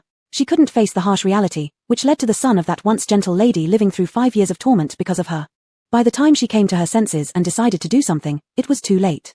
He was thrown outside, left to fend for himself. All of this was missed due to her momentary hesitation, but she had no time to repent, lost in boundless pain. Those in charge became increasingly deranged, and their experiments grew more cruel. On the day of the lab explosion, when she saw the man before her again, she knew it was time. After 5 years of scheming, gaining trust, infiltrating inside, and gathering evidence, it finally paid off at this moment. She knew he wanted revenge, and she wanted to clean up internally and put the lab back on track. Thus, a deal was struck. She managed to place Hagen among the base military units sent to the refugee camps and gave him all the truth and the records of the person who inherited his ability. Perhaps using violence to fight violence wasn't the most rational method, but Frida's heart had become like a piece of dark iron. Only by achieving the goal could she prevent more deaths. And this was just the first step. Frida deeply knew that completely toppling them would be extremely difficult. Moreover, these people were highly alert. Even though she had become the person in charge of the core projects, the true purpose behind the projects remained unknown to her. She could barely guess an outline but had collected no solid evidence. But time did not wait for anyone. These people had already accelerated the spread of the epidemic disease. Frida felt intuitively that if they waited any longer, they might not be far from their true goal. Under the bright fluorescent lights, Hagen put the documents back into the file and then looked at Frida. What should I do next? Frida looked at him but suddenly changed the topic. Accelerating the epidemic shows they are anxious, but the purpose of this epidemic isn't just to punish everyone in the base, they have another objective. For some reason, Hagen felt that this objective might be related to him. What? Kenawan Supermarket has become a threat to them. They want to use this opportunity to remove her. Chapter 180, New World. On the 6th day of the full outbreak of the infectious disease, Dominiqua Senior was still busy upgrading the supermarket. In these few days, she had upgraded the supermarket to level 15 all at once, almost spending all her good review points. The area of each floor of the supermarket thus expanded to 300 square meters, enough to accommodate more supplies. But even so, the supplies were being consumed extremely quickly. In the initial days of the outbreak, when the base had not yet been sealed off in time, Kenawan Supermarket was almost crowded with people for 24 hours. They crazily stocked up on supplies, various foods, nutrient solutions, and of course, what sold the best were the large quantities of medical masks, all kinds of gas masks, and protective suits that Dominiqua Senior had already purchased. The only reason almost everyone came to Kenawan Supermarket to grab supplies was that she kept all items at their original prices without raising them. However, some merchants inside the base raised their prices exorbitantly in order to make a fortune from the disaster. Although the business situation within the base improved greatly after Dominiqua Senior eliminated those big nuisances, when faced with huge temptations, the hidden problems also emerged one by one. This resulted in even the large Kenawan Supermarket being inevitably overwhelmed. During those days, Dominiqua Senior barely rested, working tirelessly night and day to restock and replenish goods. But at this critical moment, Hale disappeared somewhere, leaving Daisy as the only one who could help her. In such a busy situation, she still had to find time to think of ways to send various supplies into the base. Although Huayang was thoroughly decaying, all the friends and branches she had brought over through the portal were still inside Huayang. She couldn't bring them all out, nor could she abandon them. The only solution was to prepare ample supplies for them, making sure they stayed in their own territories without going out to avoid infection. Fortunately, Dominiqua Senior had been prepared, having made sure that Yuyun Weapon Store, Jediah, Itor, and others had stockpiled a lot of supplies beforehand. Just to be safe, during the first 3 days of the outbreak, she intermittently sent more supplies inside. As for Qingyang, they had planned ahead and had already made first-level preparations. Now, with the infectious disease breaking out first in Huayang, they seized this opportunity to buy large quantities from Dominiqua Senior. When the people from Qingyang came, Dominiqua Senior saw Aiden again, whose complexion visibly showed exhaustion and gloom. Dominiqua Senior casually asked about the recent situation in Qingyang. Aiden frowned tightly. It's still under control now, but internal control alone won't suffice. If Huayang doesn't take strong measures, it's only a matter of time before we lose control here too. Dominiqua Senior fell silent. Aiden worked for the Qingyang government and knew the situation better than she did. The more details he knew, the more incomprehensible it became to him. Why can they remain so unmoved? Do they really disregard the lives of all the people in the base? Dominiqua Senior pursed her lips, unsure of what to say. Was she supposed to tell him that they indeed thought like that, or worse? Ultimately, she didn't say anything. And Aiden understood he wouldn't get an answer because fundamentally, they were on different sides. Just as he was about to leave after loading the goods onto the truck, Aiden suddenly turned to look at Dominiqua Senior, his gaze complicated. Confused, Dominiqua Senior met his eyes and was about to ask when Aiden spoke first. Boss Shen, things are tense recently. Be careful. If there's any problem, you can contact us in Qingyang. We will always be your most sincere partners. These cryptic words left Dominiqua Senior even more puzzled, with a vague sense of unease creeping in. Everything in Huayang was hard to fathom. She vaguely recalled the face and words of the man who gambled with her previously. Has the time come? After Huayang announced the lockdown, Dominiqua Senior's supermarket finally calmed down, allowing her a moment to catch her breath and think about other matters. For instance, where on earth had Hale gone? From the beginning of the outbreak until now, she hadn't seen him once. Her initial worry had turned into anger. Though they usually maintained a hands-off relationship, how could he go missing now, when the situation was so tight and dangerous? Fuming, Dominique Senior vowed to deduct all his wages for the past few months when he returned. She pulled up every blade of grass around her, and if she hadn't retained a bit of sanity, she might have even uprooted the mutant plants nearby. Daisy squatted beside her at that moment, munching on a bread while Shueisha also gnawed on a piece in its mouth. With her mouth full, Daisy mumbled, "What are you doing?" Dominique Senior absent-mindedly replied, "Weeding." "Oh." After saying oh, Daisy didn't ask anything else but sat down under the tranquil tree with Dominique Senior, watching the huge sunset while eating bread. The warm light spread across her innocent face, making even the tiny downy hair clearly visible. Dominique Senior glanced at her and inexplicably felt her heart calm down as well. She often forced herself not to think about where Hale had gone, even deceiving herself into believing that such a state was good. But now she found that it wasn't good at all. She instinctively concealed many things from herself and pitifully discovered her selfish heart. She didn't want him to hide things from her. At this point, she still didn't know his real name or where he came from, or what identity he held in the original story, or what he did during his long absence. Her intuition told Dominique Senior that each of his disappearances was never simple, but she had no way to find out. Even if she had many suspicions in her heart, they would ultimately be extinguished by the impossibility and uncertainty within her. Another weed was pulled up by her roots, and Dominique Senior made up her mind to ask for clarity the next time. If he didn't want to say, she would force it out of him. Perhaps due to Dominique Senior's excessively fierce expression, Daisy was somewhat puzzled. "Do you really need to put so much effort into weeding?" Dominique Senior didn't hear Daisy clearly, just subconsciously responded, "Uh-huh." Daisy nodded. "Like how they are doing now?" "What do you mean like how they?" Dominique Senior paused her weeding motion, suddenly lifting her head and staring intently at Daisy. "What did you say?" Without waiting for Daisy's reply, she pressed again. "Are you talking about the infectious disease?" Daisy was momentarily confused by elder sister Jing's sudden strong reaction, but she always spoke frankly, Dominique's. Listening to Daisy's casual tone, Dominique Senior suddenly felt a constriction in her chest. She finally understood what she had been ignoring all along. Human experimentation, illusion-inducing powder crystals that temporarily enhanced strength, intentionally triggered infectious diseases, men who called themselves superior humans. Each piece gradually formed a crystal-clear line in her mind. They viewed humans as insignificant and regarded themselves as superior beings. This meticulously planned infectious disease, how could it not be an excellent method to remove inferior genes? When all the weeds were cleared away, what kind of world would be left? Dominique Senior was unclear, but she understood that they must know very well. Chapter 181, Wearing Boss Kenner's Skin Again. Once Dominique Senior had made up her mind, she couldn't settle down any longer. She contacted Jessie directly with the communicator and blurted out all her thoughts and speculations, including what she had realized from the evidence of laboratory atrocities posted by unnamed hero. At first, Jessie responded to a couple of sentences, but then he fell completely silent, not reacting even when Dominique Senior finished recounting all her speculations. Dominique Senior wasn't in a hurry, waiting patiently for his response. Once all the clues were linked together, even she, as a time traveler, found it hard to fully accept everything, let alone someone truly living in this world. But she felt compelled to tell Jessie, even though it might be brutal for him. Because Jessie was now the only one who could help her investigate and discuss the matter with her. Clever as Jessie was, once he regained his senses, he understood why Dominique Senior was telling him all this. After a long silence, he finally spoke, his voice hoarse. "I understand." Hearing his tone, Dominique Senior felt a pang of sympathy. "Jessie, if you don't want to look into this, you can pretend you never knew. I'll have you Kenner investigate." "No," Jess's tone was heavy yet firm. "I don't want to be kept in the dark like just another blade of grass. I should thank you for being willing to tell me all this, and all the truths should be known to the world." A lump formed in Dominique Senior's throat. "Dominique's, prioritize your own safety above all." "All right." The cruel truth was laid bare again, bloodstains revealed. After entrusting the investigation to you Kenner, days began passing quickly. The situation within the base changed almost daily. How many people had died or been infected was beyond counting.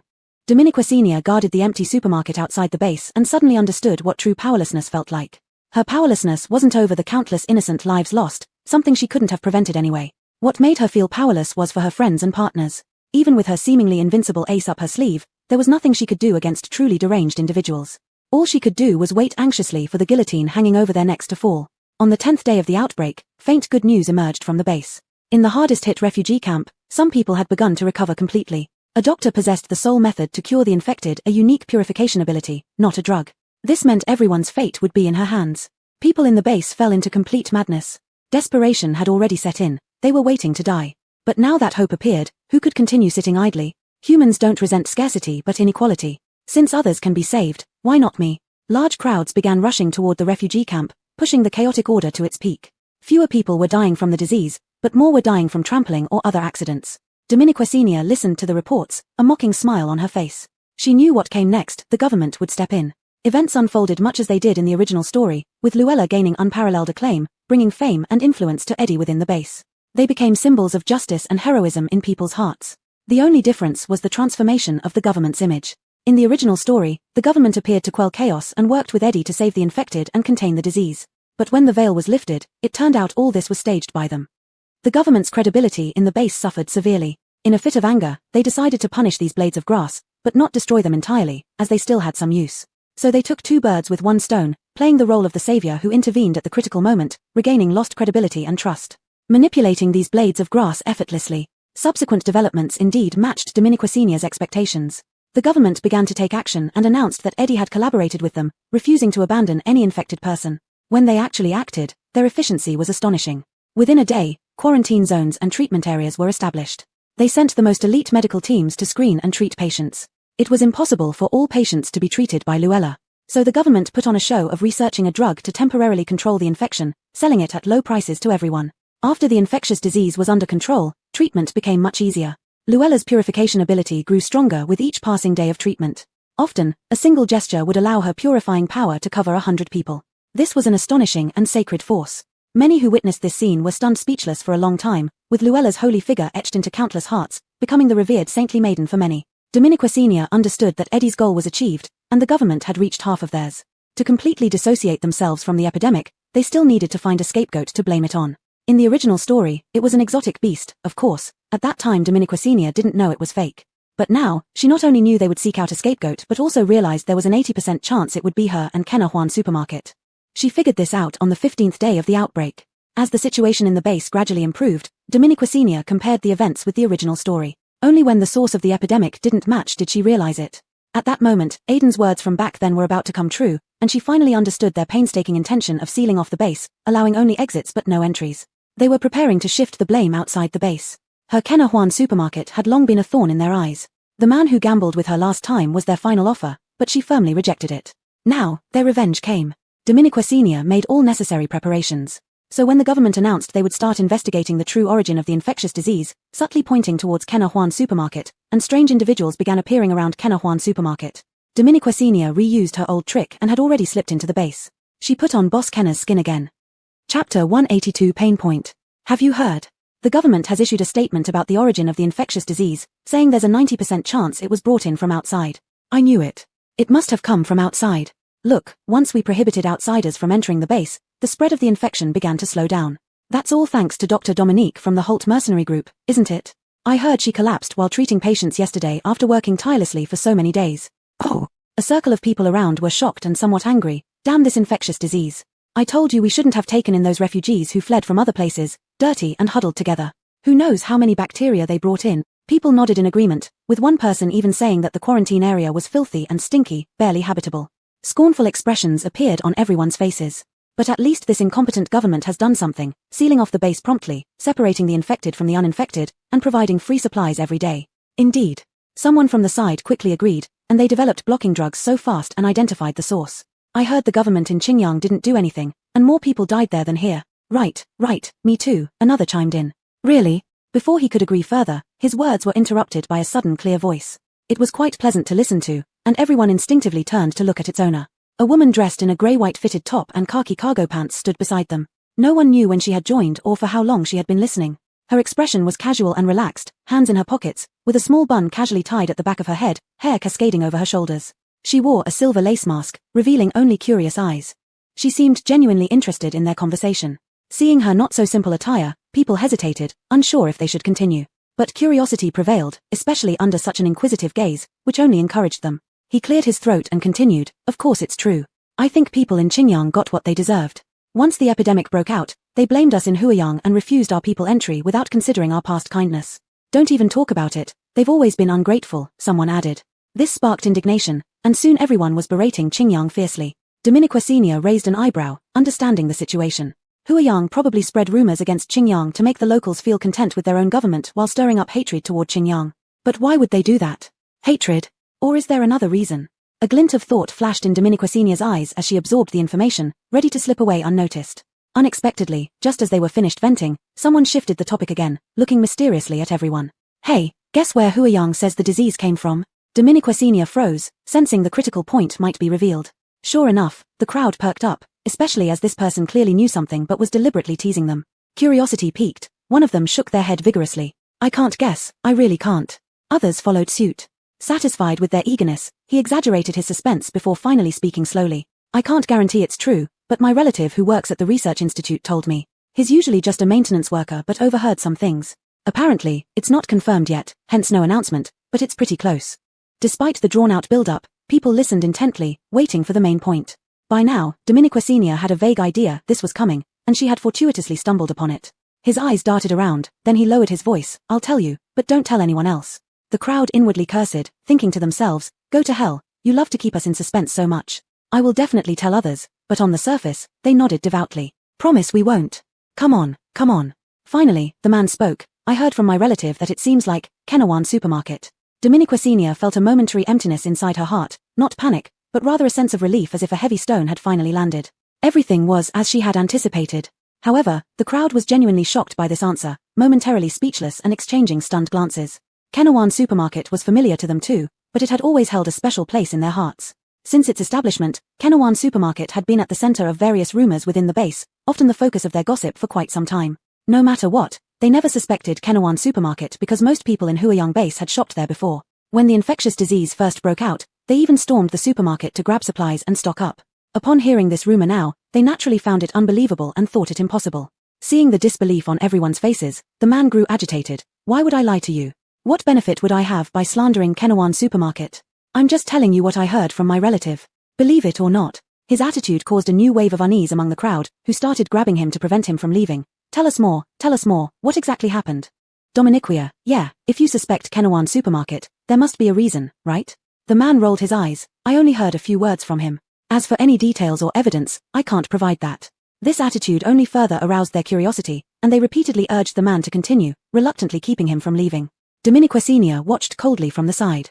This man skillfully manipulated the public's curiosity and had strong influence over them. Without investigation, one could guess with 100% certainty that he was planted by Huayang, yet these people couldn't see through it. Dominique Senior neither interrupted nor reacted, instead making herself look curious like the rest.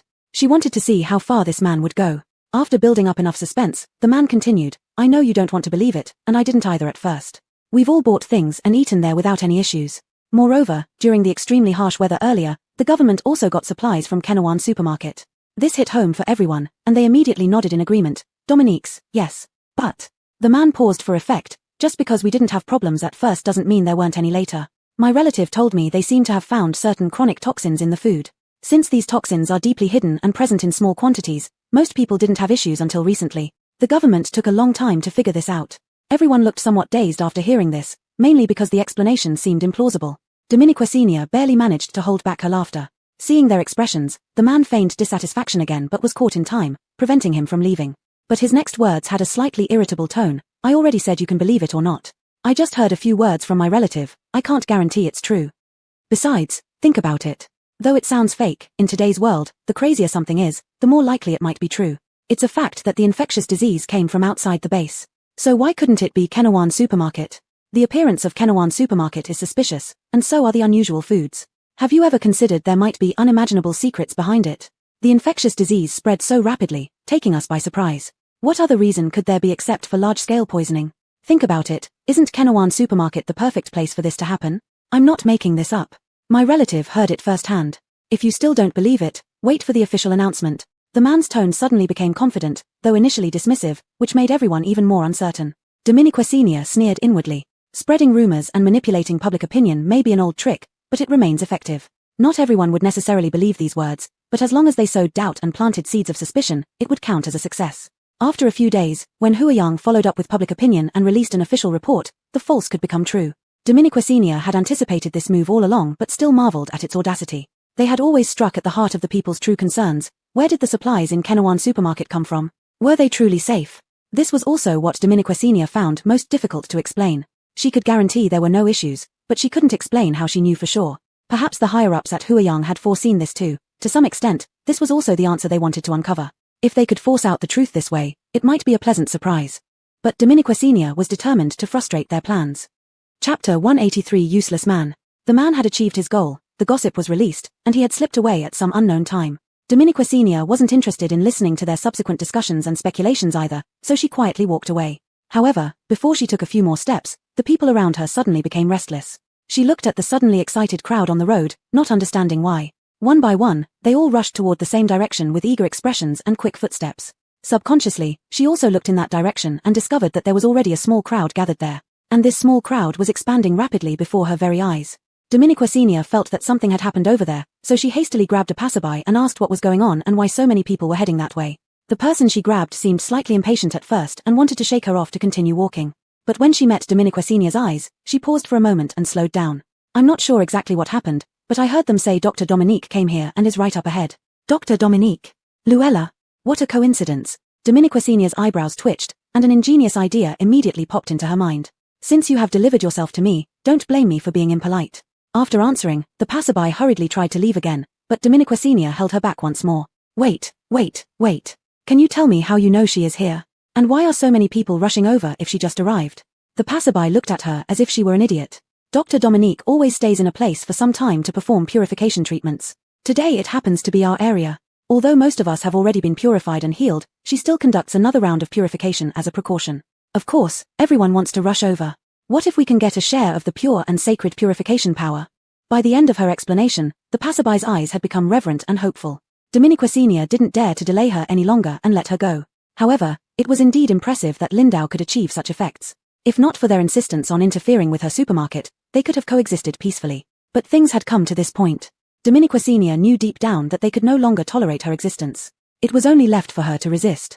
She began following the crowd towards the scene, noticing a platform had been set up there. At first glance, she saw Luella standing on it, dressed in a white gown, looking ethereal and almost divine. She certainly managed to create the ultimate atmosphere. However, when Dominiquacinia saw Augustin standing behind Luella, she nearly burst out laughing.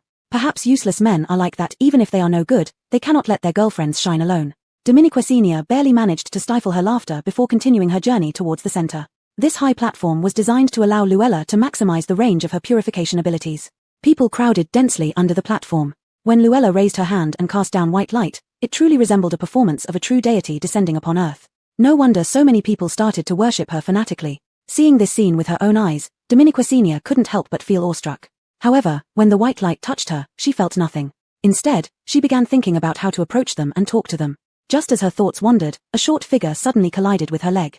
Dominiquacinia instinctively took a step back. Lowering her head, she was instantly stunned by what she saw. Because the little face that lifted up was covered with sores. Chapter 184 Opportunity Arises. The commotion erupted suddenly, with someone shouting, "There's an infectious disease here." People around them immediately panicked like ants in a boiling pot, crazily squeezing outwards to escape.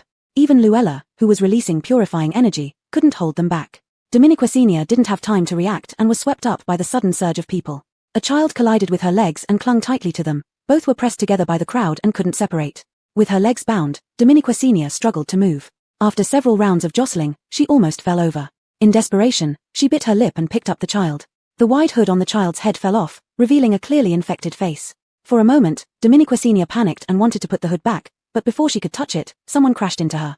Shaken by the collision, Dominiquacinia looked up to see that person staring in terror at the child she held. Seeing that person's eyes widen in fear, Dominiquacinia's heart raced. She knew it was bad.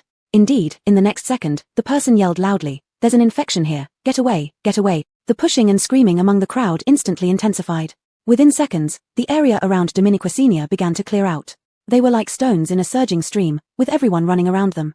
Some, while running, spat at them. "What dirty thing is this? Get lost. Did you escape from the refugee camp? Get lost." Though small, the child obviously understood what was being said. She pulled the large hood back over her head, tightly covering her face and ears. Dominiquacinia held her like a scalded potato, and those people, while insulting the child, didn't forget to curse at Dominiquacinia as well. But Dominiquacinia never let go. On the contrary, holding the child gave her breathing room amid the chaos. More importantly, as Dominiquacinia looked up at Luella and Augustin trying to maintain order, she realized that the opportunity to speak to them had finally come. Dominiquacinia wasn't as afraid of the infectious disease as the common people. Not only could she seek help from the system in emergencies, but the only person who could treat the infection was right in front of her. How could she be infected? Thus, she tightened her grip on the child, whose body was stiff with tension as if afraid to be noticed. Dominiquacinia patted her back and whispered, "Relax." Then, against the flow of people, she walked step by step toward Luella. Her steps were firm, making her stand out even more in the opposite direction. The surrounding crowd moved around her like they'd seen a ghost, making it hard for Luella and company not to notice her. When she sensed their gaze turning towards her, Dominiquacinia lifted the child in her arms. The wind from the fleeing crowd quickly blew off the hood again, exposing the child's face full of sores and festering wounds. Dominiquacinia saw their expressions stiffen, knowing she had caught their attention. She took a deep breath and spoke loudly and clearly. "Why are you running? Why pushing? Isn't Dr. Dominique here? Do you think she can't cure a child's infection? Besides, Dr. Dominique has been to the worst hit areas and purified countless people with just one wave of her hand. Now there's just one child, and you panic like this. Don't trust Dr. Dominique." Dominiquacinia subtly used some high-tech cheats to ensure her voice reached everyone's ears, especially Luella's and Augustine's on the platform. Making such a big fuss was all about gaining attention. With Dominiquacinia's words, they had no choice but to intervene. Indeed, under Dominiquacinia's close observation, Luella's expression became more serious and solemn. Taking advantage of the hesitation caused by Dominiquacinia's words, Luella quickly addressed everyone. "Everyone, please calm down. Although the child's condition looks severe, I've treated cases far worse. The more you crowd together, the higher the risk of spreading the infection." If Dominiquacinia's words still left them half convinced, Dr. Dominique's words thoroughly reassured them. Dominiquate, concern lingered. During the chaos, they were practically in direct contact, unsure if they might have accidentally touched the infected child and then themselves, potentially becoming infected without realizing. Thus, everyone stopped in their tracks, looking helplessly at Dr. Dominique. Dominique Jr. seemed to enjoy such attention. Once she regained control of the situation, she smiled gently and raised her hand again. "Everyone, please come closer to me. I will purify and heal all of you again. Those who have been purified, please move outward, allowing others outside to come in for purification. Thank you for your cooperation." Her voice was sweet but firm and courteous, captivating the crowd once more. Dominiquacinia silently pushed forward a bit with the child in her arms, so that both of them could be within the reach of the purifying power. However, before they had enjoyed it for a few seconds, several people in black rushed through the crowd towards them. "Captain Fu asked us to take you to the back for separate treatment." Dominiquacinia knew her goal was achieved, so she followed without any resistance. Augustine and Luella were not fools. Her deliberate provocation was too obvious for them not to notice. When she lifted the child, their eyes met. His pupils obviously constricted with a trace of shock. Dominiquacinia guessed he must have recognized her as the boss Kenner who had challenged him at the auction. She didn't hide her deeper intentions in her eyes, thus being taken away separately. The two men leading Dominiquacinia walked silently ahead, while she quickened her pace to follow. Soon, a tent with a red cross appeared before her eyes. It must be their main base here. Dominiquacinia adjusted her expression and entered. The tent was large and almost empty. Although there were several hospital beds, there were no patients on them due to the less severe infection cases here. Augustine and Luella had not returned yet. Dominiquacinia, holding the child, looked around left and right, finally voicing her inner doubt. The protagonist group usually consists of 3 people, male lead 1, male lead 2, and female lead 1. But she hadn't seen male lead 2, either outside or inside. So where was Doris? According to the author's characterization, he should always follow the female lead closely, serving as a tragic second male lead who is considerate yet extremely humble. There was no reason for him not to be present in this scene. But it was also possible that the male lead sent him out to handle other matters. After all, Dominiquacinia had just met them, so she quietly buried her doubts deep inside. Just as she was lost in thought, she failed to notice someone in protective clothing and a medical mask walking towards her, reaching out to take the child from her arms. Before the child could protest, Dominiquacinia instinctively tightened her hold, looking warily at the person. This person probably had never seen someone refuse to let go of an infected child, and explained with surprise. "I will isolate her first and treat her separately when Dr. Dominique comes back." Dominiquacinia then realized what was happening. Though embarrassed, she still did not intend to let go. After all, her trust in the government was almost zero, even less than her trust in Luella. She feared that if she released the child today, tomorrow it would become a living experiment subject for those devils. Therefore, she hurriedly pretended to be very embarrassed and stepped back to refuse. "No problem, no problem. I can wait until Dr. Dominique returns to treat her. The kid can't be left alone, otherwise, she will cry and make a fuss." The nurse glanced at her suspiciously a few times but said nothing more, only waving her hand. "All right, but if you are holding her, don't go out." Dominiquacinia nodded hastily in agreement. Chapter 185, The Same Purpose. Dominiquacinia had been holding the child in her arms inside the tent for nearly half an hour. Her arms grew sore and she thought about putting the child down for a moment, but this child seemed to have taken a liking to her. As soon as she tried, the child pouted, on the verge of crying, so she had no choice but to hold him again. In order to alleviate the pain in her arms, she began walking around while carrying the child, occasionally sitting on the sickbed, looking like someone who was earnestly trying to comfort the baby. When Augustine and Luella entered together, they saw exactly such a scene. At that moment, Dominiquacinia was humming under the bridge before the door. Augustine and Luella exchanged bewildered glances. Was this still the high-profile, eccentric boss Kenner they had seen at the auction? Luella was completely stunned, while Augustine found himself thinking much deeper. Since recognizing boss Kenner and realizing that she seemed to deliberately attract their attention in order to communicate with them, the first emotion that surged within Augustine was disdain. Since the outbreak of the epidemic, once people who had looked down on the winter mercenary team now started to humbly seek reconciliation or even cooperation. The government, which suffered the greatest embarrassment, initially refused any manpower or resources to them, almost sending them into the refugee camp purely as cannon fodder. But later, it also actively sought reconciliation, apologized, and provided both manpower and resources. This was something Augustin had long anticipated, but he hadn't expected the formerly proud Boss Kenner to come looking for him. Recalling what those three people had said before, Boss Kenner clearly had some connection with Dominique Senior, possibly even being her supporter and sponsor. Now that Boss Kenner was seeking out him, the mortal enemy of Dominique Senior, what did it mean? The mockery in Augustin's eyes deepened, yet his heart felt incomparably gratified. The former aloofness, deliberately opposing him, now wasn't she also coming to apologize? If even Boss Kenner had abandoned her pride, how long could that damned woman hold out? Dominique Senior didn't notice to what extent Augustin had imagined things. Confronting him again under the identity of Boss Kenner, she felt somewhat nervous. After all, they had parted ways unhappily, even harboring grievances. One might say that this step by Dominique Senior was taking a risk. Just as she was hesitating about how to break the awkward silence and begin the conversation, Augustin spoke up first. He leisurely sat down in a chair, propping his leg up, his eyes full of ridicule. Boss Kenner, deliberately drawing our attention, what do you want? Before Dominique Senior could speak, he continued, are you here to fight over something with us again? Or is that damned woman Dominique Senior making you beg for forgiveness? But let me make this clear, Boss Kenner. We don't have much time to listen to your rambling. If you have any business with us, best be straightforward. Otherwise, based on the chaos you caused by bringing a seriously contagious patient into a crowded area, we have every reason to send you to prison. Indeed, Augustin, the protagonist, exuded a certain aura, but his habit of threatening people hadn't changed. He lashed out sarcastically, and his last words were openly threatening. If this visit by Dominique Senior wasn't useful for them, they would blame the disturbance and the sudden appearance of the child on her without mercy. Even seek revenge and send her to prison. Dominique Senior instantly understood the situation, which wasn't too different from what she had anticipated. Holding the child, she didn't show any anger or resentment but remained calm instead. This made Augustin slightly uncomfortable. But her next words immediately smoothed out his frown. Don't mention that ungrateful wolf Dominique Senior to me. I've already severed all ties with her and haven't contacted her anymore. What? Luella couldn't help but ask in shock. Augustin raised an eyebrow, but then laughed carelessly. You say severed, and it's severed. What if this is another one of your tricks? What's your real intention? To get rid of me? Of Winter?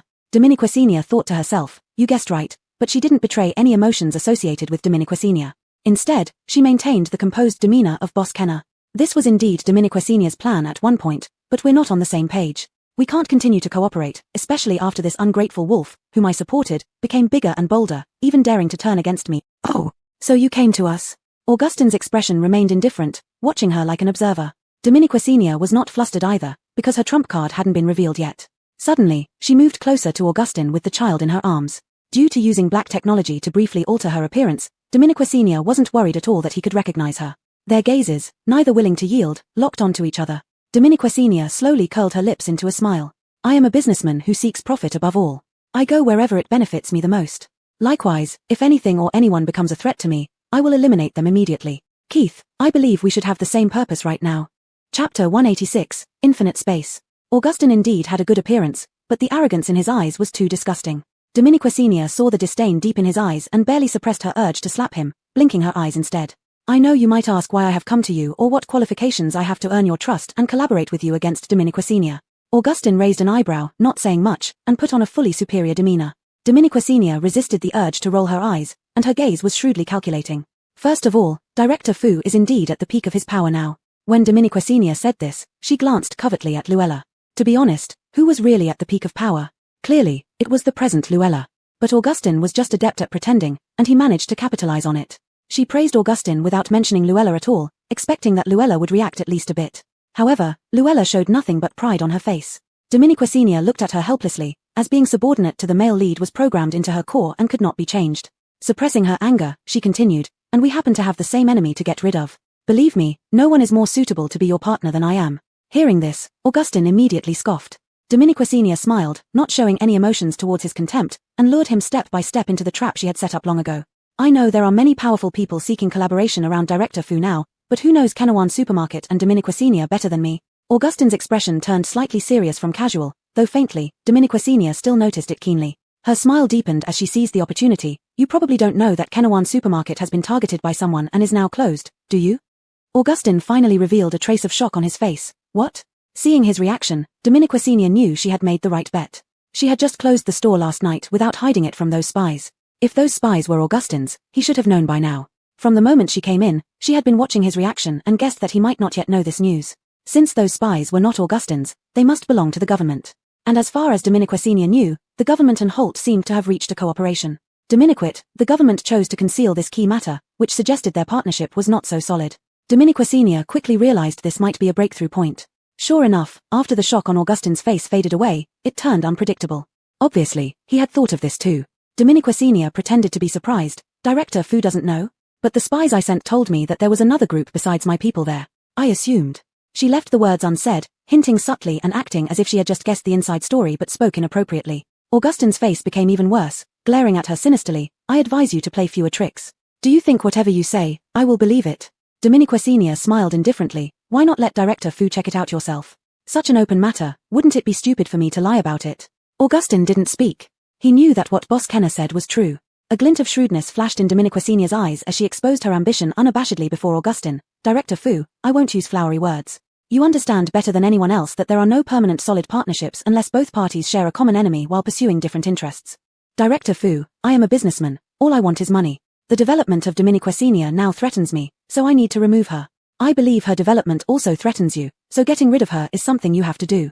And I, as the one who knows her best, can possibly guess where she is hiding now. We must find and remove her before she poses a concrete threat to us, and thoroughly destroy her supermarket. I believe Director Fu wouldn't hope for her to suddenly emerge one day and ruin your good plans.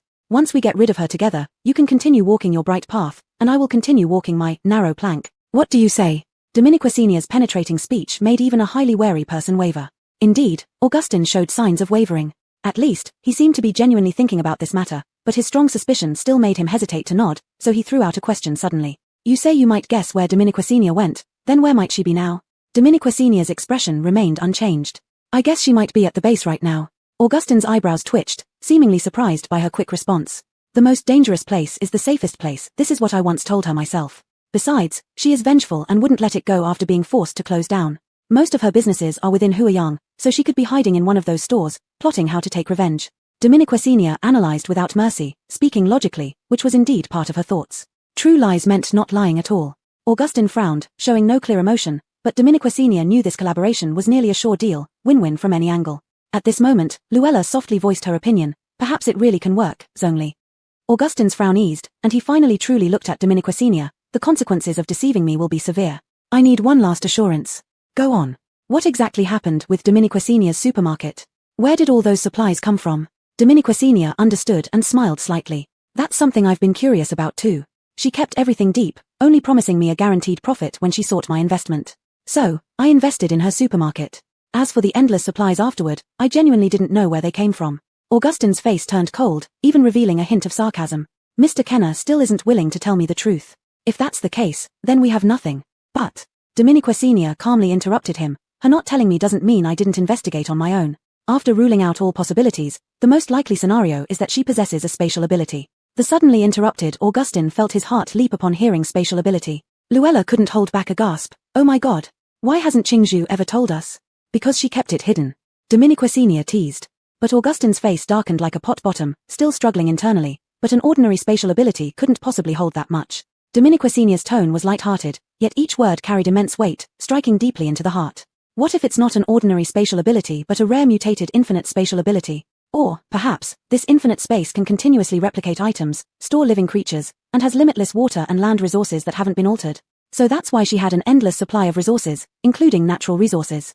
Chapter 187. How can one catch a tiger without entering its den? Dominique Senior, who had read countless post-apocalyptic stockpiling stories, easily fabricated the setup of this infinite space without any stuttering. Seeing Augustine and Luella completely stunned, she subtly hid her laughter. The idea to fabricate such a reason came to her suddenly, but as she spoke, noticing the gradually rising greed in their eyes, she instantly felt that perhaps it hit home accidentally. Augustine initially only intended to kill Dominique Senior purely, but at this moment, it was no longer just that. Regardless of the truth in Boss Kenner's words, such enormous temptation was enough to make them greedy. Moreover, placing this on Dominique Senior and her supermarket seemed somewhat reasonable. Once they had other thoughts, they would be more eager to find Dominique Senior quickly, capture her. Thus, Boss Kenner's role would be even more significant. In a way, this reinforced their cooperation with Boss Kenner. Dominique Senior, using the identity of Boss Kenner, now had more leverage. As for attributing such an astonishing ability to Dominique Senior, she wasn't afraid of putting herself in a perilous situation. Because according to Augustine's nature, they absolutely wouldn't tell anyone about this, especially their superficial partners, the government. With all worries resolved, Dominique Senior could now enjoy being Boss Kenna. Exiting the tent, light rain started falling outside. The sick child in her hands was taken away by Luella for treatment, and they promised to send him to a specialized management department once cured.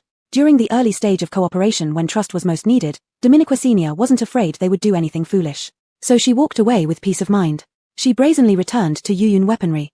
As soon as she entered, a shadow appeared beside her. Someone was tracking you. Dominique Senior smiled indifferently. I know.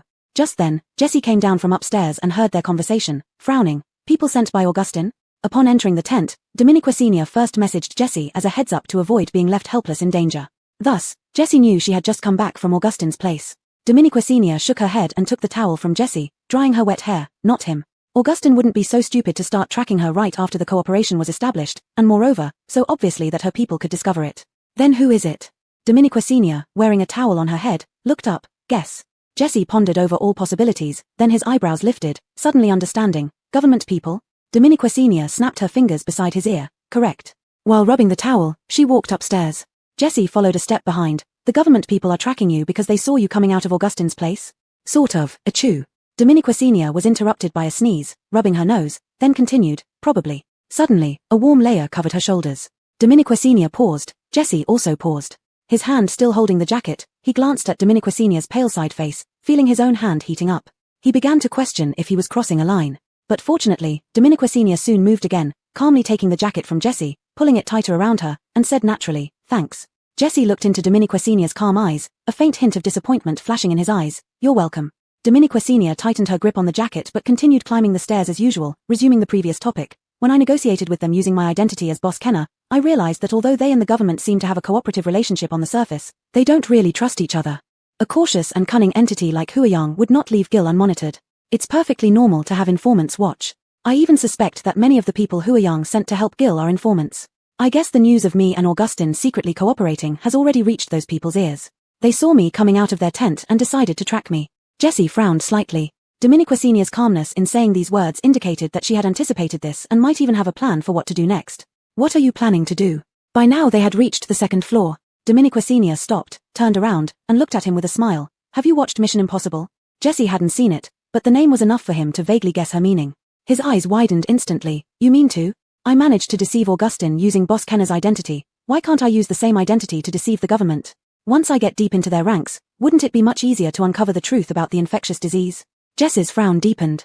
It sounded easy, but the actual risk involved was unimaginable.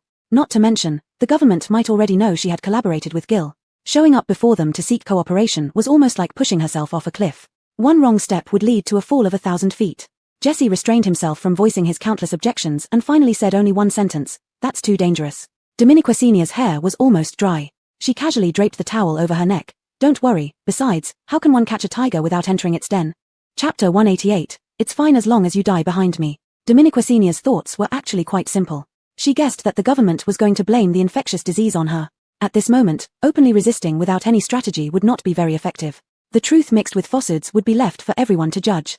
Although Dominique Senior did not really care whether these people would continue to come to her supermarket because Kenawan Supermarket had been open for so long that the majority of its income no longer came from ordinary citizens but from various mercenary groups and Qingyang base.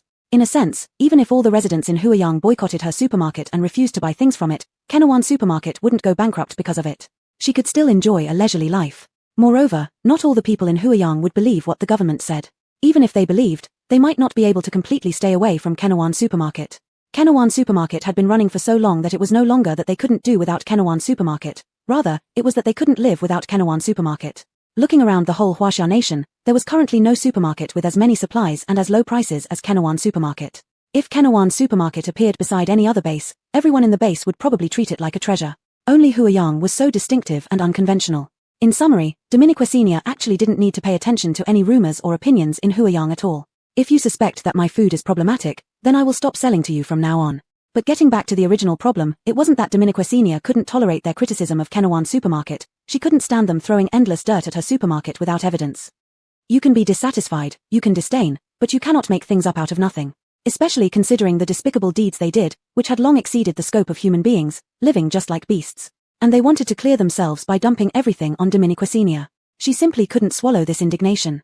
Furthermore, most of her concerns were within Huayang base, and she still needed to find the true facts behind pink crystal.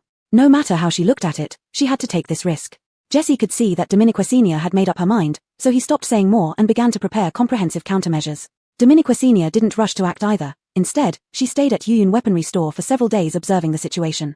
Her intuition told her that perhaps she didn't need to go to them personally, they would come to her. During these few days while she was staying at Yuyun Weaponry Store, the outside situation was indeed constantly changing. The rumor about Kenawan supermarket she had overheard spread as expected in the base, becoming more and more intense day by day. Under the silent incitement of the Huayang higher-ups, almost everyone had heard this rumor. More laughably, while spreading the rumors, they also managed to elevate themselves bit by bit, rebuilding their credibility in people's hearts little by little. Dominique Senior listened to these ridiculous rumors in Yuyun Weaponry Store and estimated when they would release their solid evidence to give Kenawan supermarket the final blow. Moreover, with her vague perception, she always felt that they still had continuous follow-up moves. This might not be the final blow but an appetizer to inform her. The government would not collaborate with Eddie merely because Luella possessed the incredible purification power. Dominique Senior guessed that it was more likely because they had the same enemy, her. And Eddie possibly had something on her that forced the government to cooperate with him, intending to bring down Kenawan supermarket together. Because of this speculation, Dominique Senior thought for a long time. Finally, her memories fell on the incident when delivering food interrupted their fight over the well. That time, Eddie definitely suffered a significant loss at her hands, and when she checked afterward, she found that the well had also been destroyed. They fought to the death over it, ending up with neither money nor resources, and they must have hated her deeply. Dominique Senior remained vigilant for a long time after that, preparing for all possibilities, only to find that Eddie didn't do anything. Over time, she almost forgot about it herself. Recalling it now, she suddenly felt that something was off. Could someone as vengeful and petty as Augustin bear this grudge? If he didn't bear it, then he must be brewing a bigger plan. Was he planning to use it this time? How? By claiming that the well was destroyed due to her? As soon as this thought emerged, Dominique Senior felt it was true. Based on their nature, 99% of the time, they would play this card again. Water wells are extremely valuable natural resources and could easily provoke the immense anger of the public. Combined with the infectious disease, Dominique Senior feared she would become the rat everyone wants to beat. Dominique Senior let out a soft hiss, not knowing how deep the grudge against her ran. She shared her thoughts with Jesse and asked him to pay more attention to this aspect. Jesse nodded without any complaint, and Dominique Senior noticed the dark circles under his eyes from days of investigation and preparation. A wave of guilt washed over her. You really should die, Shunbapi. She was about to offer some comforting words when a knock came on the office door. Dominique Senior was taken aback, but before she could respond, the door swung open, revealing Liane. Liane strode in like a bandit, with Stacy closely following, still saying, "This isn't good, we haven't even." Interrupted halfway through, Stacy spotted Dominique Senior and rushed over to embrace her. Dominique Senior instinctively reached out to catch her. Then Gavin and Alban also entered. With 4 people suddenly crowding into the small office, it quickly became filled. Dominique Senior looked at the uninvited guests, feeling a bit bewildered. She hadn't hidden from them that she had temporarily come to Yuyun as Kenna boss to avoid trouble, but for caution, they hadn't met since then. After all, most people knew that Aitor and Jediah had a good relationship with Kenawan supermarket. If someone found out they were here, it would easily expose Yoyun's position. So her first reaction upon seeing them was anxiety. How did you get here? Were you seen? Liane plopped down on the sofa carelessly. We just wanted to see if you were dead or not. Those riffraff outside? We took care of them in no time. Dominique Senior relaxed a little but still had concerns. But didn't anyone see you along the way? Don't worry, sister. We made simple disguises so no one recognized us. Dominique Senior finally put her mind at ease. They indeed did things well, but certain comments were less than tasteful. She said sincerely, Liane, if you keep talking like that, you'll be beaten to death someday. That's fine, as long as I die after you. Go to hell. Chapter 189, In the Face of Interests, There Are No Friends. Liane's words were harsh, but Dominique Senior merely laughed and scolded her a bit.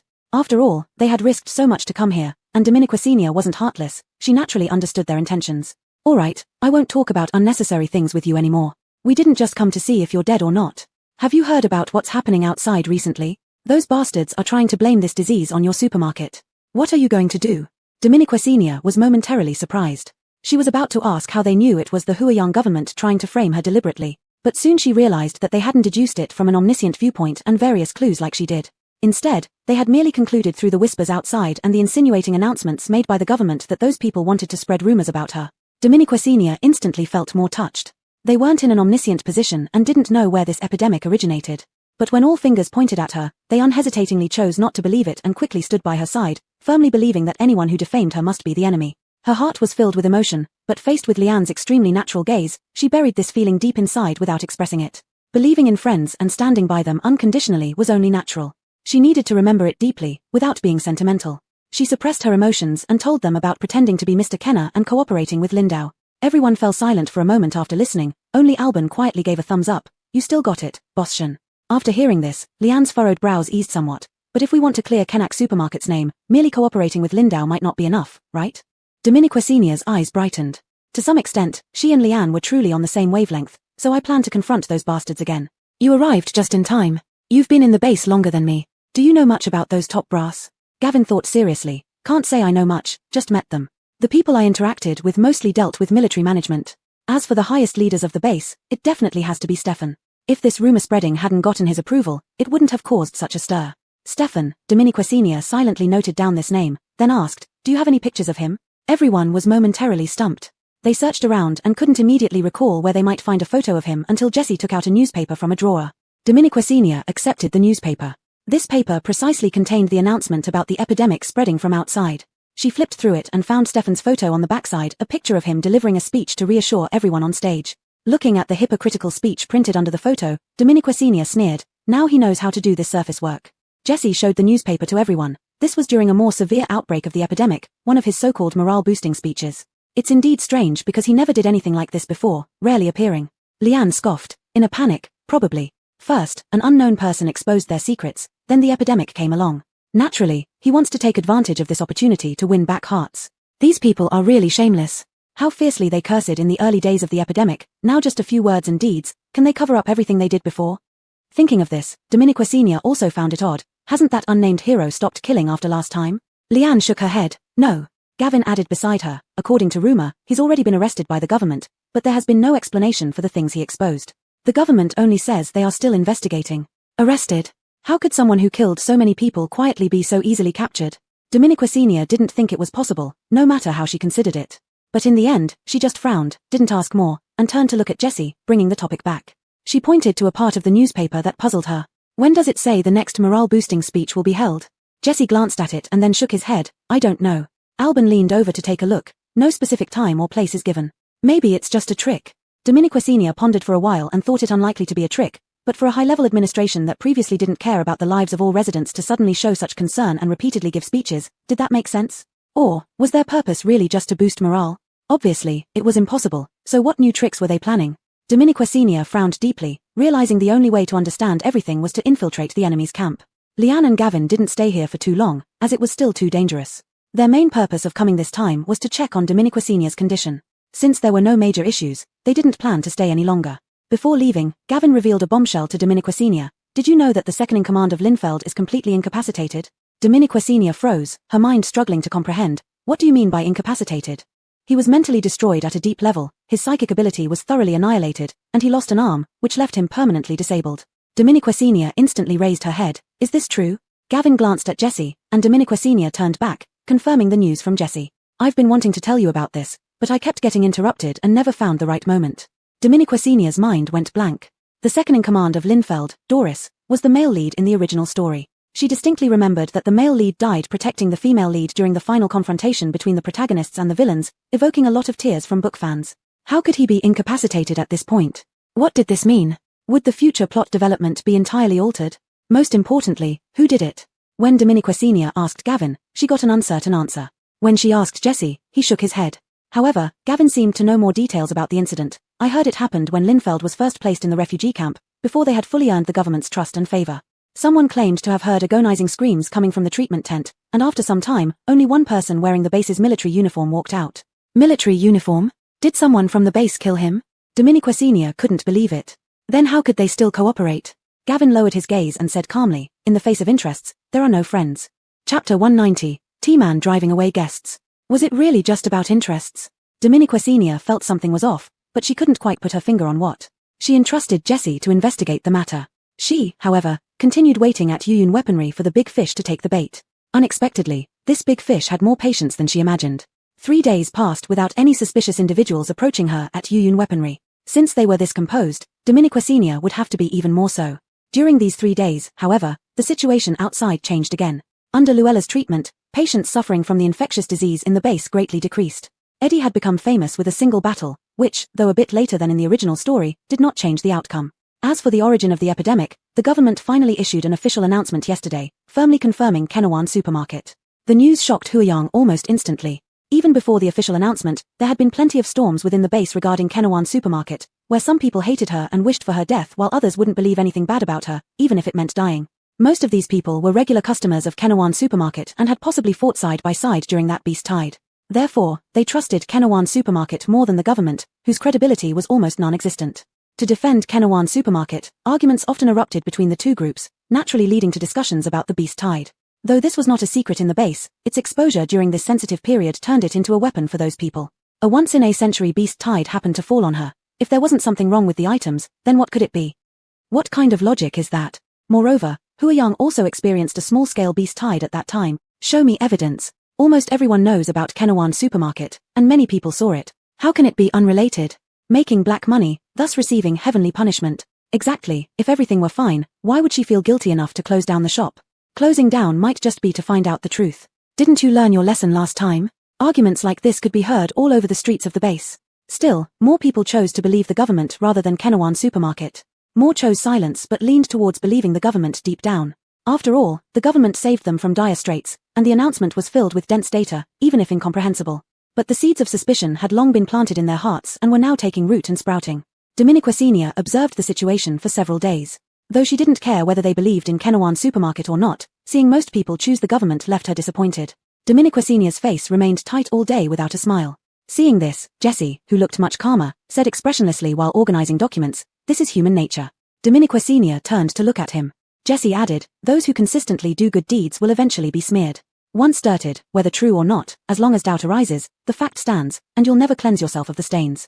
But if you're always full of stains, doing evil thoroughly, performing a good deed occasionally would bring everyone sympathy and forgiveness." Dominiqua Senior sneered. What kind of human nature? Just despicable.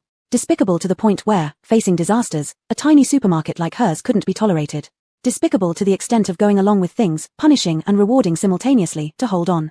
False facts fell into place, and the rumor-mongers started their wild celebration. Dominiqua Senior was angry but only for a moment. By the next morning, she had let go of it, her sole thought being to teach those damn people a lesson. Finally, the fish she had waited for so long took the bait. Hua Young's caution exceeded her expectations. When Dominiqua Senior delivered a custom weapon she had reserved early on, the reception room door opened. She froze, seeing the person sitting inside, gripping the weapon tightly. It was none other than the man who had wagered with her at Kenawan Supermarket that day.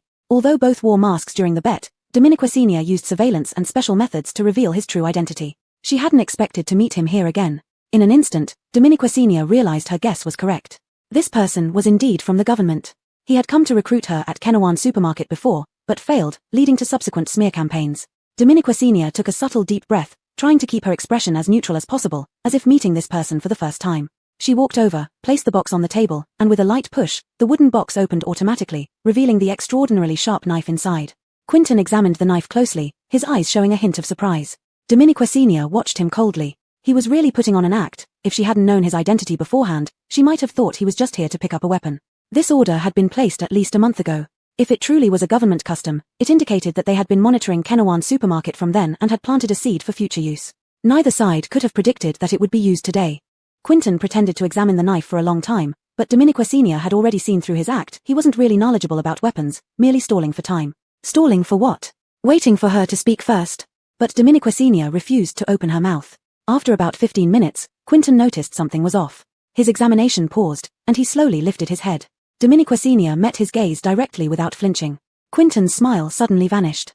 He seemed to realize his cover was blown, yet he showed no panic. Instead, he relaxed into the sofa, leaning back.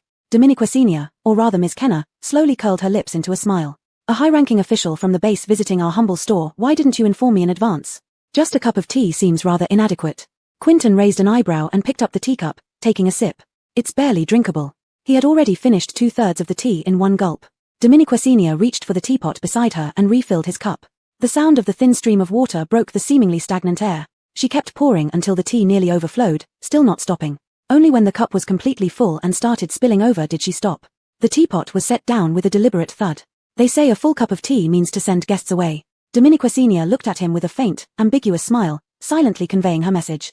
Chapter 191, I want to join you. From the perspective of Boss Kenner, it was perfectly normal for her to want to drive them away now that she had already struck a deal with Holt. On the other hand, Dominiqua Senior's refusal was also a calculated move. Quinton glanced down at the cup of tea before him and chuckled ambiguously. "I thought as a businessman, Boss Kenner should understand the value of knowing when to act prudently." Dominiquacinia smiled as if she didn't get the hint.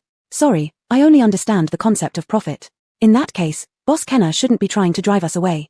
Quinton idly jostled the teacup, spilling some of its contents. The full cup of tea quickly diminished. Dominiquacinia smiled without comment, having already seen through Quinton's identity. Her non-reaction indicated she expected their visit and left room for negotiation. Quinton wasn't unaware of this. It was just necessary to go through the motions. Moreover, they needed to play the role of the antagonist. She had hinted enough. Quinton wasn't foolish. In this brief exchange, he grasped all of Boss Kenner's intentions. They weren't unwilling to cooperate. If you offer more benefits, cooperation isn't out of the question, but show your sincerity first. Unknowingly, Dominiquacinia had taken control of the situation. Since both parties were aware, Quinton stopped beating around the bush. Tapping his fingers lightly on the table, he got straight to the point. Boss Kenner mentioned valuing profit, yet Holt still needs to work under us. Do you think he can compare with us? Dominiquacinia shrugged, pretending not to know. I'm not sure. Quinton smiled and suddenly tossed a bag onto the marble table. It made a crisp sound like stone hitting marble. The bag loosened slightly upon impact, revealing glimpses of brilliant light and concentrated energy. Dominiquacinia raised an eyebrow. The government indeed spared no expense, offering a bag of high-grade crystals right away. This is just a small gift, hope you don't mind. Quinton spoke casually, which would likely infuriate others. Nearly 30 high-grade crystals, a rarity many never encounter in a lifetime. Most importantly, money couldn't always buy them because they were so rare. Dominiquacinia showed a hint of greed appropriately and finally relented. If you want to know something, I can tell you, but anything related to Holt, I cannot disclose. You should know, besides profit, credibility is also highly valued among merchants. Quinton remained relaxed throughout. He chuckled at her words. Of course. Ignoring the slight mockery, Dominiquacinia asked, so what do you want to know? Very simple, where is Dominiquacinia now? Dominiquacinia choked slightly. We just agreed. Another 30 high-grade crystals. Dominiquacinia hesitated, genuinely surprised by their wealth. Her face flashed with annoyance. I said, I won't. 10 S-class materials. This straightforward approach hit home with Dominiquacinia. After so much effort with Holt, getting nothing in return, they were indeed too poor. Dominiquacinia displayed a look of hesitation. Just as Quinton was about to offer more, she interrupted him. She no longer looked as determined to refuse, instead smiling sincerely. You are indeed wealthy, and I appreciate your sincerity, but what? To risk my reputation in the industry and reveal confidential information from my collaboration with someone else, there has to be something particularly worthwhile for me. Quinton's eyes narrowed slyly. What do you mean? Dominiquacinia remained calm, smiling diplomatically. You have the power to directly deal with Dominiquacinia and her supermarket but choose to come to me. And before my collaboration with Holt, you never approached me. Quinton's face turned cold. What are you trying to say? Dominiquacinia twitched her brows. Don't get angry. You didn't even mind sending people to secretly follow me, did you? Dominiquacinia casually mocked him and continued, now you think of coming to me, and you are willing to spend a fortune to find out Dominiquacinia's whereabouts from me. It's probably because you overheard my conversation with Keith, right? Quinton gave her a sidelong glance. Any signs of anger had vanished, replaced by amusement in his eyes. Boss Kenner truly lives up to your reputation. Dominiquacinia ignored his backhanded compliment and bluntly exposed their intentions, so I guess you originally didn't care about Dominiquacinia's fate. But now you're eager to find her because she might possess the infinite space ability. Not angered by being so openly revealed, Quinton even nodded shamelessly and clapped his hands gently. Indeed, Boss Kenner guessed correctly. So, what do you want? As astute as Quinton was, all her words were aimed at expressing that she had figured out their intentions and had enough leverage to trade for what she truly desired. Dominiquacinia smiled lightly, looking relaxed, but in fact, sweat started to form on her palms. After all this setup, whether she could get something useful depended on this next move. Though she hadn't made any overt moves these past few days, she hadn't been idle inside the Kenner weapon shop. First, she thoroughly read through all the information about the government that Jessie had found. She thought back and forth, examined repeatedly, and combined certain plots from the original story with clues she had gathered. Gradually, a bold hypothesis formed in her mind. One thing Dominiquacinia had never understood was what the pink crystals were really for, why the government went to such lengths to study and experiment on them. But as she began connecting events happening later, she found that almost everything was somehow linked to the pink crystals. Sometimes they were the cause, sometimes they were the result. This led her to speculate that perhaps the epidemic was also a cause or effect of the pink crystals. Caused by the pink crystals? Or just part of a huge experiment centered around the pink crystals? This chilling hypothesis unexpectedly felt very plausible. Combined with this person's previous statements about dividing humans into different classes, she finally voiced her long-planned words. I want to join you. Chapter 192. You are more interesting than Dominiquacinia. This was an extremely bold probe by Dominiquacinia. She wasn't sure what exactly that group of people were up to, with many clues intertwining, and she knew she needed to find a breakthrough. And this probe was the breakthrough. If everything was related to pink crystal and so-called higher humans, Dominiquacinia couldn't help but think they might be conducting some delusional human plans. Quinton's expression indeed paused after hearing Dominiquacinia's words, though he still had his usual nonchalant look in his eyes. But only Shin Kenesu observed that extremely subtle change. His gaze turned suddenly cold and vicious at that moment, like a venomous snake winding up her neck, occasionally flicking out its tongue. It made Dominiquecinia's entire exposed neck skin turn stiff, even gradually breaking out into tiny bumps. The more he acted like this, the more Dominiquecinia realized she had bet right. However, one thing different from what she expected was that this man didn't seem panicked but looked down on her, as if scrutinizing her inside out, waiting to pick her apart. After a long while, he slowly spoke. Join what? Dominiquecinia gave a polite smile. I've been doing business for so long and have had my fair share of dealing with upper echelons. I've heard some things. You know, we merchants care most about money, then our lives. What use is all this money if we lose our lives? Regarding the infinite space owned by Dominiquecinia, I know I can't compete with you. I only have this small request. In this doomsday era, I don't expect to live long, but, naturally, dying a natural death would be best. Quinton's Adam's apple moved, and he laughed. You're dreaming. But, we don't take just anyone. Mr. Kenner's face stiffened, seemingly holding back emotions. Quinton found it more interesting. This person was smart but not enough. Cleverness could mislead one. Since he'd heard some news, hadn't he also heard that most people died at the entrance when joining? Quinton waited to see her fallacy without spilling any secrets. Mr. Kenner endured and asked, then what should I do? Simple, pass the test. If not passed, wait for death. No one who knows the secret can be let off. Quinton's eyes were now as poisonous as ever, thoroughly revealing his disguised brutal and perverted true self. Dominiquecinia's heart trembled slightly. She knew there was no turning back. Once she decided to take this risky step, she was already beyond control. If she refused now, she had no doubt this man would kill her outright, and even if she survived, getting close again would be incredibly difficult. In the tense air, Dominiquecinia determined her fate. Let's go. Quinton laughed openly. Fine. He lounged comfortably, legs crossed, fingers twitching. Suddenly, a small bag fell from his sleeve. Try it. Dominiquecinia stared at the object, completely frozen. It was a packet of crushed pink crystal powder. She wouldn't mistake it, but this packet seemed different from what she accidentally obtained. Its color was purer, free from impurities. Dominiquecinia immediately understood that this must be the highly refined result of repeated human experiments. So try, what did that mean? She looked up at him, making one last effort. Unexpectedly, Quinton only narrowed his eyes coldly, starting to count down. 10, 9. Dominiquecinia gritted her teeth. This bastard.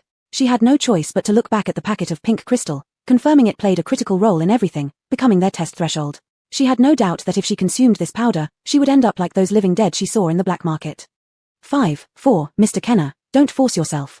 Suddenly, Dominiquecinia smiled brilliantly and decisively grabbed the packet of pink crystal. To Quinton's slight shock, she swallowed it in one breath. The moment the powder touched her oral mucosa, Dominiquecinia started calling for the system wildly. The next second, the powder turned into super strong jumping candy. This candy was specially prepared for Dominiquecinia, very sour and powerful. It felt like 10,000 ants gnawing at her tongue, painful to the point of causing stinging. Dominiquecinia didn't need to pretend. Subconsciously, she clamped her mouth tightly with both hands, brows furrowed, looking very distressed. She directly picked up the teapot on the table and started pouring tea into her mouth, sip after sip, with water flowing down her chin and neck, then seeping into her clothes. The super strong jumping candy was washed down significantly, but the burning sensation on her tongue did not decrease at all, and it even intensified. This burning sensation slowly crawled along the nerves to her brain. When she lifted her head to pour water while looking at the ceiling, she suddenly felt dizzy, her head heavy as if it were going to crash straight to the ground.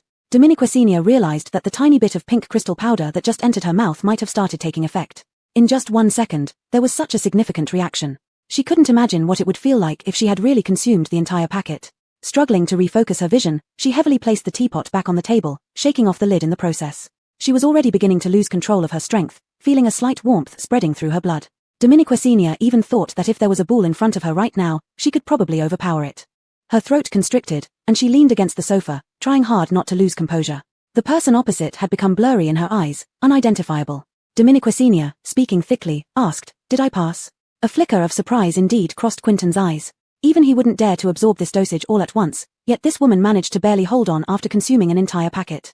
However, truly enduring tonight would be the true test. Just beginning. Dominiquecinia finally couldn't resist tearing off her false mask and swore, "Go to hell, if I die, none of you will ever find Dominiquecinia again." Quinton froze for a moment, then burst out laughing. After quite a while, his laughter died down, but when he spoke, there was still evident amusement in his tone. "I must say, you are more interesting than Dominiquecinia." Chapter 193, I'll come back to settle the score. Dominiquecinia didn't quite hear what the last thing this person muttered. Just before she lost consciousness completely, she vaguely saw that he left a badge behind and then left on his own. Dominiquecinia couldn't pretend any longer and clattered onto the sofa, instantly seeing stars and feeling dizzy. She couldn't describe how she felt now. It was neither comfortable nor uncomfortable, just that her whole body felt like it was boiling with an extreme urge to fight someone.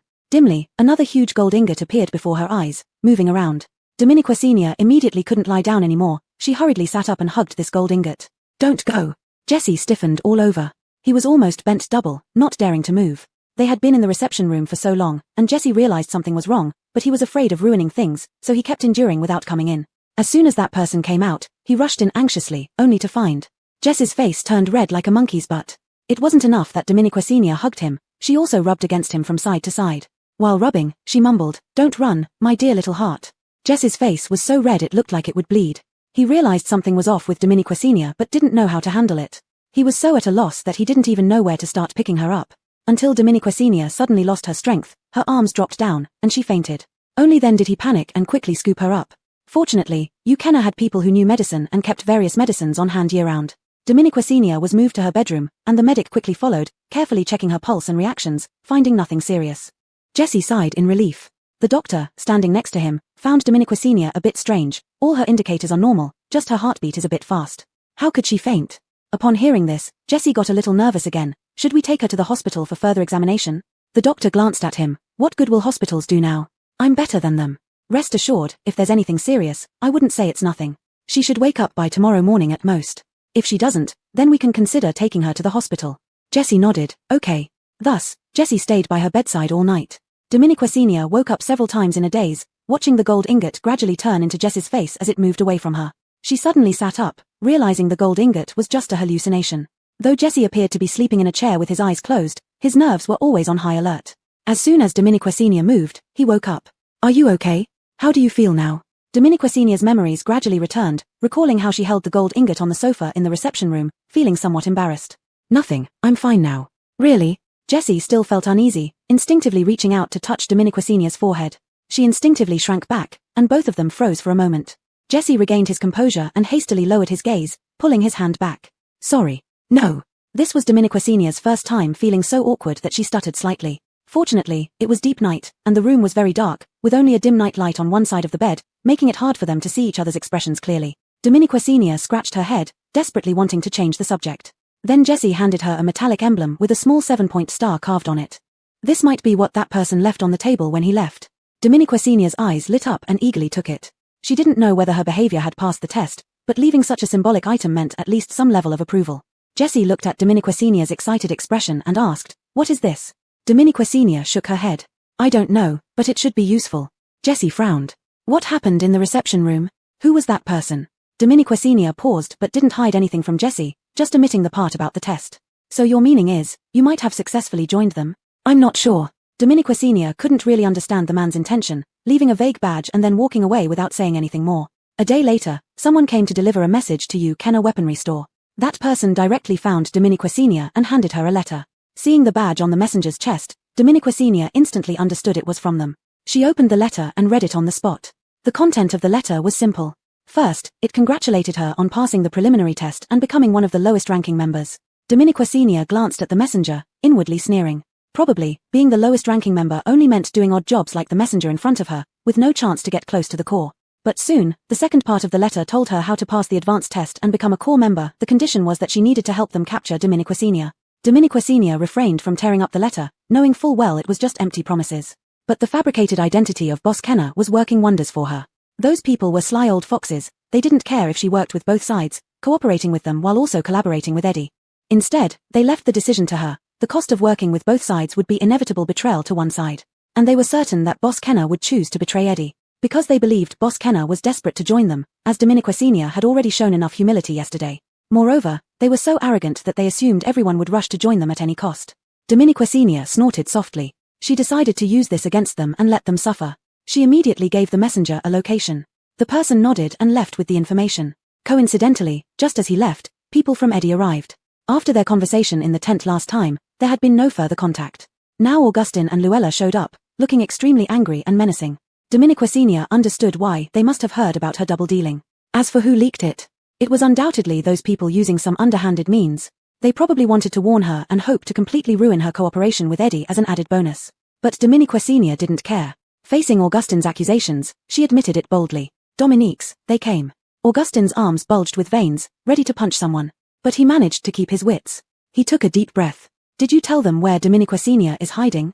Dominique Senior's eyes shifted slightly. No. Augustin immediately sensed something wrong. Exactly not or exactly did. Dominique Senior jumped, then put on an expression of helpless frustration. They forced me, I couldn't do anything but. Augustin's face darkened. When did this happen? Just now. You. Augustin clenched his teeth, barely restraining his temper. He knew arguing was pointless, he could still catch up with the new information from the government. So he gritted his teeth and asked, where? Dominique Senior feigned difficulty, finally revealing the information under Augustin's pressure, the same place she told the messenger. Augustin grabbed Luella and stormed off, but after a few steps, he turned back and pointed at her. I'll settle this with you later. Chapter 194 High. Tricking both sides at once filled Dominique Senior with an indescribable sense of satisfaction. She was not afraid of offending anyone or making mistakes, after all, she always had a trump card, the infinite space. As long as they didn't get hold of her pancake, she would not be in danger. However, her ultimate value was knowing the whereabouts of Dominique Senior. Once this value was lost, everything she did now would be for nothing. The location she casually mentioned was naturally fake, but she had a way to make it real. So when both groups rushed to that place, she also set off immediately afterwards. Dominique Senior deliberately reported a place that wasn't too far nor too close, but very remote, fitting the scenario of her fleeing for her life. This place was a small factory, one of the immovable properties owned by the trio she had secretly acquired. Thus, she had personally surveyed this location. It was sparsely populated and very remote. Even with a map, she had spent half a day finding it back then, not to mention them. Therefore, even though the two groups set off before her, she arrived at this small factory faster than them. The small factory used to process various or materials, so there were many large machines inside. Dominique Senior originally bought it for Kenna Guang Academy to use as a training ground, but due to some delays, it remained unprocessed. But she was already familiar with every corner of it. The small factory had only 2 floors. The first floor housed large machines, while the second floor consisted of separate processing workshops, ideal for hiding and teasing certain people. Dominique Senior quickly went to the second floor, swiftly changed out of her disguise as Boss Kenna, and returned to her original appearance. No one could have imagined that this was all her doing.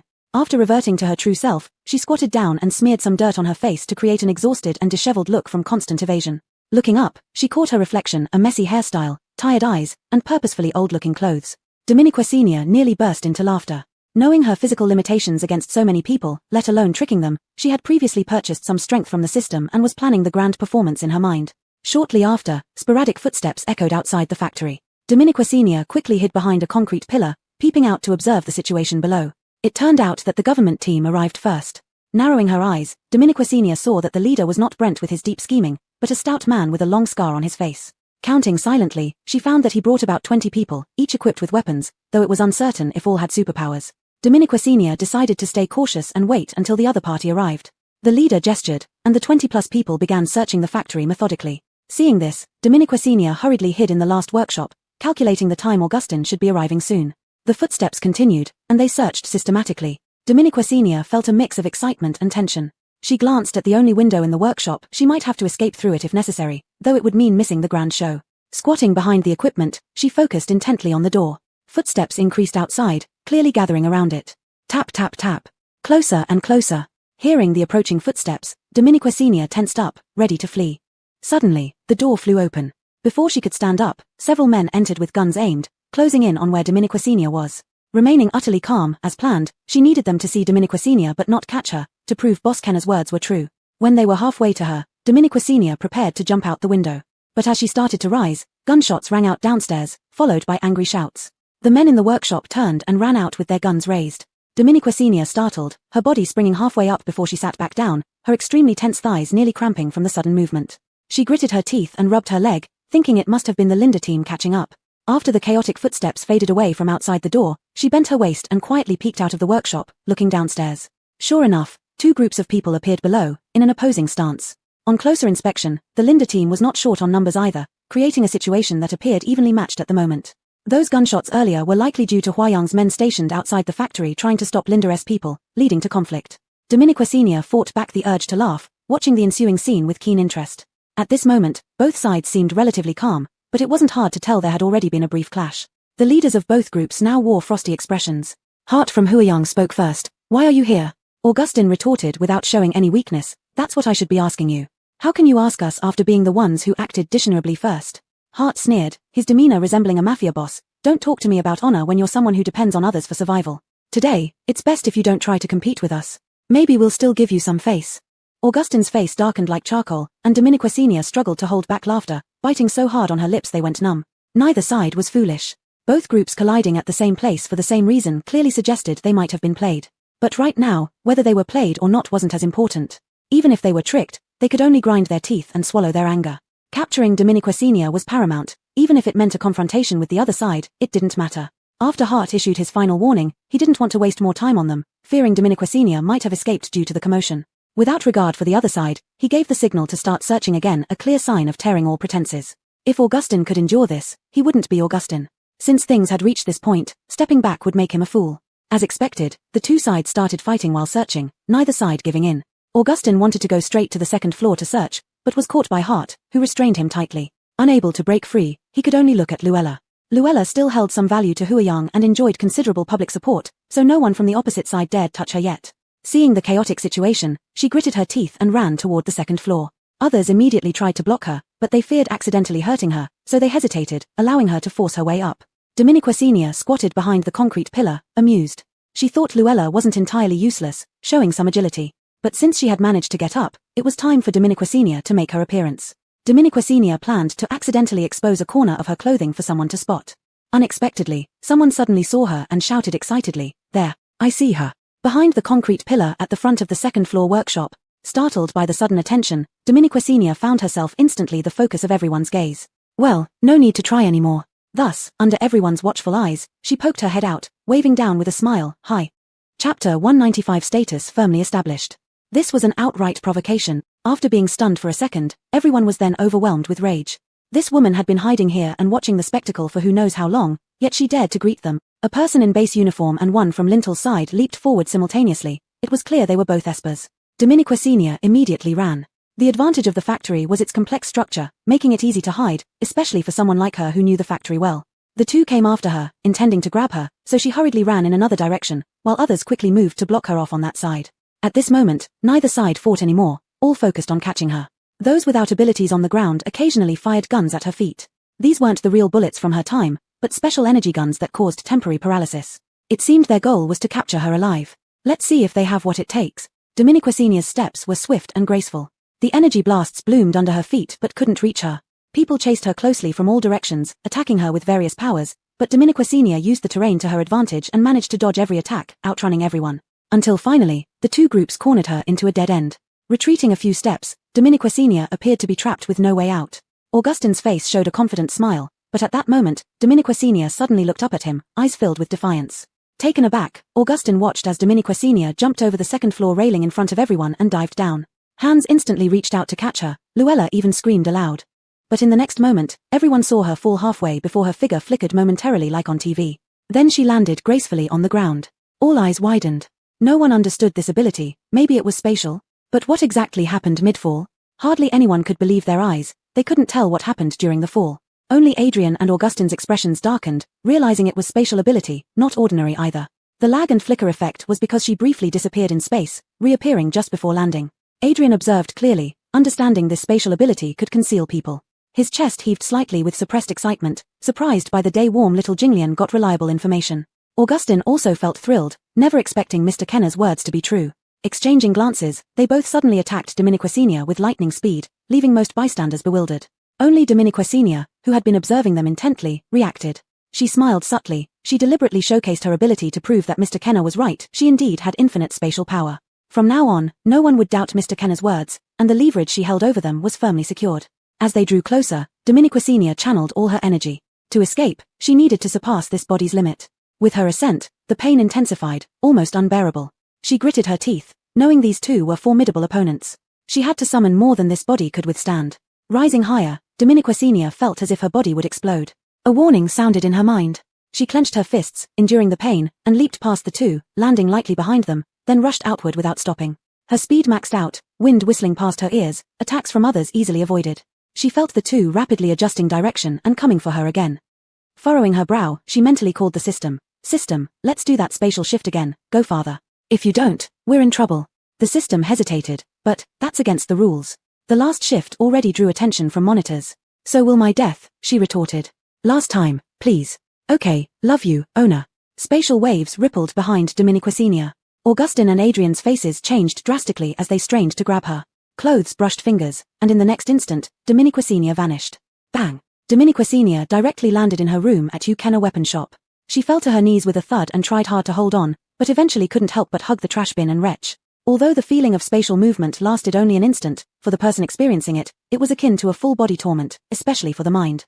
Dominiquesenia's mind was now a muddled mess, and her body ached unbearably from the escape. She, who was utterly exhausted, barely managed to crawl onto the bed. Although the price was heavy, the status of Mr. Kenner was now firmly established. Chapter 196, Revealing the Truth. Dominiquesenia lay in her room for 2 full days before she recovered. During these 2 days, neither the people from Holt nor Hua Young came to see her. They were probably busy tracking Dominiquesenia's trail. Dominiquesenia understood, this group of people were quite patient. By the 3rd day, Augustin was the first to lose his patience and came to find her again, but his attitude had changed dramatically. Dominiquesenia still remembered the last words he left before he walked away a few days ago. "I'll come back to settle accounts with you." Now, however, he appeared calm as if he had completely forgotten the harsh words he said that day. And regarding the fact that she was forced to reveal information to Hua Young, he no longer seemed inclined to make trouble. Seeing a hint of anxiety in his eyes, Dominiquesenia felt even more at ease. A mischievous idea arose in her heart. She especially wanted to remind him that wasn't it true that he said he would come to settle accounts with her that day? Ultimately, she didn't say it out loud, but her eyes already revealed some of her thoughts. Augustin's expression changed. He knew arguing with her right now was pointless. He must catch Dominiquesenia before the people from Hua Young did. Unconsciously, he had become the passive party in their relationship. Dominiquesenia leisurely drank 2 cups of tea before barely opening her mouth. "Leader Fu has come to ask me for information.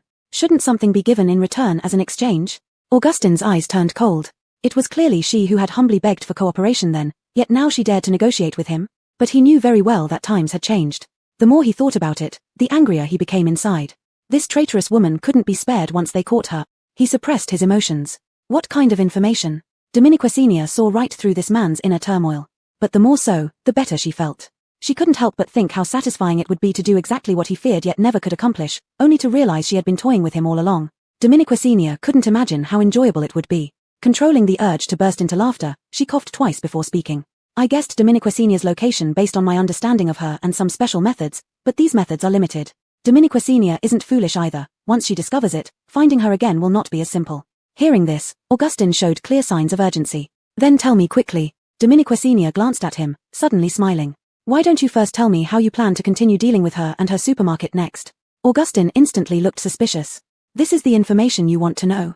Dominiquesenia raised an eyebrow nonchalantly. "Of course. I need to see if your plan is reliable enough to root out all problems at once so I can place my trust in you." Augustin fell silent for a moment, seemingly evaluating something. Dominiquesenia wasn't in a rush at all, continuing to sip her tea. After all, it wasn't she who was anxious to catch Dominiquesenia. After a short while, Augustin finally spoke. "The detailed plan was jointly formulated by us and the Hua Young government. Blaming the Kenawan supermarket for spreading disease is just the first step." Dominiquesenia nodded. She had guessed this from the start. "Tell me something I don't know." Augustin's face turned grim. "I can't tell you too many details, but if you really can help me catch Dominiquesenia, I'll share every detail with you." Dominiquesenia smirked mockingly. "How do I know you won't throw me aside like a discarded pawn after you've caught Dominiquesenia? Leader Fu, when working with others, one must show some sincerity." Augustin gritted his teeth in anger but finally managed to say something. "Step 2 will roughly focus on the sources of supplies for her supermarket." Sources. Dominique's. With lowered psychological barriers, Augustin decided to spill everything, though this was a plan he and Hua Young had made together, which should not be disclosed under any circumstances. But since Hua Young's people were playing unfairly, he couldn't be blamed for doing the same. Besides, even if he didn't say it now, Hua Young might disclose it later for information. With that thought, his expression darkened completely. For example, whether she has illegally occupied shared natural resources. Dominiquesenia's brows twitched. Indeed, ruthless, they were truly trying to crush her completely. Although Augustin only mentioned one sentence, the whole plan instantly formed in her mind. As expected, Holt hadn't forgotten the grudge over that well. It wasn't that retribution wouldn't come, it just hadn't come yet. The matter of the well had witnesses and evidence, and Dominiquesenia herself had been present. If they wanted to frame her, using this incident as a trigger was most suitable. The people from Hua Young definitely wouldn't know about this matter. It was probably Holt who took the initiative to use this as leverage for cooperation, leading to this series of false collaborations. This incident had far more convincing power than the infectious disease incident. Dominiquesenia could easily guess how many people would point fingers and curse her and her supermarket when this matter was exposed.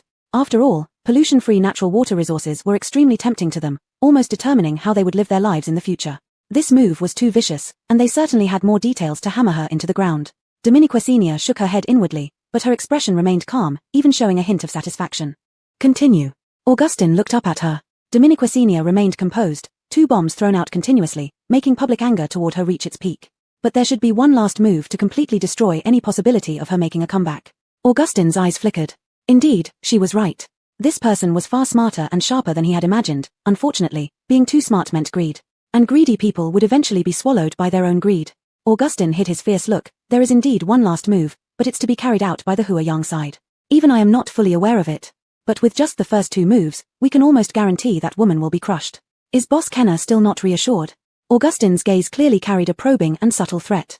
Dominique Senior understood the principle of moderation, so she silently put down her teacup and gave him a general direction. Since her hiding place in the factory was discovered by you, her location has been constantly changing. I guess she's been using spatial abilities to evade you. I can only provide you with a rough range and direction.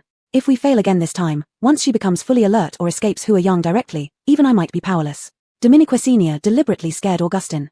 As expected, his expression changed, and he rushed off hastily. Only then did she take a long breath, leaning back on the sofa. By shortening the time limit for Augustine, she was also reducing it for herself. The game of cat and mouse wouldn't last long. They weren't complete fools, they were just temporarily blinded by the spatial abilities. Once they regained their senses, even disguising herself as Boss Kenner, she would likely be torn apart by them. Dominique Senior's expression gradually turned serious. Time was running out for her. She had to uncover the truth before they played their last two cards. And she must expose everything, pulling them out of the pit entirely, revealing the truth to the public. Chapter 197, Night Visit to the Research Institute. Not long after Augustine left, people from Huayang came again. Whether this was a coincidence or not, their arrival times seemed synchronized, one right after the other. There was still only one person from Huayang, that youth whom she could never fathom completely. Unlike Augustine, who clearly showed signs of anxiety, he appeared much more relaxed, even having the leisure to drink tea with Dominique Senior and ask about the brand of the tea. Dominique, despite this, the sense of oppression he brought was many times stronger than Augustine's. His gaze always made one feel as if they were being seen through, sending shivers down their spine. Dominique Senior didn't want to talk much with him but tried using the same rhetoric she had used on Augustine, hoping to extract some information. But this person was far more cunning and deceitful than Augustine. Though he spoke at length, it was all evasive and hard to find fault in. As the conversation progressed, her face grew darker and she couldn't help but become increasingly anxious. After another attempt at probing, he suddenly stopped, staring straight at her. That ghostly gaze instantly felt like a bucket of ice water poured over her, making her abruptly come to her senses. This man was incomparably different from Augustine. A chilling sensation ran from her coccyx to the top of her head, causing even her scalp to tingle. She turned the teacup in her hands twice, barely maintaining her composure, and finally relayed the same information to him as she had given Augustine. Only then did he withdraw his gaze and slowly rise to his feet. Dominique Senior slumped as if exhausted, knowing she hadn't slipped up at all yet had felt, in that moment, as if her true identity had been entirely exposed. Quinton walked to the door at an unhurried pace, then paused, turning back to look at Dominique Senior. Dominique Senior tensed, forcing her expression to remain natural as she returned his gaze. Quinton, however, smiled easily. Boss Kenner, you seem to enjoy playing both sides against each other. Be careful you don't burn yourself. Dominique Senior forced a smile. Then you'd better be careful too. Before I burn myself, you'll be the first to catch fire. Quinton shrugged indifferently and strolled out casually. Dominique Senior watched his figure disappear downstairs and out the gate before finally allowing herself to collapse onto the sofa. His final words seemed merely a warning about her dual cooperation, but whether due to psychological reasons or something else, she felt there was more to them, even hidden meanings. No matter how hard she thought, she couldn't identify anything odd about their brief exchange, except perhaps a heightened interest in the future plans for Kenawan Supermarket, which was understandable. After much deliberation, her head ached and she concluded it must have been a deliberate act to unnerve her. For now, these inexplicable uneasiness could only be buried deep inside her. She glanced outside, where evening was approaching. If she were at Kenawan Supermarket, this would be dinner time, and business would be bustling. But now, had she not installed defensive electrical grids early on, the walls of the supermarket might already be shattered by those people. Inevitably, she thought of Daisy and Jana, whom she had left behind at the supermarket. Having spent so much time together, their relationship had evolved beyond just customer and owner. They were more like neighbors with a friendly relationship. The sudden trouble caught none of them by surprise, especially since the base was also fraught with dangers. She couldn't bring Daisy and Jana to the base, despite Daisy's assurance and desire to follow. So she left them there, handing over the supermarket keys to Daisy, instructing her and Jana to sneak in through the back door whenever they needed food. Even so, she felt extremely guilty leaving them there alone. Initially, Daisy had shown her utmost trust by almost renting a room in the hotel without fearing a potential bankruptcy or disappearance. Now, something akin to that had happened, yet Daisy had no complaints whatsoever. Reflecting on this, Dominique Senior's eyes filled with resolve. Her customers were waiting for her at the supermarket, and she had to expedite things and finish quickly. She took out the silver badge left by that person one day and had Jessie investigate it later. Information was scarce but sufficient. At least she knew what privileges this badge conferred. It allowed access to most outer areas of the laboratory but not any confidential information, likely meant for running errands. Diminiquate. Even with such limited power, those who possessed the badge looked down on others, acting as if they were above everyone else. Based on the details investigated by Jesse, there weren't many people who owned these badges, but each of them was quite high profile, essentially bullying ordinary people in their own small circles. This is how he managed to gather various clues. And those ordinary people who were bullied by them seemed to have a certain awe and fear of these badges, not daring to speak out or resist. Diminiquate therefore speculated that this badge might indeed carry some weight in the eyes of ordinary people. However, what puzzled her was that although these badge holders were domineering towards ordinary people, they showed complete humility when faced with those of a higher rank. Their humility reached such an extent that it gave Diminiquate a feeling as if she had been transported back to the Qing dynasty. They seemed very eager to gain recognition from their superiors and firmly believed in the hierarchical rules. They acted like the most devoted believers, worshipping their most loyal faith. But where did this belief come from? Was it innate, or was it implanted through some means later on? Diminiquate couldn't help but think of brainwashing. However, she eventually shook these jumbled thoughts out of her mind. Since she had been given the badge, she would make full use of its function. After the previous laboratory was blown up, the base quickly built a temporary research institute. However, this temporary facility was far from the original one. Not only did countless core personnel die, but most of the data was also destroyed.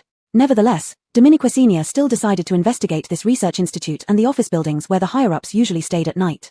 Since they were unwilling to provide her with more information, she would personally explore it. Chapter 198, Turning the Tables. The idea of investigating the research institute at night had come to Diminiquate after she was forced to close her store.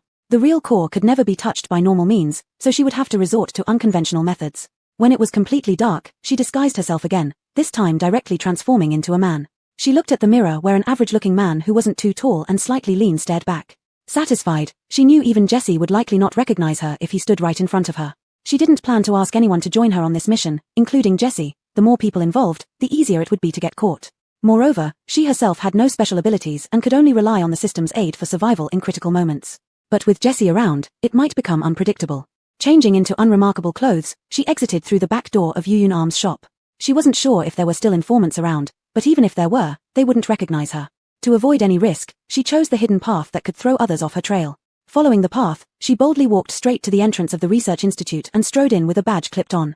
Although there were many guards at the entrance, none stopped her after merely glancing at her. But it became increasingly difficult inside. She wandered around the outer area first. There, common experiments on plants and nutrient solutions were being conducted. Everything seemed flawless as she walked casually, taking the opportunity to observe the roots. It was night, so there weren't many people in the institute. Only a few wore white coats and moved hurriedly. She watched them turn into an elevator. The upper floors were off-limits to her without their work cards. Casually walking a couple more steps, she formed an idea. Diminiquate began acting less busy and more aimless, standing out among the busy crowd. Sure enough, someone eventually noticed her. A man in a white coat frowned at her for a moment, then beckoned her over. Diminiquate obediently trotted over. The man shoved a stack of documents into her hands. Take these to the document room.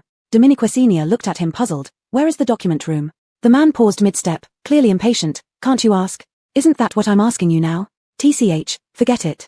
He snatched the documents back. I'll go myself, follow me, so you know where to go next time. Diminiquate was surprised. She hadn't expected such tough talk to hide a soft heart. Feeling apologetic, she tagged along behind him. As they passed an empty restroom, Diminiquate suddenly clutched her stomach. Wait, I need to use the restroom, my stomach hurts. The man, losing all patience despite his soft heart, sneered, lazy people always have bathroom issues. He started to walk away, but then, an arm wrapped around his neck, pulling him backward. His eyes widened, trying to shout for help, but his voice was choked before a sound escaped his throat. In the next instant, a heavy blow struck his neck, and he lost consciousness. Panicked, Diminiquate caught the unconscious doctor, glancing at the surveillance camera facing them.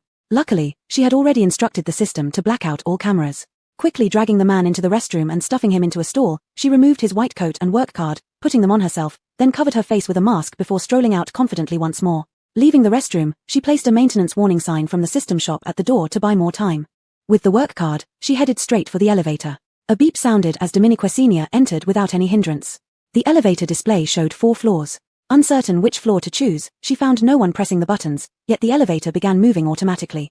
Just as her hand hovered over the buttons, she quickly withdrew it, breaking out in cold sweat. She had almost been exposed. Now she realized this elevator couldn't be controlled manually. It must operate based on the work card's identity and permission level, automatically sending people to their authorized floors.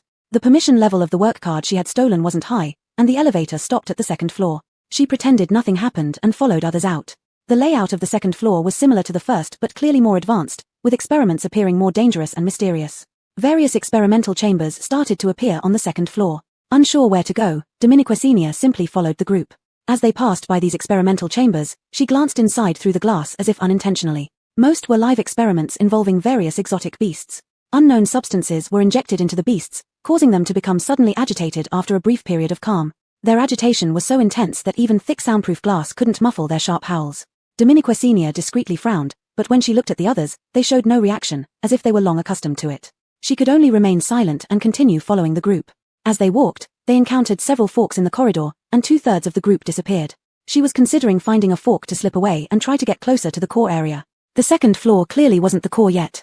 Before she could decide, the group suddenly stopped in front of a door. Dominique Senior subconsciously halted and saw an empty experimental chamber. The leader turned to look at them, his eyes indifferent. Just as Dominique Senior felt nervous, the leader casually glanced at her. "You." Her heart skipped a beat, but then he threw a keycard to her, which she fumbled to catch. "Go to the storage room and bring the specimens over." Relieved, Dominique Senior slightly bowed her head. "Okay." Based on the map she remembered from near the elevator, she turned right.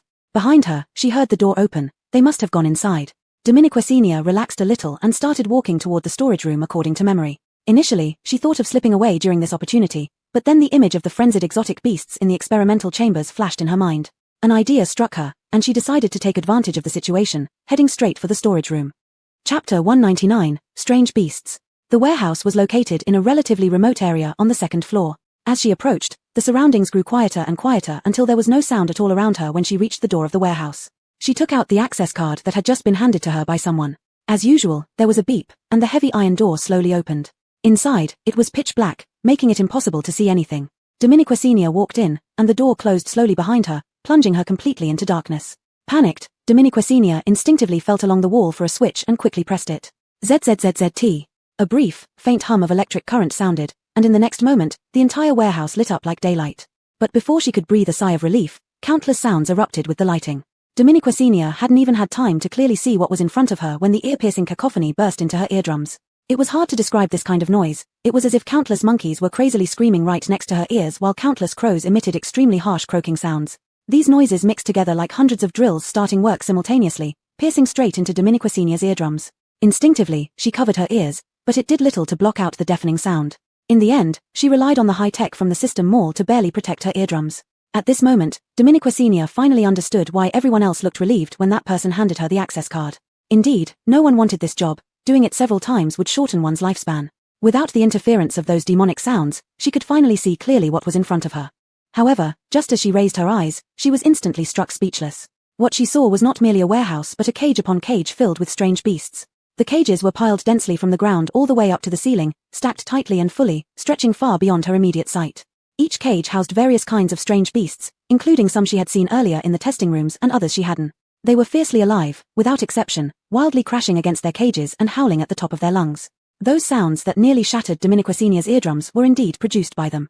Greatly shocked, she didn't forget to take out the expensive projection stone from her backpack and began recording everything she saw. Such a spectacular scene should not be enjoyed by herself alone. While recording the hundreds of wild beasts roaring frenetically, she continued deeper into the warehouse. There was evidently another door deeper inside the warehouse. Uncertain if her access card would work, she still had to try. As the access card touched the sensor, there was the familiar beep. Before Dominique Senior could show any signs of joy, an extremely pungent smell suddenly hit her face. It was so overwhelming that it physically forced her to step back several paces, instantly causing tears to well up in her eyes. She had no choice but to urgently pull out a gas mask to be able to breathe. This smell was no less intense than that from a gas grenade. She stared at the open door, almost feeling like fleeing from battle. But her desire for the truth drove her forward. As soon as she stepped inside, the door behind her automatically closed again. Dominique Senior glanced back once but didn't pay much attention. However, after taking only a few steps, she felt the ground beneath her start to tremble. Even through her earplugs, the buzzing noise was incessant. Startled, she instinctively thought it was an earthquake. But she quickly realized something was off. This wasn't the sensation of an earthquake but rather an illusion caused by something shaking violently nearby. Once she comprehended this, she immediately removed one of her earplugs. Indeed, an earth-shattering noise blasted into her ears, even louder than what she had heard outside. In that brief moment of removal, her ears almost couldn't withstand it, so she quickly put the earplug back on. It was definitely not an earthquake. Dominique Senior's heart raced, and she looked up to see nothing but a sea of cages reaching from floor to ceiling. But the strange beasts confined in these cages were distinctly different from those outside. They appeared even more frenzied, slamming against their cages with near self-destructive force, causing the whole warehouse to shake subtly. The numerous cages seemed like they might fall at any moment. Fortunately, thick iron chains held them in place, preventing them from falling. Leaning against the wall, Dominiquasinia's mind was almost overwhelmed by these strange beasts. She originally thought their agitation stemmed from a stronger desire for freedom. But soon she realized it wasn't the case. If it were merely a longing for freedom, they wouldn't resort to nearly self-destructive ways of smashing against their cages. This behavior reminded her of the strange beasts she had observed in each experimental room on her way here. Perhaps all the strange beasts here had already undergone experiments, with unknown liquids injected into their bodies, causing them to exhibit similar signs of mania. And that extremely pungent smell was very likely a mix of blood from their collisions and the unknown liquid. Dominiquasinia kept her projection stone in hand. She took a deep breath and began slowly approaching these strange beasts while holding the projection stone. As she got closer, she gradually saw that there was a label on each cage, possibly recording details of their experiments. Unconsciously, Dominiquasinia's steps quickened. Just as she was about to get close enough to read the words on the paper, the mutated monkey she had been filming suddenly stopped gnawing on the iron bars beneath it. It lifted its head abruptly and grabbed the iron bars in front of it. Its mouth opened, emitting a silent roar right in front of Dominiquasinia, with shreds of flesh hanging from its sharp teeth. A chill ran down Dominiquasinia's spine, but when the monkey closed its mouth, she froze, then felt a sudden icy coldness throughout her body. The monkey's eyeballs were red. She couldn't control herself and took several steps back, raising her head to stare at the eyes of every strange beast. Red. Red. Without exception, they were all red. Hundreds or even thousands of red eyes almost instantly transported her back to the day of the strange beast surge. Such uncontrollable and manic beasts could take countless human lives in an instant. And the number of beasts in this warehouse was nearly as many as those during that surge. She couldn't imagine what disaster would ensue if these beasts were let out. But reality told her that they might have already done so. Leaning against the wall, Dominiquasinia barely supported her body. Although she had suspected that the strange beast surge might be related to Huayang's upper echelons, the stark truth presented before her without warning was still hard to accept. These strange beasts were likely injected with pink crystal, which made them manic, and these people probably released batches of them from time to time. What was their purpose? Dominiquasinia's mind was now completely muddled, unable to think clearly, so she could only use her projection stone to record everything she saw without missing anything. Chapter 200, The Corpse.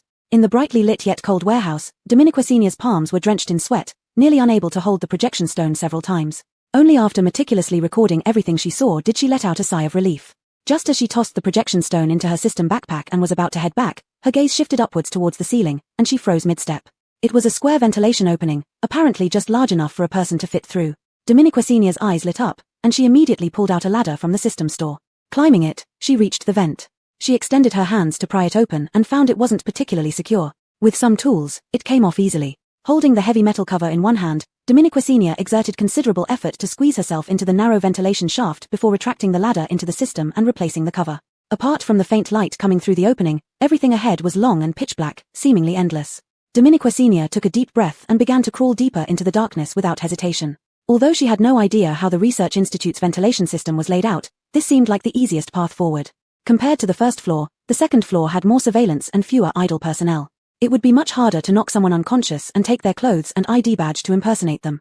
The best option was to directly reach the fourth floor via the ventilation ducts. Though uncertain if what she sought was there, higher floors typically meant higher clearance and more secretive experiments based on the layout of the lower levels.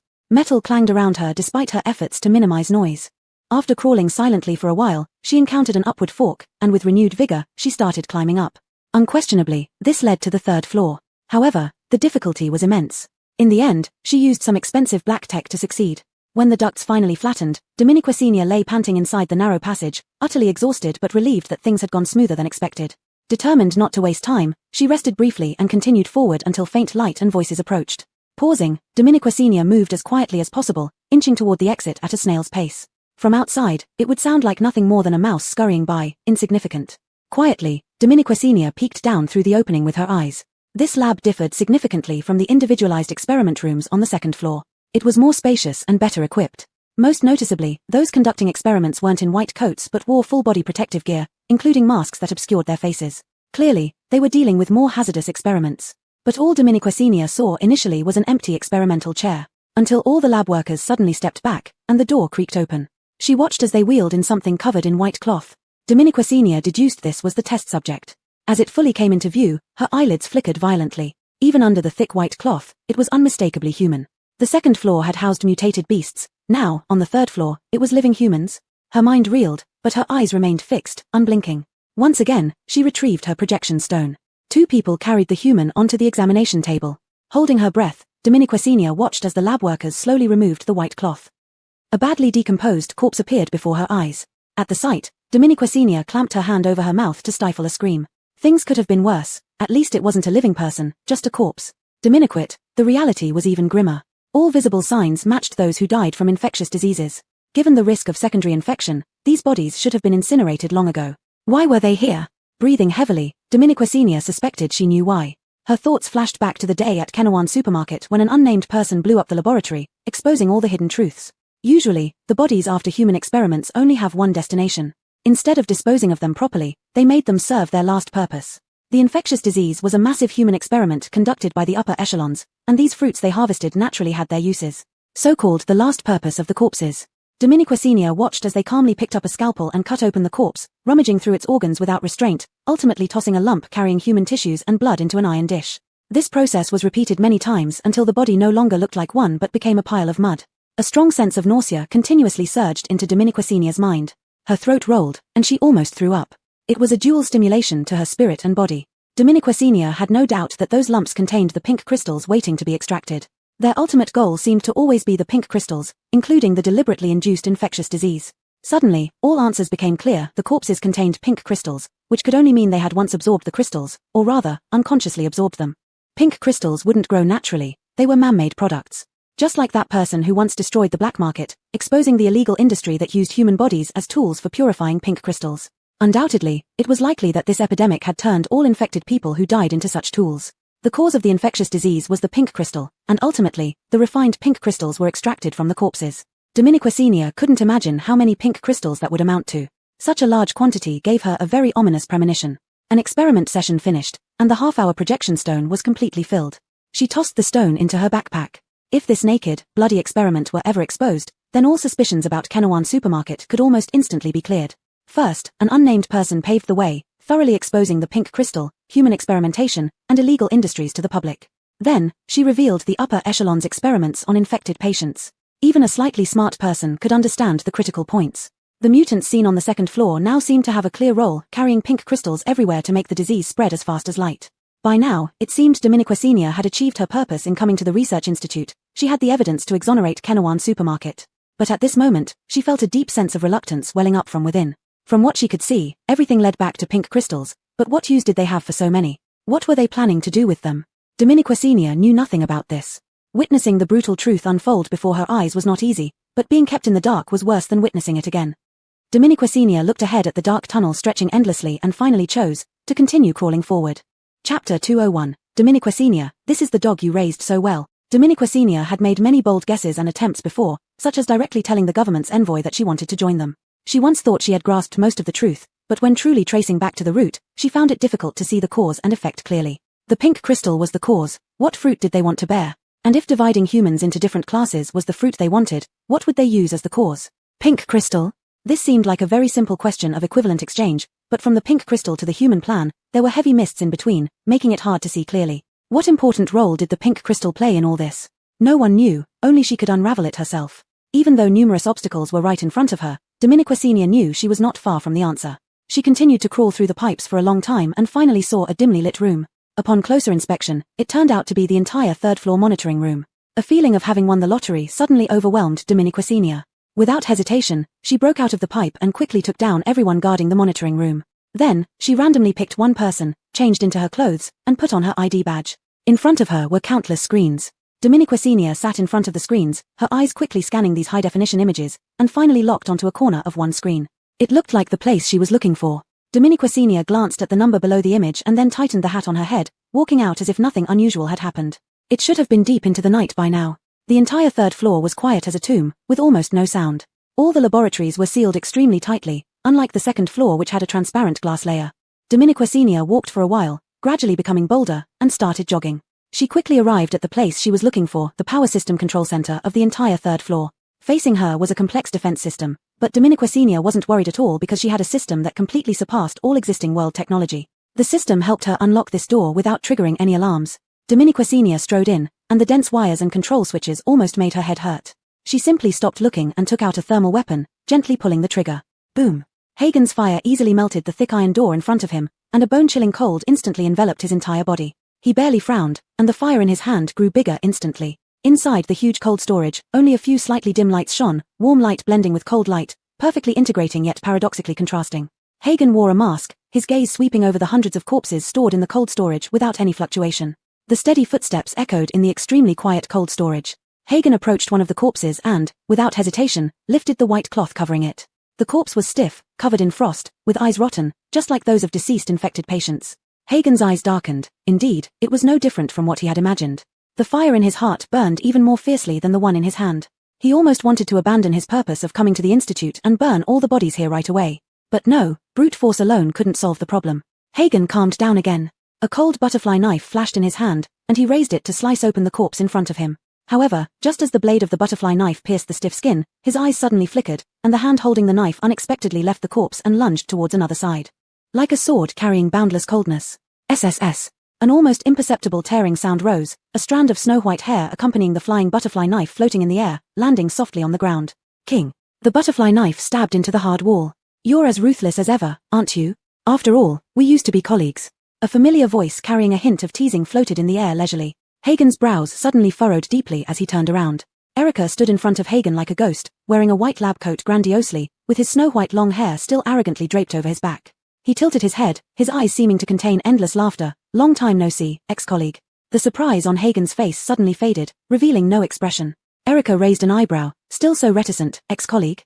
Looking like an easygoing guy anyone can take advantage of, but acting so unscrupulous.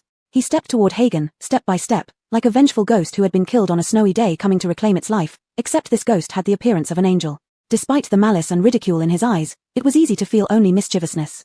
How does it feel, pretending to be me? Fun, huh? Imposter? As the snow-white long hair almost brushed against Hagen's cheek, he remained motionless, and a faintly malicious expression flashed across his always expressionless face. Of course it is. The smile on Erica's face froze. Before he could react, the person opposite suddenly attacked him with incredible speed. Erica dodged by instinct, barely escaping. A flash of ferocity crossed his eyes. What gives you the nerve to still want to kill me?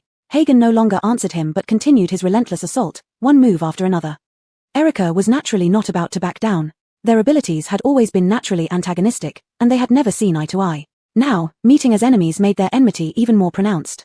As they fought, Erica didn't forget to mock him close up, pretending to be me to kill so many people and then pinning the blame on me. What? Uncomfortable being Dominiquesenia's dog, now you want to be mine?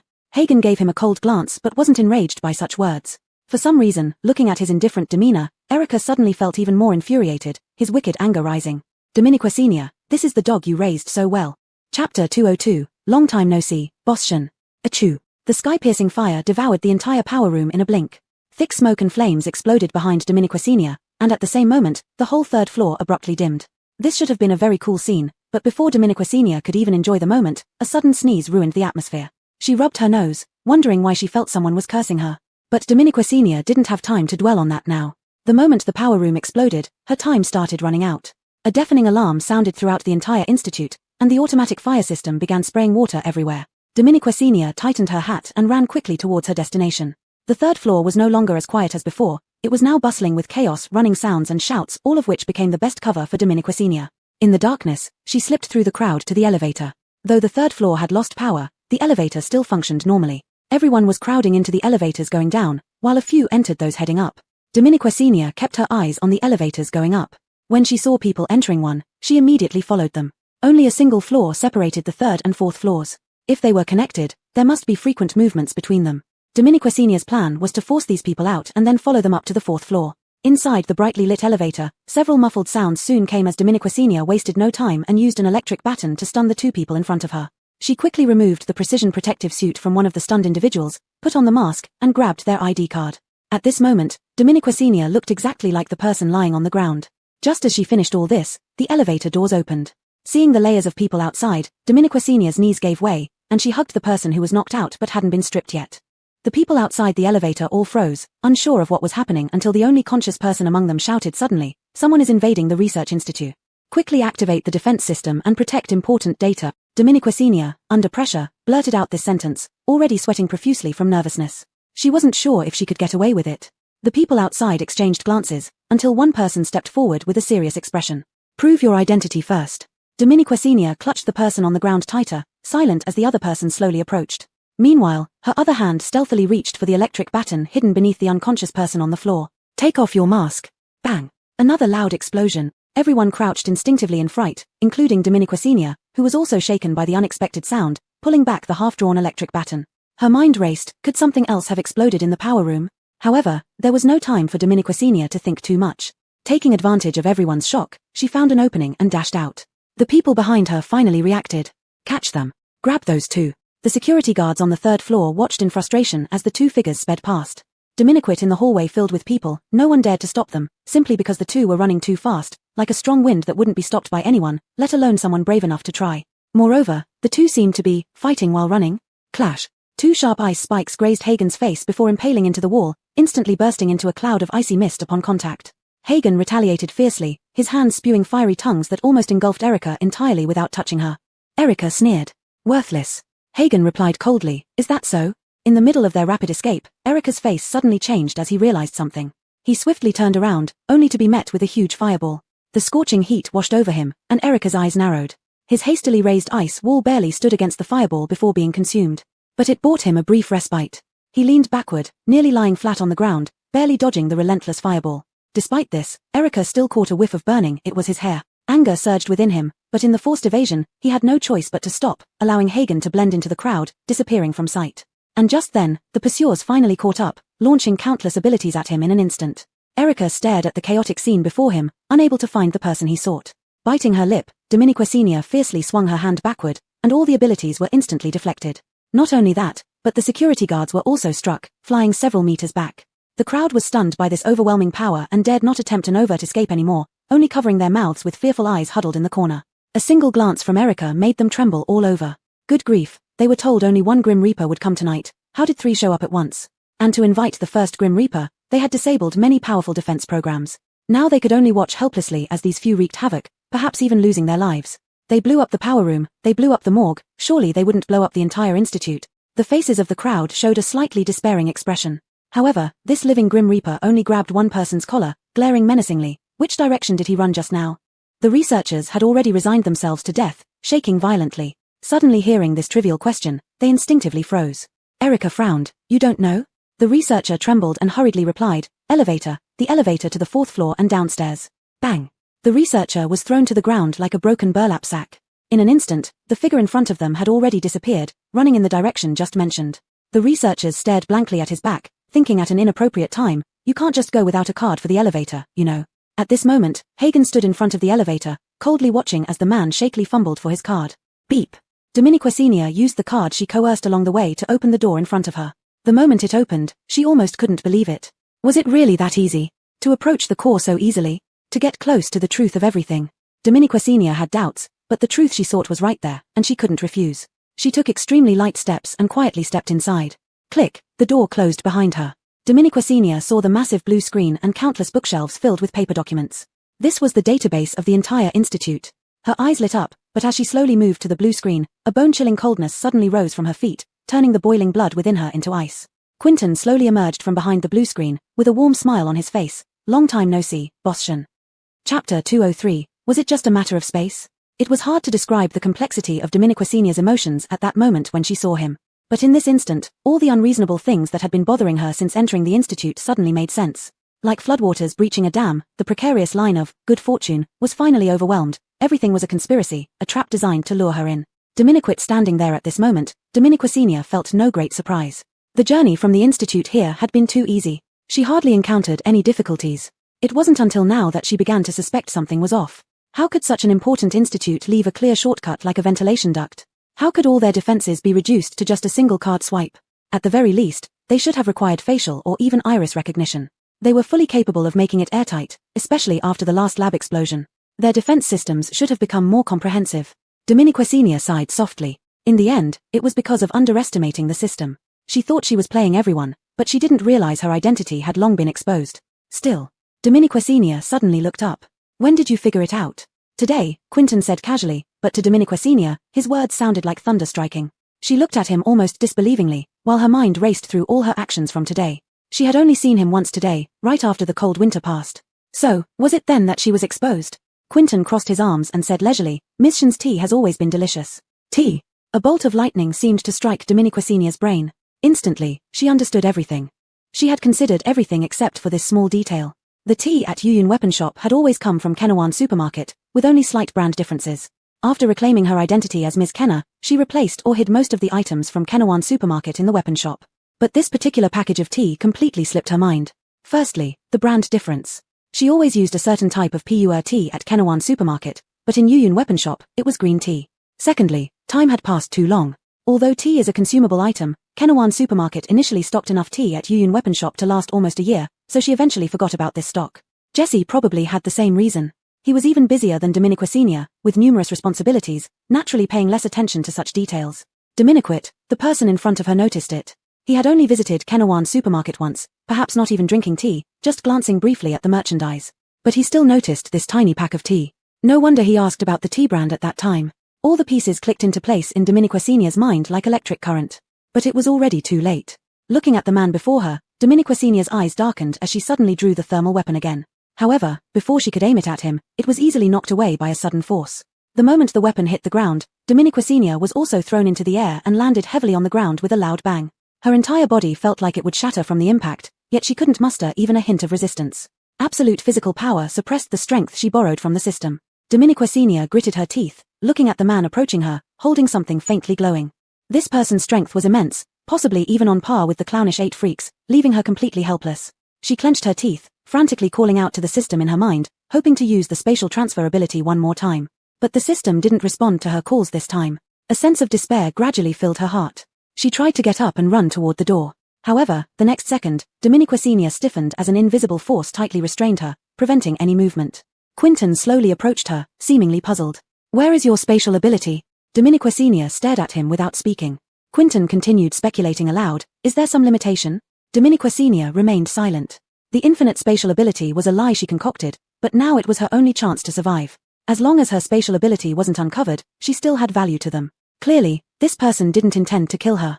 Seeing her stubborn silence, he suddenly tilted his head and smiled. "It's fine, we'll know the reason once we strip it from you." Strip?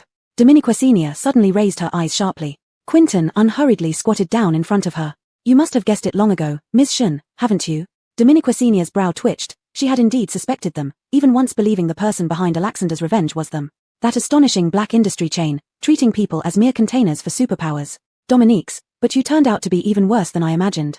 Dominique Senior looked at him coldly. Quinton shrugged indifferently. Some powers are indeed a waste on certain people, like, on Boss Shun. We can make them serve greater purposes. Greater purposes? Dominique Senior felt like she had heard the biggest joke in the world, and despite herself, she laughed aloud. Quinton was unperturbed, instead furrowing his brows in contemplation. But Boss Shun's ability seems rather peculiar. Dominique Senior's heart skipped a beat, but her expression remained unchanged. The spatial ability may allow you to produce various items anytime, but your journey here didn't seem that simple. You pulled out thermal weapons from your space, but how did you silently breach 3 layers of the power room's defenses? How did you hack into the surveillance system without triggering any alarms?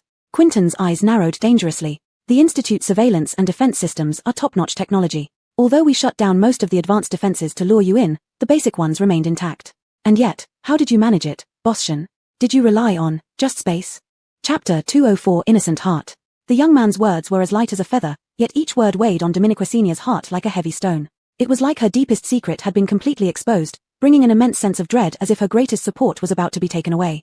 Dominique Senior forced herself to remain calm, even laughing under extreme tension, acting as if his words meant nothing to her. So what? So what? Quinton's eyebrows raised, revealing an inexplicable air of arrogance. Boss Shun must have even bigger secrets. Dominique Senior smiled enigmatically. "Let me go, and I'll tell you." "Let you go?" Quinton suddenly frowned as if truly pondering, then looked at her with an extremely innocent expression. Has Boss Shun gone through all this trouble just to give up on finding the truth? The smile on Dominique Senior's face faded. The youth in front of her was indeed dangerous, capable of transforming from malevolence to innocence in an instant. But anyone could see that beneath his cool gaze lay a mischievous intention. "Do you think I'd tell you if you asked?" "Why not? You can't escape anyway." Quinton's eyes swept over her indifferently. Dominique Senior arched an eyebrow. "Haven't you heard a saying? What? Villains die because they talk too much." Quinton paused, then burst into laughter. "A villain? Who defined that?" Dominique Senior kept her eyes half lowered, remaining silent. After laughing enough, Quinton gradually composed himself. "Survival of the fittest, natural selection, that's all. The so-called apocalypse is merely an end for humanity. In fact, the world remains unchanged, it just no longer favors humans. So you are going to divide humans into different classes? Killing them so easily?" A trace of admiration flickered in Quinton's eyes. "You're very smart. You've guessed most of the truth, but it wasn't us who divided humans into classes, it's this world." Dominique Senior scoffed softly, listening to this classic deflection without responding. If not for this world, why did powers only choose some people instead of everyone? People are born into predestined classes, and those born at the bottom may spend their whole lives just reaching the starting point of another class. Should we blame those born noble for dividing humans into classes? Ants are ants from birth. No one needs to step on them because they've always been beneath the ground. The old society gave them a chance to barely survive, but in the current situation where resources are rapidly shrinking, they have only one outcome: to die. Quentin's words echoed in the cold, vast data repository, each word seemingly coated in frost, sharp like a blade. But Dominiqua Senior could never agree with such logic, not only because she came from a peaceful world with well-established systems but also because fundamentally, she couldn't accept it. She believed that anyone here listening to him would never agree either. Dominiquit, they seemed to have completely lost their humanity. The youth's resolute words and extremely approving expressions made Dominiqua Senior feel as if the world had become disordered, as if those in front of her were not the same species but another race masquerading as humans. Dominiqua Senior furrowed her brows, the lines between her eyes forming a deep crease, but it couldn't conceal the determination in her eyes. Even so, you have no right to deprive anyone of their right to live. You are not the masters of this world. Quentin wasn't irritated at all, lifting his thin eyelids slightly to reveal an extremely sharp gaze. What if we are? Turning his eyes back to Dominiqua Senior, the astonishing light in his eyes was once again concealed, replaced by a hint of mockery. Boss Shen, perhaps you haven't truly experienced the apocalypse. Your supplies have always been abundant, and your conditions comfortable, but do you know how ugly those at the bottom look when fighting over a drop of water or a grain of rice? They can easily snatch things from those weaker than them, and in extreme hunger, they would cannibalize each other, committing every possible crime. Does that mean those oppressed by them deserve to die? At this moment, the youth suddenly looked at Dominiqua Senior, lips curving slightly, and said lightly, "Indeed, they deserve it." Dominiqua Senior's heart skipped a beat, only to hear the youth's indifferent voice continue, because when those weaker ones encounter someone even weaker, they will immediately become the oppressors, the rulers. The right to live in this era can only be fought for, not given. The apocalypse has returned everyone to the most primitive state, survival of the fittest, survival for the adaptable. Isn't this the purest state? With limited resources, let those who should live, live, and those who die should feel honored to contribute to the continuation of human civilization. Besides, do you really think everything is orchestrated by us? Quentin's gaze suddenly transformed into a whip that mercilessly lashed at the deepest thoughts of everyone's heart, striking Dominiqua Senior hard. Even without us, the ultimate outcome of this world would still be the survival of the strong and the complete elimination of those who cannot adapt to the times. That would be an even more brutal method, while we allow the weak to serve their final purpose. Dominiqua Senior's throat tightened. As the young man spoke each word, her heart felt as if a massive stone was pressing down on it, making it hard for her to breathe. Every sentence seemed flawed yet unassailable. The tragedy of the apocalypse lay here. Dominiqua Senior's chest heaved as she breathed laboriously. Perhaps you have grasped human nature's depravity perfectly, but you seem to have overlooked something extremely important. Quentin looked somewhat curious. What? Goodness. He seemed momentarily speechless, then turned his head and laughed, his Adam's apple bobbing up and down, showing he was laughing very happily. Dominiqua Senior had expected this reaction, yet she continued one word at a time. Even if you find this point ridiculous, you can't deny it. Not all the strong will wield knives against the weak, nor will all the weak do so against the weaker.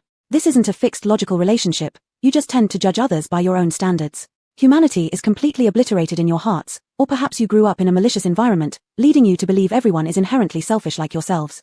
Dominiqua Senior almost cruelly delivered these words, watching the young man's pale face twist slightly. I don't know what you've experienced or what you've seen, but even in this era, there are those who wield knives against the stronger, those willing to protect the weak, and those who never cross there for the sake of justice and kindness. You must hate such people, right? They live to prove the errors of your thoughts constantly. So you coerce and threaten, forcing good people off cliffs, then mock human nature for being no better. Dominiqua Senior clung to this vital point, not letting go, tearing with sharp teeth until it bled raw. But I believe there are always those you've trampled into the abyss who will never yield. How did you deal with them in the end? Dominiqua Senior stared him down. Did you stamp on their spines out of anger and shame, tear apart their flesh, then bury them deeply in the earth? Even so, have you crushed that innocent heart? Chapter 205. His real name is Hagen.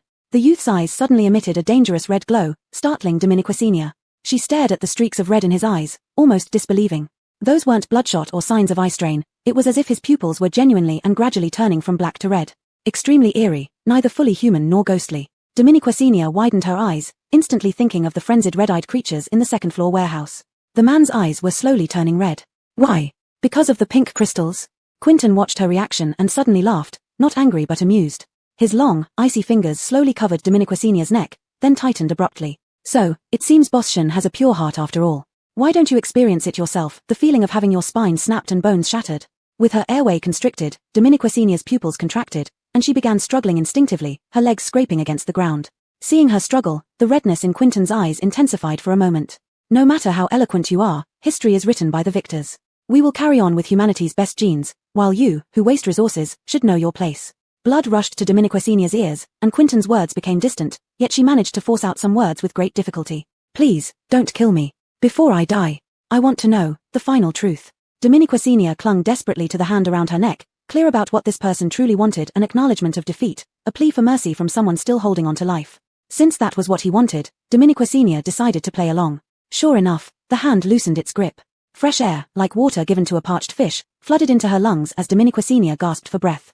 She knew how ugly and abject she must look, like a prisoner held captive by an overwhelming desire to live, a sight the youth in front of her relished. As his pupils filled with red, his sanity seemed to wane, the upward curve of his lips revealing extreme excitement. The hand around her neck loosened further as Dominiquecinia strained to look up at him. The moment their eyes met, her heart skipped uncontrollably. His eyes had transformed completely, emitting only a savage, bloodthirsty madness, his smile sharp and menacing like that of a movie psychopath. Dominiquecinia forced herself to remain calm.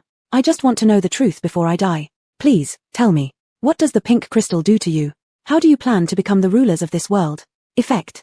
The youth's eyes flashed with manic intensity as he looked at Dominiquecinia. You should have felt it, that sensation of soaring into the clouds, every nerve ending trembling with excitement. It can transport you to another world where you are immensely powerful, devoid of pain, thinking 10, even 100 times faster than usual. Your body becomes impervious to blades and bullets, not even zombies can touch you. This is what it feels like to be the new humans. The youth's excitement trembled through his voice. Despite her situation, Dominiquecinia picked up on the key phrase, new humans. So, pink crystal enhances various human abilities. But something about it felt inherently flawed. Dominiquecinia looked at the living example in front of her. So you keep making more pink crystal just to become new humans? Quentin's lips curled slightly downward as he gazed down at her, his crimson eyes fixing on her like a beast ready to strike. Dominiquecinia felt a sudden suffocation, realizing that although pink crystal made one euphoric, it didn't mean losing all rationality. Instead, it might make one even sharper and more lucid. Do you think you're trying to trick me? Dominiquecinia feigned calmness. Didn't you say it was fine to tell me the truth? Of course it's fine, but you've displeased me. You didn't consume everything I offered, such a waste of my goodwill. Dominiquecinia was taken aback, he had noticed. Quentin laughed, his cold hands brushing over her fragile artery, sending chills of dread through her. Boss Shen, you were the only one we extended an olive branch to, but you refused. Since you can't be co-opted, you're a danger that must be eliminated. You're so determined to know the truth. But what good would knowing it do? Do you really think you could stop us by knowing it? I never intended to stop you. Dominiquecinia shook her head, speaking her honest truth for once. Although she did not agree with their worldview, there was no way she could accomplish such remarkable feats. Besides, she had never harbored any desire to be a savior. That role should be left to the protagonists. Dominiquecinia's gaze was so sincere that even Quentin felt momentarily perplexed. But he quickly regained his composure. Your acting is quite convincing, but you will know all the truths before you die. With that, he stood up, and Dominiquecinia's body began to rise into the air. She struggled violently, but her bindings remained unyielding. Oh, by the way, the youth suddenly turned back to look at her, as if recalling something amusing. Why didn't that employee you picked up come to save you? Dominiquecinia's head snapped up, unsure whether to be shocked that he knew about Burton or why he would suddenly bring it up. Regardless, the feeling chilled her to the bone. Her supermarket might have been under their watch for a long time, and they possibly investigated her and everyone in the supermarket thoroughly, including Burton. What are you talking about? Dominiquecinia asked, making one last effort. Quentin watched her with genuine interest. Do you know the true identity of the person you picked up? Dominiquecinia froze, never expecting to hear this question here. The youth's tone suggested he knew everything about Burton's identity. Suddenly, she didn't know how to react or feel. A question that had lingered in her mind yet deliberately avoided now appeared before her unexpectedly. For a moment, she couldn't respond. Until Quentin stared at her, slowly curling his lips into a smile. His real name is Hagen, experiment number 172 who escaped from the laboratory. Boom. Dominiquecinia's mind exploded. She didn't hear or see Burton burst through the door with a powerful kick. Chapter 206, The 8 Freaks. Your point is, you don't want Kenawan Supermarket to be involved in this matter? Hagen tightened his grip on the documents in his hand. Dominiquia. Frida shook her head. It's impossible for us two to achieve it alone. Even if you destroyed the lab, you can't stop the outbreak of the infectious disease, nor can you prevent them from thoroughly destroying the Kenawan Supermarket. The Kenawan Supermarket poses too much of a threat to them. They have tried to recruit its management but failed, so it has become absolutely necessary that it does not exist anymore. Hagen's expression turned serious, but he had to admit Frida was right. So what should I do? But Frida just stared at him intently. What did you originally plan to do? Hagen felt somewhat dazed. All your actions and plans are meticulously prepared. You even anticipated my appearance. I don't believe you didn't have a perfect plan. So why not follow your original plan? Because of Kenawan Supermarket. Frida's tone remained calm, without any sense of interrogation, but it somehow made Hagen feel cornered, forcing him to confront his deepest feelings and vulnerabilities. Dominique's. She is the only variable. If I stick to my original plan, I cannot ensure her safety. Frida's gaze relaxed as her thoughts seemed to drift far away, but she quickly concealed everything.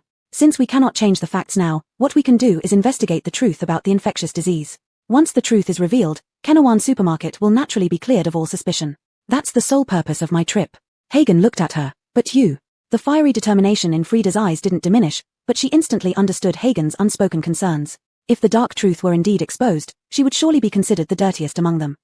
Her eyes flashed with complex emotions, yet they seemed undisturbed. She suddenly smiled gently. Enduring humiliation and gathering evidence, doesn't that count as redemption?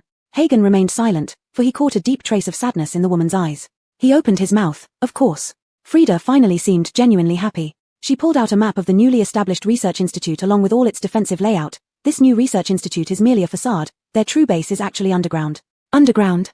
Hagen frowned, realizing such an extensive underground facility couldn't have been built overnight. Frida saw through his thoughts. Indeed, they've been working on this underground core lab for quite some time. I'm not sure if all the powdered crystals they've accumulated recently are stored there, but I can confirm most of their efforts are concentrated there. Although I was appointed as the main supervisor of the experiments, I could never access the core area. I had to go through great lengths just to learn about the underground part. Further details, I simply couldn't get. So my knowledge of the underground is minimal. I can't determine how tight or dangerous its defenses are, but if you can delve deeper, you will definitely find concrete evidence. Hagen nodded. Frida continued talking for a long while. They chatted until dawn in the narrow basement, discussing plans, the epidemic, and those people. They devised a less meticulous but precise enough plan. Both aimed for the same goal. An incomplete plan would be useless. So Frida resumed wearing the lab coat, acting as a loyal dog again, moving between projects until she obtained the senior management's plans against Kenawan Supermarket. The plan reached Hagen soon, but they were still one step behind. Gossips about Kenawan Supermarket began spreading within the supermarket. And then Kenawan Supermarket closed down. Upon learning this information, Hagen uncontrollably wanted to find her immediately, but he held back. He knew Dominiqua Senior was smart enough not to put herself in danger and might even be planning a counterattack. Suppressing his intense emotions, he realized he had to act faster. After enduring for a long time, he found an excellent opportunity. Frida informed him that the Institute's defenses were currently the loosest. Without hesitation, they coordinated and launched a direct attack. He rampaged through the Institute, desperately searching for a direct entrance to the underground. However, an unusual noise within the Institute suddenly gave him an ominous feeling. Without hesitation, he changed his plan and followed a path that led him to the fourth floor of the Institute until he faced the innermost database. He heard an unmistakably familiar sound, and Hagen kicked open the door without any second thought. But he had never imagined that what he saw and heard would be this scene. It was like a murderer who lived in constant fear finally having his crimes publicly exposed. At this moment, it felt as if all his internal organs were being dragged out and scorched under the sunlight.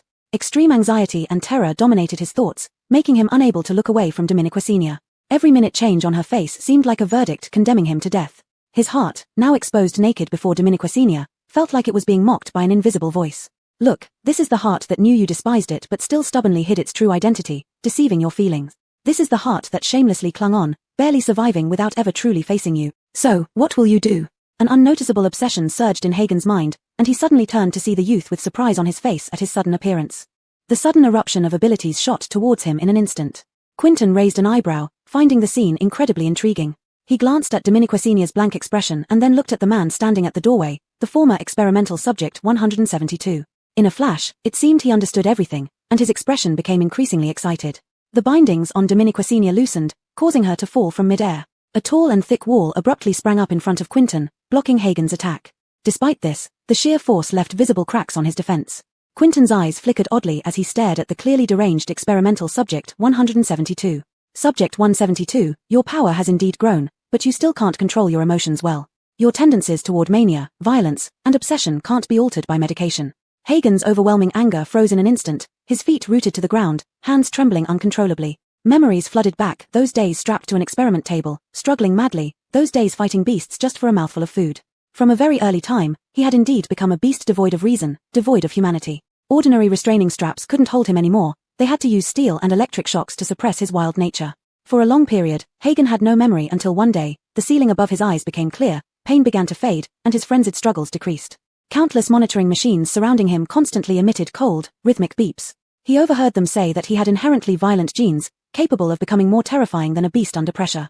Such a person cannot be released. Such a person. So, is this why she fears me? Dominiqua Senior's blank and slightly terrified gaze pierced his heart like sharp thorns. Hagen felt an unbearable pain in his heart, a desire to destroy everything emerging uncontrollably. Everything he had gained through deceit and greed would eventually be taken away. Would she despise him even more? Tears blurred his vision due to the excruciating pain, unaware that his opponent showed a victorious smile.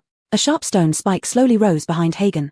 At the sight of the stone spike, Dominiquecinia's scrambled thoughts suddenly refocused. Despite the countless thoughts in her mind, seeing the 8 freaks about to die before her eyes, she couldn't bear it. Her sore body found some unknown strength. She sprinted towards Hagen while shouting loudly, 8 freaks, get out of the way. Instinctively, she called out the name she knew best. At this moment, all the tangled threads in her mind suddenly unraveled. She realized that all the dilemmas she had, whether about villains or protagonists, and the extremely horrific depictions of villains in the original work, paled in comparison to personally experiencing everything. Humans are always subjective creatures. When you view something objectively, good and evil are clear-cut, regrets and sighs are easily expressed. She feared the villain depicted in the original work, numb, cold-blooded, decisive, and devoid of emotion. But that was the Hagen created by the author, not the 8 freaks she knew. From the moment she accidentally brought Hagen back, the gears of fate began to turn, and from then on, he was infused with flesh and blood, no longer a mere programmed character. When the numb shell was awakened by its original soul, it became clear that he might have originally been dazzling and splendid. Dominiquecinia is an eternal idealist. It was at this moment that everything in the original story completely collapsed in her eyes. Perhaps this was originally just a world within a book, where everyone had been given their initial commands, playing out their designated roles, including Hagen. But now, Hagen was not just Hagen, he was also her 8 freaks. Dominiquecinia almost achieved the fastest speed she had ever known, her hands suddenly stretching forward, pushing Hagen forcefully to the ground, while she herself could not stop and fell along with him. The two bodies crashed together. Before Dominiquecinia's mind could wander, pain took over first. Her sudden push helped Hagen avoid a fatal injury, but she was still half a step too slow, resulting in a sharp spike piercing into her shoulder before she fully fell. The intense pain made her scream instantly, her expression contorting involuntarily, and she dared not move, feeling as if half her body had been torn apart. Hagen, caught off guard, was suddenly pushed to the ground. Under the impact, he had no time to react or understand what was happening. A drop of warm liquid suddenly fell on his face. At this moment, Hagen's broken sense of reason suddenly reconnected, refocusing on the scene before him. When he saw everything clearly, his face turned pale like paper. Almost instinctively, he gently wrapped his arms around the person on top of him, intending to lift her up, but any slight movement caused Dominiquecinia to groan in pain. Don't move. It hurt too much, really too much. In all her years, Dominiquecinia had never felt such piercing pain, as if the spike had not only pierced through her shoulder but also through her pain nerves. Upon hearing her pained voice, Hagen immediately stopped moving. In those few seconds, he broke out in a full head of sweat, his eyes red-rimmed, and his trembling hands hesitated to pull out the spike. The usually rough handler of injuries was now utterly helpless. Only now did Hagen realize what had happened. For those brief moments, his world had been completely silent. Even when Dominiquecinia seemed to shout something at him, he didn't hear anything. Now he realized she had shouted get out of the way. She didn't want herself to be injured, nor did she want him to die. So, an uncontrollable joy began to sprout in his heart. A possibility he had never dared to hope for might become reality. But seeing Dominiquecinia's face pale from pain, her blood quickly soaking half her shoulder, Hagen finally panicked. Dominiquet, all his reflexes returned. He clenched his teeth and looked toward the culprit who watched calmly nearby. Quinton shrugged, appearing innocent, but clearly gratified by the drama. He did not strike when you were vulnerable, he just wanted to see more. A flash of resentment crossed Hagen's eyes, but he knew it wasn't the time to fight. Dominiquecinia was seriously injured, and he didn't dare pull out the spike rashly. The other party was watching closely, and if he pulled the spike, he needed to stop the bleeding immediately, yet he couldn't be sure they would give them the time. Hagen had forgotten his original plan. His eyes rapidly scanned for a good exit, slowly moving his body to gently help Dominiquecinia sit up. Dominiquecinia had already fainted from the pain, her eyebrows tightly knitted. Hagen felt her pain deeply, his arms trembling as he fully embraced her. He cautiously watched the man opposite. Quinton walked closer with ease. Leave her here, and I'll let you go. But if you insist on taking her, I can guarantee neither of you will leave. Hagen's face remained pale, but his words were surprisingly calm. Is that so? Quinton snapped his fingers. Of course, you are of no use to us anymore. Hagen said nothing, staring at him like a vengeful ghost, trying to etch his face into memory. Quinton paid no heed, merely extending 5 fingers. I'll give you 5 seconds to think. 5, 4, 3. As he counted down, his fingers bent one by one. He watched Hagen's face closely, hoping to catch even a hint of panic. Dominiquet, the only moment he seemed truly panic-stricken was when he saw Dominiquecinia get injured. At this very moment, he appeared calm, not at all like a lamb waiting to be slaughtered. Quinton felt a peculiar sensation in his heart but still bent his second-to-last finger, 2. Hagen suddenly laughed, causing Quinton's body to stiffen. An intense unease surged within him, his brows involuntarily furrowing, and he no longer seemed as relaxed as before. 1. Hagen suddenly spoke, counting along with Quinton to the last number. At this moment, his unease had almost reached its peak. Before he could fully grasp this unease, following Hagen's laughter, a massive tremor suddenly shook from beneath Quinton's feet. It was as if an explosion came from the deepest part of the earth, shaking the entire research facility. His face changed drastically, The overwhelming unease finally confirmed. He stared at Hagen in disbelief, his mouth opening but unable to utter a word. A fireball, as big as a fist, suddenly shot through his body from behind, the excruciating pain instantly spreading throughout his entire body. His eyes remained open, filled with disbelief. His neck stretched high, but he could no longer speak a word. A large hole burned through his heart, and the smell of charred flesh slowly wafted out. Chapter 207 The Taste of Pink Crystal. Smoke rose everywhere, and the ground shook violently. Dense smoke instantly engulfed the entire underground passage of the Institute. Red alarm lights flickered and screamed wildly in the environment with extremely low visibility, but it was all in vain. The explosion came too suddenly, and almost everyone had been moved to the upper levels of the Institute, leaving only a small number of guards in the underground area. Researchers dressed in tight protective suits scurried about, covering their heads amidst the dust raised by the explosion. No one was sure if the explosions had ceased or whether they would continue. In the chaotic crowd, only a slender figure moved against the flow. Her long hair was wrapped in a head cover, and her face was masked by a thick mask, revealing only her resolute eyes. People parted for her as she walked straight toward the deepest part of the underground laboratory. The fewer people there were deeper inside, and the smoke gradually dissipated. She began to run, passing through one security gate after another via facial recognition. This was what she had obtained at the cost of discarding her dignity and human nature. When the doors opened one by one before her, Frida felt slightly dazed.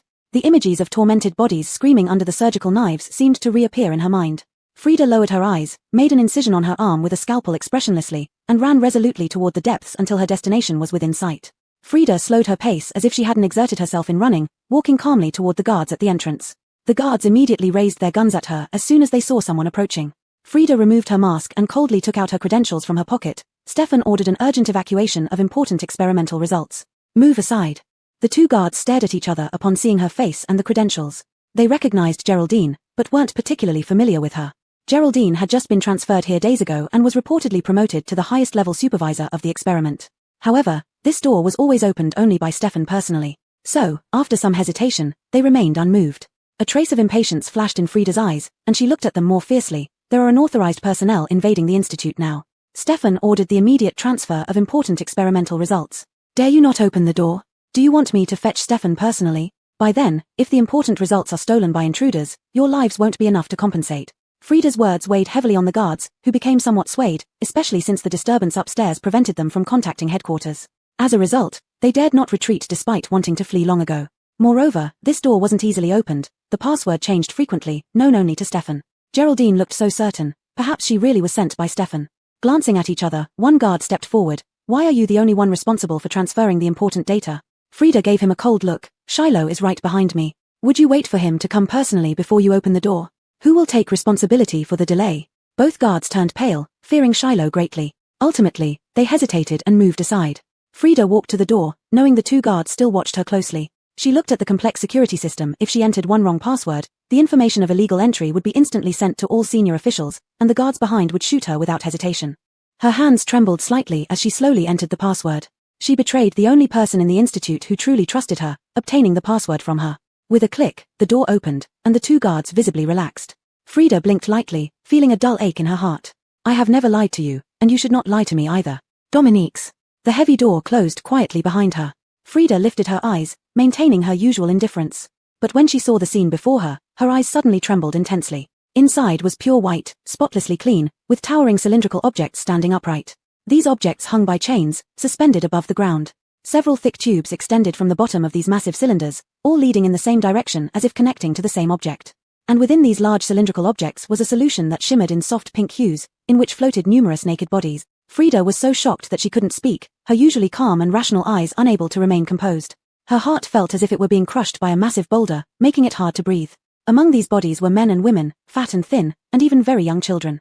Frida's eyes stung severely. The space inside was vast, and all the cylindrical objects seemed to extend endlessly in every direction, only the pipes beneath each cylinder guiding her path. She walked toward the direction where all the tubes connected, her intuition telling her that everything she wanted was there. The heavy footsteps echoed prominently in the empty space. Frida couldn't control her facial expression as she hurriedly moved forward. Diminuquit, the deeper she went, the more she felt something was off. When she first entered, the bodies in the cylindrical objects resembled corpses preserved in formalin, rigid and yellowish, though not obviously decayed, they clearly showed no signs of life. However, as she went further in, the bodies within the cylinders became increasingly soft, visibly so. Even up close, the skin appeared fair and elastic. This was nearly impossible from a medical standpoint, unless someone had been thrown in shortly after death, and Frida had just witnessed it. But it was impossible. Each cylindrical object had a timestamp underneath. Though uncertain about its exact meaning, Frida guessed it marked the time when the body was placed inside. The timestamps on the outermost cylinders were indeed the oldest. Diminuquit, even at the midsection, though the dates were somewhat recent, it wasn't possible for the bodies to retain such lifelike textures. A bold hypothesis began to form in her mind. The deeper she went, the better the condition of the bodies, almost indistinguishable from living beings. Frida unconsciously quickened her pace. She could faintly see the end. As expected, the endpoint was vast and complex. All the pipes connected to a giant filtration apparatus. Above the apparatus was an opaque container, while below were several smaller containers holding the same pink-tinted solution found in the cylinders.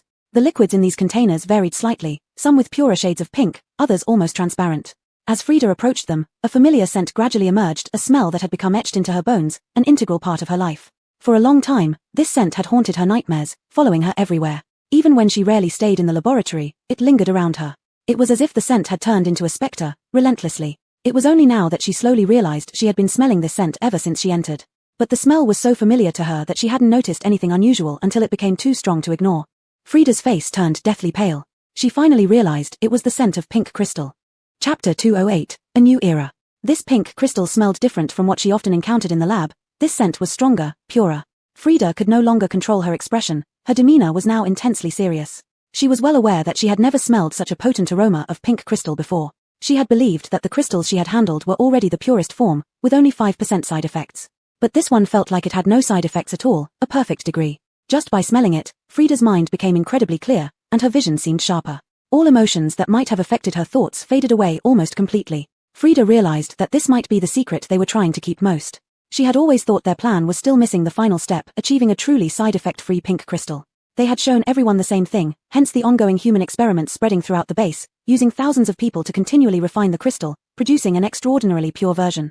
Diminuquit, they apparently already had this kind of pink crystal. Frida suddenly felt lost at heart as she looked at the bodies closest to the core, floating in the pink crystal. Apart from the lack of breathing, they looked no different from living people. Their soft hair drifted gently with the water currents, their skin bright and radiant. So, is this the effect of perfectly pure pink crystal? But what use does it serve? To keep corpses fresh and uncorrupted, even looking exactly like they did when alive, yet unable to bring these bodies back to life. Suddenly, Frida felt a jolt throughout her body. The moment this thought surfaced, it felt like electric currents raced through her brain, hinting at some hidden truth. From the moment she saw these things inside, she subconsciously assumed they were corpses. But what if they weren't? Perhaps they hadn't died at all, which is why they could maintain a state so similar to living people, or even better. Their skin was flawless, their bodies strong and well-proportioned. Faintly, Frida could even see their veins. It was only then that she noticed something seemed to be flowing through those greenish veins, something completely impossible for dead bodies devoid of all vitality. This seemingly impossible idea instantly consumed her entire mind. She pressed her face tightly against the containers, examining every detail of each body until she saw the eyelids of one of the bodies twitch slightly. Her already taut nerves snapped completely, her body went limp, and she fell to the ground. She wasn't wrong. These people were not dead, every single one of them was alive. They didn't need food or even oxygen, surviving merely by being immersed in the solution of pink crystal. What did this mean? Frida's mind felt like it had crashed, but in that instant, she still had many thoughts. This meant humanity was about to enter a new era, and all previous mysteries finally made sense. Why risk countless lives for experiments? Because it wasn't just experiments, it was also collecting and refining the pink crystal. Adding bricks to their grand plan, no matter how much pink crystal they had, it would never be enough. And those who died were merely the first batch of failures, the first group of humans to be eliminated as they transitioned into a new era. Those who survived the initial stages of the plague became survivors. But was this really fortunate? What was the purpose of saving them? Was it to prepare them for another round of hell, turning their bodies into refining devices? The lucky few who survived each round would move on to the next until their plans were fully realized. Ultimately, the survivors might be treated as new humans. And this transformation would soon spread everywhere. In their eyes, anyone who couldn't pass the test would be eliminated. Once the inferior were eliminated, a brand new world would emerge. Frida couldn't predict what the purest form of pink crystal would bring, but even the version with 5% side effects had caused radical changes in the human body. It dulled the weaker aspects of human nature, such as fear, weakness, and anxiety, while enhancing rationality, wisdom, agility, and physical capability. Those who were already strong would become even stronger, while the weak would also grow powerful under the long-term effects of the pink crystal. They would require less and less energy, and resources would no longer be a threat to them. Even in places with no food or water, they could survive for more than 15 days, and after 15 days, just a bit of pink crystal could extend their survival even longer. In some ways, they would be almost indistinguishable from zombies that require no energy intake yet can still move. Frida sat on the ground, utterly dejected. She had ultimately been one step too late. Such a substance had been developed, and unless the method of making it and all the pink crystal they currently possessed were to vanish from the world at once, No one could stop the arrival of this human transformation, only its speed could vary. No one wanted to be eliminated. When the first new human appeared in the world, it meant the new era was irresistibly and completely here. Chapter 209 Geraldine, I've dirted you. The dawn of a new era meant war, an endless war. Their common enemy was no longer the zombies but the wars between old and new humans, between new humans and zombies, and between old humans and zombies. Frida almost looked at the specimens in these cylindrical objects with sorrow. At this moment, she had to advance the war in order to possibly strangle it in its cradle before their power grew too strong. She suddenly felt a surge of strength, struggling to stand up, and took out the bomb she had prepared long ago. At least destroy this core place first. Frida started placing the bombs according to plan, as discussed with Hagen for the worst-case scenario. If things were even more serious than they imagined, ruthless force might be the only way to deal a severe blow, and this was also their best chance. After installing all the bombs, Frida held the remote control button in her hand, casually tucked it into her pocket, and was ready to walk out straight away. Unfortunately, when she reached the door, urgent footsteps suddenly sounded outside, followed by a heavy door-breaking noise. Frida's eyes turned sharp immediately, realizing she had been exposed. She had wasted too much time. She retreated a few steps, rapidly scanning other exits, but this place was so tight that there wasn't even a ventilation duct, leaving her nowhere to hide. The sound outside continued, growing louder. Sweat beads formed on her hand holding the remote control. However, she didn't seek a hiding place but stood still until the door was violently broken open, facing everyone directly. The people outside were stunned for a moment but quickly reacted. Dozens of them quickly raised their guns and surrounded Frida. Hands behind your head and squat down. A harsh voice rang in her ears, yet Frida didn't even flinch until she saw the person standing directly opposite her. Her eyes were filled with disbelief and sorrow. Geraldine, how could it be you? The composure Frida had maintained almost collapsed instantly. From the moment he took her under his wing, the last thing she wanted to face was such a look.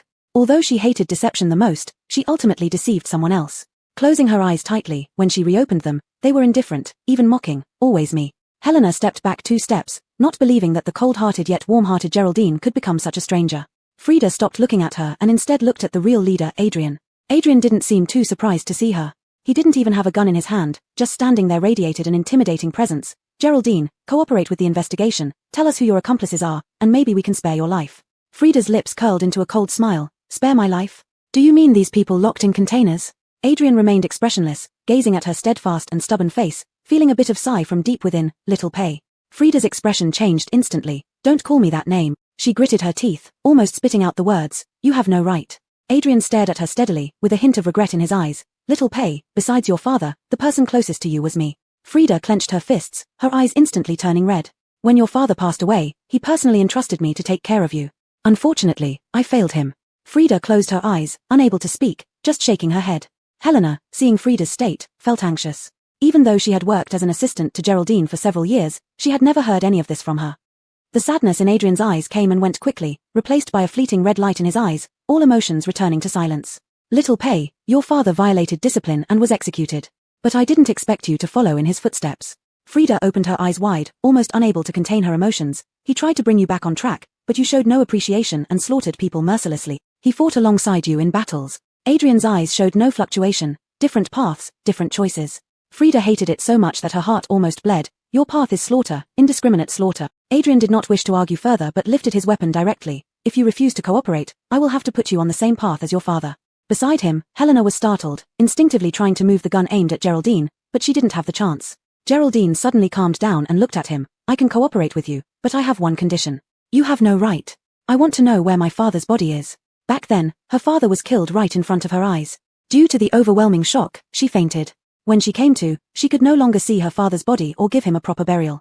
Now, stepping inside here, an immense fear surged within her. Her intuition told her not to ask. But she couldn't help it.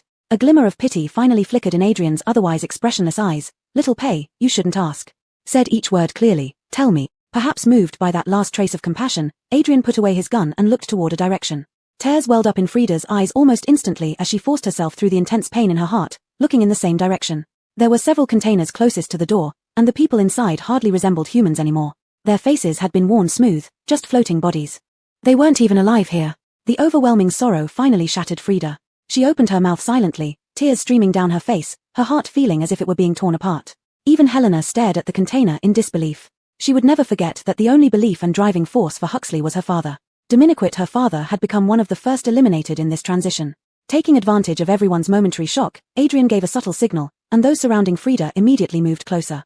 Frida, engulfed in profound grief, didn't notice in time, or perhaps even if she did, she wouldn't have had the strength to resist. Her only thought was mutual destruction. As they closed in, Frida's grip on the detonator tightened. She needed to ensure everyone, including Adrian, would die. Suddenly locked in a piercing gaze, Adrian furrowed his brows. Before he could react, Frida charged towards him with a determined look of death. A pang of alarm struck Adrian as those behind him started firing. However, Frida was prepared, her defense shield blocked all bullets. At that moment, her eyes saw only this former killer of her father. Adrian shook his head at her foolhardiness and slowly raised his hand. Just as his power started to gather, a sudden force from his side knocked him off course. This move was too fast and fierce. Neither Adrian nor Frida expected it. Frida was almost ready to die, but when she saw who pushed Adrian aside, tears instantly blurred her vision. Helena, go! Still smiling as always, Helena suddenly leaped between Frida and Adrian. Helena blocked the full force of Adrian's attack, instantly shattering her internal organs. Blood spewed from her mouth, splashing onto Frida's chin and clothes. Frida felt her eyes burn as she caught Helena. Helena no longer had the strength to even curl her lips. She used her last ounce of energy to reach into the pocket containing the detonator. Looking up at Frida, she said weakly, "Huxley, I've dirted you." Almost the moment that cold hand touched her, Frida understood everything, her blood running cold. Tears streamed uncontrollably down her face. She wanted to say no, she wanted to tell her to run, but in the end, Helena snatched the detonator and lunged at Adrian, clinging to him tightly. Adrian struggled violently to shake her off. Helena's body became riddled with holes, but she managed to turn her head to look at Frida one last time, her lips parting slightly. Go! Chapter 210 Am I Your Dog? Frida almost didn't know how she managed to escape from there. She was in a daze, her steps faltering, not knowing which way to go. Everything before her eyes seemed distorted and chaotic. Her heart felt as if it had died, unable to beat rationally any longer until a great force suddenly pulled her. She looked up bewilderedly but couldn't see the person clearly in front of her. All she could hear him say was, "Go, go." Tears flowed uncontrollably from Frida's eyes once more. She followed this dragging force limply without knowing where she was heading. Hagen supported Dominiquicenia with one hand while gripping Frida's arm tightly with the other. According to their original plan, they should already be at the meeting place Frida prepared for them by now. However, the massive explosion below disturbed him, so he rushed down with Dominiquicenia instead of proceeding to the rendezvous point. Dominiquicenia held on to him, urging him not to waste time, and they hastily arrived here. Seeing the dazed Frida, his heart tightened, immediately sensing that the situation might have spiraled out of control.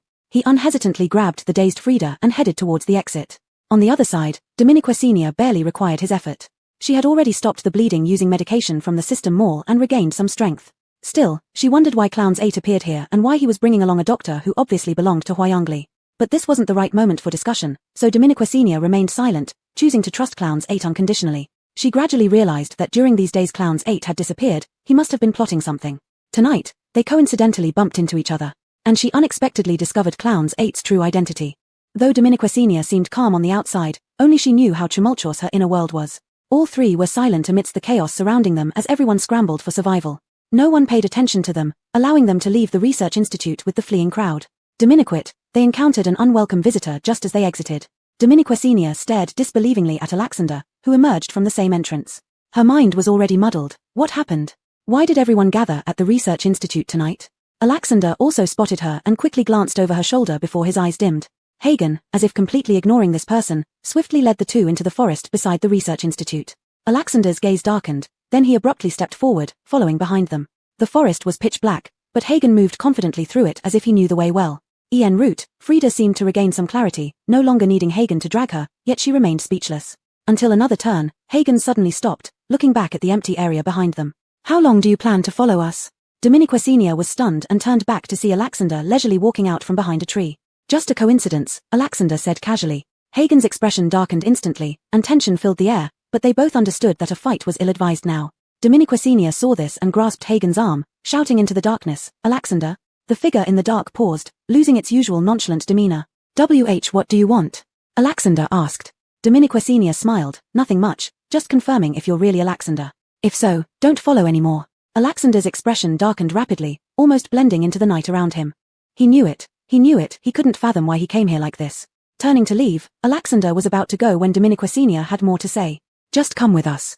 Hagen frowned at Dominiquicenia, but her expression remained unchanged, waiting for Alexander's response. She wanted to bring Alexander along for multiple reasons. After all, they shared a common enemy, and he appeared conveniently at the institute's door. Perhaps he knew something. And concerning the previous ability transplant, he was one of the eyewitnesses. Though Alexander was dangerous, it was better to travel together than have him tailing them. Maybe they could exchange information. After hearing this, Alexander froze on the spot, wishing to yell, "If you tell me to leave, I leave. If you tell me to stay, I stay. Are you my master?" But for some reason, the normally unrestrained man clamped his mouth shut, unable to voice those words. However, agreeing to it felt even more painful than death. Ultimately, he glanced at Hagen's unsatisfied face and finally found a reasonable excuse for himself. He lifted his chin slightly and reluctantly agreed. Fine. Chapter 211, Proceeding as planned. News of the new research institute being illegally breached spread rapidly, covering all of Huiyang in mere hours.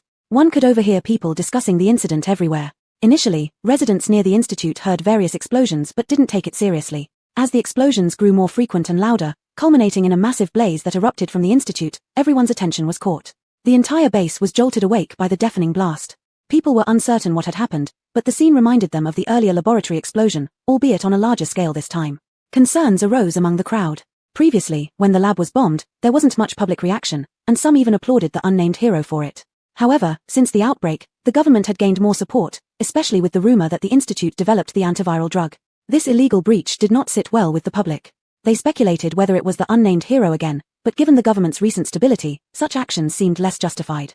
After all, they were still the leaders of Huiyang, and perhaps they needed only a reminder. When those once feared now performed good deeds and became vulnerable, sympathy easily stirred within people's hearts. Public sentiment within the base was subtly shifting. In the conference room of the base's upper echelons, Cristobal examined the damage report, his expression frozen. The meeting room was so silent no one dared to speak, even breathing was suppressed. The institute was attacked by multiple forces, resulting in heavy losses. Jareth, who had just assumed office, died, and Carver was severely injured, barely holding on with synthetic crystals. It was meant to be a trap for Dominiquesenia, yet many had taken advantage of the weakest defense moment. Worse, traitors were among them.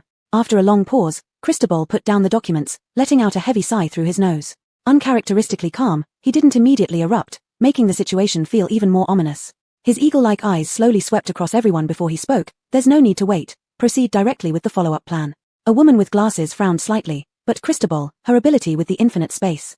Cristobal silenced her with a look. Do you think she'll live long enough to use it? This woman is more complex than we imagined. Her abilities likely extend beyond the infinite space. Everyone gasped softly, recalling how true this seemed from their post-attack analysis. Cristobal closed his eyes, revealing complicated emotions, before concluding, follow the plan. If we can't get her, make her disappear from this world completely. Dominique's. The sudden attack left Huiyang in turmoil, while the survivors sought refuge to recuperate. Hagen led them to the small house Frida had once taken him to, located in a hidden yet central spot. As the saying goes, the most dangerous place can also be the safest. Frida had stored all the evidence she gathered over the years here, undetected. The moment they entered, Frida fell into a profound silence, her face eerily blank, void of any remaining light. No one knew what transpired underground, not even Hagen. The four settled uneasily. Dominiquesenia couldn't hold on any longer, collapsing onto the nearest surface, weak from blood loss. Her shoulder, impaled by wood, had stopped bleeding but still ached unbearably. Her endurance had reached its limit. Hagen rushed to support her, unsure how to handle her injury. The wooden splinter remained lodged in her shoulder, partially removed but leaving significant damage inside. Removal was urgent to prevent infection. Dominiquesenia gritted her teeth. Pull it out. Hagen nodded, beads of sweat forming on his forehead. All right. Just as he was about to act, Frida finally moved, addressing them. Wait. Erica paused mid-step. Frida, emotionless, stood up. Let's go to the sterile lab in the basement. I'll remove it. As a doctor, Frida offered the best solution.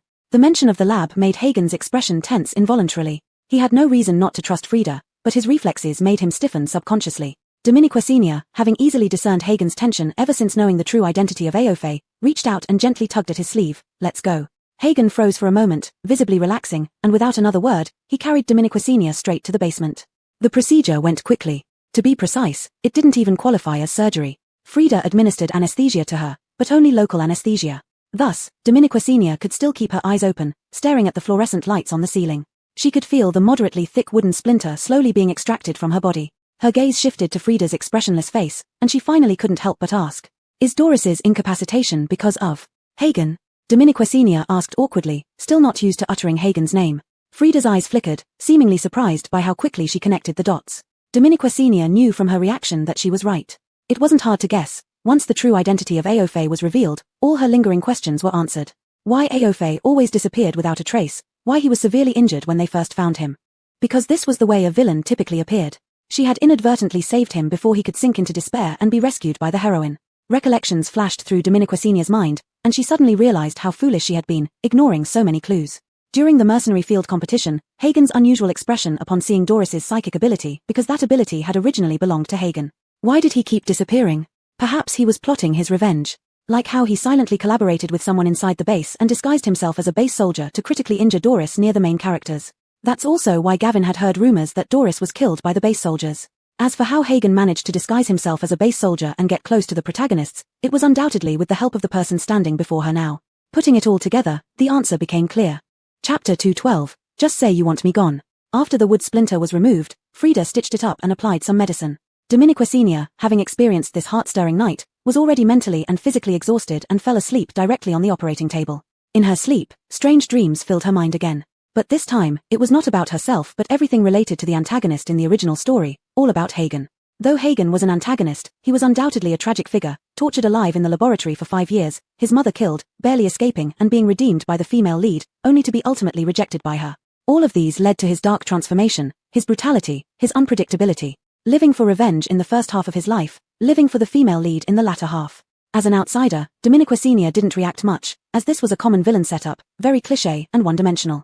But when she unexpectedly met him before everything started, everything changed. She suddenly realized that it was impossible for fully fleshed-out characters to exist within preordained paths. In fact, their lives held numerous possibilities. Dominiqua Sr. sank deeply into her dream, unaware that her brows were tightly knitted. Hagen, watching her by the bedside, frowned as well. Dominiqua Sr. had been moved from the operating table to the bed by him, with Frida instructing him to watch over her. Although the splinter had been removed and the wound treated, it had stayed in her body for too long, likely leading to infection, which would result in fever. So even though Hagen hadn't rested for a long time, he didn't dare to close his eyes, constantly checking on Dominiqua Sr.'s condition. He wanted to smooth out the furrow between her brows but eventually did not dare to reach out.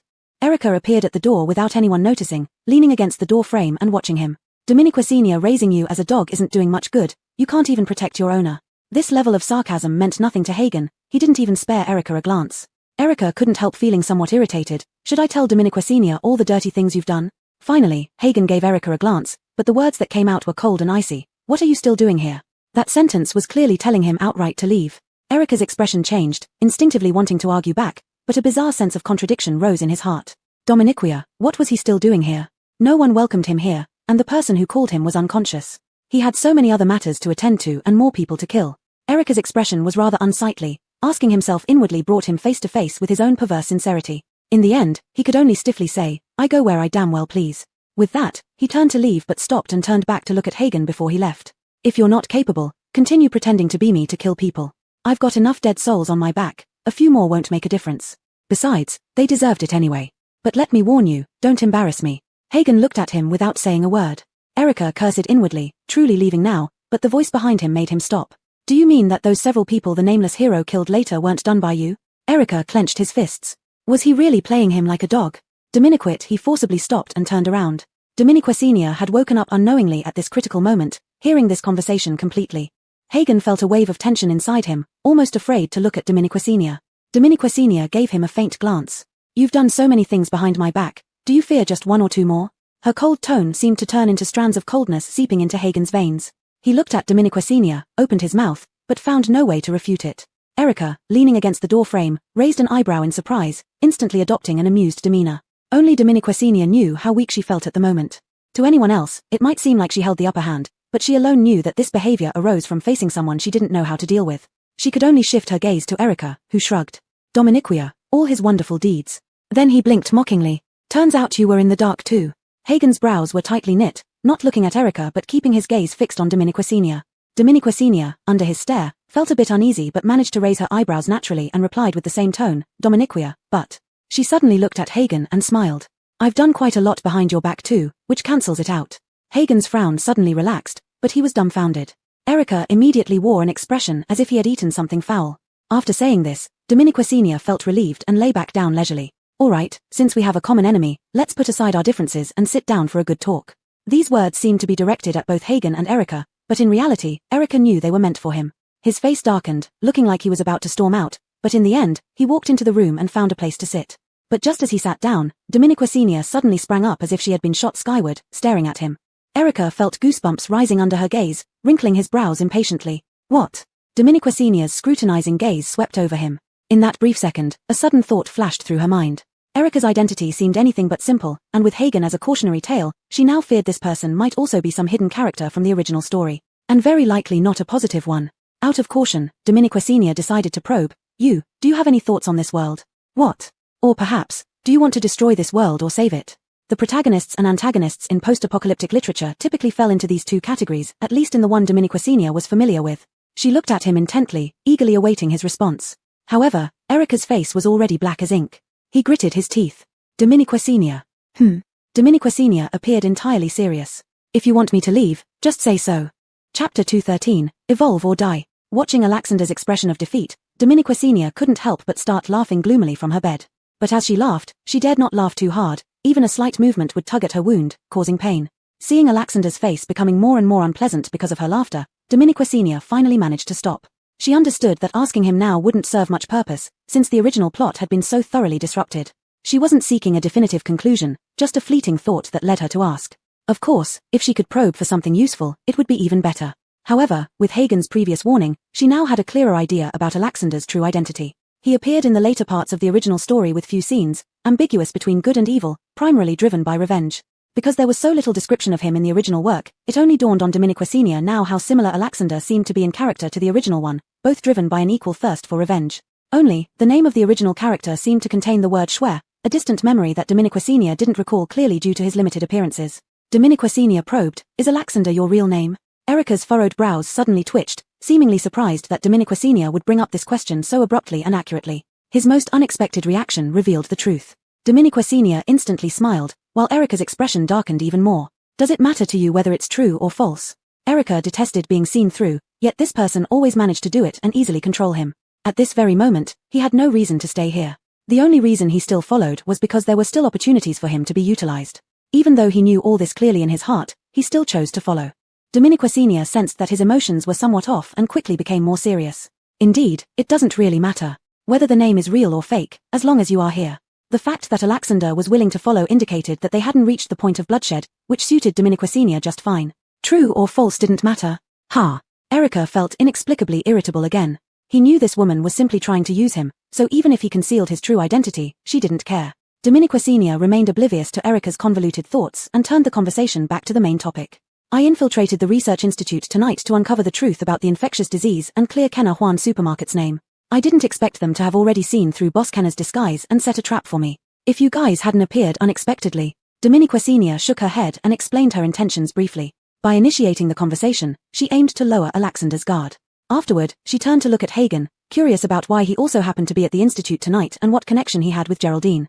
This intrigued Dominiquesenia more than anything else. Understanding his true identity made her realize that most of Hagen's current actions were for revenge. But in the original story, he was violent and erratic, resorting to straightforward killing rather than sneaking into the institute or meticulously planning anything. Her intuition told her that perhaps his motives were no longer so simple. Or perhaps, deep down, he might even be acting for Kenna Juan Supermarket. Under Dominiquesenia's gaze, Hagen lowered his eyes and eventually began to explain everything slowly. He had no intention of hiding anything. He detailed his impersonation of Alexander to commit murders, blowing up the laboratory, how Geraldine approached him, and how he infiltrated the protagonist's circle to incapacitate Doris, culminating in the plan with Geraldine to sneak into the lab to find the truth. Hagen spoke slowly and thoroughly, as if dissecting himself layer by layer, revealing everything to Dominiquesenia. Dominiquesenia was increasingly shocked. How had Hagen accomplished so much in such a short time? Despite herself, she felt a softening in her heart. The more she knew about the original Hagen, the more she could appreciate how difficult it must have been for this Hagen to reveal all his hidden secrets. He should have been someone with an extremely guarded heart, yet now he didn't seem to mind the presence of Alexander, almost eager to prove something to Dominiquesenia. When talking about the less than justifiable and cunning actions, a hint of unease in his eyes was particularly evident. If she hadn't witnessed the brutality of the original antagonist, she wouldn't have believed that this seemingly calm yet deeply humble man before her was that same Hagen. In his slow recount, he deliberately concealed the memories that were unbearable to recall and heart-wrenchingly painful. But Dominiquesenia knew everything. So what others saw as overly brutal actions, Dominiquesenia could almost understand. All the way to the end of the plan, Frida appeared at the door of the room at some point, still wearing the surgical mask from when she was operating. Even her dirty lab coat from escaping the institute remained unchanged. Leaning against the door frame, her gaze was extremely calm, yet Dominiquesenia clearly sensed her profound despair. She listened carefully to Hagen explaining their plan, not interrupting him, even occasionally adding some details. When it came to parts unknown even to Hagen, everyone naturally fell silent, turning to look at Frida. Frida was the only one who had personally experienced everything in the underground laboratory, even breaking into its core area. This process might have been heavier than anyone else could imagine. So even though both Hagen and Dominiquesenia were watching her, and even Erica looked on without understanding, no one pressured her to reveal what she had seen. Frida closed her eyes. Her emotions had died completely the moment the institute exploded. But the scenes played over and over in her mind like movie clips, impossible to shake off. Though numb, they still pierced her heart. Almost mechanically, she opened her mouth and recounted everything she had witnessed, including Huayang's nearly side-effect-free pink crystal, and all her speculations about their ultimate plan. She hid only the most painful scenes. Diminuquit, those explosive pieces of information were enough to make Dominiqua Sr. and the others frown deeply, none able to utter a word. The truth was far crueler and more realistic than they had imagined. Even Erica, who usually remained aloof, felt a shiver down his spine. Because once Huayang truly exerted its power, there would be no one left uninvolved, not just in Huayang but in the entire country and world. Everyone would be forced into this upheaval. Either evolve or die. Chapter 214, Wanted. Dominiqua Sr. Breaking into the Institute at night and disrupting their carefully planned scheme undoubtedly accelerated their actions. Dominiqua Sr.'s face turned completely grim. She no longer had any mood for idle talk and immediately contacted Jessie. Jessie responded even faster than she had imagined. Hello. Dominiqua Sr. was momentarily stunned. His voice sounded as if he hadn't slept all night, waiting by the communicator for her signal. However, she didn't have time to dwell on such thoughts. She instructed Jessie to close the doors and activate Level 1 alert.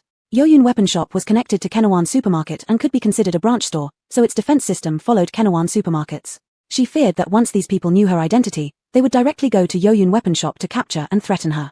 But Jessie seemed to have thought of this more thoroughly. When the Research Institute exploded and there were subtle changes in public opinion within the base, he sensed something unusual and immediately activated the defense system at Yoyun Weapon Shop. Now his only concern was Dominiqua Sr. Fortunately, she was still safe. You don't need to worry about our side anymore. Just, take care of yourself. Jessie knew he had no right to say more, so all his unsaid words ultimately became just one sentence, take care. Dominiqua Sr. might have sensed something different too. After 2 seconds of silence, she gave a solemn nod. Then she contacted Hei Ying and Aitor. After all, Hei Ying was her own mercenary group, so she had installed many defensive high-tech devices there and told them to activate Level 1 alert. Although Aitor didn't have as many defensive weapons as Hei Ying, Dominiqua Sr. reminded them too. Moreover, Aitor only had a business relationship with Kenawan Supermarket, so Huayang's people wouldn't directly target Aitor yet. She only gave them additional reminders to be cautious. For a moment, everyone contacted by Dominiqua Sr. felt the storm brewing. Indeed, everything happened faster than they had imagined. After Kenawan Supermarket was labeled as the source of the infection, it was then attacked as predicted by Augustin. Since the food was problematic, tracing its source was logical. The government claimed that Kenawan Supermarket's water sources were suspicious, citing infinite natural water resources without pollution and electricity. How could it get power when Kenawan Supermarket was separate from Huayang?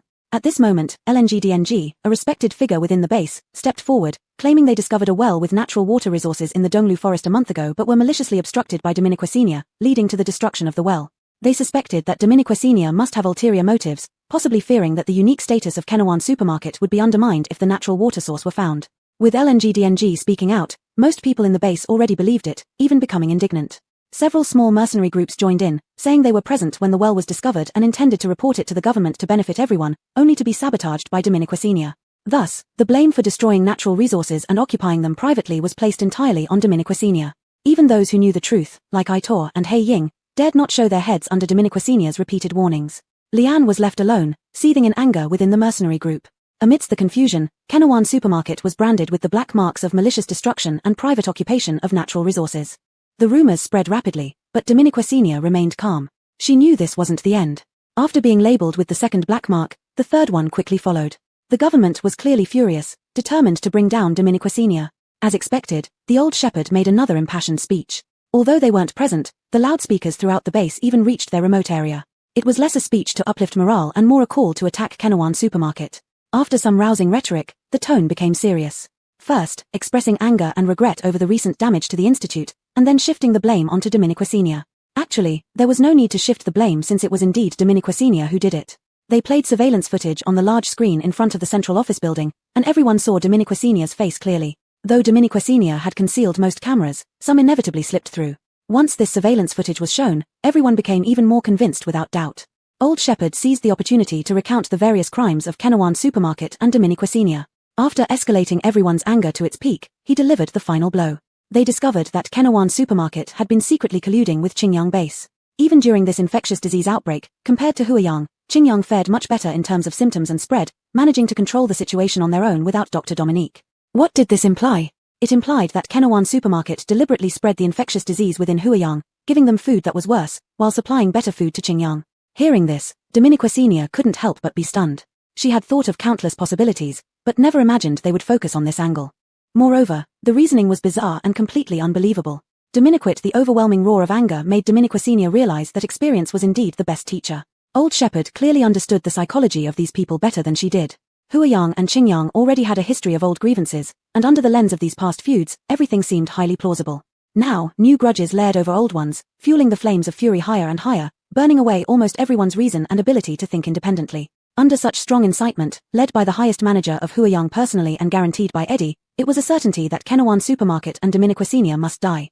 Old Shepherd's tone was menacing as he pronounced Dominiqua Senior's ultimate death sentence. According to our investigation of Dominiqua Senior, we found that she might currently be within the base. A wanted notice has been issued, and we hope everyone can work together to root out this pest from our base. One day later, and it might be another catastrophic disaster for us. Chapter 215, Cried? The warrant for Dominiqua Senior spread across every corner of the base in a very short time, and the rewards were extremely generous, which clearly showed that Huayang had truly put a lot of resources into this.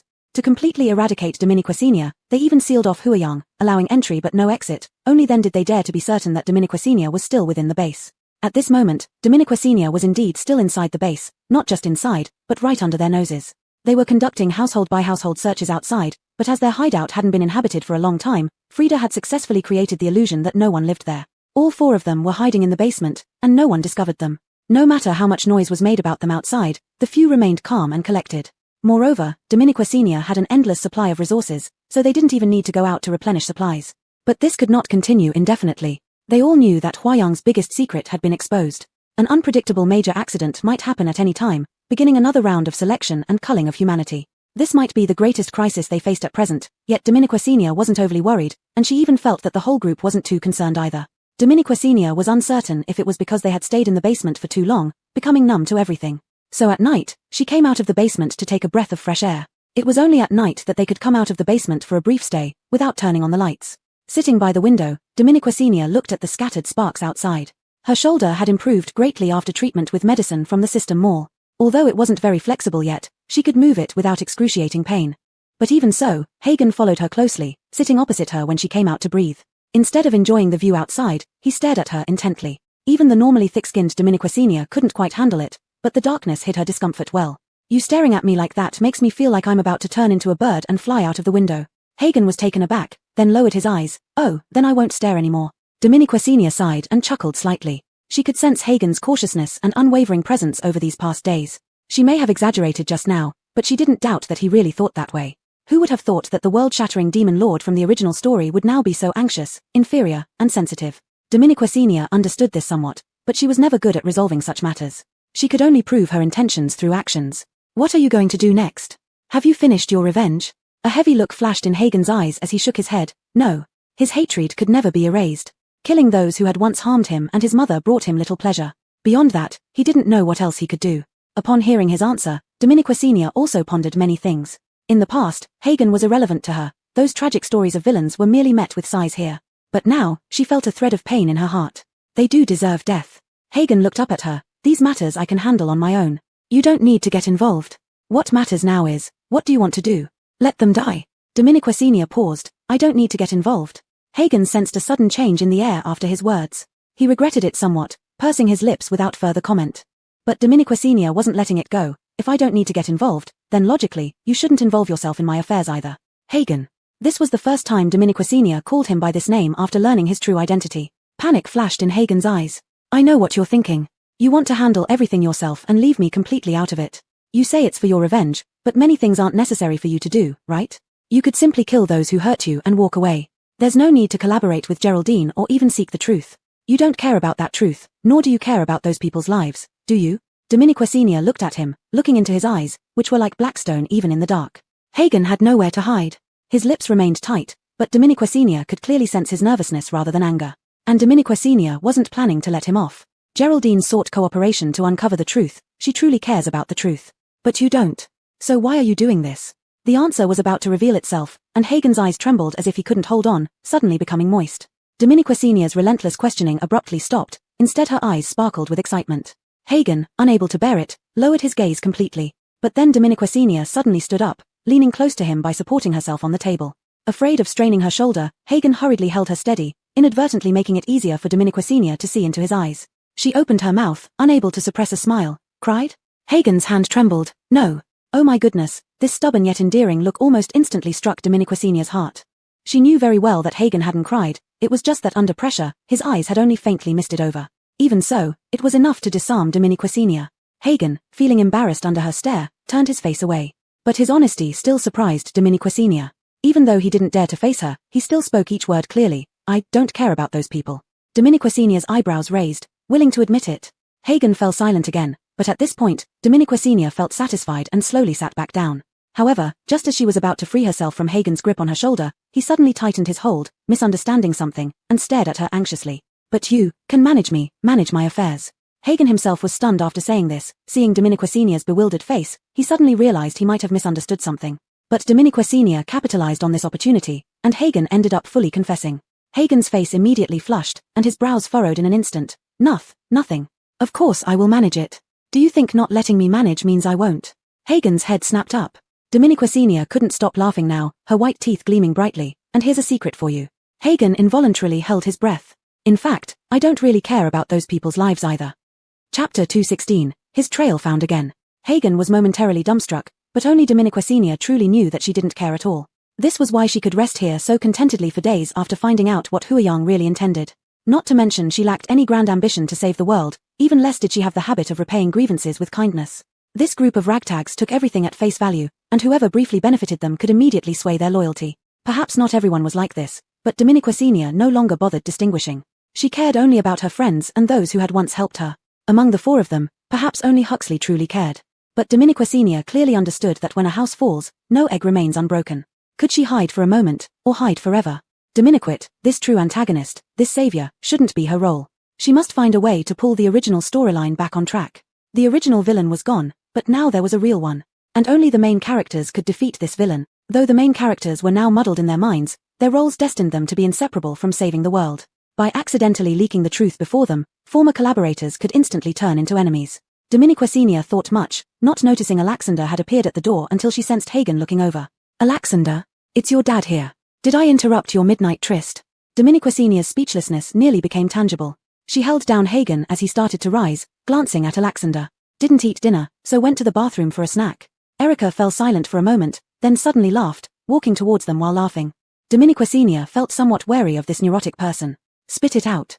Erica stopped in front of her, loosely crossing his arms. You've got me hunted by the entire base, unable to step out. Don't you owe me compensation? Dominiquesenia stared at him without speaking, but her eyes conveyed clear words. Do you even have a shred of shame? While the incident at the Institute did escalate, making everyone hate Dominiquesenia to the core, and including all those who illegally entered that night with her. Coincidentally, the cameras caught a few of their faces, putting them all on the wanted list alongside Dominiquesenia, known throughout the base. But anyone else could claim such, except Alexander. This man didn't even bother disguising himself, entering the Institute openly, likely intending to stir up chaos. Coinciding with Dominiquesenia and Hagen, he seized the opportunity to cause a great ruckus. Much of the Institute's heavy losses were due to Alexander.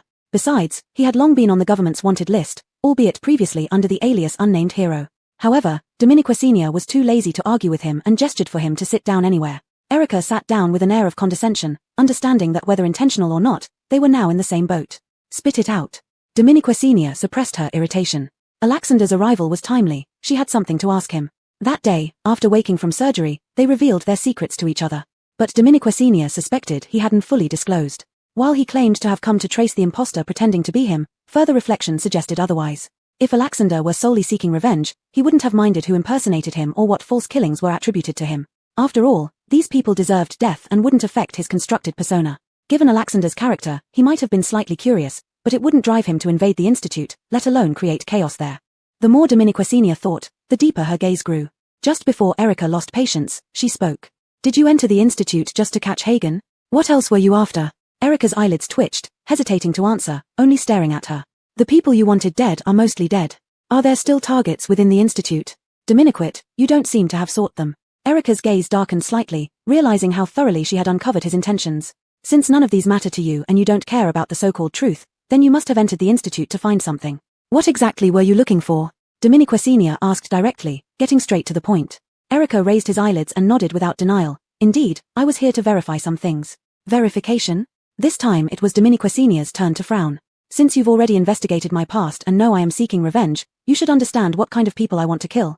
Dominiquesenia nodded. I have a rough idea. Erica curled his lips into a cold smile, feeling there was no need to hide anything now that they were in the same boat. Openness might be the best policy.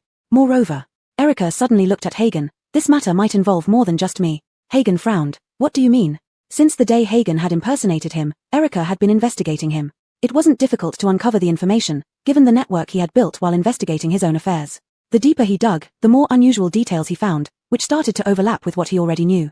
You completely disabled the person who took your ability, but deep down, you know he was just an unwitting beneficiary. He didn't even know his ability was taken from you. Hagen's face darkened. What are you implying? Don't rush. Erica anticipated his reaction. I know you also want to find the mastermind, but almost everyone in the base believes the culprit died years ago during the zombie wave in Huayang. Dominique Senior, who had been a bit lost, suddenly understood. Are you talking about Dorisbing's father, Quentin? Erica looked at her with a hint of surprise. You know more than I expected. Dominique Senior couldn't help but feel grim. In the original story, it only mentioned that the villain's ability was transferred to Dorisbing, not that her father was the true culprit. Did Erica's words mean? Erica's eyes turned increasingly deep and inscrutable under their gaze. Everyone says Quentin is a martyr and a hero who died in that zombie wave, but recently, I seem to have found traces of him again. Chapter 217, He has come to repay. A light sentence in the dead of night was no different from a thunderclap, silencing both of them. Hagen stood up abruptly, staring at him intently. Really, or not? 80% true. Erica dropped another bomb casually, but I have to thank you. By incapacitating Doris, his father could no longer stay hidden and eventually revealed some traces inadvertently. It just so happened that Erica had been investigating this matter all along and managed to catch a hint by chance. Hagen's fists clenched involuntarily. Where is he? Erica looked at him, his white hair streaming like a waterfall in the dark night. I don't know. This old fox is cunning. He faked his death back then and hid for years. If it weren't for his son getting into trouble, I probably wouldn't have found even the slightest trace of him. Faked his death? Dominique Senior quickly seized the key point. So why did he fake his death? Erica wore a half-smile. Maybe it has something to do with the plan Huayang is trying to implement now, but I tend to think that he didn't have such ambitious thoughts back then, although he had already done countless bad things. Dominique Senior frowned in deep thought. Aiden had told her about the zombie wave that happened a few years ago. Quentin and Byron sacrificed themselves chasing high-level zombies because they wanted to exterminate them completely. Now, looking back, things seemed more complicated. Quentin wasn't a good person. Were they really pursuing high-level zombies only to protect people? Upon first hearing this, Dominique Senior had suspected a conspiracy theory, but the worst speculation back then was just about seeking the crystal cause of high-level zombies. But now, what was he really after? What could be worth hiding for so many years, even deceiving his own son? Was it the pink crystal? Or perhaps everything Huayang is planning now is related to him? Dominique Senior's doubts grew larger, but at that moment, she thought of a crucial question. What about the person who went with him? Is Byron really dead or not? Byron? Erica raised an eyebrow as if hearing this name for the first time, his voice full of unfamiliarity. So far, all the traces I've found are related to Quentin. The name Byron hasn't appeared in my investigation yet. Dominique Senior nodded thoughtfully. After saying everything he knew, Erica felt inexplicably relieved when he looked at Dominique Senior again. He stretched lazily and planned to go to sleep. But before he left, Dominique Senior grabbed him. What do you plan to do? What do I plan? Erica's tone was light, with a subtle mockery that was hard to notice. Of course, kill them all. Haven't you seen clearly enough how I operate, Boschen? I have seen clearly, but don't you want to know what kind of trap they set behind their backs? Don't care, Erica said decisively. Everything he was doing now was solely to uncover the masterminds and eliminate them one by one, completing his mission. It was extremely self-serving, but he couldn't help it. That's the kind of person he was. Erica turned his head to look at Dominique Senior, with an expression that leaned toward self-torture but was also very nonchalant. He was particularly curious to see what Dominique Senior's face would look like at this moment. Disdain? Incomprehension? Unfortunately, Dominique Senior showed no expression on her face. Instead, there was a slightly probing and enigmatic look. Is that so? Indeed. Erica instinctively wanted to frown in rebuttal, but before he could speak, Dominique Senior suddenly got up and left. Immediately after, Hagen also left. He watched their backs and felt extremely annoyed once again. Putting on what riddles? If I say I don't want to, I don't want to. After returning to the basement, Dominique Senior did not rest but immediately contacted Aiden. This was the first person she proactively contacted during the chaotic days in Huayang. Although it was late at night, she sensed that he hadn't slept yet. Sure enough, the call was answered quickly. His voice carried obvious fatigue. Boschen? It's me. Dominique Senior was silent for a while until the other side made a puzzled sound again. Is there something wrong, Boschen? Dominique Senior couldn't help but sigh, finally asking, is everything okay on your end?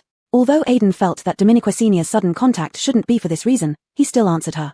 Recently, there had indeed been several outbreaks of infectious diseases in Huayang, but compared to outside, it was much better. At least they were well prepared, quarantining any outbreak immediately. The government was actively developing vaccines, and a preliminary version was already available. Although Dominique Senior had guessed earlier, she still felt a sense of reflection upon hearing it. However, her contact with Aiden this time was not just for this matter. With the chaos in Huayang being so significant, it was impossible for Qingyang to be unaware. Dominique Senior even believed that they should know about her being wanted by Hua Yang. Dominique, Aiden's tone remained as usual, and he did not bring up the matter proactively, which made Dominique Senior feel somewhat moved. One aspect that made Dominique Senior particularly uncomfortable about Hua Yang's actions was that they not only wanted to tarnish her name but also involved Qing Yang. They were presumptuous enough to believe that Kenawan Supermarket only existed to serve them, treating it as their own property and interfering with her cooperation with Qing Yang. She opened her mouth but ultimately said nothing about these issues. Aiden also tacitly avoided mentioning them. Under the silence, Dominique Senior took the initiative to break the deadlock, asking about the zombie wave incident years ago. Surprisingly, Aiden showed no surprise at her question and calmly answered the details Dominique Senior asked. The more he answered, the more uneasy Dominique Senior felt. She couldn't help but ask, "Did you already know I would ask you these things?" "Dominique's, and I also knew what you wanted me to investigate." Dominique Senior's mind momentarily froze but quickly reacted, "Erica, told you?" Aiden was silent for 2 seconds before he finally nodded. Dominique Senior felt like something clicked in her mind, yet part of it remained shrouded in fog. How did he know you?" Aiden seemed to laugh. "Dominique's, I was also surprised. When Erica first contacted him, Aiden had no idea who he was speaking to, only hearing a cold voice drop a major piece of information. He recorded the information in his mind, feeling both shocked and curious. Unable to resist, he asked who was on the other end. Unexpectedly, the person did not hide their identity and revealed that he was called Erica. At first, Aiden wasn't sure if this was the same Erica who detested them in Boston's company, but soon he confirmed it was him. Initially, he couldn't understand why this person would tell him such crucial yet unverified information out of the blue. Gradually, from the other side's indifferent tone, he realized that this person seemed to be warning him. Though the tone remained consistently calm without any fluctuation, Aiden sensed it. Thus, he confirmed it was indeed the once frail young boy who had once given him a bottle of nutrient solution. Now, he had come to repay. Chapter 218, No One Tried. "So you trusted him unconditionally?" "Of course, isn't Boston?" Their conversation ended there. In the darkness, Dominique Senior's eyes were wide open as if she had just truly recognized Alexander. She couldn't help but laugh. His hellish past shaped his annoying personality, yet it could not change his inherently kind nature. Dominique Senior not only trusted him completely but also began secretly investigating this matter through others. If Quentin was still alive and merely staged a show of death back then, she absolutely didn't believe that none of this current chaos was related to him. What exactly happened during their pursuit of high-level zombies back then? Dominique Senior's eyes dimmed slightly. Since she had been forced to reveal a bit of her hand, she wasn't against pressing further. On the third day of the full base search, also the third day Dominique Senior had hidden in the basement, she finally went out under cover of night. Even at night, there were many patrols. Dominique Senior only made a simple disguise, so she hadn't walked a few meters before someone noticed her and came over to question her. Recently, the entire base had been tense, with everyone on edge. Fewer people ventured out during the day, let alone at night. So, Dominique Senior appeared very suspicious right away. Keeping her head down while walking, Dominique Senior ignored the calls behind her and silently quickened her pace toward a dark alley. This move instantly made her more suspicious. The patrollers immediately widened their eyes, their demeanor becoming aggressive. "Stop. You there." Without saying a word, Dominique Senior started running when they were about to catch up to her. As she ran, her hat fell off, revealing her long black hair and profile instantly. A flashlight locked onto her. Upon recognizing her, the patroller shouted, "Dominique Senior, it's Shun." Before he could shout again, an unintelligible grunt turned into the sound of a body hitting the ground. Dominique Senior paused, exchanged a look with someone hidden in the dark, realizing the plan had succeeded. The person who knocked out the patroller was none other than her partner who had chased her into the alley. Though there were patrols here, this area was remote, and patrols were minimal, usually 2 men per group, coming every 10 minutes. Seizing the opportunity during one patrol's return trip, Dominique Senior ventured out, specifically to encounter them. While hiding here for several days, emerging only late at night to breathe, they weren't idle. Dominique Senior kept thinking, what were Holt's people doing? Perhaps Augustin knew he'd been fooled by Dominique Senior, but his desire for the infinite space remained unchanged. Would Augustin give up after the base declared war on her publicly? Impossible. So, he must have done something, like planting his own people among the patrollers. Over these days, Dominique Senior observed the patrolling personnel. She eventually saw one who revealed himself. He took out a communicator as soon as the other person went to relieve himself. Based on her observations, patrollers communicated via walkie-talkies, making this man's covert action highly suspect. 90% chance, he was working for Augustin. The next night, confirmed when they changed shifts, Hagen tailed him and discovered he indeed communicated with Augustin. Not just this one person, Dominique Senior found more, which gave her an idea, their breakthrough point. Currently, only Augustin knew Doris's whereabouts. They needed to force Augustin out to find Doris. Since Doris was incapacitated by Hagen, he seemingly vanished from the world, evading any attempts to track him. To compel Quentin to reappear, finding Doris was the only way. Therefore, Dominique Senior deliberately planned to slip up in front of Augustin's men, letting them report to Augustin and lure him out. So far, everything went smoothly. Dominique Senior maintained an appearance of desperation and led them to even more secluded places. Unbeknownst to him, as he followed Dominique Senior, 2 more people were quietly following him, observing his every move. It was impossible to let Dominiquesenia go alone. To ensure the plan's success, both Hagen and Alexander had to join forces. Despite their mutual disdain, they formed an uneasy alliance because they all knew this was the best approach. Dominiquesenia kept walking towards the outer area of the base, looking as if she was trying to escape. But in fact, she had planned this from the beginning and chose paths that led deeper into desolate areas, places where fewer people would be found, making it easier for them to implement their plan. After about 20 minutes of walking, Dominiquesenia estimated that they were in the right spot. She glanced at the barren land before her and deliberately started showing signs of fatigue. Just as she began leaning against her knees, catching her breath, a sudden gust of wind swept in from behind. Caught off guard, Dominiquesenia jumped and fell onto the ground. This reaction wasn't feigned, she was genuinely startled by the stealthy approach of the person. Turning around, she saw Augustin emerging from the darkness. He stood tall and commanding, taking large steps and quickly approaching Dominiquesenia. Dominiquesenia had a signal with her companions but focused entirely on Augustin, not moving a finger. Something was off, very off. Even if Augustin was overly confident, he wouldn't have been so careless as to come alone after receiving the report, without even bringing Luella or any backup. Dominiquesenia knew their plan wasn't perfect, relying more on exploiting their greed than on flawless execution. Despite knowing there might be a trap, he couldn't afford to miss any opportunity to capture Dominiquesenia because the allure of infinite space power was too great. But there was no time for Dominiquesenia to ponder further. According to the original plan, they needed to seize this moment to capture Augustin and force him to reveal Doris's whereabouts. No matter how suspicious it felt, she couldn't hesitate. With a slight movement of her fingers, she gave the prearranged signal. 2 figures instantly darted out of the darkness behind Augustin like lightning. However, Augustin didn't move an inch. Instead, he chuckled softly. Dominiquesenia's fingers clenched tightly, and then her eyes widened in shock. A wave of realization washed over her. Seeing her reaction, Augustin laughed harder, a red light flashing in his eyes, followed by a low sigh. Perfect timing, no one tried it yet. You two are just right. Chapter 219. Tell me, Doris's whereabouts. Augustin joined them too. When? In an instant, Dominiquesenia's mind was filled with questions, countless speculations floating around like disordered snowflakes. Often, one speculation would arise only to be immediately dismissed by her in the next second. Impossible. Although Augustin and Huayang's people seemed to cooperate, they were actually harboring different intentions. How could they really cooperate when their interests conflicted? Dominiquet, his condition clearly indicated that he had absorbed pink crystal. These myriad thoughts crossed her mind in just a second. Augustin had already reached out his hand toward her neck. Struck with fear, Dominiquesenia instantly pulled out the dagger she had hidden long ago. A flash of blade light appeared, blood droplets surged forth as Augustin did not dodge at all, allowing her dagger to cut across his palm. However, this did not make him retreat at all. Instead, it seemed to stir up a hint of viciousness within him, making his movements even faster, so fast that Dominiquesenia almost couldn't evade. Just at this critical moment, Hagen and Erica simultaneously launched their attacks, striking directly towards Augustin's back. His gaze finally flickered, he abandoned Dominiquesenia, turned around swiftly, and a blinding lightning burst from his hand. Fire and ice both assaulted him, but he did not dodge. With a raise of his hand, the lightning collided with their attacks. A huge energy ripple instantly spread outwards from the point of collision. Even though Dominiquesenia was now behind Augustin, she was still affected. A strong wind lifted her hair forcefully. In a blink, the 3 of them were already locked in combat. Their speed was too fast for Dominiquesenia to intervene in this level of battle, or even see clearly. She could only painstakingly analyze the situation among the 3 figures. Soon, she realized a terrifying fact. Under the dual suppression of Hagen and Erica, Augustin was not falling into disadvantage but rather forming a balance with them. A hint of urgency flashed in Dominiquesenia's eyes. Clearly, Augustin's strength had significantly increased, and time was tight. If they couldn't restrain Augustin and find out about Doris's whereabouts within a short period, tonight's plan might fail. Though she held powerful black technology in her hands, she couldn't use it easily as the 3 were too closely engaged. While Augustin appeared to be battling with them on the surface, he obviously hadn't forgotten about Dominiquesenia on the side. Having been tricked by her multiple times, he subconsciously started being wary of her. Even while fighting, he always tried to hide behind the 2 others, making it difficult for Dominiquesenia to aim at him. Fine sweat appeared on Dominiquesenia's forehead. But in such moments, she was able to calm down even more. Augustin's sudden increase in abilities was unexpected. Perhaps he had gradually received some benefits from Huayang. But then, she thought of a key point.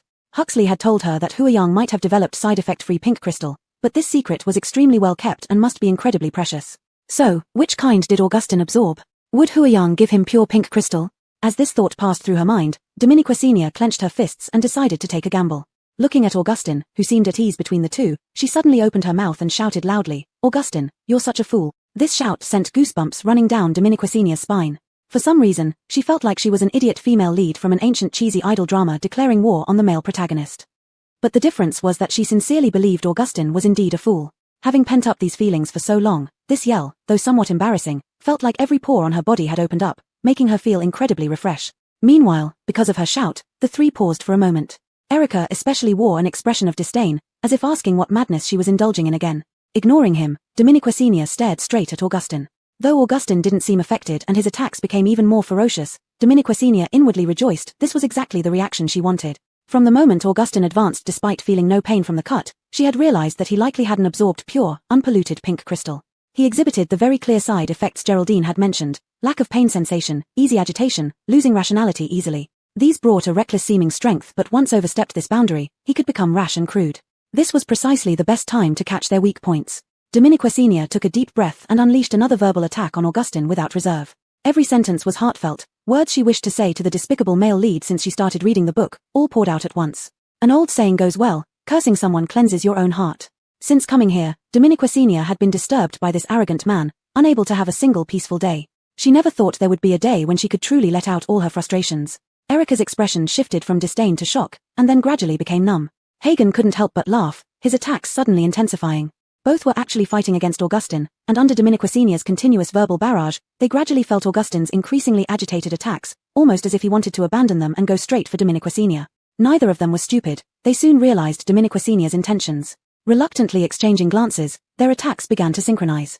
Augustin had fallen into the trap, and all they needed was to wait for him to expose a weakness. Sure enough, with his increasingly impatient and rough demeanor, Hagen seized the opportunity to deliberately leave an obvious vulnerability. A low-level, glaring flaw that a sober Augustin would never fall for. But at this moment, his eyes lit up, mistaking the fake for real, wanting to press on for victory. Erica seized this chance and swiftly struck Augustin's knee pit.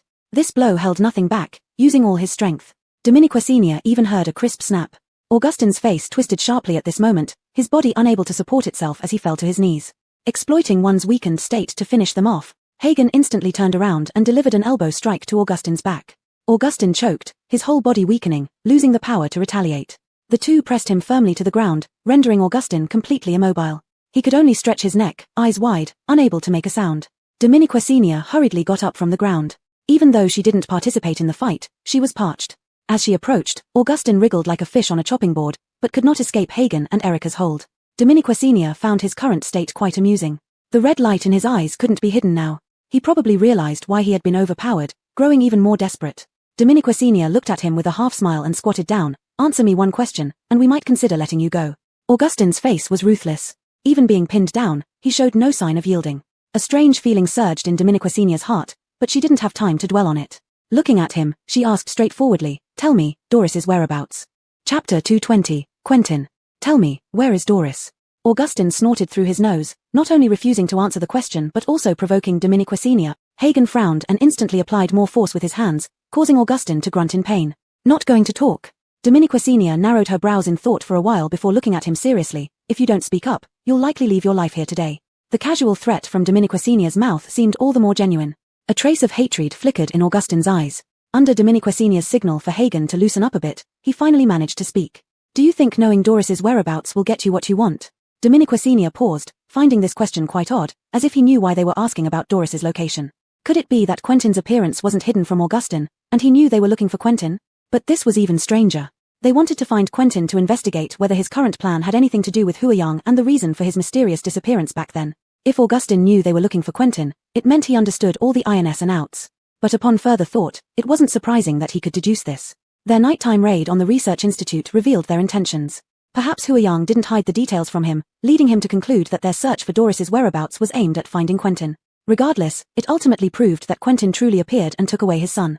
The three exchanged glances, and Dominique Senior maintained her calm. "How would we know if you don't tell us? Besides, how do you know what we want to know?" Augustin forced out a laugh. "All your efforts are futile. Human evolution is an inevitable trend. Even if you knew everything, what good would it do?" Dominique Senior was startled, almost in terror, looking at him. The protagonist already knew this matter, but it was even stranger that he had such an attitude. Even if evolution was an unstoppable trend, one shouldn't sacrifice so many innocent lives for it. As the protagonist, despite some flaws in character and morality, he should still uphold righteousness when it came to major issues. She had always believed that the protagonist and herself should be the ones who turned the tide, so she hadn't been too worried even facing death. But now, panic began to rise within her. She even started doubting if the protagonist before her was real. How could he directly turn to Huayang's side? Perhaps it was Dominique Senior's terrifying expression that made Augustin's eyes suddenly filled with strange curiosity, as if investigating something. In a flash, Dominique Senior could only think of one possibility: Quentin had misled him. This explained why Augustin used the pink crystal. It might have been given by Quentin, wanting to pull him into his camp. While she wasn't entirely sure about Quentin's connection to the pink crystal, it now seemed very close to being certain. And Augustin's actions clearly indicated he knew about Quentin. Why do you think so? Dominique Senior lost her assertive momentum, left only with shock. Not only did Augustin look at her strangely, but Hagen and Erica also turned their gazes towards her. No one knew the turmoil inside Dominique Senior's heart at this moment. Erica grew impatient. Why waste so much time with him? If he won't talk, just kill him. We can find Doris's whereabouts elsewhere. Dominique Senior couldn't relax her frown, feeling something was amiss everywhere. Dominique Erica had already taken action. A sharp ice spike formed in his hand, pointing straight at Augustin's heart. Augustin immediately struggled frantically. Hagen's eyes darkened, offering no resistance but instead holding him tightly. Dominique Senior watched helplessly, without any intention of stopping it either. She had always told herself that Augustin was the protagonist of this world, protected by the main character's aura, immune to death no matter what. But now, with the protagonist's position changed, what was there to play around with? Better try killing him and see what happens. Seeing no one stop him, excitement flashed in Erica's eyes. The ice spike lifted high, then plunged fiercely into Augustin's heart. Clothing tore open, and blood instantly seeped through. Dominique Senior's heart raced to its limit, almost believing hers was beating faster than Augustin's. If the ice spike had plunged just a bit further, Augustin would have died on the spot. However, at this very moment, a mysterious force suddenly struck and knocked the ice spike away. The three of them, caught off guard, looked up to find the source of the force, and Dominique Senior's heart, which had been hanging in suspense, now felt utterly bewildered. Indeed, the person before her eyes was still the real male protagonist, the son of the world, not so easy to kill. At the brink of death, a new scenario had been triggered. Who? Hagen shouted fiercely. The man did not hide or dodge but walked straight out of the darkness. When that figure finally emerged completely, Dominique Senior was instantly filled with questions because it was a completely unfamiliar face. A standard square face, looking middle-aged at least. But the moment he appeared, Dominique Senior realized this was no ordinary person. His demeanor exuded an intense, condensed aura, a kind of solemnity forged by years of experience. He seemed weak and unremarkable, yet his eyes revealed an extraordinary calmness. Dominique Senior began to form a bold guess, which was quickly confirmed by Hagen's reaction. From the moment the man fully emerged, Hagen suddenly became extremely agitated. If he hadn't been holding down Augustin, he might have stood up and rushed to confront this man, ready to cut him down. His whole body trembled slightly from suppressing this urge, his eyes turning red with agitation. Dominique Senior saw clearly it was hate, bone-deep hate. Thus, she soon confirmed that this man was likely Quentin, the one who had separated Hagen from his mother years ago and sent him into surgery. Chapter 221. The truth of that Dominiquia. No one knew why Quentin would suddenly appear here, and Erica was even more shocked. Quentin, Dominique Senior even suspected that this might be a fake Quentin. After all, he had been meticulously concealing his whereabouts for years. Why would he suddenly expose himself? Only when he spoke did Dominique Senior's outlandish suspicion dissipate. Let go of little Fu. Dominique Senior's face remained tight, not uttering a word. Hagen and Erica were on high alert as well. Quentin's eyes shifted and slowly landed on Dominique Senior's face. His expression showed no joy or anger, no urgency, it was completely devoid of emotion, yet his words clearly revealed concern for Augustin. This intense contradiction made Dominique Senior's inner alarm ring loudly. Aren't you looking for me? If you let go of little Fu now, I can take his place. What? Dominique Senior doubted if her ears were playing tricks on her. She suddenly felt that everything today was absurdly strange. Quentin showing up here made her think that her plan might have failed because, regardless of how she looked at it, he didn't seem like someone who would recklessly come out alone. Even if Augustin was in imminent danger, he should still have backup close behind him and try to buy time. Could this also be part of a delay tactic? Dominique Senior glanced uncertainly at the other two, and the same doubt filled their eyes. No! The deep voice from the other side sounded like the relentless call of the Grim Reaper, urging Dominique Senior constantly. She frowned and turned around to look at him. Regardless of his true intentions, they couldn't be led astray. Trading people? Not necessary. There's no need to exchange anyone. We just have a few questions. If you can answer honestly, we will immediately release Augustin. At that moment, a projection stone silently appeared in Dominique Senior's hand, pointing directly at Quentin. Quentin looked at her, saying nothing, seeming to acknowledge her actions. Facing those soulless eyes, Dominique Senior shivered inwardly but kept a composed expression. What really happened during the zombie wave back then? Why did you disappear? Dominique Senior wasn't polite, going straight to the heart of the matter. Quentin seemed to smile, yet didn't quite, his facial muscles stiff, always giving off an unnaturally eerie feeling. Dominique Senior felt a chill inside, but her eyes didn't leave him for a moment. I didn't run away. I truly died. What? That one sentence stunned all three of them. Dominique Senior felt cold from head to toe. Dead? How could a dead person be standing before them talking? Quentin. Dominique Senior's voice was squeezed out between clenched teeth. Don't act crazy. Act crazy. Why don't you believe me when I tell you the truth? Isn't this what you wanted to know? Dominique Senior felt rooted to the spot, her mind blank. If Quentin is dead, then who are you now? Still me, of course.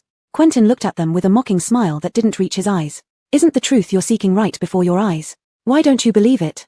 I never ran away. I died long ago. As for why I'm still here, it's because of the pink crystal.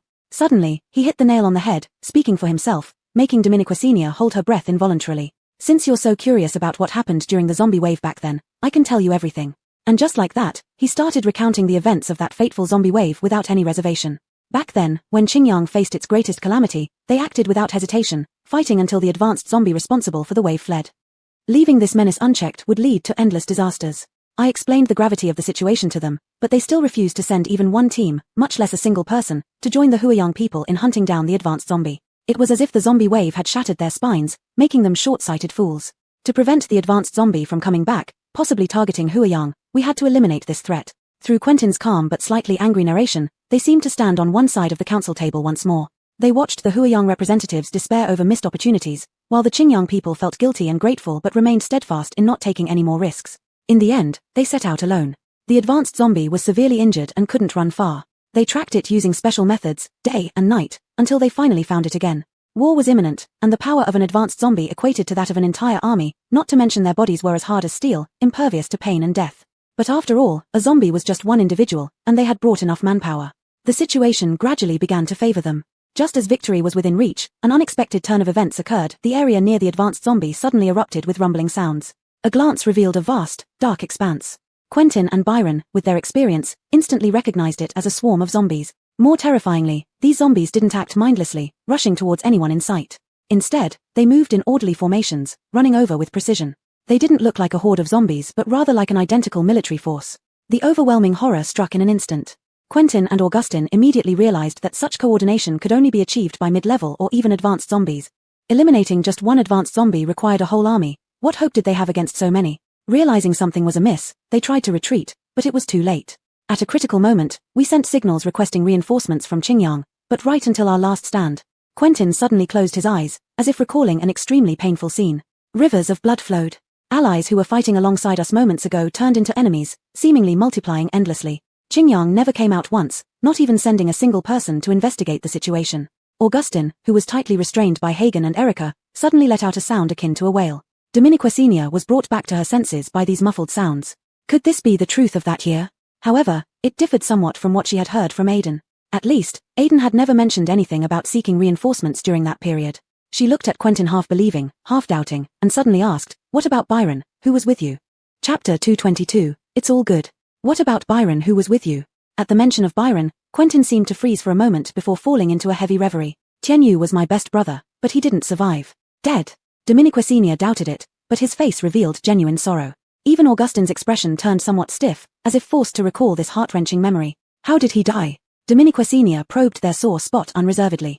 Quentin regained his composure and gazed at her quietly. He was bitten by a zombie, of course. To save me, he accidentally got bitten by a zombie. Then, while he could still stay awake, he took care of himself first.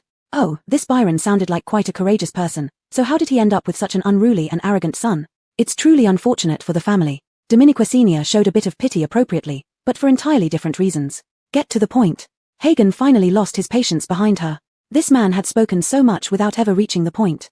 After all, he was waiting to kill his enemy by his own hands, only enduring because of Dominiquacenia. The point. Quentin shifted his eyes. What I'm saying is the point. People from Qingyang betrayed us, but we unexpectedly benefited from the disaster. During the battle, we accidentally discovered a substance secreted within zombies. This substance allows fragile humans to have nearly superhuman abilities. No pain, greatly enhanced physical capabilities, even eliminating the dark side of human nature. We later named this substance Pink Crystal. Dominiquacenia was shocked inside. Although she didn't know if the news was true, if it were, they had found the origin of Pink Crystal.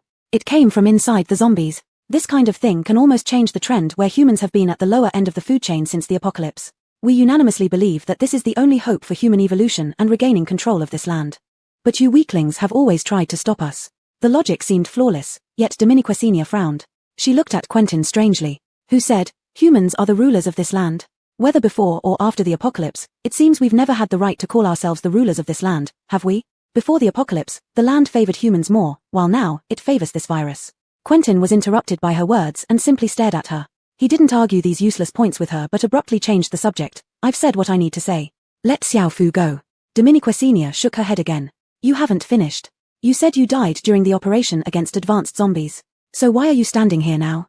Quentin looked at her and laughed, slowly pulling open his shirt collar. Dominique Senior saw a fierce bite mark on his smooth skin. Her mind felt as if someone had struck a loud bell, ringing loudly and shaking her thoughts away. She faintly heard Quentin say calmly, being too curious isn't a good thing. This is the disaster in our misfortune turning into fortune. I died because of it, and I also lived because of it. Dominique Senior looked up at him in a daze, realizing he was the first one to discover pink crystal and personally consumed it. Quentin's smile grew larger, almost unnaturally wide. His facial muscles bunched up, especially his cheeks, making him look like a madman. This is my glorious badge. The hope I brought to humanity. You can't stop its progress. You can only choose to follow or be submerged. Under the pale moonlight, his eyes suddenly became incredibly worshipful, as if completely devoid of soul, leaving only a body filled with faith. Dominique Senior sensed something was wrong and instinctively stepped back. But as soon as she lifted her foot, she was locked in by his intensely fiery gaze. Dominique Senior felt her scalp tingle. She had been uncertain earlier, but now she was 100% sure something was very wrong with this man.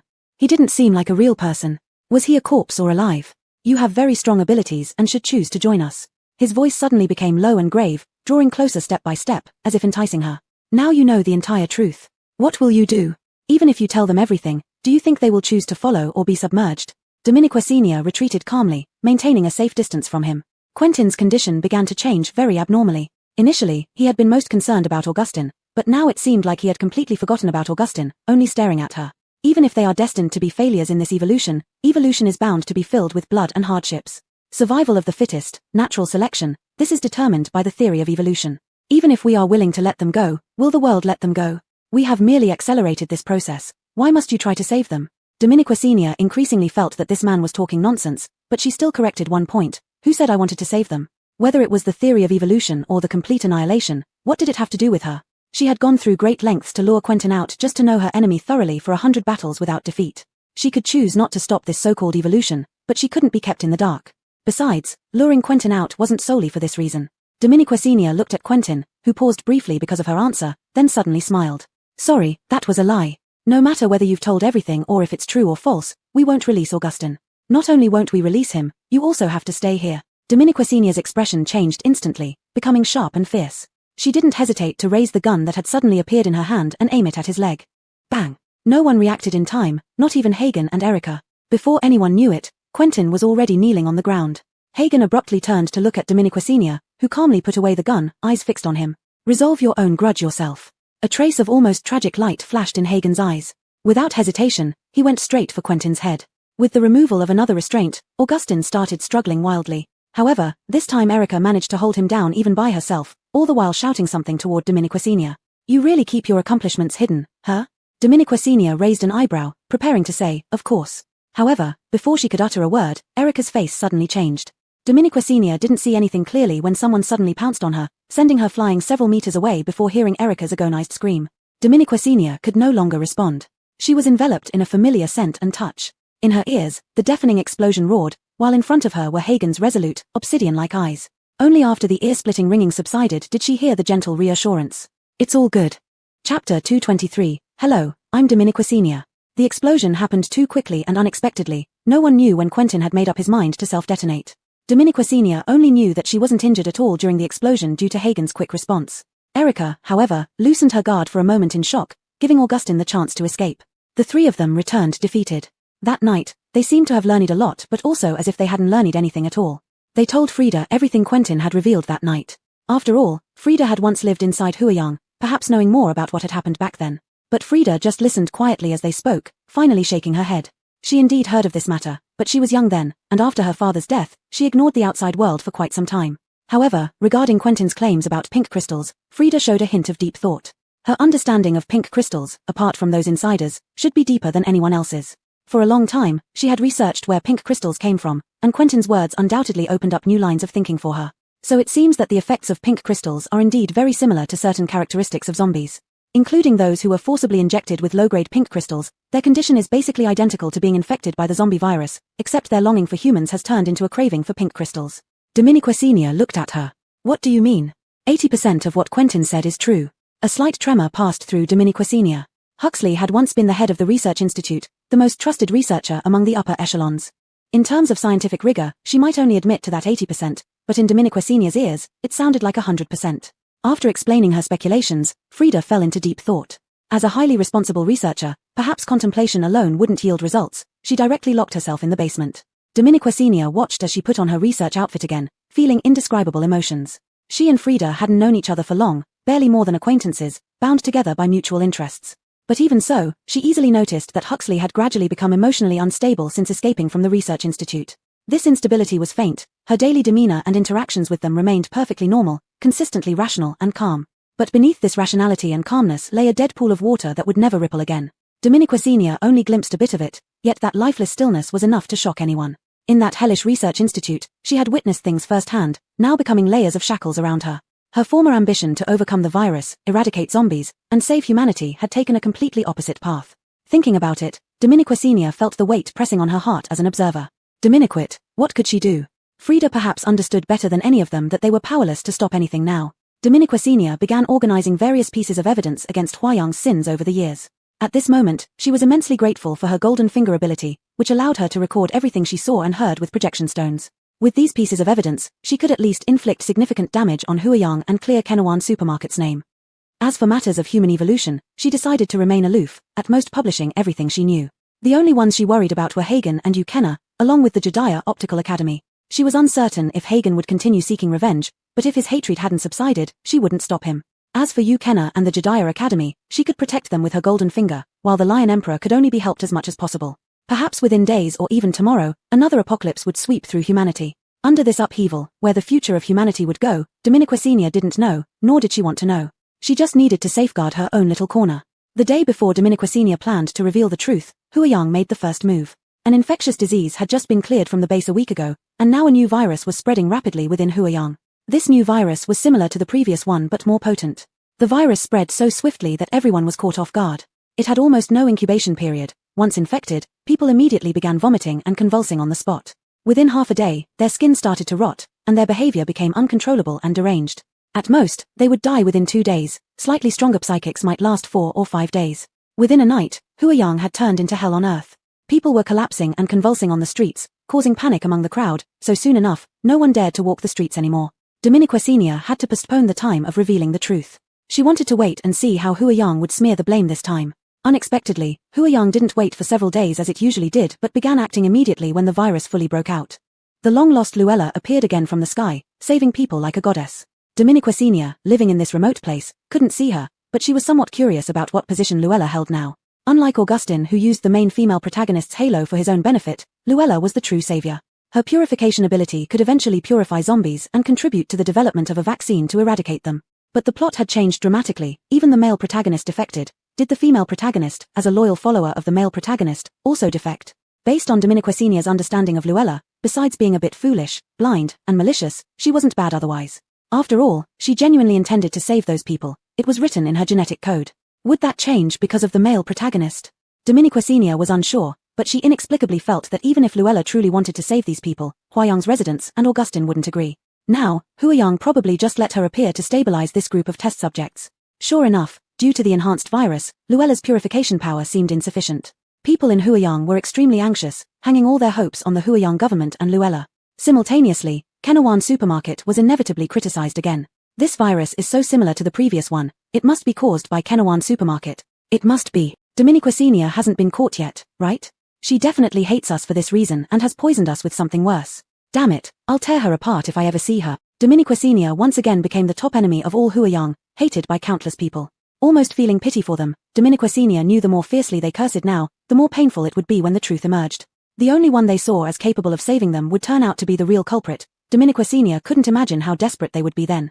As the situation reached its peak, Dominiqua Senior took down the large screen hanging above the supermarket entrance and put it back in her backpack. She then hung it on a tall building in the center of Huayang at midnight. The next morning, the panicked people found the screen. Given the rampant virus, normally such a screen wouldn't attract attention, but this screen had words on it. Want to know the truth? Noon at 12 o'clock, don't miss it. These words were vague. Normally, people would just glance and leave, but now many gathered under the screen, frowning, because the signature read Dominiqua Senior. Dominiqua Senior, whom Huayang had wanted for almost a week without capturing, not only hadn't been caught but had brazenly hung such a large screen in the base center. Was the Huayang government incompetent? But that question wasn't too important now. Everyone was more curious about the message itself. What truth did they want to know? Was everything they knew an illusion? Some scoffed, thinking she was trying to attract attention as a last-ditch effort. Others believed she was creating a diversion, possibly planning to draw everyone there at noon while escaping herself. In some ways, they guessed Dominiquesenia's initial thoughts correctly, but later, she thought it would be a shame not to see their expressions, so she abandoned the idea. Under the screen, people chattered. Soon, base soldiers arrived to remove the screen. Strangely, no matter what methods they tried, they couldn't budge it. The leader leading the removal team sweated profusely. What kind of demon was Dominiquesenia? As noon approached, people had already gathered below, but he couldn't show excessive urgency, as that would reveal their unease. The higher-ups had already given the order to proceed with normal removal, making sure not to act as if they were facing a major threat. But who knew this thing couldn't be taken down at all? The leader became anxious and hurriedly sent messages secretly to those in charge, his tone extremely urgent. However, what he didn't know was that his voice had already been heard by the highest management of the base. The person receiving the call appeared to still be listening but in fact had his eyes fixed on the back of the leader's superior, not daring to breathe heavily. As the voice from the other side grew more urgent, this person dared less to speak and even silently cursed him in his heart, wanting him to stop talking. However, Jackson had long heard everything. He pretended to listen on the phone, hung up, and nervously swallowed. Alejandro. Zhong Xiuda stared at the direction of the screen without saying a word. This person was incredibly bold and arrogant. She directly placed the screen on a building adjacent to the government office building. Standing by the floor-to-ceiling windows, he could see it clearly. She wanted him to watch helplessly. Zhong Xiuda's eyes were frighteningly dark. He had guessed she would have evidence, but he hadn't expected her to do it in such a high-profile manner. 2 knocks came from the office door behind him. Zhong Xiuda called out for the person to enter, and the door was pushed open immediately. Adrian stopped, looking at Jackson's back, lowering his head and calling him Alejandro. Zhong Xiuda didn't respond, only asking, "Are people already hiding around?" "Everything is set up, but..." Adrian hesitated. He looked at Jackson's back again, knowing these words would certainly make Jackson angry, yet he had to say it. "Even if we are hidden, she may not show up." Jackson's hands were behind his back. Contrary to Adrian's expectations, Jackson did not explode with anger. Instead, it made him feel even more uneasy. "She managed to hang this screen last night, which means she is still in the base. Why haven't you caught her after so long?" Jackson's voice was unnervingly calm, causing Adrian to break out in a cold sweat. "Alejandro, this person's ability might be more special than we imagined. The center of the base is our most guarded area, and we didn't leave our posts even for a second last night." Dominiquet, the screen appeared there silently at some point. Admitting their inadequacy, Adrian felt powerless to defend himself. In the suffocating office where the pressure seemed about to crush everyone, Jackson suddenly smiled. "Is that so? But what can she do? No one can stop anything." Jackson's voice sounded distant, leaving Adrian staring blankly at his back until he suddenly turned, holding an ashtray that he smashed onto Adrian's head. With a bang, the ashtray shattered on the floor, colliding forcefully with Adrian's skull. Blood dripped between the glass fragments, but Adrian dared not utter a single word. "This is your last chance. If you fail again, you no longer need to sit in this position." A huge fear surged within Adrian, almost making him kneel down. Losing this position meant losing access to highly purified pink crystals, which his body could no longer adapt to inferior ones, a disaster for him. But Jackson's words were never debatable. Adrian trembled and said nothing. As the sun gradually rose to its zenith, it also marked the approach of noon. People watching Huayang's efforts to remove the screen from morning till now felt complex emotions. Logically, they should support the Huayang government, yet they were incredibly curious about what would be revealed. That it wasn't removed gave many people a subtle sense of relief. At the last 10 seconds, the black screen's text suddenly disappeared, replaced by a huge countdown. 10, 9, 8, 7, 3, 2, 1. Almost everyone's heartbeat followed this second. As the countdown hit 0, breaths held, the familiar face appeared on the big screen. The face they dreamed of capturing for a reward. "Dominiquesenia," someone shouted. And Dominiquesenia in the screen, as if hearing this shout, suddenly smiled. She seemed to look at them, or at the people in the opposite office building. "Hello, I am Dominiquesenia." Chapter 224, When did she become an enemy of Qingyang? No introduction was needed, everyone had already etched her face into their hearts. This, 1,000-year sinner, what nerve did she have left to greet them? Dominiquet, despite this, everyone remained silent.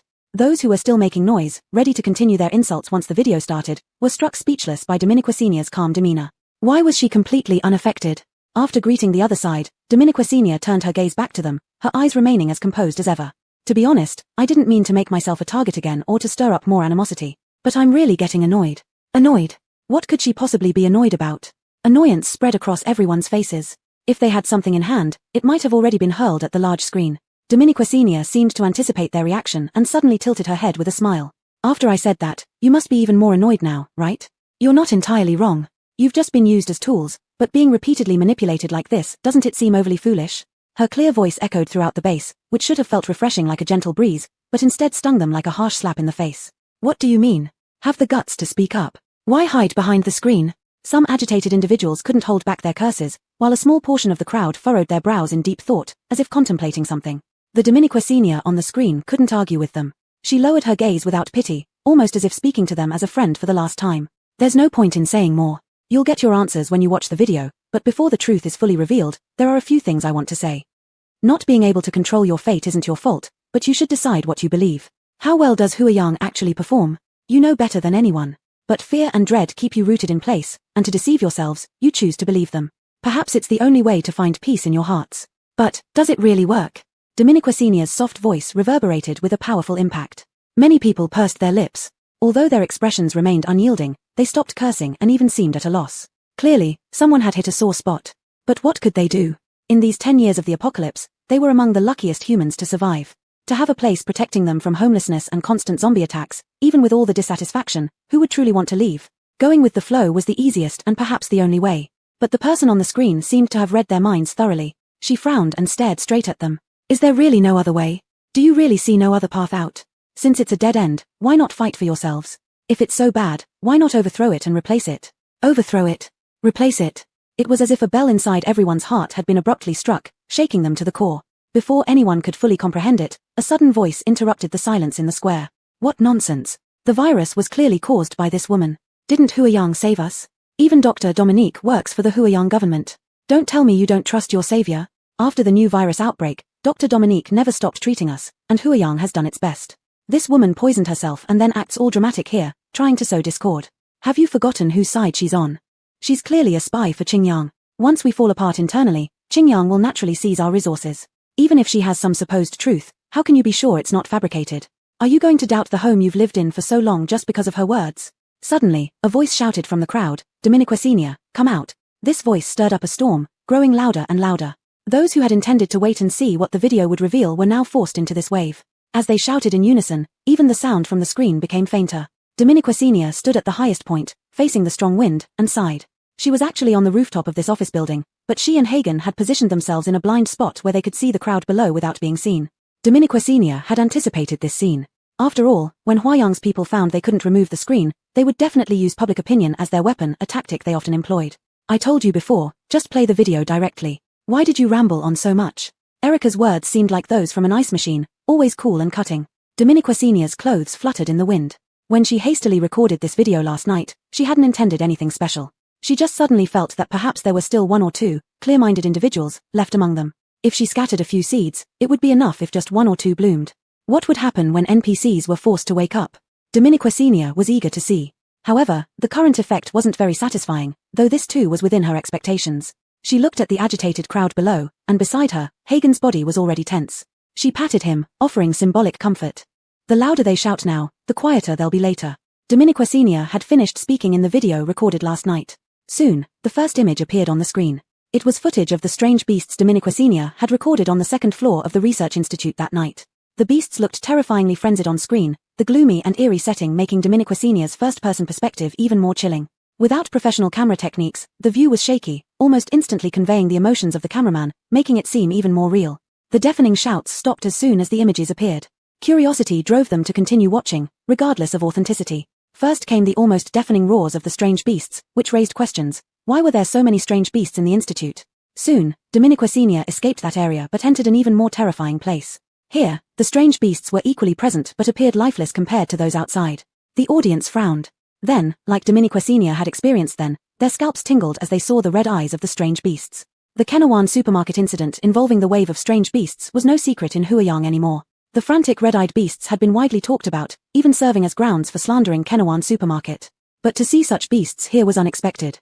Those who had personally experienced the wave of strange beasts at Kenawan supermarket couldn't tear their eyes away.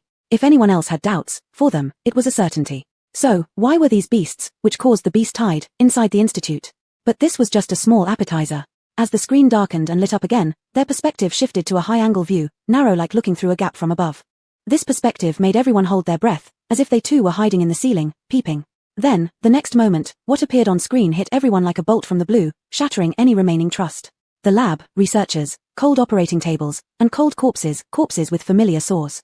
All these images conveyed one undeniable fact: these were the bodies from the previous outbreak victims. As the researchers began dissecting the corpses, nearly everyone turned pale. Those with weaker constitutions covered their mouths, almost retching. Nothing was more impactful than this. It wasn't just a gruesome dissection video, it was like a guillotine severing their last hope. Only after the true footage emerged did they realize how ridiculous their earlier suspicions were. This was too real to be faked, leaving them feeling utterly hopeless. The footage ended abruptly as everything was extracted, but everyone was speechless, choked by the truth. They had no choice but to face this cruel reality. From beginning to end, they were merely test subjects. However, Dominique Senior wanted them to die knowing the truth. The scene shifted abruptly, focusing shakily on a licentious young man. At first, people didn't know his identity, but as the conversation unfolded, they gradually realized this youth was an insider of Huayang's government. Dominique Senior had never told anyone that she even recorded a segment in such a tense standoff during quarantine. The footage showed intense arguments. Although parts were confusing, most people still pieced together the context. This was undoubtedly a huge torment for them. Previously, they lived in an echo chamber, often going with the flow, numb and lost, but none of those feelings could compare to this moment's agony. Some began covering their ears, refusing to continue listening. They could have lived in ignorance, not everyone was so fixated on the truth. Some even resented Dominique Senior for revealing it all, for tearing apart the illusion of peace. Perhaps they could have survived a few more days otherwise. Now what? Some knelt down in anguish, completely lost, while others had bloodshot eyes filled with hatred. And Jackson, who watched everything unfold, burst into laughter. Dominique Senior, your cleverness has backfired. Even if you tell them, do you think they'll have the courage? His eyes flashed with pure red light. With someone providing an opportunity to hasten their plans, why not take advantage of it? The screen continued to play, and after another scene ended, Dominique Senior started unraveling Huayang's false facade piece by piece. The illegal transplantation of abilities, the establishment of a black industry chain serving the rich. She revealed everything in one breath. The reactions below mostly matched her expectations. No one shouted for Dominique Senior to come out anymore, each face was etched with endless pain. But at this moment, Dominique Senior felt no satisfaction, only profound indifference. After all, this was just a farce unrelated to her. After clearing Kenawan Supermarket's name, the subsequent events were no longer her concern. She gazed at the clear sky, her mind drifting far away. She missed her little supermarket, missed Snowball, missed Daisy. Dominique Senior stared for a long time, preparing to withdraw her gaze, when she suddenly furrowed her brow, blinking uncertainly. She even rubbed her eyes and nudged Hagen beside her. Do you see that? Is it a black dot? Hagen looked up, and just as Dominique Senior began to doubt her vision, the black dot grew larger, accompanied by a deafening roar approaching them. Hagen finally said, it's a helicopter. Dominique Senior's heart clenched, instinctively thinking Huayang had discovered them. But as the helicopter neared, she read the letters clearly, choking on her breath. The military green helicopter had two large white-painted words, Qingli. Was this any different from defecating in someone else's yard? Many people noticed the helicopter at this moment, looking up and recognizing the words on its body. People wore puzzled expressions until someone realized the helicopter was heading straight for the rooftop of this building. What did they plan to do? Everyone instantly became wary. As the helicopter hovered overhead, the loud roar made them fear an imminent attack. Then, a long red banner dropped down from above. Several large characters lined up on the unfurling red banner. In stunned surprise, countless eyes couldn't help but scan the words. Welcome Boss Shen to Huayang Base. Some blind fools treasure dung as if it were a gem. From now on, Huayang will be your new backbone. It felt like a fiery slap across everyone's face. Only then did they faintly notice someone standing on the rooftop. And there, Dominique Senior stood under everyone's gaze, staring at the provocative banner hanging from the helicopter, suddenly feeling lost. When had she become enemies with Qingli? Chapter 225, Zombie Army. Isn't this too showy? Will Boss Shen like such an ostentatious style? Casimir couldn't help but ask the officer beside him. Juliet flicked her hair, looking at him somewhat surprisedly. This is called ostentatious. Casimir fell silent. Compared to this beautiful and fierce officer in front of him, it indeed wasn't over the top, but for Boss Shen, who knew? Juliet curled one side of her lips. These fools always say that Boss Shen is a spy sent by Qingyang, right? Well, I'm going to let them see Qingyang's sincerity towards Boss Shen. The opportunity is laid out before their eyes, yet they turn it away blind as bats. That's regrettable. He Fenglam spoke with abandon, and acted with abandon too. Her whole body was hanging out of the helicopter except for one hand gripping the door edge. Look, Boss Shen can't wait to wave at us. As she waved at Dominique Senior, Casimir watched nervously from the side. But upon closely observing Boss Shen below, he didn't see any sign of waving back, only an expression that looked like she was at her wit's end. They hovered in the sky above Huayang, completely oblivious to the people below who were caught in chaos. The people of Huayang felt complicated now, mostly angry. They actually brought helicopters into Huayang territory to lure their people away. They wanted to curse, but soon they sadly realized they had no standing whatsoever.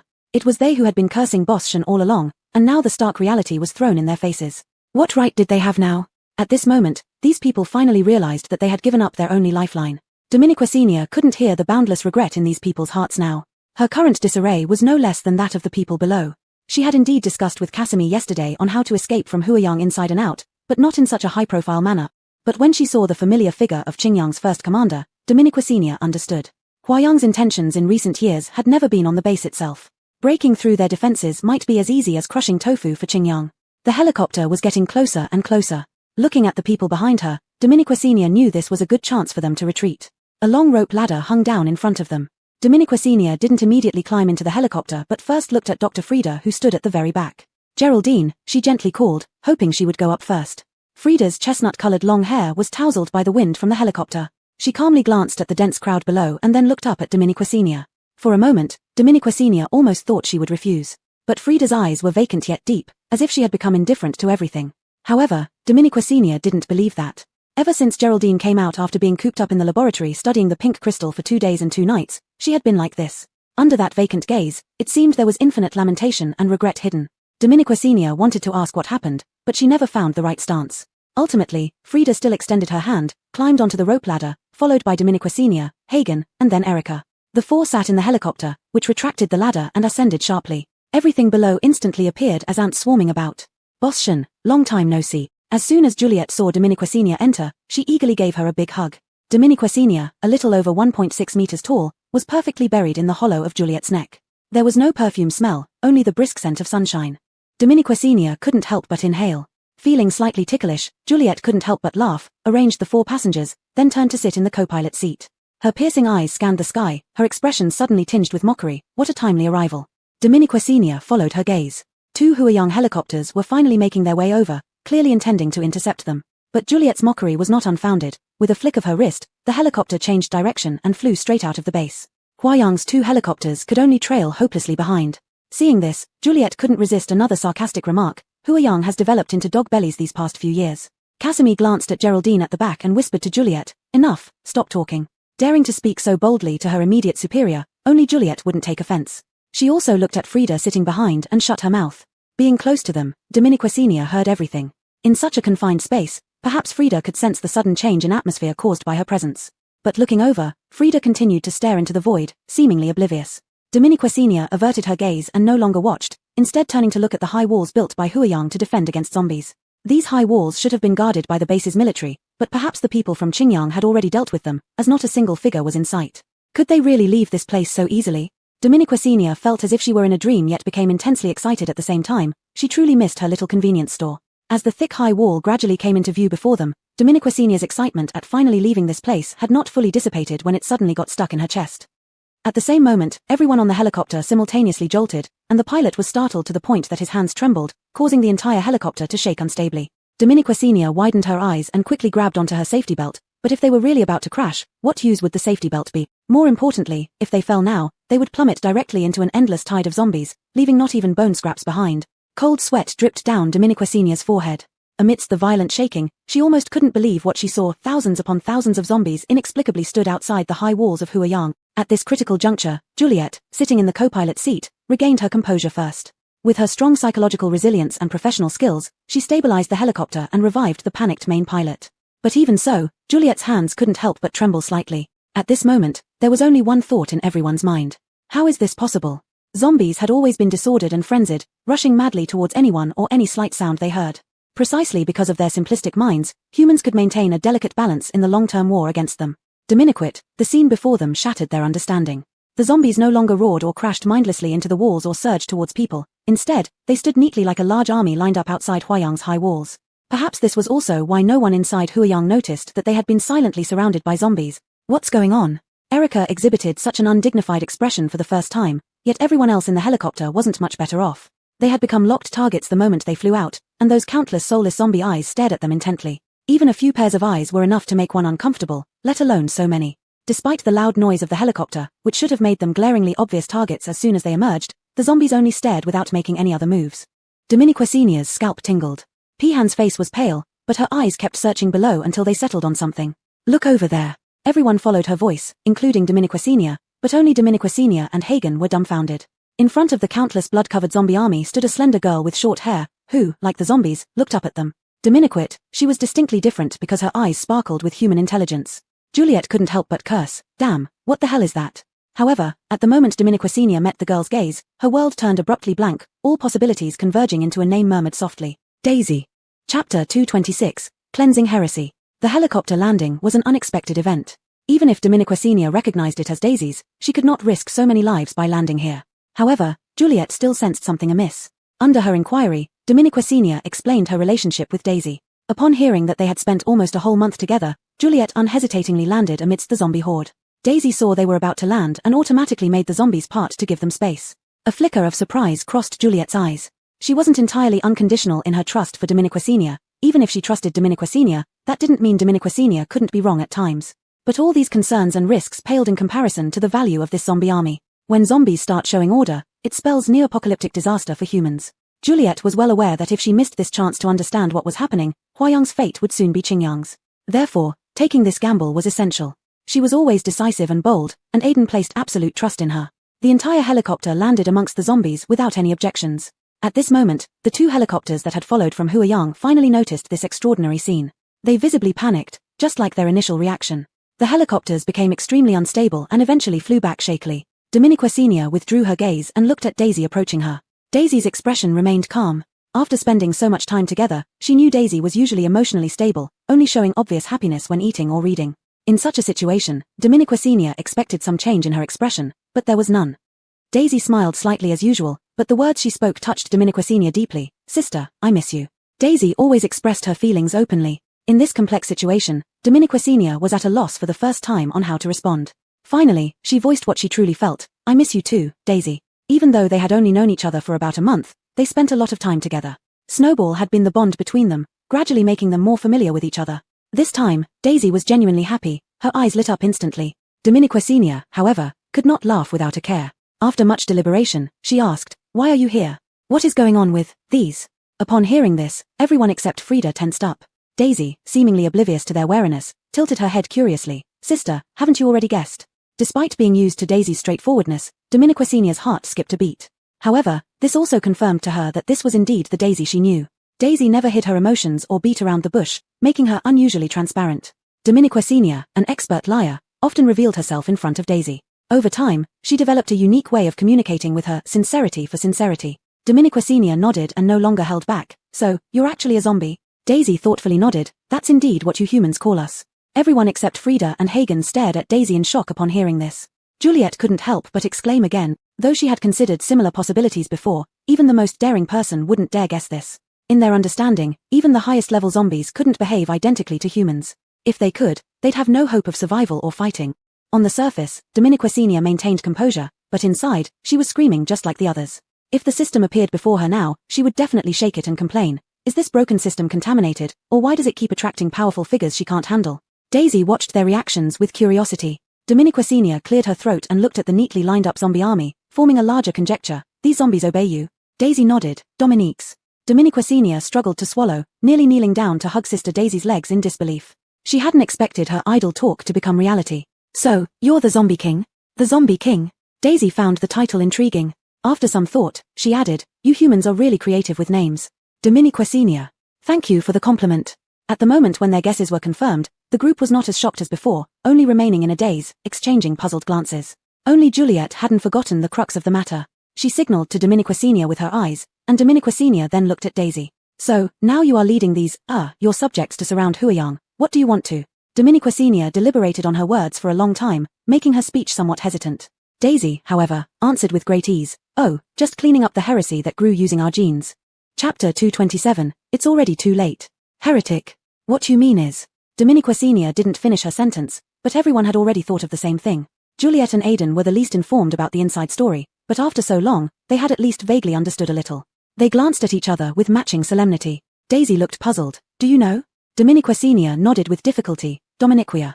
The arrival of Daisy complicated the situation, yet it was also revealing the root and truth to them. Dominiquesenia's plan to return to the supermarket was once again broken, and Juliet and Aiden did not rush to go back to Qingyang either. As for how panicked Huayang might be internally at this moment, it became the least important concern. Daisy brought the zombie army here with the purpose of eliminating heretics, but now facing their questions and confusion, she temporarily halted her actions. "Using your genes, do you mean pink crystal?" Dominiquesenia took out the pink crystal from her backpack and sought confirmation from Daisy. From Quentin, they knew that the pink crystal was unexpectedly discovered on zombies. But Dominiquesenia still wanted to confirm if what Quentin said was true. Daisy curiously picked up the pink crystal in Dominiquesenia's hand, a hint of inquiry flashing through her pitch-black pupils. The zombie standing beside her, who hadn't spoken until now, suddenly remarked, I didn't expect these heretics to have reached such an extent, even extracting physical substance.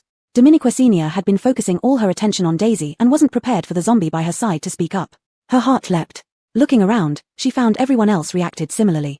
However, this speaking zombie exhibited clear features of a high-level zombie, with its entire eye overtaken by blackness. A name surfaced in Dominiqua Senior's mind. Boone. Startled, she blurted it out. Daisy looked up in pleasant surprise. Sister, you still remember Boone? Dominiqua Senior wiped the cold sweat off her forehead. How could she forget? It turned out that Daisy's various behaviors had given her hints long ago, including the oddities when they first met. Everything finally made sense. No wonder she always considered the high-level zombies as friends. Thinking back, Daisy had never intentionally concealed her identity. Dominiqua Senior suddenly felt indescribable. Juliet and Aiden looked at Dominiqua Senior differently. From their recent exchanges, they had guessed the relationship between Dominiqua Senior and the Queen of Zombies. Juliet shook his head and whispered, Boston truly isn't ordinary. Pei-Han seemed to have overheard this remark, her eyes flickering. Since Daisy admitted her identity, she couldn't suppress her emotions any longer. On the day they left the basement, her heart had turned into dead water, but now ripples appeared, even boiling up.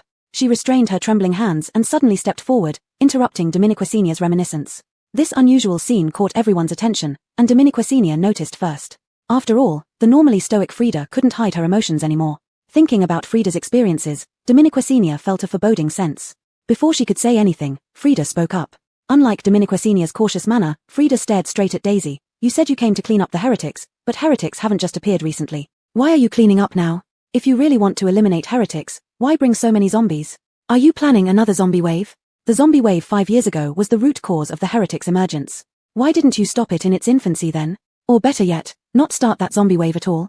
The helicopter stopped, but the wind didn't. Frida's hair flew backward due to the wind, her pale face flushed slightly from excitement, filled with stubbornness and questioning. Looking closely, her body was trembling slightly. Dominiqua Senior opened her mouth, but the people behind her immediately went on guard. Under such sharp questioning, the Queen of Zombies might get angry. This was their instinctive reaction. Dominiquit, it felt like a heavy hammer striking Dominiqua Senior's heart. Since seeing Daisy, due to their familiarity, even though she stood among the zombies, she subconsciously separated Daisy from the rest. Not so for those behind her. Their friends and partners had possibly died at the hands of zombies, and they only came down to understand the reasons while remaining wary of these zombies, even harboring hatred. Especially Juliet and Aiden, who had experienced the zombie wave in Qingyang, their enmity ran deep. Dominiqua Senior only now realized how awkward her position was. Although Frida's questions were sharp, no one on the scene wanted to stop her, indicating that this was indeed what they wanted to ask as well. Daisy blinked at Frida and held back Boone, who had suddenly shown a menacing expression. We've come to clean up the heretics because we just sensed their presence. The genes extracted by heretics are originally our genes. Only when they started to show some differences did we realize that these aren't just our genes. As for why I brought so many zombies, Daisy looked back at the vast army behind her, a hint of confusion flashing through her eyes. I don't know either. Whenever I try to summon them, they all follow. Since childhood, Daisy knew she was different from other companions. She seemed to have the ability to lead and summon them, but she rarely used it. Dominiquesta was her first serious attempt, and she hadn't expected to summon so many. She scratched her head slightly, embarrassed, but still looked seriously at Frida. I didn't intend to initiate a zombie wave. I don't want to harm anyone. I just want to eliminate heretics. They use our genes to grow, and they could pose a threat to us. What about the wave 5 years ago? 5 years ago. Daisy raised her head thoughtfully, seemingly confused. After enduring repeatedly, Aiden couldn't help himself any longer. Forget it. Wasn't it you who suddenly attacked Qingyang 5 years ago? Aiden had never imagined he would one day face off against zombies. These mindless living dead, he had always intended to kill every single one of them. But knowing they might have been acting with premeditation, his hatred became clearer and deeper. Juliet grabbed his arm, signaling him to calm down, while looking at the high-level zombie who was observing them. Its skin was pale, eyes completely black, yet it smiled mysteriously, sending chills down everyone's spine. Daisy wasn't fully grown then and doesn't remember much. But I remember it clearly. The zombie wave wasn't intentional. Someone deliberately triggered it from within your base. Enraged, Aiden suddenly erupted in anger. Others also widened their eyes in surprise, except Juliet, who remained calm, though her grip on Aiden revealed her agitation. What are you saying? I have no reason to lie. Or rather, we learned the concept of lying from humans, who treat each other dishonestly. Juliet's expression changed. Evidence. We don't have the habit of keeping evidence, but the culprit was likely within your base at the time. Who? Quentin, Byron. Boone said these two names calmly, but they exploded like thunder in everyone's ears. Dominiqua Senior suddenly looked at him. You're the high-level zombie they insisted on chasing? Everything over the past 5 years suddenly connected in her mind. Boone, as if reminiscing about the situation, sneered. They were just putting on a show, to clear their suspicions. Then he suddenly looked at Dominiqua Senior and the others. As Daisy said, humans do have many admirable qualities, but there seems to be more deception and betrayal among you. This is my observation after watching for so long. You humans are really complicated. Dominique Senior's mind was still chaotic, probably the same for others. No one contradicted Bunaher's evaluation of humans. Only Aiden remained skeptical. As someone who truly experienced the zombie wave, he hated zombies profoundly. Now, being told that everything might have been caused by someone from their own side, he couldn't accept it. He gritted his teeth. This is just your one-sided account. You say it was deliberately triggered. How do you know? Bunaher watched him calmly. In your understanding, perhaps we were attracted by the music inside the base at the time. Bunaher was already a high-level zombie then and remembered everything clearly. The celebration sounds inside the base were part of the reason, but that alone wasn't enough. He still remembered another fatal scent that attracted him. The smell of blood, fresh flesh. Humans learned to mask their body odor after their appearance. He hadn't smelled such direct and stimulating scents for a long time. Even as a high-level zombie, he couldn't resist following the main force. The smell of blood. Juliet frowned. The more crowded the place, the more they focused on hiding their scent. At that time, they often sprayed large areas with disinfectant water and blocking agents to mask any of their odors. How could there be a smell of blood that attracted such a large number of zombies? She still managed to remain calm. So what happened next? Did you discover where this smell came from? Of course. When I went over, I found piles of fresh corpses stacked in one corner of your high wall. Combined with the sounds inside the high wall, it naturally triggered our instincts. Piles of fresh corpses? How is that possible? Aiden instinctively wanted to refute it. They patrolled all day back then. If there were really corpses, how could they not have noticed? But soon he was struck dumb like he had been hit by lightning. That day happened to be the day when Qingyang Base celebrated as a community. Many who usually patrolled had been withdrawn. Plus, with the high wall just built, everyone unconsciously relaxed a bit. They were so immersed in joy that someone might have taken advantage of the situation. It seemed entirely possible considering that was the day they were most lax. The impossible gradually unfolded in Aiden's mind, and he couldn't accept this possibility. He stared blankly at Juliet. But how much better could Juliet be? Her position at the time was higher than Aiden's, so she knew more details. Compared to Aiden's vague memories, hers were clearer. Patrols that day indeed weren't strict. A slight thought revealed that the scenario described by Bunaher was entirely plausible. Her breathing suddenly became rapid because she had just thought of something even more crucial.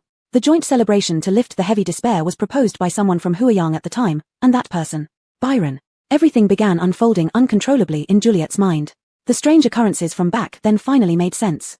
Her fists clenched tightly, and her eyes turned red almost instantly. She couldn't understand why Huiyang would do this. So many innocent lives, nearly a third of the population, were lost in that disaster. Could it merely be because Qingyang had more abundant resources and developed better? Juliet's expression told everything to everyone. Bunaher didn't need to say more, but Frida didn't soften her expression at all. Her eyes remained ominously deep. But the true cause of the damage is still you. Bunaher looked at her with his pitch-black eyes. I don't deny that, but do you want us to apologize for it? This land has never belonged solely to your race. You happen to have the upper hand, which allows you to rule over all other races. Now, you just no longer hold that advantage. Propagation is our instinct, just as reproduction is yours. We're simply following our instincts, just like you. You can harm other races for survival. When those races were harmed by you, did you ever think about apologizing to them or letting them go? Now it's just a shift in position. The world is still the same world. Everyone fell silent at that moment. Daisy gently tugged at Bunaher to stop him, but none of them were foolish. Moreover, no race understood the theory of evolution better than humans. As the environment became harsher and less suitable for human survival, humanity faced its ultimate enemy. Everything seemed to be telling the trend of human extinction. Just like the once dominant dinosaurs eventually vanished from Earth, perhaps this would also be their ultimate fate. Dominique Senior suddenly felt a profound sense of nihilism, but surprisingly, she wasn't filled with panic. Instead, she felt an endless calm. She had always lived in the moment. Even if the future was void, as long as she could eat, sleep, and live now, it was fine. But Frida clearly couldn't accept it. She looked at the grey sky and laughed, tears streaming down her face like broken beads. Do you know? I finally discovered the vaccine to overcome the zombie virus, but everything is too late. Chapter 228, Byron. What did you say? Juliet was the first to rush forward, and Aiden also stared at her intently. But Frida seemed completely lost in her own world. She laughed and cried hopelessly, like a lunatic who had lost all reason. Boone's expression changed due to her words, but under Daisy's control, he remained standing still, not moving an inch. Because of the latter half of her sentence, it was already too late. This made everyone's hearts tighten. What did she mean? Why was it too late? However, Frida only saw the overcast sky before her eyes. It wasn't until a drop of rain landed on her face that she realized it had started raining. Rain after the apocalypse was somewhat polluted, undrinkable, and best avoided. But who cared about these things at this moment? Frida even reached out to feel the raindrops landing on her hand. On that night when Quentin entered the basement, there was also a light rain. Accompanied by the sound of the rain, she had revealed the truth of the post-apocalypse for the first time. Quentin's words gave her hints and unexpected effects. The bottleneck that had been around her for many years broke through on a very ordinary night in that rudimentary underground laboratory. But breakthrough was not liberation, it was the final verdict. She had walked this road for 5 whole years, yet from the very beginning, it was already too late. After they accidentally discovered a genetic substance within zombies that could alter human genes and turned it into powder crystals, the inevitable loop leading to the doom of humanity began. At that time, she still had unresolved doubts. Only when Daisy stood before her did everything become clear. Boone hadn't lied, nor had Daisy. All the questions were just her unwillingness to accept it. 5 years ago, the zombie outbreak didn't happen because of Daisy, as she hadn't fully matured then. It was humans who truly awakened the zombie king by trying to steal other species' genes. They acted arrogantly, even self-righteously, thinking they were superior. What they didn't know was that when a race's genes were stolen or altered, countless zombies would sense it, with the zombie king being the first to notice. So after 5 years, what humans sowed back then has finally reaped its fruit. Frida became the most foolish pawn in this chain of cause and effect. She once believed she was enduring humiliation and would eventually develop a vaccine against the zombie virus. She would expose Huayang's ugly secrets. Diminiquit, everything she did, purifying and altering genes for them one by one, became futile.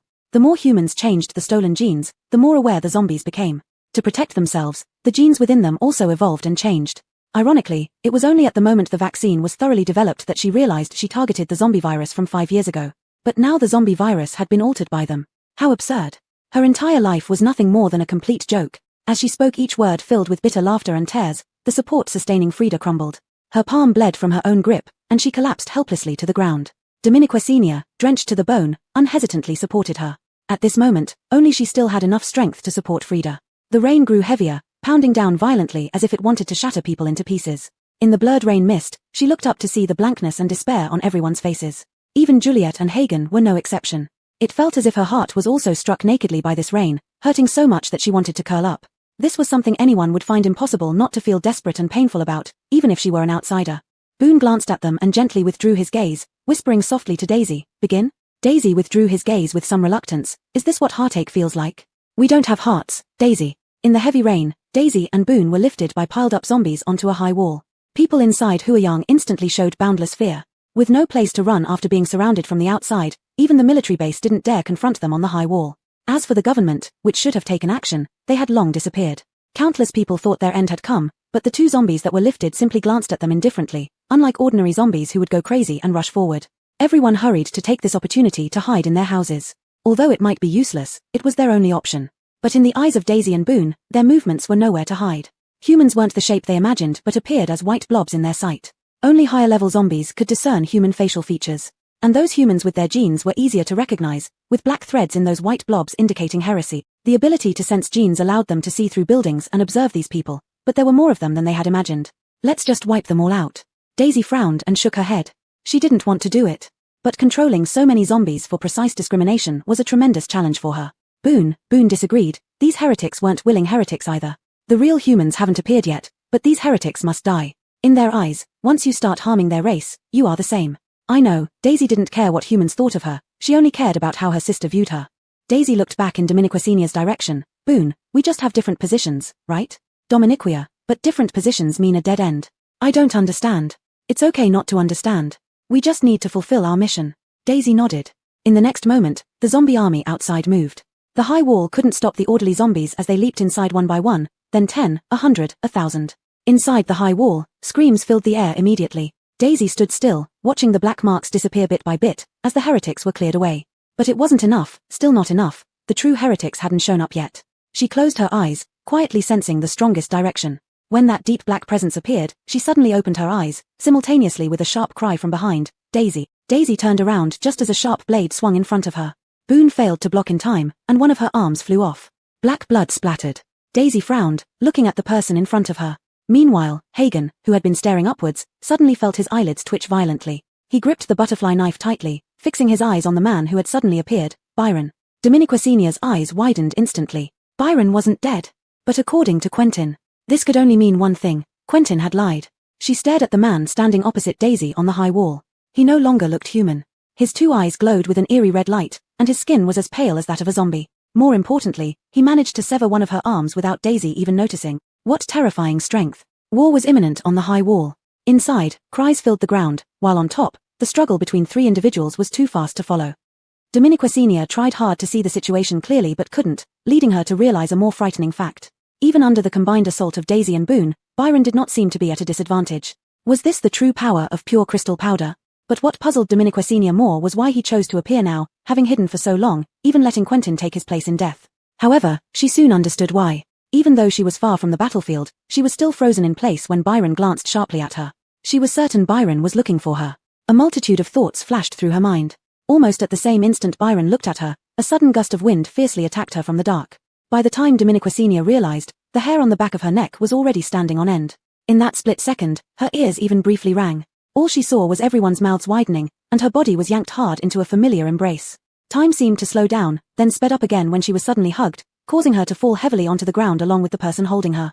With a muffled thud, Dominique Sr.'s hearing returned. She heard the whistling wind, rain, thunder, and the groan from the person beneath her. She hurriedly supported Hagen's shoulder. "Are you okay?" A fierce look flashed across Hagen's eyes. Before he could answer, he turned around and placed Dominique Sr. steadily on the ground before rushing out swiftly. Dominique Sr. sat up, wiping the rainwater from her face. As she raised her eyes, she saw people entangled in battle, and Hagen had rushed toward Augustin. Familiar faces appeared again, clearly prepared. She observed the people who had come out with Augustin. Juliet, Erica, and Aidan joined the battle.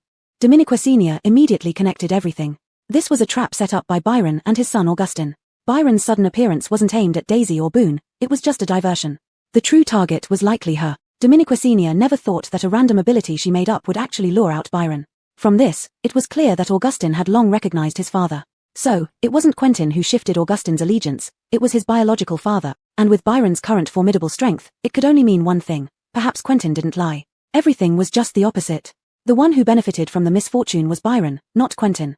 As for why Quentin did that, it was very likely that he was manipulated by Byron. At this moment, Dominique Sr. finally figured everything out. The source of all beings was right before her eyes, but this strength was already a gap they couldn't bridge. She looked at the ongoing battle and gritted her teeth as she stood up, bringing out various high-tech weapons. She first threw one to Hagen, then Erica, Juliet, and even handed one to Frida. Frida's face was expressionless, even showing no shock at Byron's appearance. Dominique Sr. walked over and heavily placed the gun in her hand. Revenge. No matter what the future of humanity is, take your own revenge. In some ways, Frida's paradoxical life was closely linked to Byron, who might be considered the root cause. Dominique Sr. didn't know if these words would work, but after making sure Frida held the gun tightly, she turned and joined the battle. The introduction of high-tech weaponry allowed their outnumbered group to barely maintain balance with the others. Amidst the rain, Dominique Sr. unhesitatingly focused on Augustin as her main target. On one hand, she genuinely despised this irresponsible, traitorous man who switched sides in the middle of battle, supposedly the protagonist. On the other hand, she wanted to see if Byron would be thrown off when Augustin faced danger, or even directly come down from the wall. But Augustin's strength had clearly improved. Dominique Sr. shouted without hesitation, "Attack Augustin." With extreme concentration, Augustin coldly stared at her, suddenly charging towards her recklessly. Dominique Sr. showed no fear and faced him head-on. This was the moment she had been waiting for. She pulled the trigger of the gun as he rushed towards her. Augustin was familiar with her attacks and veered off track to dodge. Ironically, this move made Dominique Sr. smirk. The gun in her hand was no longer the same one. The energy bullets no longer followed the set trajectory but suddenly changed course, heading straight for Augustin. These were tracking-enabled energy bullet. By deviating, Augustin instead collided with Dominique Sr.'s energy bullet. Bang! A mist of blood scattered. However, before Dominique Sr. could see where he was hit, he emerged from the blood mist without stopping. This time, he avoided the vital areas and went all out to kill Dominique Sr. What hatred! Dominique Sr. fired again, but he dodged this time. Hagen rushed forward from behind, nearly catching Augustin, but suddenly an unexpected force hit him. His body spun like a broken kite, smashing hard into the ground, leaving a long trail of bloody marks. Dominique Sr. turned around. Through the murky rain, she saw Frida, cold and grim like a llama, her slender arm raised, aiming perfectly to hit Augustin. Without blinking, Frida's gaze turned to Dominique Sr., tears nowhere to be found on her face. "I have a way." For a moment, Dominique Sr. couldn't understand what she meant, but in those calm, sharp eyes, they suddenly became connected. She meant, the way to kill Byron. Chapter 229, the grand finale. The heavy rain continued to pour relentlessly, as if trying to wash away all the bloodshed in one day and leave behind the truth written by the victors. Daisy and Boone stood side by side on the high wall, their pupils growing larger, the black spreading like ink slowly invading their entire eye sockets, a manifestation of their anger. It was not only for the arm that Boone had just lost but also for Dominique Sr.'s sudden ambush. Invisible currents began swirling around Daisy, the intense air pressure pushing outwards in all directions toward Byron. But Byron remained unmoved, the fierce wind tugging at his clothes while a gleam of excitement flashed in his eyes. "Finally, I've found you. Your point is that pink crystal may not have completed its final purification step." Frida's expression was cold and grim, gun in hand, almost every shot hitting its mark. "Since infiltrating the underground laboratory of the Institute, a question has lingered in my mind. If they truly had developed pink crystal with 100% purity and no side effects, Why delay until now to cause a second outbreak within the base? Their desire for the true power of pink crystal should be unimaginable, yet their actions have always been measured and patient, even tolerating your announcement of the truth. If they really possessed pure pink crystal, it would mean those people have powers equal to Byron's. They shouldn't fear you at all, but their reactions do not reflect this. Dominiqua Senior dodged attacks swiftly, her mind racing. Frida was right. Byron's ability was nearly on par with Daisy and Boone. If this was the power brought by pure pink crystal, the group wouldn't tolerate such chaos in the base for so long. When reality confirmed this fact, the truth pointed in one direction only. They don't have the genuine pure pink crystal. The true core power is solely in Byron's hands. Their voices rang clearly one after another in the rain. Hagen, Erica, Juliet, and Aidan exchanged glances, all reservations vanishing as they launched precise attacks at Augustin alone. If Byron's combat strength against Daisy and Boone was unpredictable, Augustin's currently displayed power barely matched that of an advanced psychic.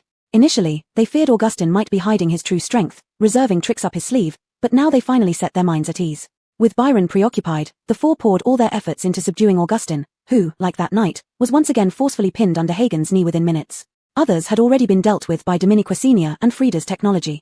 Dominiqua Senior and Frida's guess turned out to be spot on. Looking through the rain at the high wall, the battle still remained indiscernible to the naked eye. But it was clear that Byron showed no concern whether his son fell into danger. The only power is in his hands. Everyone, including his own flesh and blood, are his pawns. Frida's tone was indifferent, uncaring that she included herself among them. Dominiqua Senior watched as Frida pulled out an injection from somewhere, approaching Augustin step by step. What was Byron's real purpose in suddenly appearing? Dominiqua Senior initially thought it was due to her fabricated psychic abilities, but now it seemed another deception. Sure enough, Frida looked back at her. His ultimate goal isn't you, but Daisy. As the words fell, a heavy blow struck Dominiqua Senior's heart. Frida saw that she understood everything and mocked with a faint smile. Human greed knows no bounds. He obtained the strongest power among humans, but it's never enough, he wants more. To want more meant capturing Daisy. Daisy was the zombie king. He might possess superior genes compared to 5 years ago. Everyone's throats tightened, realizing they finally grasped a hint of Frida's pain. All their efforts to fight natural disasters and unknown viruses ultimately revealed that most were caused by human actions, leaving them entrenched in internal strife. Juliet's face turned pale, looking at the vast sky before her expression changed, sensing something ominous. Frida seemed to have anticipated it, injecting the syringe into Augustin's neck amid Fu Eln's horrified gaze. Her voice light and slow. Congratulations, you're my first true experiment. She then looked at the others. Those old fools have started their moves. Byron is buying them time to spread the virus throughout Huiyang and perhaps the whole world. What Juliet saw were dozens of helicopters suddenly flying out. Not only that, but it appeared they were spraying something underneath them. Clearly, they had just made a grand exit without any obstruction, yet now Juliet's expression became extremely grim because several helicopters had stopped within Huiyang while others were heading straight for Qingyang. Damn. Juliet spat a mouthful of blood onto the ground, and at this moment, Aidan's expression turned equally terrifying. But the two of them were not as panicked as one would imagine. Aidan and Juliet simultaneously took out signal guns from their clothes, exchanged glances, and shot into the sky in unison. With a bang, red smoke instantly exploded in the sky. Juliet put away her gun. Fortunately, I was prepared. Dominiqua Senior watched the signal gun explode like a blood mist and sighed with relief. Qingyang was not overly confident or negligent. They dared to enter Huiyang's territory directly by helicopter to pick them up, which meant they must have had backup plans. She just didn't expect these backup plans to take effect at this moment. As for those helicopters inside Huiyang, they were powerless to intervene. A myriad of complex thoughts flashed through Dominiqua Senior's mind before she turned to look at Augustin under Frida's control. What did you just inject him with? Vaccine. Vaccine. Frida held a stopwatch, not looking back as she responded. The true essential power of pink crystal comes from the genes inside zombies, specifically those from 5 years ago. Although they've altered the genes over these 5 years, the core essence can never be completely removed. So, this vaccine is useless against zombies but works on new humans? Frida paused for a moment. Perhaps. This was an incredibly ironic situation. Dominiqua Senior could hardly imagine how desolate Frida must feel inside. Her throat constricted as she asked, so, this is the way to deal with Byron? Unexpectedly, Frida shook her head. No. Without saying more, Dominiqua Senior didn't ask further. They waited in silence for Augustin's reaction. Even if the vaccine couldn't directly eliminate Byron, if it worked on Augustin, it meant those old fools weren't worth fearing. About 3 minutes after the injection, Augustin started reacting. His stiff body suddenly convulsed violently like a fish before curling up, his limbs trembling wildly, and his face twisted in agony, as if enduring immense pain. Clearly, the vaccine was effective on him. Perhaps his internal genes were struggling. In any case, this outcome was better than expected. However, there wasn't much joy on Frida's face. She quietly put away her stopwatch and suddenly looked up at the sky. Just as Dominiqua Senior was about to speak, Erica suddenly ducked down, pressing Dominiqua Senior under her. The next second, a tremendous roar sounded overhead. Dominiqua Senior instantly understood what was happening. She struggled to lift her head and threw a protective shield towards Frida, which opened automatically. Then she and Hagen, Erica, Juliet, and Aiden all activated their own shields. These people not only intended to spread the virus within Huayang but also aimed to kill them. Screams filled the air, but Dominiquasenia had no time to think. The deafening noise and flames quickly engulfed them. Dominiquasenia couldn't see or hear anything, only feeling the blinding light nearly scorching her eyes. Just as she was about to close her eyes, Hagen quickly covered them for her. This instant felt both fleeting and eternal. Dominiquasenia's ears rang for a long time before she gradually realized the roaring had ceased. Instinctively, she looked up. Several helicopters hovered above them, one of which had its door open, revealing a middle-aged man standing at the entrance, looking down at them from above. Frida, you possess real talent, so I'm giving you one last chance, join us. Sudden shock washed over Dominiquasenia as she turned sharply to Frida. Unbeknownst to Wen, Frida had already stood up, her profile cold, leaving no one guessing what she was thinking. An odd sense of absurdity struck Dominiquasenia. After such bombardment, they still wanted to take her back. Dominiquit, she could never fully understand Frida. She might stand with humanity, but definitely not with the zombies. Given the current situation, how would she choose? For the first time, Dominiquasenia felt utterly uncertain. Under the gazes full of unknown intentions, Frida faintly smiled and walked toward the hanging rope ladder. All right. Shen Qingzhu restrained herself, suppressing the urge to call out Frida's name. She had no right to interfere with anyone's decision, let alone when she herself couldn't fully clarify her own position. Perhaps, she hadn't chosen any side at all.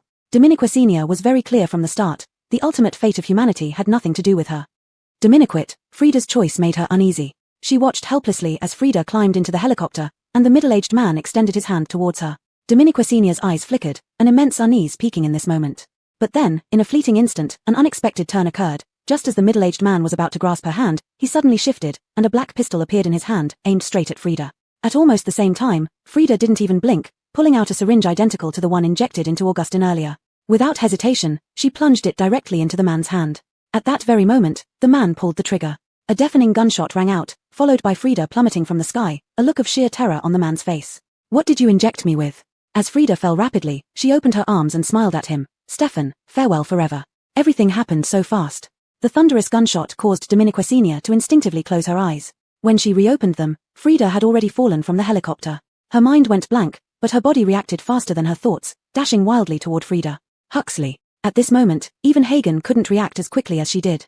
A huge inflatable bed appeared instantly where Frida was falling. Bang! Frida landed heavily on it and bounced up immediately. Dominiquasenia couldn't see clearly in front of her, nor could she hear the sudden barrage of gunfire behind her. The people in the helicopter panicked and started firing down. Hagen's pupils contracted sharply. A massive fireball formed in his palm and flew straight towards the helicopter. Meanwhile, Erica, Juliet, and Aiden took action simultaneously. The helicopter couldn't dodge all the attacks, especially since those inside were thoroughly panicking. Soon, the helicopter was hit, black smoke billowing from its tail as it crashed uncontrollably towards the ground. Unaware of this, Dominiquasenia crawled desperately to Frida's side and immediately checked for wounds. But Frida grasped her hand. Despite the cushioning of the inflatable bed, she had suffered significant impact. Blood flowed profusely from her mouth. Phew, Byron must die. He is nearly flawless, except, cough, his body can't withstand the direct power of the Zombie King. Have Daisy transmit energy directly to him. Cough, he'll burst from within.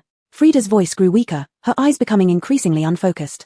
Tears streamed uncontrollably down Dominiquasenia's face, each drop landing on Frida's cheeks. I know.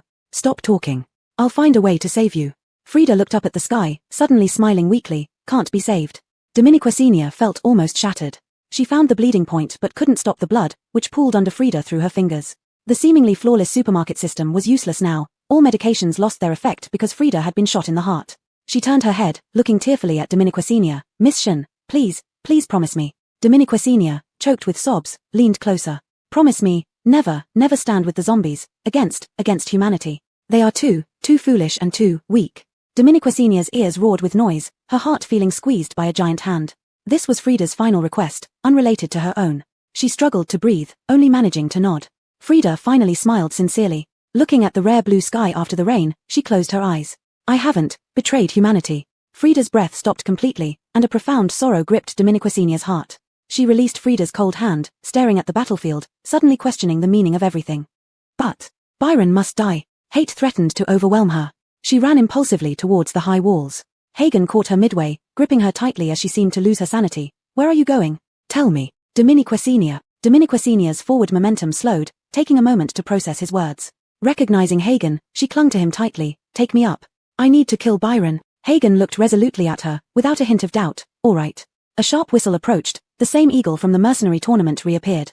Hagen tightened his hold around Dominiquasenia's waist, while she clung to him desperately. The next moment, the two soared into the air, flying toward the most dangerous place. That area had almost become a death zone no one dared approach, where oppressive airflow could be felt from 5 meters away. So sharp it almost cut through the skin. Dominiquasenia put up her protective shield again, and Byron spotted them right away. He seemed to be in an extremely excited state, his eyes completely red, and their arrival only increased his interest. Perfect timing. Daisy suddenly turned back, her eyes obviously all black. Sister, why did you come? Get out of here quickly. Daisy's body was already riddled with injuries, and every slight movement caused black blood to splash everywhere. She was in such a condition, and Boone was even worse. Dominiquasenia gritted her teeth, bracing for Byron's impending attack, and shouted with all her might, "He wants your energy. Give it to him directly." Byron's eyebrows twitched, and he laughed. "You, little girl, know how to play it smart." Boone frowned. "No way." But under Dominiquasenia's resolute tone, Daisy didn't hesitate. All the energy in her body suddenly surged out, heading straight for Byron. The dark energy was so intense it solidified, transforming into a giant hand that clamped down on Byron tightly. Byron's eyes flashed with alarm as he tried to break free. But in the next second, his neck stiffened, his eyeballs bulged. The veins on his body swelled up, turning black in an instant. Daisy remained calm, her arms spread wide, as all her energy poured out wildly, flowing through the giant hand into Byron's body. They had wasted too much time. She didn't want any more innocents or compatriots to die, nor did she want anyone else to get hurt. The dark energy expanded further, gradually causing a strong wind. Daisy closed her eyes tightly, her body slowly rising. Boone tried to grab her but couldn't do anything. Her short black hair danced wildly in the air. Byron abruptly opened his eyes, his red pupils turning completely black. He lifted his head, trembling violently, letting out a roar that shook the heavens before bursting into maniacal laughter. Byron seemed to have gone completely mad, but Dominiquasenia's gaze became increasingly calm. A person who has spent their whole life pursuing power will ultimately die because of their boundless greed. In the next second, Byron's laughter abruptly stopped, followed by an agonizing scream he couldn't endure. At this moment, half the sky was almost covered in darkness, Daisy's face completely pale like paper, the last trace of darkness escaping her body, becoming the final straw that broke Byron. An endless white light exploded outward from Byron, the sharp sound nearly shattering everyone's eardrums, and the blinding light threatening to blind everyone completely. But Dominiquasenia stared fixedly at that white light, tears streaming uncontrollably from her eyes until everything faded into nothingness. "This is an orange, this is a lemon, here, take the orange." Dominiquasenia grabbed it and stuffed it into her mouth, immediately contorting her face in pain due to the sourness. Erica swiftly dodged the lemon Dominiquasenia threw at her. Dodging something thrown by someone who couldn't see clearly was incredibly easy. Moreover, Dominiquasenia usually couldn't hit him even when she could see. Erica enjoyed playing around until he was suddenly grabbed and restrained. He tried to break free, but the other half of the lemon slammed into him. Hearing the impact, Dominiquasenia laughed and clapped. "You deserve it." Erica rolled his eyes. "Are you really blind or pretending? Didn't you see some dog suddenly appear?" "I'm blind now, but I can still hear." "And you're the dog." After saying this, Dominiquasenia tried to stand up, waving her hands wildly, only to be caught by a familiar touch. She smiled, knowing exactly who it was without looking. Ever since she was blinded by the white light, Hagen had almost become her personal maid. Taking advantage of Hagen's approach to support her, she hung a mischievous smile, subtly pulling on his belt and leaning close to his ear. "Thanks for your hard work. You've lost weight these past few days." Hagen paused, looking down at Dominiquasenia's smug smile, and inexplicably laughed. "Dominiquia, remember to repay me once you're better." Dominiquasenia failed to tease and instead was teased, instantly stopping her playful antics. Hagen helped her walk outside. The supermarket surroundings were now neatly arranged, resembling a small park. And all of this was thanks to Sister. Daisy put down her watering can and ran straight toward Dominiquasenia, then realizing her hands were dirty, she stood not too far away from Dominiquasenia. "Sister, are your eyes better?" Dominiquasenia blinked her eyes hard and, after a moment, nodded. "I'm feeling better. At least I can now sense light and tell day from night. So when you open your eyes, you'll be able to see the surprise I've prepared for you." Daisy was somewhat happy. Her mood had become more lively and sensitive than before, capable of sensing most of the subtle emotions unique to humans. Dominiquasenia sat in the wicker chair under the tree and suddenly thought of something. "Daisy, when will your powers come back?" Daisy frowned and pondered. "I don't know. It's still early, anyway. As long as they don't continue experimenting with our genes, I won't awaken so easily anymore." Dominiquasenia nodded, guessing it would take 10 or 20 years at least, maybe even longer. Before then, the battles between humans and zombies almost completely dissipated. As for those remnants from Huayang, Dominiquasenia thoroughly eradicated them all. The highest manager of Huayang became Corner. Ironically, after that decisive battle, they entered the base to clear out the remaining renegades and unexpectedly found Gladys and her father in the dungeon. They were both dirty and emaciated, unrecognizable from their former selves. Gladys no longer held the airs of a wealthy young lady. Upon inquiry, they learned that Corner had accidentally discovered what the internal team was truly researching. He immediately opposed it vigorously and even threatened to expose it publicly. However, he didn't expect to be framed and locked up in the dungeon along with his daughter. They were imprisoned for months, during which time Gladys was thoroughly broken, too dispirited to even scold her father who had burdened her. On the day they were freed, she nearly knelt down to call Dominique Sr. her new father. In that instant, Dominique Sr. got a new idea. She directly coerced Corner into becoming the new manager. Although he was honest and simple-minded, he was kind-hearted and well-versed in Huayang's policies. This was precisely what Dominique Sr. needed right now. For her future peace, she had to personally deal with those with ulterior motives, and Corner nervously took this position. Fortunately, he had a shrewd daughter. After being betrayed by her own father, Gladys no longer wanted to be carefree. Instead, she began helping her father manage affairs. Surprisingly, she showed great talent in this area, quickly organizing everything within Huayang meticulously. With this arrangement, Dominique Sr. wasn't afraid of those remnants rising again. Daisy could immediately sense any trouble and squash it before it grew. Thus, Dominique Sr. finally obtained the peace she had always dreamed of. As for the conflicts between zombies and humans, she couldn't care less, nor did Daisy. If they clashed outside, either humans would get infected or zombies would be killed by humans. It was their own business. Except for natural conflicts, they only intervened in conflicts caused by human actions. Both of them were true outliers. Dominique Sr. didn't think about her fellow humans, nor did Daisy. What if they still fight in the future? Then we'll see when it happens. The end.